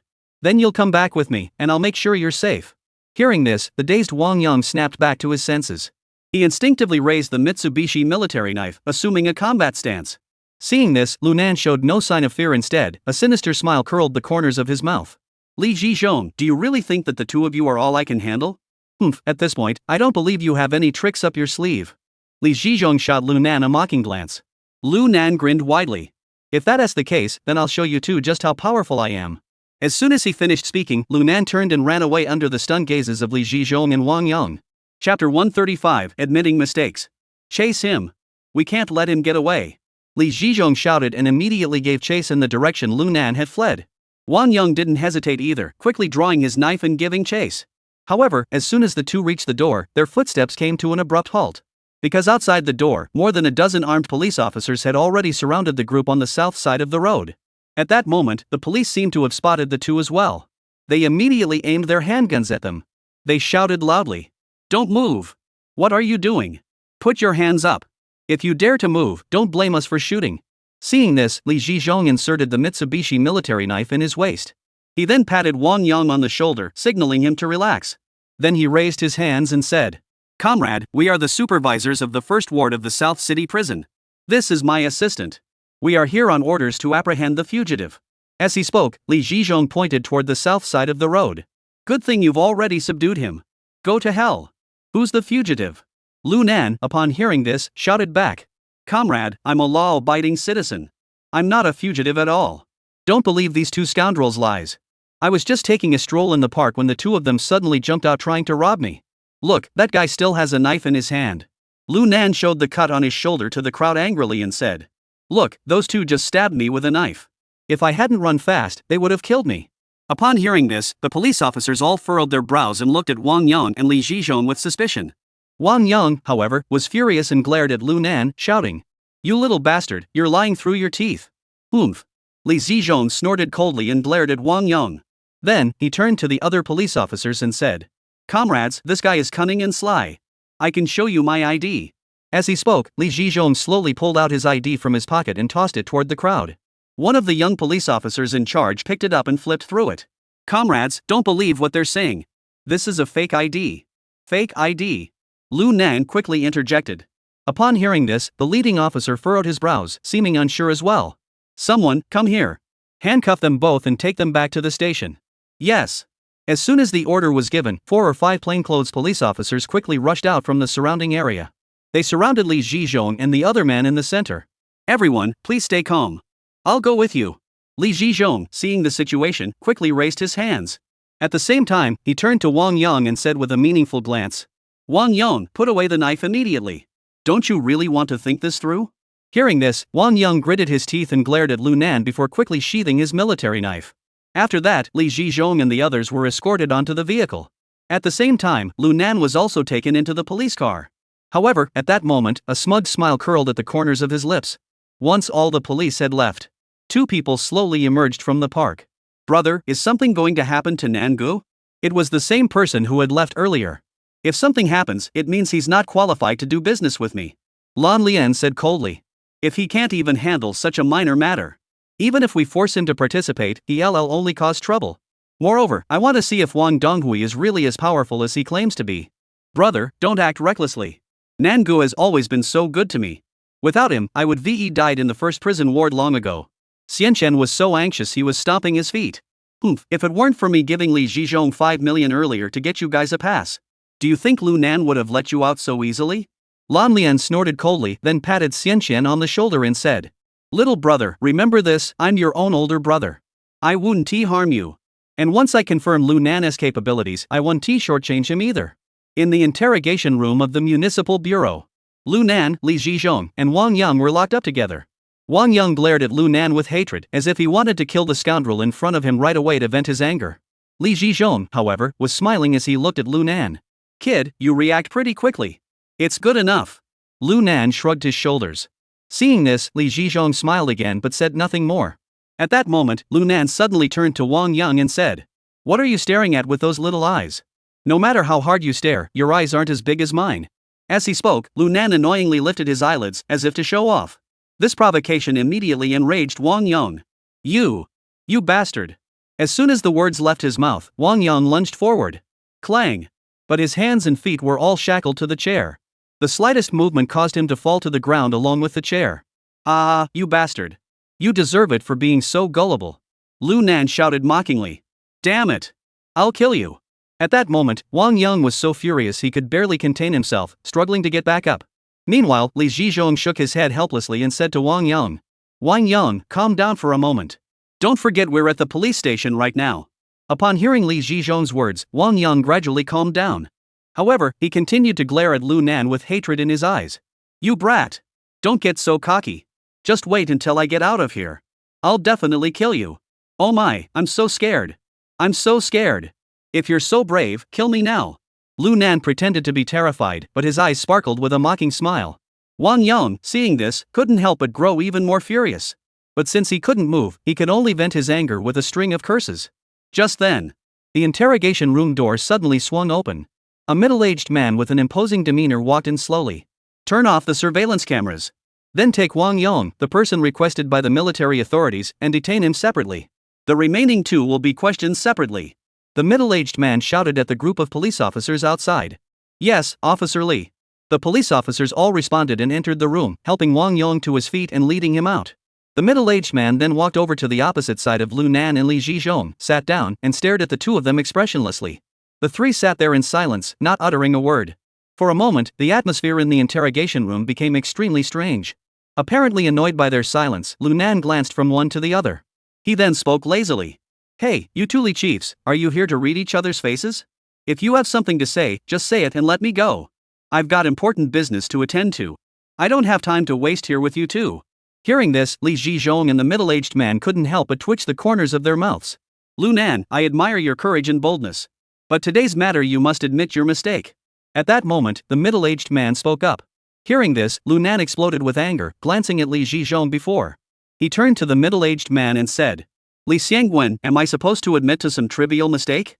If you hadn't failed to understand Wang Yang, that fool, would I have had to contact Li Zhizhong? If anyone should admit their mistake, it's you guys." Chapter 136, What are you doing? "Hey, don't blame it on me. At the time, I knew Lan Lian and Xianqian were in the park. But I gave you a hint. You did a great job too. Why are you blaming me for something so trivial?" Hearing Lu Nan say this, Li Zhizhong hurriedly explained. "As for Wang Yang, I was planning to make him take the fall for this. But no one expected you to cause such a commotion in the first ward. What the hell are you talking about?" Lu Nan, hearing this, grew even angrier and blurted out. "If I hadn't made such a big fuss, I would have just taken the change out of the first ward. Would Wang Donghui and Wang Haining even believe me? Damn it." Li Zhizhong was left speechless by Lu Nan's outburst and didn't know what to say for a moment. Li Xiangwen waved his hand and said, "Enough, stop arguing. I'm not talking about your escape. I'm talking about why you didn't inform me beforehand about meeting Wang Donghui and Lan Lian today. Tell you what?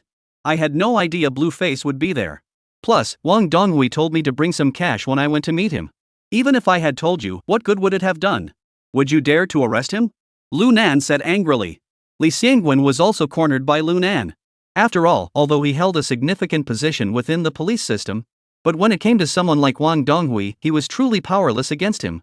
So Li Xiangwen had no choice but to change the subject. There's another matter. When those police officers were arresting you at 7-Star Park today, why didn't you run?" "Huh?" Lu Nan was taken aback by the question. He then rolled his eyes and said disdainfully, "Run? How could I run? Damn it, I just stepped out of the park's main gate and they blocked me with guns. My legs were shaking so badly, how could I run? Do you think I'm bulletproof, or do you think I'm Spider-Man or something?" At that moment, Lu Nan had completely lost control of himself, completely disregarding his position as the head of the first prison ward or the iron-fisted police inspector. He was just ranting and raving. Seeing his utterly shameless behavior, Li Xiangwen and Li Zhizhong couldn't help but laugh. "Damn it, you little bastard. Be more careful next time. What if those police officers were undercover agents or other thugs in disguise? You'd be lying dead on the street right now." Li Xiangwen sighed and scolded him helplessly. Hearing this, Lu Nan felt a warm surge in his heart. But he still stubbornly replied, "Even if they're impersonating me, what can I do? Kill them all?" To Lu Nan's surprise, Li Xiangwen nodded. "Right. Kill them all. Damn it. What if they're real cops?" Lu Nan rolled his eyes. Upon hearing this, Li Xiangwen stared intently at Lu Nan for a moment before slowly saying, "If they're real cops, and you're not sure, you can try to intervene. But don't kill them." Hearing Li Xiangwen say this, it wasn't just Lu Nan. Even Li Zhizhong, who was standing beside him, couldn't help but freeze in surprise. This statement had completely crossed the line.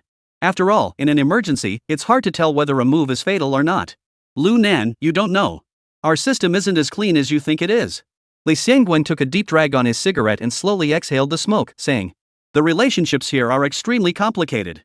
Some people have even become deeply entangled with criminal organizations. And you must prioritize your own safety above all else." Upon hearing this, Lu Nan raised his eyebrows slightly, but ultimately said nothing more. "Enough of that for now." Li Xiangwen waved his hand and said, "Let us get our information aligned first. This will make things easier to handle later on." Upon hearing this, Lu Nan and Li Zhizhong both nodded in agreement. "Oh, right. How did you know Blueface was inside the park?" Lu Nan suddenly turned to Li Zhizhong and asked with a puzzled expression. "Of course I know." Li Zhizhong replied without hesitation. "I told him you were at the Seven Stars Park." "What the hell?" Lu Nan stared at him with wide eyes. Seeing his reaction, Li Zhizhong retorted impatiently. "What's the matter? Do you doubt me?" No, not that." "Then shut up." Li Zhizhong glared at Lu Nan. Then he continued. "Before you entered the first prison ward, Blueface had already contacted me. And he gave me 5 million. Otherwise, do you think you would have been able to leave so easily?" Upon hearing this, Lu Nan froze in shock. Li Xiangwen, however, remained calm, clearly already aware of the matter. "Damn it! Have you all become so corrupt now? Even accepting bribes of several $1,000,000 doesn't faze you anymore?" After a long pause, Lu Nan finally exhaled a deep breath and muttered angrily. "Since you've already established such a deep connection with Lan Lian, why the hell do I have to keep my head down? And you still took my $150,000. Isn't that too much?" "Ha ha." Li Zhizhong shook his head and said, "Lu Nan, if you think that, then Lan Lian must be closely connected to me. Then you're underestimating those people." At this point, Li Zhizhong's expression darkened considerably. "Back when we were in Tingchong, we had our fair share of dealings with the people above Lan Lian. Many of my comrades lost their lives there. Taking 5 million from him is already too little. If I could, I'd take his life." Li Zhizhong's tone was filled with intense hatred and anger. Upon hearing this, Lu Nan fell silent. "Lu Nan, that's precisely why I asked the three of us to share information." At that moment, Li Xiangwen spoke up. "I didn't expect you to do such a good job. I also didn't expect your progress to be so fast. I didn't mention it earlier because I was afraid it would put pressure on you. Now it seems I was too cautious. Your ability to handle pressure and get things done far exceeds my expectations. If I hadn't said anything, it might have actually affected your judgment." At this point, Li Xiangwen suddenly stopped. He furrowed his brows, seemingly pondering how to phrase it, before speaking slowly after a moment. "Lu Nan, from now on, let's try to meet less often. Many things you can decide on your own. But I only hope you remember one thing: you are a police officer." After speaking, Li Xiangwen fixed his intense gaze on Lu Nan and reiterated each word with emphasis. "Forever and ever." Upon hearing the last two words, Lu Nan's body couldn't help but tremble slightly. After a moment, he finally exhaled deeply and said in a forced light tone, "All right, you two old Lis. Just get on with it. We're not some sentimental young intellectuals playing at being emotional here." Upon hearing this, Li Xiangwen and Li Zhizhong couldn't help but exchange a bitter smile. Then, Li Zhizhong spoke seriously. "All right, I'll start from when I was stationed in Tingchong. Just as the three men in the interrogation room were exchanging information, Wang Donghui stormed out of the Passat. "Director Wang, why are you here so late? Xiaozhou, did Li, the section chief, arrest a few people today?" Wang Donghui asked with a dark expression. "Ah, yes." The young police officer surnamed Zhou, noticing the director's displeased expression, quickly replied. 3 people were arrested. Li is currently interrogating them upstairs." "Damn it! This Li Xiangwen is getting bolder and bolder. Without my approval, he dared to act on his own." Wang Donghui snorted coldly and walked straight toward the stairs, looking as though a storm was brewing. Seeing this, Xiaozhou hurriedly said, "Reporting to Director Wang, Li, they're in the interrogation room downstairs." "Damn it!" Wang Donghui cursed, turned around, and headed toward the basement again. He quickly arrived at the interrogation room and forcefully pushed open the door. When he saw the scene inside, his pupils contracted sharply. He asked in a cold voice, "Li Xiangwen, what are you doing here?" Chapter 137, Torture and Coercion. "Oh, isn't this Director Wang?" Li Xiangwen stood up and greeted Wang Donghui with a smile. "What are you doing here?" Wang Donghui's face was filled with rage as he walked toward Li Xiangwen, pointing an accusing finger and suddenly slapping him hard with his right hand. Clang! The table and teacups were knocked to the ground, shattering into pieces everywhere. "Li Xiangwen, didn't you receive my orders?" Wang Donghui glanced at Lu Nan, whose hands and feet were shackled to the chair, his face covered in blood, swollen like a pig's head, lying on the ground. He flew into a rage. "Do you have any idea how serious this is?" Li Xiangwen, upon hearing this, calmly pulled out a cigarette, placed it between his lips, and said indifferently, "Serious? What's so serious about it? Director Wang, I'm in the middle of interrogating a suspect. I don't see any problem with that. Wang Donghui's eyes widened in anger as he glared fiercely at Li Zhizhong. Suspect? What suspect? Lu Nan has already been proven completely innocent. The orders I issued have already proven this beyond a doubt. He is now innocent. Director Wang, the order you signed will not take effect until tomorrow. Li Xiangwen looked at his watch calmly. There are still over 2 hours left before midnight. Therefore, what I am doing now is not in violation of any regulations. No violation? If there's no violation, why is Lu Nan acting like this? Wang Donghui was clearly furious with Li Xiangwen, his right hand trembling slightly as he pointed at Lu Nan on the ground and shouted. This is torture. Do you know that? Oh, Director Wang, you've misunderstood me. Li Xiangwen shook his head and sighed as he explained. Lu Nan was just too excited and lost control of his emotions, causing him to fall to the ground. Go to hell. At that moment, Lu Nan mumbled incoherently. You're the one who lost control. It was you who tortured him into confessing. I'm going to sue you. As he spoke, Lu Nan's swollen eyelids drooped, and he looked at Wang Donghui with a look of grievance and said, Damn it, stepfather. I just explained everything to that bastard Li Xiangwen. You've already investigated everything. I'm a law-abiding citizen now. But this bastard is slandering you, saying you're nothing. Seeing Lu Nan's pitiful state, coupled with his words, Li Xiangwen couldn't help but silently give him a thumbs up in his heart. No wonder he was the one I chose as my special police officer. Even such nonsense could be fabricated so convincingly. And he even managed to pull off the recognizing the enemy as one's father thing. There wasn't a single trace left. Damn, that's impressive.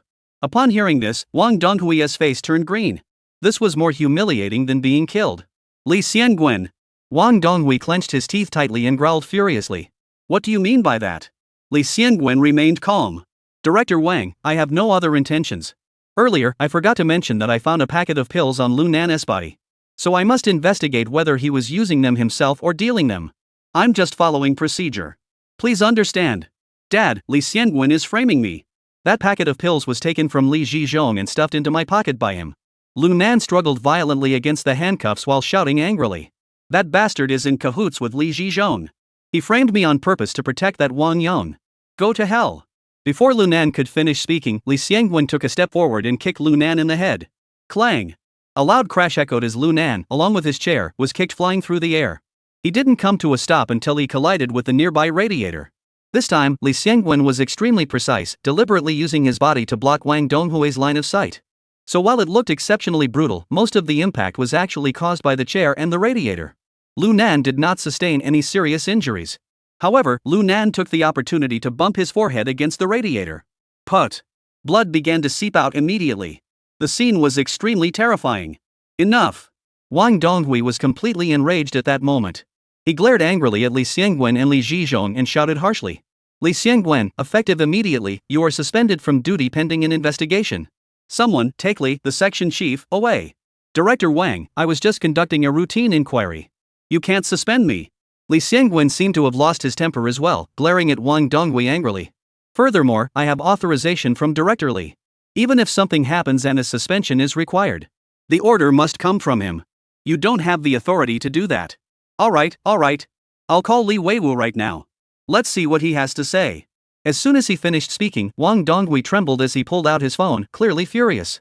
He then dialed a number, waited for it to ring, and pressed it to his ear. After 2 rings, a hearty laugh echoed through the phone. Haha, Donghui, what brings you to call me all of a sudden?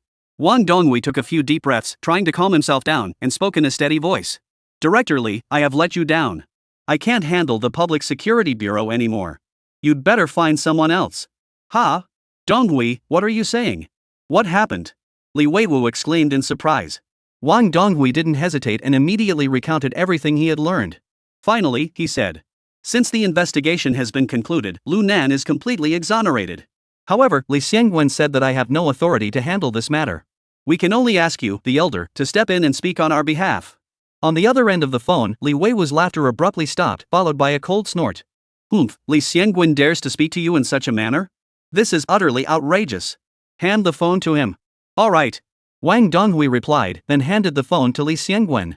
As soon as Li Xiangwen picked up the phone, he heard Li Weiwu's furious voice blaring through the receiver. Li Xiangwen, you have some nerve. You dare to disregard even Deputy Director Wang? Do you know that even though I'm officially in charge? But that's just a temporary arrangement from above. The entire provincial bureau is still under the authority of Comrade Donghui. Hearing this, Li Xiangwen was so scared that he hurriedly explained. Director Lee, What are you talking about? Do exactly as Donghui says. Alright, I'll carry it out immediately. After hanging up the phone, Li Xiangwen stood there with a face that alternated between anger and frustration. Wang Donghui, seeing his expression, smiled sarcastically and asked, knowing full well the answer. Li, what did Li say? He said this matter is entirely up to you. Upon hearing this, Wang Donghui let out a smug, cold smile. Li Xiangwen, that guy, relying on his connection to Li Weiwu, had grown arrogant and domineering, daring to disregard even him. But the ins and outs of the bureaucracy, how could you, an old bookworm, possibly understand them? Ha, Li Xiangwen, you finally had your comeuppance, haven't you? Lu Nan seemed to have regained some composure, forcing a mocking smile from his swollen face. You're nothing but a urine jug. You had to make someone else suffer, didn't you? You bastard. Go to hell, apologize to me immediately and let me go. Hearing Lu Nan's words, Li Xiangwen seemed to be so angry that his whole body was trembling. But seeing Wang Donghui's triumphant expression, he had no choice but to swallow his anger and say, Lu Nan, today's incident was indeed my oversight. I apologize to you and hope you can forgive me.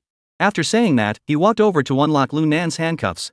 However, Lu Nan's face was still filled with mockery and scorn, and he even shouted more wildly. Ha ha ha, you idiot. You've offended my godfather.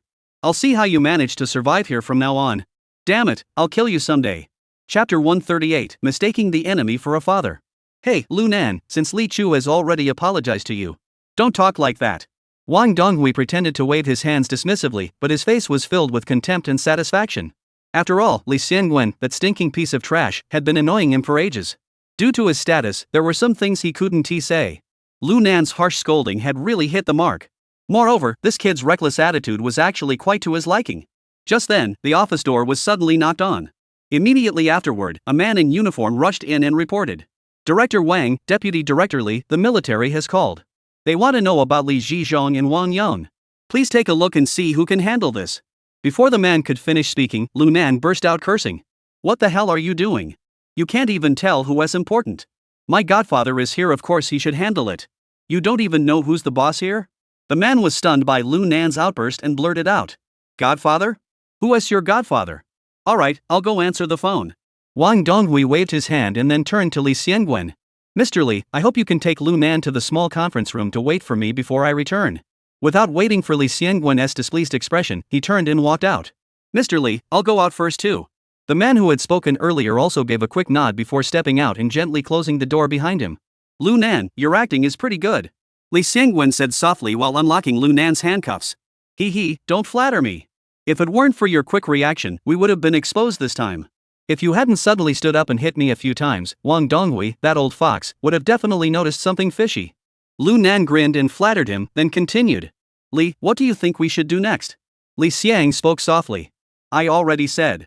From now on, you make your own decisions. Don't contact me unless it's absolutely necessary. Don't worry, I've got a godfather who's way more powerful than you. Why would I need to contact you? Before Li Xiang could finish, Lu Nan interrupted him impatiently. Haha, that's enough. Li Xiangwen chuckled helplessly, shook his head, and continued. I know you're not happy about having Wang Donghui as your godfather, but this is the best choice for you. Not only will you quickly gain Wang Donghui's trust, but it will also allow you to get closer to the Blue Face Gang. Plus, you can use this opportunity to observe any traitors within the police system. Since Wang Donghui became deputy director, he has turned the entire police system into a mess. If we don't take this opportunity to clean things up, this place is finished. At this point, Li Xiangwen's expression grew somber. Remember, while ensuring your own safety, try to eliminate the blue-faced faction as much as possible. As for the crimes Wang Donghui has committed, there's no need to pursue them too aggressively for now. After all, this isn't something that can be resolved overnight. I see. Lu Nan paused for a moment before continuing. Alright, I'll proceed according to my plan. My primary objective at this stage is to gather all the evidence against that criminal gang led by Lan Lian. As for Wang Donghui, I'll do my best to find leads. Alright. Li Xiangwen nodded, unlocked all the handcuffs on Lu Nan, and helped him to his feet. Then, looking out the window, he said mysteriously. Be careful in the coming days. I have this uneasy feeling that something big is about to happen. Upon hearing this, Lu Nan couldn't help but grow serious and nodded solemnly in agreement. Because he felt the same way. The sixth sense had been honed through his 2 lifetimes, surviving countless perilous situations. It was usually very accurate and had never failed him. At that moment, both of them were wondering what could possibly be causing such a strong sense of unease. When Wang Donghui arrived at the small conference room, Li Xiangwen was sitting on the chair with a grim expression, smoking a cigarette. Lu Nan, on the other hand, was wiping medicine on his face while grimacing and cursing. Li Xiangwen, I'll make you pay for this someday. Father, have you finished your work? Yes, I'm done. Wang Donghui glanced at Li Xiangwen before turning to Lu Nan and speaking with a hidden meaning. Sha Nan, come with me. It's now past midnight and you're officially a law-abiding citizen. From this moment on, if anyone dares to cause you trouble for no reason, you can sue them. Lu Nan heard this and immediately broke into a sycophantic grin, lifting his head proudly and snorting at Li Xiangwen. Mr. Li, since there is nothing else, I'll be on my way. Next time you arrest someone, make sure you know the difference between the big and small kings. What the hell are you talking about? He then followed Wang Donghui out the door. Lu Nan, be careful. I'll keep an eye on you. Li Xiangwen's words were extremely well spoken. To Wang Donghui's ears, it sounded like he would be watching Lu Nan closely. However, Lu Nan knew that Li Xiangwen was actually worried about him. Ha ha ha, Mr. Li, I think the one who should be careful is you. Don't go getting hit by a car one day. Lu Nan snorted coldly and then strode confidently out of the office area. Li Xiangwen took a deep drag on his cigarette, exhaled a cloud of smoke, and muttered. Lu Nan, I'm not as dangerous as you. As long as I don't touch Wang Donghui's core interests, he won't dare to defy the entire world to deal with me. It's you, though. Those blue-faced thugs aren't ordinary criminals. At this point, he abruptly crushed the cigarette butt and stood up, walking out as well. Godfather, thank goodness you arrived in time. Otherwise, that bastard Li Xiangwen would have beaten me to death. Lu Nan, sitting in the passenger seat, rubbed his face and muttered nervously. Wang Donghui, however, narrowed his eyes slightly, started the car slowly, and said calmly. Actually, you should thank Li Xiangwen. Lu Nan was stunned and asked in confusion. Godfather, what do you mean by that? I let him beat me up and now I'm supposed to thank him? Wang Donghui nodded and said. If it weren't for that, Blueface wouldn't have believed you so easily. What does that mean? Is Blueface involved in this? Lu Nan, who knew the cause of the matter, deliberately feigned astonishment and asked. It's not just about Blueface. There's also the matter involving Li Zhizhong. Wang Donghui snorted derisively. I never expected the blue-faced man to have such influence. He even managed to handle Li Zhizhong. Damn it! That bastard Li Zhizhong. Lu Nan seemed to have come to some realization, slapping his forehead and saying. I gave Li Zhizhong 150,000 yuan, thinking I'd already taken care of him. I contacted him hoping to use his connections to take care of Wang Yang. Damn it, I never thought he was working for the blue face. Hearing Lu Nan speak so openly, Wang Donghui seemed extremely satisfied. He extended his right hand, gently tapping the steering wheel, and whispered. That blue-face guy has big ambitions. If he only contacted Li Zhizhong to save his brother, I could tolerate it. But if he has other plans or intends to harm me, this matter requires careful consideration. Dad, don't worry. You don't need to get involved. I'll handle it for you. Lu Nan took the opportunity to state his position. If he wants to mess with you, he's messing with me. I, Lu Nan, will never allow such a thing to happen. Chapter 139, Yang Erlingzi. Upon hearing Lu Nan's words, Wang Donghui nodded in satisfaction. You must be cautious in your actions recently and never give the other side any leverage. Also, you've angered Li Xiangwen this time, so things might get tough for you. Try to keep a low profile. After saying this, Wang Donghui reminded Lu Nan a few more times. I understand. Although Li Xiangwen hates me, he hasn't gone crazy enough to risk his life for me. Lu Nan rolled his eyes. It's that blue-faced guy who looks so proper and refined. Who would have thought he's even more cunning than Li Xiangwen? Someone like Blueface can eat that kind of meal, how could he be simple?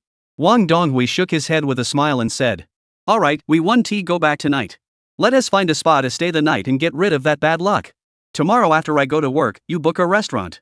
We'll catch up with Blueface on everything we didn't get to talk about today. Alright, Dad, I'll do as you say. By the time the two of them arrived at the Grand Palace bathhouse, it was already past 1 a.m. Sha Nan, go inside and book a private room first. I'll make a few calls to get in touch with some old friends. I have a meeting tomorrow to discuss today's matter with Li Xiangwen. Maybe we should give him a taste of his own medicine. He's really gotten too big for his britches. Wang Donghui parked the car and said to Lu Nan. Alright, Dad. You go ahead and take care of things. I'll go in and get everything arranged. Lu Nan adopted a sycophantic expression, chuckling and nodding. That Li Xiangwen is way too arrogant. He needs to be dealt with. Alright, go ahead. Wang Donghui waved his hand and pulled out his phone to dial a number. Lu Nan, seeing this, didn't linger to ask any more questions. After all, there were some things he was better off not knowing. Besides, he didn't believe that the future iron-blooded police commissioner would be finished just because of Wang Donghui's impeachment. Soon, Lu Nan entered the spa center. This was a place specifically designed for customers to relax and entertain themselves, with no restrictions on how long they could stay. Upon entering, Lu Nan first surveyed the interior decor. It was almost identical to how it would be 20 years later. Ha, the Grand Palace Bathhouse has been around for years in Liangchang. 20 years later, this place should be run by Yang Erlengzi. I wonder if the youngster has taken over his father's business yet. Back then, if it weren't for me being ambushed and reborn by that ghost, I would have taken this place under my control. Lost in thought, Lunan unconsciously pulled out a cigarette and put it in his mouth. According to his memories from back then, he heard that his father, Yang Chifa, had a good relationship with Wang Donghui. It seems like it must be true now. Otherwise, he wouldn't have brought me here. And he didn't even go home, choosing to stay here instead. Just as Lunan was lost in his memories, a sweet voice sounded beside him. Sir, would you like a shower or a room? Lunan turned his head in the direction of the voice and saw a female attendant standing before him, her appearance quite attractive. She was wearing a cheongsam, tall and slender, with an especially prominent bust that seemed ready to spill out at any moment. Ah, give me a sweet, and prepare 2 bottles of Maotai. Xiao Man, are you here? Why didn't you answer my call? Before Lunan could finish speaking, a man's voice suddenly echoed from the revolving glass doors at the entrance. Immediately afterward, a young man wearing a thin leather jacket with a fur collar walked in from outside. The young man was quite handsome. However, he looked a bit tough. At that moment, he walked straight up to Lunan, frowned at the female server, and said, I told you not to be at the front desk. Why are you still dressed like this and wandering around the lobby? And where were you when I called you earlier? The girl named Xiao Man was scolded so harshly that her face turned red, but she lowered her head and dared not utter a word. Meanwhile, Lunan, standing nearby, couldn't help but smile meaningfully at the young man. Damn it, just as I mentioned him, here he comes. This Yang Erlengzi can't take a single word. It seems he has already started meddling in the big palace's business. What the hell are you laughing at? You're beaten to a pulp, and you're still laughing? Yang Erlengzi glared and shouted, extending his arm to point at Lunan and curse. What the hell are you looking at? Keep looking, and I'll gouge out your eyes. Cough cough cough. Lunan, who had been spacing out, was startled by the outburst and began coughing violently. This idiot is really stupid. I didn't say a damn thing, and he wants to gouge out my eyes? Damn it, I was right to want to kill him in my previous life. Damn it. If Wang Donghui weren't outside, I'd have given him a proper beating. I'd have gouged out your eyes right now. Thinking this, Lunan stopped coughing and explained. Well, I don't have anything to do with this lady. I'm here to take a shower. You. Who the hell are you calling a lady? Yang Erlengzi didn't hear what Lunan said afterward. All he heard was that he had referred to his beloved as a miss, and he immediately flew into a rage, shouting, FCKU, get the hell out of here. What are you showing off for? I'll kill you. After getting hit twice by Yang Erlengzi, even if Lunan had a good temper, he would be boiling with anger. And his temper was already terrible. Your mother. Are you an idiot? I came here to take a shower, and this little girl came over to ask me if I wanted a shower or a room. What the hell are you yelling about with that big mouth of yours? Lunan didn't hold back and started yelling back. That little girl doesn't even look at you, you stinking mountain dog. Do you really think the whole world owes you something? You bastard. Quiet. Complete silence. Everyone in the Grand Hall froze in shock. They never expected anyone would dare to offend the young master here at the Grand Palace. Lunan didn't look very old, and his attire was rather shabby. Plus, his face was covered in bruises, and he had a band-aid on his forehead. He must be some trouble-making student from a school, thinking he's tough enough to come here and show off. He's really stirred up a hornet's nest. He might even end up dying here. Yang Erlengzi was also left speechless by Lunan's insults. He never expected this young guy to dare to talk back to him. And on his own turf. FCK your mother. I think you're asking for a beating. Yang Erlengzi roared angrily, swinging a punch toward Lunan. Lunan had anticipated his move and dodged to the side, raising his hand to slap him across the face. Smack! The slap was hard enough to send Yang Erlang spinning 360 degrees in place, his head crashing into the sofa beside him. Lunan muttered under his breath, then turned to the female waitress named Xiao Man and said, Book me a luxury double suite, preferably a presidential level one. And send 2 bottles of Maotai up there. Hurry up! After speaking, Lunan handed over the credit card that Lan Lian had given him earlier. Damn it, who dares to hit our master? Damn it, it's this kid. Damn it, you don't want to live anymore? Daring to cause trouble at the Grand Palace. Before Xiao Man could react, 8 or 9 burly men in black suits suddenly rushed out from the side. Seeing their master being disgraced, the men rushed over. They helped Yang Erlengzi up from under the sofa. His left cheek was already swollen high. 2 of his teeth had also been knocked out. What the hell? Yang Erlengzi glared at Lunan with hatred and shouted. You little bastard, you dare touch me? Do you know who I am? Hearing this, Lunan sneered at him. I don't give a damn who you are. I'm your father. Get out of here immediately, or I'll beat you up. Hearing Lunan speak like this, Yang Erlengzi flew into a rage, waving his hand at the bodyguards and shouting. Him. Beat that little bastard to death. The group of burly men in black heard this and immediately grabbed their weapons and charged toward Lunan. Chapter 140, just like you. It's over. This kid is finished. Hey, you've offended our Yang family's young master. What good can come of that? Who knows where he is from in the countryside? He should ve stayed in school instead of causing trouble here. He might even lose his life over this. That is for sure. Last time, there was another kid who got beaten into a coma by the young master because of Xiaoman. This kid won't end well. As the staff in the lobby whispered among themselves, the group of burly men swung their batons and struck toward Lunan's head. Damn it, a weakling among weaklings. Lunan snorted coldly, his toes touching the ground, his body leaping into the air, delivering a series of kicks to the stomachs of the burly men. Boom! Boom! Boom! Boom! Boom! A dull thud echoed through the air as 8 or 9 burly men in black were kicked to the ground by Lunan. Such security guards might seem strong to ordinary people, but to Lunan, they were utterly weak. Let us not even mention his previous life. In this lifetime alone, every one of Lunan's opponents was top-notch. At that moment, Lunan clapped his hands and looked at Yang Erlingzi with a cold smile. You bastard, do you really think you can kill me with these puny little thugs? Are you out of your mind? You bastard. At that moment, Yang Erlingzi was completely dumbfounded. He never expected that this skinny, weak-looking guy in front of him could be so powerful. At that moment, all the staff in the hall were also stunned. This is way too impressive. So many people had rushed at him, yet he had taken them all down in no time. Is this kid Bruce Lee? Damn it, everyone get out here. Yang Erlingzi, furious, grabbed a walkie-talkie from a security guard and shouted into it. I'm getting beaten up in the lobby. You bastard Zhang, you said your men were so strong? He was taken down in one move. What the hell is this nonsense? If you don't come out in 3 minutes, don't bother coming at all. Take your men and get out of the Imperial Palace. After saying this, he turned to Lunan with a dark expression and said, I'm telling you, if you don't kneel down and beg me today, I'll make sure you never leave the Imperial Palace. Lock the gates. Lunan furrowed his brows slightly. The man he had just shouted at, Jin the Lame. Could it be the Zhang Ingua who was later killed by the ghost? However, he felt no worry or fear. It doesn't matter who it is. If this Zhang the Lame doesn't know his place today, I don't mind letting him die a few years early. Just then, a group of people suddenly rushed in through the staircase at the entrance of the hall, each holding a kitchen knife. The man in the gray shirt, with a face covered in scars and a thick gold chain around his neck and a valuable gold watch on his wrist, was leading the way. It was Zhang the Lame, the security manager of the Grand Palace. Young master, what is going on? Who the hell is causing trouble here? Zhang the Lame asked as he walked on tiptoe, looking extremely arrogant and domineering. Yang Erlingzi, holding his swollen face, pointed at Lunan and said, It's him. Zhang the Lame, you handle this.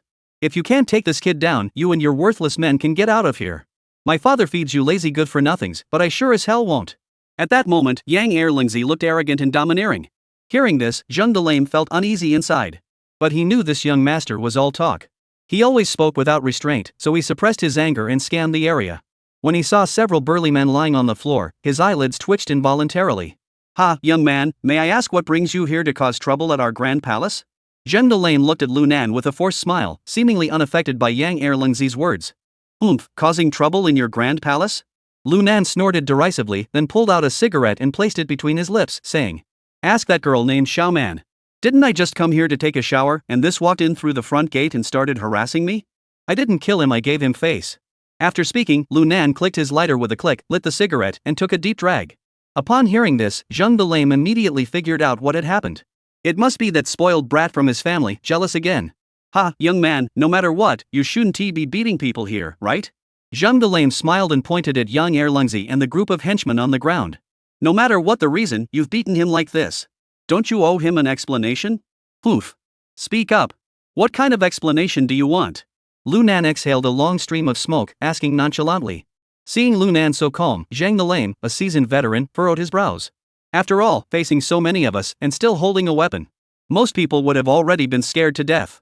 But this kid was acting like nothing was wrong. Could he have some kind of background? He cleared his throat and adopted a magnanimous tone. Since you're so straightforward, I won't beat around the bush. The medical expenses for my brother's $10,000. Additionally, you must apologize to our young master. Before Lunan could say a word, Yang Erlingzi erupted like a dog with its tail between its legs, shouting, FCKU, Zhang the Lame. I don't need his apology. I want one of his hands. Cut it off right now. Lunan heard this and burst into laughter, shrugging his shoulders at Zhang the Lame and saying, You heard him. He wants one of my hands. What do you say? Zhang the Lame's face darkened. After all, he was the biggest thug in the western part of the river. Yang Erlangzi was shouting at him like that it was simply too disrespectful. Young master, leave some room for future dealings. Besides, this is our territory. Everything should be done in moderation. If we attract the authorities, that will be trouble. Zheng Delane pleaded earnestly. The incident where someone was injured last time hasn't been fully resolved yet. If something happens today, the boss might blame you too. Hearing this, Yang Erlangzi's expression suddenly changed, and his eyes darted around. The last incident had cost his father a lot of money. It was said that 3 shares of the Grand Palace had to be handed over to settle the matter. Because of that, he had been locked up by his own father for half a month. If he caused trouble again, the old man might really throw him out to scavenge for scraps. Thinking of this, Yang Erlangzi couldn't help but feel a sense of dread. He clenched his teeth and said, "All right. Let us just forget about this matter. But I want him to kneel down and apologize to me." As he spoke, he glared at Lu Nan with hatred, as if waiting for him to give in. Apologize on your knees? All right. Lu Nan gave a meaningful smile and slowly walked toward Yang Erlangzi. At that moment, a savage grin appeared on Yang Erlangzi's face. He was certain the kid had backed down. Zheng Delane also let out a slight sigh of relief. A man like him, a real troublemaker, actually harbored some fear deep down for Lu Nan, an old man like him. Resolving the matter in this way wasn't necessarily a bad thing. But the next moment, Lu Nan suddenly grabbed Yang Erlangzi by the collar, raised his leg, and kicked him right in the knee. Crack! A crisp sound followed, and Yang Erlangzi's lower leg bent forward instantly. Immediately afterward, his entire body crashed to the ground, stiff as a board. Ah, whoa! He clutched his injured leg frantically, letting out agonized screams. Lu Nan spat the cigarette butt from his mouth onto Yang Erlangzi's body, then smiled at Zheng Jiezi, who was staring blankly. Ha, now he's just like you, a cripple. Chapter 141, How to Negotiate. Upon hearing Lu Nan's words, Zheng the Lame's pupils suddenly contracted. Because he knew this matter couldn't be resolved peacefully. Lu Nan dared to lay a hand on Yang Erlang in this situation, which meant he had something to back him up. As for who was backing him, Zheng the Lame didn't care. After all, Yang Erlangzi was his young master. If he didn't settle this today, he wouldn't be able to continue in the underworld. At this thought, Zheng the Lame's anger surged violently. In an instant, this clumsy lame fat man seemed like a different person, his eyes blood red. Damn it, kill that little bastard for me. At Zheng the Lame's command, his dozens of henchmen immediately raised their knives and charged toward Lu Nan. Ah! The onlookers nearby screamed in horror and scattered in all directions. Some hurriedly called Yang Erlangzi's father. After all, such a major incident had occurred, they had to report it immediately. Damn it, I just got a mouthful of abuse at the police station. Taking it out on you bunch of amateurs isn't so bad. Lu Nan sneered coldly, narrowing his eyes. Immediately, he charged forward and got into a fierce struggle with Zheng Xiezi's henchmen. Damn it, this kid dares to fight back? Kill him. Kill him. Avenge the young master. These dozens of henchmen were exceptionally fierce, clearly seasoned street thugs. They swung their knives wildly, hacking at Lu Nan without mercy. Thanks for the knife. Lu Nan sneered coldly, sidestepped, and grabbed the wrist of the thug in front of him. At the same time, he raised his left leg high and kicked him in the groin with all his strength. Thud! The thug let out an agonizing scream and collapsed to the ground. Lu Nan swiftly seized the machete from his hand. Ha, this is the right tool for the job. A military knife is too brutal. If I stab all of you to death, even my godfather wouldn't be able to settle this. As soon as he finished speaking, Lu Nan charged into the crowd like a tiger among chickens, wielding the machete. Every time he swung the machete, another thug would scream in agony and collapse to the ground. Damn it! Attack! Don't spare any lives. If anything happens, the Grand Palace will take the blame. Seeing his men dwindling in number, Zheng the Lame was sweating profusely. But even so, he still slyly brought up the Grand Palace. If you can take down this kid, I'll settle this for the boss 10,000 each. $1 million in compensation for his family. Hearing this, the thugs grew even more. One after another, they charged forward like madmen, swinging their weapons wildly at Lu Nan. But Lu Nan moved like a fish, darting through the crowd and dodging the knives in the thugs' hands. Ha ha ha ha. This is awesome. Damn, this is awesome. Lu Nan felt an exhilaration welling up inside him, as if he had been transported back to his turbulent youth, fighting on the streets. After becoming a boss, he hadn't encountered such a chaotic scene in ages. However, as time passed, Lu Nan gradually felt his strength waning. After all, there were too many of them. Get out of my way. Suddenly, he roared and punched one of the thugs in the jaw, causing his head to snap to the side and him to faint. At the same time, he leaped onto the table at the front of the stage and swept his right leg out. The crystal ball on the table flew out like a cannonball. Bang! The massive crystal ball struck Zheng the Lame's face with pinpoint accuracy. Blood spattered everywhere. Zheng the Lame was instantly knocked senseless. He clutched his blood-soaked face. Damn it, you little bastard, you're asking for death, asking for death. He roared in anger, picking up 2 knives from the ground and charging toward Lu Nan. Ha, I've been waiting for you. Hiding in the back and whining is so boring. Seeing Zhang the Lame charging toward him, Lu Nan sneered disdainfully.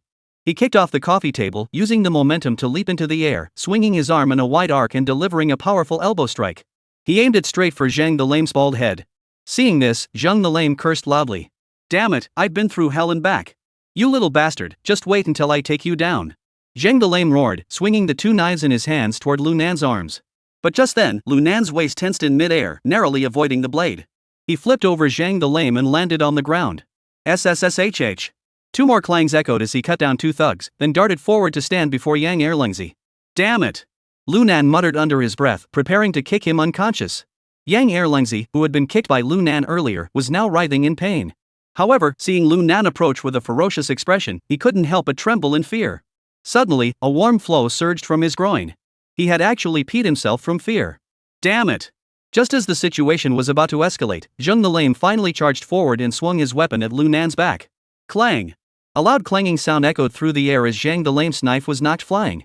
He then quickly ducked down, pressing the steel knife against Yang Erlingzi's neck. You all, stay where you are. Anyone who dares to move, I'll send this bastard to meet the Buddha right now. Lu Nan threatened fiercely.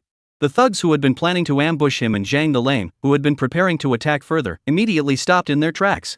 Humph, you little brat, I advise you to release our young master. Otherwise, you'll never get out of here today.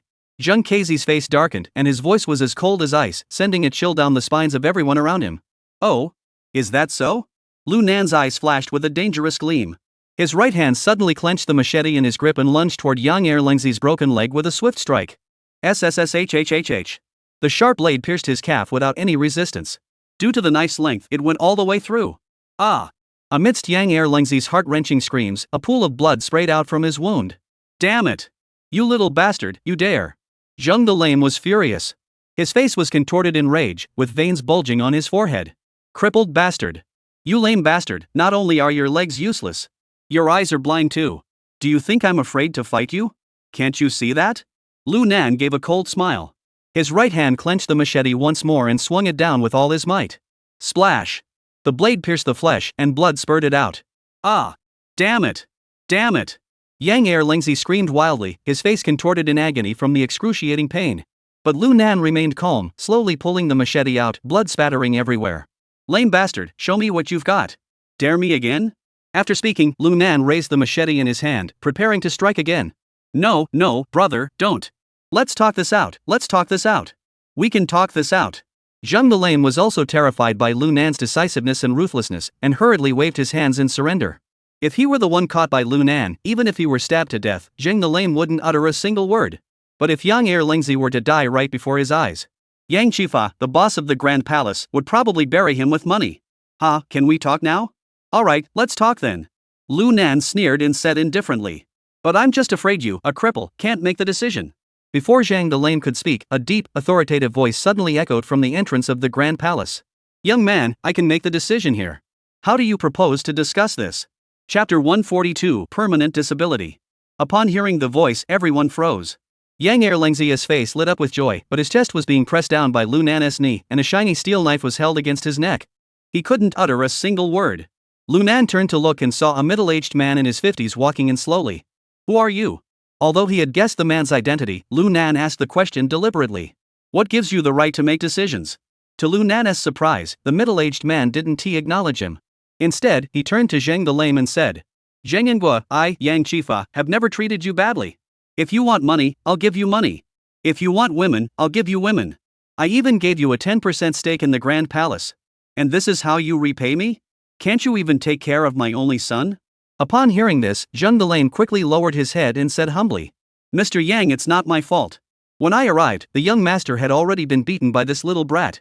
If I had arrived a moment later, the young master's injuries would have been even worse. Zhang the Lame, you say that. Before Yang Qifa could finish speaking, Lu Nan's lazy voice rang out. Hey, you two are chatting like old friends here? What's going on? Do you think you've got me cornered, or do you think I'm too scared to take care of this little bastard under me? Lu Nan's words immediately shut Zhang the Lame and Yang Qifa up. Young man, I'm the boss of the Grand Palace. I don't know what my son did to offend you. How could you hit him so hard? Yang Qifa suppressed his anger and tried to appear approachable.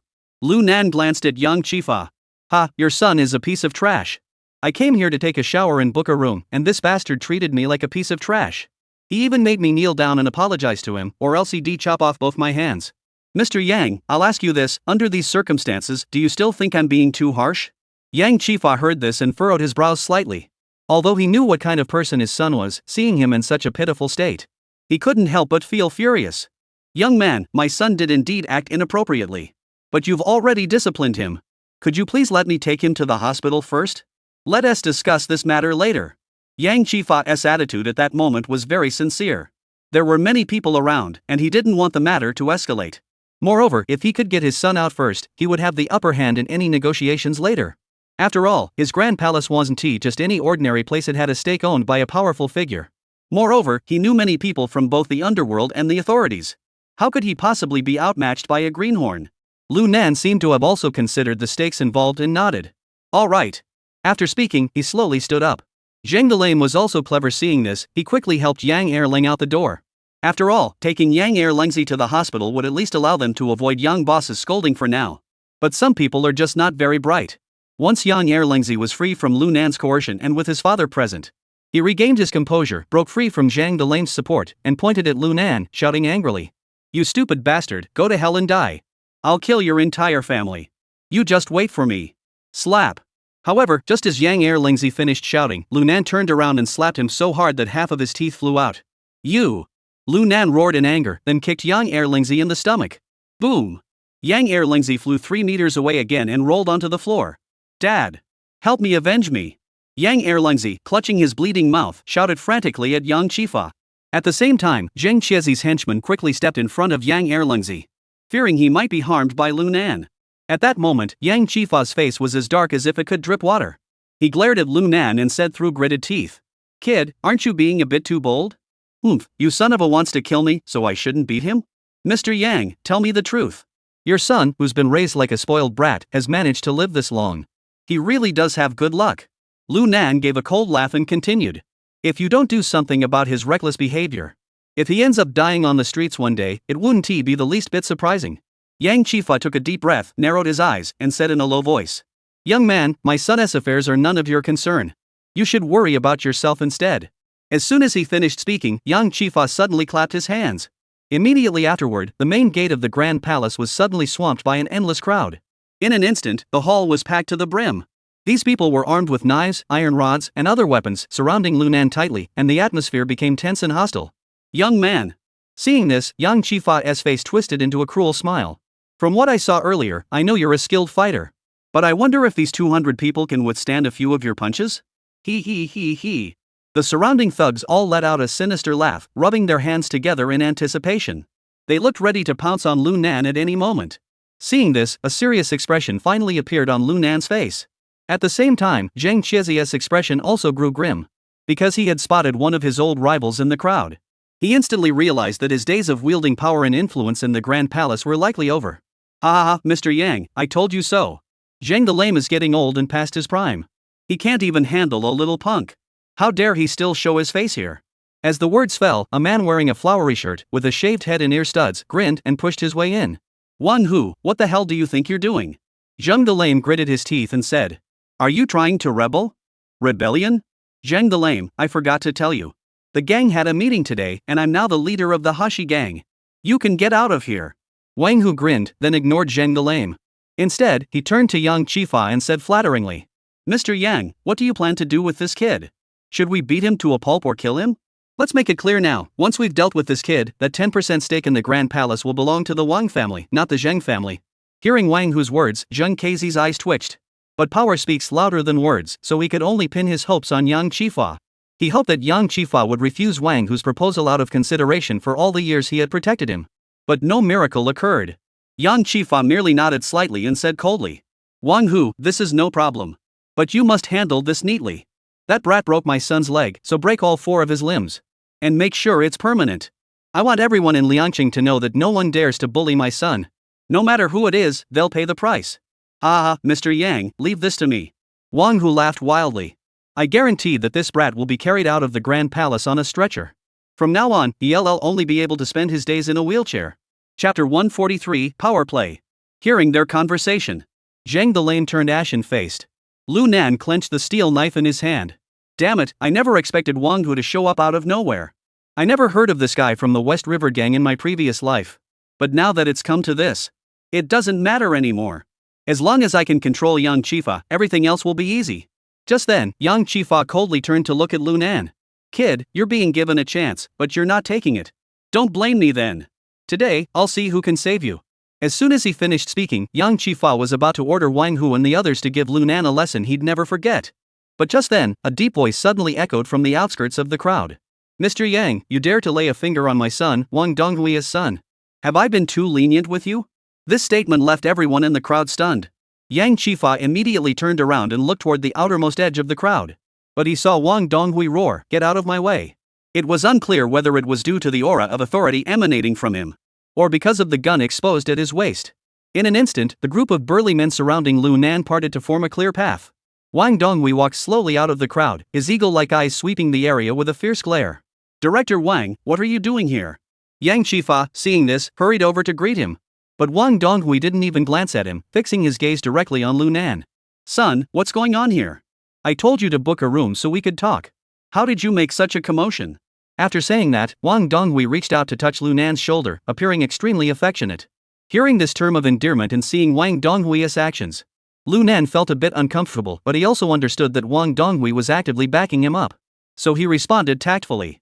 "Ha, old man, it's not a big deal. My room is already booked. I didn't expect Yang Erlingzi, that mad dog, to come at me with such aggression. As your son, we don't bully others. But we shouldn't let others bully us either. You agree, right?" "Ha, that's true." Wang Donghui smiled and nodded. "Exactly. So I beat that guy to a pulp. But I didn't expect that after beating up the little dog, a bunch of old dogs came out. Especially this one." Saying this, Lu Nan pointed at Yang Qifa. "He wants to cripple my limbs and make me spend the rest of my life in a wheelchair. Father, if that happens, I won't be able to fulfill my filial duties to you." Humph. Upon hearing this, Wang Donghui's eyebrows furrowed, and he glared coldly at Yang Qifa and said, "Yang Leogwa, you're really pushing your luck, aren't you? My son is someone you can just go after whenever you feel like it?" At that moment, Yang Qifa's forehead was covered in a fine layer of sweat. "Director Wang, I didn't know he was the eldest young master. If I had known he was your son, even if you gave me 8 lives, I wouldn't dare." "Ha, you wouldn't dare?" Wang Donghui sneered a few times before sternly saying, "I just heard you say that you wanted the entire city of Liangqing to know that you were bullying Yang Qifa's son. No matter who it is, they must pay the price. Now, what price do you want my son to pay?" Upon hearing this, Lu Nan immediately understood. Damn it! This old bastard had already infiltrated the group. Thinking about it, it makes sense. Yang Qifa brought so many people here, how could he not see them? If he had stepped in to stop it from the start, there wouldn't have been any of this later. He's clearly just putting on a show to act like a big shot. I suspect he also wants to let me know his true capabilities indirectly. Actually, Lu Nan was right. Wang Donghui had already entered the scene when Lu Nan was beating Yang Erlingzi. He just deliberately didn't stop him. He wanted the situation to escalate further before making his move. It wasn't for any other reason. He wanted Lu Nan to feel the allure of power. At the same time, he wanted the other side to know that as long as they were willing to work hard for him, even if he were to tear a hole in the sky of Liangshan, Wang Donghui would have a way to patch it up. But Yang Qifa had no idea what was going on inside. He trembled all over as he said, "Director Wang, it was my fault for not recognizing your true worth. I shouldn't have offended your eldest son. This time, I was in the wrong. I apologize to you." After speaking, he bowed deeply to Wang Donghui. Apologizing to me is useless." Wang Donghui sneered disdainfully, then patted Lu Nan on the shoulder and said, "You should apologize to my son." The moment those words left his mouth, Yang Qifa's face turned as pale as a sheet, as if he had swallowed a mouthful of dirt. Just moments ago, he had been so arrogant, threatening to cripple the other man. Now he was begging for mercy like a coward. "Damn you, Wang Donghui. You took 30% of my shares and now you're turning your back on me? If you push me too far, I'll definitely report you to the authorities." But out of respect for Wang Donghui's authority and status, Yang Qifa dared not speak up. He took a deep breath and was about to bow and apologize to Lu Nan. But just then, Lu Nan suddenly smiled and waved his hand. "Haha, Uncle Yang, let us just forget about this. The matter between me and Yang brother is a youthful disagreement. How could I let an elder like you bow and apologize to me?" Hearing Lu Nan say this, Yang Qifa was completely taken aback. Even Wang Donghui glanced at Lu Nan in surprise, but didn't say anything else. "Dad, let us just forget about this. It's my fault for being too harsh, which is why Uncle Yang got so upset. What do you think? Alright, since you've said that, I'll go along with you. Wang Donghui nodded cheerfully. Then he turned to Yang Qifa and said, Yang Laobwa, you really need to discipline your good-for-nothing son. If he were half as sensible as Xiaonan, things wouldn't have turned out this way. Hearing this, Yang Qifa immediately broke into a smile. Yes, Director Wang, young master, come on, let us go to my private room to chat. After saying that, Yang Qifa turned to Wang Hu, who was standing there dumbfounded like a little kid, and said, Wang Hu, take Yang Yuan to the hospital first. We'll discuss the rest tomorrow. Upon hearing this, Wang Hu snapped out of his daze and nodded hurriedly. He then took Yang Erlungzi from the dazed Zheng Kezi. The group then left the Grand Palace bathhouse in a large procession. Meanwhile, Yang Qifa led Wang Donghui and Lu Nan upstairs. As for Zhang, who was sitting on the ground, no one paid him any attention. Zhang, what should we do now? After a long while, one of Zhang the Lame's henchmen finally whispered the question. Zhang the Lame, his face ashen, gritted his teeth. Wang Hu, Yang Qifa, Erlungzi. And that little bastard from earlier, none of you will get off lightly. I must avenge this. I must avenge them. Let you all know that the name Firearm Zhang Ngua of the West River Gang isn't just for show. Saying this, Zhang the Lame grabbed the younger man's arm and stood up. He glared fiercely at the three of Lu Nan, who were laughing and chatting, then clenched his teeth and left with a grudge. Chapter 144, A Meeting Gift. Lu Nan and the three entered the private room. Yang Qifa hurriedly waved to the waiter and said, Go get a few bottles of Mao Tai and some snacks. Also call a few waitresses to serve the drinks. Hurry up. Yes, Mr. Yang. The waiter nodded and turned to leave. Director Wang, Mr. Yan, wasn't he aware of the situation earlier? Please don't take it personally. Yang Qifa looked at Wang Donghui with a flattering expression and continued. Have a couple of drinks to cool off. I promise you'll have a great time tonight. Oomph. Wang Donghui snorted coldly, then pulled Lu Nan to sit on the sofa. Old Yang, I'm not trying to criticize you. Your son is acting like a lunatic, you need to do something about him. If he causes trouble, you'll be the one to suffer. Yes, Director Wang is right. Yang Qifa bowed and scraped. Once that kid comes back from the doctor, I'll definitely discipline him properly. As he spoke, he glanced at Lu Nan again and said flatteringly, Director Wang, if my good-for-nothing son were half as outstanding as your eldest son, then old Yang here would be burning incense in gratitude. Ha, old Yang. Let me introduce you. As if Lu Nan were truly his own son, Wang Donghui spoke with great pride. Lu Nan, my godson. In the future, when it comes to business in Liangchang, I hope you'll look out for him. Hearing this, Yang Qifa couldn't help but stare in shock. Godson?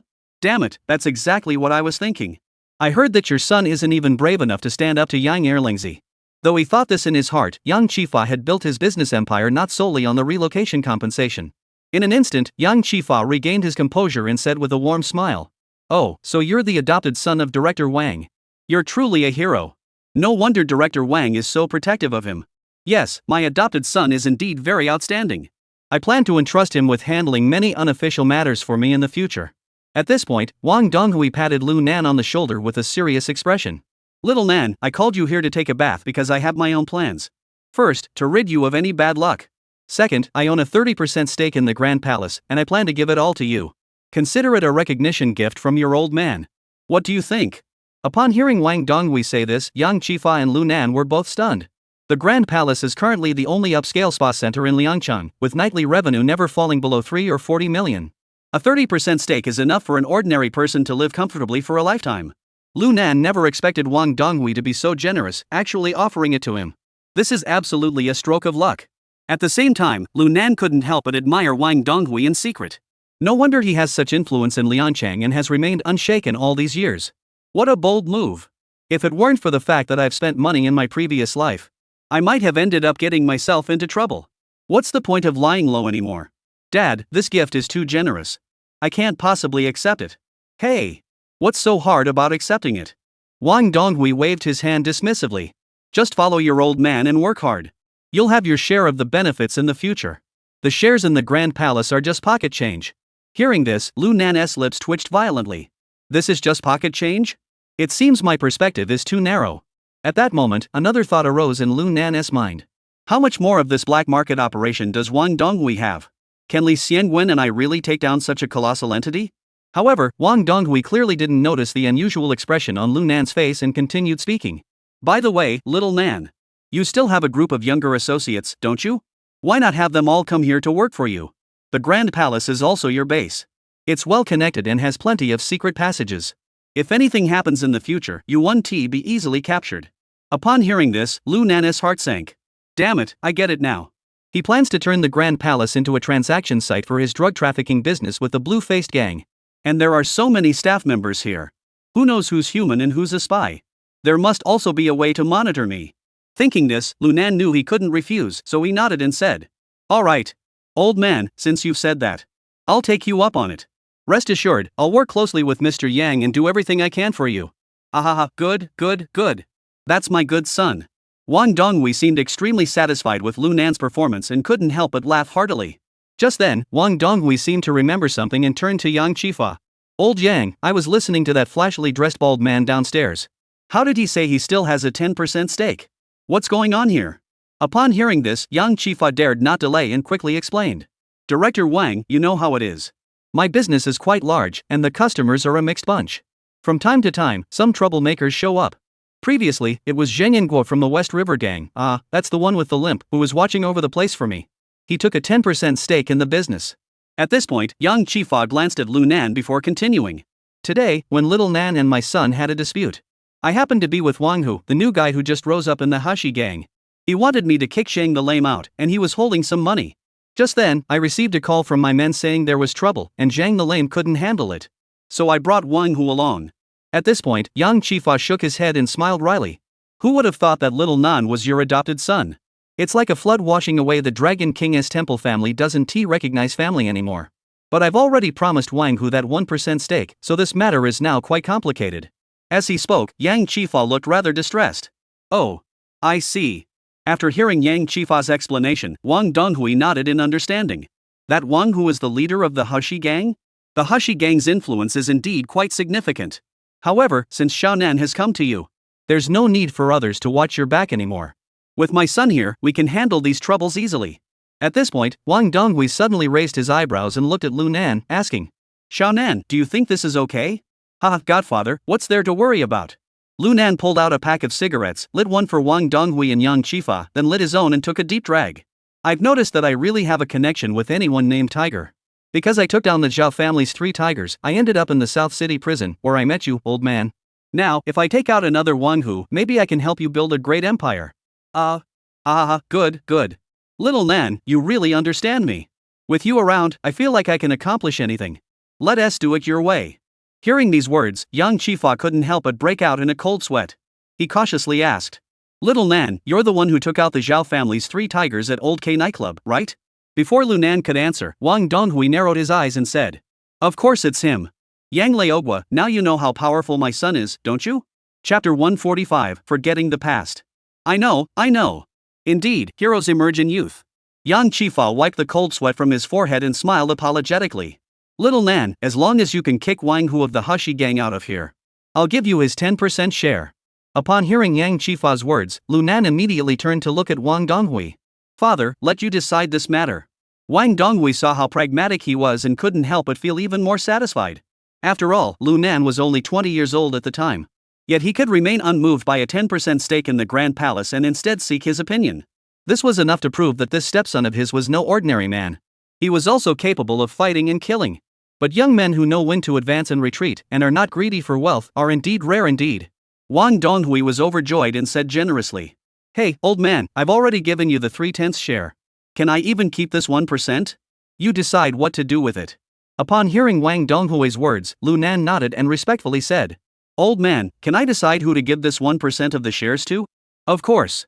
Wang Donghui nodded without hesitation. "Father, then I won't hesitate."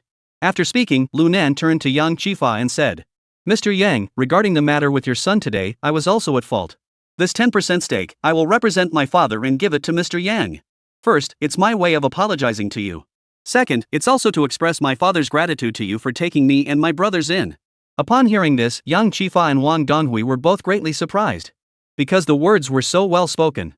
Not only did it save face for Yang Qifa, but it also brought honor to Wang Donghui.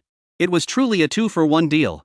At this point, Yang Qifa quickly pretended to decline, saying, "Oh, no. Little Nan, please don't say that. You're the adopted son of Director Wang. Even if you were to take his life, I wouldn't say a word. Moreover, in the future, my Grand Palace business will still need your support, little Nan. How could I possibly accept your 1/10 share? This, I absolutely can't accept. It's really not possible. Take it back. After saying that, Yang Chifa waved his hands repeatedly. Hey, Mr. Yang, you're being too formal. Lu Nan said insincerely. Since I'll be moving into the Grand Palace in the future. That means you, me, and my old man are all in this together. I hope we can treat each other like family and face all challenges together. Upon hearing Lu Nan's words, Wang Donghui, standing nearby, couldn't help but want to stand up and clap for him. Damn it, this Lu Nan is truly a talent. Not only is he skilled, but his emotional intelligence is so high it's hard to believe he's only 20. Damn it, if Wang Hai could be like him, I'd have so much less to worry about. But it's not too late now. I'll have Lu Nan to help me in the future. Money will never be an issue. Then my career will only get smoother and smoother. Good. Good. Good. Wang Donghui grew increasingly delighted, unable to contain himself as he slammed the table and exclaimed. Excellent. Well said, Lu Nan. You truly are my son, Wang Donghui. Not bad. Not bad at all.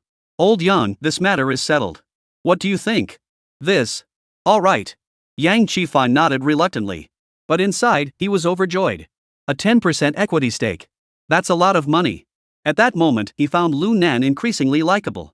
He even had the illusion that having his son's legs broken didn't seem so unbearable after all. After all, that 1/10 share was worth it, even if his son had broken his leg. Just as the three were enjoying themselves, a knock suddenly sounded at the door. Mr. Yang, the midnight snack and Maotai wine have been prepared. I didn't want to disturb your discussion, so I had it arranged in the next room. Shall you go over now? All right, let's go.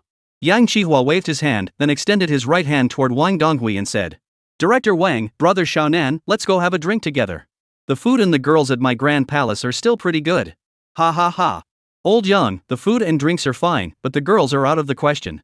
Wang Donghui waved his hand and said, I'm getting old, I'm not interested in such things anymore. Hearing him say that, Lu Nan couldn't help but chuckle to himself. He knew this old man had been scared off by the incident with the change and the secret filming. He was afraid another passionate little movie would cause him unnecessary trouble.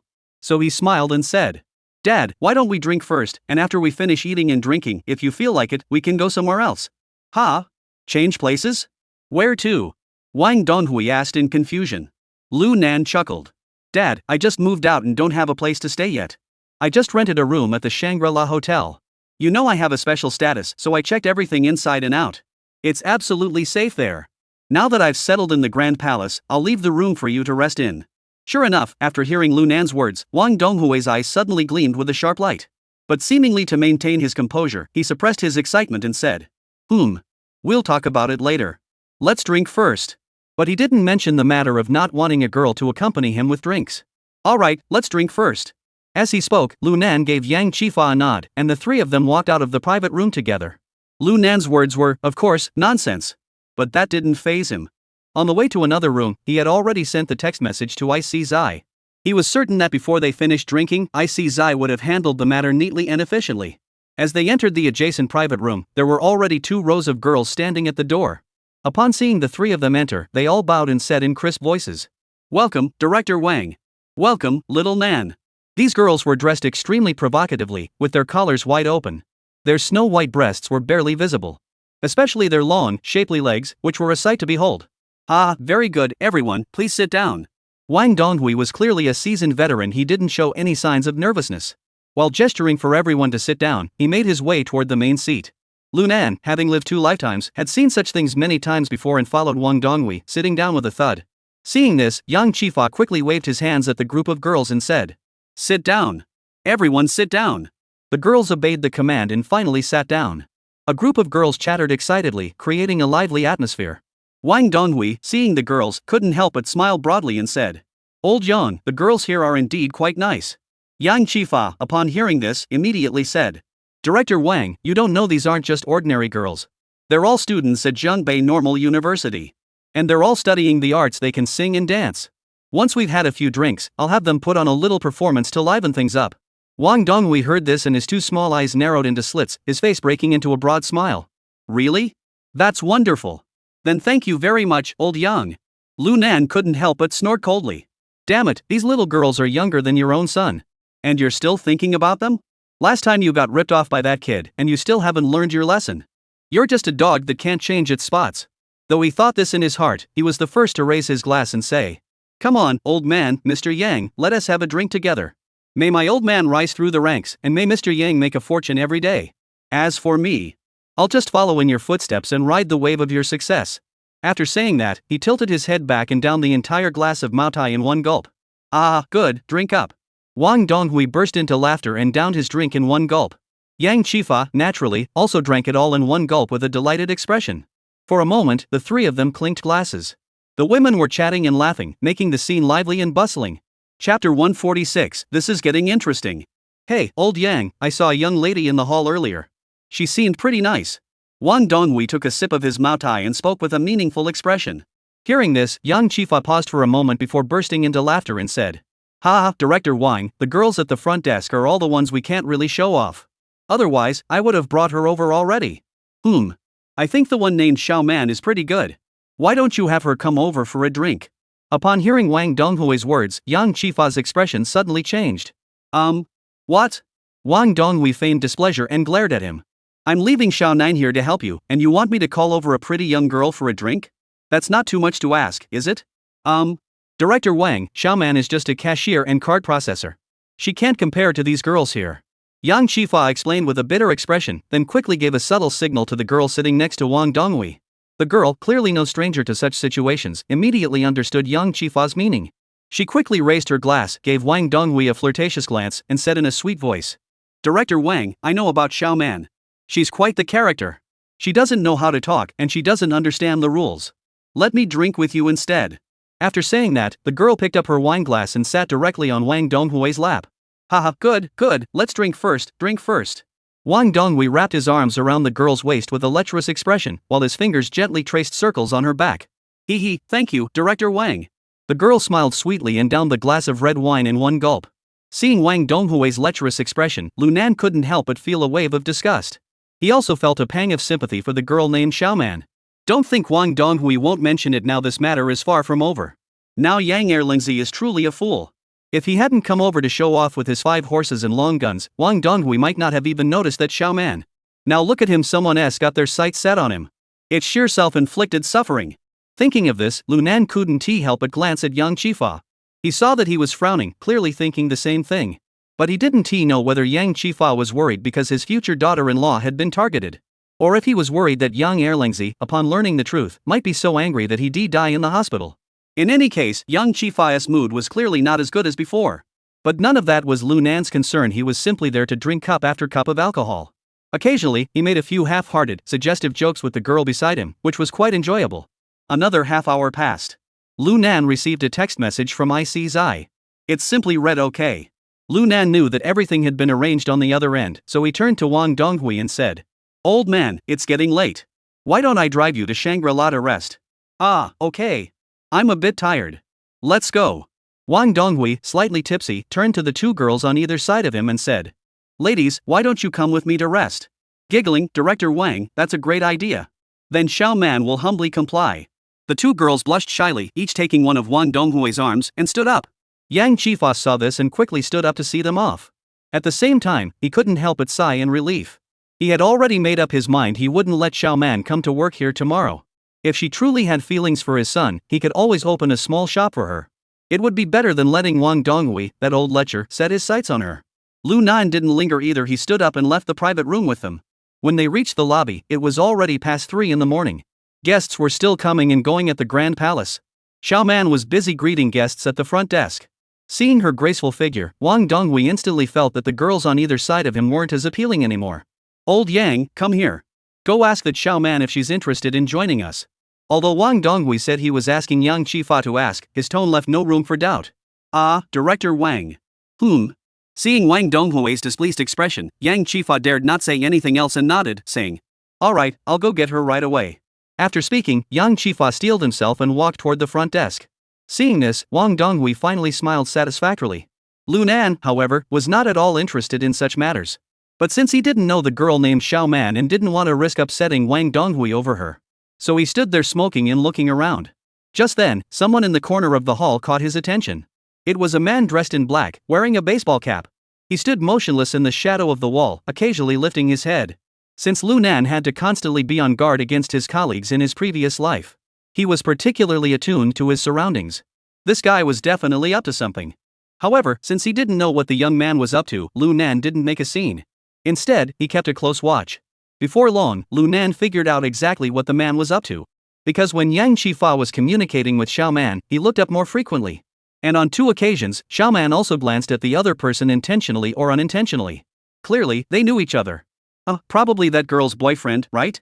This is getting interesting. Wang Donghui, that old fox, insisted on taking the girl away. How could the young man just stand by and do nothing? Damn it, I might end up doing something to help the tiger again. Lu Nan sighed helplessly. In his heart, he was actually hoping that Wang Donghui would let the young guy get beaten up. Such scum deserves a good beating to vent his anger. But Lu Nan knew that here, he could only be the villain. But even if he had to be the villain, he wanted to choose a more sophisticated one. At least make them get into a fight, that's what makes it exciting. Damn it, you just watched me fight with Yang Erlingzi. Now I want to see you get your ass kicked. Thinking this, Lu Nan suddenly chuckled coldly to himself. Seeing the cigarette but extinguished. Dad, give me the car keys. I'll drive later. Sure. Wang Donghui agreed immediately upon hearing this. At the same time, Xiao Man was also brought over by Yang Qifa. Come on, Xiao Man, haven't you greeted Director Wang yet? Upon seeing Xiao Man approach, Yang Qifa immediately greeted her. Director Wang, hello. My name is Lin Xiaoman. Please take care of me. Lin Xiaoman bowed slightly, placed her hands together in front of her chest, and spoke in a voice that was extremely gentle and seductive. That sweet, coquettish voice made Wang Donghui's bones go weak. He chuckled, released the 2 girls in his arms, and waved at Lin Xiaoman. Haha, no problem. Come on, I'll take you to a nice place. With that, he reached out and grabbed Lin Xiaoman's slender arm, intending to drag her out of the tavern. Hey, Mr. Wang, I haven't finished work yet. Xiaoman startled. She instinctively shrunk back. Perhaps due to the effects of alcohol, Wang Donghui, seeing this, became even more excited. Ha, it's okay. Mr. Yang, can I let Xiaoman go home now? Upon hearing Wang Donghui's words, Yang Qifa hurriedly replied. Sure. Do whatever you want, Director Wang. Yang Qifa's words effectively gave Wang Donghui tacit approval for his actions. Thus, in full view of everyone, Wang Donghui ignored Xiaoman's resistance. He directly wrapped his arm around her shoulders and started walking toward the door. At that moment, the man in the corner, clearly provoked, stood up and charged toward Wang Donghui. Seeing this, Lu Nan couldn't help but smile slightly. This is getting interesting. Chapter 147, Don't Get Involved. Thinking this, Lu Nan decided to tell Wang Donghui to go get the car first. That way, he could take the opportunity to watch the show from the sidelines. Besides, even if Wang Donghui took a few punches, it wouldn't be his fault. But before he could finish speaking, Lu Nan's expression suddenly changed. Because he saw the man in the baseball cap pull out a sharp knife from his waist. I can't just stand here and watch this.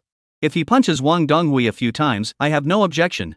But if he ends up getting stabbed to death by this old bastard, that's out of the question. Never mind that I haven't even established a proper connection with Blueface yet. Moreover, without Wang Donghui backing him, his standing in the other party's eyes would inevitably be greatly diminished. Thinking this, Lu Nan was about to step in to stop him. But then he thought of a better way. So he deliberately paused for a second before acting. Just then, the man suddenly sped up a few steps and shouted loudly. Go to hell. As the words left his mouth, the sharp knife was already lunging toward Wang Donghui. Since Wang Donghui had been drinking and his mind was elsewhere, thinking about Xiao Man and the 2 beautiful women. He had no time to react. By the time he reacted, the gleaming blade was already inches from his face. Oh no! Wang Donghui let out a panicked scream, but there was nothing he could do except watch helplessly as his abdomen was slit open. Father, be careful! Just as the situation reached its most critical moment, a figure suddenly darted forward and stood in front of Wang Donghui. Thud! The sharp knife plunged into Lu Nan's abdomen. Blood spurted out, flowing down the blade. Lu Nan, covered in blood, glared at the man and shouted. You're asking for death. Bang! Lu Nan kicked the man away with a single blow, dragging Wang Donghui to the side. He then clutched his wound and crouched down on the ground. Xiaonan, are you okay? Wang Donghui hurriedly supported Lu Nan and asked. At that moment, Yang Qifa also snapped out of it and shouted. Grab that little bastard and bring him to me. At the sound of the shout, the regular security personnel rushed toward the man and began to surround him. Meanwhile, Wang Donghui held onto Lu Nan tightly. Xiaonan, how are you? Lu Nan shook his head and clenched his teeth. Dad, I'm fine.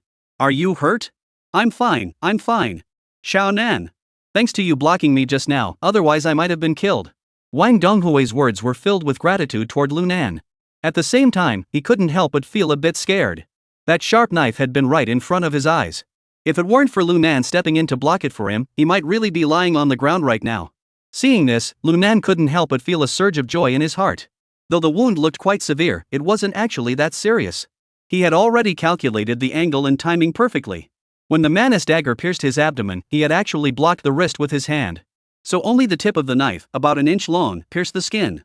But to create this terrifying scene, before kicking the man away, he squeezed the wound with his hand. This made it look like blood was gushing out, which was quite terrifying. However, judging by Wang Donghui's attitude toward him, his objective had been achieved. At that moment, the man had already been subdued by a group of security guards. Yang Qifa pointed at him and shouted, "You little bastard, who sent you here?" Oomph. Forced to kneel on the ground, the man glanced at Yang Qifa with disdain before turning his gaze to the pale-faced Lin Xiaoman. He remained silent. Clearly, he was afraid that revealing his connection to Lin Xiaoman would implicate her. Seeing this, Yang Qifa grew even more furious. "Damn it, are you deaf? Tell me right now who sent you here." This time, the man didn't utter a single word. Seeing this, Yang Qifa flew into a rage. He kicked the man in the head. "If you don't speak up, do you think I'll kill you?" The man remained silent, head bowed, refusing to yield. "Damn it! Since you won't talk, you'll stay here and eat today." Yang Qifa was so enraged he clenched his teeth. Just then, Wang Donghui helped Lu Nan to his feet, his face darkening with anger.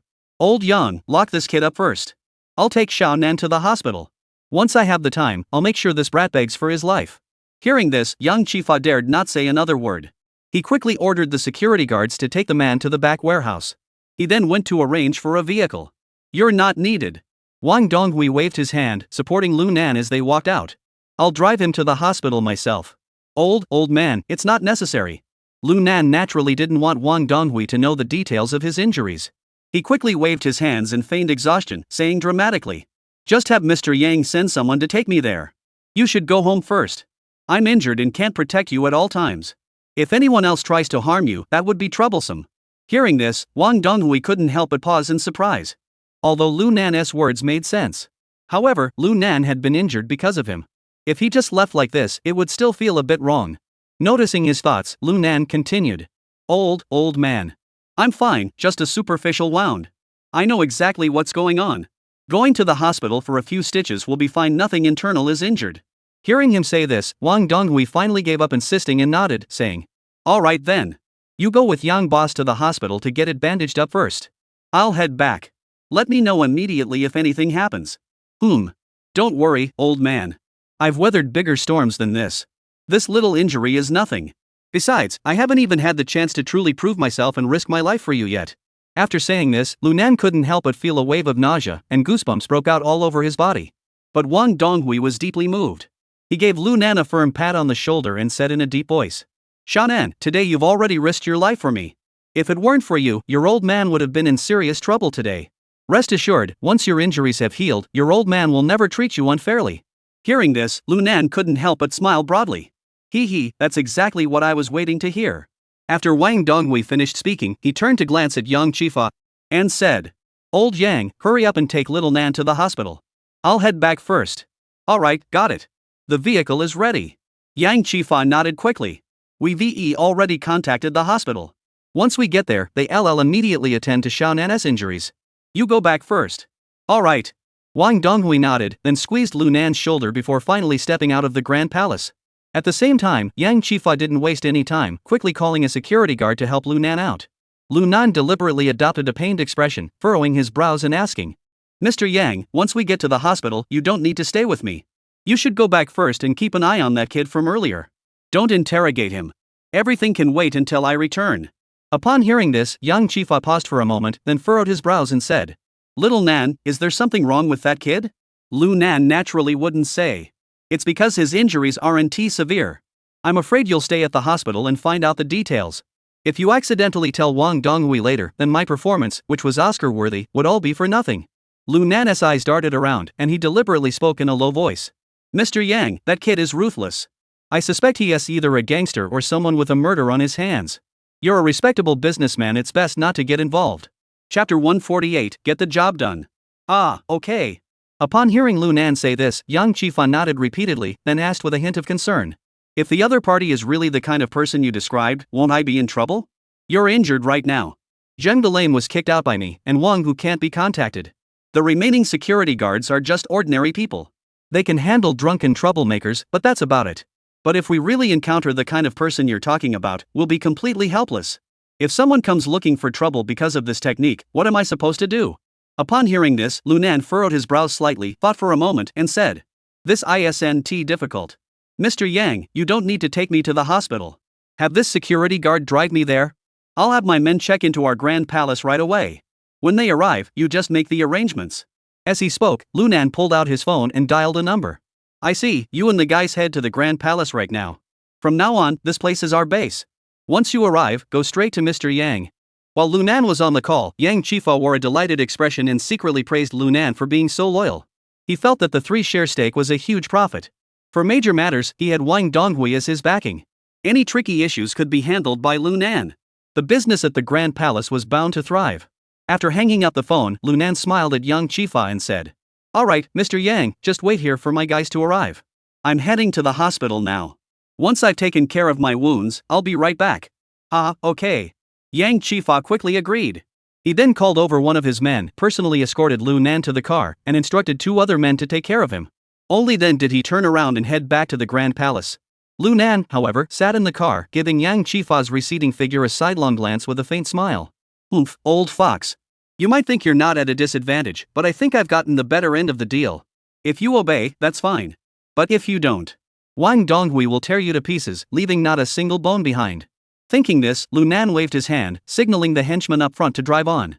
He then lay back in the rear seat and closed his eyes to rest. But no one noticed that several people were standing in the shadows at the corner of the Grand Palace. At the front was Zhang the Lame. "Boss, you saw everything that happened just now. Yang Chifa, that old bastard, has gone back. Should we go after him now and take care of him?" One of the henchmen suggested. "Wang Hu isn't here either, and there's no one at the Grand Palace right now. This is the perfect time to act. What do you think?" Upon hearing this, Zhang the Lame did not make a decision immediately. Instead, he took a deep drag on his cigarette and furrowed his brows in thought. After a moment, he flicked the cigarette to the ground and ground it into the dirt with his crippled foot. "Forget about Yang Chifa, that old fool. Let us go to the Central Hospital right now." "What? The Central Hospital?" Several of his henchmen were startled by Zhang's words. "Boss, Yang Erlungzi is at the Central Hospital, but Wang Hu is there too. And there are so many of them. If we go there to cause trouble, do we stand a chance?" Upon hearing this, Zhang the Lame revealed a cold smile. The director of the Central Hospital is Yang Chifa's good friend, so that little bastard must have been sent to the Central Hospital as well. He has a knife wound, so he should be in the emergency room. Wang Hu and Yang Erlungzi are definitely in the orthopedic ward, no conflict. What about that kid? That's right. Zhang the Lame felt the double-barreled shotgun in his coat and said menacingly, "I'll take care of that little bastard at the Central Hospital. Then we'll make it look like Wang Hu's men did it." What do you think Wang Donghui will think now? "Big brother, you're amazing. Enough with the flattery, let us go. Today, you'll see the boss's true colors." After saying that, the group climbed into a van and drove toward the Central Hospital. At that moment, Lunan, who had arrived at the Central Hospital, had no idea that Zhang the Lame had already set his sights on him. "Alright, you don't need to follow me anymore." Lunan, standing at the emergency room entrance, said to the 2 henchmen. "Leave the car here. You guys can take a taxi back." The 2 henchmen knew that although Lunan looked young, his background was far from ordinary. After they had crippled their boss's young master, their boss was still being polite to the man in front of them. So after Lunan finished speaking, the 2 didn't waste any time, handed over the keys, and turned to hail a taxi by the roadside. Lunan, seeing the 2 leave, finally released his hand from his abdomen and took a look. Damn it, this wound will be completely closed in a few hours. This injury isn't even worth stitching up. Muttering to himself, Lunan pulled out a cigarette, bit it between his lips, and lit it. The doctors around here must have good connections with Yang Chifa. As I said before, if Wang Donghui finds out my injuries aren't serious, the play we're putting on today won't just fail to add to my own punishment. It might even backfire. But if I don't get stitches, what am I supposed to say then? Oh no. This is such a hassle. Thinking of this, Lunan shook his head and sighed. Damn it, we'll deal with that later. I need to figure out how to take care of Wang Hu in the next couple of days. As he muttered to himself, Lunan's eyes suddenly lit up. Damn it, I must be slow after drinking. Wang Hu brought Yang Erlungzi to the hospital. He must be here. I'll take this opportunity to get it done. Having made up his mind, Lunan tossed the cigarette butt on the ground and stomped it out before striding toward the orthopedic building. Upon arriving at the orthopedic department lobby, Lunan walked straight up to the duty desk and asked a nurse. Excuse me, I'm the manager of the Grand Palace. Our young master was injured in an altercation. I came to check on him. How is he doing now? Sure enough, upon hearing the words Grand Palace, the nurse immediately perked up. Oh, you're from the Grand Palace? Yang Gongzi's leg injury has been cast, and he's resting in the VIP ward on the 6th floor. Let me take you there. Oh, thank you, but that's okay. Lu Nan waved his hand and said. By the way, our security manager was there at the time. Is he still around? You know, the one with no hair on his head and wearing that flashy outfit.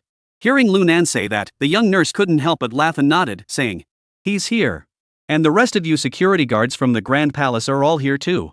By the way, when you go up, could you please ask them to keep it down? Tell them to keep it down. Someone has already called to complain. Haha, no problem. Lu Nan smiled and nodded politely, saying, Don't take it to heart, beautiful. My colleagues are all security guards, they're used to being tough.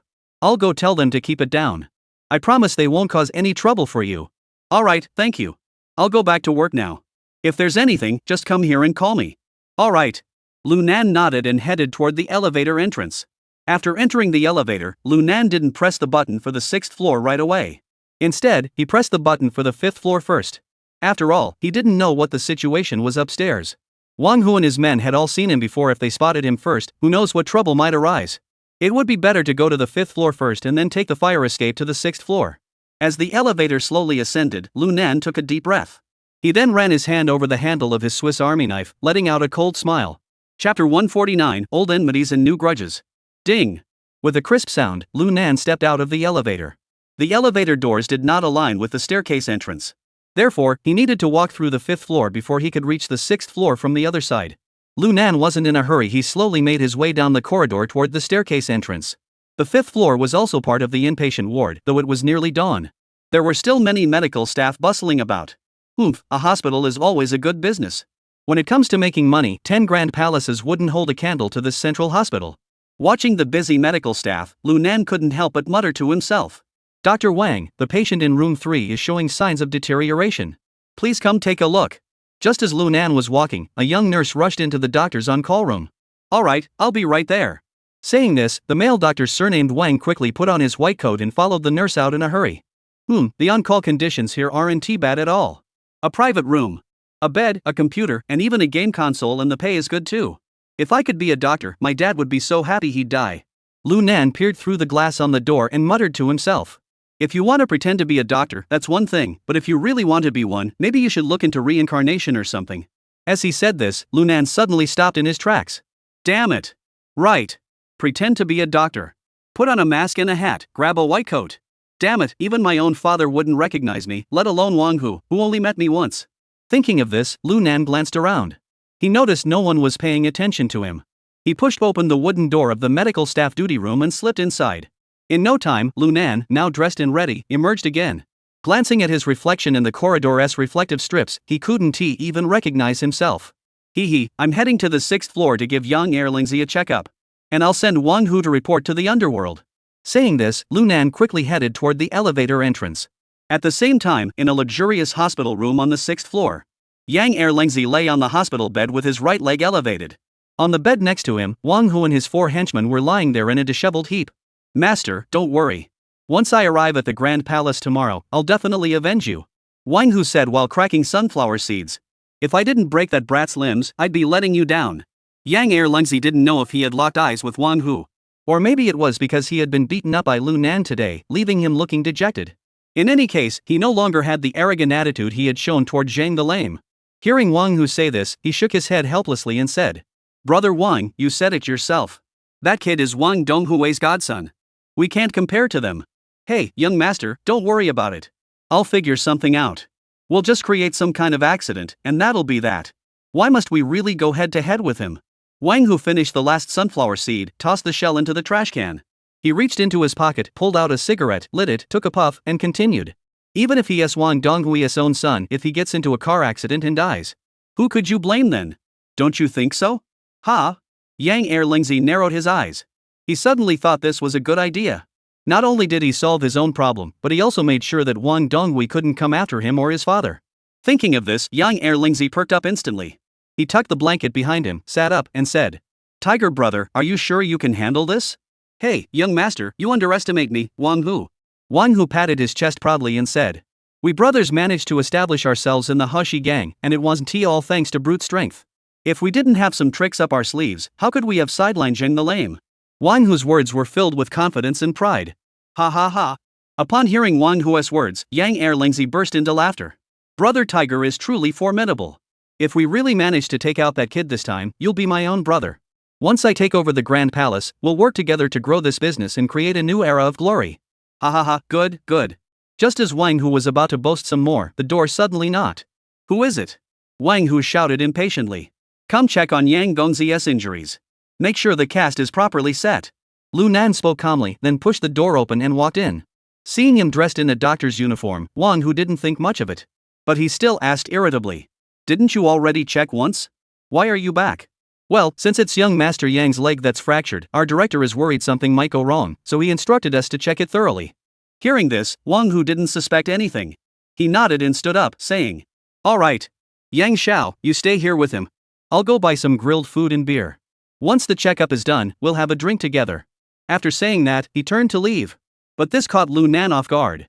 He had planned to take advantage of the inspection of Yang Erlingzi to ambush and kill Wang Hu. If he let him go, how would he carry out his plan? Hey, wait a moment. Lu Nan hurriedly shouted. Wang Hu heard the voice and furrowed his brows. What? Is there something else? Yes, there is something.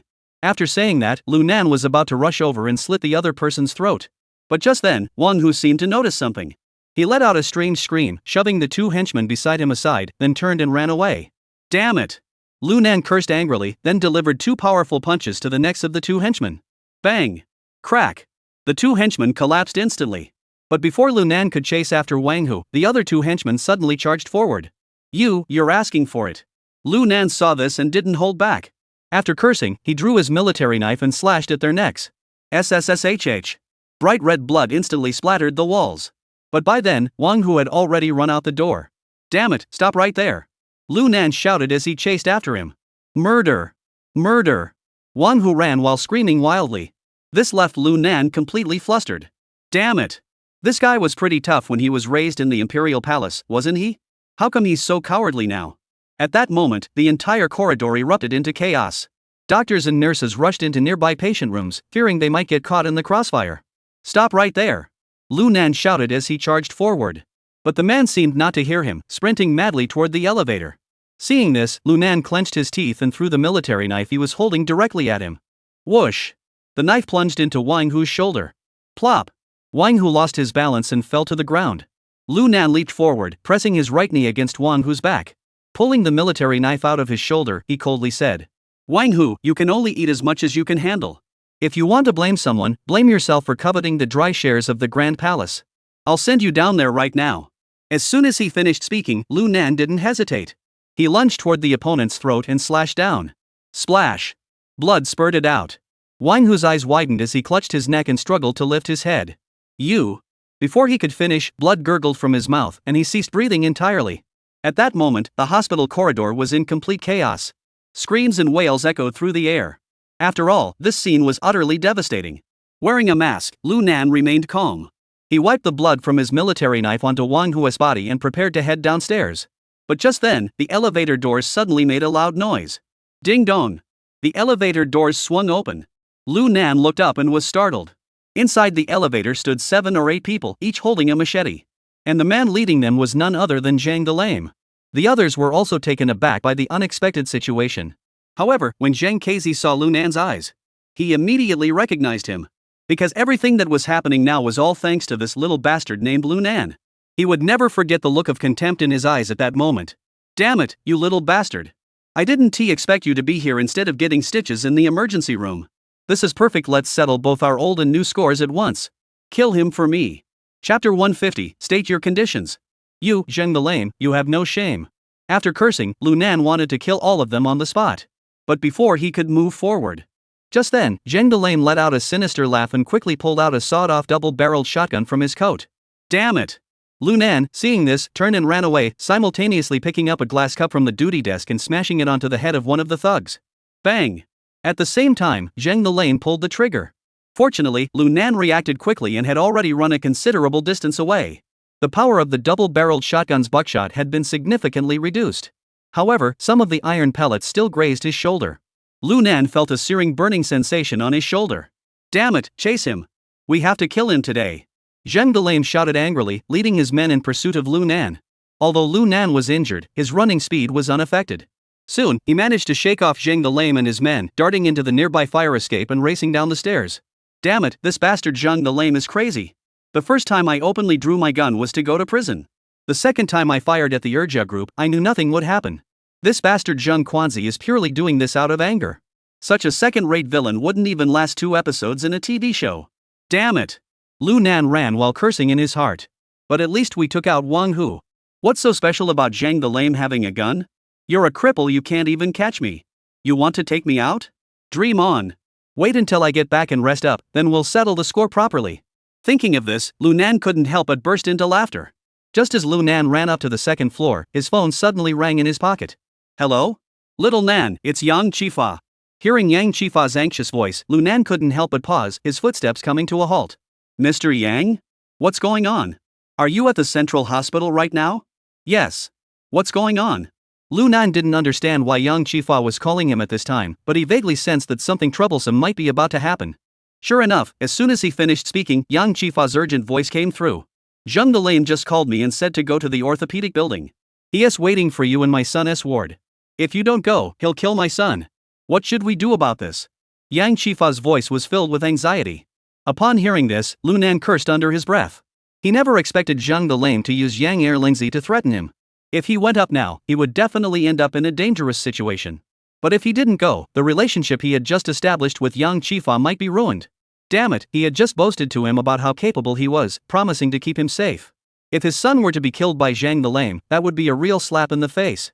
For a moment, Lu Nan found himself in a dilemma. Sha Nan, what should we do about this? Hearing Yang Qifa's urgent prompt, Lu Nan took a deep breath and said, Don't worry, Mr. Yang. If Zheng the Lame dares to touch your son, I'll make sure he has no place to be buried.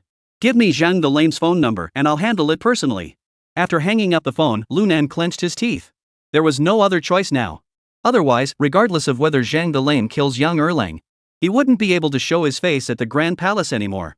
What the hell is going on here? I just crippled Yang Erlingzi's leg. And I even killed Wang Hu, who was protecting him. Now look at me, I have to risk my life to save that stupid fool. What a twist of fate. Lu Nan thought to himself as he dialed the number. Hello? Zheng the Lame's angry voice came through the receiver. You crippled bastard, what do you want? The other end immediately recognized Lu Nan's voice and replied with a cold laugh. Ha, you little bastard, I thought you'd already run away. It seems Yang Qifa's call was quite effective.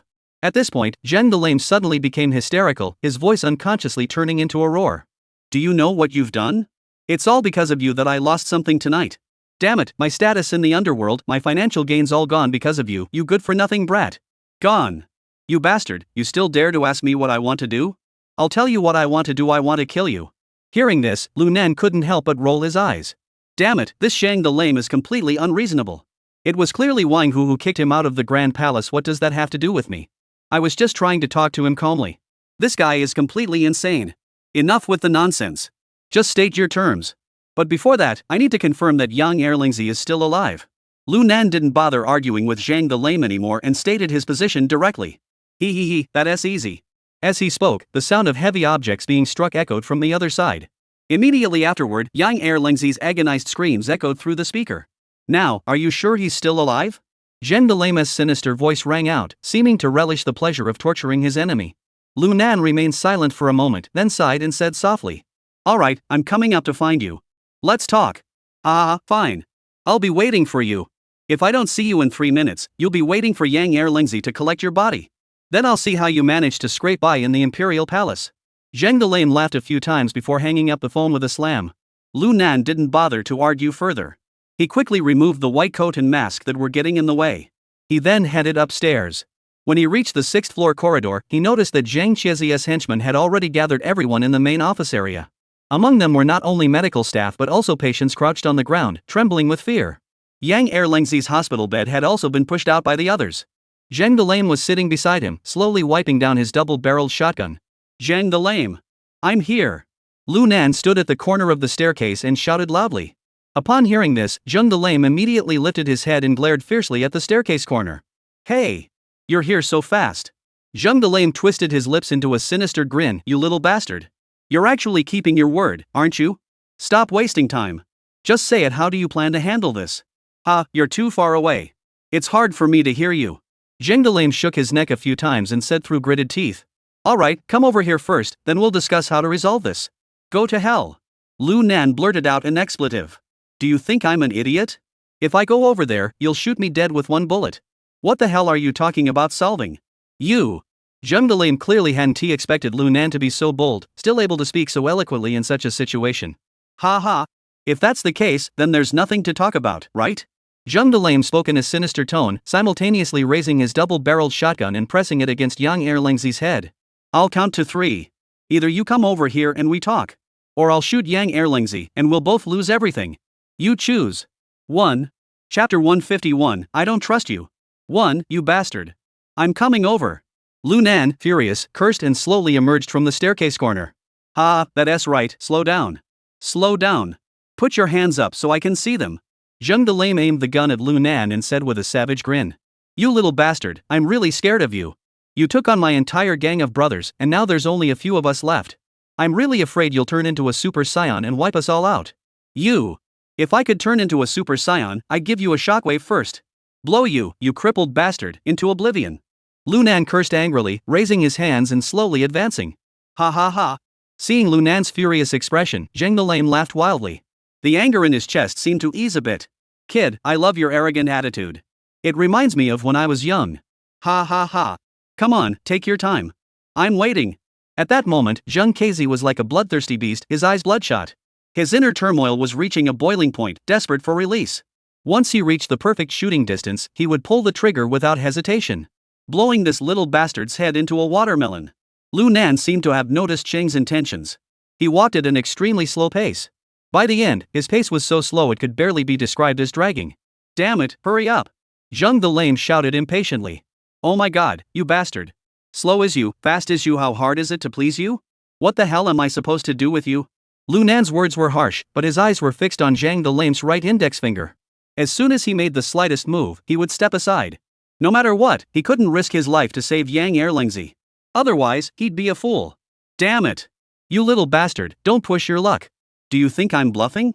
I'll shoot Yang Erlingzi right now. Jung Delame, if you say that, then I'm not leaving. As he spoke, Lu Nan actually stood his ground. If you shoot Erlingzi, why would I stay here arguing with you? I'll turn around and run, then call the police. I'll see if you're really that stupid. Lu Nan rolled his eyes and looked at Jung Delame with a smug expression. Oomph. Seeing this, Jung Delame immediately furrowed his brows. He never expected Lu Nan to be so cunning, standing right next to a pillar. And it was perfectly positioned outside the effective range of the double-barreled shotgun. Even if he fired at him now, he couldn't guarantee he'd kill this little brat. Damn it! Jung Delame seethed with anger, but he had no way to deal with Lu Nan at the moment. Jung Delame, you bastard, you wanted to talk, didn't you? Let's talk it out then. Lu Nan was afraid of really angering Jung Delame, so he quickly softened his tone. Fine, I'll see what you have to say. If you can't give me satisfactory terms, I'll definitely kill both of you today. Jung Delame finished speaking, clenching his teeth, and once again pressed the hunting rifle against Yang Erlingzi's head. This way, even if he couldn't kill Lu Nan, he would kill Yang Erlingzi. At that moment, Lu Nan rolled his eyes and said, Jung Delame, you don't even know how to negotiate, do you? What the hell can I give you? Shouldn't you be the one making demands and seeing if I accept them? Go to hell. My condition is your life, can you accept that? Jung Delame was clearly driven to the brink of madness by Lu Nan, his voice rising in anger. Sigh, I knew you'd say that.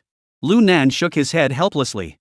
Seeing that Jung Delame was about to lose his temper, he quickly said, Jung Delame, calm down first. You just said that your status in the underworld and your economic interests were lost because of me. If I say I'll help you get those two things back, would you still be willing to risk your life like this with me? Hearing this, Jung Delame couldn't help but pause for a moment. He narrowed his eyes and said, You little brat, explain yourself. Seeing that the other party was interested, Lu Nan instantly relaxed. As long as he could still listen to reason, things would be manageable. I'm not afraid you have demands, I'm afraid you're a madman who only wants my life. Jung Delame, you probably don't know who I am, do you? Lu Nan suddenly asked an extremely odd question. Oomph, who are you? I have no idea who you are. What, you think you can intimidate me with your status? Jung Delame sneered disdainfully. Let me tell you, when I was making my way in the underworld, you were still in diapers. Ha, if you put it that way, I won't argue with you. Lu Nan didn't get angry, he smiled and said. My name is Lu Nan. The road stretches wide before us, I choose the southern path. Stop wasting my time. I don't care if you're Lu Nan or Liu Bei. I'm asking you, how do you plan to return what you took from me? Before Jung Delame could finish his rant, he suddenly froze. A moment later, he asked in disbelief. You're the Lu Nan who took down the Zhao family's 3 tigers? Yes, it's me. Lu Nan nodded. Aren't you in prison? How did you end up here at the Imperial Palace? Hey, Zhang the Lame, have you lost your mind? Lu Nan scoffed and said. My godfather is Wang Donghui. Do you think prison can hold me? Upon hearing this, Zhang the Lame immediately understood. Indeed, with Wang Donghui's influence in Liangchang, helping someone get out of prison wasn't a big deal. Seeing Zhang Keizi's reaction, Lu Nan couldn't help but feel a surge of satisfaction. Damn!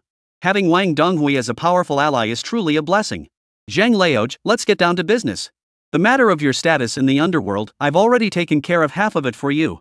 Saying this, Lu Nan pointed at Wang Hu, who was lying in a pool of blood, and continued. Wang Hu, that bastard, is dead. The Hushi gang is leaderless. With your skills, Zhang Laoj, you shouldn't have any trouble uniting those scattered forces, right? Zhang the Lame heard this and his expression grew dark and uncertain. His left hand kept rubbing the stubble on his chin. Clearly, he was torn inside. Seeing this, Lu Nan seized the opportunity and said. Tell everyone that Wang Hu doesn't understand respect and is arrogant and tyrannical. You eliminated him to clean house. I think, whether it's within the West River Gang or on the streets of Liangchang, no one will doubt your standing in the underworld. After speaking, Lu Nan remained silent, simply staring intently at Zhang the Lame. Zhang the Lame's expression flickered, as if weighing the pros and cons. After a long while, he suddenly looked up and said. What about the economic benefits? Upon hearing this, Lu Nan couldn't help but chuckle inwardly. Damn it, these old crooks. They value their reputation more than anything else. Once this issue is resolved, the rest will be easy. Thus, Lu Nan adopted a mysterious expression and countered with a question. Mr. Zhang, in your opinion, given my status and that of my godfather, would we care about the petty money from the Grand Palace? Then, why did you come to the Grand Palace? Zhang the Lame asked hesitantly. I'm just using the Grand Palace as a base. Doing some of my own big business. As long as you release Yang Erlingzi today, I'll help you get back the shares in the Grand Palace, and that'll be that. Lu Nan deliberately dragged out his words, slowly stepping forward a few steps. At the same time, he looked for an opportunity to disarm Zhang the Lame. After all, having this guy holding a firearm was really unsettling.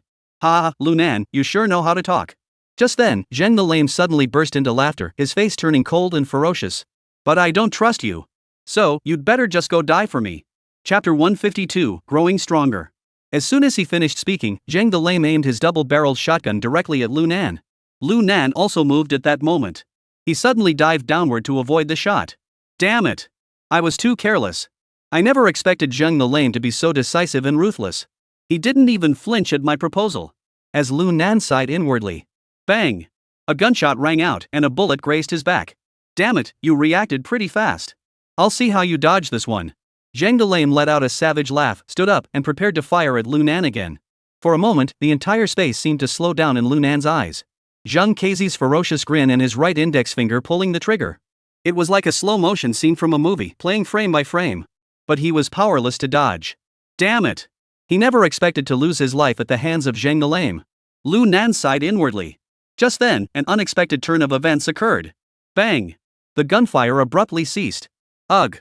Zhang the Lame stared wide-eyed. He looked down at his chest, where a pool of blood was spreading rapidly, resembling a blooming rose. How could this happen? Zhang the Lame muttered in disbelief. Lu Nan followed the sound and looked over. A group of people armed with standard-issue handguns suddenly burst out from the staircase corner. Damn it, dare to draw guns on our boss. You bastards don't want to live anymore. With Dikue's furious shout, Zhou Biao and the others simultaneously pulled the triggers aimed at Zhang Keizi. Bang bang bang bang. Suddenly, a barrage of gunfire erupted, deafening the air. Though none of them knew how to use a gun, and most couldn't even aim properly, their sheer numbers gave them the upper hand. Moreover, their target was Zhang the Lame. In less than a minute, Zhang the Lame was riddled with bullets like a sieve. As he lay dying, he stared intently at Lu Nan's face, his expression filled with disbelief.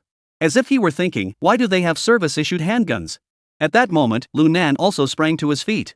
He turned and ran toward Dikue and the others. Nan Gu! Nan, you son of a... Before Dikue could finish speaking, Lu Nan delivered a powerful punch straight to the opponent's face. Immediately afterward, he disarmed the other man with a swift grapple and kicked him into the corner of the wall. Everyone present was stunned, staring at Lu Nan in disbelief, wondering what the hell he was doing. Damn it, run! You're all crazy for pulling guns here? Lu Nan growled under his breath. The guns we brought back from the Urja group last time were all standard issue. If the cops see them, you're all dead. Hurry downstairs and split up to take taxis back to the Grand Palace. Lu Nan cursed, but he didn't waste a moment in taking action. In just a few seconds, he disarmed everyone and threw their guns on the ground. Then he shouted angrily. Damn it, what are you still standing there for? Hurry up and get out of here. Oh, and I see, guy, figure out how to alter the surveillance footage. Upon hearing this, everyone finally snapped out of it. Immediately, everyone rushed down the stairwell in a frenzy. Then they sprinted away. Meanwhile, Lunan calmly picked up the standard issue handguns through his clothes. He then carefully wiped them down. After finishing all this, he tossed the guns aside and finally spoke. I have some good news for everyone. You're all safe now. Let's fight. Hearing him say this, the medical staff and patients who had been crouching on the ground with their heads covered were all startled. Then they looked at him in disbelief. Don't look at me. The criminals all fled after I drove them away. Also, I'll need everyone to testify for me later. I didn't shoot anyone. Lunan smiled and said. Of course. If anyone says anything out of line, I'll find you all through tonight's shift records and hospital logs and have a heart-to-heart talk with you. Hearing these words, all the doctors, nurses, and patients in the room felt a chill run down their spines. Lunan's smile looked like that of a demon in their eyes. Especially the phrase have a heart-to-heart talk, which was more terrifying than a butcher's knife. Little hero. Don't worry, we won't say a word. An elderly doctor immediately assured him. And it's exactly as you said. These heartless bandits actually wanted to kill us all. If it weren't for you, young hero, risking your own safety to come to our aid, we would all be doomed. At this point, the elderly doctor looked at everyone and said, what do you all think? Is that how it happened? The elderly doctor clearly held great authority on this floor. For a moment, everyone else nodded in agreement. Yes, yes. Little hero, you saved all of our lives. You're a hero. That's right. Such scum deserves to be executed 100 times over. Another female doctor chimed in. They actually tried to blow your head off with a gun that's truly despicable. Exactly. What's most infuriating is, we already called the police. But the police still haven't arrived. We need to file a complaint against them for dereliction of duty. Ugh. In an instant, the entire floor erupted into chaos. Seeing the doctors and nurses so filled with righteous indignation, Lunan felt a wave of emotion welling up inside him. Damn the neighbors. Educated people are so much easier to communicate with. Unlike that cripple Zhang, who just knows how to nitpick. Damn it, you deserve to be shot to death. At that moment, Lunan realized that Zhang the Lame and his few henchmen were still standing there, frozen in place, unable to move. At that moment, their foreheads were covered in cold sweat. Their legs trembled uncontrollably. Guys, what do you think of what happened to Zhang Lauda? Lunan laughed as he pulled out a cigarette and lit it. Big brother. We think Zhang Lauda went too far. He has gone completely mad. He doesn't even deserve to be called a human being. One of the thugs stammered, his voice trembling with fear. Right, Zhang Lauda isn't human. Not only did he peek at an 80-year-old woman bathing, but he also dared to touch me. Big brother, if it weren't for you standing up for justice and ridding the world of evil, we'd still be suffering in hell. Yes. Lunan heard this and his forehead was immediately covered in black lines. However, his opinion of this group of thugs had changed. It seems that uneducated people can be pretty easy to deal with sometimes. Since that's the case, I agree with your viewpoint. Then throw away the knives in your hands, put your heads down, and crouch in the corner. Wait for the police to come. Thank you, sir. We'll go right away. We'll turn over a new leaf. The 6 young thugs burst into tears of joy, quickly dropping their knives and obediently crouching to the side. Seeing that everyone had been subdued, Lunan finally smiled and walked over to Yang Erlingzi's bed. He sat down, reached out, and patted Yang Erlingzi on the shoulder. This nearly scared the other person to death. His teeth were clattering, his body trembling uncontrollably, and his lips turned pale. You, what do you want? Master, don't be afraid. Come on, take a drag on this cigarette to calm down. Saying this, Lunan shoved the cigarette in his hand into Yang Erlingzi's mouth.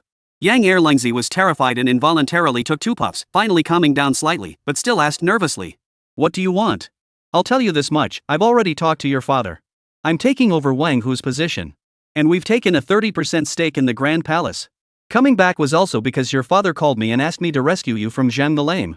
Lunan smiled as he took the cigarette from Yang Erlingzi's mouth, tapped off the ash, and said. So, let us work together from now on.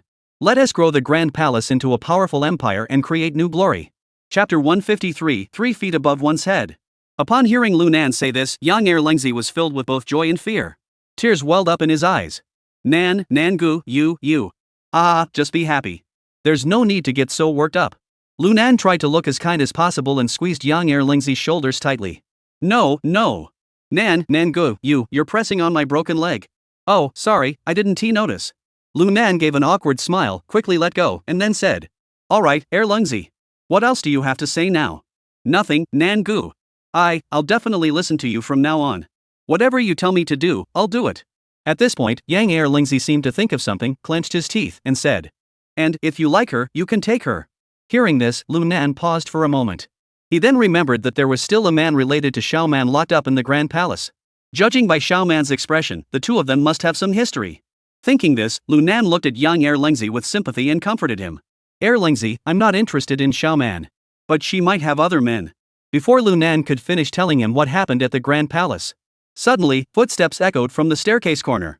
At the same time, the elevator doors opened. A group of armed police officers burst out from inside. "Don't move! Hands up!" Amidst the loud shouts, all the police officers aimed their Type 54 pistols at Lu Nan and his group. "Damn it! It's those idiots again." After recognizing who they were, Lu Nan couldn't help but mutter under his breath. "The baby's crying, bring the milk. Damn it, always slow when you should be fast. When you should be slow, you're fast." Though he said this, his hands didn't slow down for a moment. He raised both hands first. Comrade, don't misunderstand, we're all law-abiding citizens. Some of the criminals have already been taken down, and others are still hiding over there. And I even confiscated quite a few standard-issue handguns for you." As he spoke, Lu Nan nodded toward the bodies of Zheng Kezi and Wang Hu. He then pointed at the row of thugs crouched in the corner and the scattered Type 54 pistols on the ground. The police officers looked at each other in disbelief. The situation had changed too quickly. "Who are you?" One of the younger officers, who seemed to be a captain, asked. "My name is Lu Nan." Lu Nan said solemnly. "I'm here to visit a friend. But I stumbled upon these guys trying to kidnap and extort my good friend. So I stepped in to subdue them. If you don't believe me, you can ask everyone else." "Wow, that's impressive. Thanks to this little hero. If we had relied on you cops, we'd be dead by now. You're just wasting our tax money." "That's right. If it weren't for this little hero, we'd all be finished today." Everyone chattered excitedly, looking extremely relieved. "Oomph." The captain of the police officers snorted coldly, then ordered his men to handcuff the few thugs. At the same time, he called the forensic doctor over to examine the bodies of Zheng the Lame and Wang Hu. He, however, continued to stare intently at Lu Nan. Big Boss Nan has become a hero who saves lives. Do you really think I believe that?" Hearing this, Lu Nan couldn't help but narrow his eyes. He could clearly sense that the young police officer in front of him was filled with hostility toward him. "Officer, do you know me?" Lu Nan raised his eyebrows and asked in confusion. "Oomph. How could I not know you? You've been the talk of the town in Liangcheng lately. You've turned the entire Liangzhou province into a mess. Even Deputy Director Lu was transferred to the police station to manage household registration because of you. You're really something," the young police officer said, his gaze growing colder. Deputy Director Lu? Do you know Lu Jiming?" Lu Nan furrowed his brows slightly and looked up at the young police officer. Lu Nan. I don't mind telling you my name is Lin He. I'm the newly appointed captain of the Criminal Investigation Division's First Squad. Lu Jiming is my mentor." At that moment, the young police officer suddenly grabbed Lu Nan by the collar and pulled him in front of him. Gritting his teeth, he said, "My mentor instructed me not to provoke you. But I refuse to believe that. I won't rest until I bring you to justice." Upon hearing that name, Lu Nan was startled. Because in his previous life, the name Lin He was second only to Li Xiangwen. It was said that the two of them had teamed up to solve numerous major cases. When Li Xiangwen was promoted, he even brought Lin He to the capital with him. But he never imagined that this young man had once been Lu Jiming's disciple. Damn it, the world really is unpredictable. But at this moment, Lu Nan naturally wouldn't give the other party a friendly look. Captain Lin, is that you?"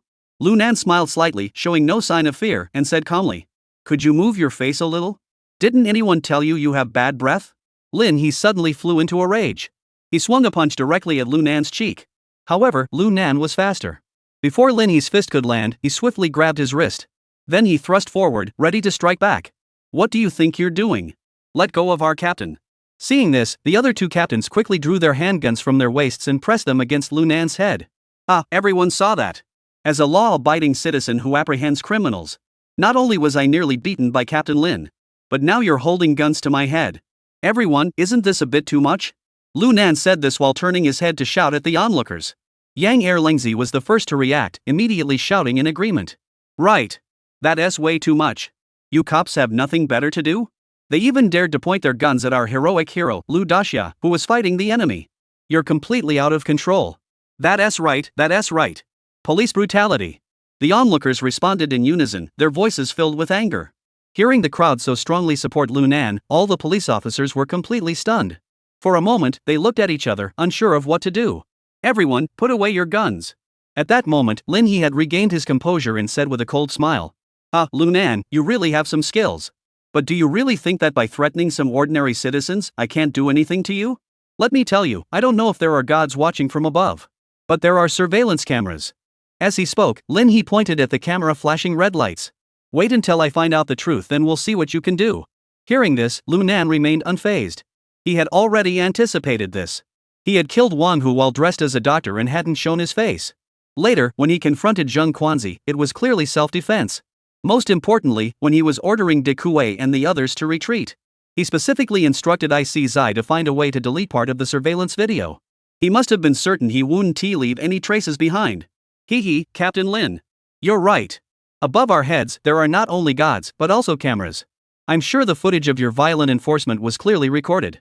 When the time comes, I'll definitely sue you. At this point, Lunan gave a sinister smile. When that time comes, you might just end up accompanying your master Lu Jiming to the damn household registration office. Chapter 154, A Fool. Hearing Lunan say this, Lin He felt as though his veins were about to burst. If it weren't for the angry crowd, he would have shot this thug on the spot. Damn it!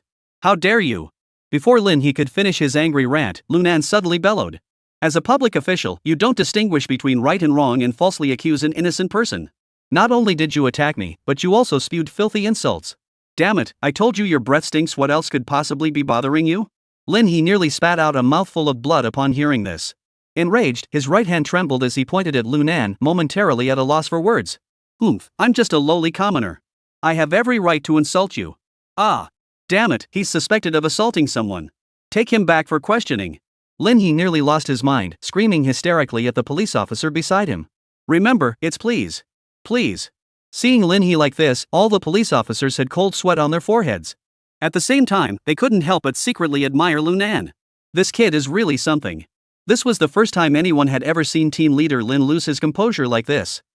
No need to say please. Lunan smiled and waved his hand. Assisting the police in investigating major cases is the duty and obligation of every law-abiding citizen. I'll go with you. Just don't forget to award me a Good Citizen Award when the time comes. After saying that, Lunan turned to Yang Erlingzi and said, Erlingzi, I'll go back with the officers first. Call your father to let him know you're safe, then get some rest. Alright, Nan Gu. I got it. Yang Erlingzi nodded hurriedly, while secretly deciding to himself that he would never provoke Lunan again. This guy is too scary. He kills people as easily as slaughtering pigs, without a moment's hesitation. In a way, that's not even the worst part. But to speak so recklessly in front of a group of police officers, that's truly impressive. Have you ever seen a murderer who could do that? And even with a crowd of people armed and threatening him, he remains calm and composed, laughing and joking? This is truly extraordinary. This also indirectly proves Lunan's status in Wang Donghui's heart. If he didn't have something to rely on, how dare he act so brazenly? Lunan didn't bother with Lin He anymore and followed the two police officers, turning to leave. Just wait until we get to the criminal investigation team. I'll see how tough you are then. Lin He took a deep breath, forcing down his anger. Damn it, no wonder my master loses control whenever Lunan's name comes up. This bastard. Whoever talks to him ends up losing control. After muttering these words, Lin He took a few more deep breaths. He gradually regained his composure. Meanwhile, the forensic pathologist and criminal investigators had finished examining the scene. Additionally, the technical police officers retrieving the surveillance footage had returned from upstairs. Lin He nodded and said, Let's go, wrap it up. The criminal investigation team's office was not located at the Shang Hall but at the Sher Bureau. At that moment, Lunan was taking a statement in the interrogation room. You say a group of criminals suddenly rushed up to the 6th floor and opened fire on Zhang Enghua? And you, with your bare hands, disarmed them and drove the criminals away? The interrogating officer looked stunned. Yes, what's the matter? Lunan shrugged his shoulders and said, Is that so strange? After all, they started it. If I didn't fight back, wouldn't that be too much of a loss? Are you Superman? The interrogating officer finally lost his temper, slamming his hand on the table and exclaiming, They had 5 or 6 guns. You claim you were unarmed and took them all down? Lunan rolled his eyes. What else could I do? You want me to stand there and let them kill me? I'm not invincible. Put. Hearing Lunan's brazen words, the interrogating officer was so stunned he nearly choked on his own blood. Mr. Lunan, I hope you'll tell us the truth. Officer, I'm telling you the truth. If you don't believe me, just wait until you see the surveillance footage. After saying that, Lunan ignored the officer, pulled out a cigarette, and lit it up. You're not allowed to smoke here. Before the young officer beside him could speak, Lunan waved his hand dismissively. Don't waste my time with nonsense. I'm cooperating with the investigation, not a criminal. Even if I were to leave right now, you'd still have to watch me. You. The young officer was so angry he couldn't say a word. Although he was just a rookie, he had been working at the station for nearly a year and had encountered all kinds of troublemakers. But compared to Lunan, those guys were like kindergarten kids. The two officers exchanged glances and both sighed in frustration before closing their mouths. Outside the interrogation room, Lin He sat on the chair with a solemn expression, staring at the officer in front of him. At that moment, his face was as dark as if it could rain. You're telling me there's no evidence of Lunan hurting or killing anyone in the surveillance footage? And you claim he drove off 6 armed criminals? The technical police officer swallowed hard and nodded, saying, Lin team leader, the information reflected in the surveillance video is exactly as you described. Moreover, this video was edited before I removed the hard drive. It had already been edited by someone. So based on this, we can't charge Lunan. Damn it! Before the technical officer could finish speaking, Lin He suddenly swung his arm and slammed his fist heavily into the wall. Thud! A loud thud echoed through the room. The surrounding officers all turned to look at him with a mix of fear and respect. This wasn't the first time he'd punched the wall. But this time, it was the angriest he had ever done it.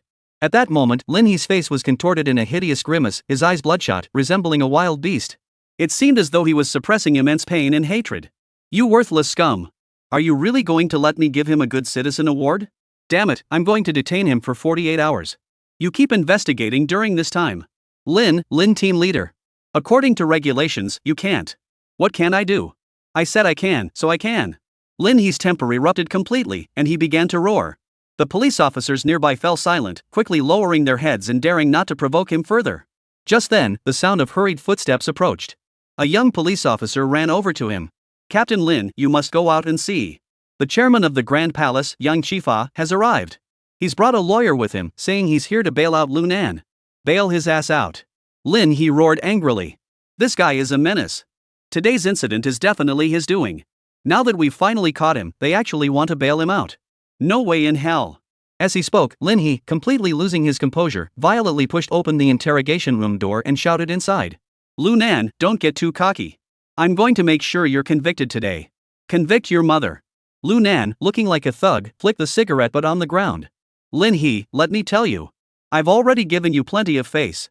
If you keep acting like your master Lu Jiming, never ending your nonsense, I'll definitely report you to the household registration office. Don't you dare try it. At this point, Lunan was also getting pretty angry. Because Lin He had completely let his emotions get the better of him. It was clearly intentional targeting him. Ha ha ha ha, you dare threaten me? Alright, since that's the case, let's play this out slowly. I'll see just how long you can keep up your arrogance. By the way, you won't be able to escape tonight. Just surrender and accept your punishment. Lin He glared at him menacingly before turning to leave. But Lunan's next words froze him in his tracks. Lin He, as an outstanding police officer, you must present evidence. Otherwise, you're no different from that corrupt cop Lu Jiming. No, what you're doing now is actually worse than Lu Jiming's actions. At least he knew to frame someone behind their back and plant evidence. You, on the other hand, are just a cowardly traitor. Chapter 155, You win. Lin He roared angrily, suddenly punching Lunan in the chest. Boom! The sound echoed as Lunan, who had just stood up, was knocked back several steps. But he didn't get angry at all. He smiled, brushed his chest, and then pointed upward. There's a surveillance camera 3 feet above your head. Lin He, you're in big trouble this time. Hearing this, Lin He's heart trembled. He also instantly regained his composure. He knew he had indeed overstepped his bounds today. Most importantly, the higher-ups had installed surveillance cameras to prevent torture and coercion, and the footage was automatically backed up to the S-Hall server room. If it were just ordinary thugs, it would be manageable. After all, the surveillance footage from the S-Hall server room isn't something just anyone can access. But someone capable of getting their master into the household registration office, how could they be just an ordinary thug? Ha, Lin team leader. If you want me not to report you, that's fine too. Lunan pulled out another cigarette and put it in his mouth. But I wonder if you're up to the task. Upon hearing this, Lin He knew he was completely doomed. He gritted his teeth and glared at Lunan. Lunan, what do you want? It's simple, apologize to me. And personally go to the Grand Palace to present me with a Good Citizen Award. This matter can be settled here. Otherwise, I'll definitely report you to the household registration office. Lunan lit the cigarette in his mouth with a leisurely air, then stared at Lin He without saying a word. After a long while, Lin He slowly exhaled a puff of smoke. Lunan, you win this one. I'll make sure to award you the Good Citizen Award. But you better remember this, don't let me find any evidence against you. Otherwise, I'll personally put handcuffs on you myself. With that, he turned and walked away. Ha, Captain Lin, then I'll be waiting for you at the Grand Palace. If you're in the mood, you can bring your brothers along too. I'll make sure to arrange the best girls to entertain you all. Upon hearing this, Lin he couldn't help but stumble. But his steps quickened immediately. Because he feared he might not be able to control himself and pull out his gun to shoot this dog like Blue Purple. Ha ha ha ha ha. Lu Nan, seeing this, burst into laughter. His laughter was filled with arrogance and tyranny. Alright, gentlemen, since that's the case, I'll be on my way. Lu Nan said to the stunned police officers. Oh, and don't forget what I said earlier. When your Lin squadron comes to award me, I hope you all attend. The girls at our Grand Palace are all law-abiding and undergo regular health checks. Don't forget to drop by. After speaking, he glanced once more at Lin He's fleeing figure and then strode away confidently. Just as he arrived at the S-Bureau lobby, he happened to see Yang Chifa and a middle-aged man discussing something with the on-duty police officer. Upon seeing Lu Nan emerge, Yang Chifa immediately perked up, rushing over to him in 2 strides and asked, "Little Nan, are you okay? Did they give you any trouble?" Don't worry, Mr. Yang. Lu Nan waved his hand and said, "I was just cooperating with the investigation. They were all very polite to me. And they promised that in a few days they'll come to our Grand Palace to award me the Brave Citizen Award." Ha! Yang Chifa doubted his own hearing and repeated it unconsciously. "A Brave Citizen Award? Oh, you don't believe me?" Lu Nan chuckled and then patted Yang Chifa on the shoulder. "Mr. Yang, this is a benefit I secured for our Grand Palace. Even if I'm not around, no one would dare cause trouble at our Grand Palace. You know, this is basically an official endorsement from the Criminal Investigation Division for us." Yang Chifa was stunned. After staring blankly for a moment, he suddenly snapped out of it. "Damn it! Shanen good, you're amazing." Yang Chifa's eyes sparkled with excitement and he couldn't help but want to hug him. Though he hadn't read many books, he knew the status of the Criminal Investigation Division. That was the nightmare of all the thugs. With this certificate, even the clueless thugs in Liangcheng wouldn't dare to cause trouble lightly. Alright, let's go, little Nan go, let's head back." Yang Chifa hurriedly grabbed Lu Nan's arm, preparing to head back to the Grand Palace to celebrate. Hey, don't rush. I'll call my godfather. After all, he doesn't know what happened today." Lu Nan struggled to pull his arm out of Yang Chifa's grip and pulled out his phone. Seeing this, Yang Chifa was taken aback once again. "Didn't Wang, the director, secure your Good Citizen Award today?" Upon hearing this, Lu Nan glanced at him as if he were an idiot and said lazily, "Such a small matter, do I really need to bother my old man for that? Then I'd be wasting my time." After saying that, he ignored Yang Chifa and went to make a call. At that moment, Yang Chifa felt even more certain that leaving Lu Nan and his gang at the Grand Palace was the wisest decision he could have made. This Lu Nan not only had exceptional skills but also possessed a maturity far beyond his years. Having someone like him at the Grand Palace, it would be hard not to prosper. Let us not even talk about other things. Who could kill 2 big shots in Liangcheng overnight and still end up getting a Brave Citizen Award from the Criminal Investigation Division? Damn it! Don't even mention giving him a 30% stake. Even if he wants 45%, I'd give it to him. No way, we have to maintain a good relationship with Lu Nan from now on. A man like him is worth more than 10 Wang Hus or Zhang Lamies combined. After a moment, Lu Nan hung up the phone and said with a smile, "Mr. Yang, let us go back. My father said to come back later tonight for a bath." Alright, let's go back." Yang Chifa nodded repeatedly, called the lawyer, and the 3 of them drove away from the S-Bureau together. At that moment, Lin He, who had been watching Lu Nan and the others leave through the 3rd-floor window, had already regained his composure. "Ha, Lu Nan. You want the Good Citizen Award for acting bravely? I'll give it to you. But you better be prepared. From now on, I'll keep a close eye on you. Damn it, if that doesn't work, I'll bring my brothers and take a shower 8 times a day. I'll see how you guys run this operation." Thinking this, Lin He turned around and returned to his office, picking up the phone and dialing Lu Jiming's number. At the same time, on the other side, when Lu Nan returned to the Grand Palace, the sky had already fully brightened. "Nangu, you're back?" Dekue, Zhou Biao, and the other 7 rushed over. Lu Nan nodded, then turned to Yang Chifa and said, "Mr. Yang, we brothers will head back to the house to rest first. You should head back early as well. If you're worried, you can go see Yang Yuan. After all, he's been scared enough for one night." "Alright. Shanen, you and your brothers go ahead and get to work. I'll go to the hospital and check on him." Yang Chifa didn't hesitate, nodded to the others, and left the Grand Palace with the lawyer. At that moment, Lu Nan's brows furrowed slightly. "The change hasn't come back yet?" "No." I shook his head, "His phone is turned off, and we can't track his location at all." "Alright, I understand." Lu Nan nodded, saying nothing more, and gestured for everyone to go back inside. Yang Chifa was really good at handling people. Not only did he provide everyone with their own private rooms, He also prepared a private small meeting room for them. After everyone had seated themselves, Lunan finally spoke with a serious expression. You all remember this, under no circumstances are you to touch the service pistols. Zhou Biao, how many did you bring back at the time? Are there any left here? Brother Nan, I only brought back 8 at the time. There was one more that I handed over to Xiaoxian, but I have no idea where that kid hid it. But there is definitely none at the Grand Palace. As long as it's not here, that is good. Upon hearing this, Lunan didn't hesitate any longer and immediately dialed Blueface's phone. Chapter 156, I'm giving you face. Hello, who are you? Who are you looking for? Upon hearing the voice on the other end, Lunan was startled for a moment. But he quickly realized who it was. The person on the phone was none other than the leader of the 4 men who had chased him after he left the video hard drive containing the footage of him asking for change that day. I'm your father. I'm looking for your older brother, Blueface. Lunan spoke calmly, then got straight to the point and asked. Get Blueface on the phone. I don't have time to talk to you, you little punk. You. Who the hell are you? Do you think I'll kill you? Da Xia shouted. My name is Lunan. If you dare to speak to me like that again, you'll see what happens when I find you. I'll kill you first? At that moment, Lunan's voice also turned cold. He had always been hot-tempered, and that day he had been tricked by Lan Lian. If it weren't for Li Xianguan being there, I'd be in big trouble. Damn it. So you're Lunan?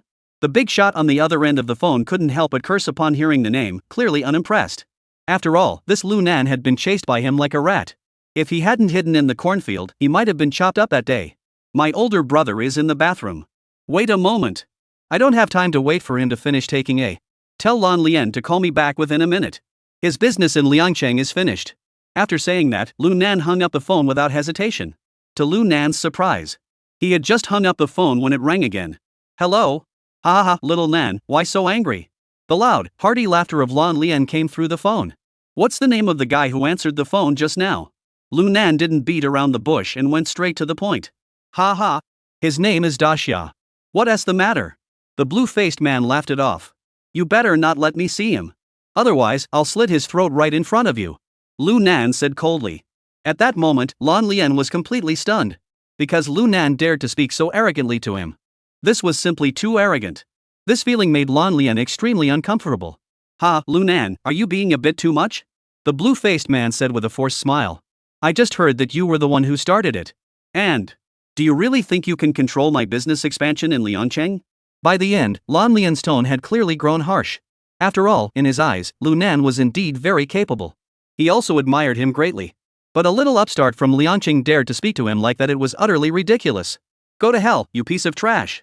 Hearing Lunan's curse over the phone, the blue-faced man was completely stunned, unable to believe what he had heard, and asked in disbelief. What did you just say? Blueface. I'm showing you respect by calling you Blueface brother. If I don't curse at you, what the hell are you? Lunan said coldly. I'm still calling you that, giving you face. If you don't know what's good for you, then go ahead and try. You can call Wang Donghui right now. Just see if he supports this deal or not. After saying that, Lunan hung up the phone again. At that moment, the person on the other end of the line was completely speechless. How many years has it been? How many years had it been since anyone dared to speak to him like that? FCK him. This little bastard, I'll kill him. The blue-faced man suddenly roared in anger, slamming his phone onto the ground. Then he stomped on it twice more before glaring at him with a savage expression and said, Big Shrimp, use every connection you have in Liangcheng to find out where Lunan is. Even if you have to search every corner of Liangcheng, find that bastard for me. I'll chop him to pieces today. Got it. Before Big Shrimp could finish speaking, Xiao Qian hurriedly interrupted. Bro, calm down. We shouldn't cause trouble right now. Nangu wouldn't have cursed you out for no reason. Did he find out about our business? What the hell, even if he finds out, so what? The blue-faced man erupted in anger. Even if my brother were at the border of Yunnan and Myanmar, or even throughout the entire Golden Triangle, he's a renowned figure. What are we afraid of, some country bumpkin? No, brother, you've misunderstood. I know Lunan very well. He never makes promises he can't keep. Why don't you call Wang Donghui first and ask him what he thinks? Xian Shen tried his best to comfort him. What if Wang Donghui really doesn't support this deal? Your losses would be immeasurable. At this point, Lan Lian heard this and fell into deep thought. After a moment, he suddenly clenched his teeth and said, All right. I'll listen to you for now. Call Wang Donghui. Saying this, Lan Lian immediately took out his phone and dialed Wang Donghui's number. The call connected. Lan Lian didn't beat around the bush, he simply repeated everything Lunan had just said. Director Wang, what should we do about this? Lan Lian, I forgot to tell you. The matter of expanding your business in Liangcheng has already been fully entrusted to Lu Nan to handle. Whatever he says can fully represent my position. If he says he won't cooperate with you, then that is final. Alright, I've got other matters to attend to, so I won't keep you any longer. After saying that, Wang Donghui hung up the phone without hesitation, leaving Lan Lian stunned, holding the phone, disheveled in the wind. On the other side, sitting on the bed, Wang Donghui laughed coldly. Damn you, blue face. You have the nerve to be so shameless. How dare you scheme against me through Li Xiangwen? If it weren't for my stepson calling me earlier and explaining everything, I would have been kept in the dark. After speaking, Wang Donghui tossed his phone aside and continued to sleep soundly. Nangu, based on your description of that blue-faced gang, do you think the few of us can take them on? De Kue swallowed nervously, sounding unsure. Don't worry. If Blueface wants to expand into Area 4 in Liangcheng, he must first obtain Wang Donghui's approval. Without his support, Blueface won't be able to move an inch. As he spoke, Lu Nan took a drag on his cigarette and turned his gaze toward Du Zitao and Li He. Zitao, how is your discussion with old Li going lately? Has there been any progress on your ice purification? Yes. Du Zitao nodded confidently and said, although we haven't conducted any experimental production yet, I'm certain that this time I can improve the ice purification process by 10%. It should surpass all the products currently available in Liangcheng City. That's all it takes. Lu Nan shrugged indifferently. With your ace up your sleeve, I can't even be bothered to pretend to be impressed. If all else fails, I'll just use the ice you made to replace his number 4. I think, as long as it doesn't delay Wang Donghui's profits, he'll be more than happy to help us. Although Lu Nan said this, it was mainly to encourage the others. At the same time, he downplayed the information advantage he had gained through his undercover identity, which had earned Wang Donghui's trust. As for whether he would really traffic drugs, he'd rather die than do that. First, he had always despised that stuff in his previous life. Second, if he had done so, Li Xiangwen would be the first to turn him in. Just as Lu Nan was speaking, his phone suddenly rang. It was an unknown number. But Lu Nan's lips curled into a playful smile. Hello, who is this? Who are you looking for? Lu Nan, little brother, your older brother was just joking with you. When do you have time? Let's get Wang, the director, together and have a chat. Hearing the stiff laughter from the blue-faced man, Lu Nan's lips curled even higher. I've been busy these past few days, coordinating with various nightclubs to prepare for the launch of our newly refined and developed iced tea. So, I don't have time to chat right now. By the way, you can ask your brother, he knows exactly what Du Zitao is capable of. After saying that, Lu Nan hung up the phone again. Chapter 157, My Own Plans. After hanging up, Lu Nan put away his smile. Looking at everyone, he said. Old Kwai, Li He, Fan Gao, Zitao, I see boy. The 5 of you aren't good at fighting, so stay away from the Grand Palace for now. Once Wang Fatso's company is mostly set up, you'll all go work there together. Street life isn't a long-term solution. I'll have De Kue and Zhou Biao stay behind to help me. Nan, what are you saying? Before Lao Gue could finish speaking, Lu Nan waved his hand to interrupt. Old Gu, listen to me. Now that we have the ability to choose a new life, there's no need to risk our lives anymore. There are plenty of legitimate businesses that aren't any slower to make money than dealing drugs. Plus, putting all your eggs in one basket makes it easy for someone to take everything away at once. Lu Nan spoke from the heart. If he weren't someone who craved excitement, he'd want to do something legitimate too. But ever since he became a government-sanctioned troublemaker, he's grown to love this lifestyle. As for making money, the reborn him never thought it would be that difficult. Nan, while that may be true, I still can't help but feel uneasy about the 3 of you. Old Kuo frowned. Don't worry, Old Kwai, you don't trust us brothers, do you? De Kue patted his chest and assured him. As long as I'm still alive, I'll never let Nangu get hurt. I owe him my life 6 times over. Seeing De Kue speak so earnestly, the others were instantly struck by a fit of laughter. Lu Nan shook his head. Damn it, you're done. I'm not a woman, do I need you to protect me? Then he turned to Lao Gue and the others and said. Those deals may seem legitimate on the surface, but for now, we need to focus on demolition. Violence is inevitable. So make sure to recruit more henchmen from Wang Fatso's side. Only by expanding in all directions can we stand firm in Liangcheng. Lu Nan spoke, his gaze growing increasingly sharp. Especially when it comes to demolition. We must secure sufficient influence. I heard that construction is about to begin on that piece of land in the western suburbs. I will do my best to smooth things out for you over the next few days. You must act swiftly to get this project started. Otherwise, even with old Wang looking out for us, while things might stay peaceful, making a fortune will be tough. Seeing that he had made up his mind, old Kwai said no more. He nodded and said, all right, we'll follow your lead. But if anything comes up, make sure to let us know right away. Oh, that's no problem. Lu Nan waved his hand and said, all right, let us all go rest. I've been up all night and I'm exhausted. Hearing this, the others didn't say much and got up to leave. Once everyone had left, Lu Nan took a deep drag on his cigarette and muttered to himself. If I'm going to go undercover near Blueface, I'll have to leave Liangshan. By then, if these brothers are all in the Imperial Palace, there's a real chance we'll all be wiped out. Over the next 2 days, after consulting with Lu Nan, he beat up the young man who had planned to attack Wang Donghui and then released him. At the same time, he also fired Xiaoman. Wang Donghui was also under the influence of alcohol that day, so he naturally wouldn't have any real feelings for a bathhouse worker. Moreover, this incident wasn't something to be proud of, and Lu Nan had spoken a few kind words on his behalf. So Wang Donghui didn't pursue the matter further. However, Lu Nan's phone was nearly destroyed from all the calls. But he refused to answer.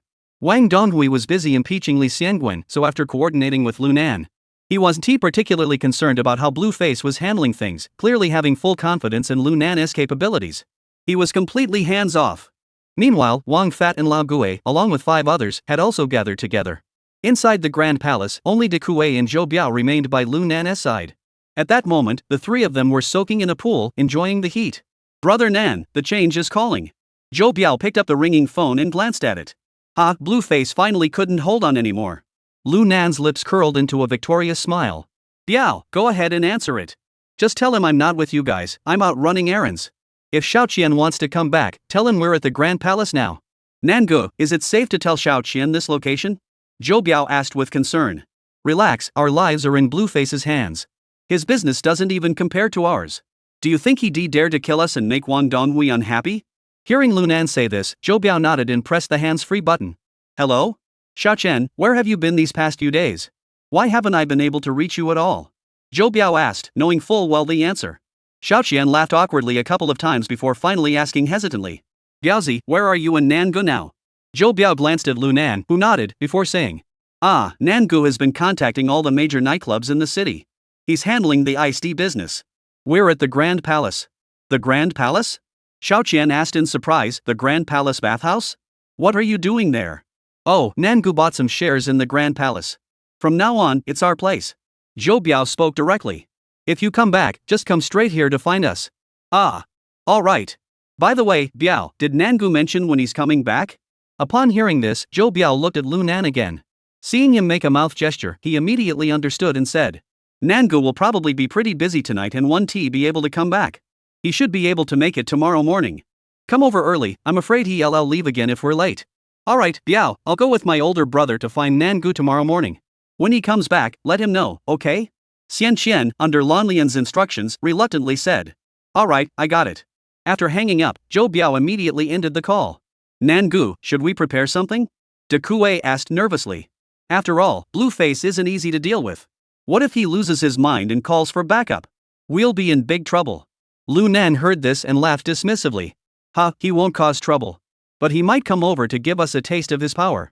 How should we handle that? Should we call old Kuai back? Zhou Biao said worriedly. The security guards at the Grand Palace can handle ordinary drunks. But against someone like Blueface, they won't stand a chance. No problem, I'll handle it. Lu Nan stood up from the bath, wrapped a towel around himself, and said disdainfully. If Blueface shows up tomorrow morning with his gang, you two don't need to give them any respect. I'll deal with Blueface properly then. As he said this, a mischievous smile appeared on Lu Nan's lips. We'll see if he is the one giving us a taste of his power, or if I'll be the one stepping on him until he has nothing. After speaking, he picked up his phone and walked aside, leaving De Kuei and Zhou Biao staring at each other in confusion, wondering what Lu Nan had up his sleeve. Chapter 158, Tensions Run High. The next day, Lu Nan was sound asleep when a knock on the door woke him. Stretching lazily, Lu Nan opened the door to find Zhou Biao standing there. Biao, what's up? Lu Nan rubbed his sleepy eyes. Nangu, the change has arrived. They're in the lobby now. Zhou Biao scratched his head and laughed awkwardly. Lu Nan was startled for a moment, then laughed. Goodness, did they come too early? Nangu, it's getting late. It's already 9:30. Zhou Biao said helplessly. Damn it. It's already 9:30? Damn it, I've been so tired lately. I'm so tired I can't even think straight. You go downstairs first and keep an eye on things. I'll get dressed right away. Lu Nan said, then quickly turned and headed toward the bathroom. Alright. Zhou Biao replied and turned to go downstairs. When Lu Nan finished washing up and came down to the first floor lobby, he witnessed a highly amusing scene. There, Lan Lian and his group were sitting on the sofa, looking furious. Xiaoqian was constantly talking to Lan Lian, seemingly trying to calm him down. Meanwhile, Zhou Biao and De Kuei were chatting at the bar, completely ignoring Lan Lian and his group. Hey, everyone, good morning. Lu Nan greeted the blue-faced group with a loud hello, then said with a forced smile. I went to the nightclub last night and just got up. Sorry about that. Brother Nan. Seeing Lu Nan coming down the stairs, De Kuei and Zhou Biao hurried over. At that moment, Xiao Qian also smiled and walked over. Nan Gu, are you awake? But Lu Nan didn't even glance at him, walking past him with a blank expression. This left Xiao Qian frozen in place. Nan Gu. Xiao Qian Gu, I can't possibly accept the title of Nan Gu. Before Qian Xiao could finish speaking, Lu Nan coldly interrupted him. I nearly got killed by Wang Yang and Li Zhizhong, those two bastards, just to save you. You, on the other hand, turned around and ran straight to the people who betrayed me. Damn it, I actually thought of you as a brother. I must have been blind. Upon hearing Lu Nan's words, the man holding the change turned pale. He hurriedly defended himself. Nan Gu, you've misunderstood. It's not my fault. Lu Nan brother. This isn't my brother's fault, it was all my idea. Lan Lian stood up and walked over to Lu Nan. You saved my brother's life and I'll never forget that. However, you've caused me no small amount of embarrassment over the past few days. Can we put this aside for now and talk about something more important? At this point, Lan Lian stopped speaking, glaring at Lu Nan with a menacing expression. At that moment, the other henchmen sitting on the sofa also stood up one after another. In an instant, the grand hall of the great palace was filled with a murderous aura and the smell of gunpowder. Seeing this, De Kuei and Zhou Biao exchanged glances before reaching for the steel knives tucked at their waists. If the other side made the slightest move, they would strike without hesitation. Meanwhile, the other henchmen had all gathered behind Blue Face, glaring angrily at Lu Nan. Lu Nan glanced at them, then looked at Blue Face with a cold expression. Blue Face, the words I spoke to you 2 days ago, you didn't take them to heart, did you? Seeing Lu Nan's attitude, Lan Lian couldn't help but furrow his brows. What did you say to me? What did I say? I said, if you bring that good-for-nothing over here, I'll slit his throat. Lu Nan narrowed his eyes and pointed coldly at the big shrimp behind Blue Face. You son of a. Lu Nan, do you think you're some kind of hero? Before Lan Lian could speak, the big shrimp jumped out and shouted. That day, you were chased by me like a dog into the cornfield. Now you think you're tough? You dare to talk to our blue-faced boss like that these past few days? You're really clueless. At this point, Da Xiao raised his neck arrogantly and said. Let me tell you something, Lu Nan. My big brother might be lenient with you, but I don't give a damn about you. If you push me too far, I'll kill you right now. Hearing Da Xiao's provocation, Zhou Biao couldn't hold back any longer and shouted. You! Who do you think you are? After saying that, Zhou Biao swung his fist and punched him. The big shrimp, seeing this, didn't even bother to take Zhou Biao seriously. After all, he had chased the other guy's older brother into a cornfield, how could he be afraid of this little punk? So he swung his fist and struck back with all his might. Boom! The two fists collided with a loud thud. Zhou Biao was instantly knocked back several steps by the opponent's overwhelming strength. The big guy, taking advantage of his momentum, took a step forward and landed another punch, aiming straight for the other guy's nose. If he landed the blow, Zhou Biao would be left disfigured. But just then, Lu Nan suddenly moved. He darted toward Da Xiao's side like a cheetah, delivering a swift kick to Da Xiao's abdomen. Put! The big shrimp let out an agonizing scream, clutching his stomach as he doubled over and crouched on the ground. Immediately afterward, Lu Nan grabbed the other's right arm and twisted it backward. Crack! The crisp sound of shattered bones echoed throughout the hall, accompanied by the prawn's heart-wrenching screams. The scene unfolded too quickly. By the time those around them reacted, the shrimp's arm had already been twisted into a reverse right angle. It looked as terrifying as it could possibly be. What the hell, Lu Nan? You're so reckless. Lan Lian, seeing this, his face turned ashen, and he shouted angrily, ready to attack. At the same time, his henchmen closed in from behind. Blue Face, I advise you to calm down. Lu Nan, however, didn't seem to care. He pulled out a cigarette, put it in his mouth, and said casually. I didn't even bother to rip off this bastard's head, I just broke one of his arms. That's already showing you some mercy. If you don't believe me, ask your brother. How many people have died at my hands? As he finished speaking, Lu Nan suddenly widened his eyes and glared at Blue Face with hatred. Let me tell you, if you don't want to die here, stop acting tough with me. Otherwise, we'll settle the matter of the 7-star park right here today. Upon hearing this, Lan Lian's pupils contracted sharply, and his expression flickered unsteadily. The matter at 7-star park was indeed his fault. But Lu Nan's actions were also leaving him with no face. After all, he had already humbled himself and called the other party numerous times. Yet this damn brat, relying on Wang Donghui's backing, had completely ignored him. And today, he actually dared to cripple Da Xiao right in front of him. This was something he, a big shot who had been roaming the China-Myanmar border, couldn't possibly swallow. With gritted teeth and eyes blazing, Lan Lian glared at Lu Nan and said, Lu Nan, don't you dare take advantage of my kindness. If you insist on refusing the wine, you'll have to drink the punishment wine. Don't blame me for being impolite. Hearing this, Lunan sneered at the blue-faced man, tapped his cigarette, and said, "Humph, you bunch of good-for-nothings. Lunan, don't even bother with you. Blue-face, no matter how powerful you are on the border. This is still Liangcheng. You're just an outsider here." After exhaling a thick cloud of smoke, Lunan sneered, "I'd love to see how you'll dare to be so impolite." After speaking, Lunan waved his hand behind him. In an instant, 20 or 30 black-clad security guards surged out from the back of the hall. Though they might not be particularly strong, their numbers and sheer presence instantly overwhelmed the blue-faced men. Chapter 159, Delivering a Grand Gift. The blue-faced man surveyed the scene and couldn't help but sneer. "Haha, Lunan. In your words, these worthless scum are only good for scaring children. Do you think you can handle me? Do you look down on me? Blueface, don't try to act tough with me."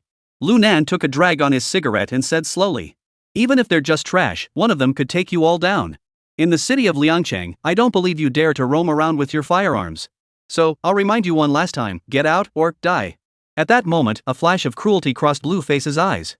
Gritting his teeth, he said, "Lunan, do you think I have no roots in Liangcheng and can be at your mercy? You're wrong. Don't forget who I am, Blueface. Before I went to the border, I was also a tough guy in Liangcheng." Hearing this, Lunan shrugged indifferently. "So what? I've got more men than you, now come and get me if you dare. If you're so tough, go get some backup." You bastard Lunan. "Alright, since you don't know what's good for you, I'll show you just how much clout I have in Liangcheng." After saying that, Lan Lian pulled out his phone and dialed a number. "Everyone, come over here." He hung up the phone and looked at Lunan with a mocking expression, saying, "Lunan, you're still too young. I was going to give you a chance to learn from me, but I never expected you to dare to defy me just because of Wang Donghui's status. But he is just a white-collar worker. There are many things he doesn't understand. Now I'll show you what my status in this world is." Before Lan Lian could finish speaking, the main gate of the Grand Palace was suddenly pulled open from the outside.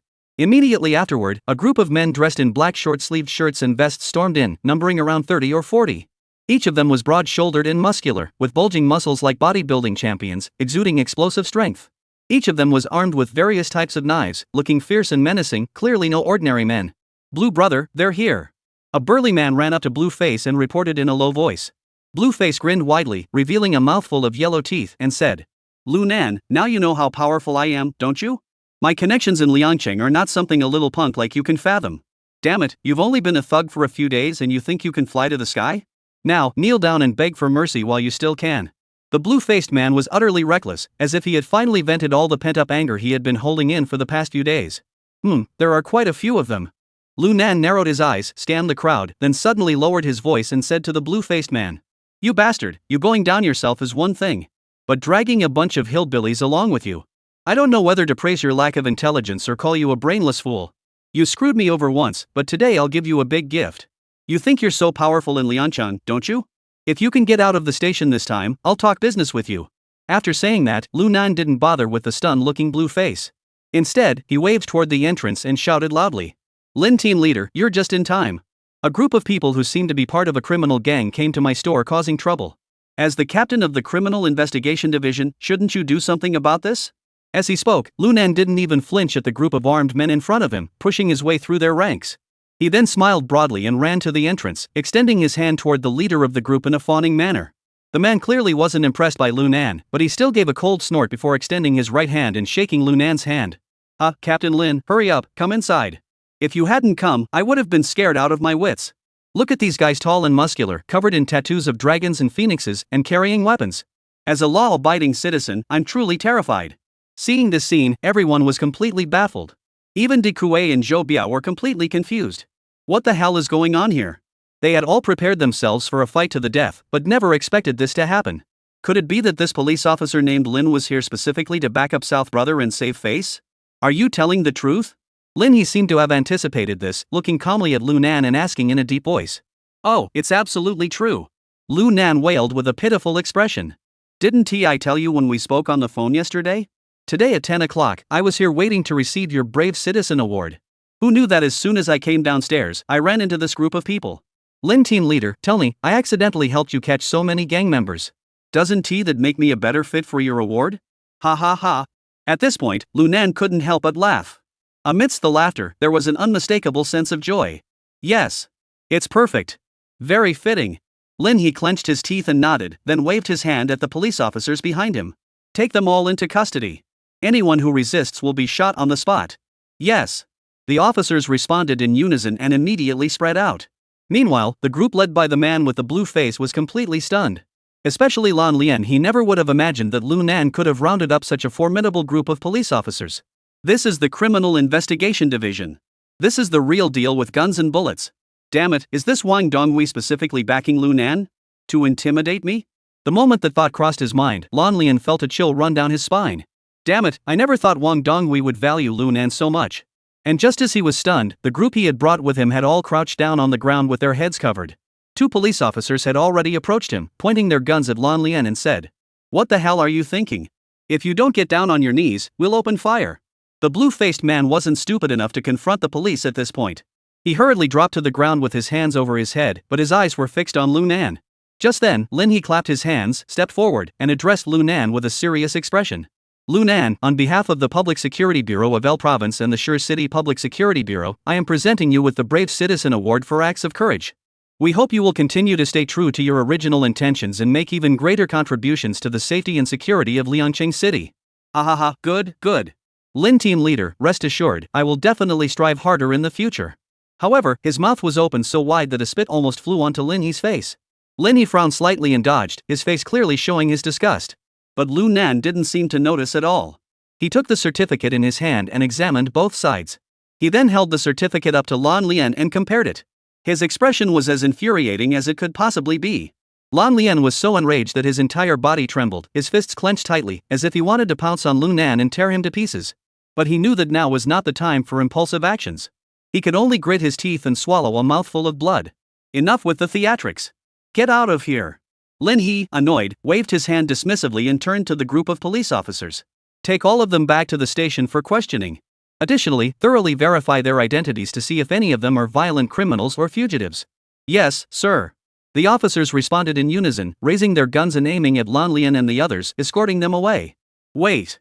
Lu Nan suddenly pointed at the change and said, Lin Team Leader, this person is from the Grand Palace. You've arrested the wrong person.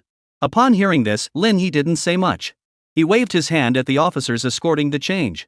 He then whispered to Lu Nan. Lu Nan, this time you used me to help you resolve the gang conflict. But I also gained credit for it. We're even now. However, I'll still keep a close eye on you from now on. Ha, Lin Team Leader, no need to be so formal. We're just helping each other out. Lu Nan smiled and said, besides, I, Lu Nan, abide by the law. You can't catch me. Upon hearing this, Lin He didn't say much either. He simply flicked his sleeve and walked out. Lu Nan watched his back and couldn't help but laugh. Haha, Lin He. Wang Donghui and Li Xiangguan won't let you uncover the true identity of the blue-faced man. When you one day realize that you personally released the most wanted criminal on a network, will you regret it so much you'll wish you could eat your own intestines? Chapter 160, What are you pretending? After everyone had left, Lu Nan finally turned around and said, Diaozi, hang this certificate on the most prominent spot at our front desk. Then have someone go to the print shop to make a bronze one and hang it at the main entrance. Oh, and make it bigger. Especially the signatures at the entrance of the main gate. Got it. Zhou Biao nodded and took the certificate. He then tactfully pulled Dikuei aside to admire it. At that moment, Lu Nan finally turned his gaze to the dejected-looking Xiaoqian. What's up, Xiaoqian? Spill it. Nan Gu, let me explain. Xianxian said with a sorrowful expression. That day, I really didn't know my brother was at 7-Star Park. I hadn't even made it to the gate yet when Li Jizhong stopped me. Right after that, my brother appeared beside him and held me back. I tried to call you, but Li Jizhong said, if I told you, he'd kill you on the spot. That's why I didn't dare say a word. Oh? Is that so? Lu Nan rubbed his nose and looked at him with a meaningful expression. He knew exactly what Xiaoqian was talking about. Because Li Jizhong had already told him. That's why he didn't watch as the other guy was taken away today. Nan Gu. Believe me. At that moment, Xiaoqian seemed on the verge of tears. I've been trying to talk my brother out of it these past 2 days. But he wouldn't listen to me at all. He even said I'm good for nothing, having a real brother yet choosing an adoptive one. Look, this is what he did to me for not listening. Saying this, the loose change pulled his shirt aside and turned his back toward Lu Nan. When Lu Nan saw the belt marks all over his back, he couldn't help but feel speechless. Damn it, that blue-faced bastard is really ruthless. He even hit his own younger brother? Brother Nan, this isn't my brother's fault either. After letting go of his clothes, Xiaoqian continued. He has been on the streets since he was a kid. Back then, he wasn't like this. But after he went to the border, he must have gone through a lot. Once he loses control, he seems to lose his mind. It's terrifying. The previous incident was my fault and my brother's fault. Please don't be angry. As he spoke, Xiao Chen suddenly knelt down with a thud. Brother Nan, I'm apologizing to you on my brother's behalf. As soon as he finished speaking, he was about to kowtow to Lu Nan. Oh my god. Lu Nan saw this and quickly pulled him up. Damn it, you're really pushing me too far. Forget it. Seeing the coin with a pitiful expression, Lu Nan sighed. Let's just leave it at that. But from now on, I hope you don't go back to your brother's place. If you can do that, you're still my brother. If you can't, we're still brothers. You're welcome to come over for a shower or whatever. But don't get involved in anything else. After saying that, Lu Nan stared intently at the change and said in a low voice, I won't force you to do this. It's your choice. Upon hearing this, Jian Shao fell silent. Lu Nan didn't press him, just continued to watch him. Brother Nan. After a long pause, Jian Shao seemed to have made up his mind. He clenched his teeth and said, Nangu, I'm willing to follow you. I think my brother has gone off the rails sometimes. When he goes off the rails, it's like he doesn't even know who he is. Once he sets his mind on something, he won't listen to a single word of advice. Just like last time when he grabbed me. Alright, since you've made up your mind, I have no objections. But I'll say this up front. If you ever tell your brother about what happened here, don't blame me for being unkind.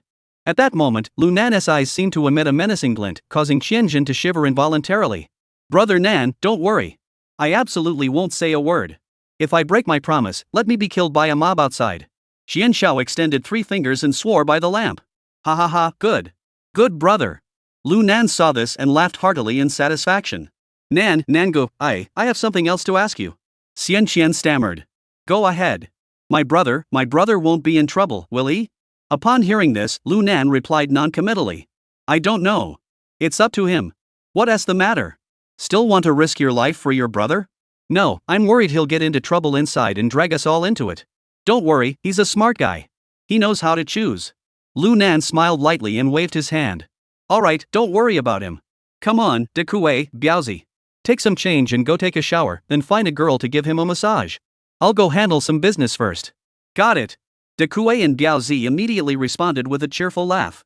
As the 3 of them walked up the stairs, arm in arm, Lu Nan finally stopped smiling and muttered. Xiao Chen, if you really follow your brother, you're asking for trouble. I've done all I can for you. I hope you're smart enough to know better. With that, he turned and walked out of the Grand Palace. As soon as he stepped outside, a cold breeze rushed into his nostrils, instantly invigorating Lu Nan's spirit. Damn it, Blue Face has been taken to the police station. No matter what he and Wang Donghui have been up to these past few days, I can finally have a few days of peace. Lu Nan stretched lazily, then headed toward the tiger head parked at the entrance. It's been quite some time since I last saw my old man. I'll take this opportunity to go back and visit him. Let him see what his son is capable of.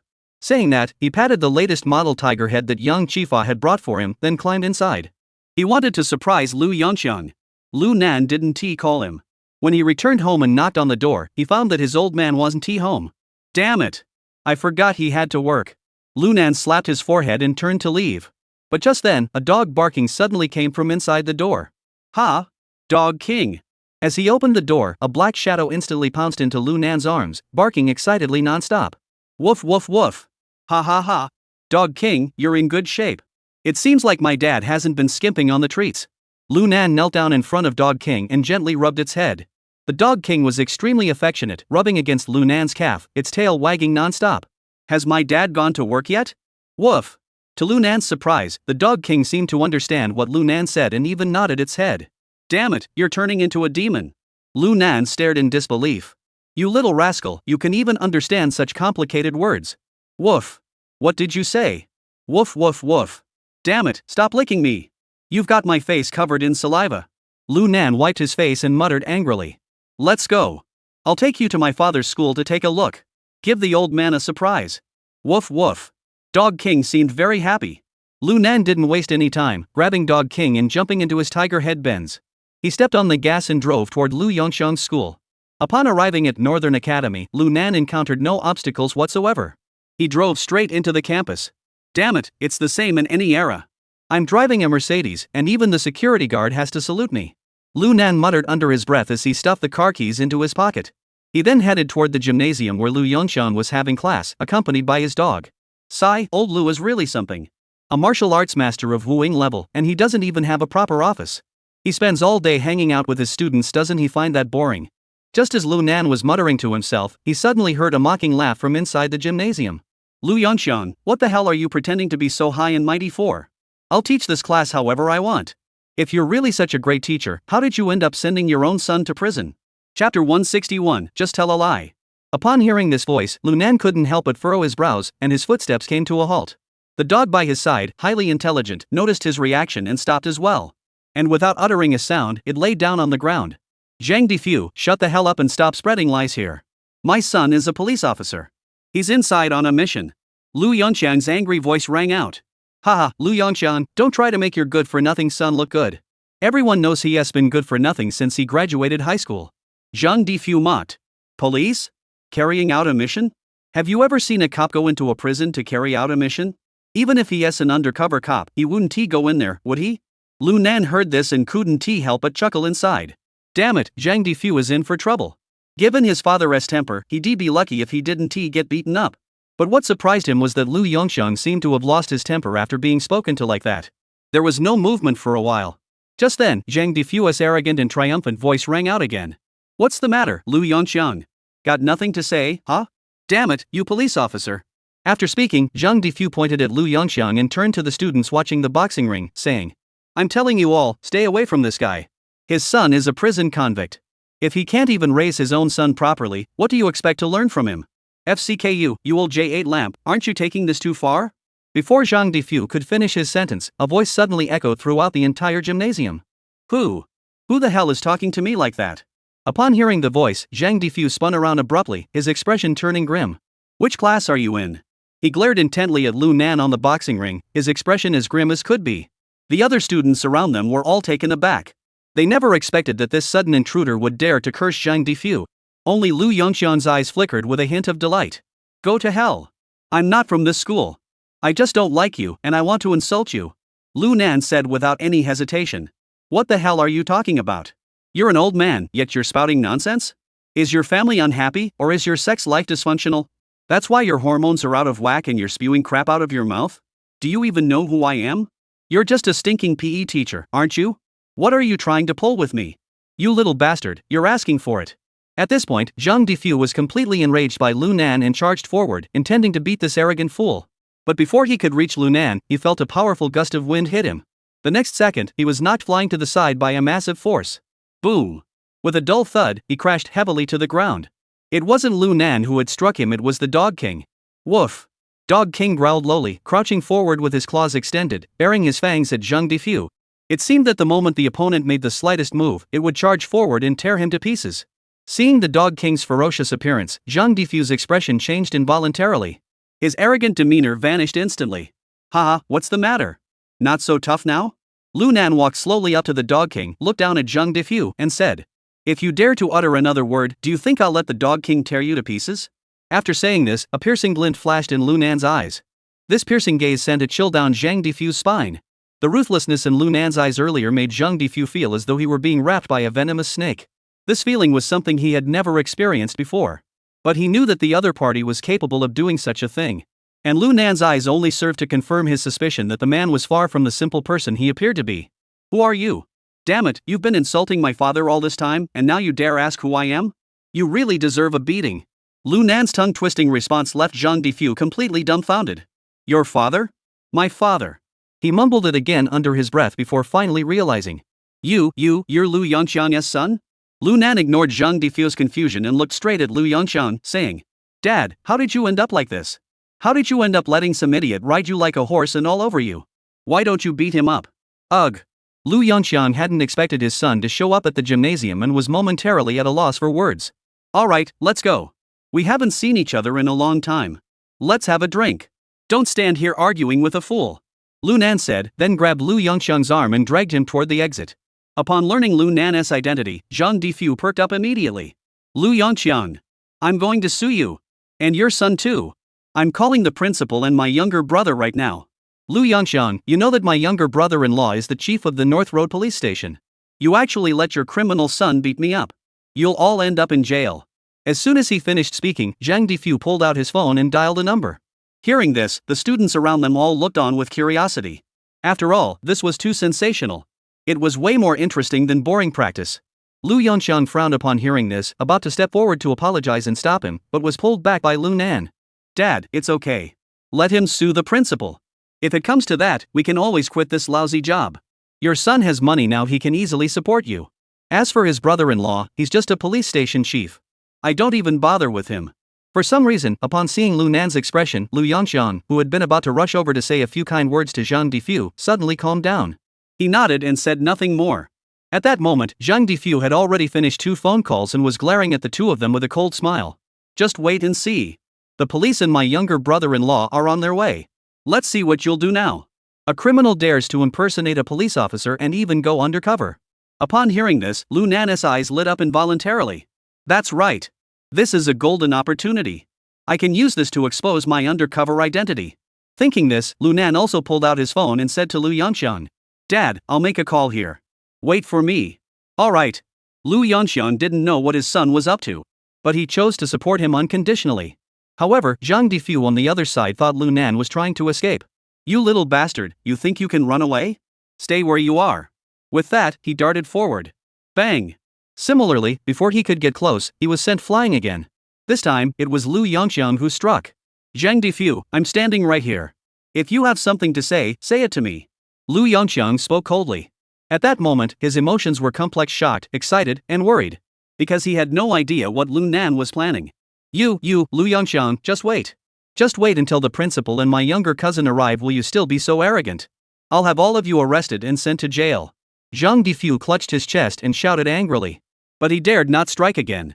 Meanwhile, Lu Nan dialed Wang Donghui's phone and briefly explained what had happened. Finally, he whispered.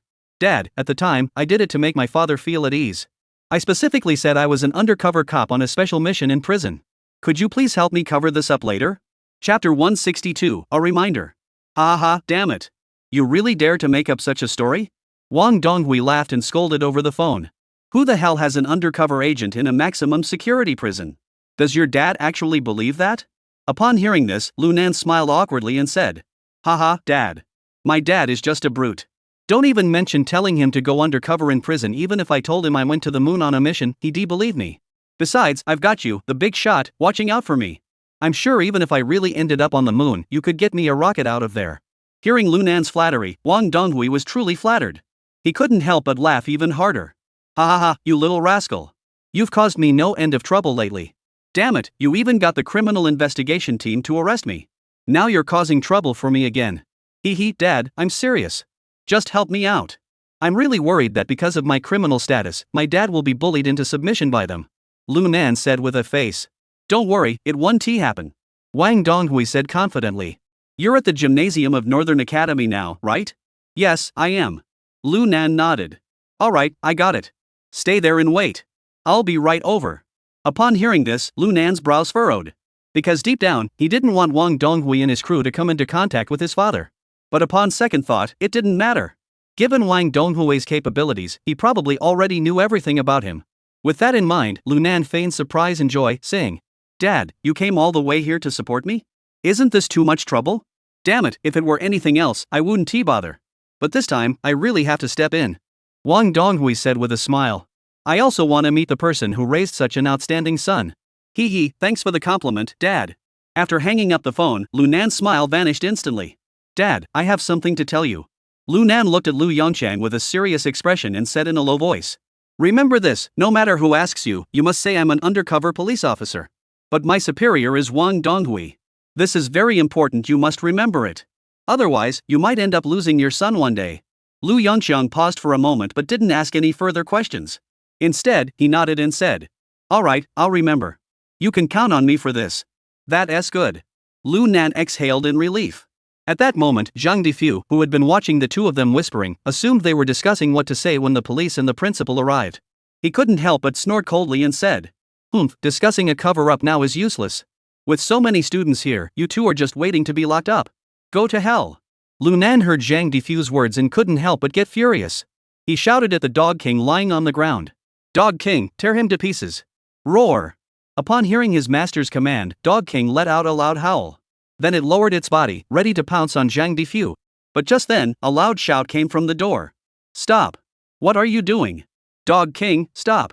Hearing the shout, Lu Nan saw the one who had spoken to stop him. Even so, the Dog King's body still knocked Zhang Difu to the ground. However, it did not continue to bite. Zhang Difu crawled backward in a disheveled state. Though uninjured, he was thoroughly terrified. Lu Nan turned to look back and saw a middle-aged man in his 50s and a man in his 30s, accompanied by 5 or 6 people in uniform, approaching them. Upon seeing the arrivals, Zhang Difu immediately let go, but still spoke with lingering fear. Principal, Da Juan, you're here? These 2 troublemakers were causing trouble at school. They even beat me up like this.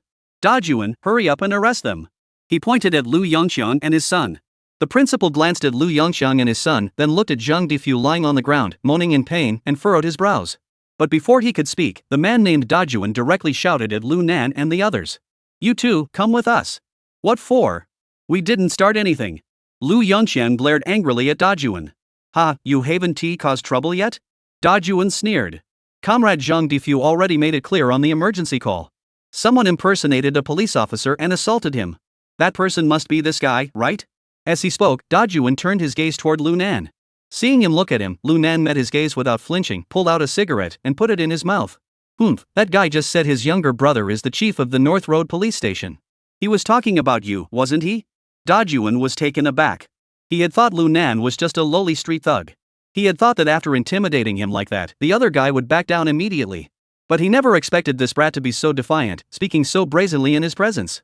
His expression darkened. "Kid, watch your mouth. What's the matter? Did I say something wrong? You're just a stupid idiot, a worthless J8 director. What gives you the right to talk down to me?" Upon hearing Lu Nan's words, Da Juan's anger flared up instantly. Being insulted by a kid who looked like he wasn't even 20 yet, he felt a wave of humiliation wash over him. Da Juan felt like he was about to lose his mind. He immediately swung a punch at Lu Nan. Lu Nan was no ordinary fighter. He merely shifted his body slightly and dodged the punch, then seized the other man's wrist. "Just talk. Don't get physical." Ouch. Feeling the immense force on his wrist, Da Juan couldn't help but let out a pained cry. "Damn it, you dare fight back? Handcuff this guy immediately." Several police officers saw this and quickly pulled out their handcuffs, intending to cuff Lu Nan. Lu Nan, seeing this, narrowed his eyes and coldly said, "I advise you to get your facts straight before acting. Don't end up following some hillbilly leader and getting caught in the crossfire." Upon hearing Lu Nan's words, the several police officers were taken aback. It wasn't because of anything else, but because Lu Nan didn't give off the vibe of a young man in his 20s. Instead, he seemed more like a high-ranking official. Especially those eyes. Deep, icy, as if they could freeze a person solid. "What the hell are you standing around for? A little punk like him can scare you all like this?" Upon seeing this, the troops erupted in anger. "I told you guys when we came here, didn't I? He's just a little thug. His father is just a stinking teacher. What are you afraid of?" The villagers, hearing this, snapped back to their senses and once again picked up the handcuffs and approached him. Seeing this, Lu Nan couldn't help but sigh. "Damn it, it's impossible to reason with these damned souls. Since you lot don't know a good thing when you see it, then don't blame me for stripping you of your J skin." Thinking this, Lu Nan tightened his grip slightly and pushed the soldier aside. He then lit the cigarette in his mouth, clasped his hands together, and extended them forward. "Don't say I didn't warn you. These handcuffs are easy to put on. But if you try to unlock them later, it'll be damn hard. Go to hell. You're just a lowly thug trying to act tough with me?" Da Juan cursed and snatched the handcuffs from the police officer's hands. With a click, he snapped them onto Lu Nan's wrists. Chapter 163, Disregarding the Law. Seeing that Lu Nan didn't resist, Da Juan thought he was scared of him and instantly felt confident. He said harshly, "You're a smart kid. But it's too late now. You'll have time to cry later." As he spoke, he reached out and slapped Lu Nan on the head. "Go to hell." Before Da Juan's hand could make contact, Lu Nan quickly turned his head to the side and dodged, followed by a swift headbutt. Bang! Caught off guard, Da Juan was knocked to the ground by Lu Nan's head. He clutched his head, his eyes bulging out of his sockets. "Damn it, beat this little bastard to death. I don't believe he can't be killed even though he's handcuffed." As he spoke, the large group struggled to sit up. The surrounding civilians, upon hearing the order, raised their rubber batons and charged toward Lu Nan. Lu Yongxiang saw his son about to be beaten and his expression darkened instantly. But just as he was about to act, he saw Lu Nan shake his head at him. "Dad, these are just a bunch of little thugs. I can handle 3 of them. Don't worry." After saying that, Lu Nan turned and charged into the crowd of civilians, kicking out with his leg. Bang! Bang! Bang! Although Lu Nan's hands were cuffed together, his attack efficiency remained unaffected. Every kick, every elbow. or precise to the extreme, all landing squarely on the militia members' bodies. Ah!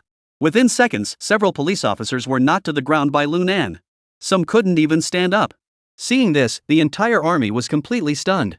He never imagined that Lunan's combat prowess was so formidable. Not only did he dare to fight back, but he could actually knock someone to the ground? Seeing this scene, Zhang Defu, the college president, and the crowd of students watching the commotion also wore expressions of disbelief. After all, Lunan looked to be about the same age as those students. Yet his martial arts skills were so polished, as if he had mastered combat to the point where it was second nature. Every move he made, even the most ordinary techniques, were executed with incredible power. It was truly baffling. Only Lu Yongxian nodded with satisfaction, thinking to himself, "Damn! This little brat's martial arts seem to have surpassed mine. Not only does he time his moves with pinpoint precision, but he also controlled his strength with great precision. He's left these officers unable to fight back without actually injuring them. Damn it, don't move! Move one more inch and I'll shoot." Just as everyone was still stunned and confused, the large group suddenly roared in anger. He drew his service weapon from its holster, the black muzzle pointing directly at Lunan. At that moment, Lunan had already dealt with several civilians and was slowly walking toward the large force. Seeing this, Lu Yongxian's heart sank. He looked at Lunan with concern, fearing he would charge forward recklessly to fight to the death. Meanwhile, the army leader glared at Lunan with a savage expression. "You little bastard, no wonder you're so arrogant. So you've got some skills after all. Come on, try hitting me again. Let's see who's faster, you or my gun." Seeing the other man's hysterical expression and the gun in his hand, Lunan couldn't help but feel a sense of shock. He hadn't expected this guy to bring a gun while handling business at the academy. After all, he wasn't like Lin He, who was a criminal investigator. He was just an ordinary police station chief. Under normal circumstances, there was no need for him to carry a gun. At this moment, if he pulled the trigger, the consequences would be absolutely severe. But who is Lunan? He's lived 2 lives, what kind of situations hasn't he seen? Are you sure you want to shoot? Lunan spoke calmly. The current situation is just an ordinary brawl. But if you fire the gun, you'll escalate the situation. You little brat, are you trying to scare me? At this point, Dajuan had completely lost his mind and shouted at Lunan. "You were so tough just now, weren't you? Why are you backing down now? I suspect you're a murderer who's been on the run for years. Even if we kill you here, no one will be able to say a thing." The mob grew increasingly agitated, with their hands on the safety catches of their weapons, ready to fire at any moment. Everyone around them held their breath in tension. "Phew. Calm down, I surrender." Lunan suddenly laughed, raised his hands, and stepped back several meters. Seeing Lunan stop in his tracks, the large group seemed to relax slightly, and their fierce expressions softened somewhat. "Damn it, get another pair of handcuffs and cuff this kid's feet too."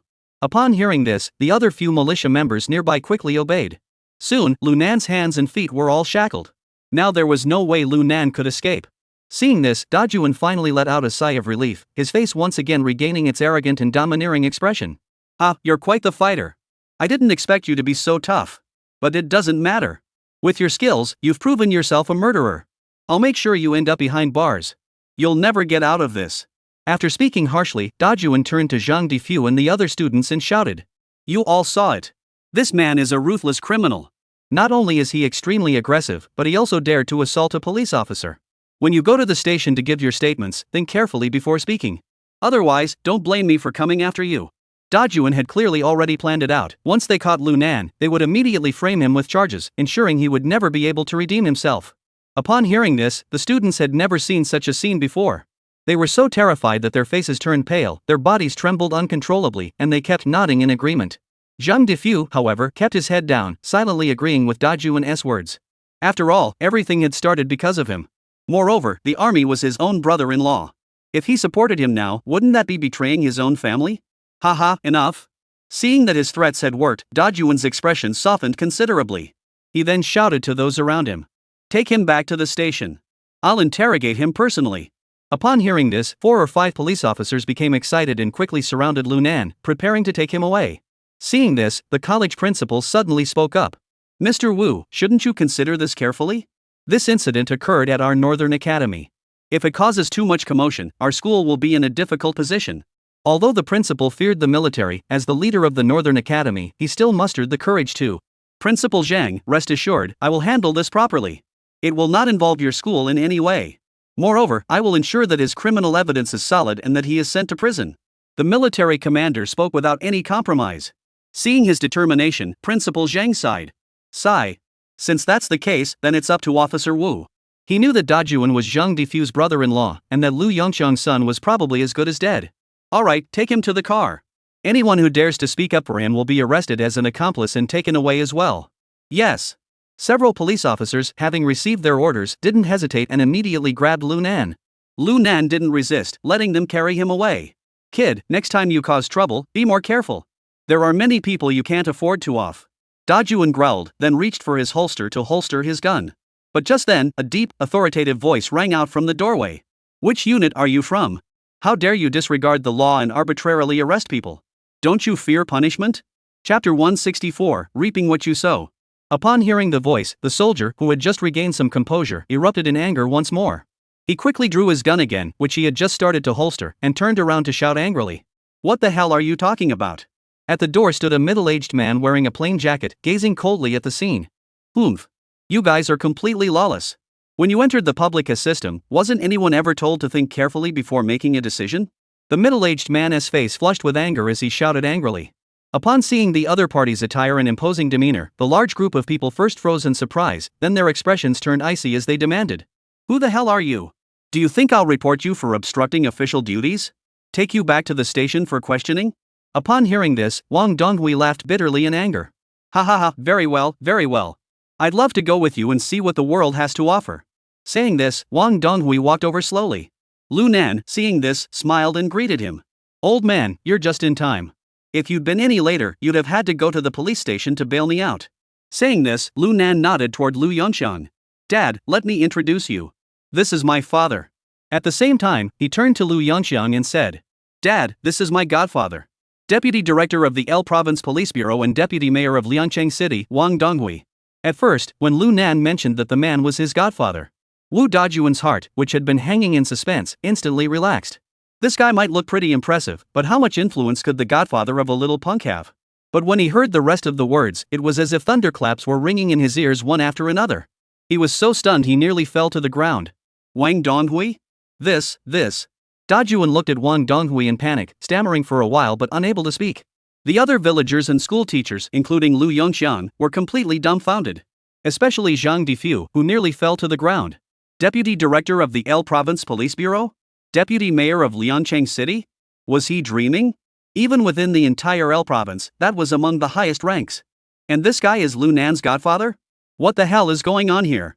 Zhang Defu felt like crying, his world spinning. At the same time, Wang Donghui's brows furrowed. He looked at Lu Nan, who had been subdued, then at the group of confused police officers. Finally, he turned to Wu Dajuan, who was standing there in shock, still holding a gun in his hand, and said in a low voice. Which unit are you from? Is this how you serve the people? Director Wang. I'm Wu Dajuan, the chief of the North Road Police Station. This is a routine inspection, please don't misunderstand. Dajuan sweated profusely as he explained, his heart racing. He was now filled with regret. He had thought it was just a routine brawl case. It was his brother-in-law, Zhang Defu, calling him again. Coming to deal with a little punk should be a piece of cake, right? But he never expected the other guy to be so skilled and have such a terrifying background. If he had known that Lu Nan was connected to Wang Donghui, even if Zhang Defu had that bastard beaten to death, he wouldn't have gotten involved in this mess. North Road Police Station? You actually have the guts to report it. Wang Donghui laughed bitterly in anger, then glanced at the Type 54 pistol in his hand, his expression growing icy. Chief Wu, shouldn't you give me a reasonable explanation? Director Wang, you're joking. I was just doing my duty. Dajuan's lips twitched awkwardly as he tried to explain. Routine procedure? Routine procedure with a Type 54 pistol to arrest someone? That's pretty bold. Wang Donghui finished speaking, pulled out his phone from his pocket, and dialed a number. Hello? Lin He, is the North Road Police Station under your jurisdiction? Upon hearing the question, Lin He on the other end of the line paused for a moment before responding respectfully. Yes, Chief Wang, what are your instructions? Haha, what instructions? Wang Donghui gave a cold laugh and said in a deep voice. Take your men and come to the gymnasium of Northern Academy immediately. If you don't arrive within 10 minutes, you'll end up like your master Lu Jiming. Go handle household registration for me. After speaking, Wang Donghui hung up the phone. This scene left everyone present speechless. Wu Dajuan trembled uncontrollably, and if not for someone holding him up, he would have collapsed to the ground. Lu Nan was also extremely surprised. He never expected that this police station was under Lin He's jurisdiction. No wonder Wang Donghui had come in person. Clearly, he was using this opportunity to deal with Lin He properly. To put pressure on him and secure the release of Lan Lian. After all, an incident involving local police officers using firearms can be a major issue. If they decide to hold his superiors accountable, they can do that too. Damn, Wang Donghui is truly a cunning old fox. This tactic of using others' strength against them is a true mastery of officialdom. Thinking of this, Lu Nan couldn't help but grow vigilant. Being by this old fox's side, one must be extra cautious. Don't think that just because he seems nice on the surface, he's actually trustworthy. If he ever finds out my true identity, I won't even know how I'll die. Just then, Wang Donghui casually glanced at the crowd and ordered the surrounding police officers. Why haven't you released the prisoners yet? Then hand over your station chief to me. Do you want me to do it myself?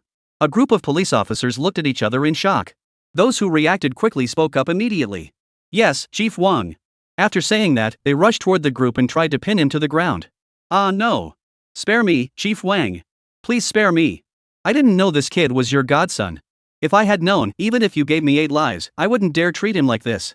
Wu Dajuan struggled desperately, and in his panic, he accidentally pulled the trigger. Bang! A dull thud echoed, and the civilian officer who had been struggling with him froze in place. He looked down at his chest in disbelief. A trickle of blood flowed out of the bullet hole, soon staining his entire shirt. Thud! He fell to the ground and didn't move. Ah! Murder! Run away quickly! The police are killing someone. In an instant, the entire gymnasium erupted into chaos. The students who had been watching the commotion fled in all directions, screaming in panic. At that moment, Wu Dajuan was completely stunned. He never imagined that he had actually killed someone. Watching the smoke drift slowly from the gun barrel, he panicked. Director Wang, please listen to me. I didn't mean to. Due to his extreme agitation, the Type 54 pistol in Dajuan's hands kept swinging wildly with his arms. It looked extremely terrifying. This scene even startled Wang Donghui. Though he had seen blood and death countless times, those were always others. Damn it, this Wu Dajuan was charging toward him like a madman. If it went off again, he'd be dead for sure. Thinking of this, Wang Donghui prepared to step back. Be careful, old man. However, at that very moment, Lu Nan, who had just unlocked his handcuffs, roared loudly. He took a step forward and stood in front of Wang Donghui. He then reached out and grabbed the gun-wielding soldier's wrist, twisting it with all his strength. Crack! The sound of breaking bones echoed through the air. Accompanied by a horrifyingly piercing scream, Dajuan fell straight to the ground. The gun in his hand flew out of his grasp. Lu Nan's movements were as swift as lightning. With his right hand, he swiftly grabbed the other man's gun. At the same time, he kicked hard at his right hand. A series of crisp snapping sounds echoed through the air. Wu Dajuan's right wrist shattered instantly. Ah! Amidst the agonizing screams, Lu Nan raised his pistol, aimed it at him, and coldly ordered. Don't move! If you move another inch, I'll shoot you dead right now. Chapter 165, It's All in the Genes. Ah! I won move. At this point, Wu Dajuan had completely broken down. Although he was shouting that he wouldn't move. But due to the excruciating pain in his wrists, he couldn't help but roll and twist. But when he saw Lu Nan's icy gaze and the cold muzzle of the gun pointed at him, and fearing that the other party might really shoot him, in the midst of pain and fear, his pants suddenly became soaked and a foul odor wafted out. Damn it, is that all you've got? Before he could say anything else, he'd already himself out of fear? Lu Nan scowled in disgust, then turned around and handed the gun to Wang Donghui. Dad, this guy shot a police officer and just now tried to harm you. What should we do with him? Wang Donghui took the Type 54 pistol from Lu Nan with a grim expression. He clenched his teeth and said, This Lin he is getting more arrogant by the day. He can't even control his own men in his own territory. I'll see what he has to say when he gets here. Having said this, Wang Donghui took a deep breath, looked around, and noticed several plainclothes police officers glancing their way. He frowned and ordered. You lot, arrest that kid Wu Dajuan. Yes. The officers immediately rushed over to Wu Dajuan, pulled out their handcuffs, and cuffed his hands. Wu Dajuan, seeing the handcuffs on his wrists, turned deathly pale and began to wail. Director Wang. I really didn't mean to shoot. Please spare me. I beg you. At that moment, Wu Dajuan was filled with regret. He felt like tonight was the worst night of his life. Not only had he lost all face, but he had also nearly lost his life. If he could choose again, he would never have dared to provoke Lu Nan. At the same time, he also harbored deep hatred for his brother-in-law, Zhang Defu. If it weren't for him, how would he have ended up in this state? Thinking of this, Wu Dajuan suddenly looked up to the side, his gaze filled with hatred. But it was already too late. Just then, the gym doors were pushed open. Lin he entered with a group of people. The moment he saw Lu Nan, he instinctively thought it was this kid causing trouble again. He gritted his teeth and shouted. Lu Nan, it's you again. Do you really think I'm too scared to touch you? Hearing Lin He's furious rant, Lu Nan merely smiled slightly, showing no fear. Lin team leader, I think you might need to give me another Brave Citizen award. Pointing at Wu Dajuan, Lu Nan said. See that? This is the police officer who shot and killed an officer and attempted to attack Director Wang. But I subdued him myself. Everyone present can vouch for this. Even Chief Wang shouldn't have any objections. Upon hearing this, Lin He was stunned into silence. It was only then that he noticed Wang Donghui standing beside Lu Nan, glaring at him with a grim expression. Lin He was meticulous in everything he did. But he wasn't a pushover. He quickly ran over to Wang Donghui, saluted him, and cautiously asked, Director Wang, what on earth is going on here? Wang Donghui snorted coldly, tossing the Type 54 pistol into Lin He's arms. Then he began to explain the entire situation in detail. Of course, Wang Donghui's account was highly skillful. He downplayed the issues involving others. Instead, he focused on the fact that Wu Dajuan not only violated regulations by responding to the call, but also brandishing a gun at the crowd, and shooting his own colleague while attempting to harm him. After finishing his account, he glared coldly at Lin He. Lin Team Leader, this is the kind of good soldier you brought me from the front lines. You really outdid yourself. After hearing Wang Donghui's account in those words, Lin He's face turned deathly pale in an instant. He never imagined that Wu Dajuan would dare to be so bold, daring to openly brandish a gun and commit violence within his jurisdiction. And it was targeted at Wang Shuzhang. This was an even more serious offense. At this thought, Lin He's heart began to race wildly. He could even feel a chill creeping over him, because he knew all too well that if this went wrong, he would be in big trouble. Enough. Before he could speak, Wang Donghui waved his hand to interrupt him. The people you arrested this morning don't need to be interrogated. Focus on figuring out what happened with Wu Dajuan. Lu Nan, you and your father come with me. This place is in Lin He's hands. With that, he turned and left the gymnasium without looking back. Lu Nan, however, gave Lin He a half smile and said, Lin Team Leader, asking you for another Brave Citizen award wouldn't be too much, would it? Of course, if you have any other awards to give me, I won't refuse either. Ha ha ha. After saying that, Lu Nan left the scene with his father and Dog King, leaving Lin He standing there, flustered and sweating profusely, speechless for a long time. Because he finally realized that the person behind Lu Nan was none other than Wang Donghui, the second in command of the police force. No wonder he could get his own master transferred to handle household registration. No wonder this kid dared to act so brazenly and still come out unscathed. So that's how it was. Gazing at the receding figures of the two men and the dog, Lin He clenched his teeth. Lu Nan, you just wait. If you ever fall into my hands, I'll make you pay dearly. After Lu Nan and Lu Yongxian walked out of the gymnasium, Wang Donghui was already waiting there. Ah, Lu brother, long time no see. Wang Donghui laughed loudly and extended his right hand toward Lu Yongxiang. Seeing this, Lu Yongxiang was taken aback for a moment. He quickly broke into a delighted expression and hurriedly shook hands with Wang Donghui. Overwhelmed with gratitude, he said, Director Wang, hello. I never expected that my son Lu Nan is working under you, and to have the honor of becoming your godson. This is truly a blessing for the Lu family. Even if smoke were rising from the graves, it wouldn't bring such good fortune. Upon hearing Lu Yongxiang say this, Wang Donghui burst into laughter, laughing so hard he could barely stand up. Ah, Lu brother, you're so funny. No wonder Xiao Nan is so witty in his speech, he must take after you. Hearing this, Lu Nan's lips twitched slightly, but he didn't argue. Meanwhile, Lu Yongxiang laughed even more obsequiously and quickly followed up. Mr. Wang, there is something I'd like to confirm with you. Would you mind if I asked? Lu Nan, we're all family. There's nothing inconvenient about it. Go ahead. Wang Donghui nodded, gesturing for Lu Yongxiang to continue. Lu Yongxiang cleared his throat and lowered his voice. Mr. Wang, Lu Nan said he's working undercover for you. I don't know if that's true or not. I'm afraid this little brat is trying to fool me.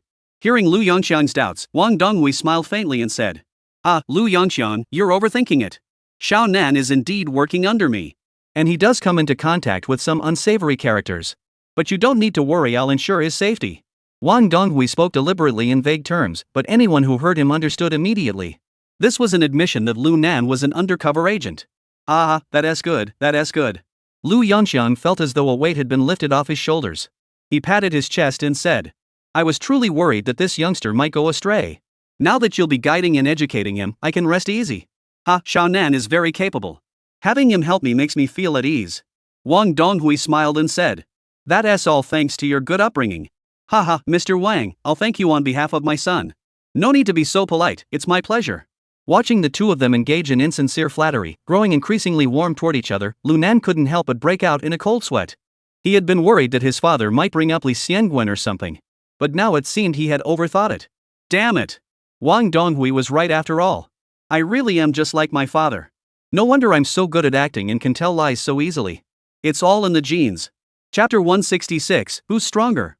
Mr. Wang, why don't you see if you have time, and we can find a place to have a drink? Upon hearing Lu Yongchang's words, Lu Nan knew he couldn't let the two of them continue talking.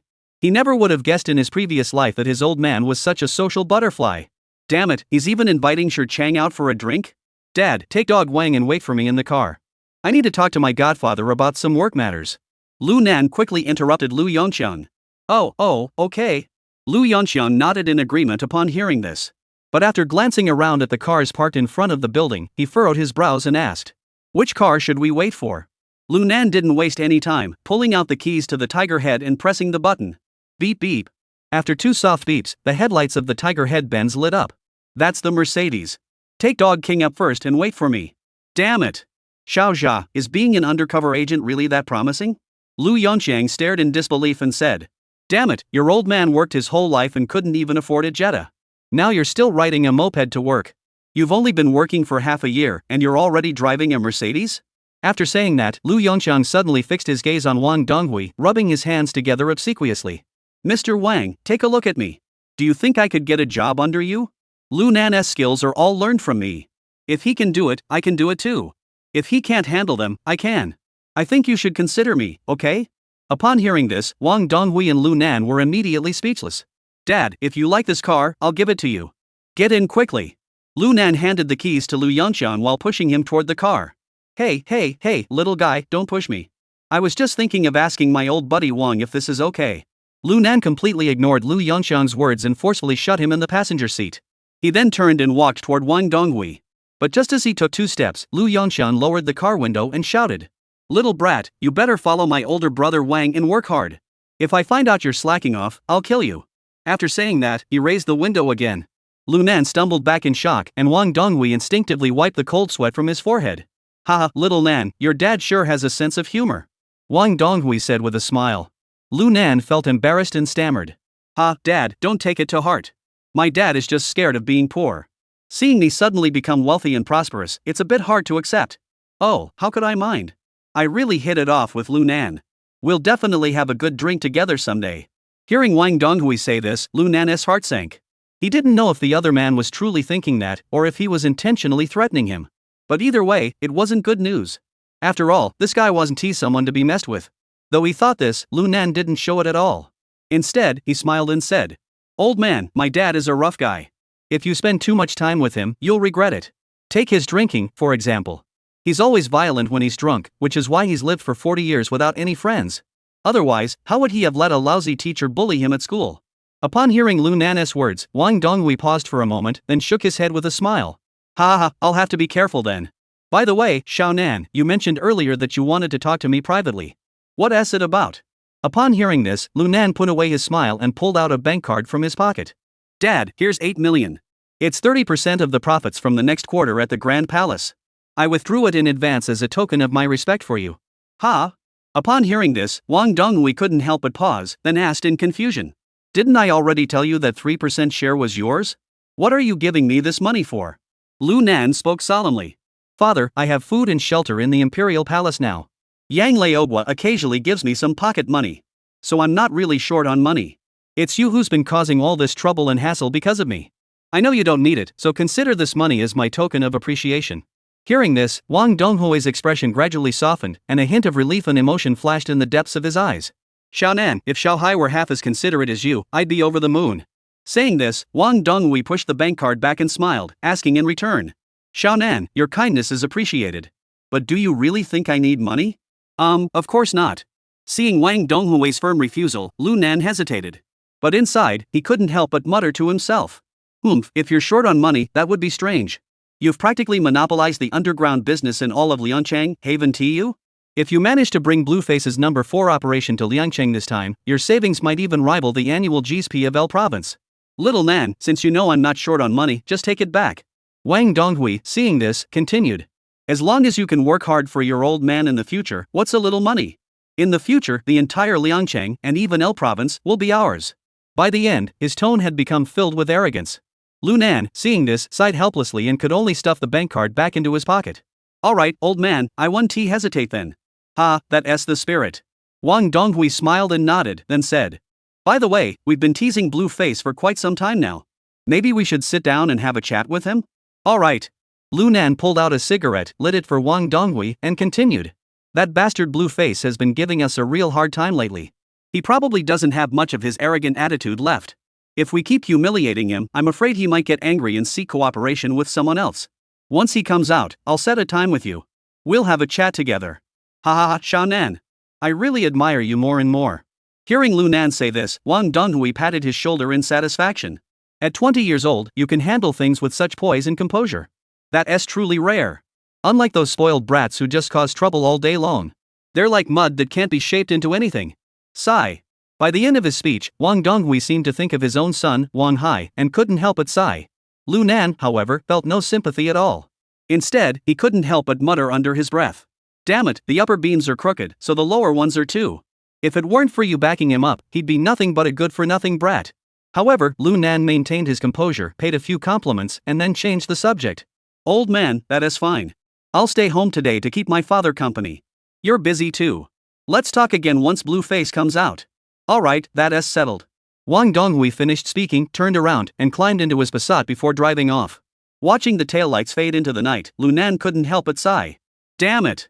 I'll have to be careful from now on. I'm finally going to face off against those crazy bastards from the Blueface gang.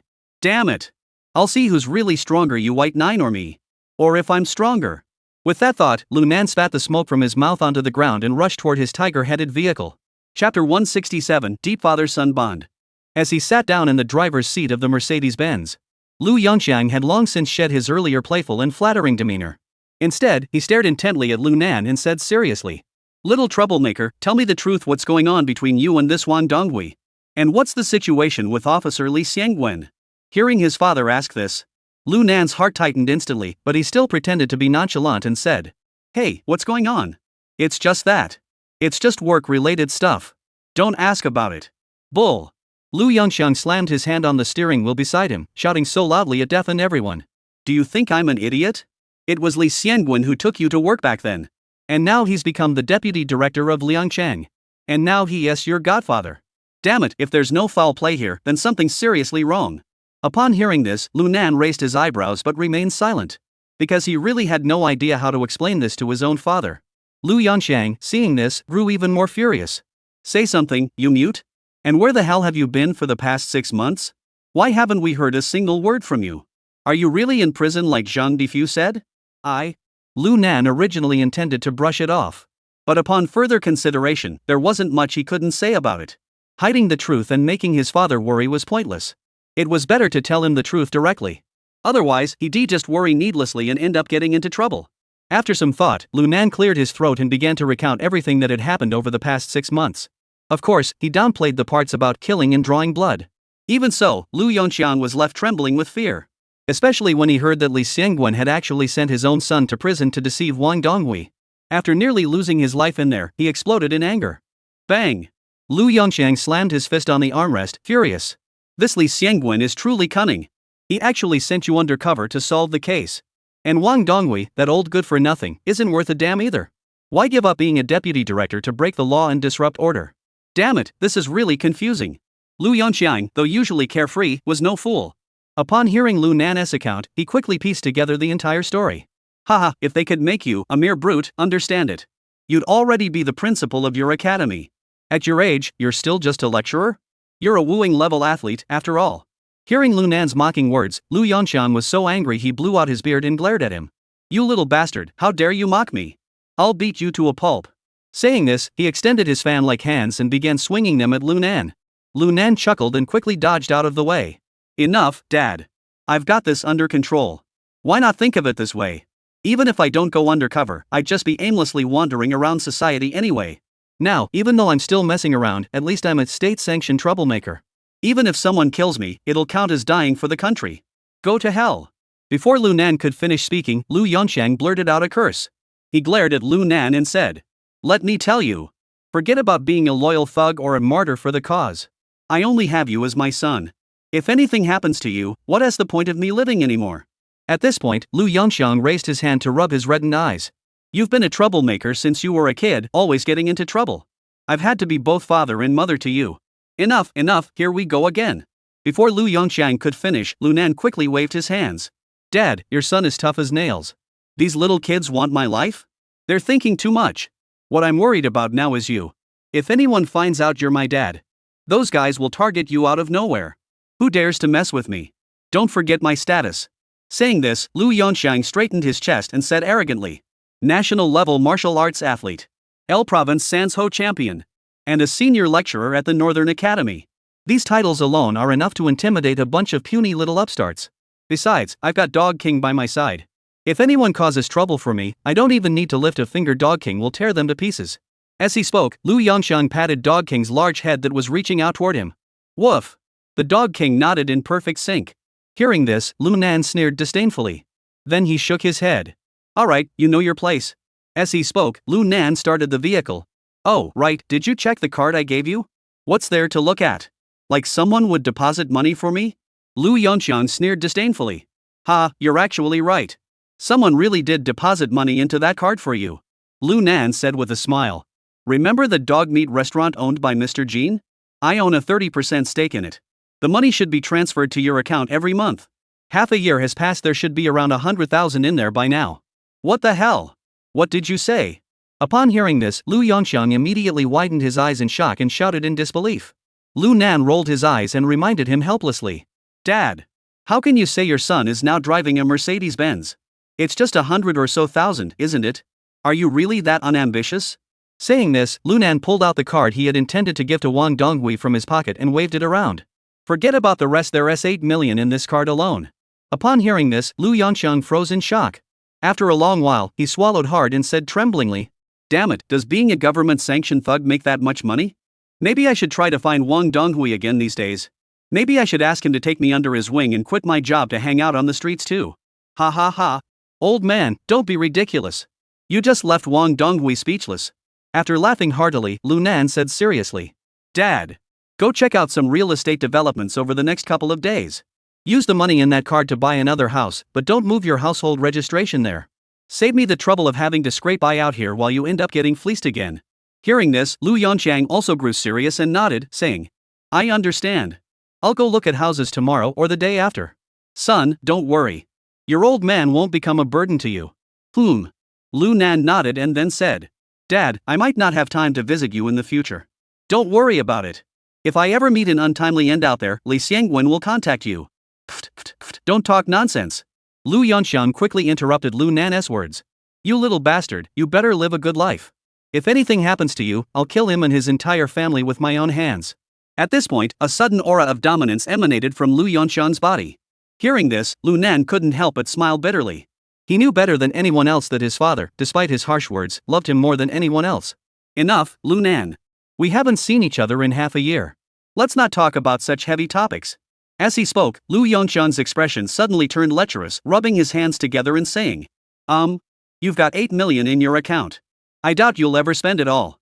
Why don't we split it evenly between us? Ugh, if that's really not possible, I'll agree to a 60-40 split. Ha ha ha. Lu Nan couldn't help but burst into laughter. He then stepped on the gas pedal to the floor, and the car shot forward like an arrow leaving the bow. Chapter 168, Coming Together. The next 2 days. Since there was nothing to do, Lu Nan decided to stay home for 2 days. During those 2 days, during the day, Lu Nan would spar with Lu Yongxiang and take the dogs for a walk. In the evenings, the two of them drank until they were tipsy, and it was quite enjoyable. This also allowed Lu Nan to feel a long-lost sense of peace. But such days are always short-lived. On the third morning, Lu Nan's phone rang. He picked it up and knew that the good times were over. The number displayed was none other than Lan Lian. Hello, Blueface, it seems you've got some influence after all. You're out already? Lu Nan answered the call and said teasingly. Ha, Lu Nan, this is all thanks to you for speaking well of me to Director Wang. How about it? Can we talk business now? At this moment, Lan Lian had completely lost his previous arrogance and madness, speaking in a very calm tone. But Lu Nan knew that the other party must hate him to the core. He probably wanted to kill him right now. At the same time, he couldn't help but admire the other's restraint. To put it bluntly, if the previous incarnation of himself had been toyed with like this by a mere upstart, given his temperament, he probably wouldn't have been able to act as calmly as the blue-faced man. He would probably be plotting to kill the entire family by now. Blueface, you're too kind. Lu Nan pulled out a cigarette, lit it, took a puff, and said directly. I'll arrange for Wang Shuchang to meet me at the Grand Palace Spa at 6 tonight. We'll have a drink and chat there. What do you think? Alright, it's settled. See you there. Don't be late. After saying that, Lu Nan hung up the phone. Son, do you have to go back today? Lu Yongxiang's face was filled with concern. You must be careful. Your job is honorable, but don't go and get yourself killed for it.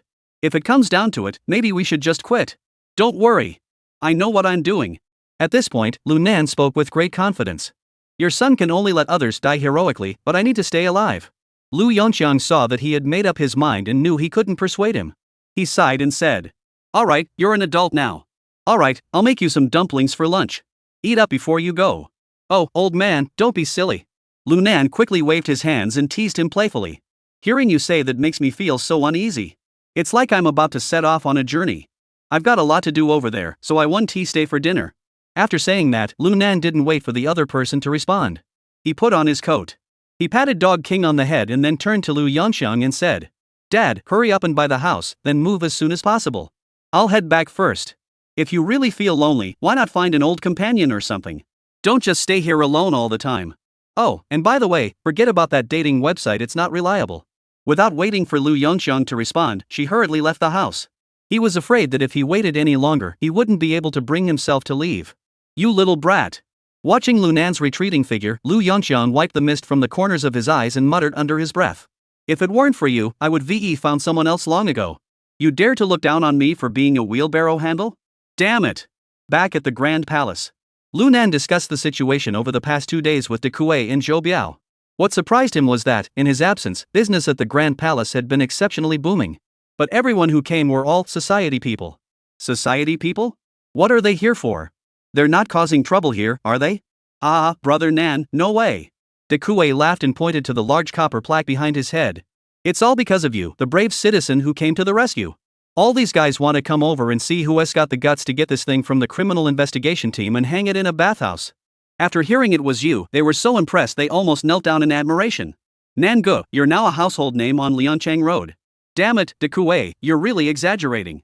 They were so impressed they almost knelt down? What's the big deal? Are they all disabled or something? Lu Nan rolled his eyes and muttered angrily. Nan Ge, De Kuei really isn't exaggerating. Xiaoqian spoke up from the side. Most of them know you went to prison for a series of serious crimes. But no one expected you to get out in less than half a year. And now you're connected to the criminal investigation team? Think about it, any normal thug would be bowing down to you. They come over to shower, and it's all about paying their respects. Yang Boss has been over the moon these past few days. Upon hearing Qian's explanation, Lu Nan instantly understood what was going on. It seems like my decision back then was the right one. With this plaque, ordinary thugs wouldn't dare cause trouble here. Even if someone with some status comes, as long as there's no major conflict, they probably won't come to cause trouble. This way, it's like buying insurance for the brothers. Not bad. Alright, I understand. Lu Nan waved his hand and said to the change. Your brother is coming over tonight. We have business to discuss. Do you want to join in too? I'll pass. Xiaoqian didn't even hesitate before refusing. My brother's business is too risky. I think watching the bathhouse is more suited to me. It's warm, comfortable, and there are young girls. Upon hearing this, Lu Nan paused for a moment before bursting into laughter. Ah, fine, if that's what you want. The three of you make arrangements, we'll welcome the honored guests tonight. Got it. De Kuei and the others nodded in agreement and went to make preparations. 6 o'clock in the evening. Wang Donghui and Lan Lian arrived as scheduled. This time, the two of them had come alone, which couldn't help but make Lu Nan a bit suspicious. In theory, Lan Lian coming alone shouldn't be a problem. After all, he had already suffered a loss here before, so there was no need to bring his henchmen along to show off. That would only make him look foolish. But the fact that Wang Donghui didn't bring Wang Hai left him puzzled. Could this old fox really trust him that much, to the point where he wouldn't even let his own son participate in this deal? Moreover, the two of them coming together has really made him feel uneasy. Well, never mind, let us take it one step at a time. With that thought, Lu Nan laughed heartily and walked over. Ha, old man, blue-faced brother, what a coincidence. You two actually came together. Ha, Lu brother, it's not a coincidence. Blueface spoke with a forced smile. Thanks to you, after I finished handling the bail, I happened to run into Director Wang from the S Bureau on his way there. That's how I ended up hitching a ride with him. Upon hearing this, Lu Nan was slightly taken aback. Just finished bail? Didn't you call me this morning? Hearing this, Lan Lian tried to suppress his anger but couldn't help but let out a curse. Damn it! There were so many of your men at your mansion that day I had no choice but to bail them all out. Ah, Blueface, that's not my fault. Lu Nan didn't put up with his temper at all, rolling his eyes and saying, "It was me who begged you to come to the palace that day. It was you who came running over on your own. You even showed off your muscles to me like you were some big shot. Who are you blaming now? You. Enough. Both of you stop arguing." Before Lan Lian could explode, Wang Donghui suddenly spoke up. "Let us drop this matter here. From now on, we're business partners. Blueface, isn't that right?" Hearing this, Blueface was seething inside, but he managed to suppress his anger, took a deep breath, and said, "Director Wang is right. Shan'an, what do you think?" Dad, whatever you say goes. If you say catch the dog, we won't chase the chicken." Lu Nan smiled and then extended his right hand, saying, "Dad, Blueface, let us go inside." Chapter 169, Cunning and Treacherous. Inside the private room this time, only Dikue, Zhou Biao, and Xiao Chen were busy. Upon seeing Lu Nan and the others arrive, Dikue hurriedly greeted them and arranged for the three to sit down. They then served the dishes one by one. Blueface and Xiao Chen didn't exchange a single word the entire time. It was as if they were two strangers who didn't know each other. Once all the dishes were set on the table, Lu Nan waved his hand at the three of them, signaling for them to step back. Dikue and the others didn't hesitate, bowing and exiting the room, then closing the door behind them. Only then did Lu Nan smile and speak up. "Old man, Blueface, we have important matters to discuss today. So I didn't arrange for my younger sister to come. If necessary, we can discuss it later, and I'll have them come up afterward." Upon hearing this, Wang Donghui waved his hand and gave the two a stern glance. At that moment, he exuded the aura of a superior figure. There was not a trace of the lecherous old man he had been before. Seeing this, Lu Nan couldn't help but sigh inwardly. No wonder he's the true underground emperor of El Province.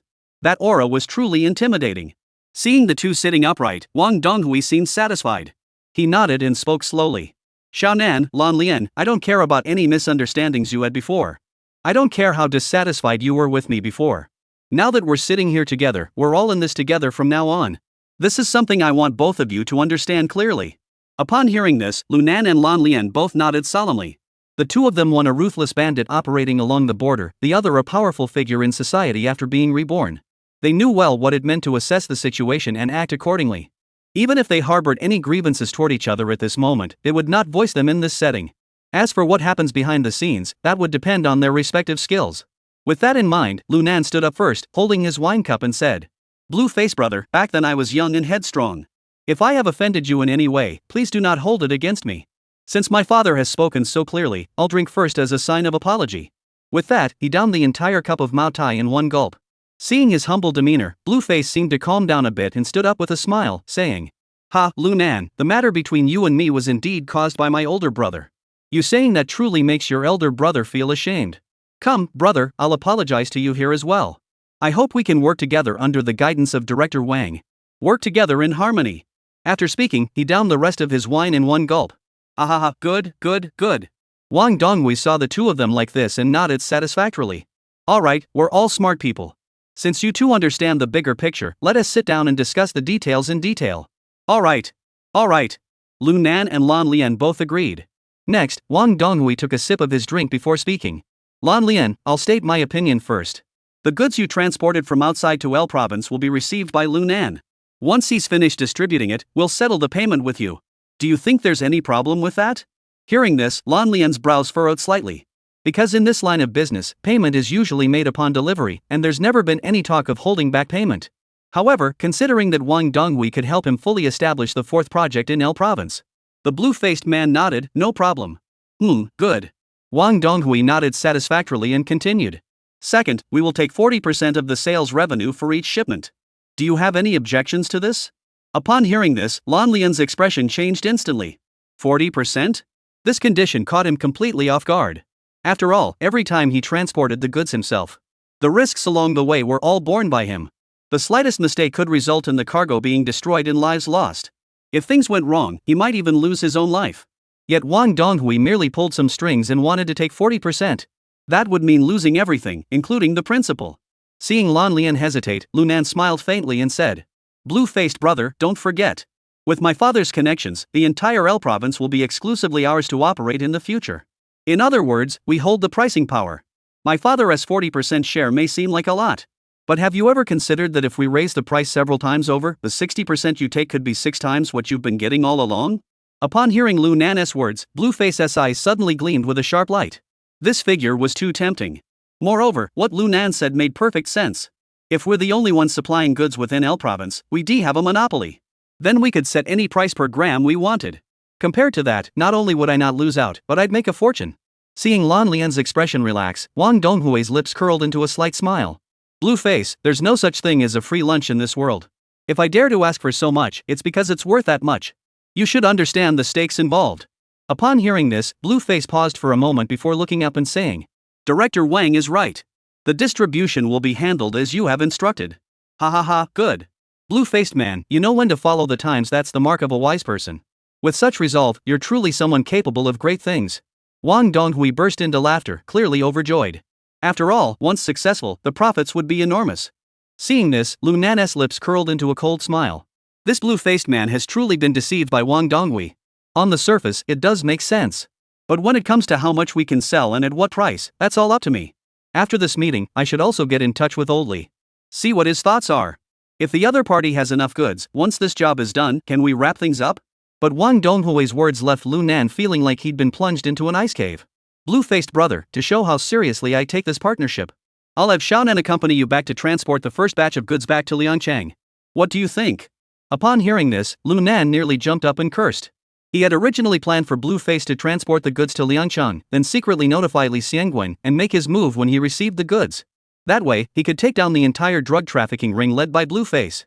If he had planned it out a bit more carefully, he might even have been able to take out Wang Donghui, that old bastard, in the process. But now it seemed like he had been daydreaming.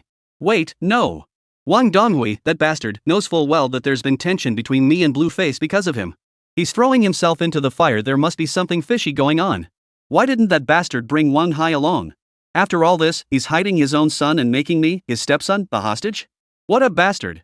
As Lu Nan's mind raced, Wang Donghui smiled warmly at him. Xiaonan, what do you think about this matter? You don't have any objections to my arrangements, do you? Ha ha, Dad, what are you saying? Lu Nan reacted swiftly, shaking his head with a smile and saying, how could I possibly be dissatisfied? Getting to work and learn alongside someone like Blue-face, a big shot in the underworld, is something I'd beg for. It's just that the matter I mentioned to you about the demolition the other day. Before he could finish, Wang Donghui also smiled and waved his hand. I've already made arrangements with Zhao, the minister in charge of the J department. Just have your younger brother go directly to him.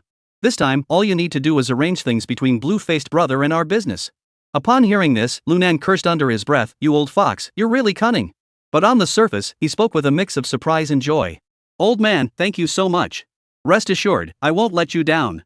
As he spoke, Lu Nan turned to the blue-faced brother and said, Blue-faced brother, please take good care of me. But Blue-face seemed unfazed, responding with a forced smile.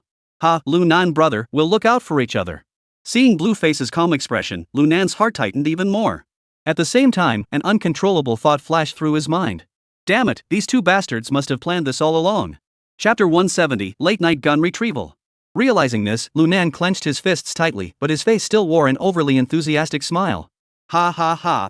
The room echoed with Wang Donghui's hearty laughter. Since everything has been settled, we should eat and drink to our heart's content. The three of us must drink until we're drunk. As he spoke, he turned his gaze toward Lu Nan. Little Nan, go get all the girls from the Grand Palace over here. Otherwise, just the three of us will be a bit too dry. By the way, you go and pick them yourself. I don't trust other people's judgment. Hearing Wang Donghui say this, Lu Nan immediately understood. These two jerks are talking behind my back. Hee, go ahead and talk. Better yet, talk more. It'll give me a chance to find out what you two dogs are scheming about. With that thought, Lu Nan didn't hesitate. He stood up with a smile and said, all right. Dad, Blue-face, you two keep drinking. I'll go pick out a few girls. With that, he turned and walked out of the private room without hesitation. As soon as Lu Nan left, Wang Donghui's smile vanished. In its place were deep, focused eyes. Director Wang, Lu Nan seems to be fine. What's your plan from here? The man with the blue face slowly spoke from his seat. I've been very satisfied with Lu Nan's performance these past few days. However, I'm still a bit concerned about the incident where Li Xiangguan went to his home to look for him. Wang Donghui furrowed his brows slightly, seeming to hesitate. After a moment, he continued. Alright, this time when he goes with you to transport goods to the border, you should test him thoroughly. If he really has no issues, I'll be able to fully trust him. Ha, Director Wang, testing him isn't a problem. But what if he's really a cop? What then? Lan Lianpi asked with a forced smile. If that's the case, I'll definitely make him pay. Wang Donghui snorted lightly. But I'm warning you. If he's innocent and you're the one pulling strings or settling old scores, don't blame me for being ruthless. He has been my most trusted scapegoat for all these years. If he dies for no reason at your hands, our business deal is off. Rest assured, I'm a man of principle. Not only do we have no real conflicts. Even if there were, I wouldn't touch him for the sake of our business. Of course, unless he's really a cop. That's good. Wang Donghui nodded and patted Lan Lian on the shoulder. I hope our cooperation goes smoothly. Director Wang, with you looking out for us, I'm sure everything will go smoothly. Lan Lian smiled and agreed. At that moment, Lunan, who was watching the young woman in front of him while using his little finger to dig out the listening device in his ear, also smiled. But his smile was filled with a sinister aura. You bastard Wang Donghui. You're truly an old fox. You've been suspicious of me all along. And even if I weren't a cop, you'd still use me as a lightning rod at the crucial moment. You really are a master strategist. Since that's the case, I'll let loose and play along with you guys. Having made up his mind, Lunan randomly pointed at a few girls and said, Alright, you few come with me to the private room. After saying that, Lunan turned his gaze toward De Kuei and said, De Kuei, give Wang Fatso a call later. Tell him to bring old Kwai tomorrow to meet Zhao, the director of the J department. Just say he was recommended by Wang Shuchang. Let's see what he has to say. Got it. De Kuei nodded and reached for his phone. By the way, I might have to go out of town recently. If anything comes up at the Grand Palace, the three of you should discuss it among yourselves. Remember, if it's about any gang disputes, make sure Yang Chifa makes the final decision. Lu Nan instructed. Got it. The three nodded in unison. Seeing this, Lu Nan said no more and led the group of girls back to the private room. The night grew darker. Under the frequent toasts of the many beautiful women, the three seemed to have drunk just the right amount. Especially Wang Donghui, who seemed to be so intoxicated that he didn't even need alcohol to feel tipsy. Seeing this, Lu Nan, being very perceptive, said, Dad, the little karaoke machine ruined your mood last time. Let's call it a night for the drinking. I'll take you to Shangri-La to rest. Upon hearing this, Wang Donghui smiled and nodded. Alright, I'm feeling a bit tired too. Let's call it a day. Upon hearing this, Lu Nan quickly gave a subtle signal to the two girls beside him. The two girls, who were very considerate, helped the slightly tipsy Wang Donghui to his feet. Director Wang, let us escort you. Alright. Wang Donghui was overjoyed, his eyes sparkling like a fishhook, and he clung to the two girls, refusing to let go. Lan Lian also stood up, simultaneously declining the kind offer from the girl beside him. I don't need to accompany you. I'll go on my own. Seeing that Lu Nan nodded, the girl didn't linger and turned to leave. Blue-faced brother, when are you planning to go back? Lu Nan asked as he walked. Upon hearing this, Blue-face didn't hesitate and replied directly. 3 days from now, meet at the Southern Highway exit at 9 o'clock. We'll leave together. Alright, it's settled. Since he knew there was no way to avoid it, Lu Nan didn't hesitate, nodded, and said no more. Upon arriving outside the Grand Palace, Lan Lian greeted Wang Donghui and Lu Nan before hailing a taxi and driving off. At that moment, Lu Nan invited Wang Donghui and his two sisters into the back seat. He personally drove them to the pre-booked Shangri-La hotel. Damn it, I'd better get ready too. Looking at the brightly lit building of the Shangri-La, Lu Nan exhaled deeply. Testing me with restraint? You guys have your limits, but I don't. If I end up getting killed, don't blame me. But first, I need to talk to Oldly. Don't let me die out there and have people think I betrayed them and run away, then come back to cause trouble for my father. Thinking this, Lu Nan pulled out his phone and climbed into the car. While telling Li Xiangguan about everything that had happened recently, as well as Wang Donghui and Lan Lian's plans, Lu Nan drove the car toward the national highway. After hearing Lu Nan's account, Li Xiangguan, he remained silent for a moment before asking, Lu Nan, are you sure you want to follow Lan Lian to the border? Oldly, do I have a choice? Lu Nan scoffed and said, We've already reached this point. Can I back out now? Upon hearing this, Li Xiangguan fell silent once more. After a moment, he sighed deeply. What do you need me to do? It's simple. I might have to kill along the way. If it's in Myanmar, it's manageable, but if it's back in the country, you can't just abandon me. Lu Nan bluntly stated his demands. Don't worry. Li Xiangguan replied without hesitation. As long as you don't get killed by those bandits on the spot. No matter which province your colleagues from work manage to capture you in, I'll make sure you're safe. Hearing this, 3 black lines appeared on Lu Nan's forehead. Oldly, couldn't you say something more auspicious? What do you mean I'll be killed on the spot by bandits? I haven't even gotten married yet. Li Xiangguan snorted coldly and said, Shut up and stop talking nonsense. I'm just telling you the truth. Anyway, you can do whatever you want on the way there. If you get caught by the cops, that's a minor issue, I'll take the blame for you. But don't let those bastards with blue faces kill you. Got it. By the way, I have one more favor to ask of you. What is it? Get me a few packs of Type 54 bullets. Upon hearing this, Li Xiangguan froze. What do you need those for? You don't even have a gun. Lu Nan looked at the boundary marker in front of him and smiled slightly. I'll use Lu Jiming as police gun to have some fun with these bastards. Chapter 171, Pulling Out Your Tongue. 3 days later. Lu Nan drove Yang Erlingzi's Land Cruiser to the southern highway exit. 2 CRVs were already parked nearby, their hazard lights flashing. Lan Lian and a few others were smoking outside the car. Hey, Blueface, good morning. Lu Nan parked the car and got out with a smile on his face. Looking at him, one might have thought they were preparing for a road trip. No one would have guessed that this group was heading to the border to transport drugs. Ah, Lu Nan, you're driving such a nice car. Blueface gave the white Land Cruiser a once-over and laughed, extending his right hand. Ah, what can you do? I asked around, and this was the only car available. Lu Nan shook hands with Blueface and shrugged his shoulders, saying, I thought the roads might be rough around the border, so I couldn't drive my tiger head there. Ah, you're so generous, brother. Lan Lian laughed heartily, patting Lu Nan on the shoulder, then asked, Are there any other brothers in the car? Let us call them down to meet everyone. No one else. I came alone. You came alone? Hearing Lu Nan say this, Blueface couldn't help but pause. You didn't call 2 brothers to help with the car? Damn it, it's not like I'm getting married, why would I need backup? Lu Nan shrugged it off and said, There's business at home that needs attending to. I'm the only one with nothing to do, so there's no need to bother with all that nonsense. Before Lan Lian could respond, the big guy with his arm in a cast suddenly muttered angrily, Damn pretentious dealer. Driving a luxury car and still alone. Once we get there, you'll end up getting killed by someone for acting so arrogant. You. Hey, you with the arm bent at a right angle, what did you say? Upon hearing his curses, Lu Nan immediately narrowed his eyes and looked over at him. Daxia had always harbored deep resentment toward Lu Nan. Now that there were so many people on his side, he didn't believe Lu Nan could call the Criminal Investigation Division over again. So he suddenly gained the courage to respond. He stiffened his neck and retorted. I'm talking to you, you pretentious jerk. You bastard, you let someone get killed and buried in a cornfield, and no one even knows. You bastard. If I'd known, I shouldn't have broken your hand that day, I should cut out your tongue. Upon hearing this, Daxia sneered at him. Oomph. Who do you think you are? Do you really think I'm afraid of you? You damn show off. If it weren't for your sneak attack that day, I wouldn't have had my arm broken by you, you little punk. If it weren't for the cops showing up, you'd be dead by now. Whether intentionally or not, Lan Lian stood by and didn't stop the two from arguing. Instead, he smiled and smoked, seemingly still harboring resentment over what Lu Nan had done that day. However, Lu Nan noticed that both Lan Lian and the few people around Daxia had their arms tensed. This was clearly a stance ready to strike. And judging by the bulges in the contours of their clothes at their waists, there were definitely items like batons inside. Seeing this, Lu Nan's gaze flickered. He pointed at Big Shrimp and shouted, Damn it, today we'll give Bluefaced some face.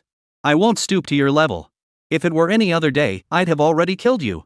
Saying this, Lu Nan angrily went to pull the car door, clearly not wanting to get into a fight with the other party. Seeing that Lu Nan had backed down, the muscles of the blue-faced man and his men instantly relaxed. Daxia's face betrayed a smug expression. Ha, you little punk, let me tell you, without Liangcheng, you're nothing. Go to hell. Before the other person could finish speaking, Lu Nan suddenly moved. He had deliberately acted submissive just to catch Blueface and his men off guard. If he didn't act now, it wouldn't be his style. Bang! In the blink of an eye, Lu Nan was in front of Daxia, grabbing the car keys and swinging them at him. Before anyone could react, the keys struck the big guy's cheek with a loud thud. Bang! Snap! The crisp sound of breaking bones echoed through the sky, accompanied by agonizing screams. The big shrimp's face was instantly covered in blood, and his nasal bone had even collapsed inward. Put! Fresh blood spurted from his nostrils as the big shrimp clutched his face and collapsed to the ground, writhing in agony. Seeing Lu Nan suddenly erupt in violence, Lan Lian and the others all widened their eyes in shock. But the next moment, they were all terrified by Lu Nan's brutality. After knocking the big shrimp to the ground, Lu Nan showed no hesitation. He bent down, pried open the shrimp's mouth with one hand, and placed the key between its teeth with the other. He then clenched his fist and slammed it into the shrimp's jaw. Crack! Crack! Crack! Crack! A series of piercing, crisp sounds echoed through the air. The shrimp's mouth was filled with teeth, most of which had been knocked out by the key. The broken teeth mixed with saliva were mostly swallowed by the shrimp. Half of them scattered on the ground. Damn it, Lu Nan! You're really embarrassing me. At that moment, Lan Lian and the others finally reacted. They shouted angrily and charged toward Lu Nan. Come on, I'm waiting for you. FCK you all, I know you've been wanting to settle this with me for a long time. Since that's the case, I'll grant you your wish. Save yourselves the trouble of dealing with me over there. Lu Nan grinned, revealing a savage expression. He suddenly took a step back, then kicked the first burly man who charged at him. He used the momentum to leap into the air, his knee colliding directly with the man's nose. A dull thud echoed through the air. The burly man's nose began to bleed profusely. Meanwhile, Lu Nan dodged the attacks from the other two men. He then delivered a powerful kick, sending the closest burly man flying. Next, Lu Nan pushed off the front of the CRV with his left foot and leaped into the air. His leap into the air was over 80 centimeters high. He then rolled like a nimble monkey, landing at the rear of the car. Immediately, he clenched his right fist and slammed it viciously toward the head of the last burly man. Bang! The heavy thud echoed in his ears, and the burly man was knocked unconscious. Meanwhile, Lu Nan landed safely on the ground. By the time all 5 men had been taken down by Lu Nan, the blue-faced man hadn't caught up to him. Ugh! Lu Nan exhaled. Though the fight had been simple and brutal, but it had taken a toll on his stamina. After all, taking on 5 or 6 burly men wasn't exactly a walk in the park. However, he still snorted coldly. You all. If it weren't for my godfather telling me to keep the business running smoothly, I'd have killed all of you here today. I'll tell you, we haven't even left Liangqing yet. As he spoke, Lu Nan suddenly pulled out the Swiss Army knife from his waist and glared coldly at the blue-faced man. Blueface, I also need to tell you this. This deal was clearly discussed between you and my godfather. But you need to make one thing clear, without my godfather, you wouldn't even be able to set foot in Liangqing. In other words, in some ways, we're on equal footing. We're both under my godfather's command. If you don't understand your own place, I can make you see clearly right now. Even if I stab you to death here today, I don't believe anyone can do anything to me. As soon as he finished speaking, Lu Nan suddenly drew his military knife from its sheath and charged toward Lan Lian. Wait! Seeing this, the blue-faced man hurriedly waved his hands at him. He then sighed and tapped on the car door. Director Wang, please come out and say a few words. If you don't come out, your godson is going to kill me and my men. Chapter 172, Reunion with an Old Friend. Upon hearing Blueface speak thus, Lu Nan couldn't help but let a cold smile flicker across his face. If I hadn't already known that Wang Dongui, that old bastard, was in your car. How could I have been so careless? The more impulsive and irritable I get, the more it proves I have nothing to hide. When it comes to acting, I've got some natural talent. Similarly, Big Shrimp dares to insult me like that. He must have been instructed by Blueface. They want Wang Dongui, that old bastard, to have a worse impression of me, don't they? Too bad, you're just making me look good. If it weren't for Li Xianguan telling me your whereabouts this morning, I wouldn't have been able to act so convincingly. Though he thought this in his heart, Lu Nan's face looked extremely surprised. As the rear window of the CRV lowered, Wang Dongui was indeed sitting inside, staring at Lu Nan with great interest. Seeing this, Lu Nan immediately put on a panicked expression and ran over. Dad, what are you doing here? Those bastards from the Blue-Face gang are up to no good. Get out of the car quickly. Don't let these bastards get any ideas about you. Wang Dongui saw this and couldn't help but shake his head. He had already prepared himself to scold Lu Nan once they got out of the car. But he never expected the other party to care so much about him, which made him feel quite touched. Wang Dongui then smiled faintly and said, I'm fine. This morning, the blue-faced brother brought me some things. I didn't have anything to do, so I thought I'd see you off. I never expected it would turn out like this. Upon hearing this, Lu Nan was taken aback. But inside, he couldn't help but sneer repeatedly. Send us off? You bastard, you just wanted them to test me, didn't you? This is just the appetizer, right? Lu Nan recalled the news he had heard that day and immediately feigned a guilty expression, saying, Oh no. It's all my fault for having such a hot temper. Father, I've caused you worry. I'm truly sorry. You're young. Having a hot temper is normal. Wang Dongui smiled and patted Lu Nan on the shoulder. But when you're out in public, you should try to control yourself a bit more. After all, it's not like in Liangqing. Your old man can't watch over you every minute of the day. Hearing Wang Dongui say this, Lu Nan pretended to be embarrassed and scratched his head, then respectfully said, Dad, I'll remember. Wang Dongui nodded satisfactorily. Then he turned to look at Lan Lian and smiled, saying, Lan Lian, I'm entrusting my son to you. Take good care of him. As he spoke, his expression suddenly grew serious. He pointed at the large shrimp on the ground, which was still writhing and crying out in pain, and said, And keep your men in line. Don't let him keep provoking Xiao Nan for no reason. If I hadn't been here today, you might have all died here. Hearing this, Blueface cursed under his breath. Damn Wang Dongui. If it weren't for you, you old bastard, insisting on seeing for yourself whether Lu Nan is a scheming person, would I have gone out of my way to provoke that madman? The feelings we just built up are shattered again. Though he spoke these words, Lan Lian dared not show any emotion. Instead, he spoke with extreme respect. Yes, Director Wang. Please rest assured that such a thing will never happen again. That's good. Wang Dongui nodded satisfactorily. After speaking, he stretched lazily and walked out of the carriage at a leisurely pace. Seeing this, Lu Nan hurried forward and asked, Dad, how are you going to get home? Should I drive you, or should you take my car back? Should I ride with Blueface and the others? No rush. Wang Donghui waved his hand and said, I've asked the driver to come pick me up. He'll bring someone along. I specifically chose this assistant for you for this trip to pick up the goods. Upon hearing this, Lu Nan paused for a moment. But he quickly understood what the other person meant. This old fox is planning to have someone keep an eye on me. Fine, do whatever you want. Once we're out of L province, whether it's this so-called assistant or Blueface and his crew, if they make me unhappy, I'll have them all killed. Thinking this, Lu Nan sat down contentedly. Anyway, these guys all deserve to die. Since they've assigned a bastard to torment me, I don't care. Lu Nan calculated in his mind.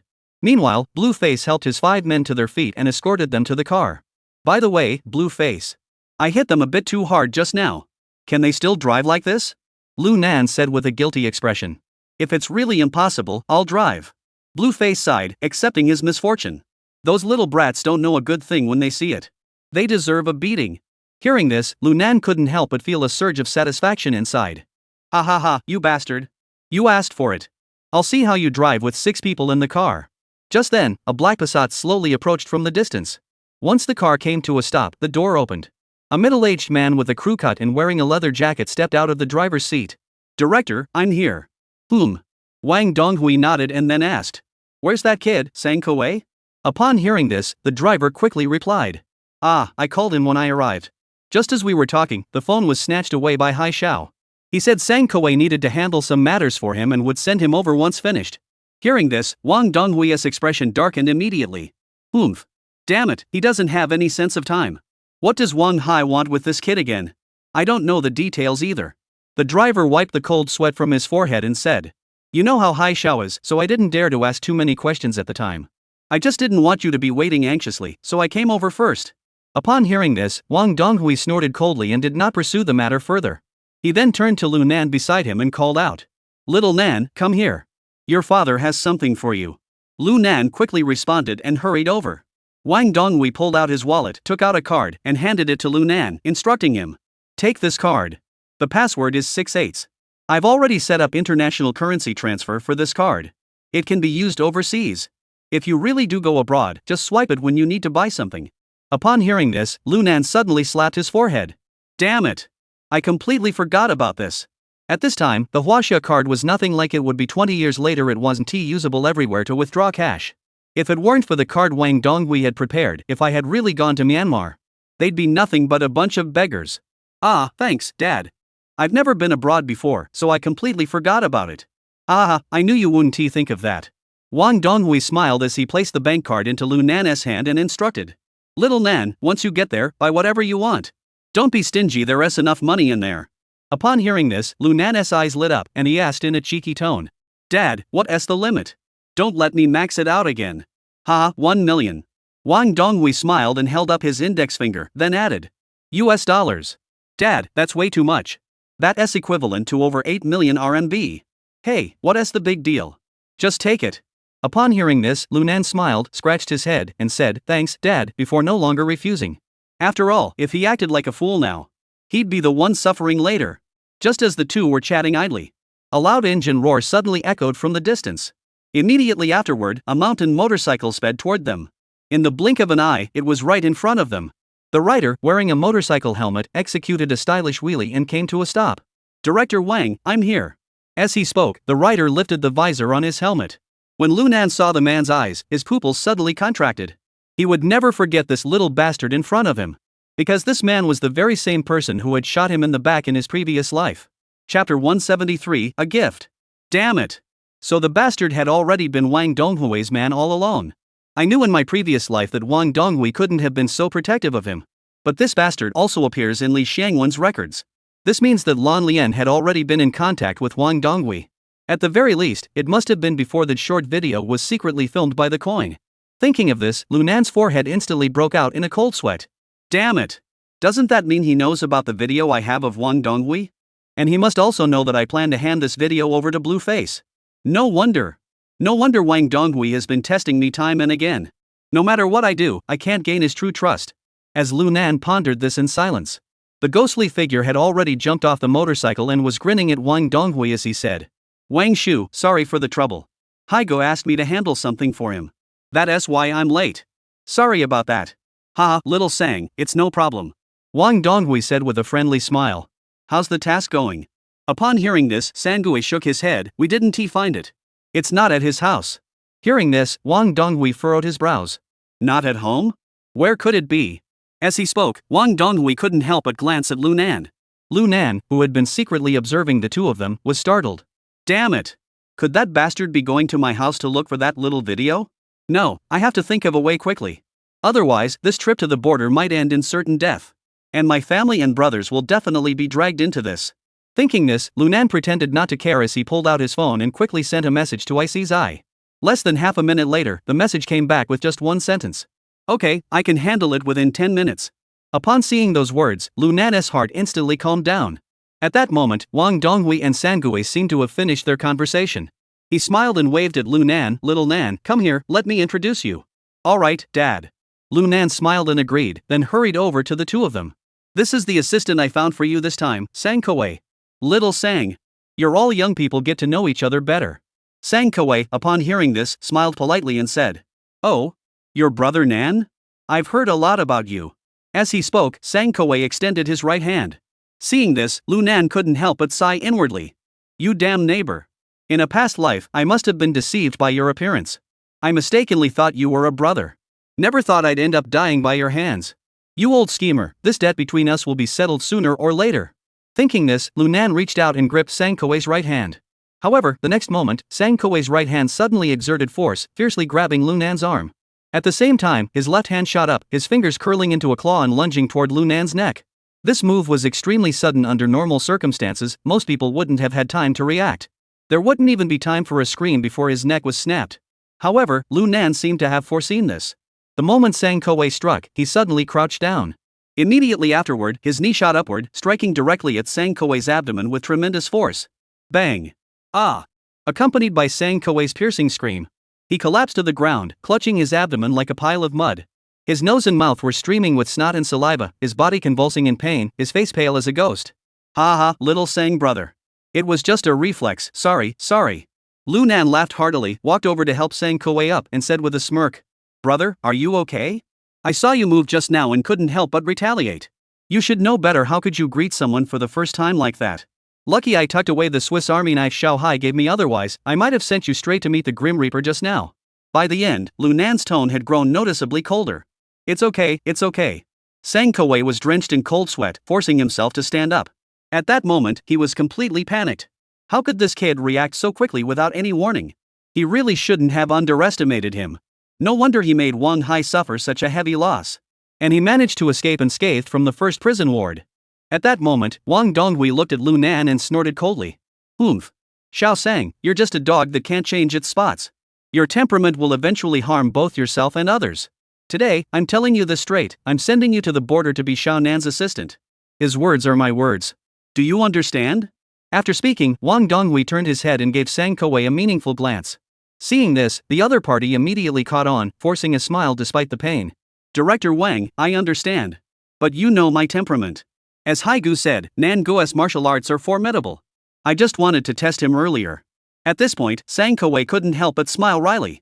It seems Haigu was being conservative. Nan Ji's martial arts aren't just impressive, he's a true master among masters. Ha, little Sang, you don't need to flatter me like that. Lu Nan waved his hand and laughed heartily. My martial arts skills are nothing special. But it's enough to handle some amateurs. Hey, brother, don't take it to heart. I didn't mean to call you a noob. Hearing him say this, both Sang Kawei and the others with blue faces looked displeased. He was practically pointing his finger in their faces and calling them noobs, yet he claimed he didn't. However, out of respect for Wang Donghui, none of them said anything else. At that moment, Wang Donghui laughed and tried to smooth things over. Ah, you're all young. Exchanging skills is only natural. Since the two of you know each other now, you should look out for each other in the future. Remember, no arguments along the way. Dad, don't worry. Lu Nan said with a smile. I've always been clear about who owes what. You've been so kind to me, and I'll make sure everything turns out perfectly. Wang Donghui seemed satisfied, but Lu Nan noticed a hint of malice in his eyes. At that moment, Sang Kawei also smiled and said, Don't worry, Wang Shu. We'll make sure everything is taken care of. I'll take good care of brother Nan. Sang Kawei grinned widely, revealing a bright smile. But those words and that smile were all too familiar to Lu Nan. In his previous life, he had said the exact same thing. The moment he turned his head, he fired a cold shot from behind. Not even a moment's hesitation. Damn it, it must be because of that short video incident. They're planning to kill me right here on the road. Just then, Wang Donghui burst into laughter and said, "Ahaha, good, good. This time, I hope you'll all work together to get the job done. Alright, since you all know each other. Everyone's here, so get back to work. I wish you all smooth sailing." After saying that, Wang Donghui was about to leave with his driver. Lu Nan saw this and immediately panicked. If this old fool leaves now, all his previous efforts will be in vain. Thinking this, he quickly stopped Wang Donghui. "Dad, wait a moment." "Humph." Wang Donghui turned around slightly. "Shannan, is there something else you need?" Just as Lu Nan was trying to think of a lie to stall Wang Donghui, his phone in his pants pocket suddenly vibrated. Feeling the vibration, Lu Nan's eyes lit up. "Damn it. No need to check, it must be IC Zai who handled it." Thinking this, Lu Nan smiled and said, "Dad, come with me to my car first. I have a gift for you." Chapter 174, What are you up to? "Oh? A gift?" Wang Donghui raised his eyebrows and smiled, saying, "Ha, little Nan, I told you the other day. Your godfather doesn't need anything." Before he could finish, Lu Nan interrupted him. "Dad, I picked this gift out especially for you. It took me a lot of effort. You must like it," Lu Nan said confidently. Upon hearing this, Wang Donghui furrowed his brows. He then glanced at the white Land Cruiser, seeming a bit hesitant. Seeing this, Lu Nan couldn't help but sneer inwardly. Oh, so they're really planning to let those blue-faced jerks kill me on the road. Otherwise, he wouldn't dare get into my car. He's probably afraid I'll figure out his tricks and take him out in the car, right? Wang Shu, I'll go with you. Hearing Sang Kuei say this, Lu Nan became even more certain of his suspicions. He spoke up. "Xiao Sang, this is between me and my father. Why are you meddling in our business? This gift is extremely precious. No one else is allowed to even look at it." Lu Nan's words were quite blunt, directly rejecting Sang Kuei. "You?" Sang Kuei's expression changed slightly before he glared angrily at Lu Nan. "What's the matter? You're not satisfied?" Lu Nan raised his head and said, "FCKU, it seems that Electric Blast didn't teach you a lesson. Do you think you're pretty tough? Let me tell you. A noob like you? I wouldn't even bother with 10 or 8 of you." Saying this, Lu Nan pointed at the blue-faced men. "Don't believe me? Ask them." This made Sang Kuei's face turn extremely ugly. Even the blue-faced man clenched his teeth in anger. He had already been humiliated earlier when Lu Nan had beaten his men into a pulp. Now, provoked like this, the anger in his heart surged upward instantly. He took a few deep breaths, forcing himself to suppress his anger, and barked in a low voice. "Lu Nan, what do you mean by this?" "Ah, ha ha ha, blue face, don't get angry." Lu Nan laughed loudly, scratching his head in a most irritating manner. "I was just trying to give Xiao Sang a clear understanding of who I am. In my eyes, he's no better than a chicken." Lu Nan's words were utterly vicious. Once again, he insulted both Sang Kuei and Blue Face. Hearing this, Sang Kuei and Lan Lian both turned red with anger. "Lu Nan! You bastard! Enough!" Before Lan Lian could finish speaking, Wang Donghui suddenly bellowed loudly. At that moment, Lan Lian and Sang Kuei both shut their mouths. "Shannan, what did I just say? Did you forget so quickly?" Wang Donghui said with a grim expression. "If you keep this up, how can I possibly trust you with the task?" "Ha!" Hearing this, Lu Nan sneered inwardly. "FCKU! Don't you dare give me this damn task. You clearly plan to have the blue-faced ones kill me on the way. And you're trying to make it sound so noble?"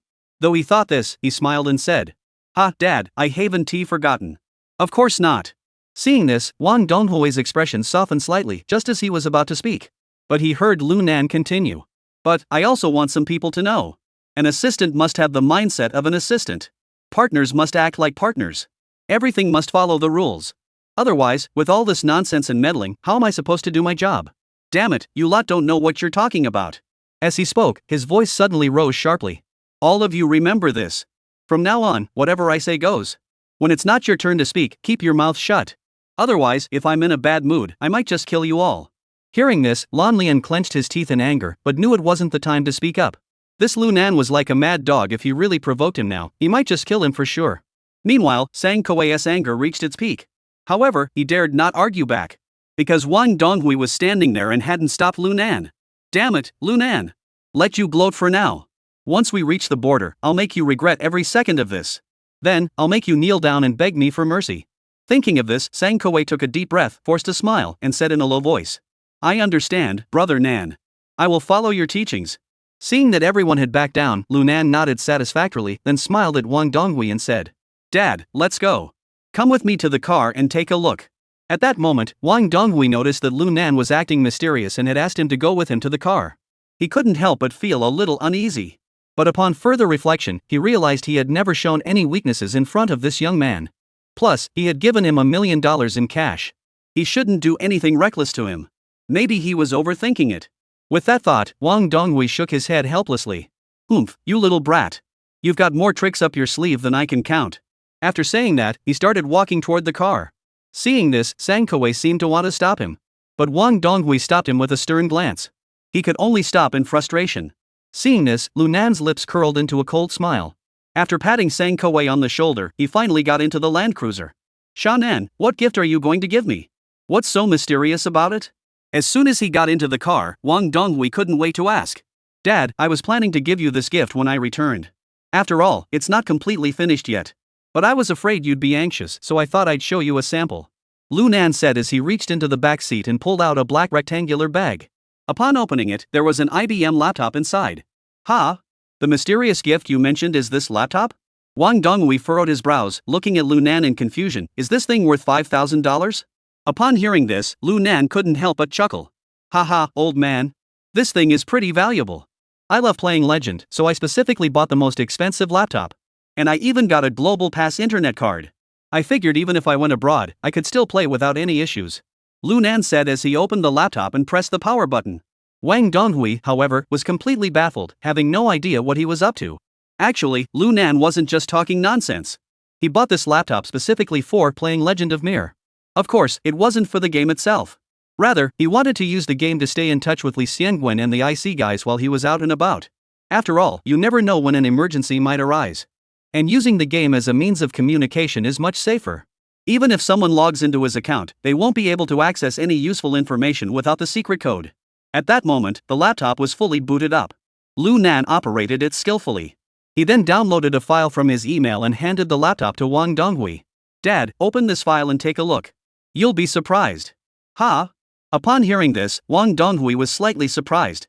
He then clicked the mouse with a puzzled expression and opened the file.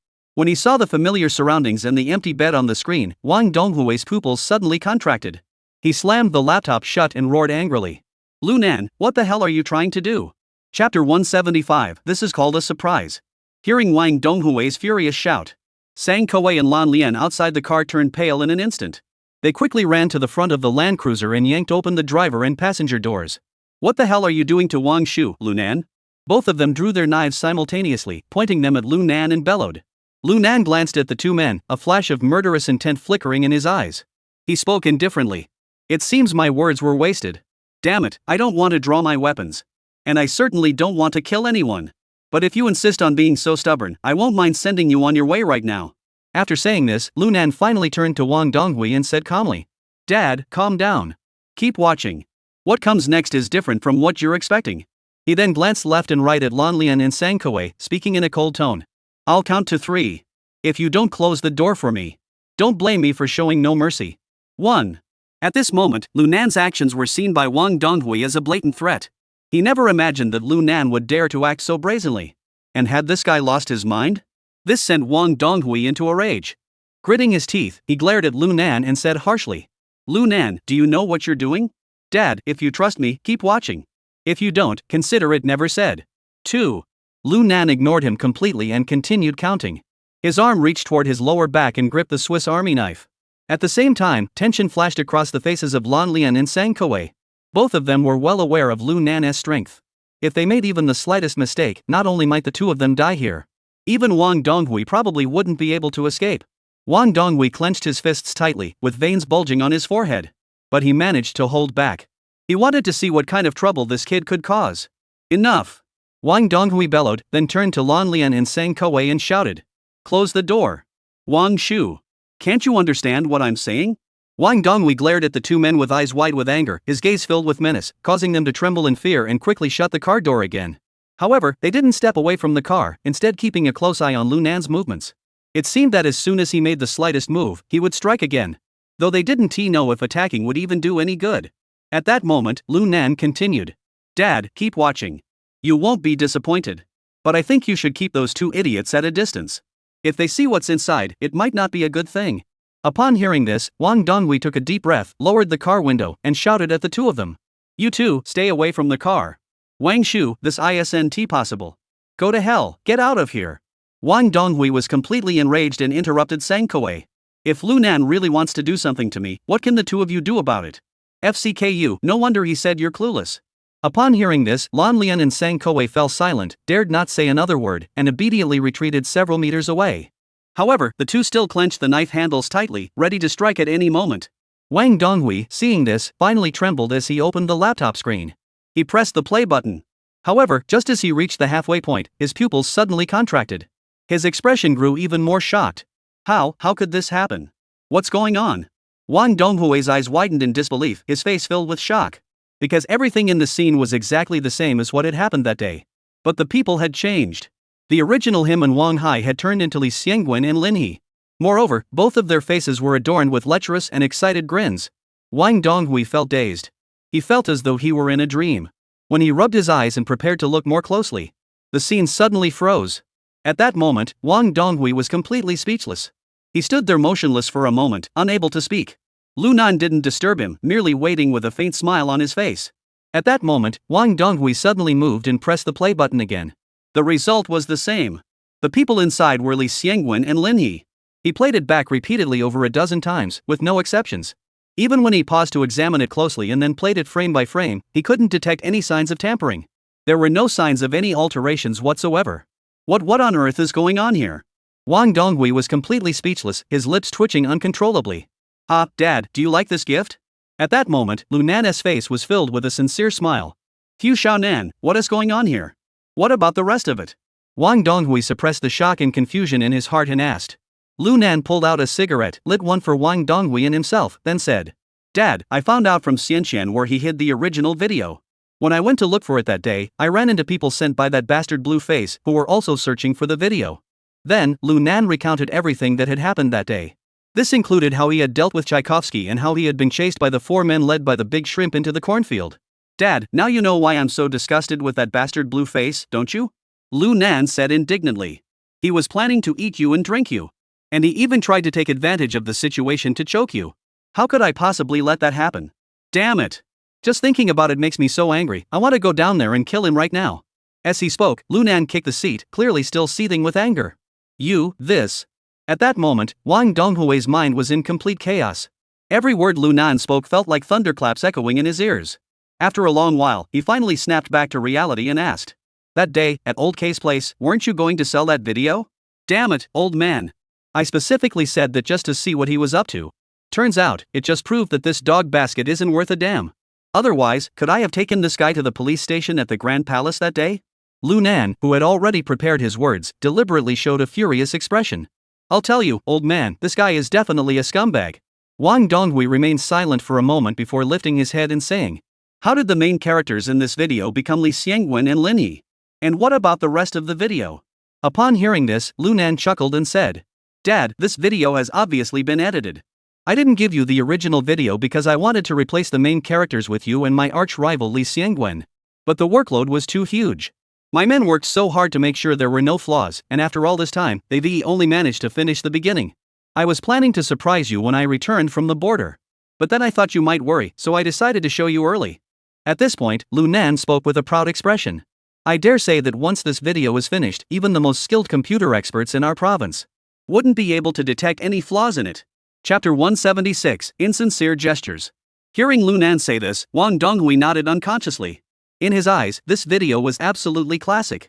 Whether it was the video quality or the sound effects, it was truly masterful. Most importantly, there wasn't a single trace of editing. Taking it slow was only natural. Thinking about it, Wang Donghui felt even more like he had struck gold. Seeing Wang Donghui's expression, Lu Nan couldn't help but sneer inwardly. Damn it, old man. I know I see skills inside out. If he wanted to do it, I'd estimate he could finish the entire video in 2 or 3 hours. You probably didn't expect that, did you? Just then, Wang Donghui suddenly exhaled deeply and said with a hint of resentment. Xiaonan, you should have told me about this sooner. Otherwise, it could lead to misunderstandings, and that wouldn't be good. What? Dad, what do you mean by that? Are you accusing me of something? Lu Nan asked knowingly, his face filled with shock and astonishment. No way. Wang Donghui quickly laughed awkwardly and waved his hands. If I really suspected you, how could I give you $1 million? And come alone with you in the car? You know, with your skills, if you wanted to take me out, it wouldn't take you more than half a minute, right? Hearing Wang Donghui say this, Lu Nan sneered inwardly. You old bastard, you sure know how to flatter yourself. You did give me that $1 million. But if I'm killed by Blueface and the ghost, that money is still yours. And if I really wanted to kill you, 10 seconds would be more than enough. However, Lu Nan took the opportunity to say, that's true. Ever since I first met you at the South City prison, you've always looked out for me. Although you also used me to save the change. But that only proves how much you trust my abilities. Lu Nan looked deeply honored and continued. After I was released from prison, you went out of your way to look after me and protect me at every turn. Not only did you go to great lengths to clear my name, you also gave me a 30% stake in the Grand Palace. Without you, even if I hadn't died in prison, I would have probably been killed by Li Xiangguan, that bastard. So, at that time, I secretly swore to myself that I would devote myself entirely to protecting you. I would go through fire and water without hesitation. Lu Nan's words were incredibly moving. Even an Oscar-winning actor would pale in comparison. If Chen Yongren from Infernal Affairs had these skills, he would have long since become Han Chen's right-hand man. Would he even have been suspected? Sure enough, upon hearing these overly sentimental words, Wang Donghui didn't feel the slightest discomfort. Instead, he sighed deeply with emotion. Ah, good boy. It was just your old man overthinking things. He then smiled with a look of satisfaction and said, Xiaonan, your old man has to say something too. My father did indeed suspect you of this, but he also trusts your character. After all, you can never truly know someone's heart. You know, in my position, there are many people, both in official circles and on the streets, who want to see me dead. I have to be cautious, don't I? Wang Donghui's words were truly heartfelt. As for how much of it was true and how much was false, no one could say for sure. However, Lu Nan was certain that, at the very least, from now on, old Wang Donghui would no longer doubt him so easily. In his eyes, Lu Nan was a smart man who understood things very well. His thoughts raced, and Lu Nan deliberately held his breath, making his eyes turn red. Father, rest assured. From now on, I'll clear the way for you. If anyone stands in our way, we'll kill them. Even if it's a Buddha, we'll kill him. Seeing Lu Nan so excited, Wang Donghui was deeply moved. He reached out and patted Lu Nan on the shoulder, then smiled and said, Alright, now that the misunderstanding is cleared up, don't dwell on it anymore. This time when you go to the border to pick up the goods, do a good job and don't disgrace your old man. Lu Nan hurriedly replied. Alright. Dad, you can count on me. I won't let you down. By the way, Dad, do you want the original video file now, or should I wait until my brother finishes everything before sending it to you? Lu Nan asked innocently. After all, he had already had IC Zai crack the anti-copying feature on the tape. He had already made countless copies. Whether the original is kept or not doesn't matter anymore. Upon hearing this, Wang Donghui paused for a moment before saying, You should have your men finish editing the video as soon as possible. When the time comes, I'll use this video to take down Li Xiangguan. At the same time, I'll also take down that old bastard Li Weiwu. As he spoke, a ruthless expression flashed across Wang Donghui's face. Lu Nan, who was standing nearby, heard this and was overjoyed. The fact that Wang Donghui could say this meant that the old bastard had completely trusted him. Otherwise, given his personality, he would never allow anything that could directly threaten him to be in someone else's hands. Alright, old man, I'll push them to hurry up. Let's aim to wrap up the remaining parts within a month. Alright, Xiaonan, get out of the car and have a smoke. Call Blueface and Xiao Sang up here for me. I need to give them a thorough briefing. This mission must be led by you. And above all, ensure your safety. As he spoke, Wang Donghui patted Lu Nan on the shoulder. Even if you can't bring the goods back, you must come back to me. Lu Nan feigned ignorance, blinking his eyes, then grinned. Dad, you can rest assured. As long as these two troublemakers don't cause any trouble, the goods and the people will definitely come back safe and sound. After saying that, Lu Nan opened the car door and got out. Hey, you two idiots, don't stare at me like the Bull Demon King. My old man told you two to get in the car, he has something to tell you. Lu Nan spoke while pointing at the car, shouting at the two of them. Upon hearing this, Lan Lian and Sang Kewei immediately furrowed their brows. However, since Wang Donghui didn't say anything, they dared not delay and quickly opened the door and climbed inside. At that moment, Lu Nan strolled a few steps away, lit a cigarette, and began to smoke. At the same time, he secretly sighed in relief. Damn it, that was close. Luckily, I noticed the problem and sent a message to IC Zai in advance. Otherwise, I wouldn't have been able to fool that old fox Wang Donghui. After all, Wang Donghui has been able to thrive in this position. How could he possibly fall for such a simple trick? From now on, I must be extremely cautious. The slightest mistake could lead to irreparable consequences. Thinking of this, Lu Nan felt a strong sense of danger rising within him. At that moment, Wang Donghui inside the car looked serious as he addressed Lan Lian and Sang Kewei. I know Lu Nan is arrogant and domineering, and you all resent him, but he is indeed a rare talent. Wang Donghui gave the two a dismissive glance before continuing. For this mission, follow his instructions to the letter. Remember, if anything happens to him while he's in your hands, don't blame me for turning on you without mercy. Hearing this, Lan Lian and Sang Kowei exchanged glances before reluctantly nodding in agreement. Yes, Director Wang. Seeing their obedience, Wang Donghui nodded in satisfaction. But he didn't notice that Sang Kowei, with his head bowed, was glaring fiercely at Lu Nan, who was smoking. His eyes were filled with jealousy and malice. Lu Nan, what gives you the right? You're just a lucky dog. How dare you be so favored by Director Wang? But don't get too cocky after all, Wang Hai's hatred for you isn't something that can be easily resolved. If I play my cards right, I can still replace you. And once we reach the border, even if Blueface and I don't take care of you ourselves, I still have ways to kill you. You'll pay the price for your arrogance. Chapter 177, Muay Thai Rakuan. Ha Little Sang, how much longer until we arrive? Lu Nan yawned in the back seat and asked Sang Kowei, who was driving. Almost there, Nan Gu. It should be less than an hour's drive to Lin Si City. Sang Kowei didn't even turn his head, responding casually before focusing on driving. Damn it, this trip is killing me. Lu Nan muttered angrily. Hurry up and drive. Once we get there, find a place for us to stay so I can rest. Hearing this, Sang Kowei clenched his teeth in anger, cursing under his breath. Damn it, we've driven over 4,000 kilometers, and I've been driving the whole way. You bastard, you're just sitting in the back seat sleeping. Just get up and cut the crap. If you want to cut, go ahead, I'll endure it. But you took off your socks and stuck your stinky feet on the armrest. It's so spicy I can't even open my eyes, and you're telling me you're tired? You want to rest properly? You bastard, Lu Nan. Once we get there, I'll find a way to kill you and use you as a sacrifice. Hey, Xiao Sang, did you fart? Why does the car smell so bad? Lu Nan suddenly sniffed his nose again, then couldn't stand it anymore and waved his hand. Damn it, this stinks to high heaven. Just hold it in, don't fart in the car. The smell is burning my eyes. Listening to Lu Nan's constant complaints, Sang Kowei felt a ball of anger burning in his heart. He clenched his fists tightly, wanting nothing more than to kill Lu Nan right then and there. But in the end, Sang Kowei managed to suppress this brutal impulse. He took a few deep breaths, forcing himself to calm down, then clenched his teeth and said, Nan Gu, put your socks on properly, it might feel better. My eyes are stinging so much I can barely keep them open. If we accidentally get into a car accident or something, we're both finished. Damn it. Xiao Sang, what do you mean? Are you saying you didn't fart, and it's my feet that smell? Lu Nan suddenly looked up and glared angrily at Sang Kowei in front of him. Sang Kowei froze for a moment, then could no longer contain his anger. Even if he had to fight this bastard again, he couldn't stand this humiliation anymore. He shouted with a distorted face. Nan Gu, do you not know your own feet stink? Damn it, can't you just smell it yourself? To Sang Kowei's surprise, Lu Nan didn't react the way he expected. Instead of getting angry or embarrassed, he just looked at him with a confused expression.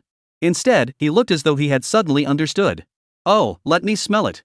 Saying this, Lu Nan actually pulled his foot back and brought it to his nose to sniff. Cough cough cough cough cough. Instantly, Lu Nan was choked into a violent coughing fit. Oh my god. Damn it, my feet really do stink. Oh my god, what the hell?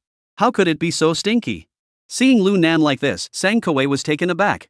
Damn it, shouldn't this guy be jumping up and down, relying on the fact that he's Wang Donghui's godson and his assistant, yelling at me and cursing me out? Has this bastard finally developed a conscience? Just as Sang Kowei was puzzled, he didn't notice the faint smile on Lu Nan's lips. You fool, you fool. I never thought that someone always called the epitome of calm would finally be provoked by me. As long as you can't completely abandon your emotions, you're not so scary to me. Hee hee, I'll just add fuel to the fire and see if I can drive you to your death. Thinking this, Lu Nan suddenly charged at Sang Kowei and shouted. You damn little bastard, you knew it was my stinky feet and didn't say anything sooner? I thought it was your bad digestion causing you to fart, and I didn't want to hurt your pride, so I endured it all the way. Put. A mouthful of blood sprayed out, leaving Sang Kowei speechless and feeling like life wasn't worth living. Over an hour later, the car finally arrived at a small courtyard in the suburbs of Lin City. There was a 3-story building in the courtyard, which looked like a guest house. As soon as he parked the car, Sang Kowei rushed out impatiently, taking deep breaths of fresh air. Hey, little Sang, why do you look so pale? Lan Lian, who had gotten out of the CRV, stretched his waist and asked in confusion. Before Sang Kowei could answer, Lan Lian heard the irritating voice coming from the south. Hey, old blue, what kind of rundown place did you find? This whole trip has been so damn tiring. Couldn't you have arranged a decent star-rated hotel? If you don't have the money, just say so I've got money. Lan bit his lip and managed to utter 2 words, instantly understanding Sang Kowei's feelings. This Lu Nan is definitely poisonous. Every time he opened his mouth, it made your blood pressure skyrocket high enough to burst the veins on your forehead, with blood spurting out with a SSSS sound. Lan Lian suppressed his anger, stabilized his emotions, and finally explained. Lunan, since Linxi City is right next to Myanmar, the hotels here not only have strict registration requirements, they also occasionally have police inspections, and staying there might cause us trouble. This place is different. The owner of this guest house is my friend. It's absolutely safe here. Let us stay here for a couple of days. Once we get to Myanmar D, I'll make proper arrangements for you. Old Blue, stop making things up. Lu Nan waved his hand dismissively. On the way here, you just said that whenever we stayed at a hotel. What's the big deal? Are we some kind of cop bait or something? Everywhere we go, there's more random checks? If you're being stingy, just say so. What can I do about it? Blue face. Besides a face filled with anger and helplessness, he couldn't say a word. Sang Kawei, standing nearby, sighed silently to himself. He simply couldn't understand how someone like Lu Nan had managed to survive this long. What really pissed him off was that Wang Donghui actually valued him so much. This is ridiculous. Just as the atmosphere grew tense, a loud laugh suddenly echoed from the guest house. Ha ha ha ha, Old Blue, you're here? Hurry up and come inside. Before he could finish speaking, a muscular man walked out of the guest house. He had a rugged appearance, was tall and slender, with dark skin. A gold necklace as thick as a thumb hung around his neck. His right ear was adorned with a large earring, and his entire demeanor exuded a strong sense of lawlessness. Upon seeing him, Lu Nan narrowed his eyes and then took a closer look at his bare calves. The front of his calf was covered in dead skin. It was clearly the result of years of kicking trees or hard objects. Lu Nan made his judgment instantly. This was a Muay Thai expert. Ah, Yen Koan, you're home. At that moment, the blue-faced man laughed heartily as he walked over, gave the other man a warm hug, then turned to Lu Nan and said, Come on, brother, let me introduce you. This is Yen Koan. He's the top dog in Linxi City. He then turned to Yen Koan and said, This is the brother I brought from Liangcheng. He's in charge of handling the shipments over there. Oh? So young and already handling shipments? Upon hearing this, Yen Koan raised his eyebrows, sizing up Lu Nan with interest. Ah, truly a young bull fearing no tigers. The younger generation is something to be reckoned with. Saying this, he extended his right hand. Seeing this, Lu Nan smiled and nodded. Yen Koan, you're too kind. They then shook hands. But just as Lu Nan was about to withdraw his right hand, he heard Yen Koan say, It's no flattery. Anyone who doesn't think much of this humble place must be no ordinary person. Before the other person had finished speaking, Lu Nan felt a tremendous force surge through his hand. Chapter 178, Too Much Face. Lu Nan furrowed his brows, feeling the force was incredibly overwhelming, as if it were about to crush his fingers into pieces. No wonder he could be such a big shot here with that kind of grip strength. Ordinary people wouldn't stand a chance. Lu Nan was startled but remained calm, immediately tightening his grip in response. The two men's palms remained locked in mid-air, neither willing to give an inch. Watching the scene, Sang Kawei and Lan Lian both looked on with amused expressions. They showed no intention of intervening. After all, Yen Koan was clearly doing this to vent his frustration for the two of them. Such matters were something they were more than happy to witness.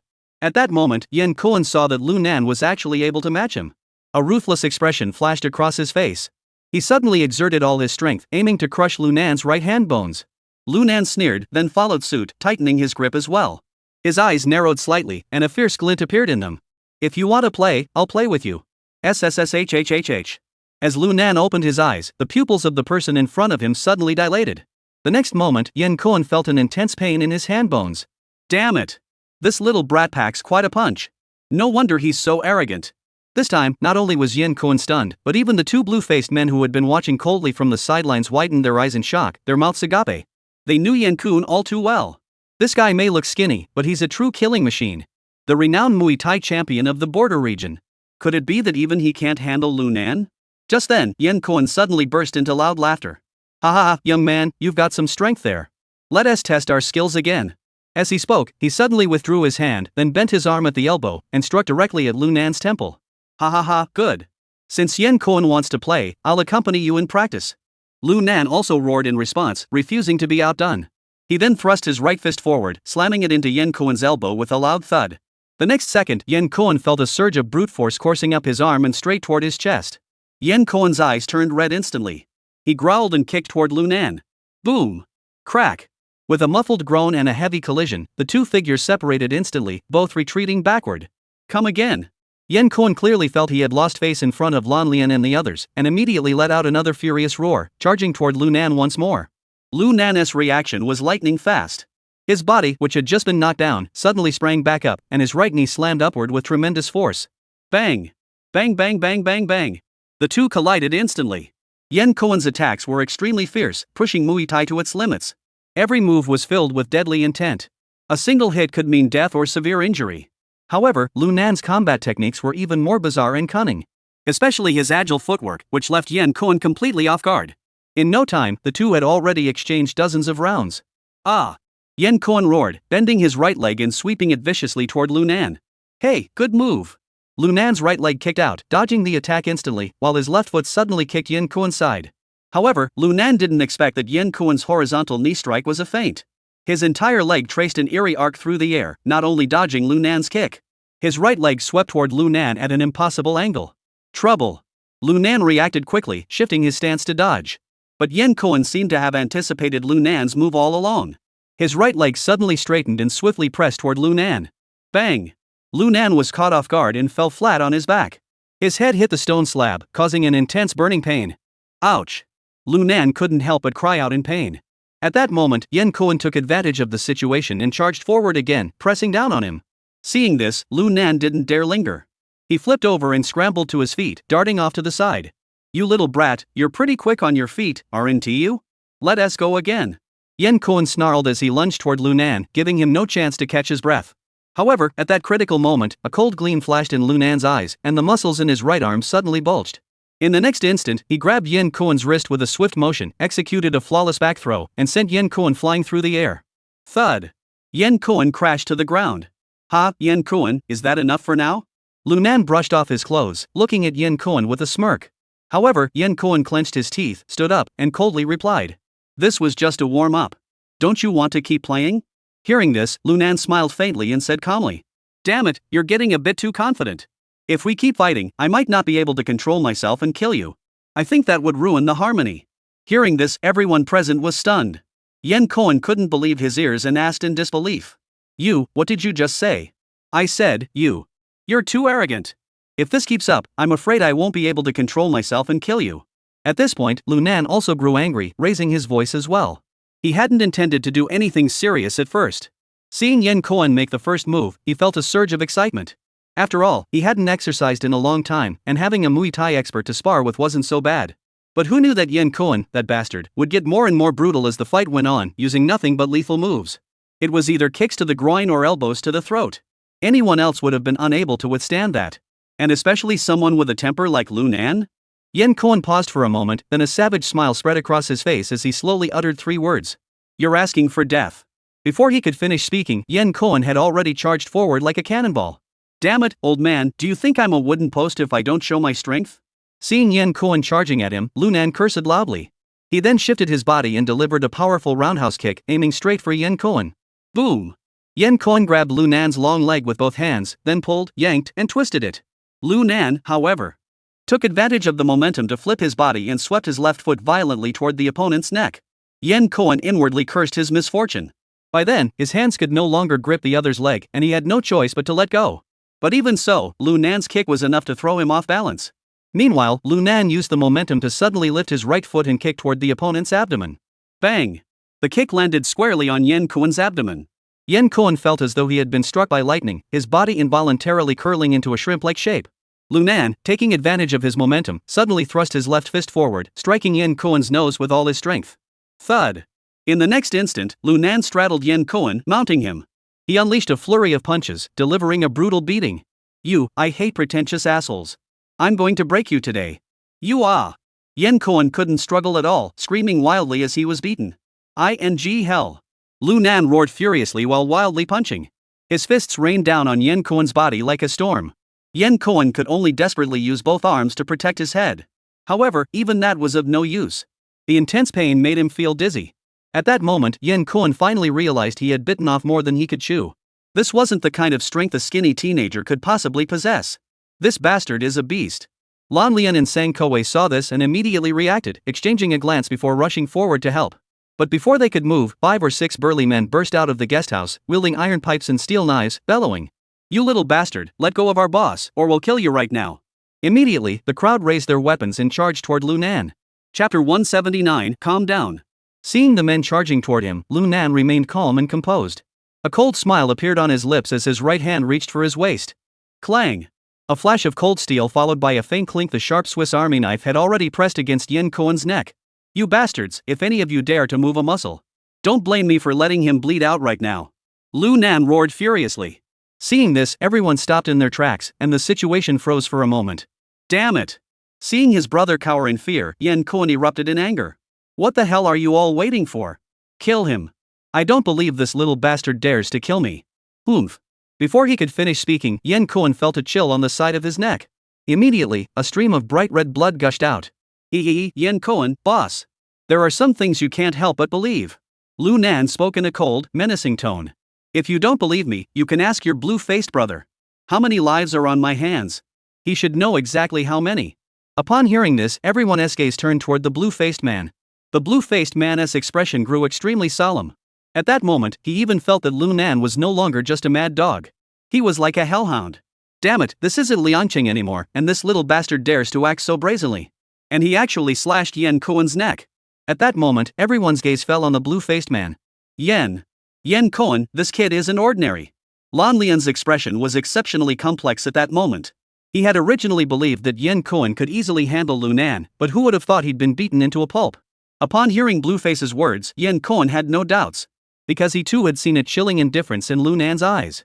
A disregard for life as if it were worthless grass. The number of lives this young man had taken was likely far greater than he had ever imagined. Yen Koan took a deep breath, suppressing the intense pain and suffocation, and asked in a low voice. What do you want? Go to hell. Lu Nan seemed to be provoked, suddenly bellowing. What do I want? I just got to your tight little courtyard and was planning to rest a bit. You come at me with kicks and elbow strikes. Now you ask me what I want to do? I want to kill you. As the words fell, a mad gleam flashed in Lu Nan's eyes. He suddenly raised his left hand and grabbed the other person's neck, while his right hand tightened the knife.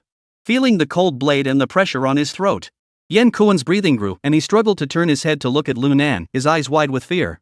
Young man, let's talk this out. I was just acting on impulse, wanting to find someone to spar with. I had no ill intent. At that moment, Yen Koan had completely broken down. He had never imagined that a young man who looked ordinary and frail could be so ruthless. This only served to prove his own words: a young bull is unafraid of a tiger. But he didn't know that Lu Nan was just putting on a show. Even if he was a calf, he was an old one. He knew that if he didn't subdue Yen Koan now, this troublemaker, whom he had spared, would definitely come back to cause trouble for him again. Even if it was just to save face, he would stop at nothing to kill him. Seeing the prey and getting excited? Lu Nan's lips curled into a cold smile before he spoke indifferently. I don't care what your reasons are. But since you've provoked me, Lu Nan, then you are my enemy. As he spoke, Lu Nan's narrowed eyes suddenly widened, his pupils contracting sharply like needle tips. His right hand seemed poised to slice through Yen Koan's throat. But just then, Sang Kawei suddenly shouted. Nan Gu, you can't kill him. Humph. Lu Nan turned to look at Sang Kawei coldly. You little brat, have you forgotten your place again? Do you also want to die? Seeing Lu Nan's gaze as cold as death, Sang Kawei's body trembled involuntarily and a look of intense fear spread across his face. But the next moment, he mustered his courage and said. Nan Gu, he can't die. I have something I must tell you. Upon hearing this, Lu Nan raised his eyebrows and said harshly. If you have something to say, spit it out. But I'm telling you, if your words can't stop me, I'll slit Yen Koan's throat and you'll be next. Hearing this, Sang Kawei swallowed hard and said with a trembling voice. Nan Gu, Yen Koan is the one Wang Shu sent here to help us smuggle people into Myanmar. If he dies, we won't be able to get through. Hearing this, Lu Nan furrowed his brows. Are you telling the truth? Sang Kawei hurriedly assured him. South brother, it's absolutely true. Why would I lie to you? Don't I fear death? At this moment, Sang Kawei seemed on the verge of breaking down, speaking quickly. Yen Koan's older brother also came from Liangchang. Upon hearing this, Lu Nan immediately realized. Did my father transfer him here? Yes. Sang Kawei nodded quickly. The head of the police department in Lin City, he used to be Wang's secretary. You really know a lot. Lu Nan sneered. Even Yen Koan, the boss, doesn't he know about this, does he? Sang Kawei nodded. That's right. Yen Koan is just the middleman responsible for transporting people, he knows nothing else. If you don't believe me, you can call Wang Shu yourself and ask. Lu Nan listened, a flash of thought crossing his eyes, before finally nodding and saying. All right. I'll ask then. Although Lu Nan said this, he didn't even think about putting away the dagger in his hand. Instead, he continued. Xiao Sang, you still don't have the mindset of an assistant. Shouldn't you be the one making the call? Ah, okay, I'll make it. After saying that, Sang Kuei hurriedly pulled out his phone and tremblingly dialed the number. Seeing this, Lunan couldn't help but let out a cold laugh. Ha, you worthless fool. In a past life, I treated you like a brother. You killed me. This time around, I'll make full use of my PUA skills. I'll plant an indelible fear of me in your heart. At that moment, the phone on the other end had already been answered. Sang Kuei quickly pressed the speakerphone button. Seeing this, Lunan nodded satisfactorily and then laughed out loud, saying, "Ha, Dad, it's Lunan. Ah, little Nan. Is there something you need from me?" Wang Donghui's hearty laughter came through the phone. "Dad, there's actually a small matter. I heard from Xiao Sang that Yen Kuan is one of our people? Is that true?" Upon hearing this, Wang Donghui clearly paused for a moment, but then replied, "He is one of us. But he doesn't know. His boss, Wang Jin, was my former secretary and also my distant cousin. I specifically transferred him there for some training."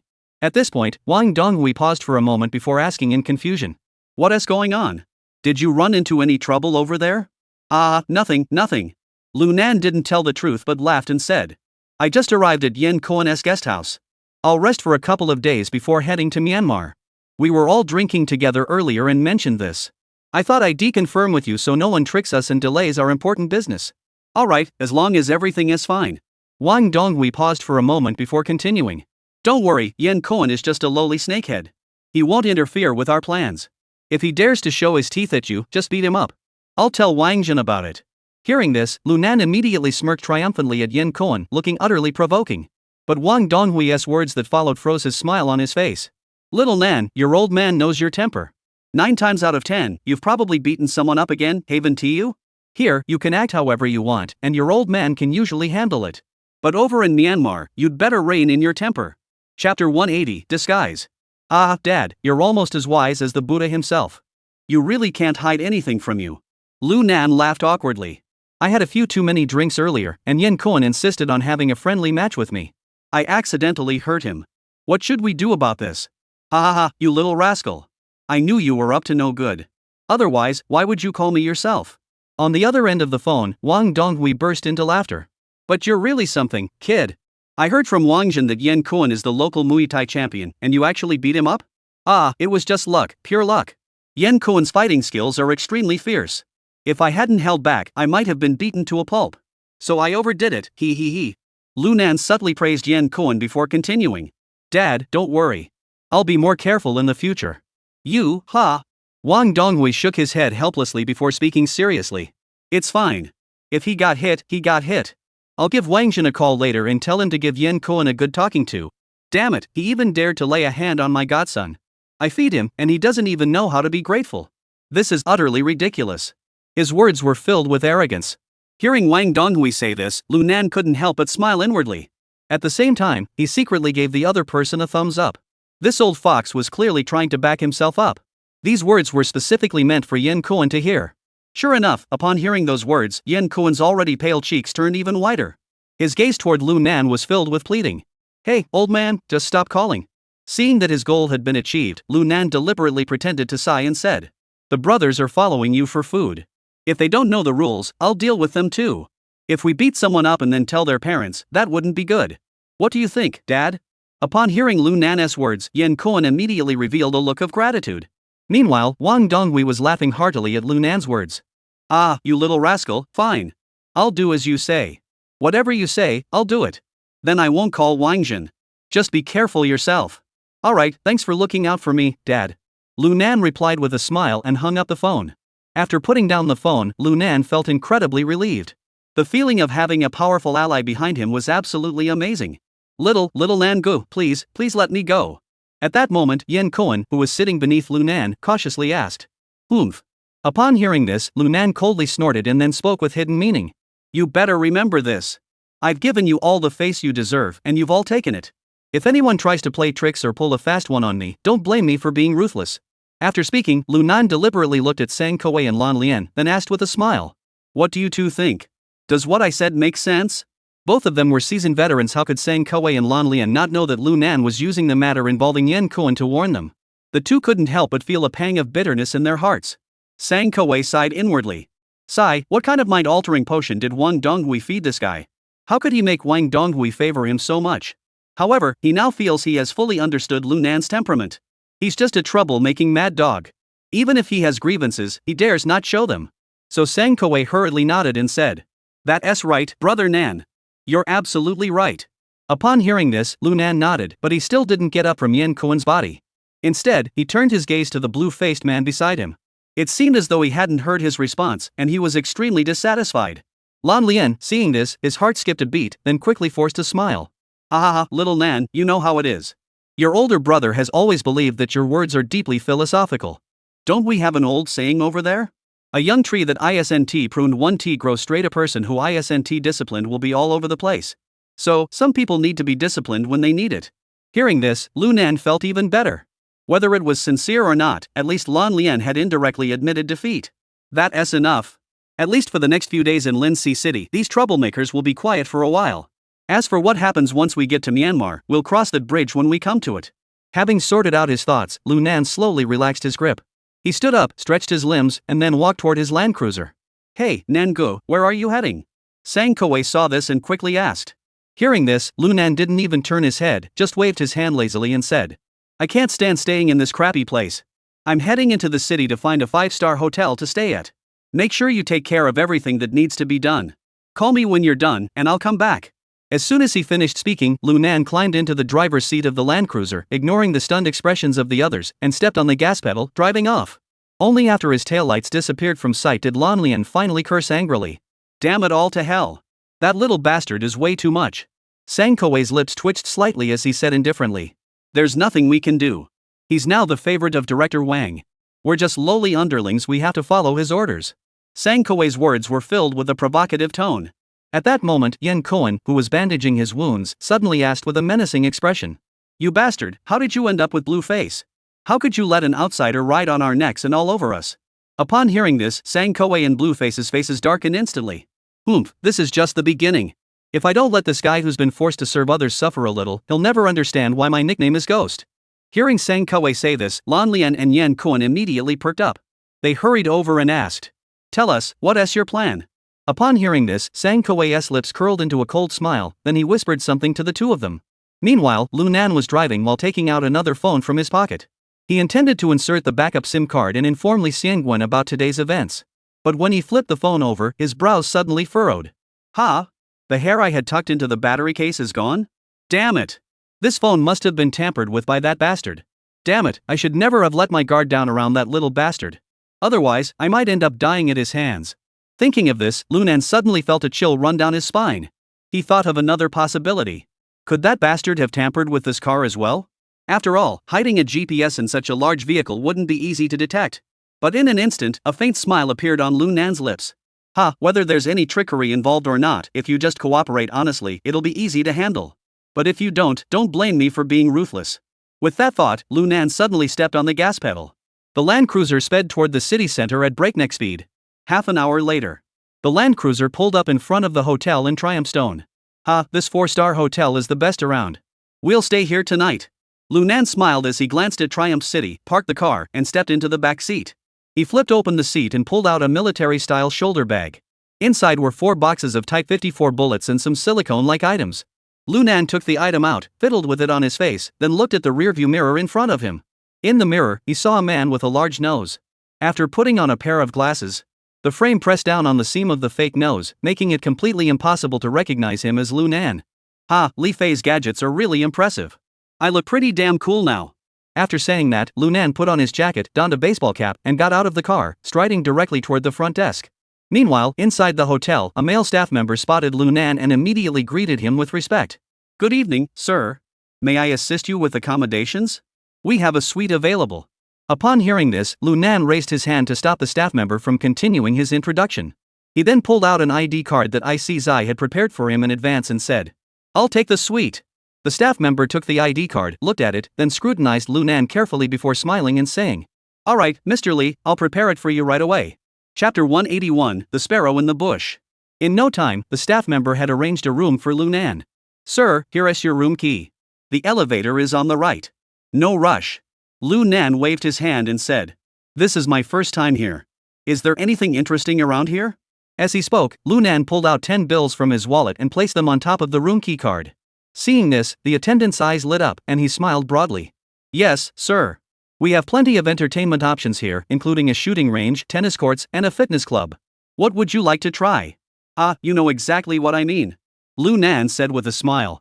Since we're so close to Myanmar, I was thinking of finding a place where I can smoke and play cards. Upon hearing this, the waiter immediately understood Lu Nan's meaning.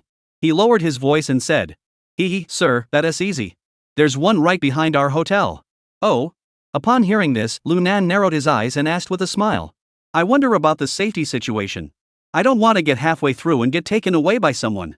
Sir, you can rest assured. That place is part of our hotel group, so it's absolutely safe. I can take you there right now. Let's not rush. Just tell me how to get in, and I'll go out and take a look around the city first. Lu Nan said calmly. The waiter seemed to have seen this kind of thing before. At the same time, they were extremely confident in their hotel's influence in the area. Therefore, he didn't hesitate to speak directly. There's a semi-underground winery at the back of the hotel. Go there, knock twice, then wait a moment, and knock 4 times in a row. Oh, and if anyone asks you, just give them your room key, and they'll let you in. Got it. Lu Nan nodded, put away his room key, and turned to leave the hotel. Damn it, this generation of ID cards is so easy to forge. It's so blurry you can't even make out the numbers. Lu Nan muttered to himself as he walked. But with IC's technology, once the second generation ID cards are rolled out nationwide next year, it'll be even easier to fool people. As he spoke, Lu Nan had already climbed into the Land Cruiser. He quickly removed his disguise and threw his jacket into the trunk. He walked back to the hotel. The hotel staff didn't recognize the man in front of them as the Mr. Lee from earlier. He quickly processed the room key for Lu Nan. Mr. Lu, would you like to visit our hotel's special attractions? No, thank you. I'm tired and just want to sleep. Lu Nan showed no interest, waved his hand, and headed toward the elevator. Watching Lu Nan enter the elevator, the waitress, who hadn't received a tip, muttered under her breath. Damn it, he comes all the way here and doesn't even want to have some fun. What a jerk. Not like that Mr. Lee before. Upon arriving on the 8th floor, Lu Nan didn't check into his own room. Instead, he pulled out his room key card and swiped it to open the room he had booked under the name Mr. Lee. The 2 rooms were directly across from each other, which was specifically chosen by Lu Nan. You. I'll see if you guys have any tricks up your sleeves today. If there is, I'll make sure all of you stay in this hotel tonight. After saying that, Lu Nan quietly closed the door. Then he lay on the bed, crossed his legs, pulled out his notebook, opened the game interface, and began contacting Lee Xiangwen. 1 a.m. Lu Nan suddenly heard the sound of an elevator in the hallway. However, there was no sound of conversation. Lu Nan immediately grew alert. He saw that he had tucked Lu Jining's Type 54 pistol into his waistband. He then gripped the Swiss Army knife in his hand and peered out through the peephole. The next moment, the entire corridor was filled with people. Everyone was holding a machete. Seeing this, Lu Nan muttered to himself, so it was as I suspected. At that moment, one of them pressed the doorbell on the opposite side. Ding dong ding dong. Boss, why isn't anyone inside? Did we come to the right place? No way. The staff downstairs confirmed that the person surnamed Lu lives here. Since he moved in, he hasn't left once. The person ringing the doorbell whispered. I think the kid might already be asleep. Roast chicken, give me the room key. The young man called Xiao Ji nodded and handed the room key card in his hand to the other person. Seeing this, Lu Nan's pupils contracted sharply. Damn it, Yen Cohen and his gang really have a lot of influence in this place. But thinking about it, it made sense. This place is close to Myanmar, so while it's not exactly a melting pot, it does have all kinds of people. Without some real clout, how could they possibly establish themselves in this city? There's one more thing. By taking on Yen Cohen today, I've also slapped the face of that guy named Wang Jin. Even if Wang Donghui is above him, he's still far away. If I die at the hands of these local thugs, even if Wang Donghui gets angry, there's nothing he can do. Click. At that moment, the people across the way had already used a room key card to open the door. At the same time, Lu Nan quietly turned the lock on his own door. Damn it, kill him. With a loud roar, a group of people rushed into the room across the hall. They went straight for the bedding piled up on the bed and started hacking away wildly. However, what shocked them was the blows landed on the blankets, yet there was no reaction at all. What the hell is going on? Is there no one inside? The leader of the thugs asked in shock. However, before he could finish his sentence, a sudden scream echoed from behind them. Ah! The screams abruptly ceased. A young man holding a blood-stained dagger stood there, gazing at them with a mocking smile. What the hell are you doing? Lu Nan slowly closed the door while speaking in a calm tone. The one who came to take your lives. You, kill him. The leader of the thugs roared, and the rest of the gang members immediately raised their knives and charged toward Lu Nan. Seeing this, Lu Nan's lips curled into a cold smile as he charged forward. His speed was lightning fast, and in the blink of an eye, he collided with the gang members. Swish! The sharp daggers sliced through the skin, and blood spurted out instantly. And all of this happened in just a few short seconds. When Lu Nan stopped, the thugs wielding weapons lay scattered on the ground in a chaotic heap. The entire room was filled with the overpowering, pungent smell of blood. Damn it, with that kind of fighting ability, you still dare to come and attack people? Lu Nan shook his head in boredom, then slowly pulled out a tissue to wipe the blood off his hands. You, who are you? The leader of the thugs, clutching his bleeding abdomen, trembled as he pointed at Lu Nan, his eyes filled with terror. They had been hanging around this area for years and had never encountered someone this powerful. Except for himself, all his henchmen had their tendons severed. And they had all been knocked unconscious by the other party. Guess. Lu Nan raised the corner of his mouth, revealing a sinister smile, and slowly walked over to sit down on the sofa. You're Lu Nan? Oh, you know me? Upon hearing Lu Nan confirm his identity, the thug collapsed to the ground in a heap. Speak up. Who sent you here? Lu Nan, knowing full well the answer, pulled out a cigarette, lit it, and began to smoke. The thug was so scared he was trembling all over, stammering out a reply. No one. We were just passing by. Just passing by? Lu Nan suddenly jabbed the cigarette in the thug's cheek. Ah! The thug let out a piercing scream. Lu Nan showed no mercy, coldly saying, I'll ask you one last time who sent you here? If you don't speak, you won't be able to speak again. Chapter 182, The JF Family. Lu Nan's words were as cold as ice, sounding as though they had come straight from hell, sending a chill down everyone's spine. But the thug remained defiant, gritting his teeth through the pain and said, No one sent me here. We brothers just wanted to make some money to spend. Before he could finish, his words were cut off by a piercing scream. Lu Nan's Swiss Army knife had completely pierced his wrist and was now embedded in the floor. Brother, I admire you. Lu Nan smiled faintly, patted the thug on the shoulder, then pulled out the knife and stabbed it back in with force. This time was even more gruesome than before. The thug's face contorted in agony, his eyes nearly popping out of their sockets. Don't worry, I'll give you one more, then I'll send you back home. Remember, my name is Lu Nan. The road stretches wide ahead, and I'll take the southern path. When you get down there, don't forget to tell the king of hell about me. As the words fell, the military knife plunged back into the same wound. Put. Ugh, Don't worry, I'll send you on your way right now. As he spoke, Lu Nan stood up, slowly stepped over his back, and gripped the thug's head with both hands. I'll go slowly, so you can clearly feel the pleasure of your neck snapping. And if you're lucky, you might even see your own back. It'll be so satisfying. With that, Lu Nan slowly tightened his grip and twisted his hands to one side. Crack, crack, crack, crack. A series of crisp cracking sounds echoed through the air. The thug let out a piercing scream. He felt his throat being crushed, making it increasingly difficult to breathe. He screamed with all his remaining strength. I'll talk. I've said it. Please spare my life. Oh? Why didn't you say so sooner? You wasted a minute of my time. Upon hearing this, Lu Nan finally released his grip on the man's neck and slowly exhaled a cloud of stale air. Speak. It was Yen Cohen who sent me. Before he could finish, the thug's throat sounded like a broken bellows, emitting muffled grunts. I know that. Who else? Lu Nan deliberately provoked them, saying, You just come to a 5-star hotel and start cutting people like this? If something goes wrong, can Yen Cohen handle it? Will the police just stand by and do nothing? Hearing this, the thug hesitated for a moment before finally managing to say, There's also Wang. Bang! Kill him. Just as the thug was about to continue speaking, the hotel room door was suddenly kicked open. Immediately, a group of people wielding machetes charged toward Lu Nan and began hacking at him. Damn it! Lu Nan raised his eyebrows and immediately grabbed the can of beer on the table and threw it at them. A loud clang echoed through the room. The machetes were deflected by the cans. Damn it, you're asking for trouble. Lu Nan roared, drawing his Swiss Army knife and preparing to kill these reckless fools. But before he could act, the thugs who had been attacking him didn't charge forward. Instead, they turned and attacked the previous group of thugs. A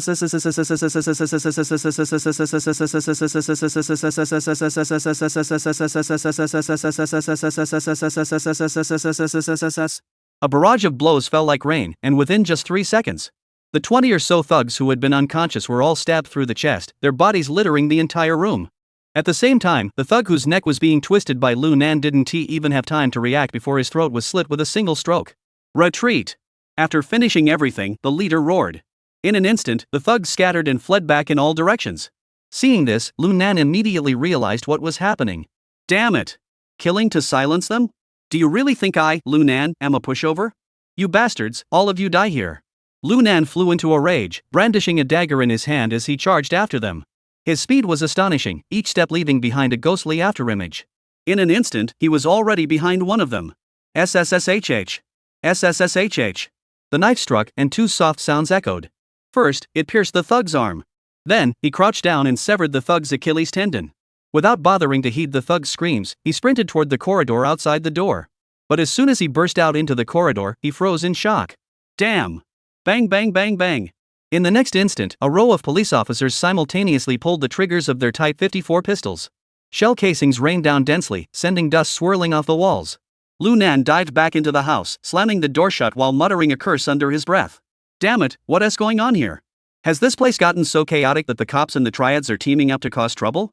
In such a situation, anyone would panic, but Lu Nan remained calm. He immediately understood what had happened. He cursed the neighbor. Wang Jin. It must be Wang Jin. Realizing this, Lu Nan reached for his phone to call Wang Donghui. But he stopped himself immediately. No way. Calling him would be pointless. Earlier, when I forced that brat to reveal who else was involved, it was precisely to get them to expose Wang Jin. That way, I'd have the recording, and I could use Wang Donghui's influence to take out Wang Jin, the troublemaker. But now I only recorded half of it. I have no evidence, and calling him is pointless. Lu Nan pondered for a moment, then suddenly had an idea. He grabbed a bottle of red wine from the bedside table, opened the cap, and poured it directly onto the wound left by the thug he had injured. SSSSSSS. The smell of blood filled the air, instantly triggering the thug's intense desire to survive. Ah! Ugh!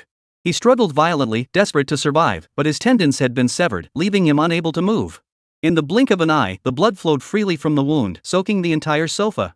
Speak! Who sent you and those cops outside here? I'll tell you, damn it. To Lu Nan's surprise, this thug was far more ruthless than the previous ones. After cursing loudly, he suddenly grabbed the knife beside him and slit his own throat. Lu Nan jumped back in shock, avoiding being splattered with blood. This is way too brutal. He's actually trying to commit suicide with me? Lu Nan frowned in deep thought, feeling that there was more to this than met the eye. If the previous ones were just thugs, the ones behind them are way too ruthless. They don't hesitate to harm themselves. This isn't something ordinary street thugs could pull off. Plus, the area outside is swarming with cops. If we don't take them out, we might be left with no way out. Damn it! Li Xiangguan said that in necessary situations, we can take out these black-clad thugs. Then I won't hold back. At this thought, Lu Nan's face was suddenly covered in a murderous aura. His right hand unconsciously reached for the pistol behind him. But upon second thought, he felt a bit frustrated. There were at least 10 of those men earlier. But the 5.4 pistol only holds 8 rounds. Plus, if he missed, he might end up riddled with bullets. Just as Lu Nan was torn between two choices, the sound of a loudspeaker suddenly echoed through the corridor. Everyone inside, listen up. You are now surrounded. Surrender immediately and hand over your weapons. This is your only way out. Go to hell. Lu Nan cursed angrily. He then walked toward the window, wanting to see how many men Wang Jin had brought to kill him. He pulled back the curtain slightly and peered out. Lu Nan froze in shock. Ha! The outside was pitch black, not a single person in sight, not even a police car. Damn it! So that's how it is. It seems these guys must have received Wang Jin's orders at the last minute and came here specifically to block my way. They didn't dare to come openly at all. Otherwise, it would be impossible for there to be no sirens or flashing lights. Thinking this, Lu Nan's lips curled into a cold smile, then he slammed the butt of his gun against the plastic window's latch. Clang! After fully opening the window, Lu Nan peered out. After confirming no one was downstairs, he leaped onto the windowsill in a single bound. Chapter 183, The Moment of Slaughter. Oh my god. Standing on the windowsill, Lu Nan glanced down at the ground below and suddenly felt dizzy. Damn it, I'm going to make sure I get revenge for this. You forced me to climb walls and leap roofs. It wasn't entirely Lu Nan's fault for being disoriented. After all, although this was the 8th floor, the hotel's structure was much higher than that of a residential building. At this height, it was almost equivalent to the 16th floor. If it were anyone else, they might have peed their pants. Phew! Lu Nan took a deep breath and steadied himself. Then, he slowly crouched down. Damn it, come on! Lu Nan cursed under his breath, bent his legs slightly, then sprang forward like a monkey, darting out in an instant. At the same time, he twisted his waist backward with force and reached up to grab the windowsill with both hands. Damn it, that scared the hell out of me. Lu Nan cursed again, then looked up at the windowsill on the 7th floor. If I can't hold on, I'll be minced meat. Damn it, I'll give it my all. Ah! The next moment, Lu Nan let out a loud shout and let go of his hands. But he had underestimated the effects of inertia and distance error. As he reached for the 7th floor windowsill, his left hand didn't make contact. If it weren't for a window limiter on the right side, his right hand would have grabbed it at the last possible moment. Otherwise, he would have plummeted to his death. Damn it! Movies are all lies. I don't believe Chung Long and Li Lianjie can jump off a building without flinching. Still trembling with fear, he cursed under his breath, then stretched out his left hand and grabbed the windowsill. Phew! Lu Nan took a few deep breaths to ease the exhaustion caused by the intense tension. This is way harder than killing someone. As he spoke, he mustered all his strength and suddenly gave a mighty heave upward. His hands instantly braced against the windowsill. But to his frustration, due to the limited width of the windowsill, he couldn't generate enough force to shatter the glass. Damn it! If I manage to escape today, I'll myself and feed it to Wang Jin's bastard son. Lu Nan cursed under his breath, clenching his teeth in anger. At the same time, he strained to lean forward, then freed his left hand to reach for the military knife at his waist. But just at that moment, bang! A dull thud echoed through the air. Lu Nan was startled. Damn it, I have to hurry. Those bastards have been watching me for ages and haven't made a move. They're probably going to force their way into the upstairs apartment. Thinking this, he didn't bother to check if there were any guests on the 7th floor. He flipped his wrist, and the sharp dagger suddenly emerged. He then lunged forward and stabbed the window in front of him. Crack! The glass shattered, and Lu Nan didn't even bother to look at the shards above him. He roughly swept away the glass shards with his elbow. Then, he grabbed the window frame with both hands and used the wall's recoil to propel himself forward, launching himself into the air in an instant. Plop! Due to the momentum, Lu Nan's body crashed directly into the 7th floor room. The room was pitch black, but by the moonlight, he could see that no one was inside. Seeing this, Lu Nan no longer cared about anything else. He lay on the ground, gasping for breath, his chest rising and falling violently. Damn it! Luckily, I used up all my strength earlier, otherwise, I would have been dead for sure. Phew! But at least I made it. Just then, the sound of someone banging on the door upstairs grew louder. Lu Nan didn't dare to linger and quickly got up and headed toward the door. Damn it, if I don't make all of you bleed today, I'll change my name. After regaining his composure, Lu Nan's earlier fear instantly turned into anger. He quietly opened the door to the 7th floor apartment and slipped silently up the stairs next to the elevator shaft. At the same time, the gunman finally broke down the door. What is going on? Where is he? The leader of the black-clad men kicked open the door, only to find the room empty. Damn it! They must be hiding in the bathroom or under the bed. Search! The black-clad man growled, and the others rushed into the bathroom and under the bed to search. However, no matter how thoroughly they searched, they couldn't find a single person. Chung, the window is open. Could the guy have jumped out? Go to hell. Do you think he's Spider-Man? The man called Zhang Tu cursed, but still walked to the window and looked down. However, due to the distance, he didn't see the shattered glass on the 7th floor. All he saw was an empty, desolate expanse outside. Where was anyone? Damn it! I was a fool to believe your lies. Keep searching. That kid must still be inside the room. We absolutely can't let him escape.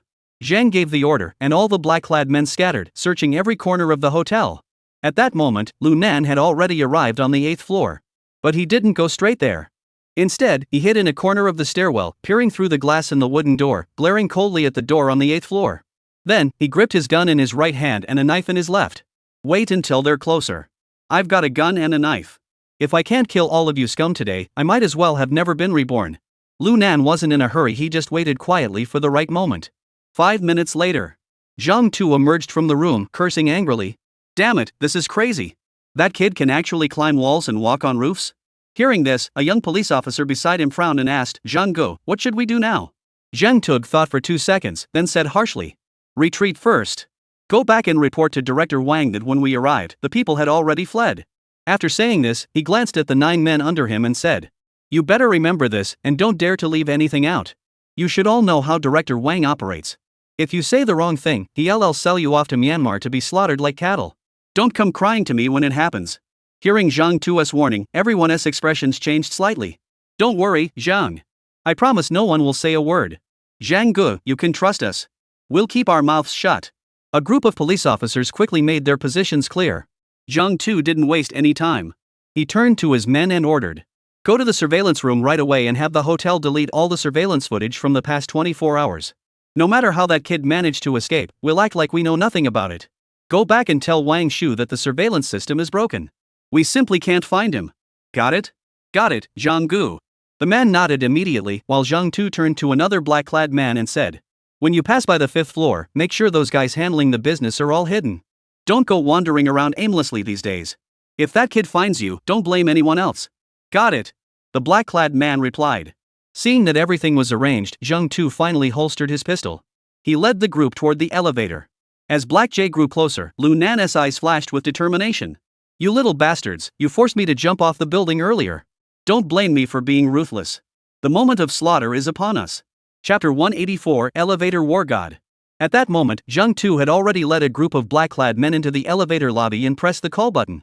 Since it was the middle of the night, the elevator was still on the 8th floor. Ding!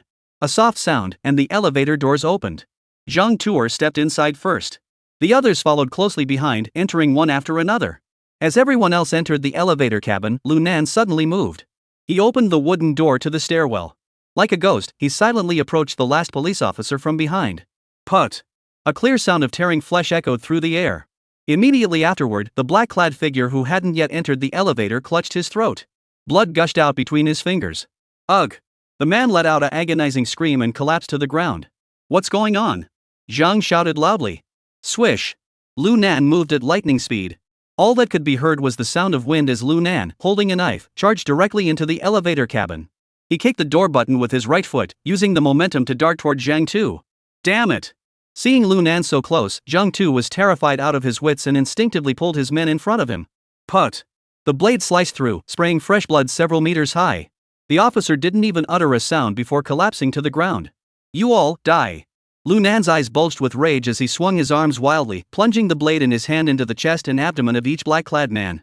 In that moment, he seemed to have lost his mind, striking with ruthless precision, showing no mercy. Ah! Help me! The piercing screams and agonizing cries echoed through the elevator as it slowly descended, gradually fading away into the floor below. At that moment, the entire floor was filled with an overpowering stench of blood and gore, making one want to vomit. Inside the elevator, besides the body with its heart pierced, there were several dying black-clad men lying on the floor, moaning in agony, their blood soaking the ground. Two more black-clad figures in the rear attempted to draw their guns, but as soon as they touched them, Lu Nan's knife flew like lightning. SSSS. Two soft sounds echoed as the daggers pierced through their necks. Drip, drip. Blood kept flowing down the daggers, forming a pool of bright red blood on the ground. This scene caused the remaining Zhang Tu to tremble uncontrollably. Especially when he saw Lu Nan, whose clothes were already soaked through with blood, he could barely stand on his legs. If not for the elevator wall to support him, he would have collapsed to the ground long ago. Don't come closer. He forced his panicked eyes open and shouted, even as a urine-like odor wafted from his crotch. At the same time, his hands trembled as he reached for his holster. But no matter how hard he pulled, he couldn't draw his gun. Are you human or a ghost? At that moment, Zhang Tu was completely terrified. Because he simply couldn't comprehend how a living person could vanish from a room like a ghost. And now, he suddenly appeared inside the elevator, killing all his brothers. This completely shattered his understanding of the world. Just as Zhang Tu felt his mind shattering, Lu Nan suddenly shook the blood-stained dagger. In the glow of the lights, it glinted coldly, utterly icy. You. Zhang Tu was terrified, his eyes bulging, his body trembling uncontrollably. Zhang Tu, is that you? If you cooperate a little, I might not kill you. Saying this, Lu Nan slowly walked toward Zhang Tu. What do you want? Don't come any closer. Zhang Tu was so scared that he hurriedly backed away, but his back was pressed against the wall, leaving him with no room to retreat. He could only grit his teeth and shout. I'm warning you, I'm the captain of the police station in Linxi City. Don't come any closer, or else I won't hold back. Ha ha ha ha.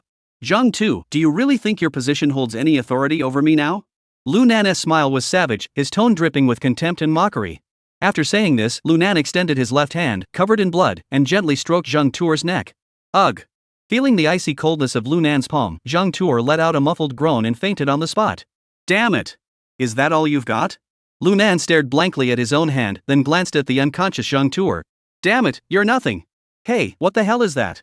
Just as Lu Nan turned around, he was startled. Looking closely, it turned out to be the reflection of his own image on the elevator wall. In the mirror, he saw himself covered in blood, his eyes bloodshot, looking like a demon had descended, fierce beyond belief. And most importantly, the dagger he was holding was still dripping blood. Holy crap, no wonder he fainted from the scare. That's pretty damn scary. Lu Nan muttered under his breath, then bent down to wipe the blood off his military knife on Zhang Tu's clothes before putting it away. I guess I'm a real elevator warrior now, huh? With just a military knife, I wiped out 9 armed black JS. And I even captured a little boss. That's impressive. Lu Nan grinned, then yanked Zhang Tu up. He unholstered his gun and tossed it into the elevator cabin. Ding dong. With a faint sound, Lu Nan hoisted Zhang Tu onto his shoulders and walked out of the elevator. Hey, Zhang. Ah. The attendant, who had heard the elevator bell and was about to run over to greet them, saw the terrifying scene and screamed before fainting. Damn it. At least that saves us some trouble. Lu Nan muttered under his breath before walking out of the hotel lobby. After exiting, he didn't get into his 2 Land Cruisers. Instead, he took out the laptop and military-style backpack from the car. After slinging them over his shoulder, he rummaged through Zhang Tuer's pockets and pulled out the car remote control, then pressed it toward the few cars in the square. Beep. With 2 soft beeps, a white Jetta-S headlights came on. Haha, not bad. At least it's 2 Jettas. I thought it would be that old beat-up van. After saying that, Lu Nan hoisted Zhang Tu onto his shoulders and walked toward the Jetta. He threw the person into the back seat, then started the car and drove away from the hotel entrance. Cough cough cough. After an unknown amount of time, Zhang Tu opened his eyes, coughing violently. The moment he recognized his surroundings, he tried to stand up abruptly, only to discover he was tightly bound to a wooden chair. Zhang Tu, you're awake? A voice that made his hair stand on end echoed in his ears. Zhang Tu looked in the direction of the voice and saw Lu Nan leaning against an old iron frame, smoking a cigarette. Where am I? What do you want?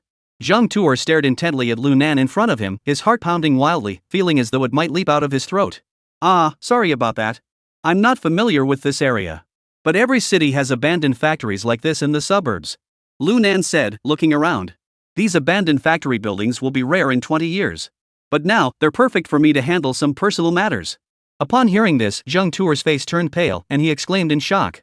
What are you planning to do? Don't do anything reckless. I'm telling you, I'm the captain of the Linxi police station. Smack. Before Zhang Tu could finish speaking, Lu Nan raised his hand and slapped him hard across the face, nearly knocking out his teeth. Linxi City Police Station, is that right? Smack. Chief, huh? Smack. Smack. You call yourself a cop? Slap. Slap. Slap. Lu Nan slapped him harder and harder. In no time, Zhang Tu's face was swollen like a pig's head. Please let me go. I'm sorry. Big brother, stop hitting me. Zhang Tu cried and screamed with his lips hanging open. At that moment, Lu Nan's anger seemed to have subsided somewhat. He spat the cigarette butt on the ground and asked indifferently. Now, can we talk? Sure, what should we talk about? Chapter 185, he fell for it. Hearing Zhang Tuer's windy words, Lu Nan couldn't help but laugh. You bastard, get your mouth straight before you speak. If you can't, I can help you.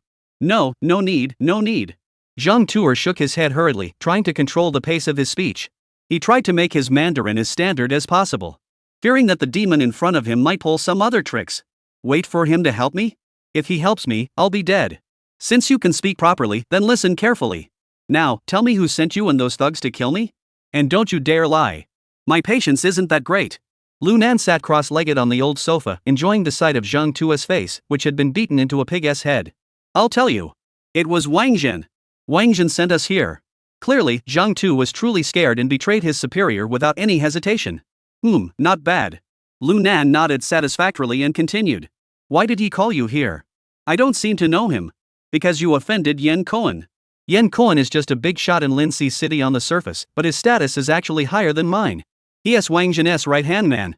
Upon hearing this, Lu Nan's lips curled slightly, deliberately prompting him to continue. I only beat up Yan Cohen. Wang Zhen wouldn't go so far as to kill me, would he? Before we came to find you, Wang Zhen received a call. The person on the phone must have given him a good scolding. And told him to keep Yan Cohen in line. Apparently speaking too quickly, Zhang took a deep breath before continuing. That call must have been from his old boss. After receiving the call, Wang Zhen was furious, believing that you've been moving too quickly in front of his old superior lately. He feels threatened by you. And since you're an outsider, even if you die in Link, no one will know. So he decided to kill you and frame it as a robbery committed by bandits. Zhang Tu blurted out everything he knew in one breath. Okay. Lu Nan smiled, pulled out a cigarette, and stuffed it into the other man's mouth. You did a great job. Here, have a cigarette to relax. After lighting it for the other person, he finally reached into his pants pocket and pulled out his phone. At that moment, the phone was in the middle of a call. Dad, did you hear everything clearly? This Wang Zhen is eating your food but not doing your work. What do you think about it? Damn it.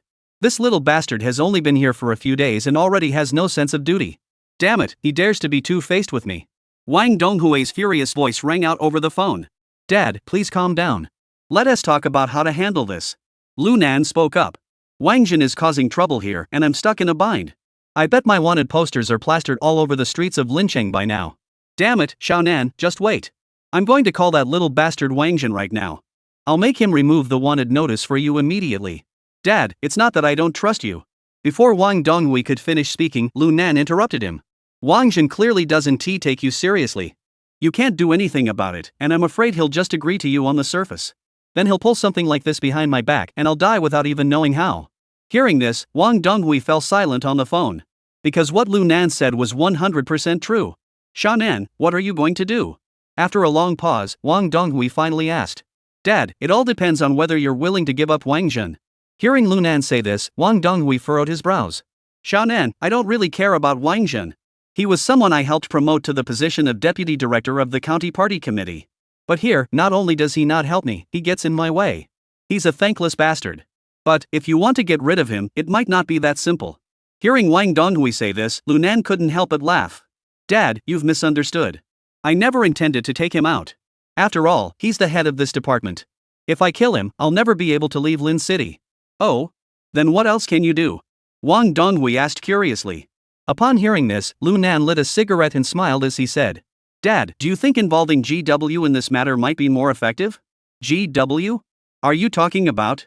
Upon hearing this, Wang Donghui couldn't help but pause for a moment before realizing. So that's what you had in mind. However, this matter probably won't be that easy to handle. Wang Zhen has been in Lin Xi for over 2 years now, so he should have established good connections with everyone there. After all, that place isn't like RL province. I'm worried that the disciplinary committee in Y province has already been dealt with by him. Lu Nan had clearly anticipated this point and smiled slightly. Hee, old man. What do you think about using the pretext of a cross-provincial investigation to handle this matter? After all, I caused such a big stir in Lin Xi today. I'm sure Wang Zhen won't dare to cover it up on his own. If it does attract the attention of higher-ups, he'll be in a bind. What do you think? Could it be that someone from our side went to Lin Xi to commit the crime? As the head of the L Province Police Department, don't you have a duty to assist Y Province in solving such a major murder case? Ha? What do you mean? Wang Donghui was both surprised and delighted, but he only asked tentatively, not finishing his sentence. Lu Nan, however, gave a cold smile and said indifferently. Old man. I think you should hand this matter over to Li Xiangwen to handle. That stubborn old fool is as hard as a rock. As he delves deeper into the case, he will inevitably uncover evidence linking Wang Zhen to criminal activities. By then, even if Wang Zhen has his connections in Y province tightly secured, no one will dare to cover for him. At this point, Lu Nanshan took a deep drag on his cigarette before speaking in a sinister tone. And there's one more thing. Since Y province borders Myanmar, Wang Zhen won't surrender easily. I merely spared him a bit of face, yet he wants to have me eliminated. If Li Xiangwen comes here, he might be secretly eliminated by him without warning. In that case, no matter who wins or loses between Wang Zhen and Li Xiangwen, those two old fools. Dad, you're the one who's guaranteed to win. Ahaha, good. What a clever move using someone else's knife to killing 2 birds with 1 stone. Shan'an, you played that one well. Wang Donghui laughed aloud. But who is the identity of the murderer? I can't very well say it was you who did it in Lincheng, can I? Hey, old man, just assign one of your men to take the fall. Lan Lian and Xiao Sang are all from our Liangcheng, aren't they? If you're unwilling to part with them, just find some random person. As long as they're from L province, isn't that good enough? Hearing this, Wang Donghui hesitated for a moment. It's not that I'm reluctant. But these two are still useful. The connections with the Myanmar D side are all handled and maintained by the two of them. It took nearly 3 years to gain the trust of the Myanmar D traffickers. If something happens to them now, our future business deals will likely be cut off. At this point, Wang Donghui paused, as if contemplating his next move. After a moment, he spoke again. Alright, Xiaonan, I'll arrange a scapegoat for this matter. But you must be careful not to slip up. Li Xiangwen may have a foul temper, but he's skilled at investigating cases. If he really tracks it back to you, he won't let you off easily. Dad, don't worry. He won't trace it back to me. Lu Nan said confidently. The hotel in Kalo City was completely destroyed when I checked in. The surveillance videos from the past 24 hours are all gone. Only that waiter had heard my L province accent, but I had gone out of my way to disguise it. Alright, since you're confident, let's do it that way. I'll call Li Xiangwen, that stubborn rock, over for a meeting right away. After hanging up on Wang Donghui, Lu Nan's face broke into a smug smile. Li Xiangwen's method really works. That old fox Wang Donghui fell for it. Chapter 186, Arriving at the Zheng family. Upon hearing Lu Nan's conversation with Wang Donghui, Zheng too, standing nearby, was completely speechless.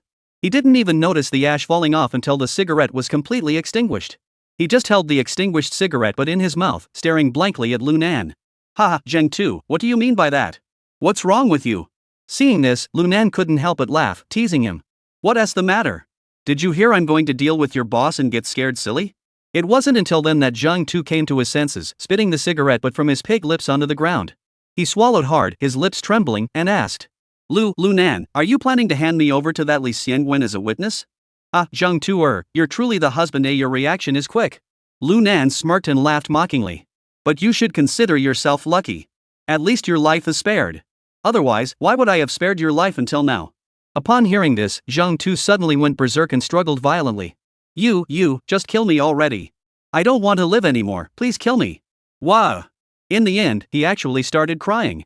Seeing this, Lu Nan furrowed his brows, knelt down in front of him, and asked, What's the meaning of this? Looking at you like this, aren't you afraid of dying? I'm scared, wah, but I'm even more scared of being a witness.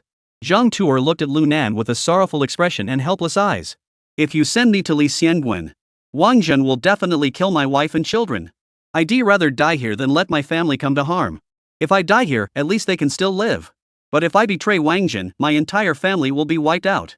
At this point, Zhang Tuer's expression turned fierce and he shouted at Lu Nan. Damn it, just kill me. You murderous devil, go to hell. I'm the one with the guilt, I'll take it all on myself. My wife and daughter have nothing to do with this. You, if you're so tough, just kill me. Clang. Due to his extreme excitement, Zhang Tuer's movements were too vigorous, causing him to fall to the ground along with the chair. After being knocked like that, the few teeth he had left were nearly all knocked out. Despite this, Zhang Tu continued to curse uncontrollably. It was clear he was trying to provoke Lu Nan into giving him a quick death. Seeing this, Lu Nan fell silent. After a moment of thought, he asked, Where do you live? Zhang Tu was taken aback, seemingly unsure why Lu Nan was asking that. I'll go tie up your wife and kids too, then hand them over to Li Xiangwen. What do you think? You. Zhang Tu suddenly jumped up from the ground, his face twisted in anger, glaring at Lu Nan with clenched teeth. If you dare touch a single hair on my wife or daughter, I'll fight you to the death. Hey, you son of a. You're really a piece of. Lu Nan shrugged his shoulders and said helplessly. Leave it to Li Xiangwen. Given his personality, if he finds out your wife had no idea about your criminal activities, he'll definitely let her go. Even if he does, she'll only be charged with aiding and abetting, and she'll be out in a few years. But at least your daughter will be safe. Since you're not cooperating, there is nothing we can do. Your wife and child will have to be killed by Wang Zhen. This is your own choice, don't blame others. After saying that, Lu Nan fetched a ragged cloth. Enough. I won't let you cry and scream here. Just sit there and wait for your trial. As he spoke, Lu Nan made a move to cover Zhang Tuer's mouth. Wait. What the hell do you want to do? My patience is wearing thin. If you keep whining, don't blame me for tearing you limb from limb. Damn it. Brother, I've thought it through. You're right. I'll tell you. My home is at Sunshine Garden, Building 7, Unit 301. Please go tie them up and bring them here. I beg you. I'll kowtow to you. Bang bang bang bang. As he spoke, Zhang Tu suddenly slammed his head hard against the ground, begging desperately. You're kneeling like this, I can't even refuse you now. Lu Nan rubbed his nose and continued. But let us be clear about one thing.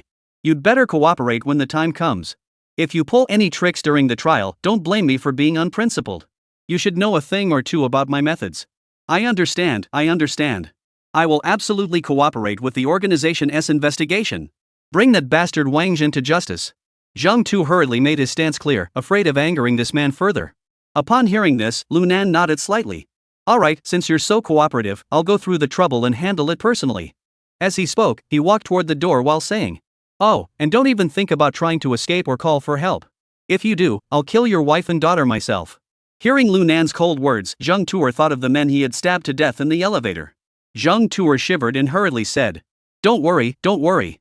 I'll stay here and wait for you to come back. It's a good time to take a break. Rest a bit. As Lu Nan stepped outside, he lit a cigarette, took a deep drag, and muttered to himself. Might as well check out what's going on outside. I bet Linxi City is in complete chaos by now. Lu Nan, disguised, stole another Jetta from a parking lot. After abandoning Zhang Tu's car there, he drove towards Sunshine Garden. Along the way, he learned from the traffic broadcast that the incident where he had killed 9 police officers in Kaishan City had indeed been exposed. However, the report was vague. It only mentioned that the suspect had a northern accent and was ruthless and heinous. They urged citizens to be vigilant.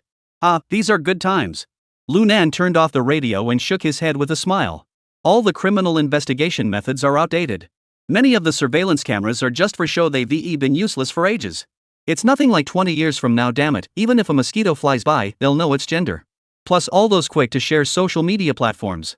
Such a big deal, the entire city of Linxi must already know about it. But that's better. I don't have to be too cautious now. After saying that, Lunan stepped on the gas pedal to the floor and sped off at 140 miles per hour.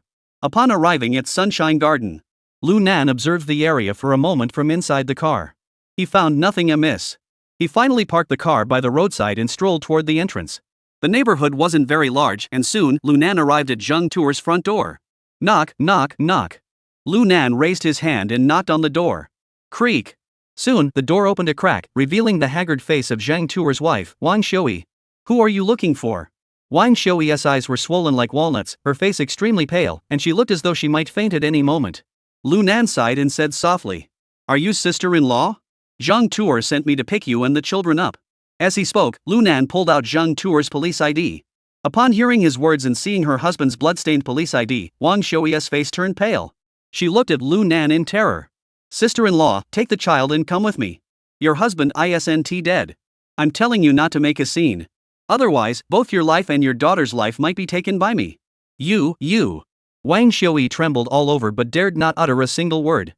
Seeing she was cooperating, Lunan nodded. "Sister-in-law, please hurry up. I'm in a hurry." At that moment, Wang Xiui was so terrified she couldn't move, standing frozen at the door. Lunan didn't waste any time, pushing her inside. Then he closed the door. Just then, a little girl of 7 or 8 ran out. "Mom, who is that uncle?" Hearing her daughter's voice, Wang Xiui shuddered, then quickly hugged her close, glaring warily at Lunan. "Ha, little Feifei, the uncle is your father's friend. He's here to take you to see your father." Dong dong dong. But before Lunan could finish speaking, the doorbell rang again. Chapter 187, The Two Worlds. Upon hearing the knocking, Lunan reacted swiftly. He took a step forward and stood beside Wang Xiui. Before she could react, he snatched her daughter from her arms. He then covered the little girl's mouth before she could make a sound. "Sister-in-law, go see who it is. But don't say anything or you'll know the consequences." Okay. Please don't get so worked up. I'll go right away." Wang Xiui was terrified by Lunan's sudden outburst and hurriedly nodded in agreement. "Who is it?" She forced herself to suppress her fear and asked tremblingly. A deep male voice came from outside the door. "Sister-in-law, I'm Zhang Tu's colleague. He's currently out investigating the murderer and is worried about your safety and that of your niece. I was sent to take you both to the city bureau to stay for a couple of days." Upon hearing this, Wang Xiui was overjoyed. But upon seeing Lunan's gloomy expression, she quickly suppressed her joy. But she couldn't help but ask excitedly. Did he really say that? Old Zhang, is old Zhang okay?" The man outside immediately replied. "Of course it's true. Zhang is fine. Sister-in-law, don't hesitate. Open the door and come with me." At this point, Lunan didn't bother to explain further. He gave Wang Xiui a cold smile and gestured for her to open the door. He himself hugged her daughter and hid behind the door. "Oh, okay, I'll open the door for you right now." Saying this, Wang Xiui turned the handle and opened the door. However, the moment the lock clicked open. Click. The man outside kicked the door with his foot, slamming it to the ground. At the same time, 3 young men wielding machetes charged inside and swung their blades toward Wang Xiui's head. "Ah!" Wang Xiui screamed in terror and instinctively closed her eyes. Put! The sound of the blade cutting into flesh echoed through the room. But Wang Xiui felt no pain at all. Instead, she was knocked flying by a tremendous force. The next moment, she saw Lunan toss the little girl onto Wang Xiui's body. His right leg shot up, striking a young man's abdomen with force. Ugh! The young man grunted, his body curling up as he knelt on both knees. Boom! Immediately afterward, Lunan grabbed the machete being swung by another young man with his left hand, snatched it away, and then delivered a swift elbow strike, shattering the young man's arm bones. Crack! The arm bone pierced through the flesh, and bright red blood gushed out from the wrist, staining the entire arm. The young man let out a piercing scream and collapsed on the ground, convulsing violently.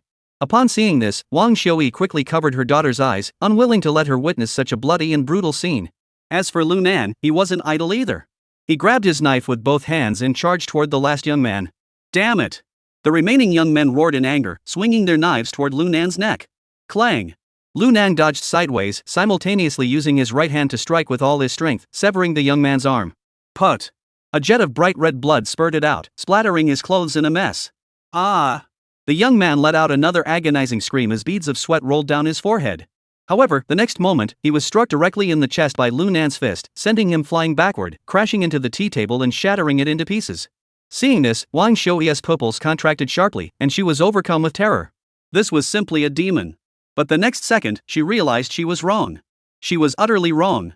The word demon couldn't possibly describe the young man before her, who looked so handsome and gentle. Lu Nan grabbed the injured young man with one hand and, without hesitation, slashed his throat with the knife in his other hand. Ugh! With a dull thud, a jet of blood spurted out, and the young man collapsed lifelessly on the ground. Ah! Wang Shui, witnessing the scene, let out a blood-curdling scream. Although her husband was the captain of the Public Security Bureau, she had never witnessed such a brutal and bloody scene. At that moment, Lu Nan, covered in blood, said, "Sister-in-law, you'd better keep your mouth shut." Hearing Lu Nan's emotionless voice, Wang Shui felt as though an invisible pair of hands had suddenly gripped her throat. She couldn't utter a single sound. At that moment, Lu Nan coldly turned his gaze to the two thugs lying on the ground, moaning in pain, and said, "Who sent you here? What are you here for? If you don't speak, you can die right now." The two young men clearly realized that the man in front of them was no ordinary person. If they tried to show off in front of him, they wouldn't stand a chance. So they quickly spoke up. "Spare our lives, big brother. We'll tell you everything. It was Zhou Haoren who ordered us to kill Zhang Guodong's wife. Then we were told to kidnap his daughter." Upon hearing this, Lu Nan furrowed his brows, then his eyes flashed with a cold gleam, and a murderous intent filled the air. "Who is Zhou Haoren?" "Zhou Haoren is the secretary of Director Wang." Upon hearing this, Lu Nan immediately understood. It seemed that Wang Jin was also afraid that Zhang Tu might cause trouble, so he had specifically come to kidnap his daughter to secure himself in advance. And he could also falsely blame Wang Shui's death on me. Damn, that is really well thought out. Now that he understood their intentions, Lu Nan didn't hesitate. He stepped forward, swung his knife horizontally, and sliced open the throat of the young man who had spoken first. Plop! The young man was instantly dead. Another young man saw this and tried to flee. But he had already been terrified into submission by Lu Nan.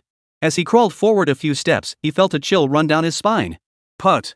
Blood spurted out, staining the ground red. The young man's eyes widened as he slowly collapsed onto the ground. After finishing this, Lu Nan pulled a white tablecloth from the side. While wiping the fingerprints off the knife handle, he looked at Wang Shui, who was still too scared to move, and said, "You should have heard what they just said clearly. I won't beat around the bush. Either come with me or stay here, it's your choice. I'm leaving immediately. Otherwise, who knows how many more of these thugs will show up, intent on taking your life and kidnapping your daughter. I was just trying to help old Zhang out as much as I could. But I won't risk my life for you." After saying that, Lu Nan had already wiped the knife clean and threw the machete to the ground, ready to leave. Wait. We'll go with you," Wang Shui said with a trembling voice.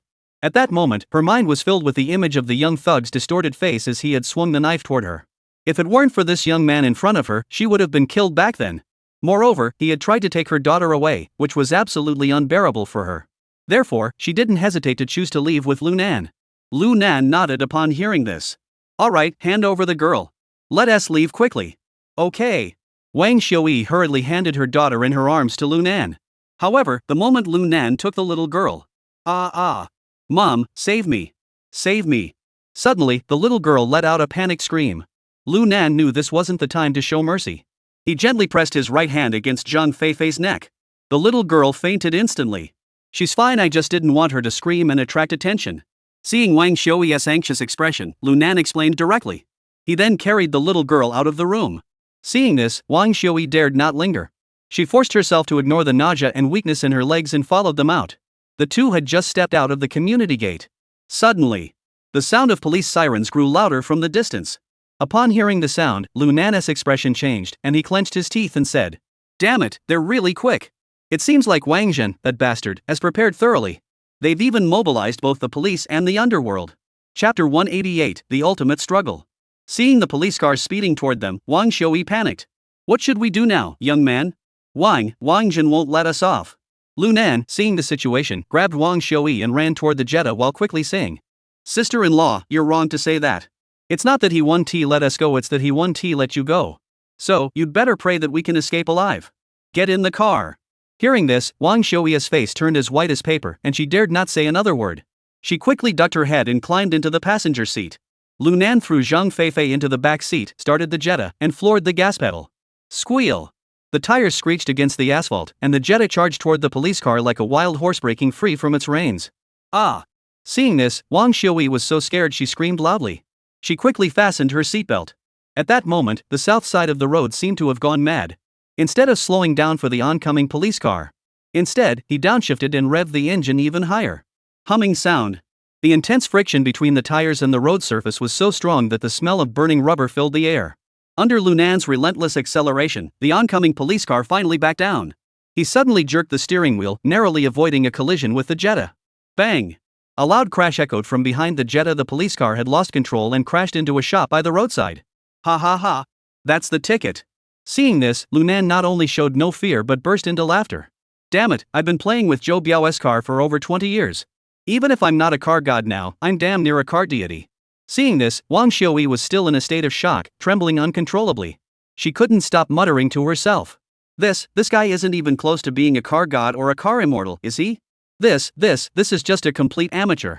Just then, the sound of police sirens echoed again from behind the Jetta. Lunan looked through the rearview mirror and saw that the police cars that had been circling around the other side of the street had caught up. Sis-in-law, how do we get to the busiest part of Lincheng? Hurry up and give directions. Hearing Lunan's urgent plea, Wang Xiui hurriedly replied. North Street intersection, go through 3 alleys, then turn right. Ah, got it, sis-in-law, hold on tight. Lunan grinned and then stomped on the gas pedal. Swoosh. Amidst the screeching sound of brakes, the Jetta sped off like an arrow, racing toward the North Street intersection. Wang Xiui was so scared she turned pale. She had never ridden in such a wild car before. Wang Xiui felt her vision spinning and her head spinning. She felt her heart pounding so hard it seemed like it was about to leap out of her throat. Lunan, however, seemed to be thoroughly enjoying himself.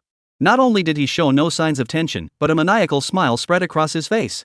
Damn it, today I'll expose this to the heavens. Let you people in Y province try to cover it up, you won't be able to. As long as we bring Old Li over here and hand over the Zhang Guodong family completely to him, my mission will be complete. Thinking of this, he couldn't help but glance back at the police car hot on his tail. A sinister smile curled the corners of his mouth. Then, he suddenly made a sharp right turn and sped toward the commercial center at the North Street intersection. This street was extremely bustling. There were numerous small restaurants, supermarkets, and clothing stores along the roadside. It was a veritable feast for the eyes, with all manner of shops and stalls. Outside these commercial centers lies a massive square, spanning 400 or 500 meters in width. On ordinary days, this square is used for park activities and entertainment, providing a place for tourists to relax. At that moment, the man on the south side of the street paid no heed and charged straight into the commercial square. The tourists, seeing this, let out a chorus of terrified screams and scattered in all directions. Just as he entered the square, several police cars chasing him from behind also followed closely behind. Squeal, screech, screech, screech. A loud screech as Lunan brought the vehicle to a halt. Sister-in-law, stay in the car and wait for me. Keep an eye on the kids and don't let them run around. After saying that, Lunan opened the car door. Seeing this, Wang Xiui froze for a moment before her face filled with despair. Young man, are you abandoning us? Auntie, what are you saying? I haven't even taken the two of you to meet Zheng Tu yet. How could I abandon you? Lunan turned to look at Zheng Feifei in the back seat and smiled, saying, Little girl, uncle has a gift for you today. After saying that, he turned and walked toward the police car. He could be seen walking while reaching for the Type 54 pistol at his waist. Bang! Bang! Gunfire erupted. The glass panels of the advertising lightboxes on the street lamp poles were shattered, instantly falling down and smashing into the windshield of a police car. The sudden, deafening gunfire and the sound of bullet casings shattering sent nearby residents into a panic. Wang Xiui was also utterly horrified.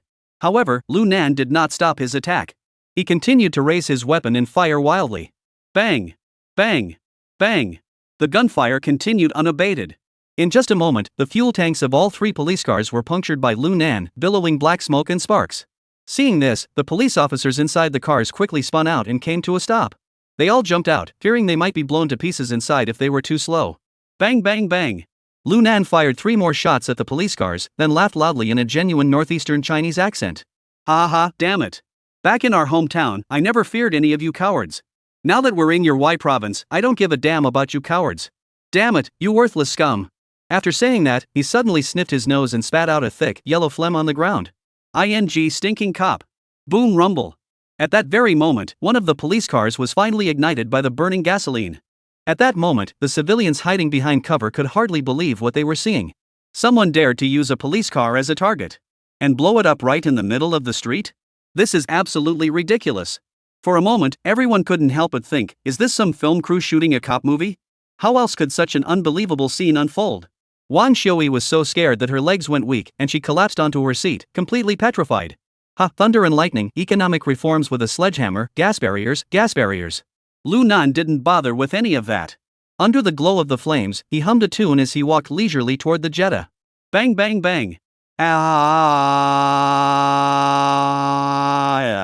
Just as Lunan was about to open the car door, he was startled by gunfire from behind. Without bothering to keep up the act, he quickly dived into the driver's seat. Hey, you from Malagobi, don't act so cool, acting cool just gets you shot. The old saying really does make sense. Lunan muttered under his breath as he started the car. Bang bang bang bang bang. At that moment, the police officers, who had regained their senses, raised their weapons and fired wildly at the Jetta. Da da da da. Bullets rained down densely, striking the Jetta car where Lunan was sitting.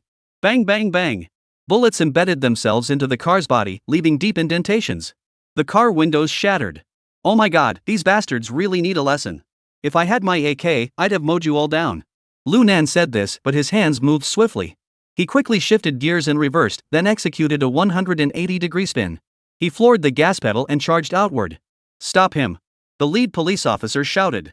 The other police officers fired wildly. However, Lunan continued to speed away, quickly disappearing from sight.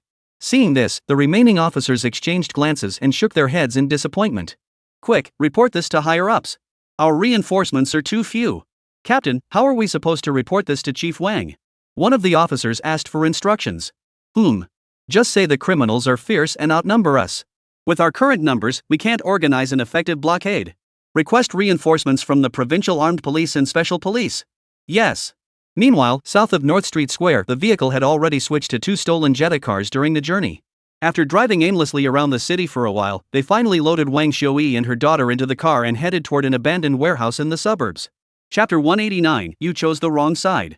When they arrived at the warehouse gate with Wang Xiui and her daughter, Lunan's brows furrowed involuntarily. Something was wrong. The gate had been opened before. The position of the dry branches under the door is wrong. As Lunan realized what was happening and turned around, a black gun barrel stopped him in his tracks. Old Zhang. Are you really okay? Seeing the man, Wang Xiui couldn't help but feel both shocked and delighted. Xiui, take the children and hide behind me. Hearing his wife's cries, Zhang Guodong remained unmoved. His eyes remained fixed on Lunan. Ha, Zhang, I went through all this trouble to bring your wife and daughter back safely.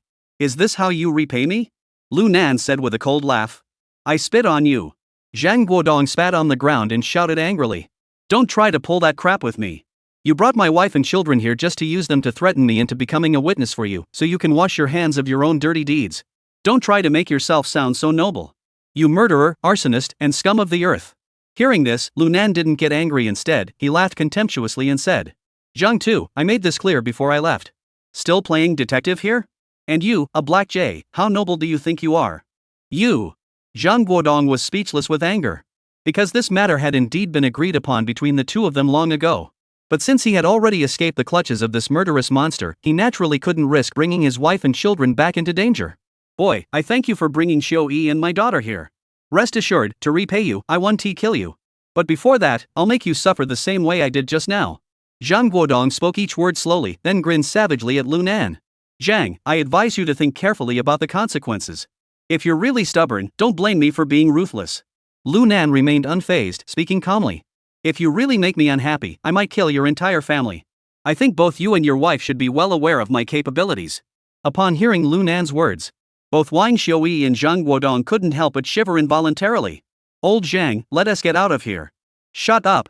Before Wang Xiui could finish speaking, Zhang Guodong suddenly interrupted her harshly. Damn it, it's all because of that little bastard. If it weren't for him, how could our family have ended up in this mess? If it weren't for him, I'd still be the captain of the police station in Lin City. If it weren't for him, how could we have a home to return to? Everything is ruined now.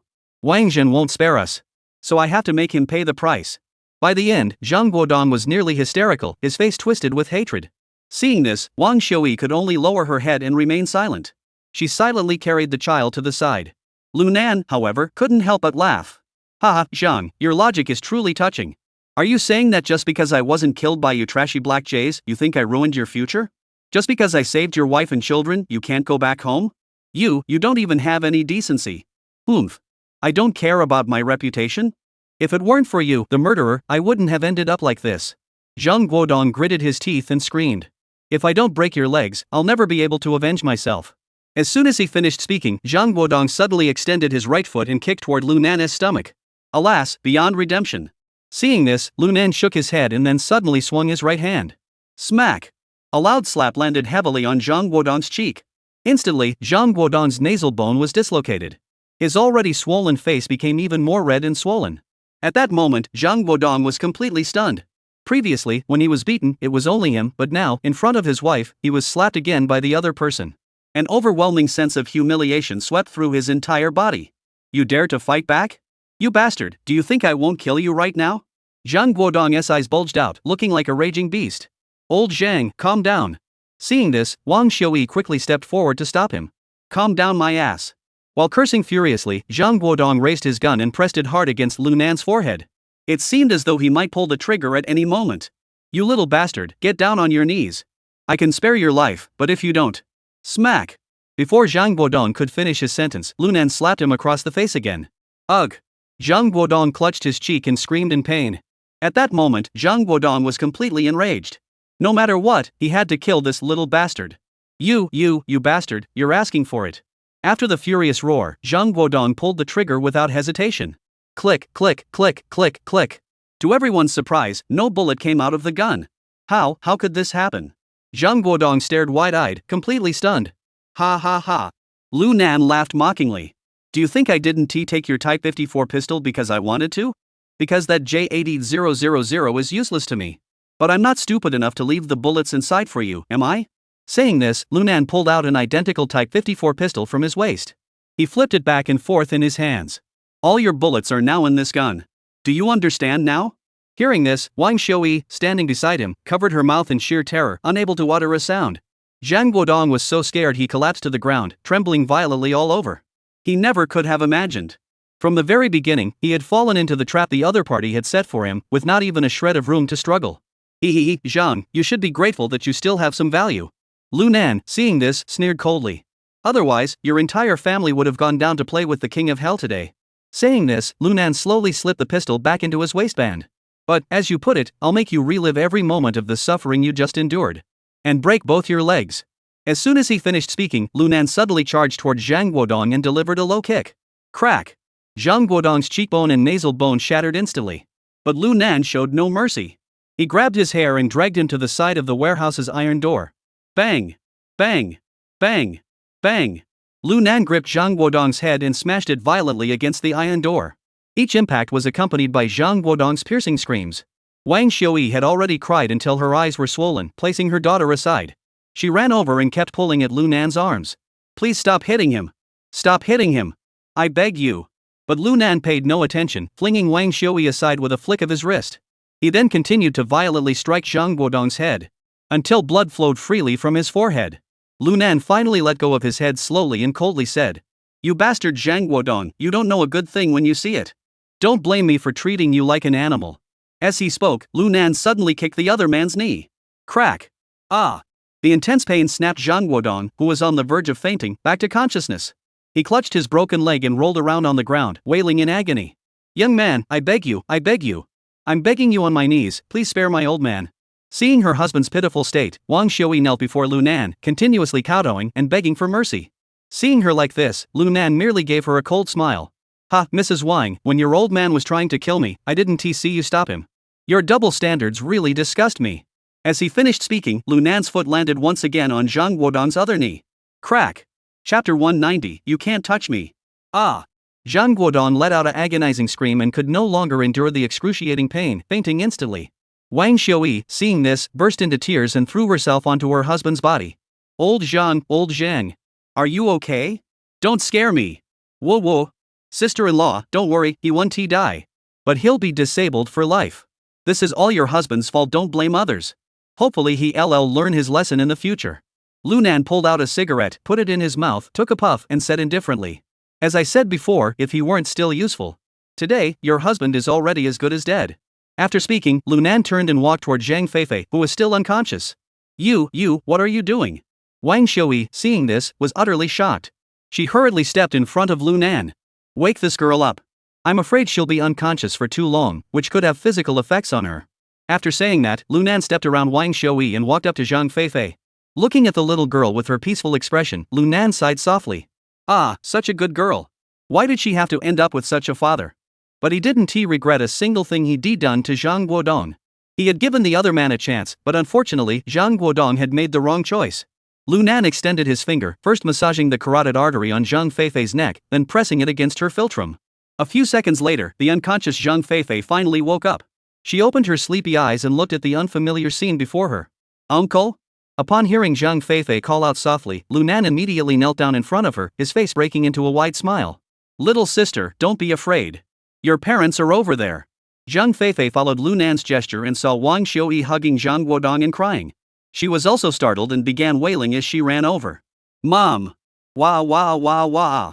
Daddy, what happened to him? Hearing her daughter's question, Wang Xiuyi froze in shock. She had no idea how to explain it to her daughter.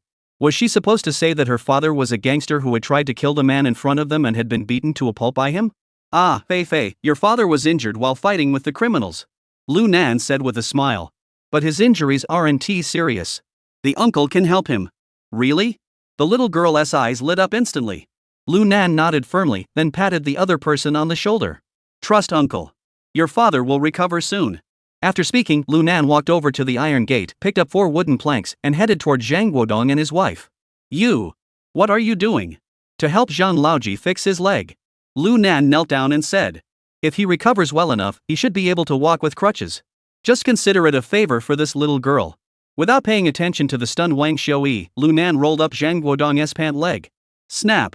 Ah! Stung by the pain, Zhang Guodong suddenly came to his senses. Seeing Lu Nan right in front of him, he screamed in sheer terror. You! Dad!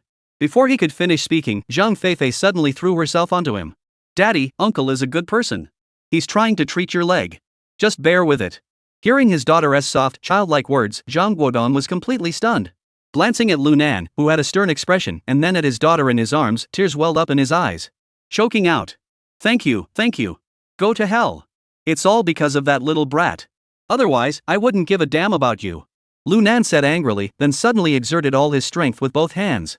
Crack! Ugh!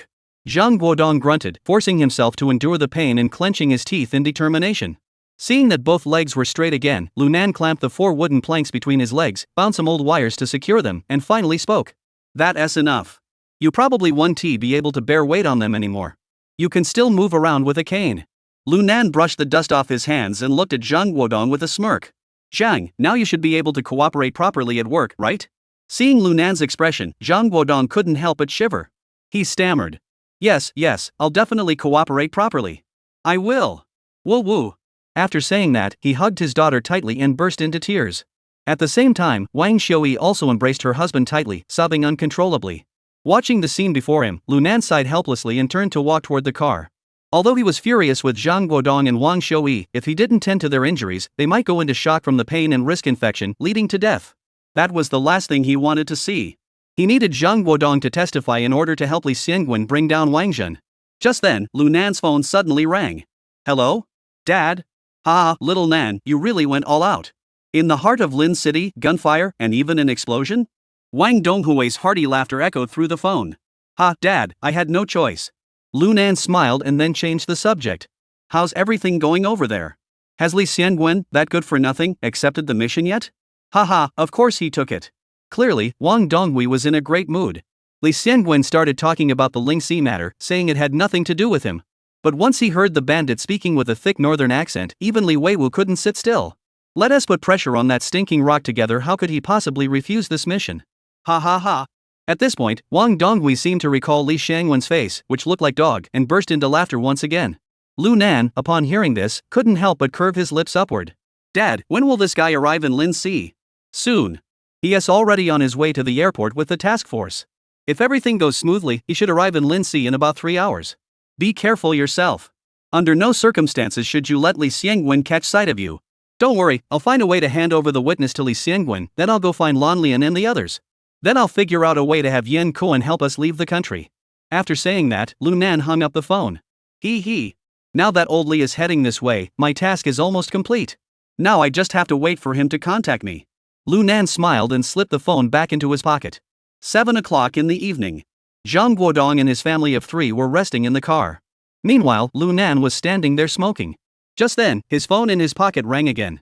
He looked at the caller ID, an unknown number. Lu Nan couldn't help but smile. Hello. I want to order takeout. Li Xiangwen's voice came through. What do you want? Disan Xian. Got it. After exchanging a series of secret signals, Li Xiangwen asked in a low voice. Lu Nan, where are you? Don't ask me where I am. Just tell me where you are. Lu Nan shrugged his shoulders and said with a smile.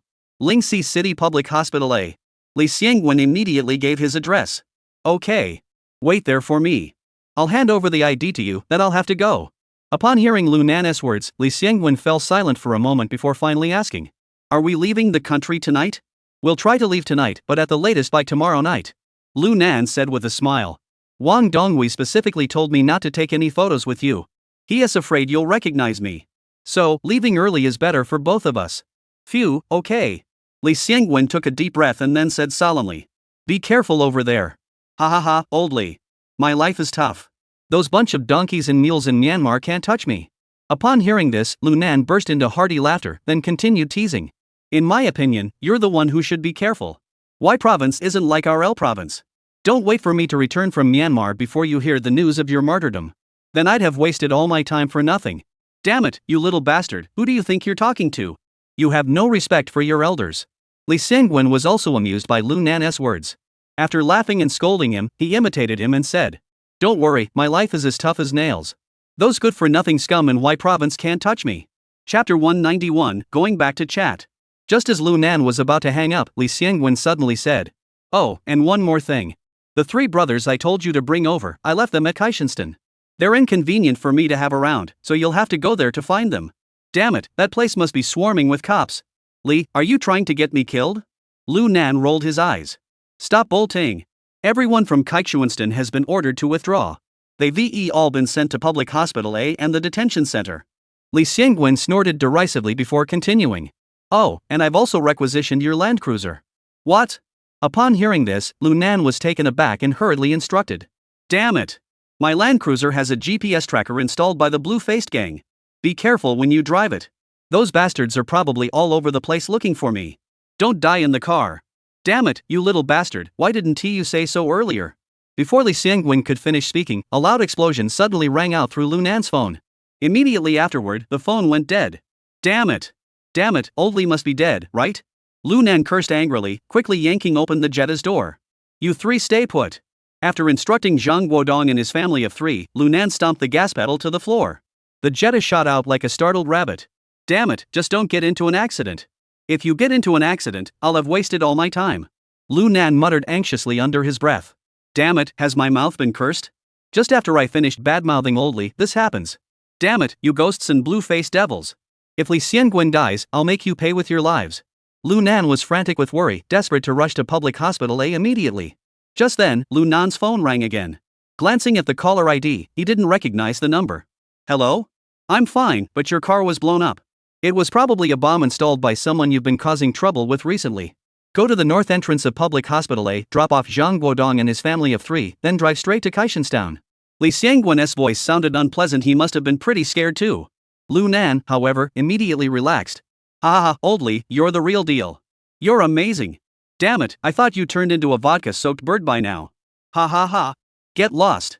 I'm fine. But you better watch your back. Whoever is planning to blow you up with explosives, it's clear you've pushed them to the brink. Li Xiangwen's voice grew serious. Lu Nan, however, remained unconcerned and said, What is there to be afraid of? Spicy neighbor, I'll settle the score with them later. Alright, come over here quickly. As I said before, stay safe. If necessary, don't hold back. Kill them if you have to. Li Xiangwen was clearly furious and coldly ordered Lu Nan. Got it. Alright, I'm out. As soon as the words left his mouth, Lu Nan put away his phone and slammed on the gas pedal, charging forward. Near City C, Public Hospital A. The parking lot was already in complete chaos, with screams, cries, and sobs filling the air. Several firefighters were busy putting out the fire. Lu Nan drove his car to the north entrance, got out. He paid no attention to Zhang Guodong and his family of 3. He locked the car and then nodded toward Li Xiangwen, who was standing on the steps. Li Xiangwen saw this and walked down the steps. He headed toward the Jetta. Lu Nan, seeing this, placed the car keys on the hood, slung his laptop and the green military backpack over his shoulder, and turned to leave. Since Zhang Guodong and his family of 3 have already been sent off, the rest is no longer his concern. As he walked south, he pulled out his phone and dialed a number. Hello, Brother Nan? Zhou Biao's voice came through the phone. Biao, are Fan Gao and old Du with you? Lu Nan didn't beat around the bush and asked straight to the point. They're here. Alright, the 3 of you fly to Thailand tomorrow. Then find a way to get from Taiji to Myanmar D. Lu Nan gave the order. Zhou Biao didn't ask Lu Nan what he planned to do, he simply nodded and said, Alright, no problem. Oh, by the way, I slipped a bank card into the third billboard at the north gate of the public security hospital in Lindsay. There's $1 million inside. Once you arrive in Thailand, the three of you can relax for 2 days. Find a black market to get 2 flintlock pistols. As he spoke, Lu Nan added. The situation between Thailand and Myanmar has been delicate over the past 2 years. Be cautious in your actions. Also, once you arrive in Myanmar, find a safe place to stay first. Wait for my instructions. Got it, Nan Gu.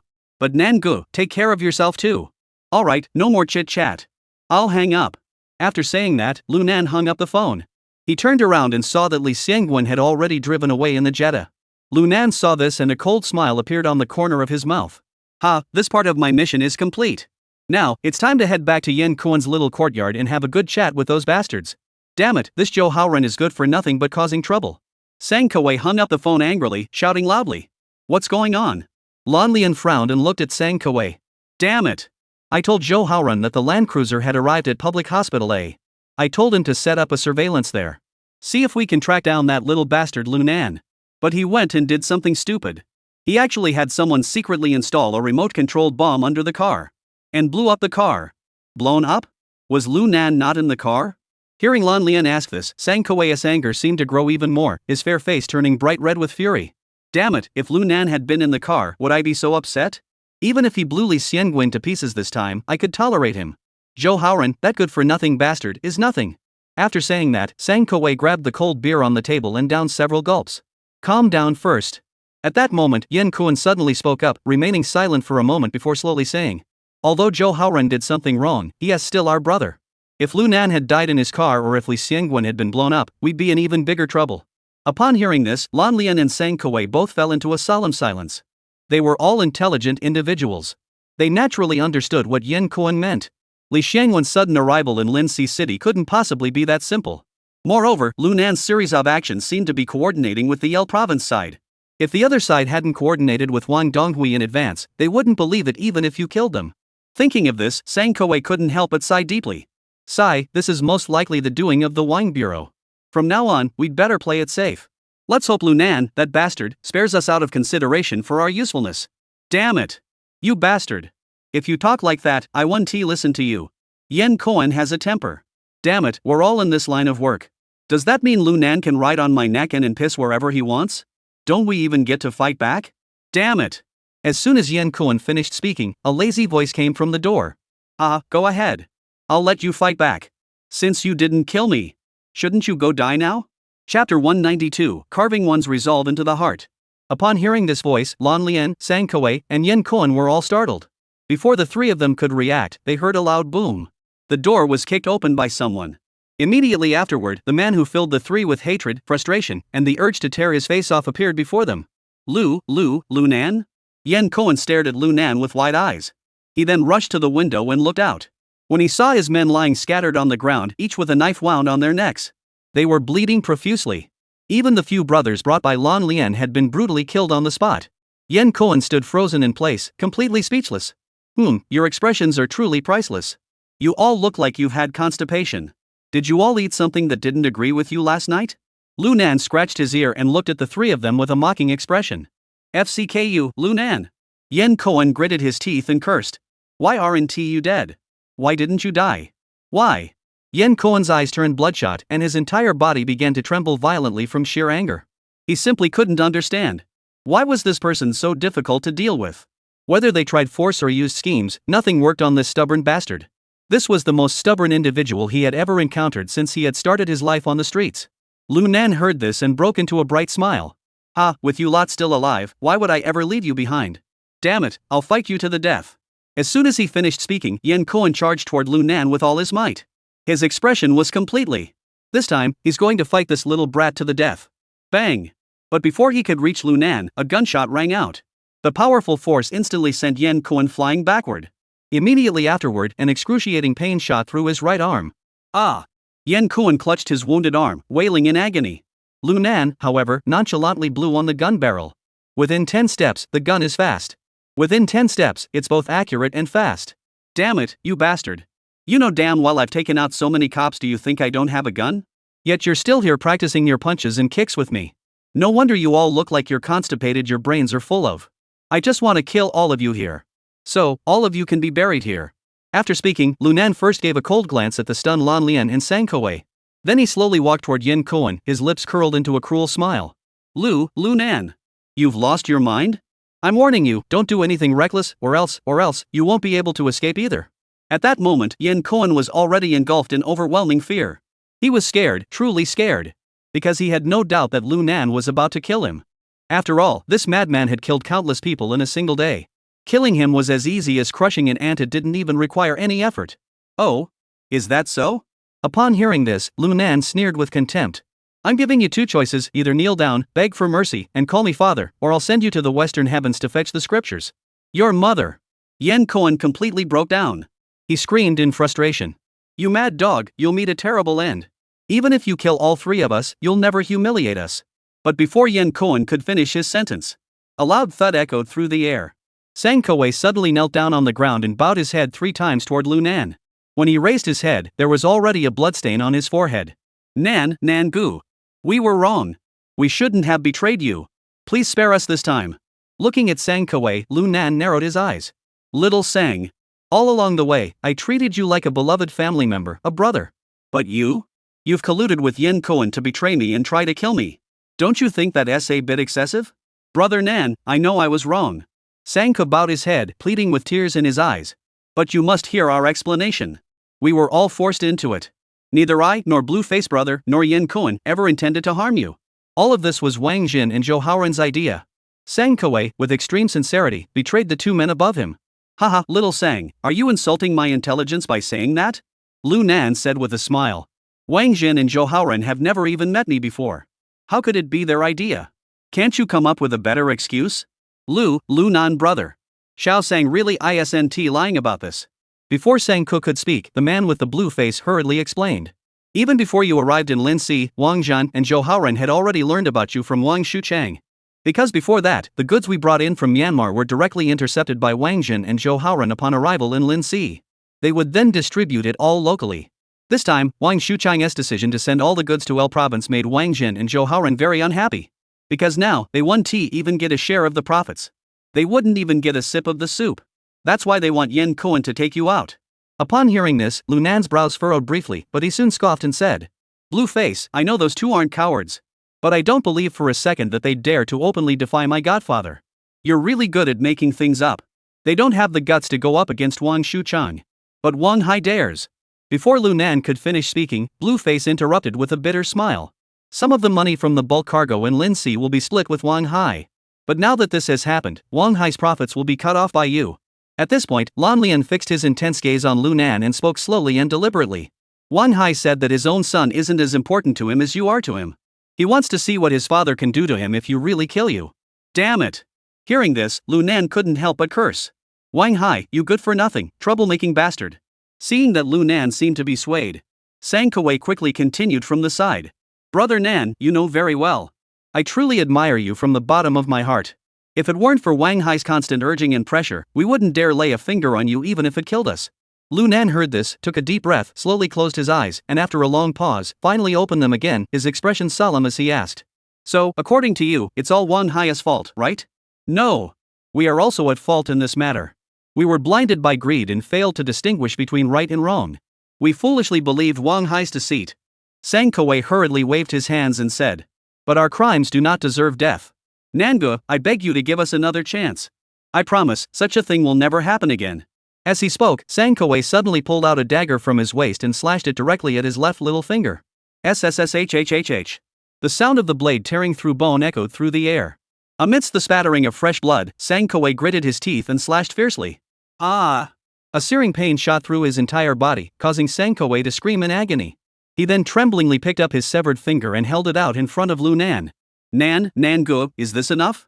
Seeing his pitiful expression, Lunan couldn't help but let a cold smile flicker across his lips. You fool. You're still so decisive. But the 3 of you idiots probably don't know that I never intended to kill you in the first place. Chapter 193, How Shameless. Thinking this, Lunan pretended to glance at Sang Kuei. Little Sang, are you telling the truth? Brother Nan, I swear, every word I said is the truth. If I have even a single lie, may my fingers be severed like this. Let me be cut in half by a steel sword and die a horrible death. Sang Kuei looked solemn and his tone was firm. Lu Nan immediately wore a satisfied expression. Since you can say that, I'll believe you this once. Your life is no longer important to me. Hearing this, Sang Koei sighed in relief. However, Lan Lian and Yen Koen, who had overheard Lu Nan's underlying meaning, couldn't help but feel a chill run down their spines. Damn it! He's only planning to spare that bastard Sang Koei and save himself? No way, I have to make my stance clear too. Thinking this, Yen Koen, who believed he was doomed, was about to speak up and surrender. But before he could speak, the blue-faced man suddenly dropped to his knees with a thud. This left both Yen Koen and Sang Koei stunned. Even Lu Nan found it hard to believe. After all, Lan Lian's ruthlessness and resilience were legendary in his previous life. He was a true gangster boss. When had he ever stooped so low as to bow down to others? But upon further reflection, Lu Nan understood. After all, Blueface was only in his 30s now, and he couldn't possibly compare to the man he would become 20 years later. Little Nan, ever since we were in Liangchang, I never thought much of you. I thought you were just a lucky little thug who got lucky. You just hitched your wagon to the big shot, Wang Shuchang. Once you left Liangchang, you were still just a lowly nobody. But today, I'm truly impressed. I'm truly impressed. Lan Lian said solemnly. You're a ruthless one.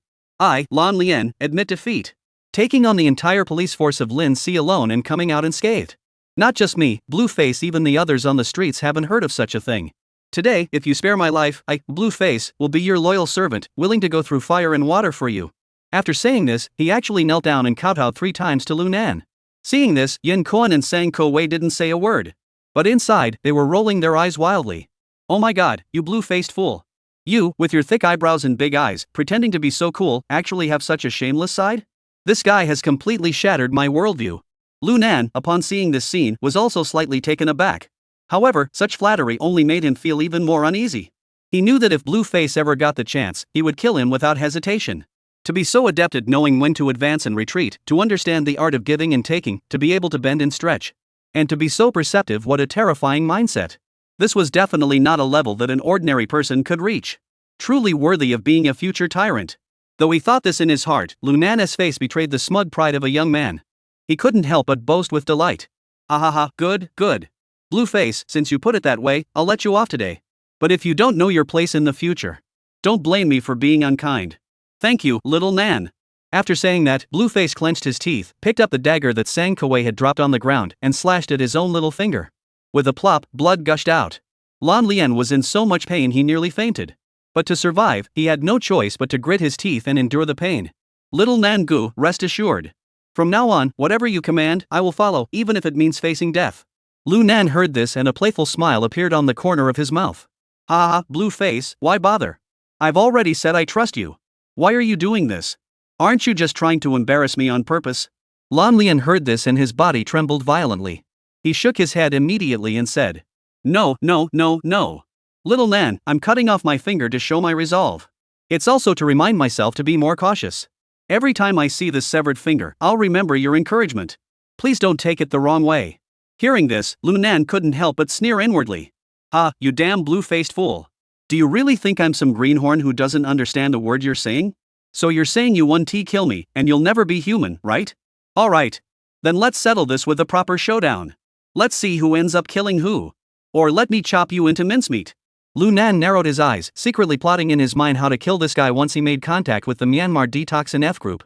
On the other side, Yen Koen, having witnessed the actions of Lan Lian and Sang Koei, could no longer contain himself. Gritting his teeth to endure the pain from the gunshot wound on his shoulder, he banged his head on the ground like a garlic press. At the same time, he cried out with a trembling voice. Little Nangu, I was wrong. I truly regret it. I was blinded by their sweet talk. Please spare me. I'll do whatever you tell me to do. Just don't cut off my head, and I'll do anything you say. I'll even serve you tea and water. Do laundry and cook meals. If you tell me to go east, I'll never go west. I'm willing to lick your shoes. Saying this, he actually crawled over to the south side of the road and knelt down at his feet. Seeing this, Lu Nan quickly dodged to the side. Lan Lian and Sang Ko were completely dumbfounded. The two looked at each other, both with a look of confusion in their eyes. Yen Koen, are you serious? And where is your sense of decency? Aren't you supposed to be the toughest guy in Lin Si City? This is a bit too embarrassing, isn't it? Don't you have any self-respect left? Just as the two were venting their frustrations in their minds, Yen Koen seemed to have completely let go of himself, pointing at the two men with blue faces and said, Xiao Nan Gu. I can watch over the blue-faced and ghostly bastards for you. They're full of tricks. On the surface, they seem to be submitting to you. But who knows what they're planning behind your back? Think about it, they're both drug traffickers who came over from Myanmar. Such ruthless people wouldn't just bow down so easily. So they're definitely lying to you. Xiao Nangu, don't let them fool you. I'm willing to help you keep an eye on them. Upon hearing Yan Koan's words, Lan Lian and Sang Koei immediately widened their eyes in shock. Yan Koan. Your mother, what did you say? Go to hell, both of you. What's wrong with what I said? Yan Koan didn't hold back, glaring back and shouting. You two bastards, what are you staring at with those wide eyes? If it weren't for the two of you and Wang Jin, Zhou Haoren. Shut up. Seeing that Yan Koan was about to spill the beans, Lunan quickly shouted to stop him. If he really let the other side finish speaking, things would be ruined. In that case, even if Lan Lian and Sang Koei wanted to pretend to surrender and submit, they wouldn't be able to. How could they possibly take him to Myanmar then? His plan would be ruined. It seems that Yan Koan isn't someone to be underestimated either. Cough cough. Lunan cleared his throat and spoke in a solemn tone. Enough with the arguing. If we must assign blame for today's events, I believe it ultimately rests with Wang Jin and Zhou Haoren. Of course, there's one more person who can't escape blame either. As he spoke, Lunan pulled out his phone and dialed a number. Before long, Wang Donghui picked up the phone on the other end. Hello, Xiaonan, what is the matter so late at night? Dad. There's some trouble with Wang Jin. I'll have Lan Lian and Xiao Sang explain the details to you. As he spoke, Lunan pressed the hands-free button. He looked at the three of them with a half-smile and said, Tell Wang Shuchang everything I just told you, word for word. Tell him how his own son plans to kill his adopted son. Seeing Lunan play this card, the three of them exchanged glances, frozen in place for a moment. Chapter 194, Caught in Another Trap. At that moment, all three of them couldn't help but curse under their breath. After all, one was Wang Donghui's biological son. One was his adopted son. No matter how they tried to explain, the charge of stirring up trouble was now set in stone. Hey, why aren't you saying anything now? Just now, you swore on your lives that you'd die for me. Have you already forgotten? Upon hearing Lunan's words, Lan Lian and Sang Koei's faces betrayed their distress. Meanwhile, Yan Koan clenched his teeth and blurted out everything he had been holding back. After all, he wasn't close to Wang Donghui. He also had little interaction with Wang Hai. Most importantly, Lan Lian, Sang Koei, and Lunan had all spared their lives. His own life was still in the hands of this madman, who hadn't even nodded to say he didn't want it. As Yan Koan continued his account, Wang Donghui on the other end of the phone grew increasingly pale. Even after Yan Koan finished speaking, he didn't speak up immediately. Lunan didn't rush him either, just silently waiting. Moments later, Wang Donghui's low voice finally came through. Xiao Sang, blue face. Is everything Yan Koan just said true? On the other end of the phone, Wang Donghui could no longer contain his anger. Sang Koei knew that this matter couldn't be covered up anymore. So he clenched his teeth and said, Wang Shu, this is true. Damn that little bastard Wang Hai. He's good for nothing but causing trouble. Before Sang Koei could finish speaking, Wang Donghui started cursing furiously on the other end of the phone. Damn it, you're acting like a complete idiot every day. Send him to infiltrate Li Xiangwen's inner circle to cause trouble, and within 2 days, he's already been exposed. Damn it, send him to the official prison, and now Xiaonan has beaten him up. Now he's causing me more trouble. This good-for-nothing is useless at everything he does and can't even finish a meal. If I'd known, I would smashed him against the wall back then. Wang Donghui was furious, venting his anger with a tirade of curses. Everyone present could only grimace at the sound. Who would have thought that the deputy police chief would use such vulgar language? It wasn't until Wang Donghui had cursed nonstop for 3 minutes that he finally let out a heavy sigh. Dad, please calm down. What should we do now? Damn it, just do whatever needs to be done. Xiaonan, don't worry about that little bastard Wang Hai. Wait a moment, I'll send him home, and I'll break one of his legs. Lunan furrowed his brows slightly, sighed softly, and asked. Dad, what I'm worried about now is that Wang Jin and Zhou Haoren have already taken precautions. And if Li Xiangwen, that stinking rock, really arrests Wang Jian and Zhou Haoren, will it drag Xiao Hai into it? And drag you into the mess too? Upon hearing this, Wang Donghui on the other end of the phone suddenly froze. Then came a string of profanities that echoed through his chest. Finally, he gasped for breath and said, Damn it all to hell. What have I done to deserve this? How could I have given birth to such a good-for-nothing? Wang Donghui had always believed that his son, Wang Hai, though a bit of a playboy, was still intelligent. Now it seems that my own son is nothing but a. At that moment, Wang Donghui seemed to have been so enraged that he had lost his composure. He blurted out, Xiaonan, what do you suggest we do about this? Dad, I think we should take out Zhou Haoren before Li Xiangwen makes his move. Upon hearing Lunan's words, Wang Donghui couldn't help but furrow his brows. Take out Zhou Haoren? What about Wang Jin? All the dirty work Zhou Haoren did was ordered by Wang Jin. What good would it do to take him out? Father, please listen to me. This is how I see it. Lunan thought for a moment and continued. First, Wang Jun was your secretary. This connection is well known to both your political faction and Li Xiangguan. But even so, you still acted impartially and allowed them to thoroughly investigate Wang Jun. That proves you have nothing to hide. Even if Wang Jun is arrested and Hu J8 makes false accusations, they will still believe that Wang Jun harbored resentment toward you and acted out of revenge. Moreover, as a powerful figure in the Provisional Committee, Wang Jun's security should have been even stricter. But Zhou Haoren is different. This guy has been in constant contact with Xiao Hai. And all the money, goods, and property are under his control. He likely has concrete evidence in his hands. Therefore, I think we should eliminate Zhou Haoren first, and if there's an opportunity, we can take care of Wang Jun later. What do you think? At this point, Lu Nan stopped speaking. On the other side, Wang Donghui was as if struck by lightning. That's right.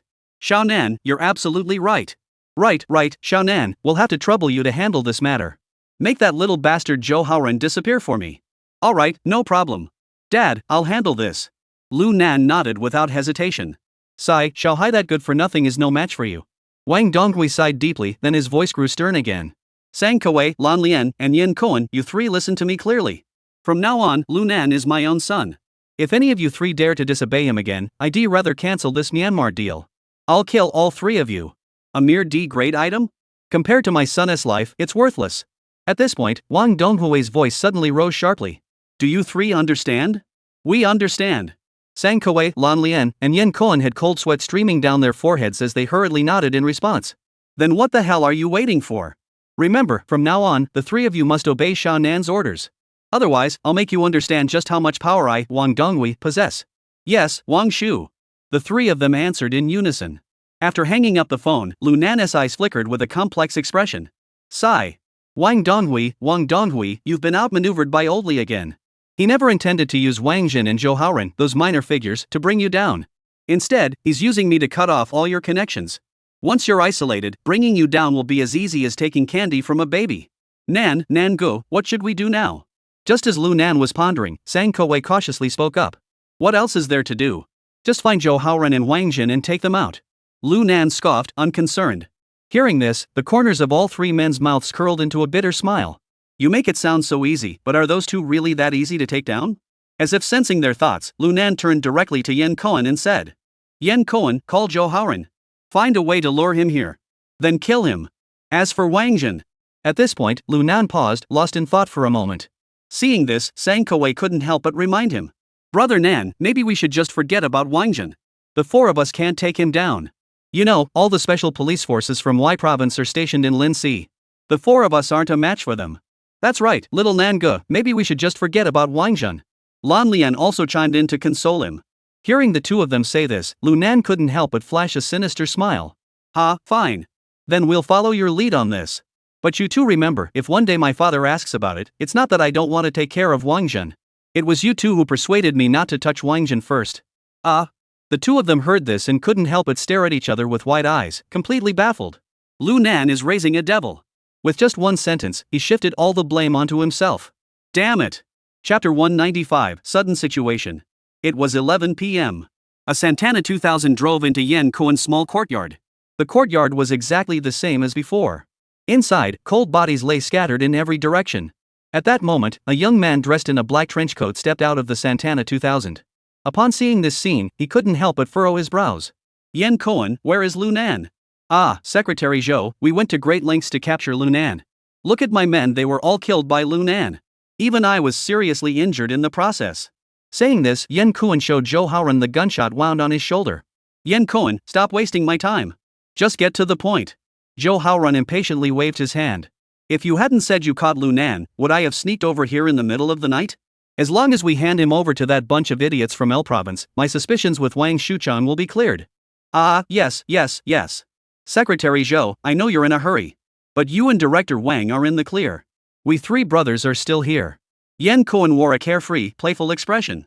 The identities of Ku Wei, Lan Lian, and I are all quite sensitive. If those guys from other provinces find out, we'll definitely end up in jail. Secretary Zhou, what do you think? I've already made myself clear. Tell me what you want in exchange for handing over Lu Nan. Seeing Zhou Haoren's firm stance, Yen Koan no longer wasted words. Secretary Zhou, please also inform our brothers at the border. Once we hand over the person to you, we'll leave immediately. We'll head to Myanmar to lie low for a while. Once things have calmed down, we'll come back. Damn it, you sure know how to pick your timing and your location. Zhou Haoren muttered under his breath as he pulled out his phone. It's just this little thing. Why are you being so vague about it? Ha, Mr. Zhou, I just knew things weren't peaceful in the city. I didn't want to put you in a difficult position. Yen Cohen smiled and rubbed his hands together. And besides, we don't know what's going on at the border. Do you and Director Wang still have the ability to handle it? Go to hell. You can't even speak properly. Such a small matter has you so scared. Zhou Haoren cursed loudly, then dialed a series of numbers. Hey, old Zhang, a few guys are coming over the border soon. Take care of them. Yeah, the same group as Yen Cohen. Alright, got it. After giving his instructions, Zhou Haoren hung up the phone. Yen Cohen, stop wasting time. The border has already been cleared for you. Hand over Lu Nan to me. As soon as Zhou Haoren finished speaking, he heard a sinister laugh from behind him. Hee, Secretary Zhou, I'm right behind you. Who? Ugh. Just as Zhou Haoren instinctively turned around, he felt a chill in his throat. Immediately afterward, a sharp dagger sliced through his throat. You? Zhou Haoren struggled to raise his arm and pointed at the young man in front of him. Mr. Zhou, hello. My name is Lu Nan. The road is wide open, I'm leaving. Thud.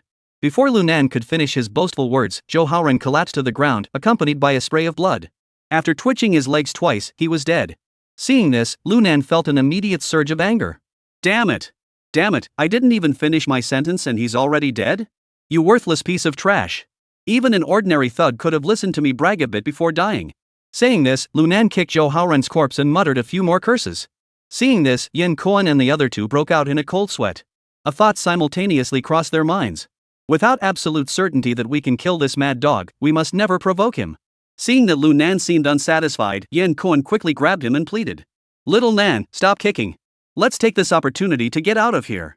If we delay any longer, the guys from L province might react and send the Wu Jie or something to reinforce the area, and we'll be in big trouble. Alright. Let us do it then. Let us get out of here. Lu Nan nodded and immediately followed Yen Cohen and the others into a CRV. Dai Autonomous County, border checkpoint. Stop the vehicle. Undergo inspection. As the CRV approached the checkpoint, an older military officer shouted. Yen Cohen slowly drove the car forward and lowered the window. Sergeant Zhang, hello.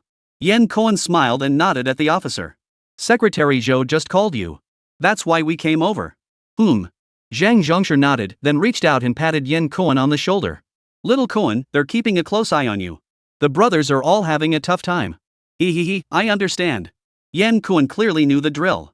As he spoke, he took a leather briefcase from the hand of the man with the blue face in the back seat and handed it to Zhang Zhongsher.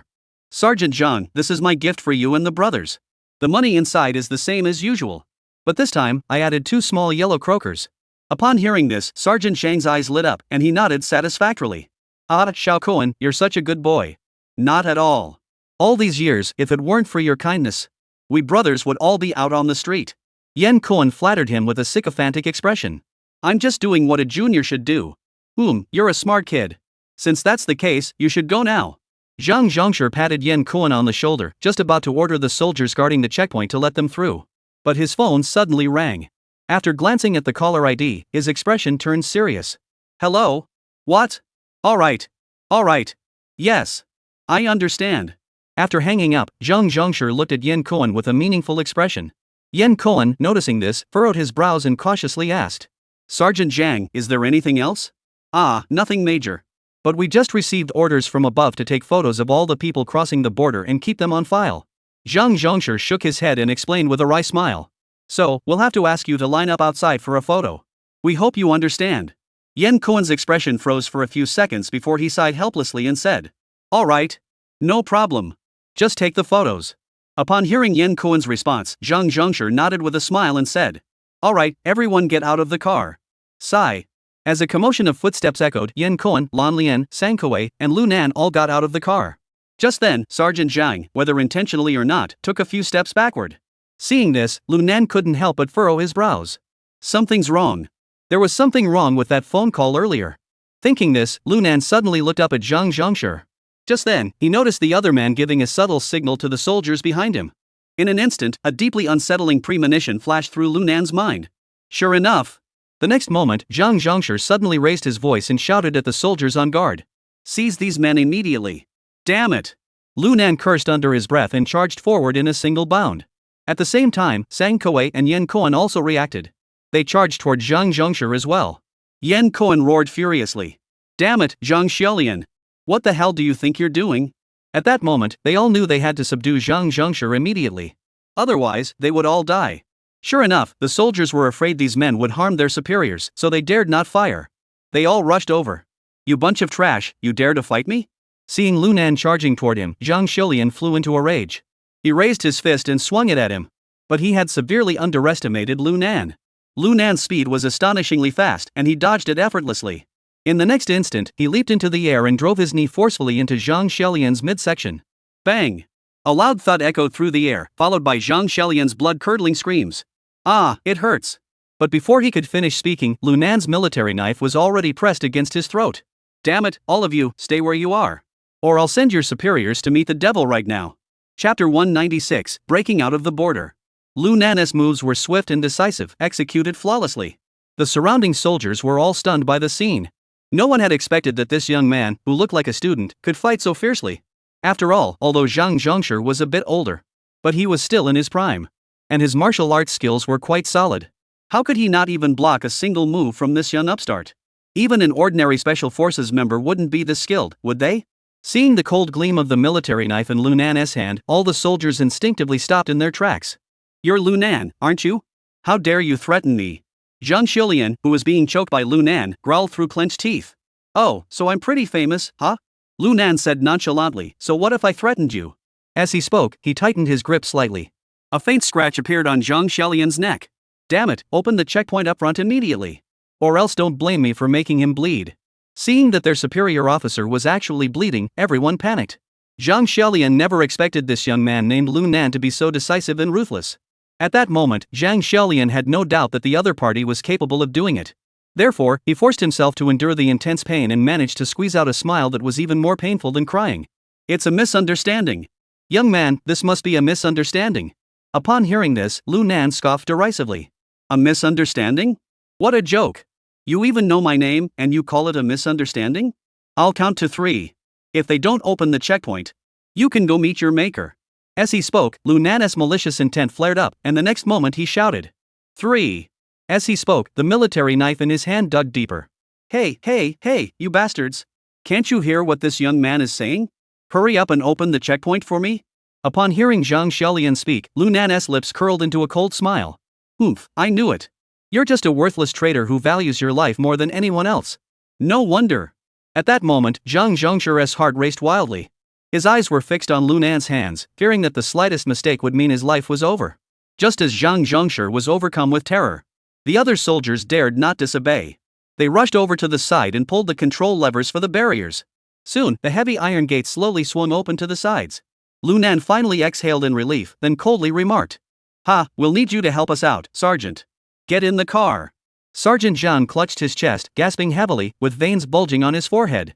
He glared at Lu Nan, grinding his teeth in hatred, his eyes filled with intense murderous intent. But in the end, he reluctantly climbed into the CRV. Lu Nan followed and sat in the middle, and the blue-faced man finally got in and closed the door. With the engine roaring, the car sped forward, carrying the 5 of them across the border. Lu Nan glanced back and saw 4 military jeeps in hot pursuit. But he wasn't worried. He asked casually. Sergeant Zhang, do you know who called you just now? I advise you to tell me the answer before I reach the Myanmar D border. Otherwise, I won't hesitate to kill you in the car. Hearing Lu Nan's icy words, Zhang Xiaolian couldn't help but shiver. Sun Xiaoga. What? What did you say? Before Lu Nan could speak, Lan Lian and the others in front, Yan Kuan and Sang Kuei, were all startled. Lu Nan furrowed his brows and turned to ask Lan Lian. Lan Lian, who is this Sun Xiaoga? Sun Xiaoga is a big shot in Y province. Over 90% of the goods we brought back earlier should have ended up in his operation. I don't know the specifics of his background. It's because my rank is too low. At this point, Blueface gave a wry smile before continuing. But there's one thing I'll tell you that should make it clear just how powerful he is. He has one thing in common with you. In 1998, he should have been executed. Yet here he is, thriving in Kunming. Upon hearing Lan Lian say this, Lu Nan froze in shock. You bastard, so it was that Sun Xiaoga after all? Although he had no connection with this man in his previous life. But he knew how formidable this guy was. The mother of a deputy director and the stepfather of a director. The tree he was leaning on was way tougher than his own. It wasn't until 2019, when the highest authorities arrived in Y province, that they finally took care of this bastard. But why is he making things difficult for me? Could it have something to do with Li Xianguan coming to Y province? Thinking of this, Lunan couldn't help but shake his head and sigh. It seems that old Li's actions this time may not be as optimistic as expected. Seeing him remain silent for so long, Lan Lian assumed Lunan had been intimidated. He continued speaking. Little Nan, no matter why Sun Xiaoga is causing trouble for us. Now that we crossed the border, no one can touch us. That's right. As long as we're out of the border area, we're safe. Sang Kuei chimed in. However, Lu Nan suddenly smiled. Then, he ran the blade of his knife along Zhang Xiaolian's neck and said expressionlessly, Zhang Sergeant, can you analyze for me why he's doing this? Feeling the sharp edge of the blade and the goosebumps on his neck, Zhang Xiaolian was terrified. Little brother, I don't know the specifics either. He only said to stop you guys. He said he'd give me a good reward. Benefits? Lu Nan raised his eyebrows in amusement and asked again. What kind of benefits? Zhang Xiaolian hesitated for a moment before swallowing hard and saying, 5 million plus a promotion. This really isn't your fault. Lu Nan slowly scraped his military knife while nodding and said, under these conditions, it's indeed too tempting. You, don't do anything rash. Zhang Xiaolian was terrified and hurriedly said, I had no choice but to put you through this. Now you're safe. We're about to enter Myanmar territory. Please let me go. Let you go? Lu Nan's lips curled into a sinister smile. Alright, I'll let you off this time. Just keep your eyes open from now on. As soon as he finished speaking, Lu Nan suddenly opened the car door and kicked Zhang Xiaolian out with a single kick. At that very moment, gunfire erupted from the military jeep behind them. Tap tap tap tap tap tap. In an instant, several bullets whizzed past Lu Nan's ears, shattering the window glass behind him. Had he not kicked Zhang Xiaolian out at that exact moment, they would all have instinctively ducked their heads. Those bullets would have easily penetrated the heads of everyone in the car. At the same time, Yan Kuan reacted swiftly, slamming on the gas pedal and charging across the border buffer zone. In an instant, the sound of screeching brakes echoed from behind. And the reckless whistling of bullets. But Lu Nan and the others had already fled far ahead. Even if those behind them fired wildly, it would be of no use. Soon, the CRV vanished completely into the pitch-black night. Chapter 197, Arrival in Myanmar D. Myanmar D, Shan State, Dakali Town. Looking at the bustling crowd on the street, Lu Nan couldn't help but feel a bit dazed. Because this place didn't look much different from his homeland. Chinese currency was also in circulation here. Moreover, the locals all spoke Mandarin. Damn it, we've been running all night and we've just ended up in a town down here from Lindsay? What the hell is this borderline for? Apart from the people being a bit rough, this place is just like back home. Lu Nan picked his nose while muttering under his breath. Little Nan, this place is way different from where we're from. Lan Lian chuckled beside him. Look at all these people on the streets, they're all as backward as can be, and each one is worse than the last. One worse than the other. Hearing this, Lu Nan couldn't help but snort. Can they be any more ruthless than you, Blueface? As he spoke, Lu Nan pointed at Sang Kuei. Can anyone be worse than this guy? Hearing this, Lan Lian and Sang Kuei both gave an awkward smile. They didn't know how to respond. Yan Kuan saw this and couldn't help but laugh heartily. With a fawning expression, he said, Little Nan is right. These two are a pair, one ruthless, the other wicked. Unlike me, who is loyal to you through thick and thin. Get lost, you country bumpkin. Stay away from me. I'm ashamed of you. Ha ha ha ha. Seeing Yan Kuan's constipated expression, Lan Lian and Sang Kuei burst into laughter. At the same time, they felt that Lu Nan didn't seem so hateful after all. Ha, Little Nan, only country bumpkins are loyal. Yan Kuan awkwardly rubbed his hands and asked with a forced laugh. Let us not linger here. Let's south head to our place first? Alright, let's go. Lu Nan nodded and climbed into the car. Though he had just insulted the three of them. But deep down, he fully agreed with Lan Lian's words. Because in a few decades, Dali Town in Myanmar would become a notorious hub for telecommunications fraud. Its reputation was no less than that of the Wa state in northern Myanmar. Currently, due to the lack of widespread mobile phone use, this trend hadn't yet taken hold. But the occasional whiff of opium smoke in the air constantly reminded Lu Nan that the people here were far from as kind as they appeared. After all, this place is only about 50 kilometers away from the infamous Golden Triangle. Most importantly, this place has already fallen under the control of those three scoundrels. One must be extra cautious. Don't screw up and end up in trouble, that would be a real mess. As for that Sun Xiaoga, I'll remember that one. Once I return to China from Myanmar, I'll show him what I'm made of. As Lu Nan was deep in thought, Yan Kuan had already driven the car to a small courtyard. Upon seeing the surroundings, his expression darkened immediately. You damn country bumpkin, have you gone and gotten involved with a farmhouse? Not only did you open one yourself, you've even gone abroad, and now you've dragged this shabby little house back for me? Looking at the small courtyard surrounded by iron fences and the small two-story house in front of him, Nan couldn't help but curse. Little Nan, there's really nothing we can do. In a place like Dakali, you can't even find a star-rated hotel. Hearing this, Koan couldn't help but sigh and say, never mind that, at least it's safe here. Damn it, fine, whatever you say. This time, won't another guy like you show up and insist on testing my skills? Hearing this, Sangkoe, who was sitting in the passenger seat, suddenly laughed and turned around to say, Nangu, you can rest assured, that won't happen. Oh? Why not? Nan asked curiously. Because this place is also run by Koan. He'd rather lose face than forget that. Hearing this, Nan was speechless for a moment. He turned to Koan, who was awkwardly smiling, and scolded him. That's exactly what I was saying. This damn place even has the same decoration style as your rural courtyard. This place is ridiculous. This small courtyard had only an elderly local woman who handled daily maintenance and cleaning. There are no other people like bodyguards. After each of the four threw their luggage into their rooms, they sat down at the round table in the courtyard. Shanangu, take a look at how we've arranged things. Lan Lian spoke first. Should we get a good night's sleep here and head to Qingcheng County in the Golden Triangle tomorrow, or stay here for a couple of days before leaving? Damn it, what's there to do in this big rural area? Before Nan could finish speaking, Sangkoe interrupted him. Hey, Nangu, you're wrong about that. When it comes to places to have fun, Dakali is no worse than Kunming. Nightclubs, party spots, underground casinos, we've got it all. Damn, it's that comprehensive? As soon as he finished speaking, Nan immediately realized what he had said.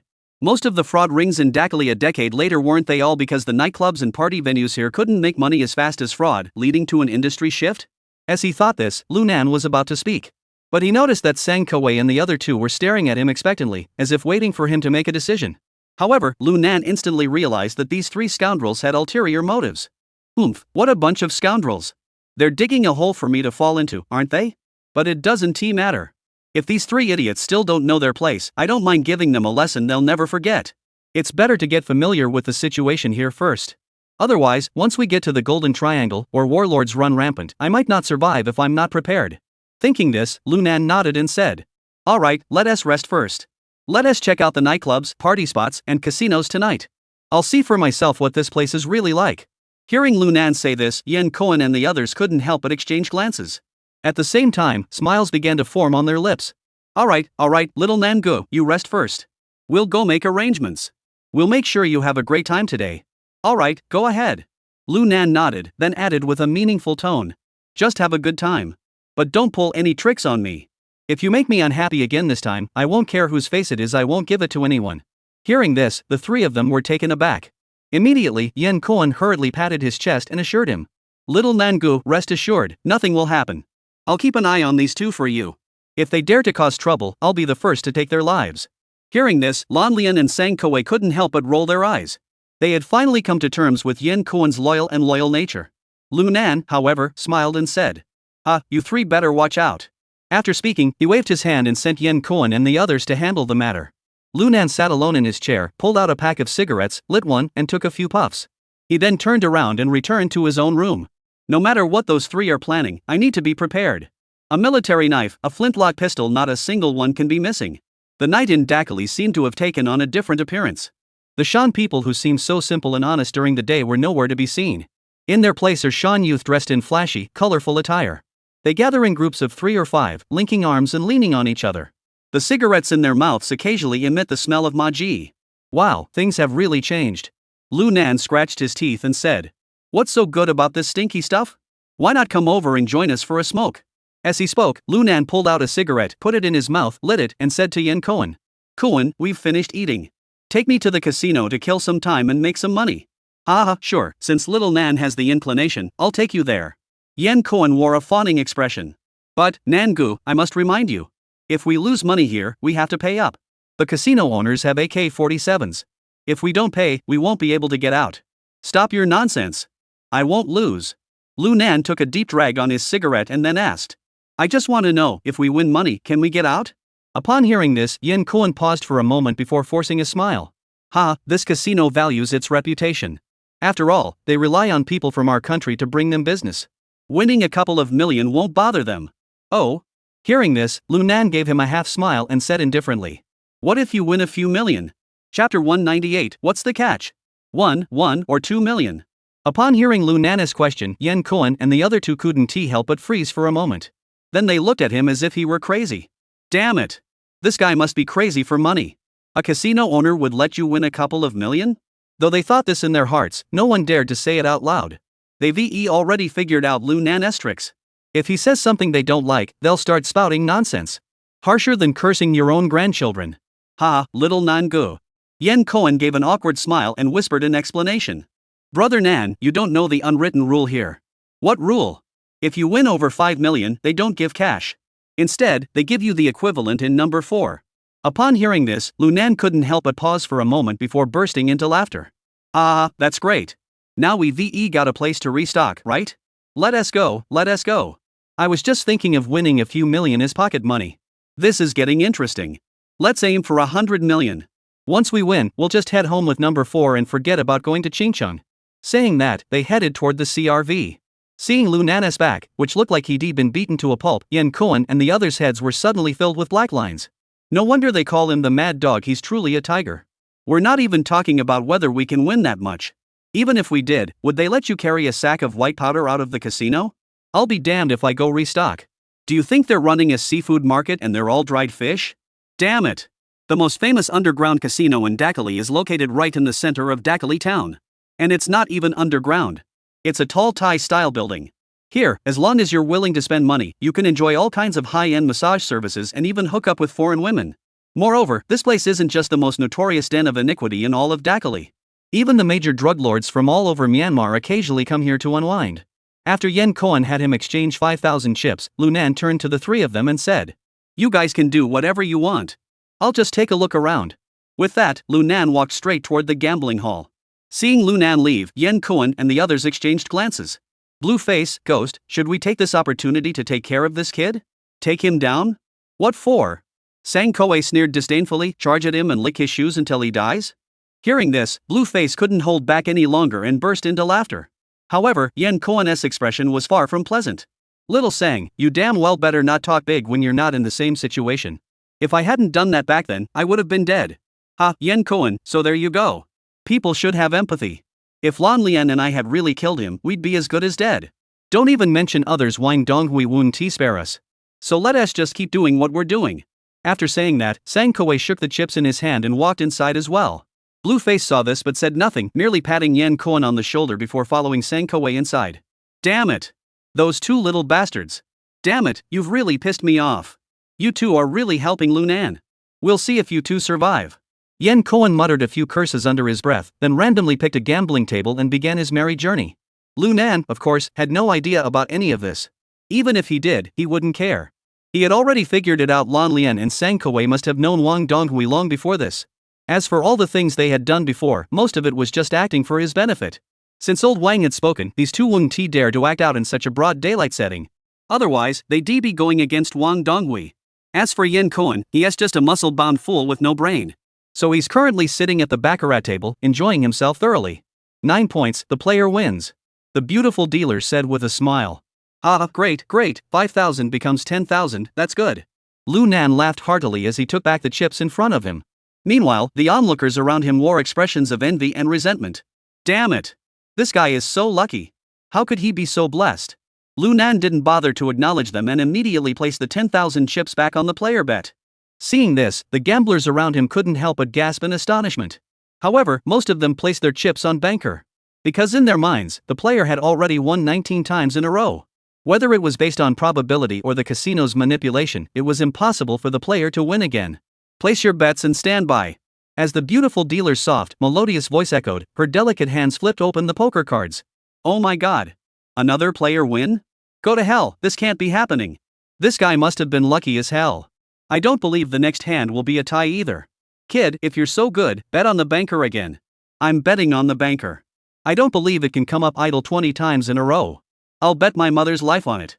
Listening to the shouts around him, Lu Nan's lips curled into a smile. It seems like there's something interesting going on here. To test his hunch, Lu Nan stretched lazily and said in a sluggish tone. Alright, since you lot of idiots insist on going against me, I'll bet on player this time. As soon as he finished speaking, Lu Nan pushed the 20,000 chips he had just won back onto the player bet.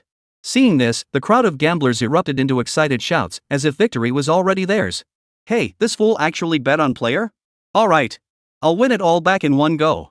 Exactly. Who do they think we are, the luminous ones? He's as bright as a 500-watt light bulb. Bet on the house. Bet on the house. In contrast to the excitement of the other gamblers, the beautiful female dealer maintained a calm smile on her face. Place your bets and take your winnings. As the dealer gently placed the dice, everyone's eyes immediately focused on the cards. In that instant, the entire table fell deathly silent. Immediately, angry shouts erupted as the table was overturned. Damn it, it's really a tie. What the hell is going on? You dog-eating bastard. How could you have such bad luck? On the table, the dealer clearly had 8 points. The player had 9 points. Ah, I told you so. You bunch of idiots are just lighting the way for me. How could I possibly lose? Lu Nan laughed arrogantly, mocking the gamblers around him without restraint. But deep down, he was sneering inwardly. It seems this gambling table was deliberately designed to target me. Lu Nan had studied lockpicking and burglary with Lao Kuai for so long, how could he not know how to rig a deck of cards? The second time he opened the player card, he felt something was off. That's why he wanted to verify his suspicion. Now he was absolutely certain that the beautiful dealer had cheated when she revealed the cards. Damn it! People cheat to win. But this woman is cheating to lose? Damn it, I have no idea what you're up to, but I'll see how long you plan to let me win. Thinking this, Lu Nan immediately pushed another 40,000 chips onto the player bet. Ha ha ha ha, who else is there? I'm still betting on the player. Do you guys dare to keep playing? Lu Nan's arrogant voice echoed throughout the entire hall. Seeing this, the rest of the restless gamblers hesitated. But the beautiful female dealer, however, was utterly exasperated. She couldn't help but curse under her breath. Damn it! Are you ever going to stop? Even if you bet on the banker once, betting on the player afterward would make sense. If it's been 22 consecutive player wins, this table would be overturned by now. I'll be damned. Chapter 199, How could it be you? Just as Lu Nan was gloating and showing off, with the beautiful dealer breathing heavily, a gaunt man in a printed jacket suddenly spoke up among the gamblers. FCK that, I don't believe you can get 22 consecutive player hands. This round, I'll play with you. Saying this, he placed his chips on the banker bet. These chips looked like they were worth at least $30,000 or $40,000. With this man going against Lu Nan, the other gamblers couldn't help but get restless. And it seemed they trusted this lean middle-aged man in the flowery jacket, shouting in unison. Since Lieutenant Banwan has bet on the banker, I'll give it a try too. That's right. Lieutenant Banwan will never lose. Damn it, letting an outsider get equipped here is out of the question. In an instant, all the gamblers threw their chips onto the banker side. Lu Nan raised his eyebrows slightly and couldn't help but take a closer look at this Lieutenant Banwan. Though he was slender in build, his eyes were sharp as lightning, his eyebrows like swords, though his crooked nose marred his overall demeanor. No need to guess, this guy must be a henchman of some warlord. Otherwise, he wouldn't have such a reputation. Kid, what are you looking at? If you look again, I'll gouge out your eyes. Hearing Bonewan speak in such a similar manner, Lu Nan couldn't help but chuckle. Ah, look at you, all skin and bones, like a roasted chicken. You've got some nerve. Don't cry when you lose, you little bastard. Hearing him say that, the noise at the gambling table suddenly stopped. Everyone looked at Lu Nan with shock in their eyes. What the hell? What did that bastard say? Bonewan's deputy looks like a chicken? Are my ears working properly? You're not the only one with good hearing, I heard it too. Ugh, this is bad. This kid is as good as dead. Sure enough, upon hearing Lu Nan's words, Bonewan's eye twitched slightly. He then turned to the people behind him and said, Ahu, break off this kid's fingers and shove them into his mouth. I'll make him kneel down and call me grandpa. Yes. Upon hearing the order, a burly man immediately stepped forward from behind Bonewan. He clenched his fists and slowly walked toward Lu Nan. Seeing this, everyone's faces lit up with excitement. Meanwhile, guests at other gambling tables in the distance were also drawn to the scene. After all, no matter where you are or what nationality you are, everyone loves a good spectacle. Hee, this is getting interesting.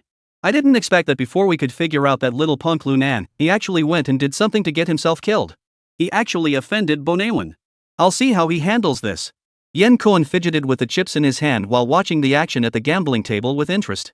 Hearing this, the blue-faced man frowned and said, Yen Koan, don't get too excited just yet. I know that little bastard Lu Nan very well. Every time he's in a desperate situation, he manages to turn things around. It's damn suspicious. Damn it. You know how powerful Bonewan is, he is General Nagai's deputy. In this area, even if Lu Nan were Superman, he'd still die here. I'll see how he pulls off his magic this time. Yen Koan cursed angrily, his eyes filled with rage. However, Sang Koei remained silent, fixating his gaze on Lu Nan, eager to see what his plans were. At that moment, Lu Nan glanced at Ahu, who was walking toward him, then turned his gaze back to Bonewan and sneered. Haha, what's the matter? You chicken-brained brat, you can't beat me with words, so you wanna fight me with your fists? Damn it, after all that trouble, that's all you Myanmar warlords can do? If you want to gamble, gamble. Don't call for thugs before the cards are even dealt. You're such a bunch of trash. Saying this, Lunan shook his neck. Fine, I'm not afraid of you either. Let's play with you. As he finished speaking, Lunan casually glanced at the beautiful female dealer to see what her reaction would be.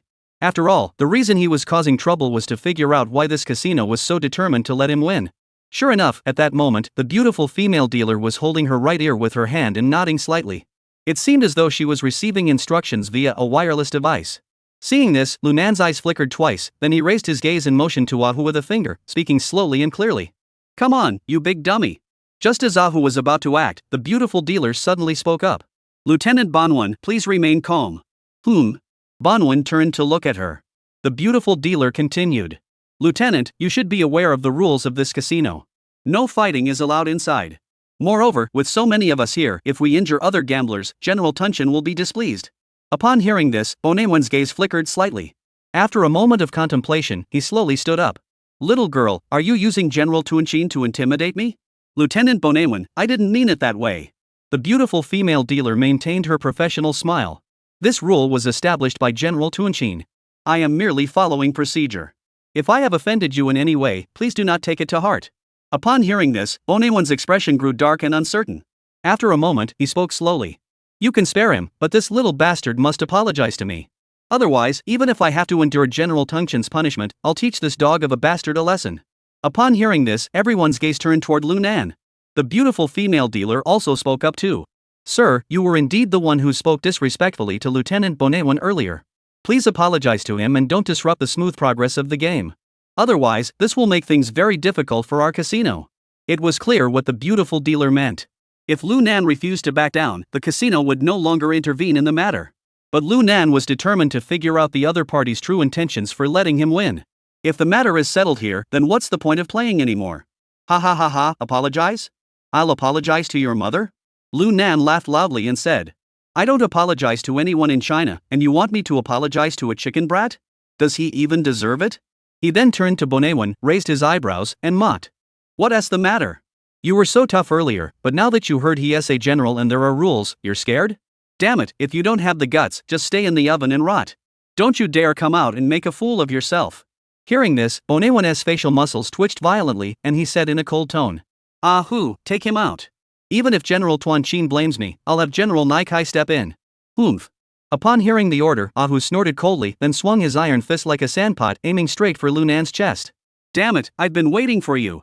Lunan cursed loudly and immediately swung his fist as well. Boom. A dull thud echoed through the air. The two fists collided instantly. Immediately afterward, the sound of cracking bones echoed throughout the entire arena. Even those nearby felt the powerful force reverberate through their bodies. Thud. With a deafening crash, Ahu's body flew several meters away like a landing on the ground. Lunan also stumbled backwards several steps, using the gambling table behind him to steady himself. Ha, you big fool, you look pretty intimidating, but you're no match for him, are you? One punch and he's down, all show and no substance. Damn it. Ahu had never been insulted like this before. He sprang back to his feet with a quick roll. He swung his fist, ready to attack again. But just then, a voice suddenly rang out. Lieutenant Banwan, causing such a commotion in the casino is highly disrespectful to me.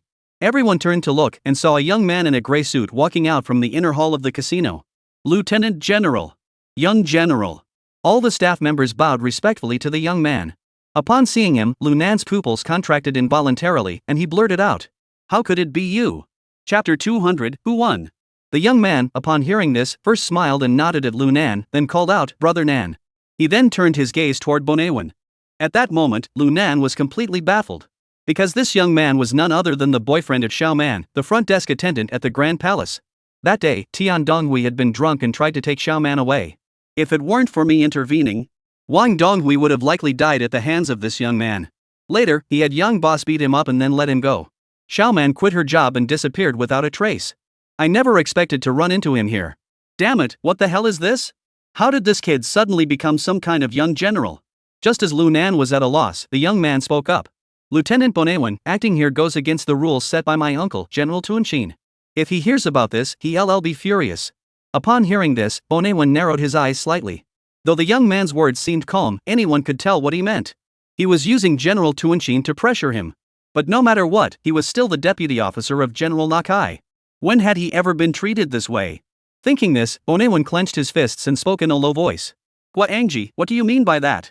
Are we just going to let an outsider humiliate me and General Naichai like this? Even if this matter were to reach General Tuanshin, what do you think he would do? Help some arrogant young upstart punish me?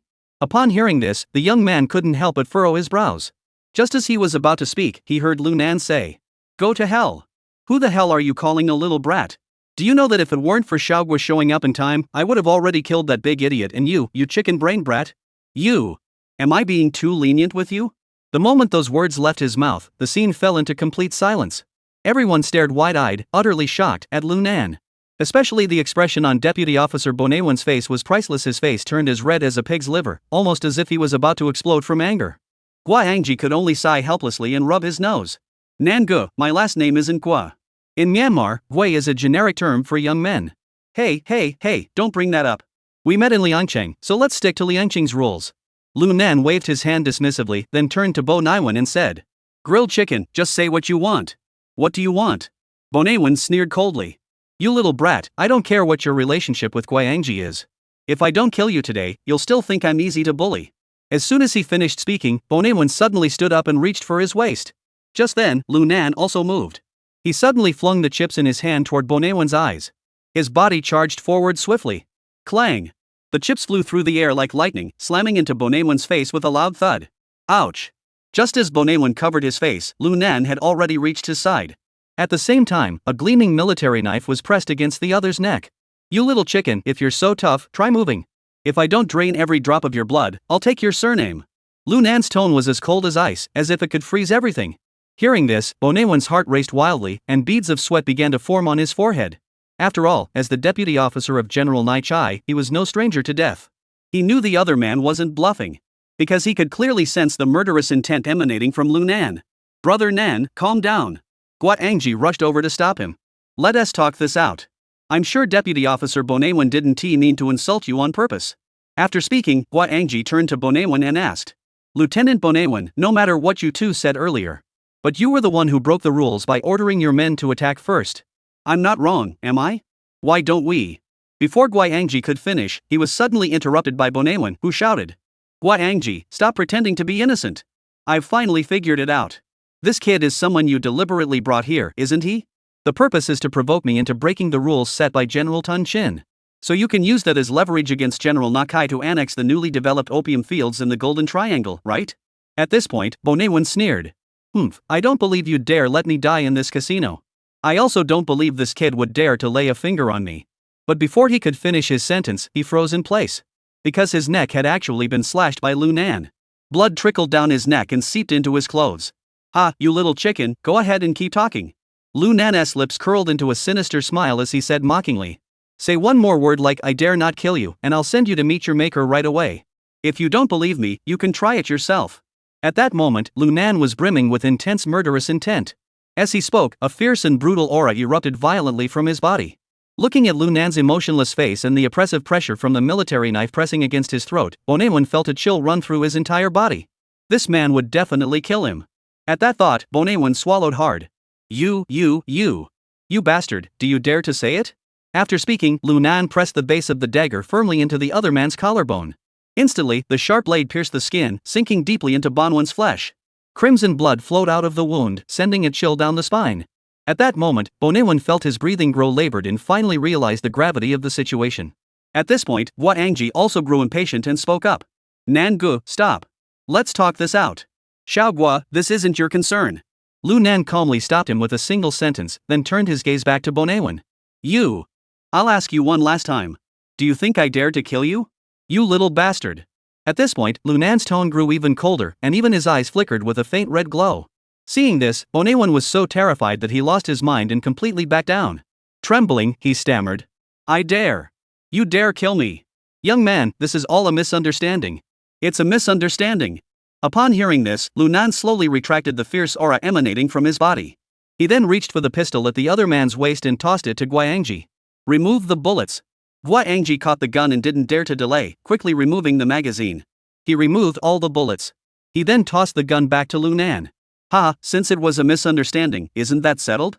Lu Nan caught the unloaded pistol, reinserted it into Banwan's waistband. He finally released the dagger pressed against his neck. It was just a bet. Why the hell did you go and do all that nonsense? It's all about General Nye and the opium fields again.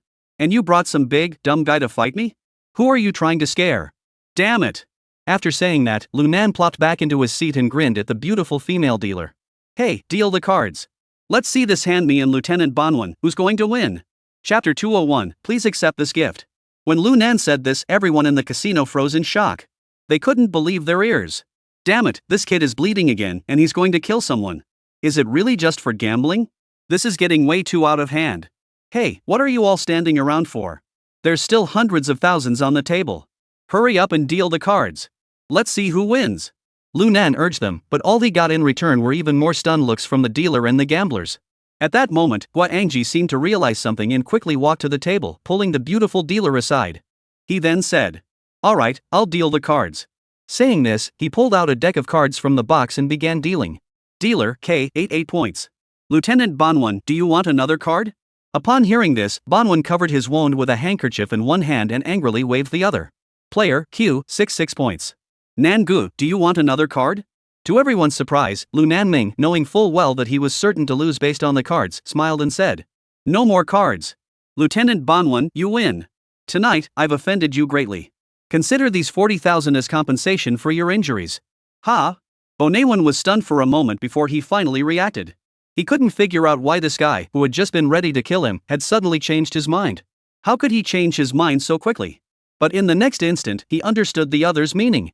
This was clearly a subtle way of apologizing to him. At the same time, it allowed him to regain some face in this casino. With that, Bonawan felt the pent-up frustration in his heart ease considerably. Just then, Lu Nan suddenly shouted toward a table not far away. "Yan Koan, Lan Lian, Xiao Sang. Have you bastards had enough of watching the show? Get your asses over here right now." Upon hearing Lu Nan shout their names, all three felt sweat break out on their foreheads. But they still mustered up the courage to walk over. At that moment, Bonawan's expression clearly changed. "Blue face, Yan Koan, ghost. Do you know him?" Upon hearing this, Lu Nan couldn't help but sneer inwardly. These three bastards actually know Bonawan. I knew it. Since Bonawan mentioned the Golden Triangle, Blue Face and his crew frequently operate there. How could they not know this guy? Damn it, those three were deliberately trying to make me look foolish earlier. Thinking this, Lu Nan deliberately feigned astonishment. What is going on? Do the three of you know Bonawan's deputy officer? At that moment, all three of their faces turned red with embarrassment. Little Lango, our biggest supplier, the source of our goods, is General Lai Kai. What the hell are you talking about? Before Lan Lian could finish speaking, Lu Nan slapped him across the face. Smack! A loud crack echoed throughout the entire casino. You bastards, the three of you want to die.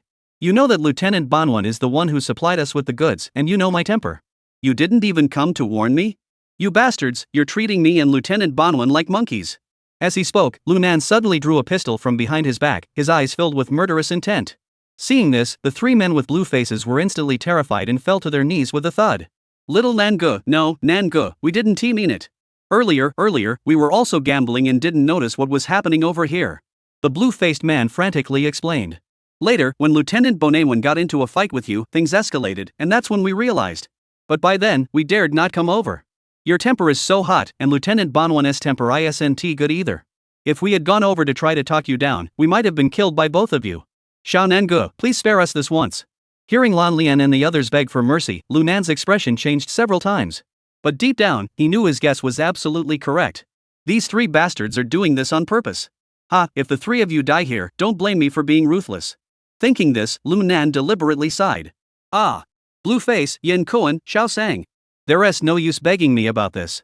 It's all because of you three that I've developed such a deep grudge against Deputy Officer Banwan. So, it all depends on whether Deputy Commander Bonawan will forgive the three of you. As he spoke, Lu Nan looked across at the opposite side and made a gesture inviting them over. Deputy Commander Bonawan, it's all because of these three subordinates of mine who failed to do their jobs properly. This is what led to the misunderstanding between us. Now, these three men are at your disposal. After speaking, Lu Nan stepped aside. He looked as though it had nothing to do with him. At that moment, Lan Lian and the others also understood Lu Nan's intentions. This guy clearly intended to use them as pawns.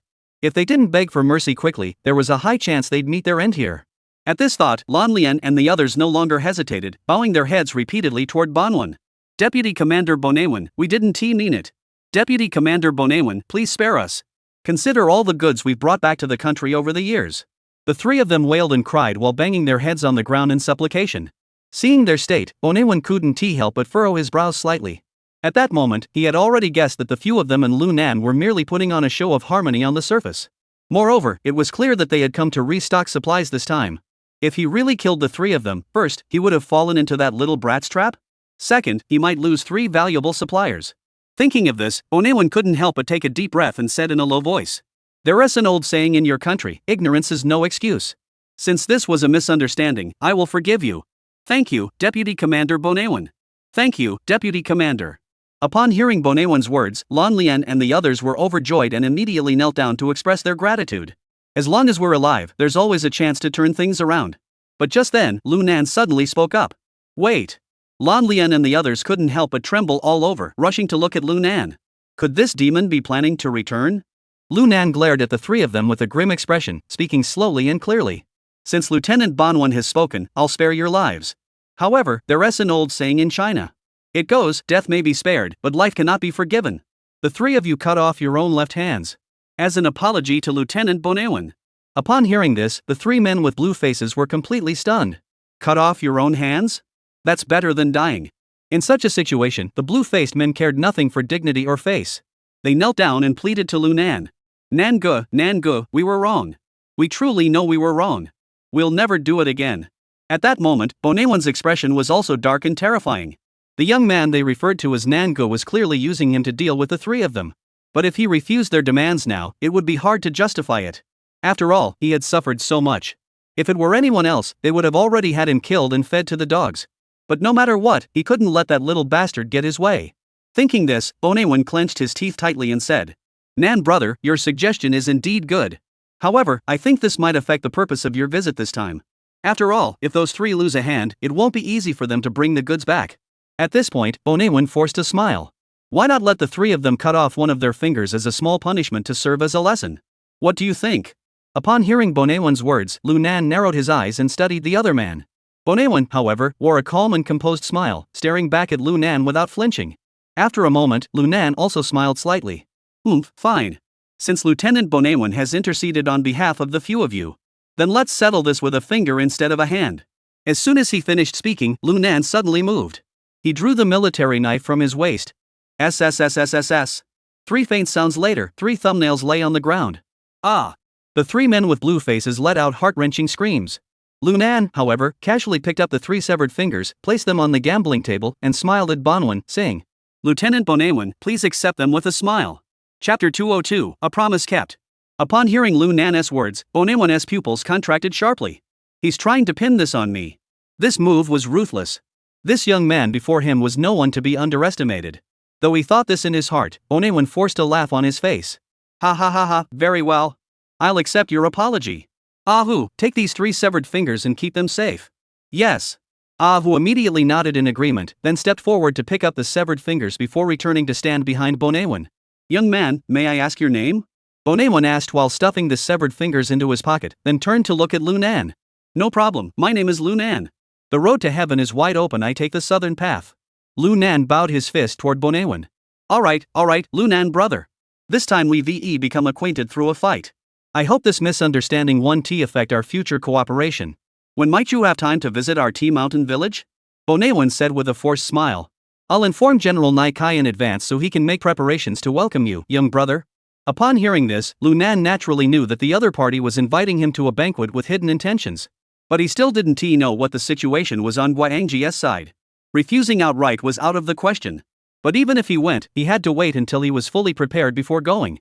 With that in mind, Lu Nan spoke up. Today, I reunited with my brother Guangji after a long time apart. I'll stay here for 2 days. Moreover, the injuries of my 3 brothers also need to be treated. Once they recovered a bit, we'll go visit General Nai Kai in your town. What do you think? Alright. Of course it's fine. Bonewan didn't say much either. He pulled out a business card from his pocket and handed it over. Lu Nan brother, this has my contact information. Once you decide to come to our Tea Mountain village, just give me a call using the number on the card. Lu Nan nodded, took the business card, and slipped it into his pants pocket. Thank you, Deputy Commander Bonewan. No problem, young man. Since you have old friends to catch up with, I'll be on my way. With that, Bonawan didn't linger, picked up the chips on the table, and turned to leave with Ahu. Only then did Lu Nan glance at Guangji with a half smile. Little Gua, haven't you sent someone to treat the injuries of these three good-for-nothing subordinates of mine? Then should we find a quiet place to talk? No problem. Guangji nodded and ordered his men to take the three men with blue faces downstairs to be treated. He then reached out and said, Mr. Nan, please come inside. Lu Nan didn't hesitate and followed Guangji into the inner room of the casino. South brother, have a cup of hot tea to cool down? After they had seated themselves, Guangji brewed a pot of poor tea. Lu Nan picked up the teacup, took a sip, and praised. Good tea. Then, Lu Nan raised his eyes to look at Guangji. Young Gua, tell me, how did you become the young general here? And how did you end up in Liangcheng? Upon hearing this, Guangji couldn't help but nod, then proceeded to recount the events that had unfolded. It turned out that Guangji had been born in Liangcheng. At the age of 14, both his parents passed away, and he came to this place. Oh? How did you come to know General Tuanchin? Nangu, General Tuanchin is indeed my own uncle. Guangji spoke up. Back when my uncle was doing business in Y province, he was also involved in some shady dealings. It was just small-time stuff until the crackdown in 1983. Out of desperation, he had no choice but to flee here. Later, he was lucky enough to marry my aunt here. That's how he built up this family fortune today. Upon hearing this, Lu Nan couldn't help but chuckle. So your aunt is the daughter of the former general? Yes, that's correct. Guangji nodded and continued. After my uncle became influential here. During that time, he returned several times under the guise of a foreign merchant to visit my parents and me. I don't know if it's because my uncle did too many bad things, but he never had any children. So, after my parents passed away when I was 14, he took me in and has been taking care of me ever since. And he treated me as his own son. Ah. Lu Nan nodded. Then, how did you end up at the Grand Palace, and how did you meet Xiaoman? Upon hearing this, Guangji blushed and smiled awkwardly. Xiaoman has been my neighbor since we were kids, and we were even in the same class when we went to school. I've liked her since I was a child, and as I grew up, I couldn't stop thinking about her. So, a while back, I couldn't resist anymore and sneaked back to bring her back. But who would have thought she still thought I hadn't done anything decent all these years? She doesn't have an ID card, so I've been hesitating all this time.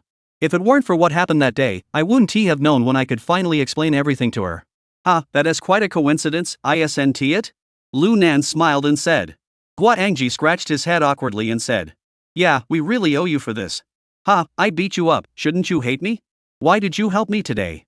Lu Nan picked up his teacup and leisurely blew on the floating tea leaves. Guangji shook his head slightly. Nangu, to be honest, I did hate you at first. But after Xiaoman told me the whole story and what you did at the Grand Palace, I realized you were actually helping me. If you hadn't let me go later, I'm sure that Wang Shuchang would have had the power to make me disappear.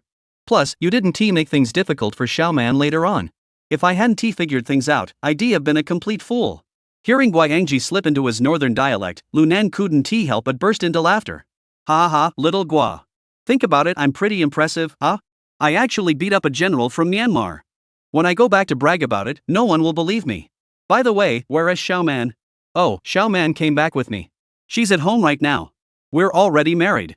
We'll invite you over for dinner once we settle in. Guangji smiled, then changed the subject. Nangu, from what I heard earlier, are you here to restock? Yeah. Lu Nan nodded. The Wang Shuchang from the other day wants to bring number 4 to RL province. And once the business is established, we might even consider selling to the Big Goose side. That's why they sent me here. Upon hearing Lu Nan say this, Guangji's eyes immediately gleamed with a sharp light. Nangu, our goods here aren't any less than those over at Nikai's. What do you think? Is there any possibility of us collaborating? Seeing Guangji take the initiative to say this, Lu Nan naturally had no reason to refuse. If he could establish his own supply route, then Lan Lian and Sangui would have no reason to continue living. Even if we took them out now, Wang Donghui wouldn't dare to stop us. As for Li Shangwen's side, I figured him out too. His real target wasn't those aimless drifters like by number 9. It's Wang Donghui, damn it. Thinking of this, Lu Nan smiled faintly. Xiaogua, I think you should discuss this matter with your uncle. If he has no objections and doesn't care about that so-called Nikai, I'd be more than happy to collaborate with you. After all, I've offended Bonawan today. But the quality and price of your goods we need to discuss that thoroughly. Otherwise, I won't be able to explain myself when I go back. Seeing that Lu Nan agreed, Guangji was overjoyed. Nangu, you can rest assured. You can stay here at my casino and have a good time for the next couple of days. My uncle has gone to Myanmar. Once he returns, I'll bring him over to meet you. Alright. It's settled. Deal. Chapter 203, The Two Sides Young Schemes. After returning to the room arranged for him by Guiyangji, Lu Nan went over everything that had happened recently. That bastard Sangue doesn't even need to be mentioned. I will definitely find an opportunity to eliminate him. That blue-faced traitor is a hypocrite, treacherous and ruthless. And he keeps digging holes for me time and again. Such a person is impossible to trust. So he must not be spared either. And Yen Koan and those two are in cahoots with him. They don't care about killing one more. But before we take them out, is there any way to make them do more for us first? If we can use these three to take down Wang Hai, that would be perfect. In that case, I'll handle these three myself. Wang Donghui would only think I did a good job. Thinking this, Lu Nan pulled out a cigarette and lit it, smoking quietly.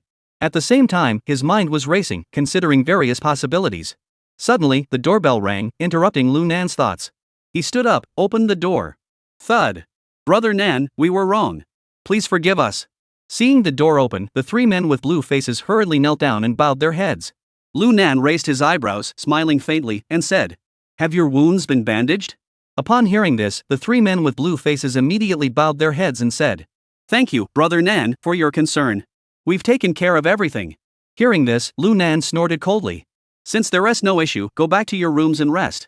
I'm tired too." As he spoke, Lu Nan tried to close the door. The three of them saw this and were immediately startled. They quickly reached out and grabbed the doorframe, pleading desperately. "Brother Nan, we truly made a mistake. Please spare us. We promise we'll never do it again." Lu Nan sneered. I've already found another source for the goods. Have you finally realized that you're useless and that's why you're begging me like this? Otherwise, the three of you, who are like pets, have always been plotting against me." Exposed by Lu Nan, the three fell into silence. After a moment, Sang Koei took a deep breath and said in a low voice, "Brother Nan, we truly admit defeat this time. Please give us another chance. If we ever betray you again, even if you grind us into mincemeat, we won't utter a single complaint." Hearing Sang Koei say this, Lu Nan couldn't help but sneer coldly in his heart. "Damn it! In my previous life, I treated you like a brother, and you spoke much more kindly than you do now. In the end, you still killed me. If I ever trust you again, I'll be a complete fool." Although Lu Nan thought this in his heart, he showed no trace of it on his face. At that moment, Lan Lian and Yen Koan also hurriedly said, "Brother Nan, from now on, the three of us are your henchmen. Whatever you tell us to do, we'll do it. Even if you kill us, we won't have a single complaint. We only ask for a chance to atone for our sins." After speaking, the three of them bowed their heads in unison once more. Seeing that the atmosphere was right, Lu Nan pretended to sigh lightly. "Sigh, you three are truly idiots. You can't even choose a leader properly. I'm way better than that dog like Wang Hai. You three are working your asses off for him, and what good will he do for you?" Hearing this, the three of them froze in place. Their faces all showed an expression of, "How do you know that? You think I'm young, so you think I'm just a little punk, do you?" Lu Nan sneered, flicked the cigarette butt to the ground, and said casually, "If I'm not mistaken, Wang Hai and Sun Xioga should also be close associates, right? Don't they both hope that my godfather doesn't get involved in the number 4 deal?" Hearing this, cold sweat broke out on the foreheads of the three men. In that instant, they suddenly felt that Lu Nan was terrifying. It was as if he could read their minds. My godfather was right. Wang Hai, that good-for-nothing brat, is useless at everything he does and can't even finish what he starts. If he had really thrown Wang Hai against the wall back then, it would have been a good thing. The three of them exchanged glances, dared not respond. But cold sweat was already trickling down their foreheads unconsciously. At that moment, Lu Nan approached them, glaring coldly into their eyes. "This time, I'm giving the three of you one last chance to choose. Are you going to be Wang Hai's lackeys, or my brothers?" Hearing this, the three exchanged glances, seeing the same resolute expression in each other's eyes. This time, the three of them clenched their teeth and said, "Brother Nan, the three of us are willing to follow you to the death." Upon hearing this, Lu Nan's lips curled into a slight smile. Words alone aren't enough. You must know that even to join the Liangshan Mountains, one needs a pledge of loyalty. And you three have betrayed me time and time again. How can I possibly trust you now?" Hearing this, the hearts of the three men suddenly tightened. They had no idea what Lu Nan meant. At that moment, he continued, "I'm giving you 1 week to choose your oath of loyalty. This oath must make me feel that I can completely trust the three of you. And you must not listen to anyone else's orders except mine." At this point, Lu Nan stopped speaking, gazing at the three of them with a smirk. This bastard. He must be planning to. He wants the three of us to kill Wang Hai, doesn't he?" At that thought, the three of them couldn't help but shiver uncontrollably. It seemed that only by killing Wang Hai would they fulfill Lu Nan's demands. At that point, if Wang Donghui found out it was the three of them who did it, he'd never forgive them. Even if the three of them were to follow Lu Nan to the ends of the earth, it wouldn't matter. "Enough, I'm tired." Lu Nan didn't say much either, waving his hand and saying, I don't care who you choose as the sacrificial offering. Also, you can use this week to escape. Make sure I can't find you. As for how you choose, it's entirely up to you. With that, Lunan turned and went back to his room, closing the door behind him. As soon as the door closed, a sinister smile curled up at the corners of Lunan's mouth. Ha ha, damn it, you want to mess with me? You're still too green. I've lived 2 lifetimes. If I can't handle the 3 of you, what kind of veterinarian am I? I'll see what you'll do now. Or, find a way to eliminate Wang Hai within a week. I'll spare your lives for now. When the time comes, I'll sell you to Wang Donghui. Or, you lot can use this opportunity to make your escape. But if you do, I'll be able to report to Wang Donghui and then eliminate the 3 of you openly. Thinking of this, Lunan couldn't help but feel much better. If only he weren't unsure whether the 3 men outside had left yet. He would have laughed out loud. This was a blatant scheme. However, he still needed to see how that ghostly fellow would respond. Based on my understanding of him, that old silver coin wouldn't he just sit there and wait to be killed. At that moment, Yen Koan returned to the restroom with a dejected expression and asked, "You two, what should we do about this?" Upon hearing this, Lan Lian covered his head and shook his hands, clearly feeling just as frustrated. Sang Kuei, however, sneered. You think you can outsmart us like that? How could I let you get away with it? Ha! You bastard, what's your plan? Lunan wants to use the 3 of us to take out Wang Hai. No matter what we do, he'll have us under his thumb. At this point, Sang Kuei paused for a moment before turning to Lan Lian and Yen Koan and saying, "But think about it. If we lure Wang Hai here, if Lunan delivers the final blow to kill Wang Hai, then wouldn't we all be hanging by the same thread?" Hearing this, the 2 of them were startled for a moment, then Lan Lian slapped his thigh and exclaimed, "Damn it! Let us do it. This is better than having all 3 of our lives completely in his hands. That's right. You're the one we need. You're quick on your feet." Yen Koan also clapped his hands excitedly and shouted. Hearing the 2 of them say that, Sang Kuei couldn't help but let a smug smile slip onto his face. On the other side, Lunan was also smiling. What Angji arranged things well. When negotiating business with his uncle, I can haggle a bit more. As he spoke, his little finger picked out a black object the size of a soybean from his ear. He muttered to himself, "These 3 idiots, don't they know there's such a thing as a listening device? Ha, your plans are now just open secrets to me." Chapter 204, The Turtle Recites Sutras. Over the next 2 days, Lunan lived in utmost comfort. The 3 thugs with blue faces were probably off trying to deceive Wang Hai. They hadn't appeared by Lunan's side at all. Since he was clear about their ulterior motives, he wasn't overly concerned. Guo Angji brought Xiaoman along to have dinner with Lunan the next day. At this point, Xiaoman was completely different from when she was at the Grand Palace. She was adorned with gold and silver, exuding wealth and opulence. Even her demeanor had undergone a complete transformation. This couldn't help but make Lunan sigh at the unpredictability of life. Who could have imagined that a former front desk clerk at a bathhouse could transform into the wife of a minor general in Myanmar? At the same time, he was also grateful for his act of kindness back then. Saving a life is better than building 7 tiers of a pagoda. This time, he had truly hit the jackpot. That day, Lunan, like the previous 2 days, got up and headed to the casino to play a few hands. But before he could step out the door, a waiter came knocking. "Mr. Lunan, the young general has sent me to inform you. He and General Tuanshin are waiting for you in the conference room." The attendant spoke with great reverence. "If you finished getting ready, I can take you to the meeting room on the 7th floor. "All right." Lunan nodded, "I'll go with you." To be honest, Lunan was pretty excited inside. If he could really break through this path, his status in Wang Donghui's eyes would skyrocket. At that point, even if he were to cause a major scandal in Liangchang, Wang Donghui would definitely protect him. Moreover, if he wanted to gather some dirt on Wang Donghui at that time, it would be much easier.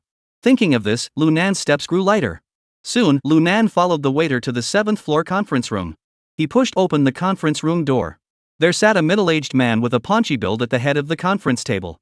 Behind him stood 2 soldiers in camouflage uniforms, hands behind their backs and standing at attention. They must be his bodyguards. Guo Angji was seated at the lower position. Upon seeing Lunan arrive, Guo Angji stood up and greeted him enthusiastically. "Brother Nan, please come in." As he spoke, he led Lunan inside. "Uncle, this is my older brother, the Nangu you've heard me mention, Lunan." Guo Angji introduced them. "Nangu, this is my uncle, General Tuanshin." Upon hearing this, Lunan hurried forward, extended his right hand, and said, "General Tuanshin, hello. I'm new here, so please take care of me." To Lunan's surprise, Tuanshin didn't acknowledge Lunan's outstretched hand. Instead, he glanced at him briefly before withdrawing his gaze without expression. "Mr. Lu, please sit down." Seeing this, Lunan couldn't help but furrow his brows slightly. What does this old fox mean by that? Is he trying to intimidate me? Damn it, this isn't a good sign. Just as Lu Nan was pondering, Wang Angji quickly stepped in to smooth things over. Brother Nan, my uncle ran into a little trouble in Myanmar. He just got back and I dragged him here, so he might be in a bad mood. Don't take it personally, okay? No problem. Lu Nan smiled faintly and said. A general is an elder, after all. Besides, we're just juniors, how dare we challenge the general's authority? Since the other party was so cold, he naturally wouldn't go out of his way to please someone who wasn't interested. After uttering a non-committal remark, Lu Nan walked straight over and sat down in the chair. Brother Nan, tea or coffee? Guat Angji asked eagerly. Ah, no rush. Before Lu Nan could finish his sentence, he heard Tuanshin interrupt. Gee, you're a young general after all. Now you're acting so subservient, serving tea and water to others. What kind of example are you setting? Hearing this, Guat Angji couldn't help but frown and said. Uncle, could you please not speak like that? I've already told you, Nangu is the one who saved my life and my little sister S. If it weren't for him this time, we might not have been able to return to Liangcheng. Tuanshin paid no heed and continued scolding. I haven't even mentioned that yet. You snuck back to Liangcheng behind my back and even got beaten up by a thug from a bathhouse. You've brought shame upon me. If this gets out, how am I supposed to face anyone in Myanmar? And you're a young general. What will your men think of you? Guat Angji fell silent for a moment. He had no idea what was wrong with his uncle. He was fine when he arrived, but as soon as he saw Nangu, why did he start picking on him with things he didn't want to hear? Indeed, Lu Nan, upon hearing these words, was indeed a bit displeased. But he thought about how he still needed the other party to supply the goods, and they were on the other party's turf. So Lu Nan suppressed his anger and forced a smile. General Tuanshin, this is also my fault. When Ji went there that day, I wasn't aware of his identity. Otherwise, I wouldn't have been so careless. You know you didn't hold back, don't you? Tuanshin glared at Lu Nan and said. If it weren't for the fact that you later saved my nephew and his wife, I would have killed you long ago. Would I even be talking to you here? You're just a lowlife from Liangcheng, yet you dare to get involved in the number 4 business. Who gave you the nerve? And you even claim to have everything under control in the entire L province and want to smuggle goods into the Big Goose region? Do you think I'm as gullible as? Gee. As he spoke, Tuanshin turned to Guiyangji and said. Gee, the people from Liangcheng know their uncle better than you do. One is more boastful than the next. But when it comes to actually getting things done, they're all useless. And you're the godson of the second in command at the L Province Police Bureau? That is just to fool you, a naive kid who has never seen the world. Hearing this, even Lu Nan, with his usually calm temper, couldn't help but lose his composure. He leaned back, pulled out a cigarette from his pocket, lit it, and took a puff. He spoke slowly. General Tuanshin, it seems you don't trust me. Then may I ask why the general has come to see me today? Upon hearing Lu Nan's words, General Tuanshin's expression darkened immediately. You brat. When I was making a name for myself in Liangcheng, you were still in some old man's diapers. Now you dare to speak to me in such a tone. As he spoke, Tuanshin slammed his fist on the table. The 2 soldiers behind him took a step forward. It seemed that as soon as Tuanshin gave the order, they would kill Lu Nan on the spot. Seeing this, Lu Nan didn't get overly angry. Because he wasn't sure if the other party truly looked down on him. Or if they were using this method to gain an advantage in negotiations. Thus, they could demand a higher price for the goods. But regardless of the reason, he must regain the upper hand, otherwise, what's the point of negotiating? With that in mind, Lu Nan exhaled a smoke ring and cut straight to the point. General Tuanshin, let us cut the nonsense. I just want to ask you, are you really willing to negotiate this deal? Ha ha ha. Tuanshin burst into loud laughter, as if he had heard the funniest joke in the world. He looked at Lu Nan with a mocking expression and said, Boy, do you really think that just because you're breathing heavily in front of my nephew, I'll believe you? With you? You want to talk business with me? Do you even deserve it? At those words, Lu Nan's expression suddenly darkened. He had thought there was still hope for this deal, but Tuanshin didn't even bother to discuss it. This was clearly just toying with him. Damn it, if I keep spoiling you, you'll think you're God. With that thought in mind, Lu Nan took a deep breath and said calmly. Old J8, if you're not here to talk business, why did you call me over here? Are you here to play games with me? Chapter 205, A Grand Performance. As soon as Lu Nan spoke those words, the entire room fell silent. Everyone stared at him in shock. No one had expected Lu Nan to be so bold. He dared to insult a general. Tuanshin froze for a moment before a cold smile appeared on his face. He said in an icy tone. Boy, what did you just say? Say it again for me to hear. Go to hell. I don't have time to waste with a good-for-nothing like you who made it big by sucking up to others. Lu Nan cursed under his breath, then stood up and turned to Guiyangji. Gee, thanks for your help with this. But your uncle is acting like a piece of trash, and I have no interest in talking to him anymore. With that, he turned to leave. You bastard, are you looking for trouble? Tuanshin was startled, then snapped out of it and flew into a rage. Kill this brat. Bang bang. As his words fell, 2 gunshots rang out. But it wasn't Lu Nan who died. Instead, it was the 2 soldiers whose foreheads were instantly pierced by 2 bullet holes.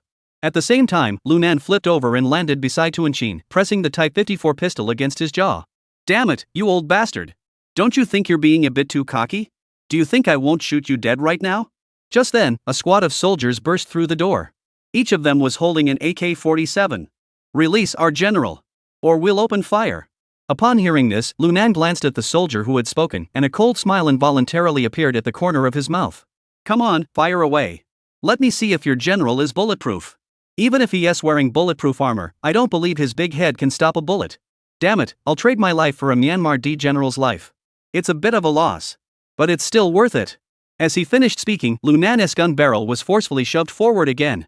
This left the soldiers completely at a loss. All eyes turned to Tuanshin. Ah ha ha, good, good. What a Lu Nan. At that moment, Tuanshin not only showed no fear but instead laughed heartily and waved his hand. That squad of soldiers turned and walked out, leaving Lu Nan standing there in a daze. It seems completely unconcerned about Thunjan's safety. Me. What the hell is this? Don't tell me this old fool is risking his own safety and the lives of 2 soldiers just to put on a show for me. Isn't this taking things too far? Lu Nan felt like 1,000 wild horses were galloping through his mind. But just then, a secret door suddenly opened on the wall of the reception room. A slender man emerged from it. The man had a crew cut, wearing a gray suit and trousers. Though not young, he stood tall and straight like a pine tree. His eyes were sharp and piercing, exuding the aura of a man in a position of power. Uncle. Upon seeing him, Gua Angji hurriedly bowed in respect. At the same time, Tuanshin, who had been kidnapped by Lu Nan, also spoke up. General, I have tested him for you. This young man is bold and decisive in battle. The young general did not make a mistake. Upon hearing these words, Lu Nan instantly realized that the Tuanshin in his hands was an impostor. The gaunt man before him was Gua Angji's uncle, the real General Tuanshin. Ah, little Nan, don't be nervous. Release my aide. Just as Lu Nan was stunned, the gaunt man smiled and said, we're all fellow villagers. Using weapons like this isn't good. As he spoke, the gaunt man walked over calmly, gently patting Lu Nan's hand. It seemed as though he wasn't the least bit concerned that Lu Nan might suddenly attack him. At that moment, Gua Angji also hurriedly spoke up to explain. Brother Nan, I'm sorry. This was all my uncle's idea. He didn't believe me when I told him how formidable you are and wanted to test your courage himself. Don't take it to heart. Damn it. Hearing this, Lu Nan nearly spat out a mouthful of blood. He had thought that today he would either die or be skinned alive. He never expected this to be the other party's test. But what really sent Lu Nan into a tailspin was. At that moment, Gua Angji was actually fawning over Tuanshin and said, Uncle, how about it? I was right, wasn't I? Nan Gu is so amazing. Oomph. You little brat, you're always exaggerating. This time, at least you're somewhat accurate. After saying that, Tuanshin slowly sat down on the chair and said with a smile, Little Nan, this was indeed my fault. Don't take it to heart. Once we've finished discussing business, I'll host a banquet to apologize to you. How about it? Hearing this, Lu Nan couldn't bring himself to argue further. After all, this was the other party's territory, and there was no room for reckless behavior. He gritted his teeth, holstered the gun, and sat back down. Seeing this, Tuanshin first waved his hand at the previous fat deputy officer. Once the other man had left, he spoke in a tone of admiration. Little Nan, you're indeed straightforward. Let me put it this way. You are now fully qualified to become my partner. Ha, General Tuanshin, you're playing this game a bit too boldly. Using the lives of 2 soldiers to test me. You really think too highly of me. Lu Nan rolled his eyes and continued. If I didn't have such strong mental resilience, I'd have already wet my pants by now. Ha ha ha ha. As soon as the words left his mouth, Tuanshin burst into laughter. Shaonan, I can see your true abilities. These 2 lives were well spent. And I'm truly relieved that Ji was able to make a friend like you. After speaking, Tuanshin reached under the table and handed a document to Lu Nan. He got straight to the point. This is the inventory of goods I currently have. Number 4 is divided into 3 grades. The top section lists the market purchase prices here. The quantities are listed below. Regardless of which grade you want or how much you need. This time, I'll give you all of it at a 30% discount from the market purchase price here. Upon hearing this, both Gua Angji and Lu Nan couldn't help but be taken aback. After all, 3-fold of the wholesale price. What does that even mean? It means that if Lu Nan has the ability to transport these goods back, he could turn a profit of 10 or even dozens of times the cost just by reselling them. It's practically like giving away money for free. At this point, Lu Nan took the documents and examined them carefully. He noticed that there were also the market purchase prices from several other factions listed on the document. These prices were almost identical to those provided by Tuanshin. Especially the prices from General Nakai's side, which were even highlighted in red. Clearly, Tuanshin wanted Lu Nan to have a point of comparison. Phew. Lu Nan exhaled deeply before placing the documents on the table. He looked up at Tuanshin and said, General Tuanshin, I'm a man who always does things straight up. And I've never believed in getting something for nothing. I assume there must be additional terms or conditions attached to this offer, right? It can't be because of my relationship with Guiyangji. Or are you compensating me because you apologized for what happened earlier? Let us clarify this first to avoid any unpleasantness later. Hearing him say this, Tuanshin looked at Lu Nan with admiration. To find such a rising star like you on the streets of Liangcheng. This truly surprises me. Tuanshin nodded with admiration. You're right. We're in business, so let us talk business. I certainly won't take such a loss for no reason. I do have a tricky matter that I hope you can assist me with. After speaking, Tuanshin fixed his intense gaze on Lu Nan. Lu Nan furrowed his brows and asked, General Tuanshin, please speak. If it's something within my capabilities, I'll do my utmost.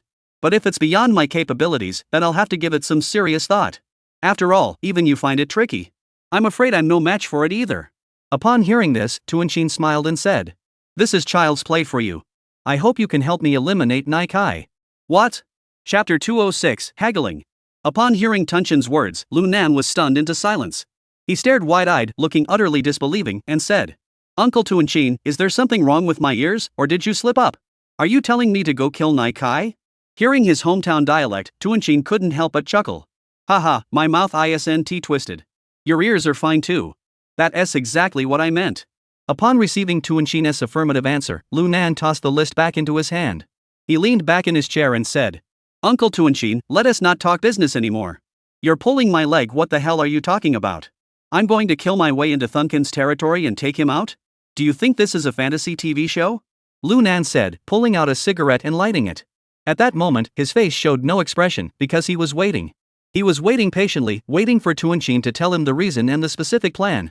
He didn't believe that a warlord who had been dominating Myanmar for so many years would act like a reckless fool, spouting nonsense. At that moment, Tuanshin also lit a cigar and spoke slowly. Xiaonan, since you've come here and become friends with Ji, I believe it is the will of heaven. I'll lay all my cards on the table. Upon hearing this, Lu Nan did not rush to speak but continued to listen. Myanmar may not be a large place, but it is divided by warlords and ruled by clans. Currently, the most established factions are my Golden Triangle, the Pang family in northern Guiji, and the Kai family. Although the three families' main businesses are all in the white powder trade, they each have their own specialties. For example, my place focuses on casinos and the entertainment industry. Nakai focuses purely on white flour, while the Pang family operates a diversified business with the backing of the mainstream authorities. Tuanshin spoke calmly. However, under the increasing domestic crackdown on white flour and the impact of the second-generation synthetic drug P, the white powder business has been shrinking further. All three of us have suffered significant blows.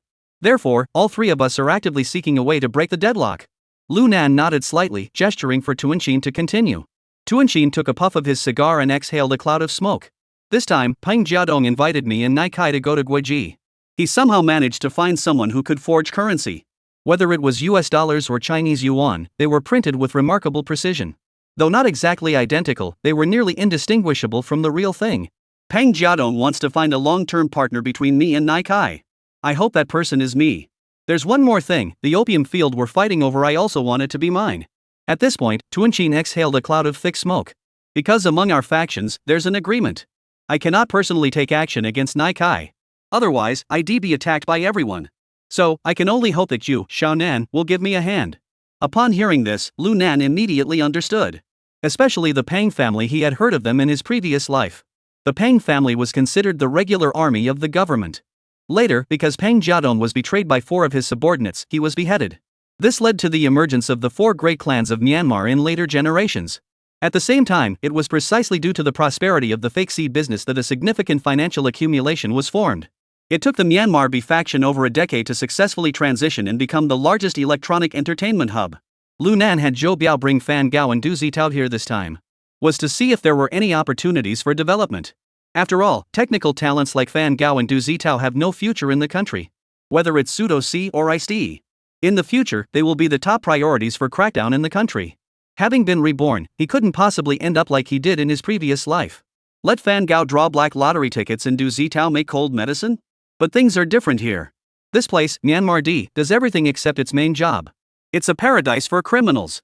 If I could secure a private plot here, I could not only properly settle the two of them, but also keep a backup plan for myself. If things ever go south and Lee Seung-gun can't protect me, just come here and become a warlord. That's pretty awesome, isn't it?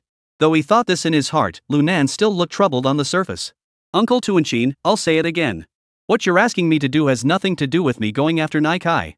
Going alone to take out a Burmese warlord of your equal standing. Do you think that's realistic? There is nothing unrealistic about it. Thun Chin spoke directly. I know you came to Myanmar this time to negotiate business with Nai Kai. In that case, going to him would have been the natural thing to do. After all, he doesn't know the nature of our relationship. So he wouldn't go out of his way to make things difficult for you over a mere deputy. Who would turn down money? Ha, Uncle Thun Chin, even if what you say is true. And I really did kill Nai Kai. What happened afterward? How the hell am I supposed to get out of there? Lunan stubbed out his cigarette in the ashtray and retorted. If this were a fantasy novel, it'd be easy. I'd just poof and fly back. But this is reality. You don't think I have Lanwa's skills to take out his entire unit, do you? Don't worry, Xiao Nan. I've already made arrangements for this. At this point, Tuanchin gave Lunan a half smile. If you take out Nai Kai, the one who takes his place as general will be my subordinate. Wouldn't that make everything a piece of cake? Upon hearing this, Lunan froze for a moment, then blurted out instinctively. Bonewan is one of your people? Ah, you're pretty sharp. Tuanchin laughed heartily and said. However, Bonewan is not my man. However, among the 3 deputy officers of Nai Kai, only Bonewan is not my man. Upon hearing this, Lunan instantly understood. Tuanchin was planning to replace Nai Kai with his own men and thereby gain control over Nai Kai's entire faction. But the old fox didn't even mention my safety. You must understand, this sounds extremely simple. But the slightest misstep could mean certain death for me. Plus, 2 out of the 3 deputies are your men. What's the big deal? Who says they'll definitely succeed? What if Bonewan ends up becoming the boss of the Golden Triangle? I'd be the toad in the triangle, stuck there with no way out. It seemed as though Lunan had read his mind. Tuanchin burst into laughter and said. Ha ha ha, little Nan. There's one more thing I forgot to tell you. Among those 2 people, one of them is Nai Kai's second in command. He's also his godson. You tell me, isn't this a sure thing? Upon hearing this, Lunan immediately sucked in a sharp breath. Damn it! This Thun Chin is no ordinary man. I thought he was just a good-for-nothing freeloader. But he actually has such tactics. Nai Kai's troops actually let him infiltrate to this extent. It seems he's been planning to take down Nai Kai for a long time. Even if I hadn't done this myself, he would have found a way to get someone else to do it. I was just in the right place at the right time. Shannan, when it comes to ruthlessness, these Burmese monkeys are indeed no pushovers. But when it comes to strategy and cunning, monkeys will always be monkeys. In the end, it all comes down to the wisdom left behind by our ancient Chinese ancestors. At this point, Tuanchin took a puff of his cigar and said triumphantly. Shannan, what do you think? Are you going to do this or not? Upon hearing this, Lunan's mind raced. Moments later, he had made up his mind. Ha, Uncle Tuanchin. I don't think this is something we can't do. However, if we're only getting 30% of the price for the flour, I don't think that's enough. State your terms. Tuanchin didn't beat around the bush and spoke directly. Upon hearing this, Lunan took a deep breath and spoke slowly. This time, I want 10% of the market price and 500 kilograms of the goods.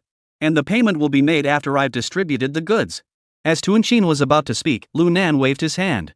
And if I really take out Nai Kai, you must give me a place to establish my own here. Chapter 207, Arrangements Made. Upon hearing Lunan's words, Tuanchin's eyes flickered with a hint of surprise. He then sized up the other man. Shannan, do you also want to develop here in Myanmar? Uncle Tuanchin, since we're fellow villagers.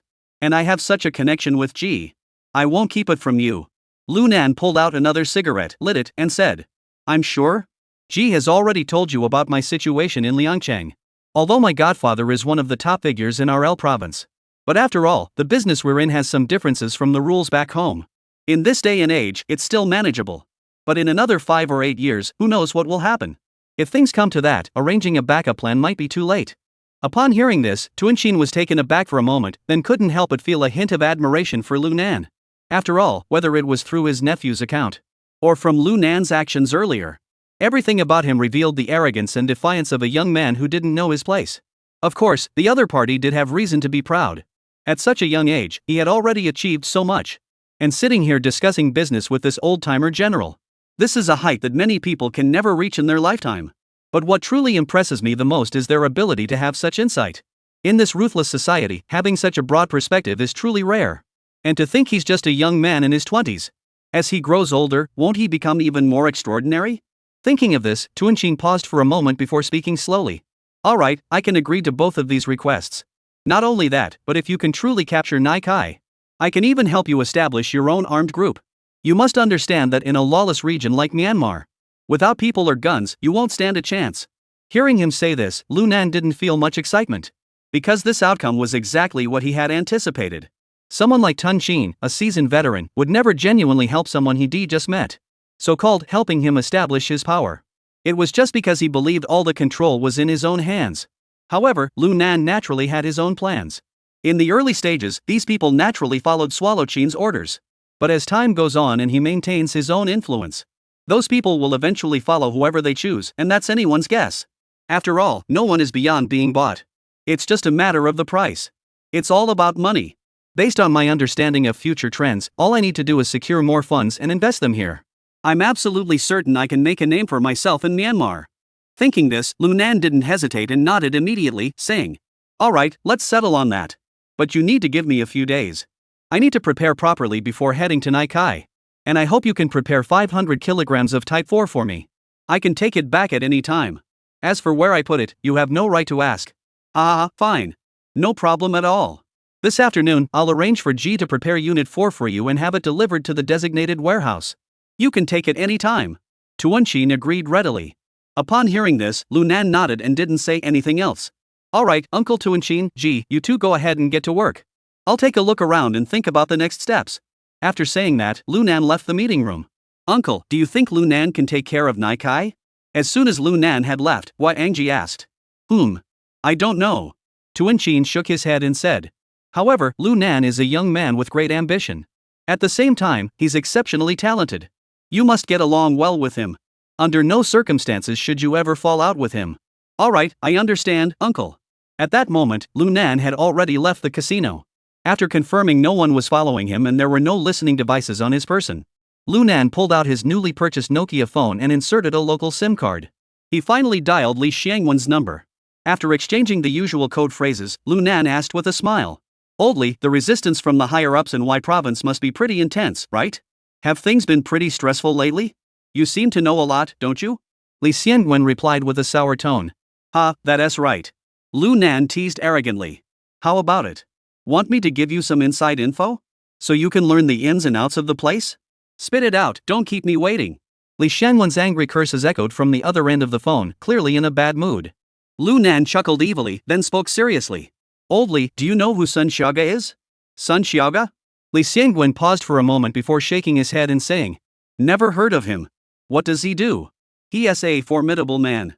Lunan didn't hold back and revealed everything he knew about Sun Xiaoga from his previous life.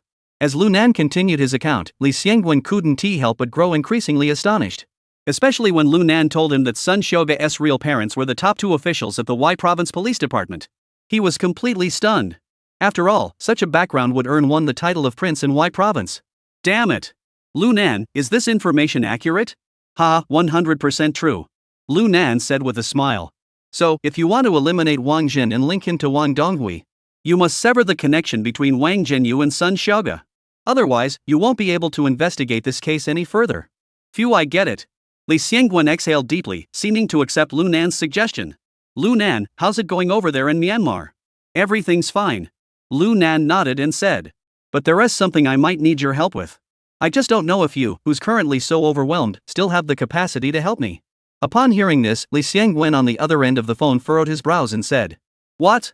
Has something else gone wrong over there? It's not a big deal. I've got 500 kilograms of Type 4 here, but I can't transport it back by myself.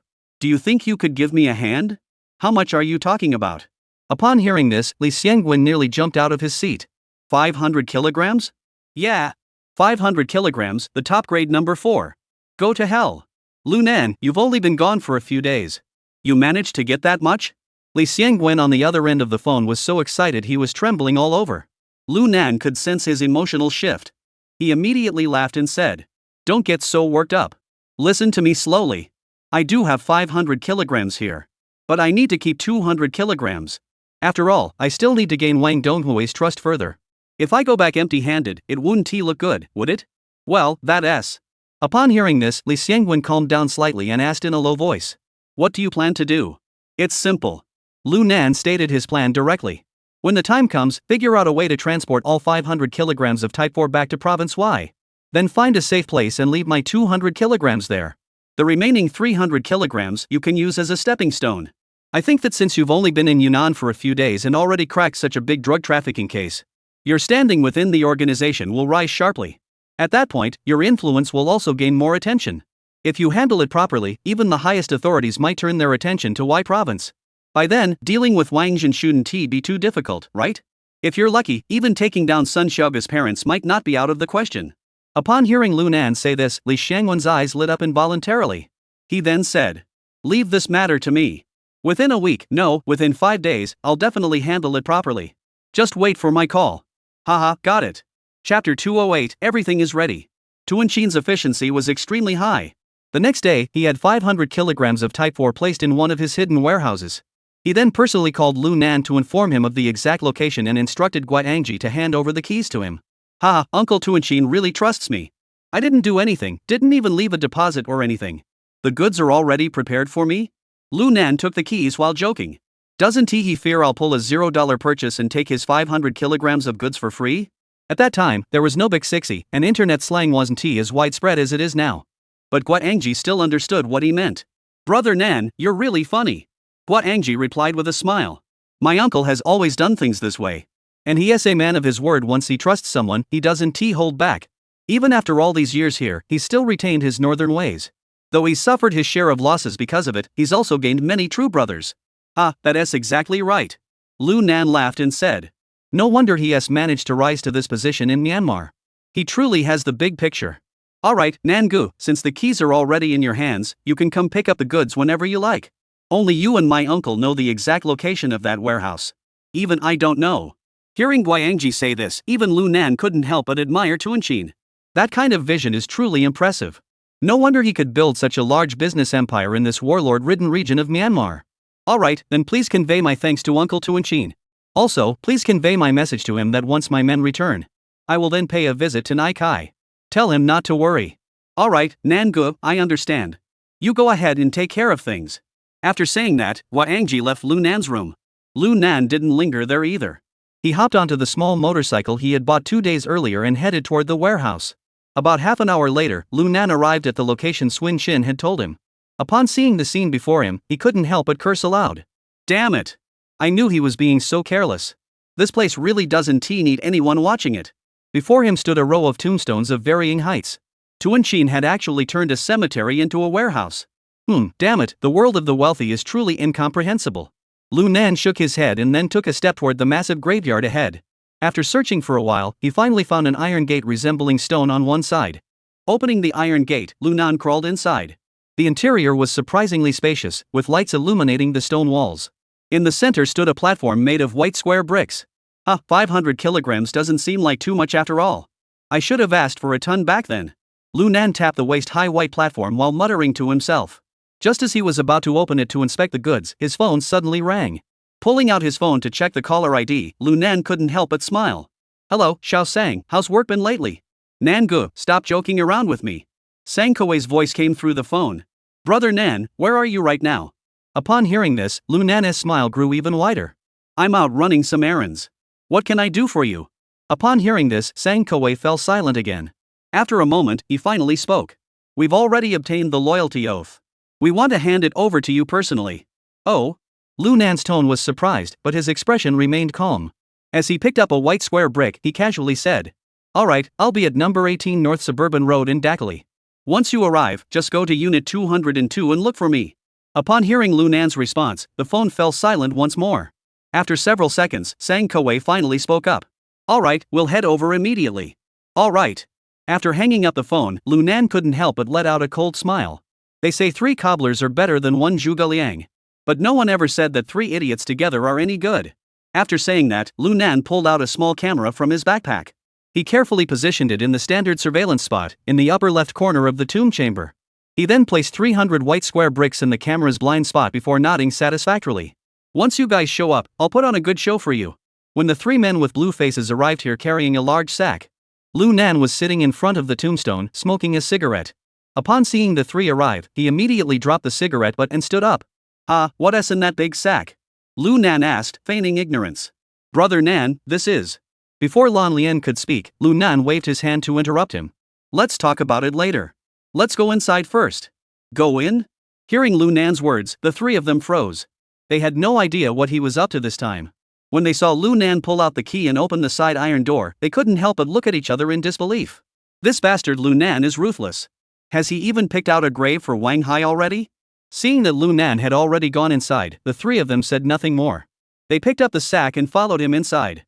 When they saw the tomb chamber filled with number 4 square bricks, the three of them froze in shock. They didn't even bother to pick up the sack that had fallen to the ground. For a moment, the entire tomb chamber fell deathly silent. All three of them stared wide-eyed, unable to believe what they were seeing before them.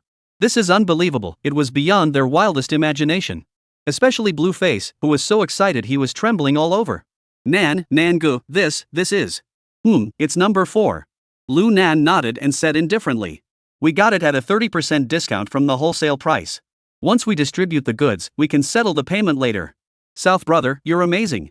Yen Koan immediately gave him a thumbs up, excitedly saying. You have to understand, a 30% discount on the purchase price, and we pay after distributing the goods. This was like hitting the jackpot. But he didn't know that Lu Nan had said that on purpose.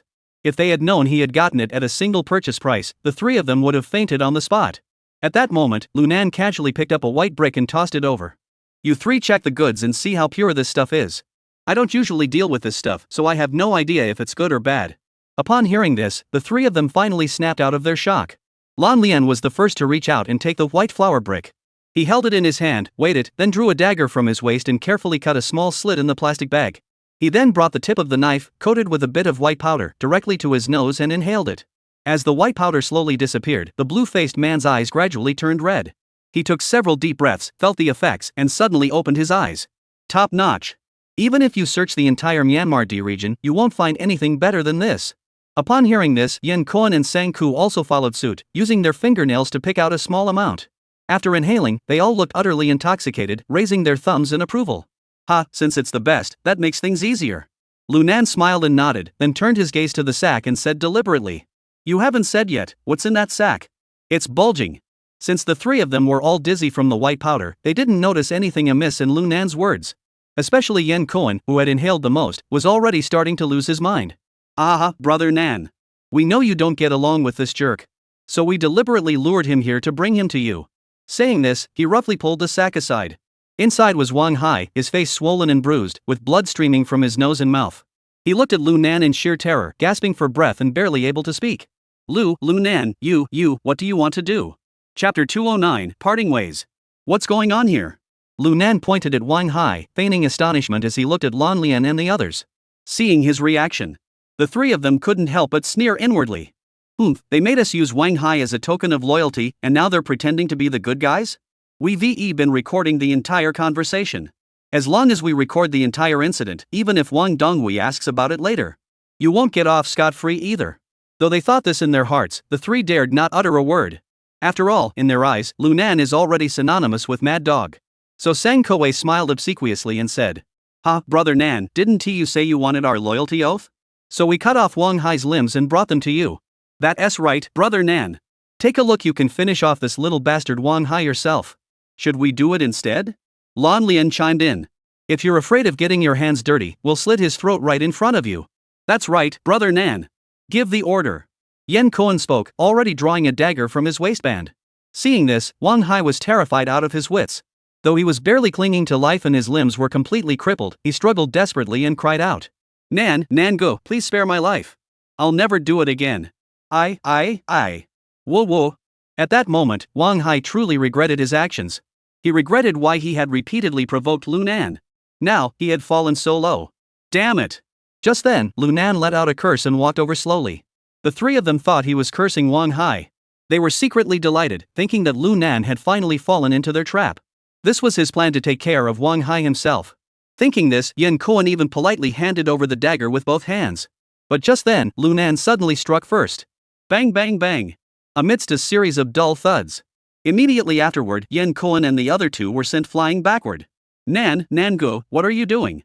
The three of them clutched their chests, struggling to get back on their feet, and shouted at Lu Nan in a daze. But the only response they received was Lu Nan's chilling voice. What am I doing? Don't you know he's my beloved brother, my father's own son?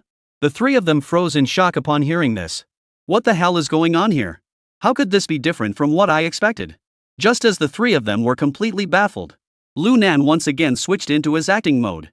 Xiaohai isn't very mature. But that's between me and my old man. It's none of your business, you bunch of little kids. Lu Nan's tone grew colder with each word. When did I ever say that the oath of loyalty required my brother's life? Nan go, we thought. Before Sang Kuei could finish, Lu Nan cut him off. You thought? From the very beginning, you few dogs acted on your own initiative. Have you ever been right about anything? I told you to use Bonewan as a token of loyalty, and you actually brought Xiaohai here? You really have some nerve. Nango, Wang Hai, that little bastard, has been betraying you behind your back. We thought. Yan Kuan tried to explain, but Lu Nan cut him off. Shut up. Do you really think that? You have no shame. No sooner had the words left his mouth, Lu Nan kicked Yan Kuan in the stomach and shouted angrily. I've warned you countless times, don't touch what you're not supposed to touch, and don't say what you're not supposed to say. Do you think I'm just blowing smoke? Hearing this, the three of them suddenly realized what was going on. Lu Nan was afraid that the news would spread and bring trouble upon himself. But that was precisely their intention. Meanwhile, Sang Kuei couldn't help but sneer inwardly. Oomph, Lu Nan. No matter how you explain it, Wang Hai is already disabled. Even if you try to distance yourself now, Wang Donghui will never spare you. Therefore, you have only one option, eliminate Wang Hai. Just as he was pondering this, he suddenly noticed Lu Nan staring at him with a smirk. Sang Kuei was startled, fearing the other might discern his intentions. He quickly lowered his head. Ha, you fool. Are you thinking that the only way out for me now is to kill Wang Hai? And to do it here, where no one would ever know? Even the grave is already prepared? No matter how you look at it, this is the best option. Right? Sang Kuei listened, and beads of sweat immediately broke out on his forehead. He trembled and asked. Nango, what do you mean by that? You fool. You fool. I know you better than you think. With that, Lu Nan suddenly drew the military knife from his waist and stabbed it fiercely into Sang Kuei's knee. Crack! A crisp, piercing sound echoed through the air. Sang Kuei collapsed onto the ground, writhing in agony and screaming in pain. His face turned deathly pale, and his body trembled uncontrollably. At that moment, he realized that Lu Nan had another plan. To eliminate everyone, including Wang Hai. Because then, Wang Hai's death would have no witnesses. But in an instant, Sang Kuei rejected this idea. Because even if Lu Nan did that, it wouldn't eliminate Wang Donghui's suspicions. Could he possibly have another option? Before he could finish his thought, Lu Nan had already acted again. This time, he targeted Yan Kuan and Lan Lian. Since the two of them hadn't been on guard, and had also absorbed a significant amount of the substance during the earlier test, they didn't even have time to react before Lu Nan slit their throats. In an instant, blood spurted out. It all happened too quickly. Lan Lian and Yan Kuan didn't even realize their throats had been slit. They only felt something spraying out from their necks. Immediately afterward, they struggled to breathe. Ugh! Ah! Lan Lian and the others stared wide-eyed, their eyes filled with confusion, disbelief, and anger. But they couldn't say a word and were powerless to stop it. Bang! Plop! Two lifeless bodies crashed to the ground, their blood flowing freely across the floor. You've done this to my brother, how could I possibly spare your lives? Saying this, Lu Nan turned to Sang Kuei and said with a cold smile. You wretch, this outcome isn't what you imagined, is it? Looking at the gradually cooling bodies of Yan Kuan and Lan Lian, as well as Lu Nan's demonic expression, Sang Kuei looked utterly panicked. Nan gu. You bastard, remember this, don't ever cross me again in your next life. Because I'm not someone you can outsmart. As the words fell, Lu Nan swung his military knife, instantly piercing Sang Kuei's heart. Sang Kuei's eyes widened in shock. Hate. Unwillingness. There were so many things he hadn't accomplished yet. He hadn't yet made a name for himself on the streets, hadn't yet enjoyed the life of being revered by others. How could he die like this? Sang Kuei wanted to say something, to beg for mercy, but in the end, he couldn't utter a single word. His entire body went limp as he collapsed onto the ground. His eyes remained wide open, refusing to close even in death. Because, in the end, he still couldn't figure out why Lu Nan had done this. Lu Nan pulled out the military knife in his hand and wiped it on the other man's clothes. Seeing Sang Kuei in such a state, Lu Nan felt a sudden sense of clarity in his mind. Ha, a ghost. In my previous life, you stabbed me in the heart from behind. This time, I'll kill you fair and square. That knife to the knee was just interest. From now on, we'll be separated by the realm of the living and the dead, each going our separate ways. We're even now.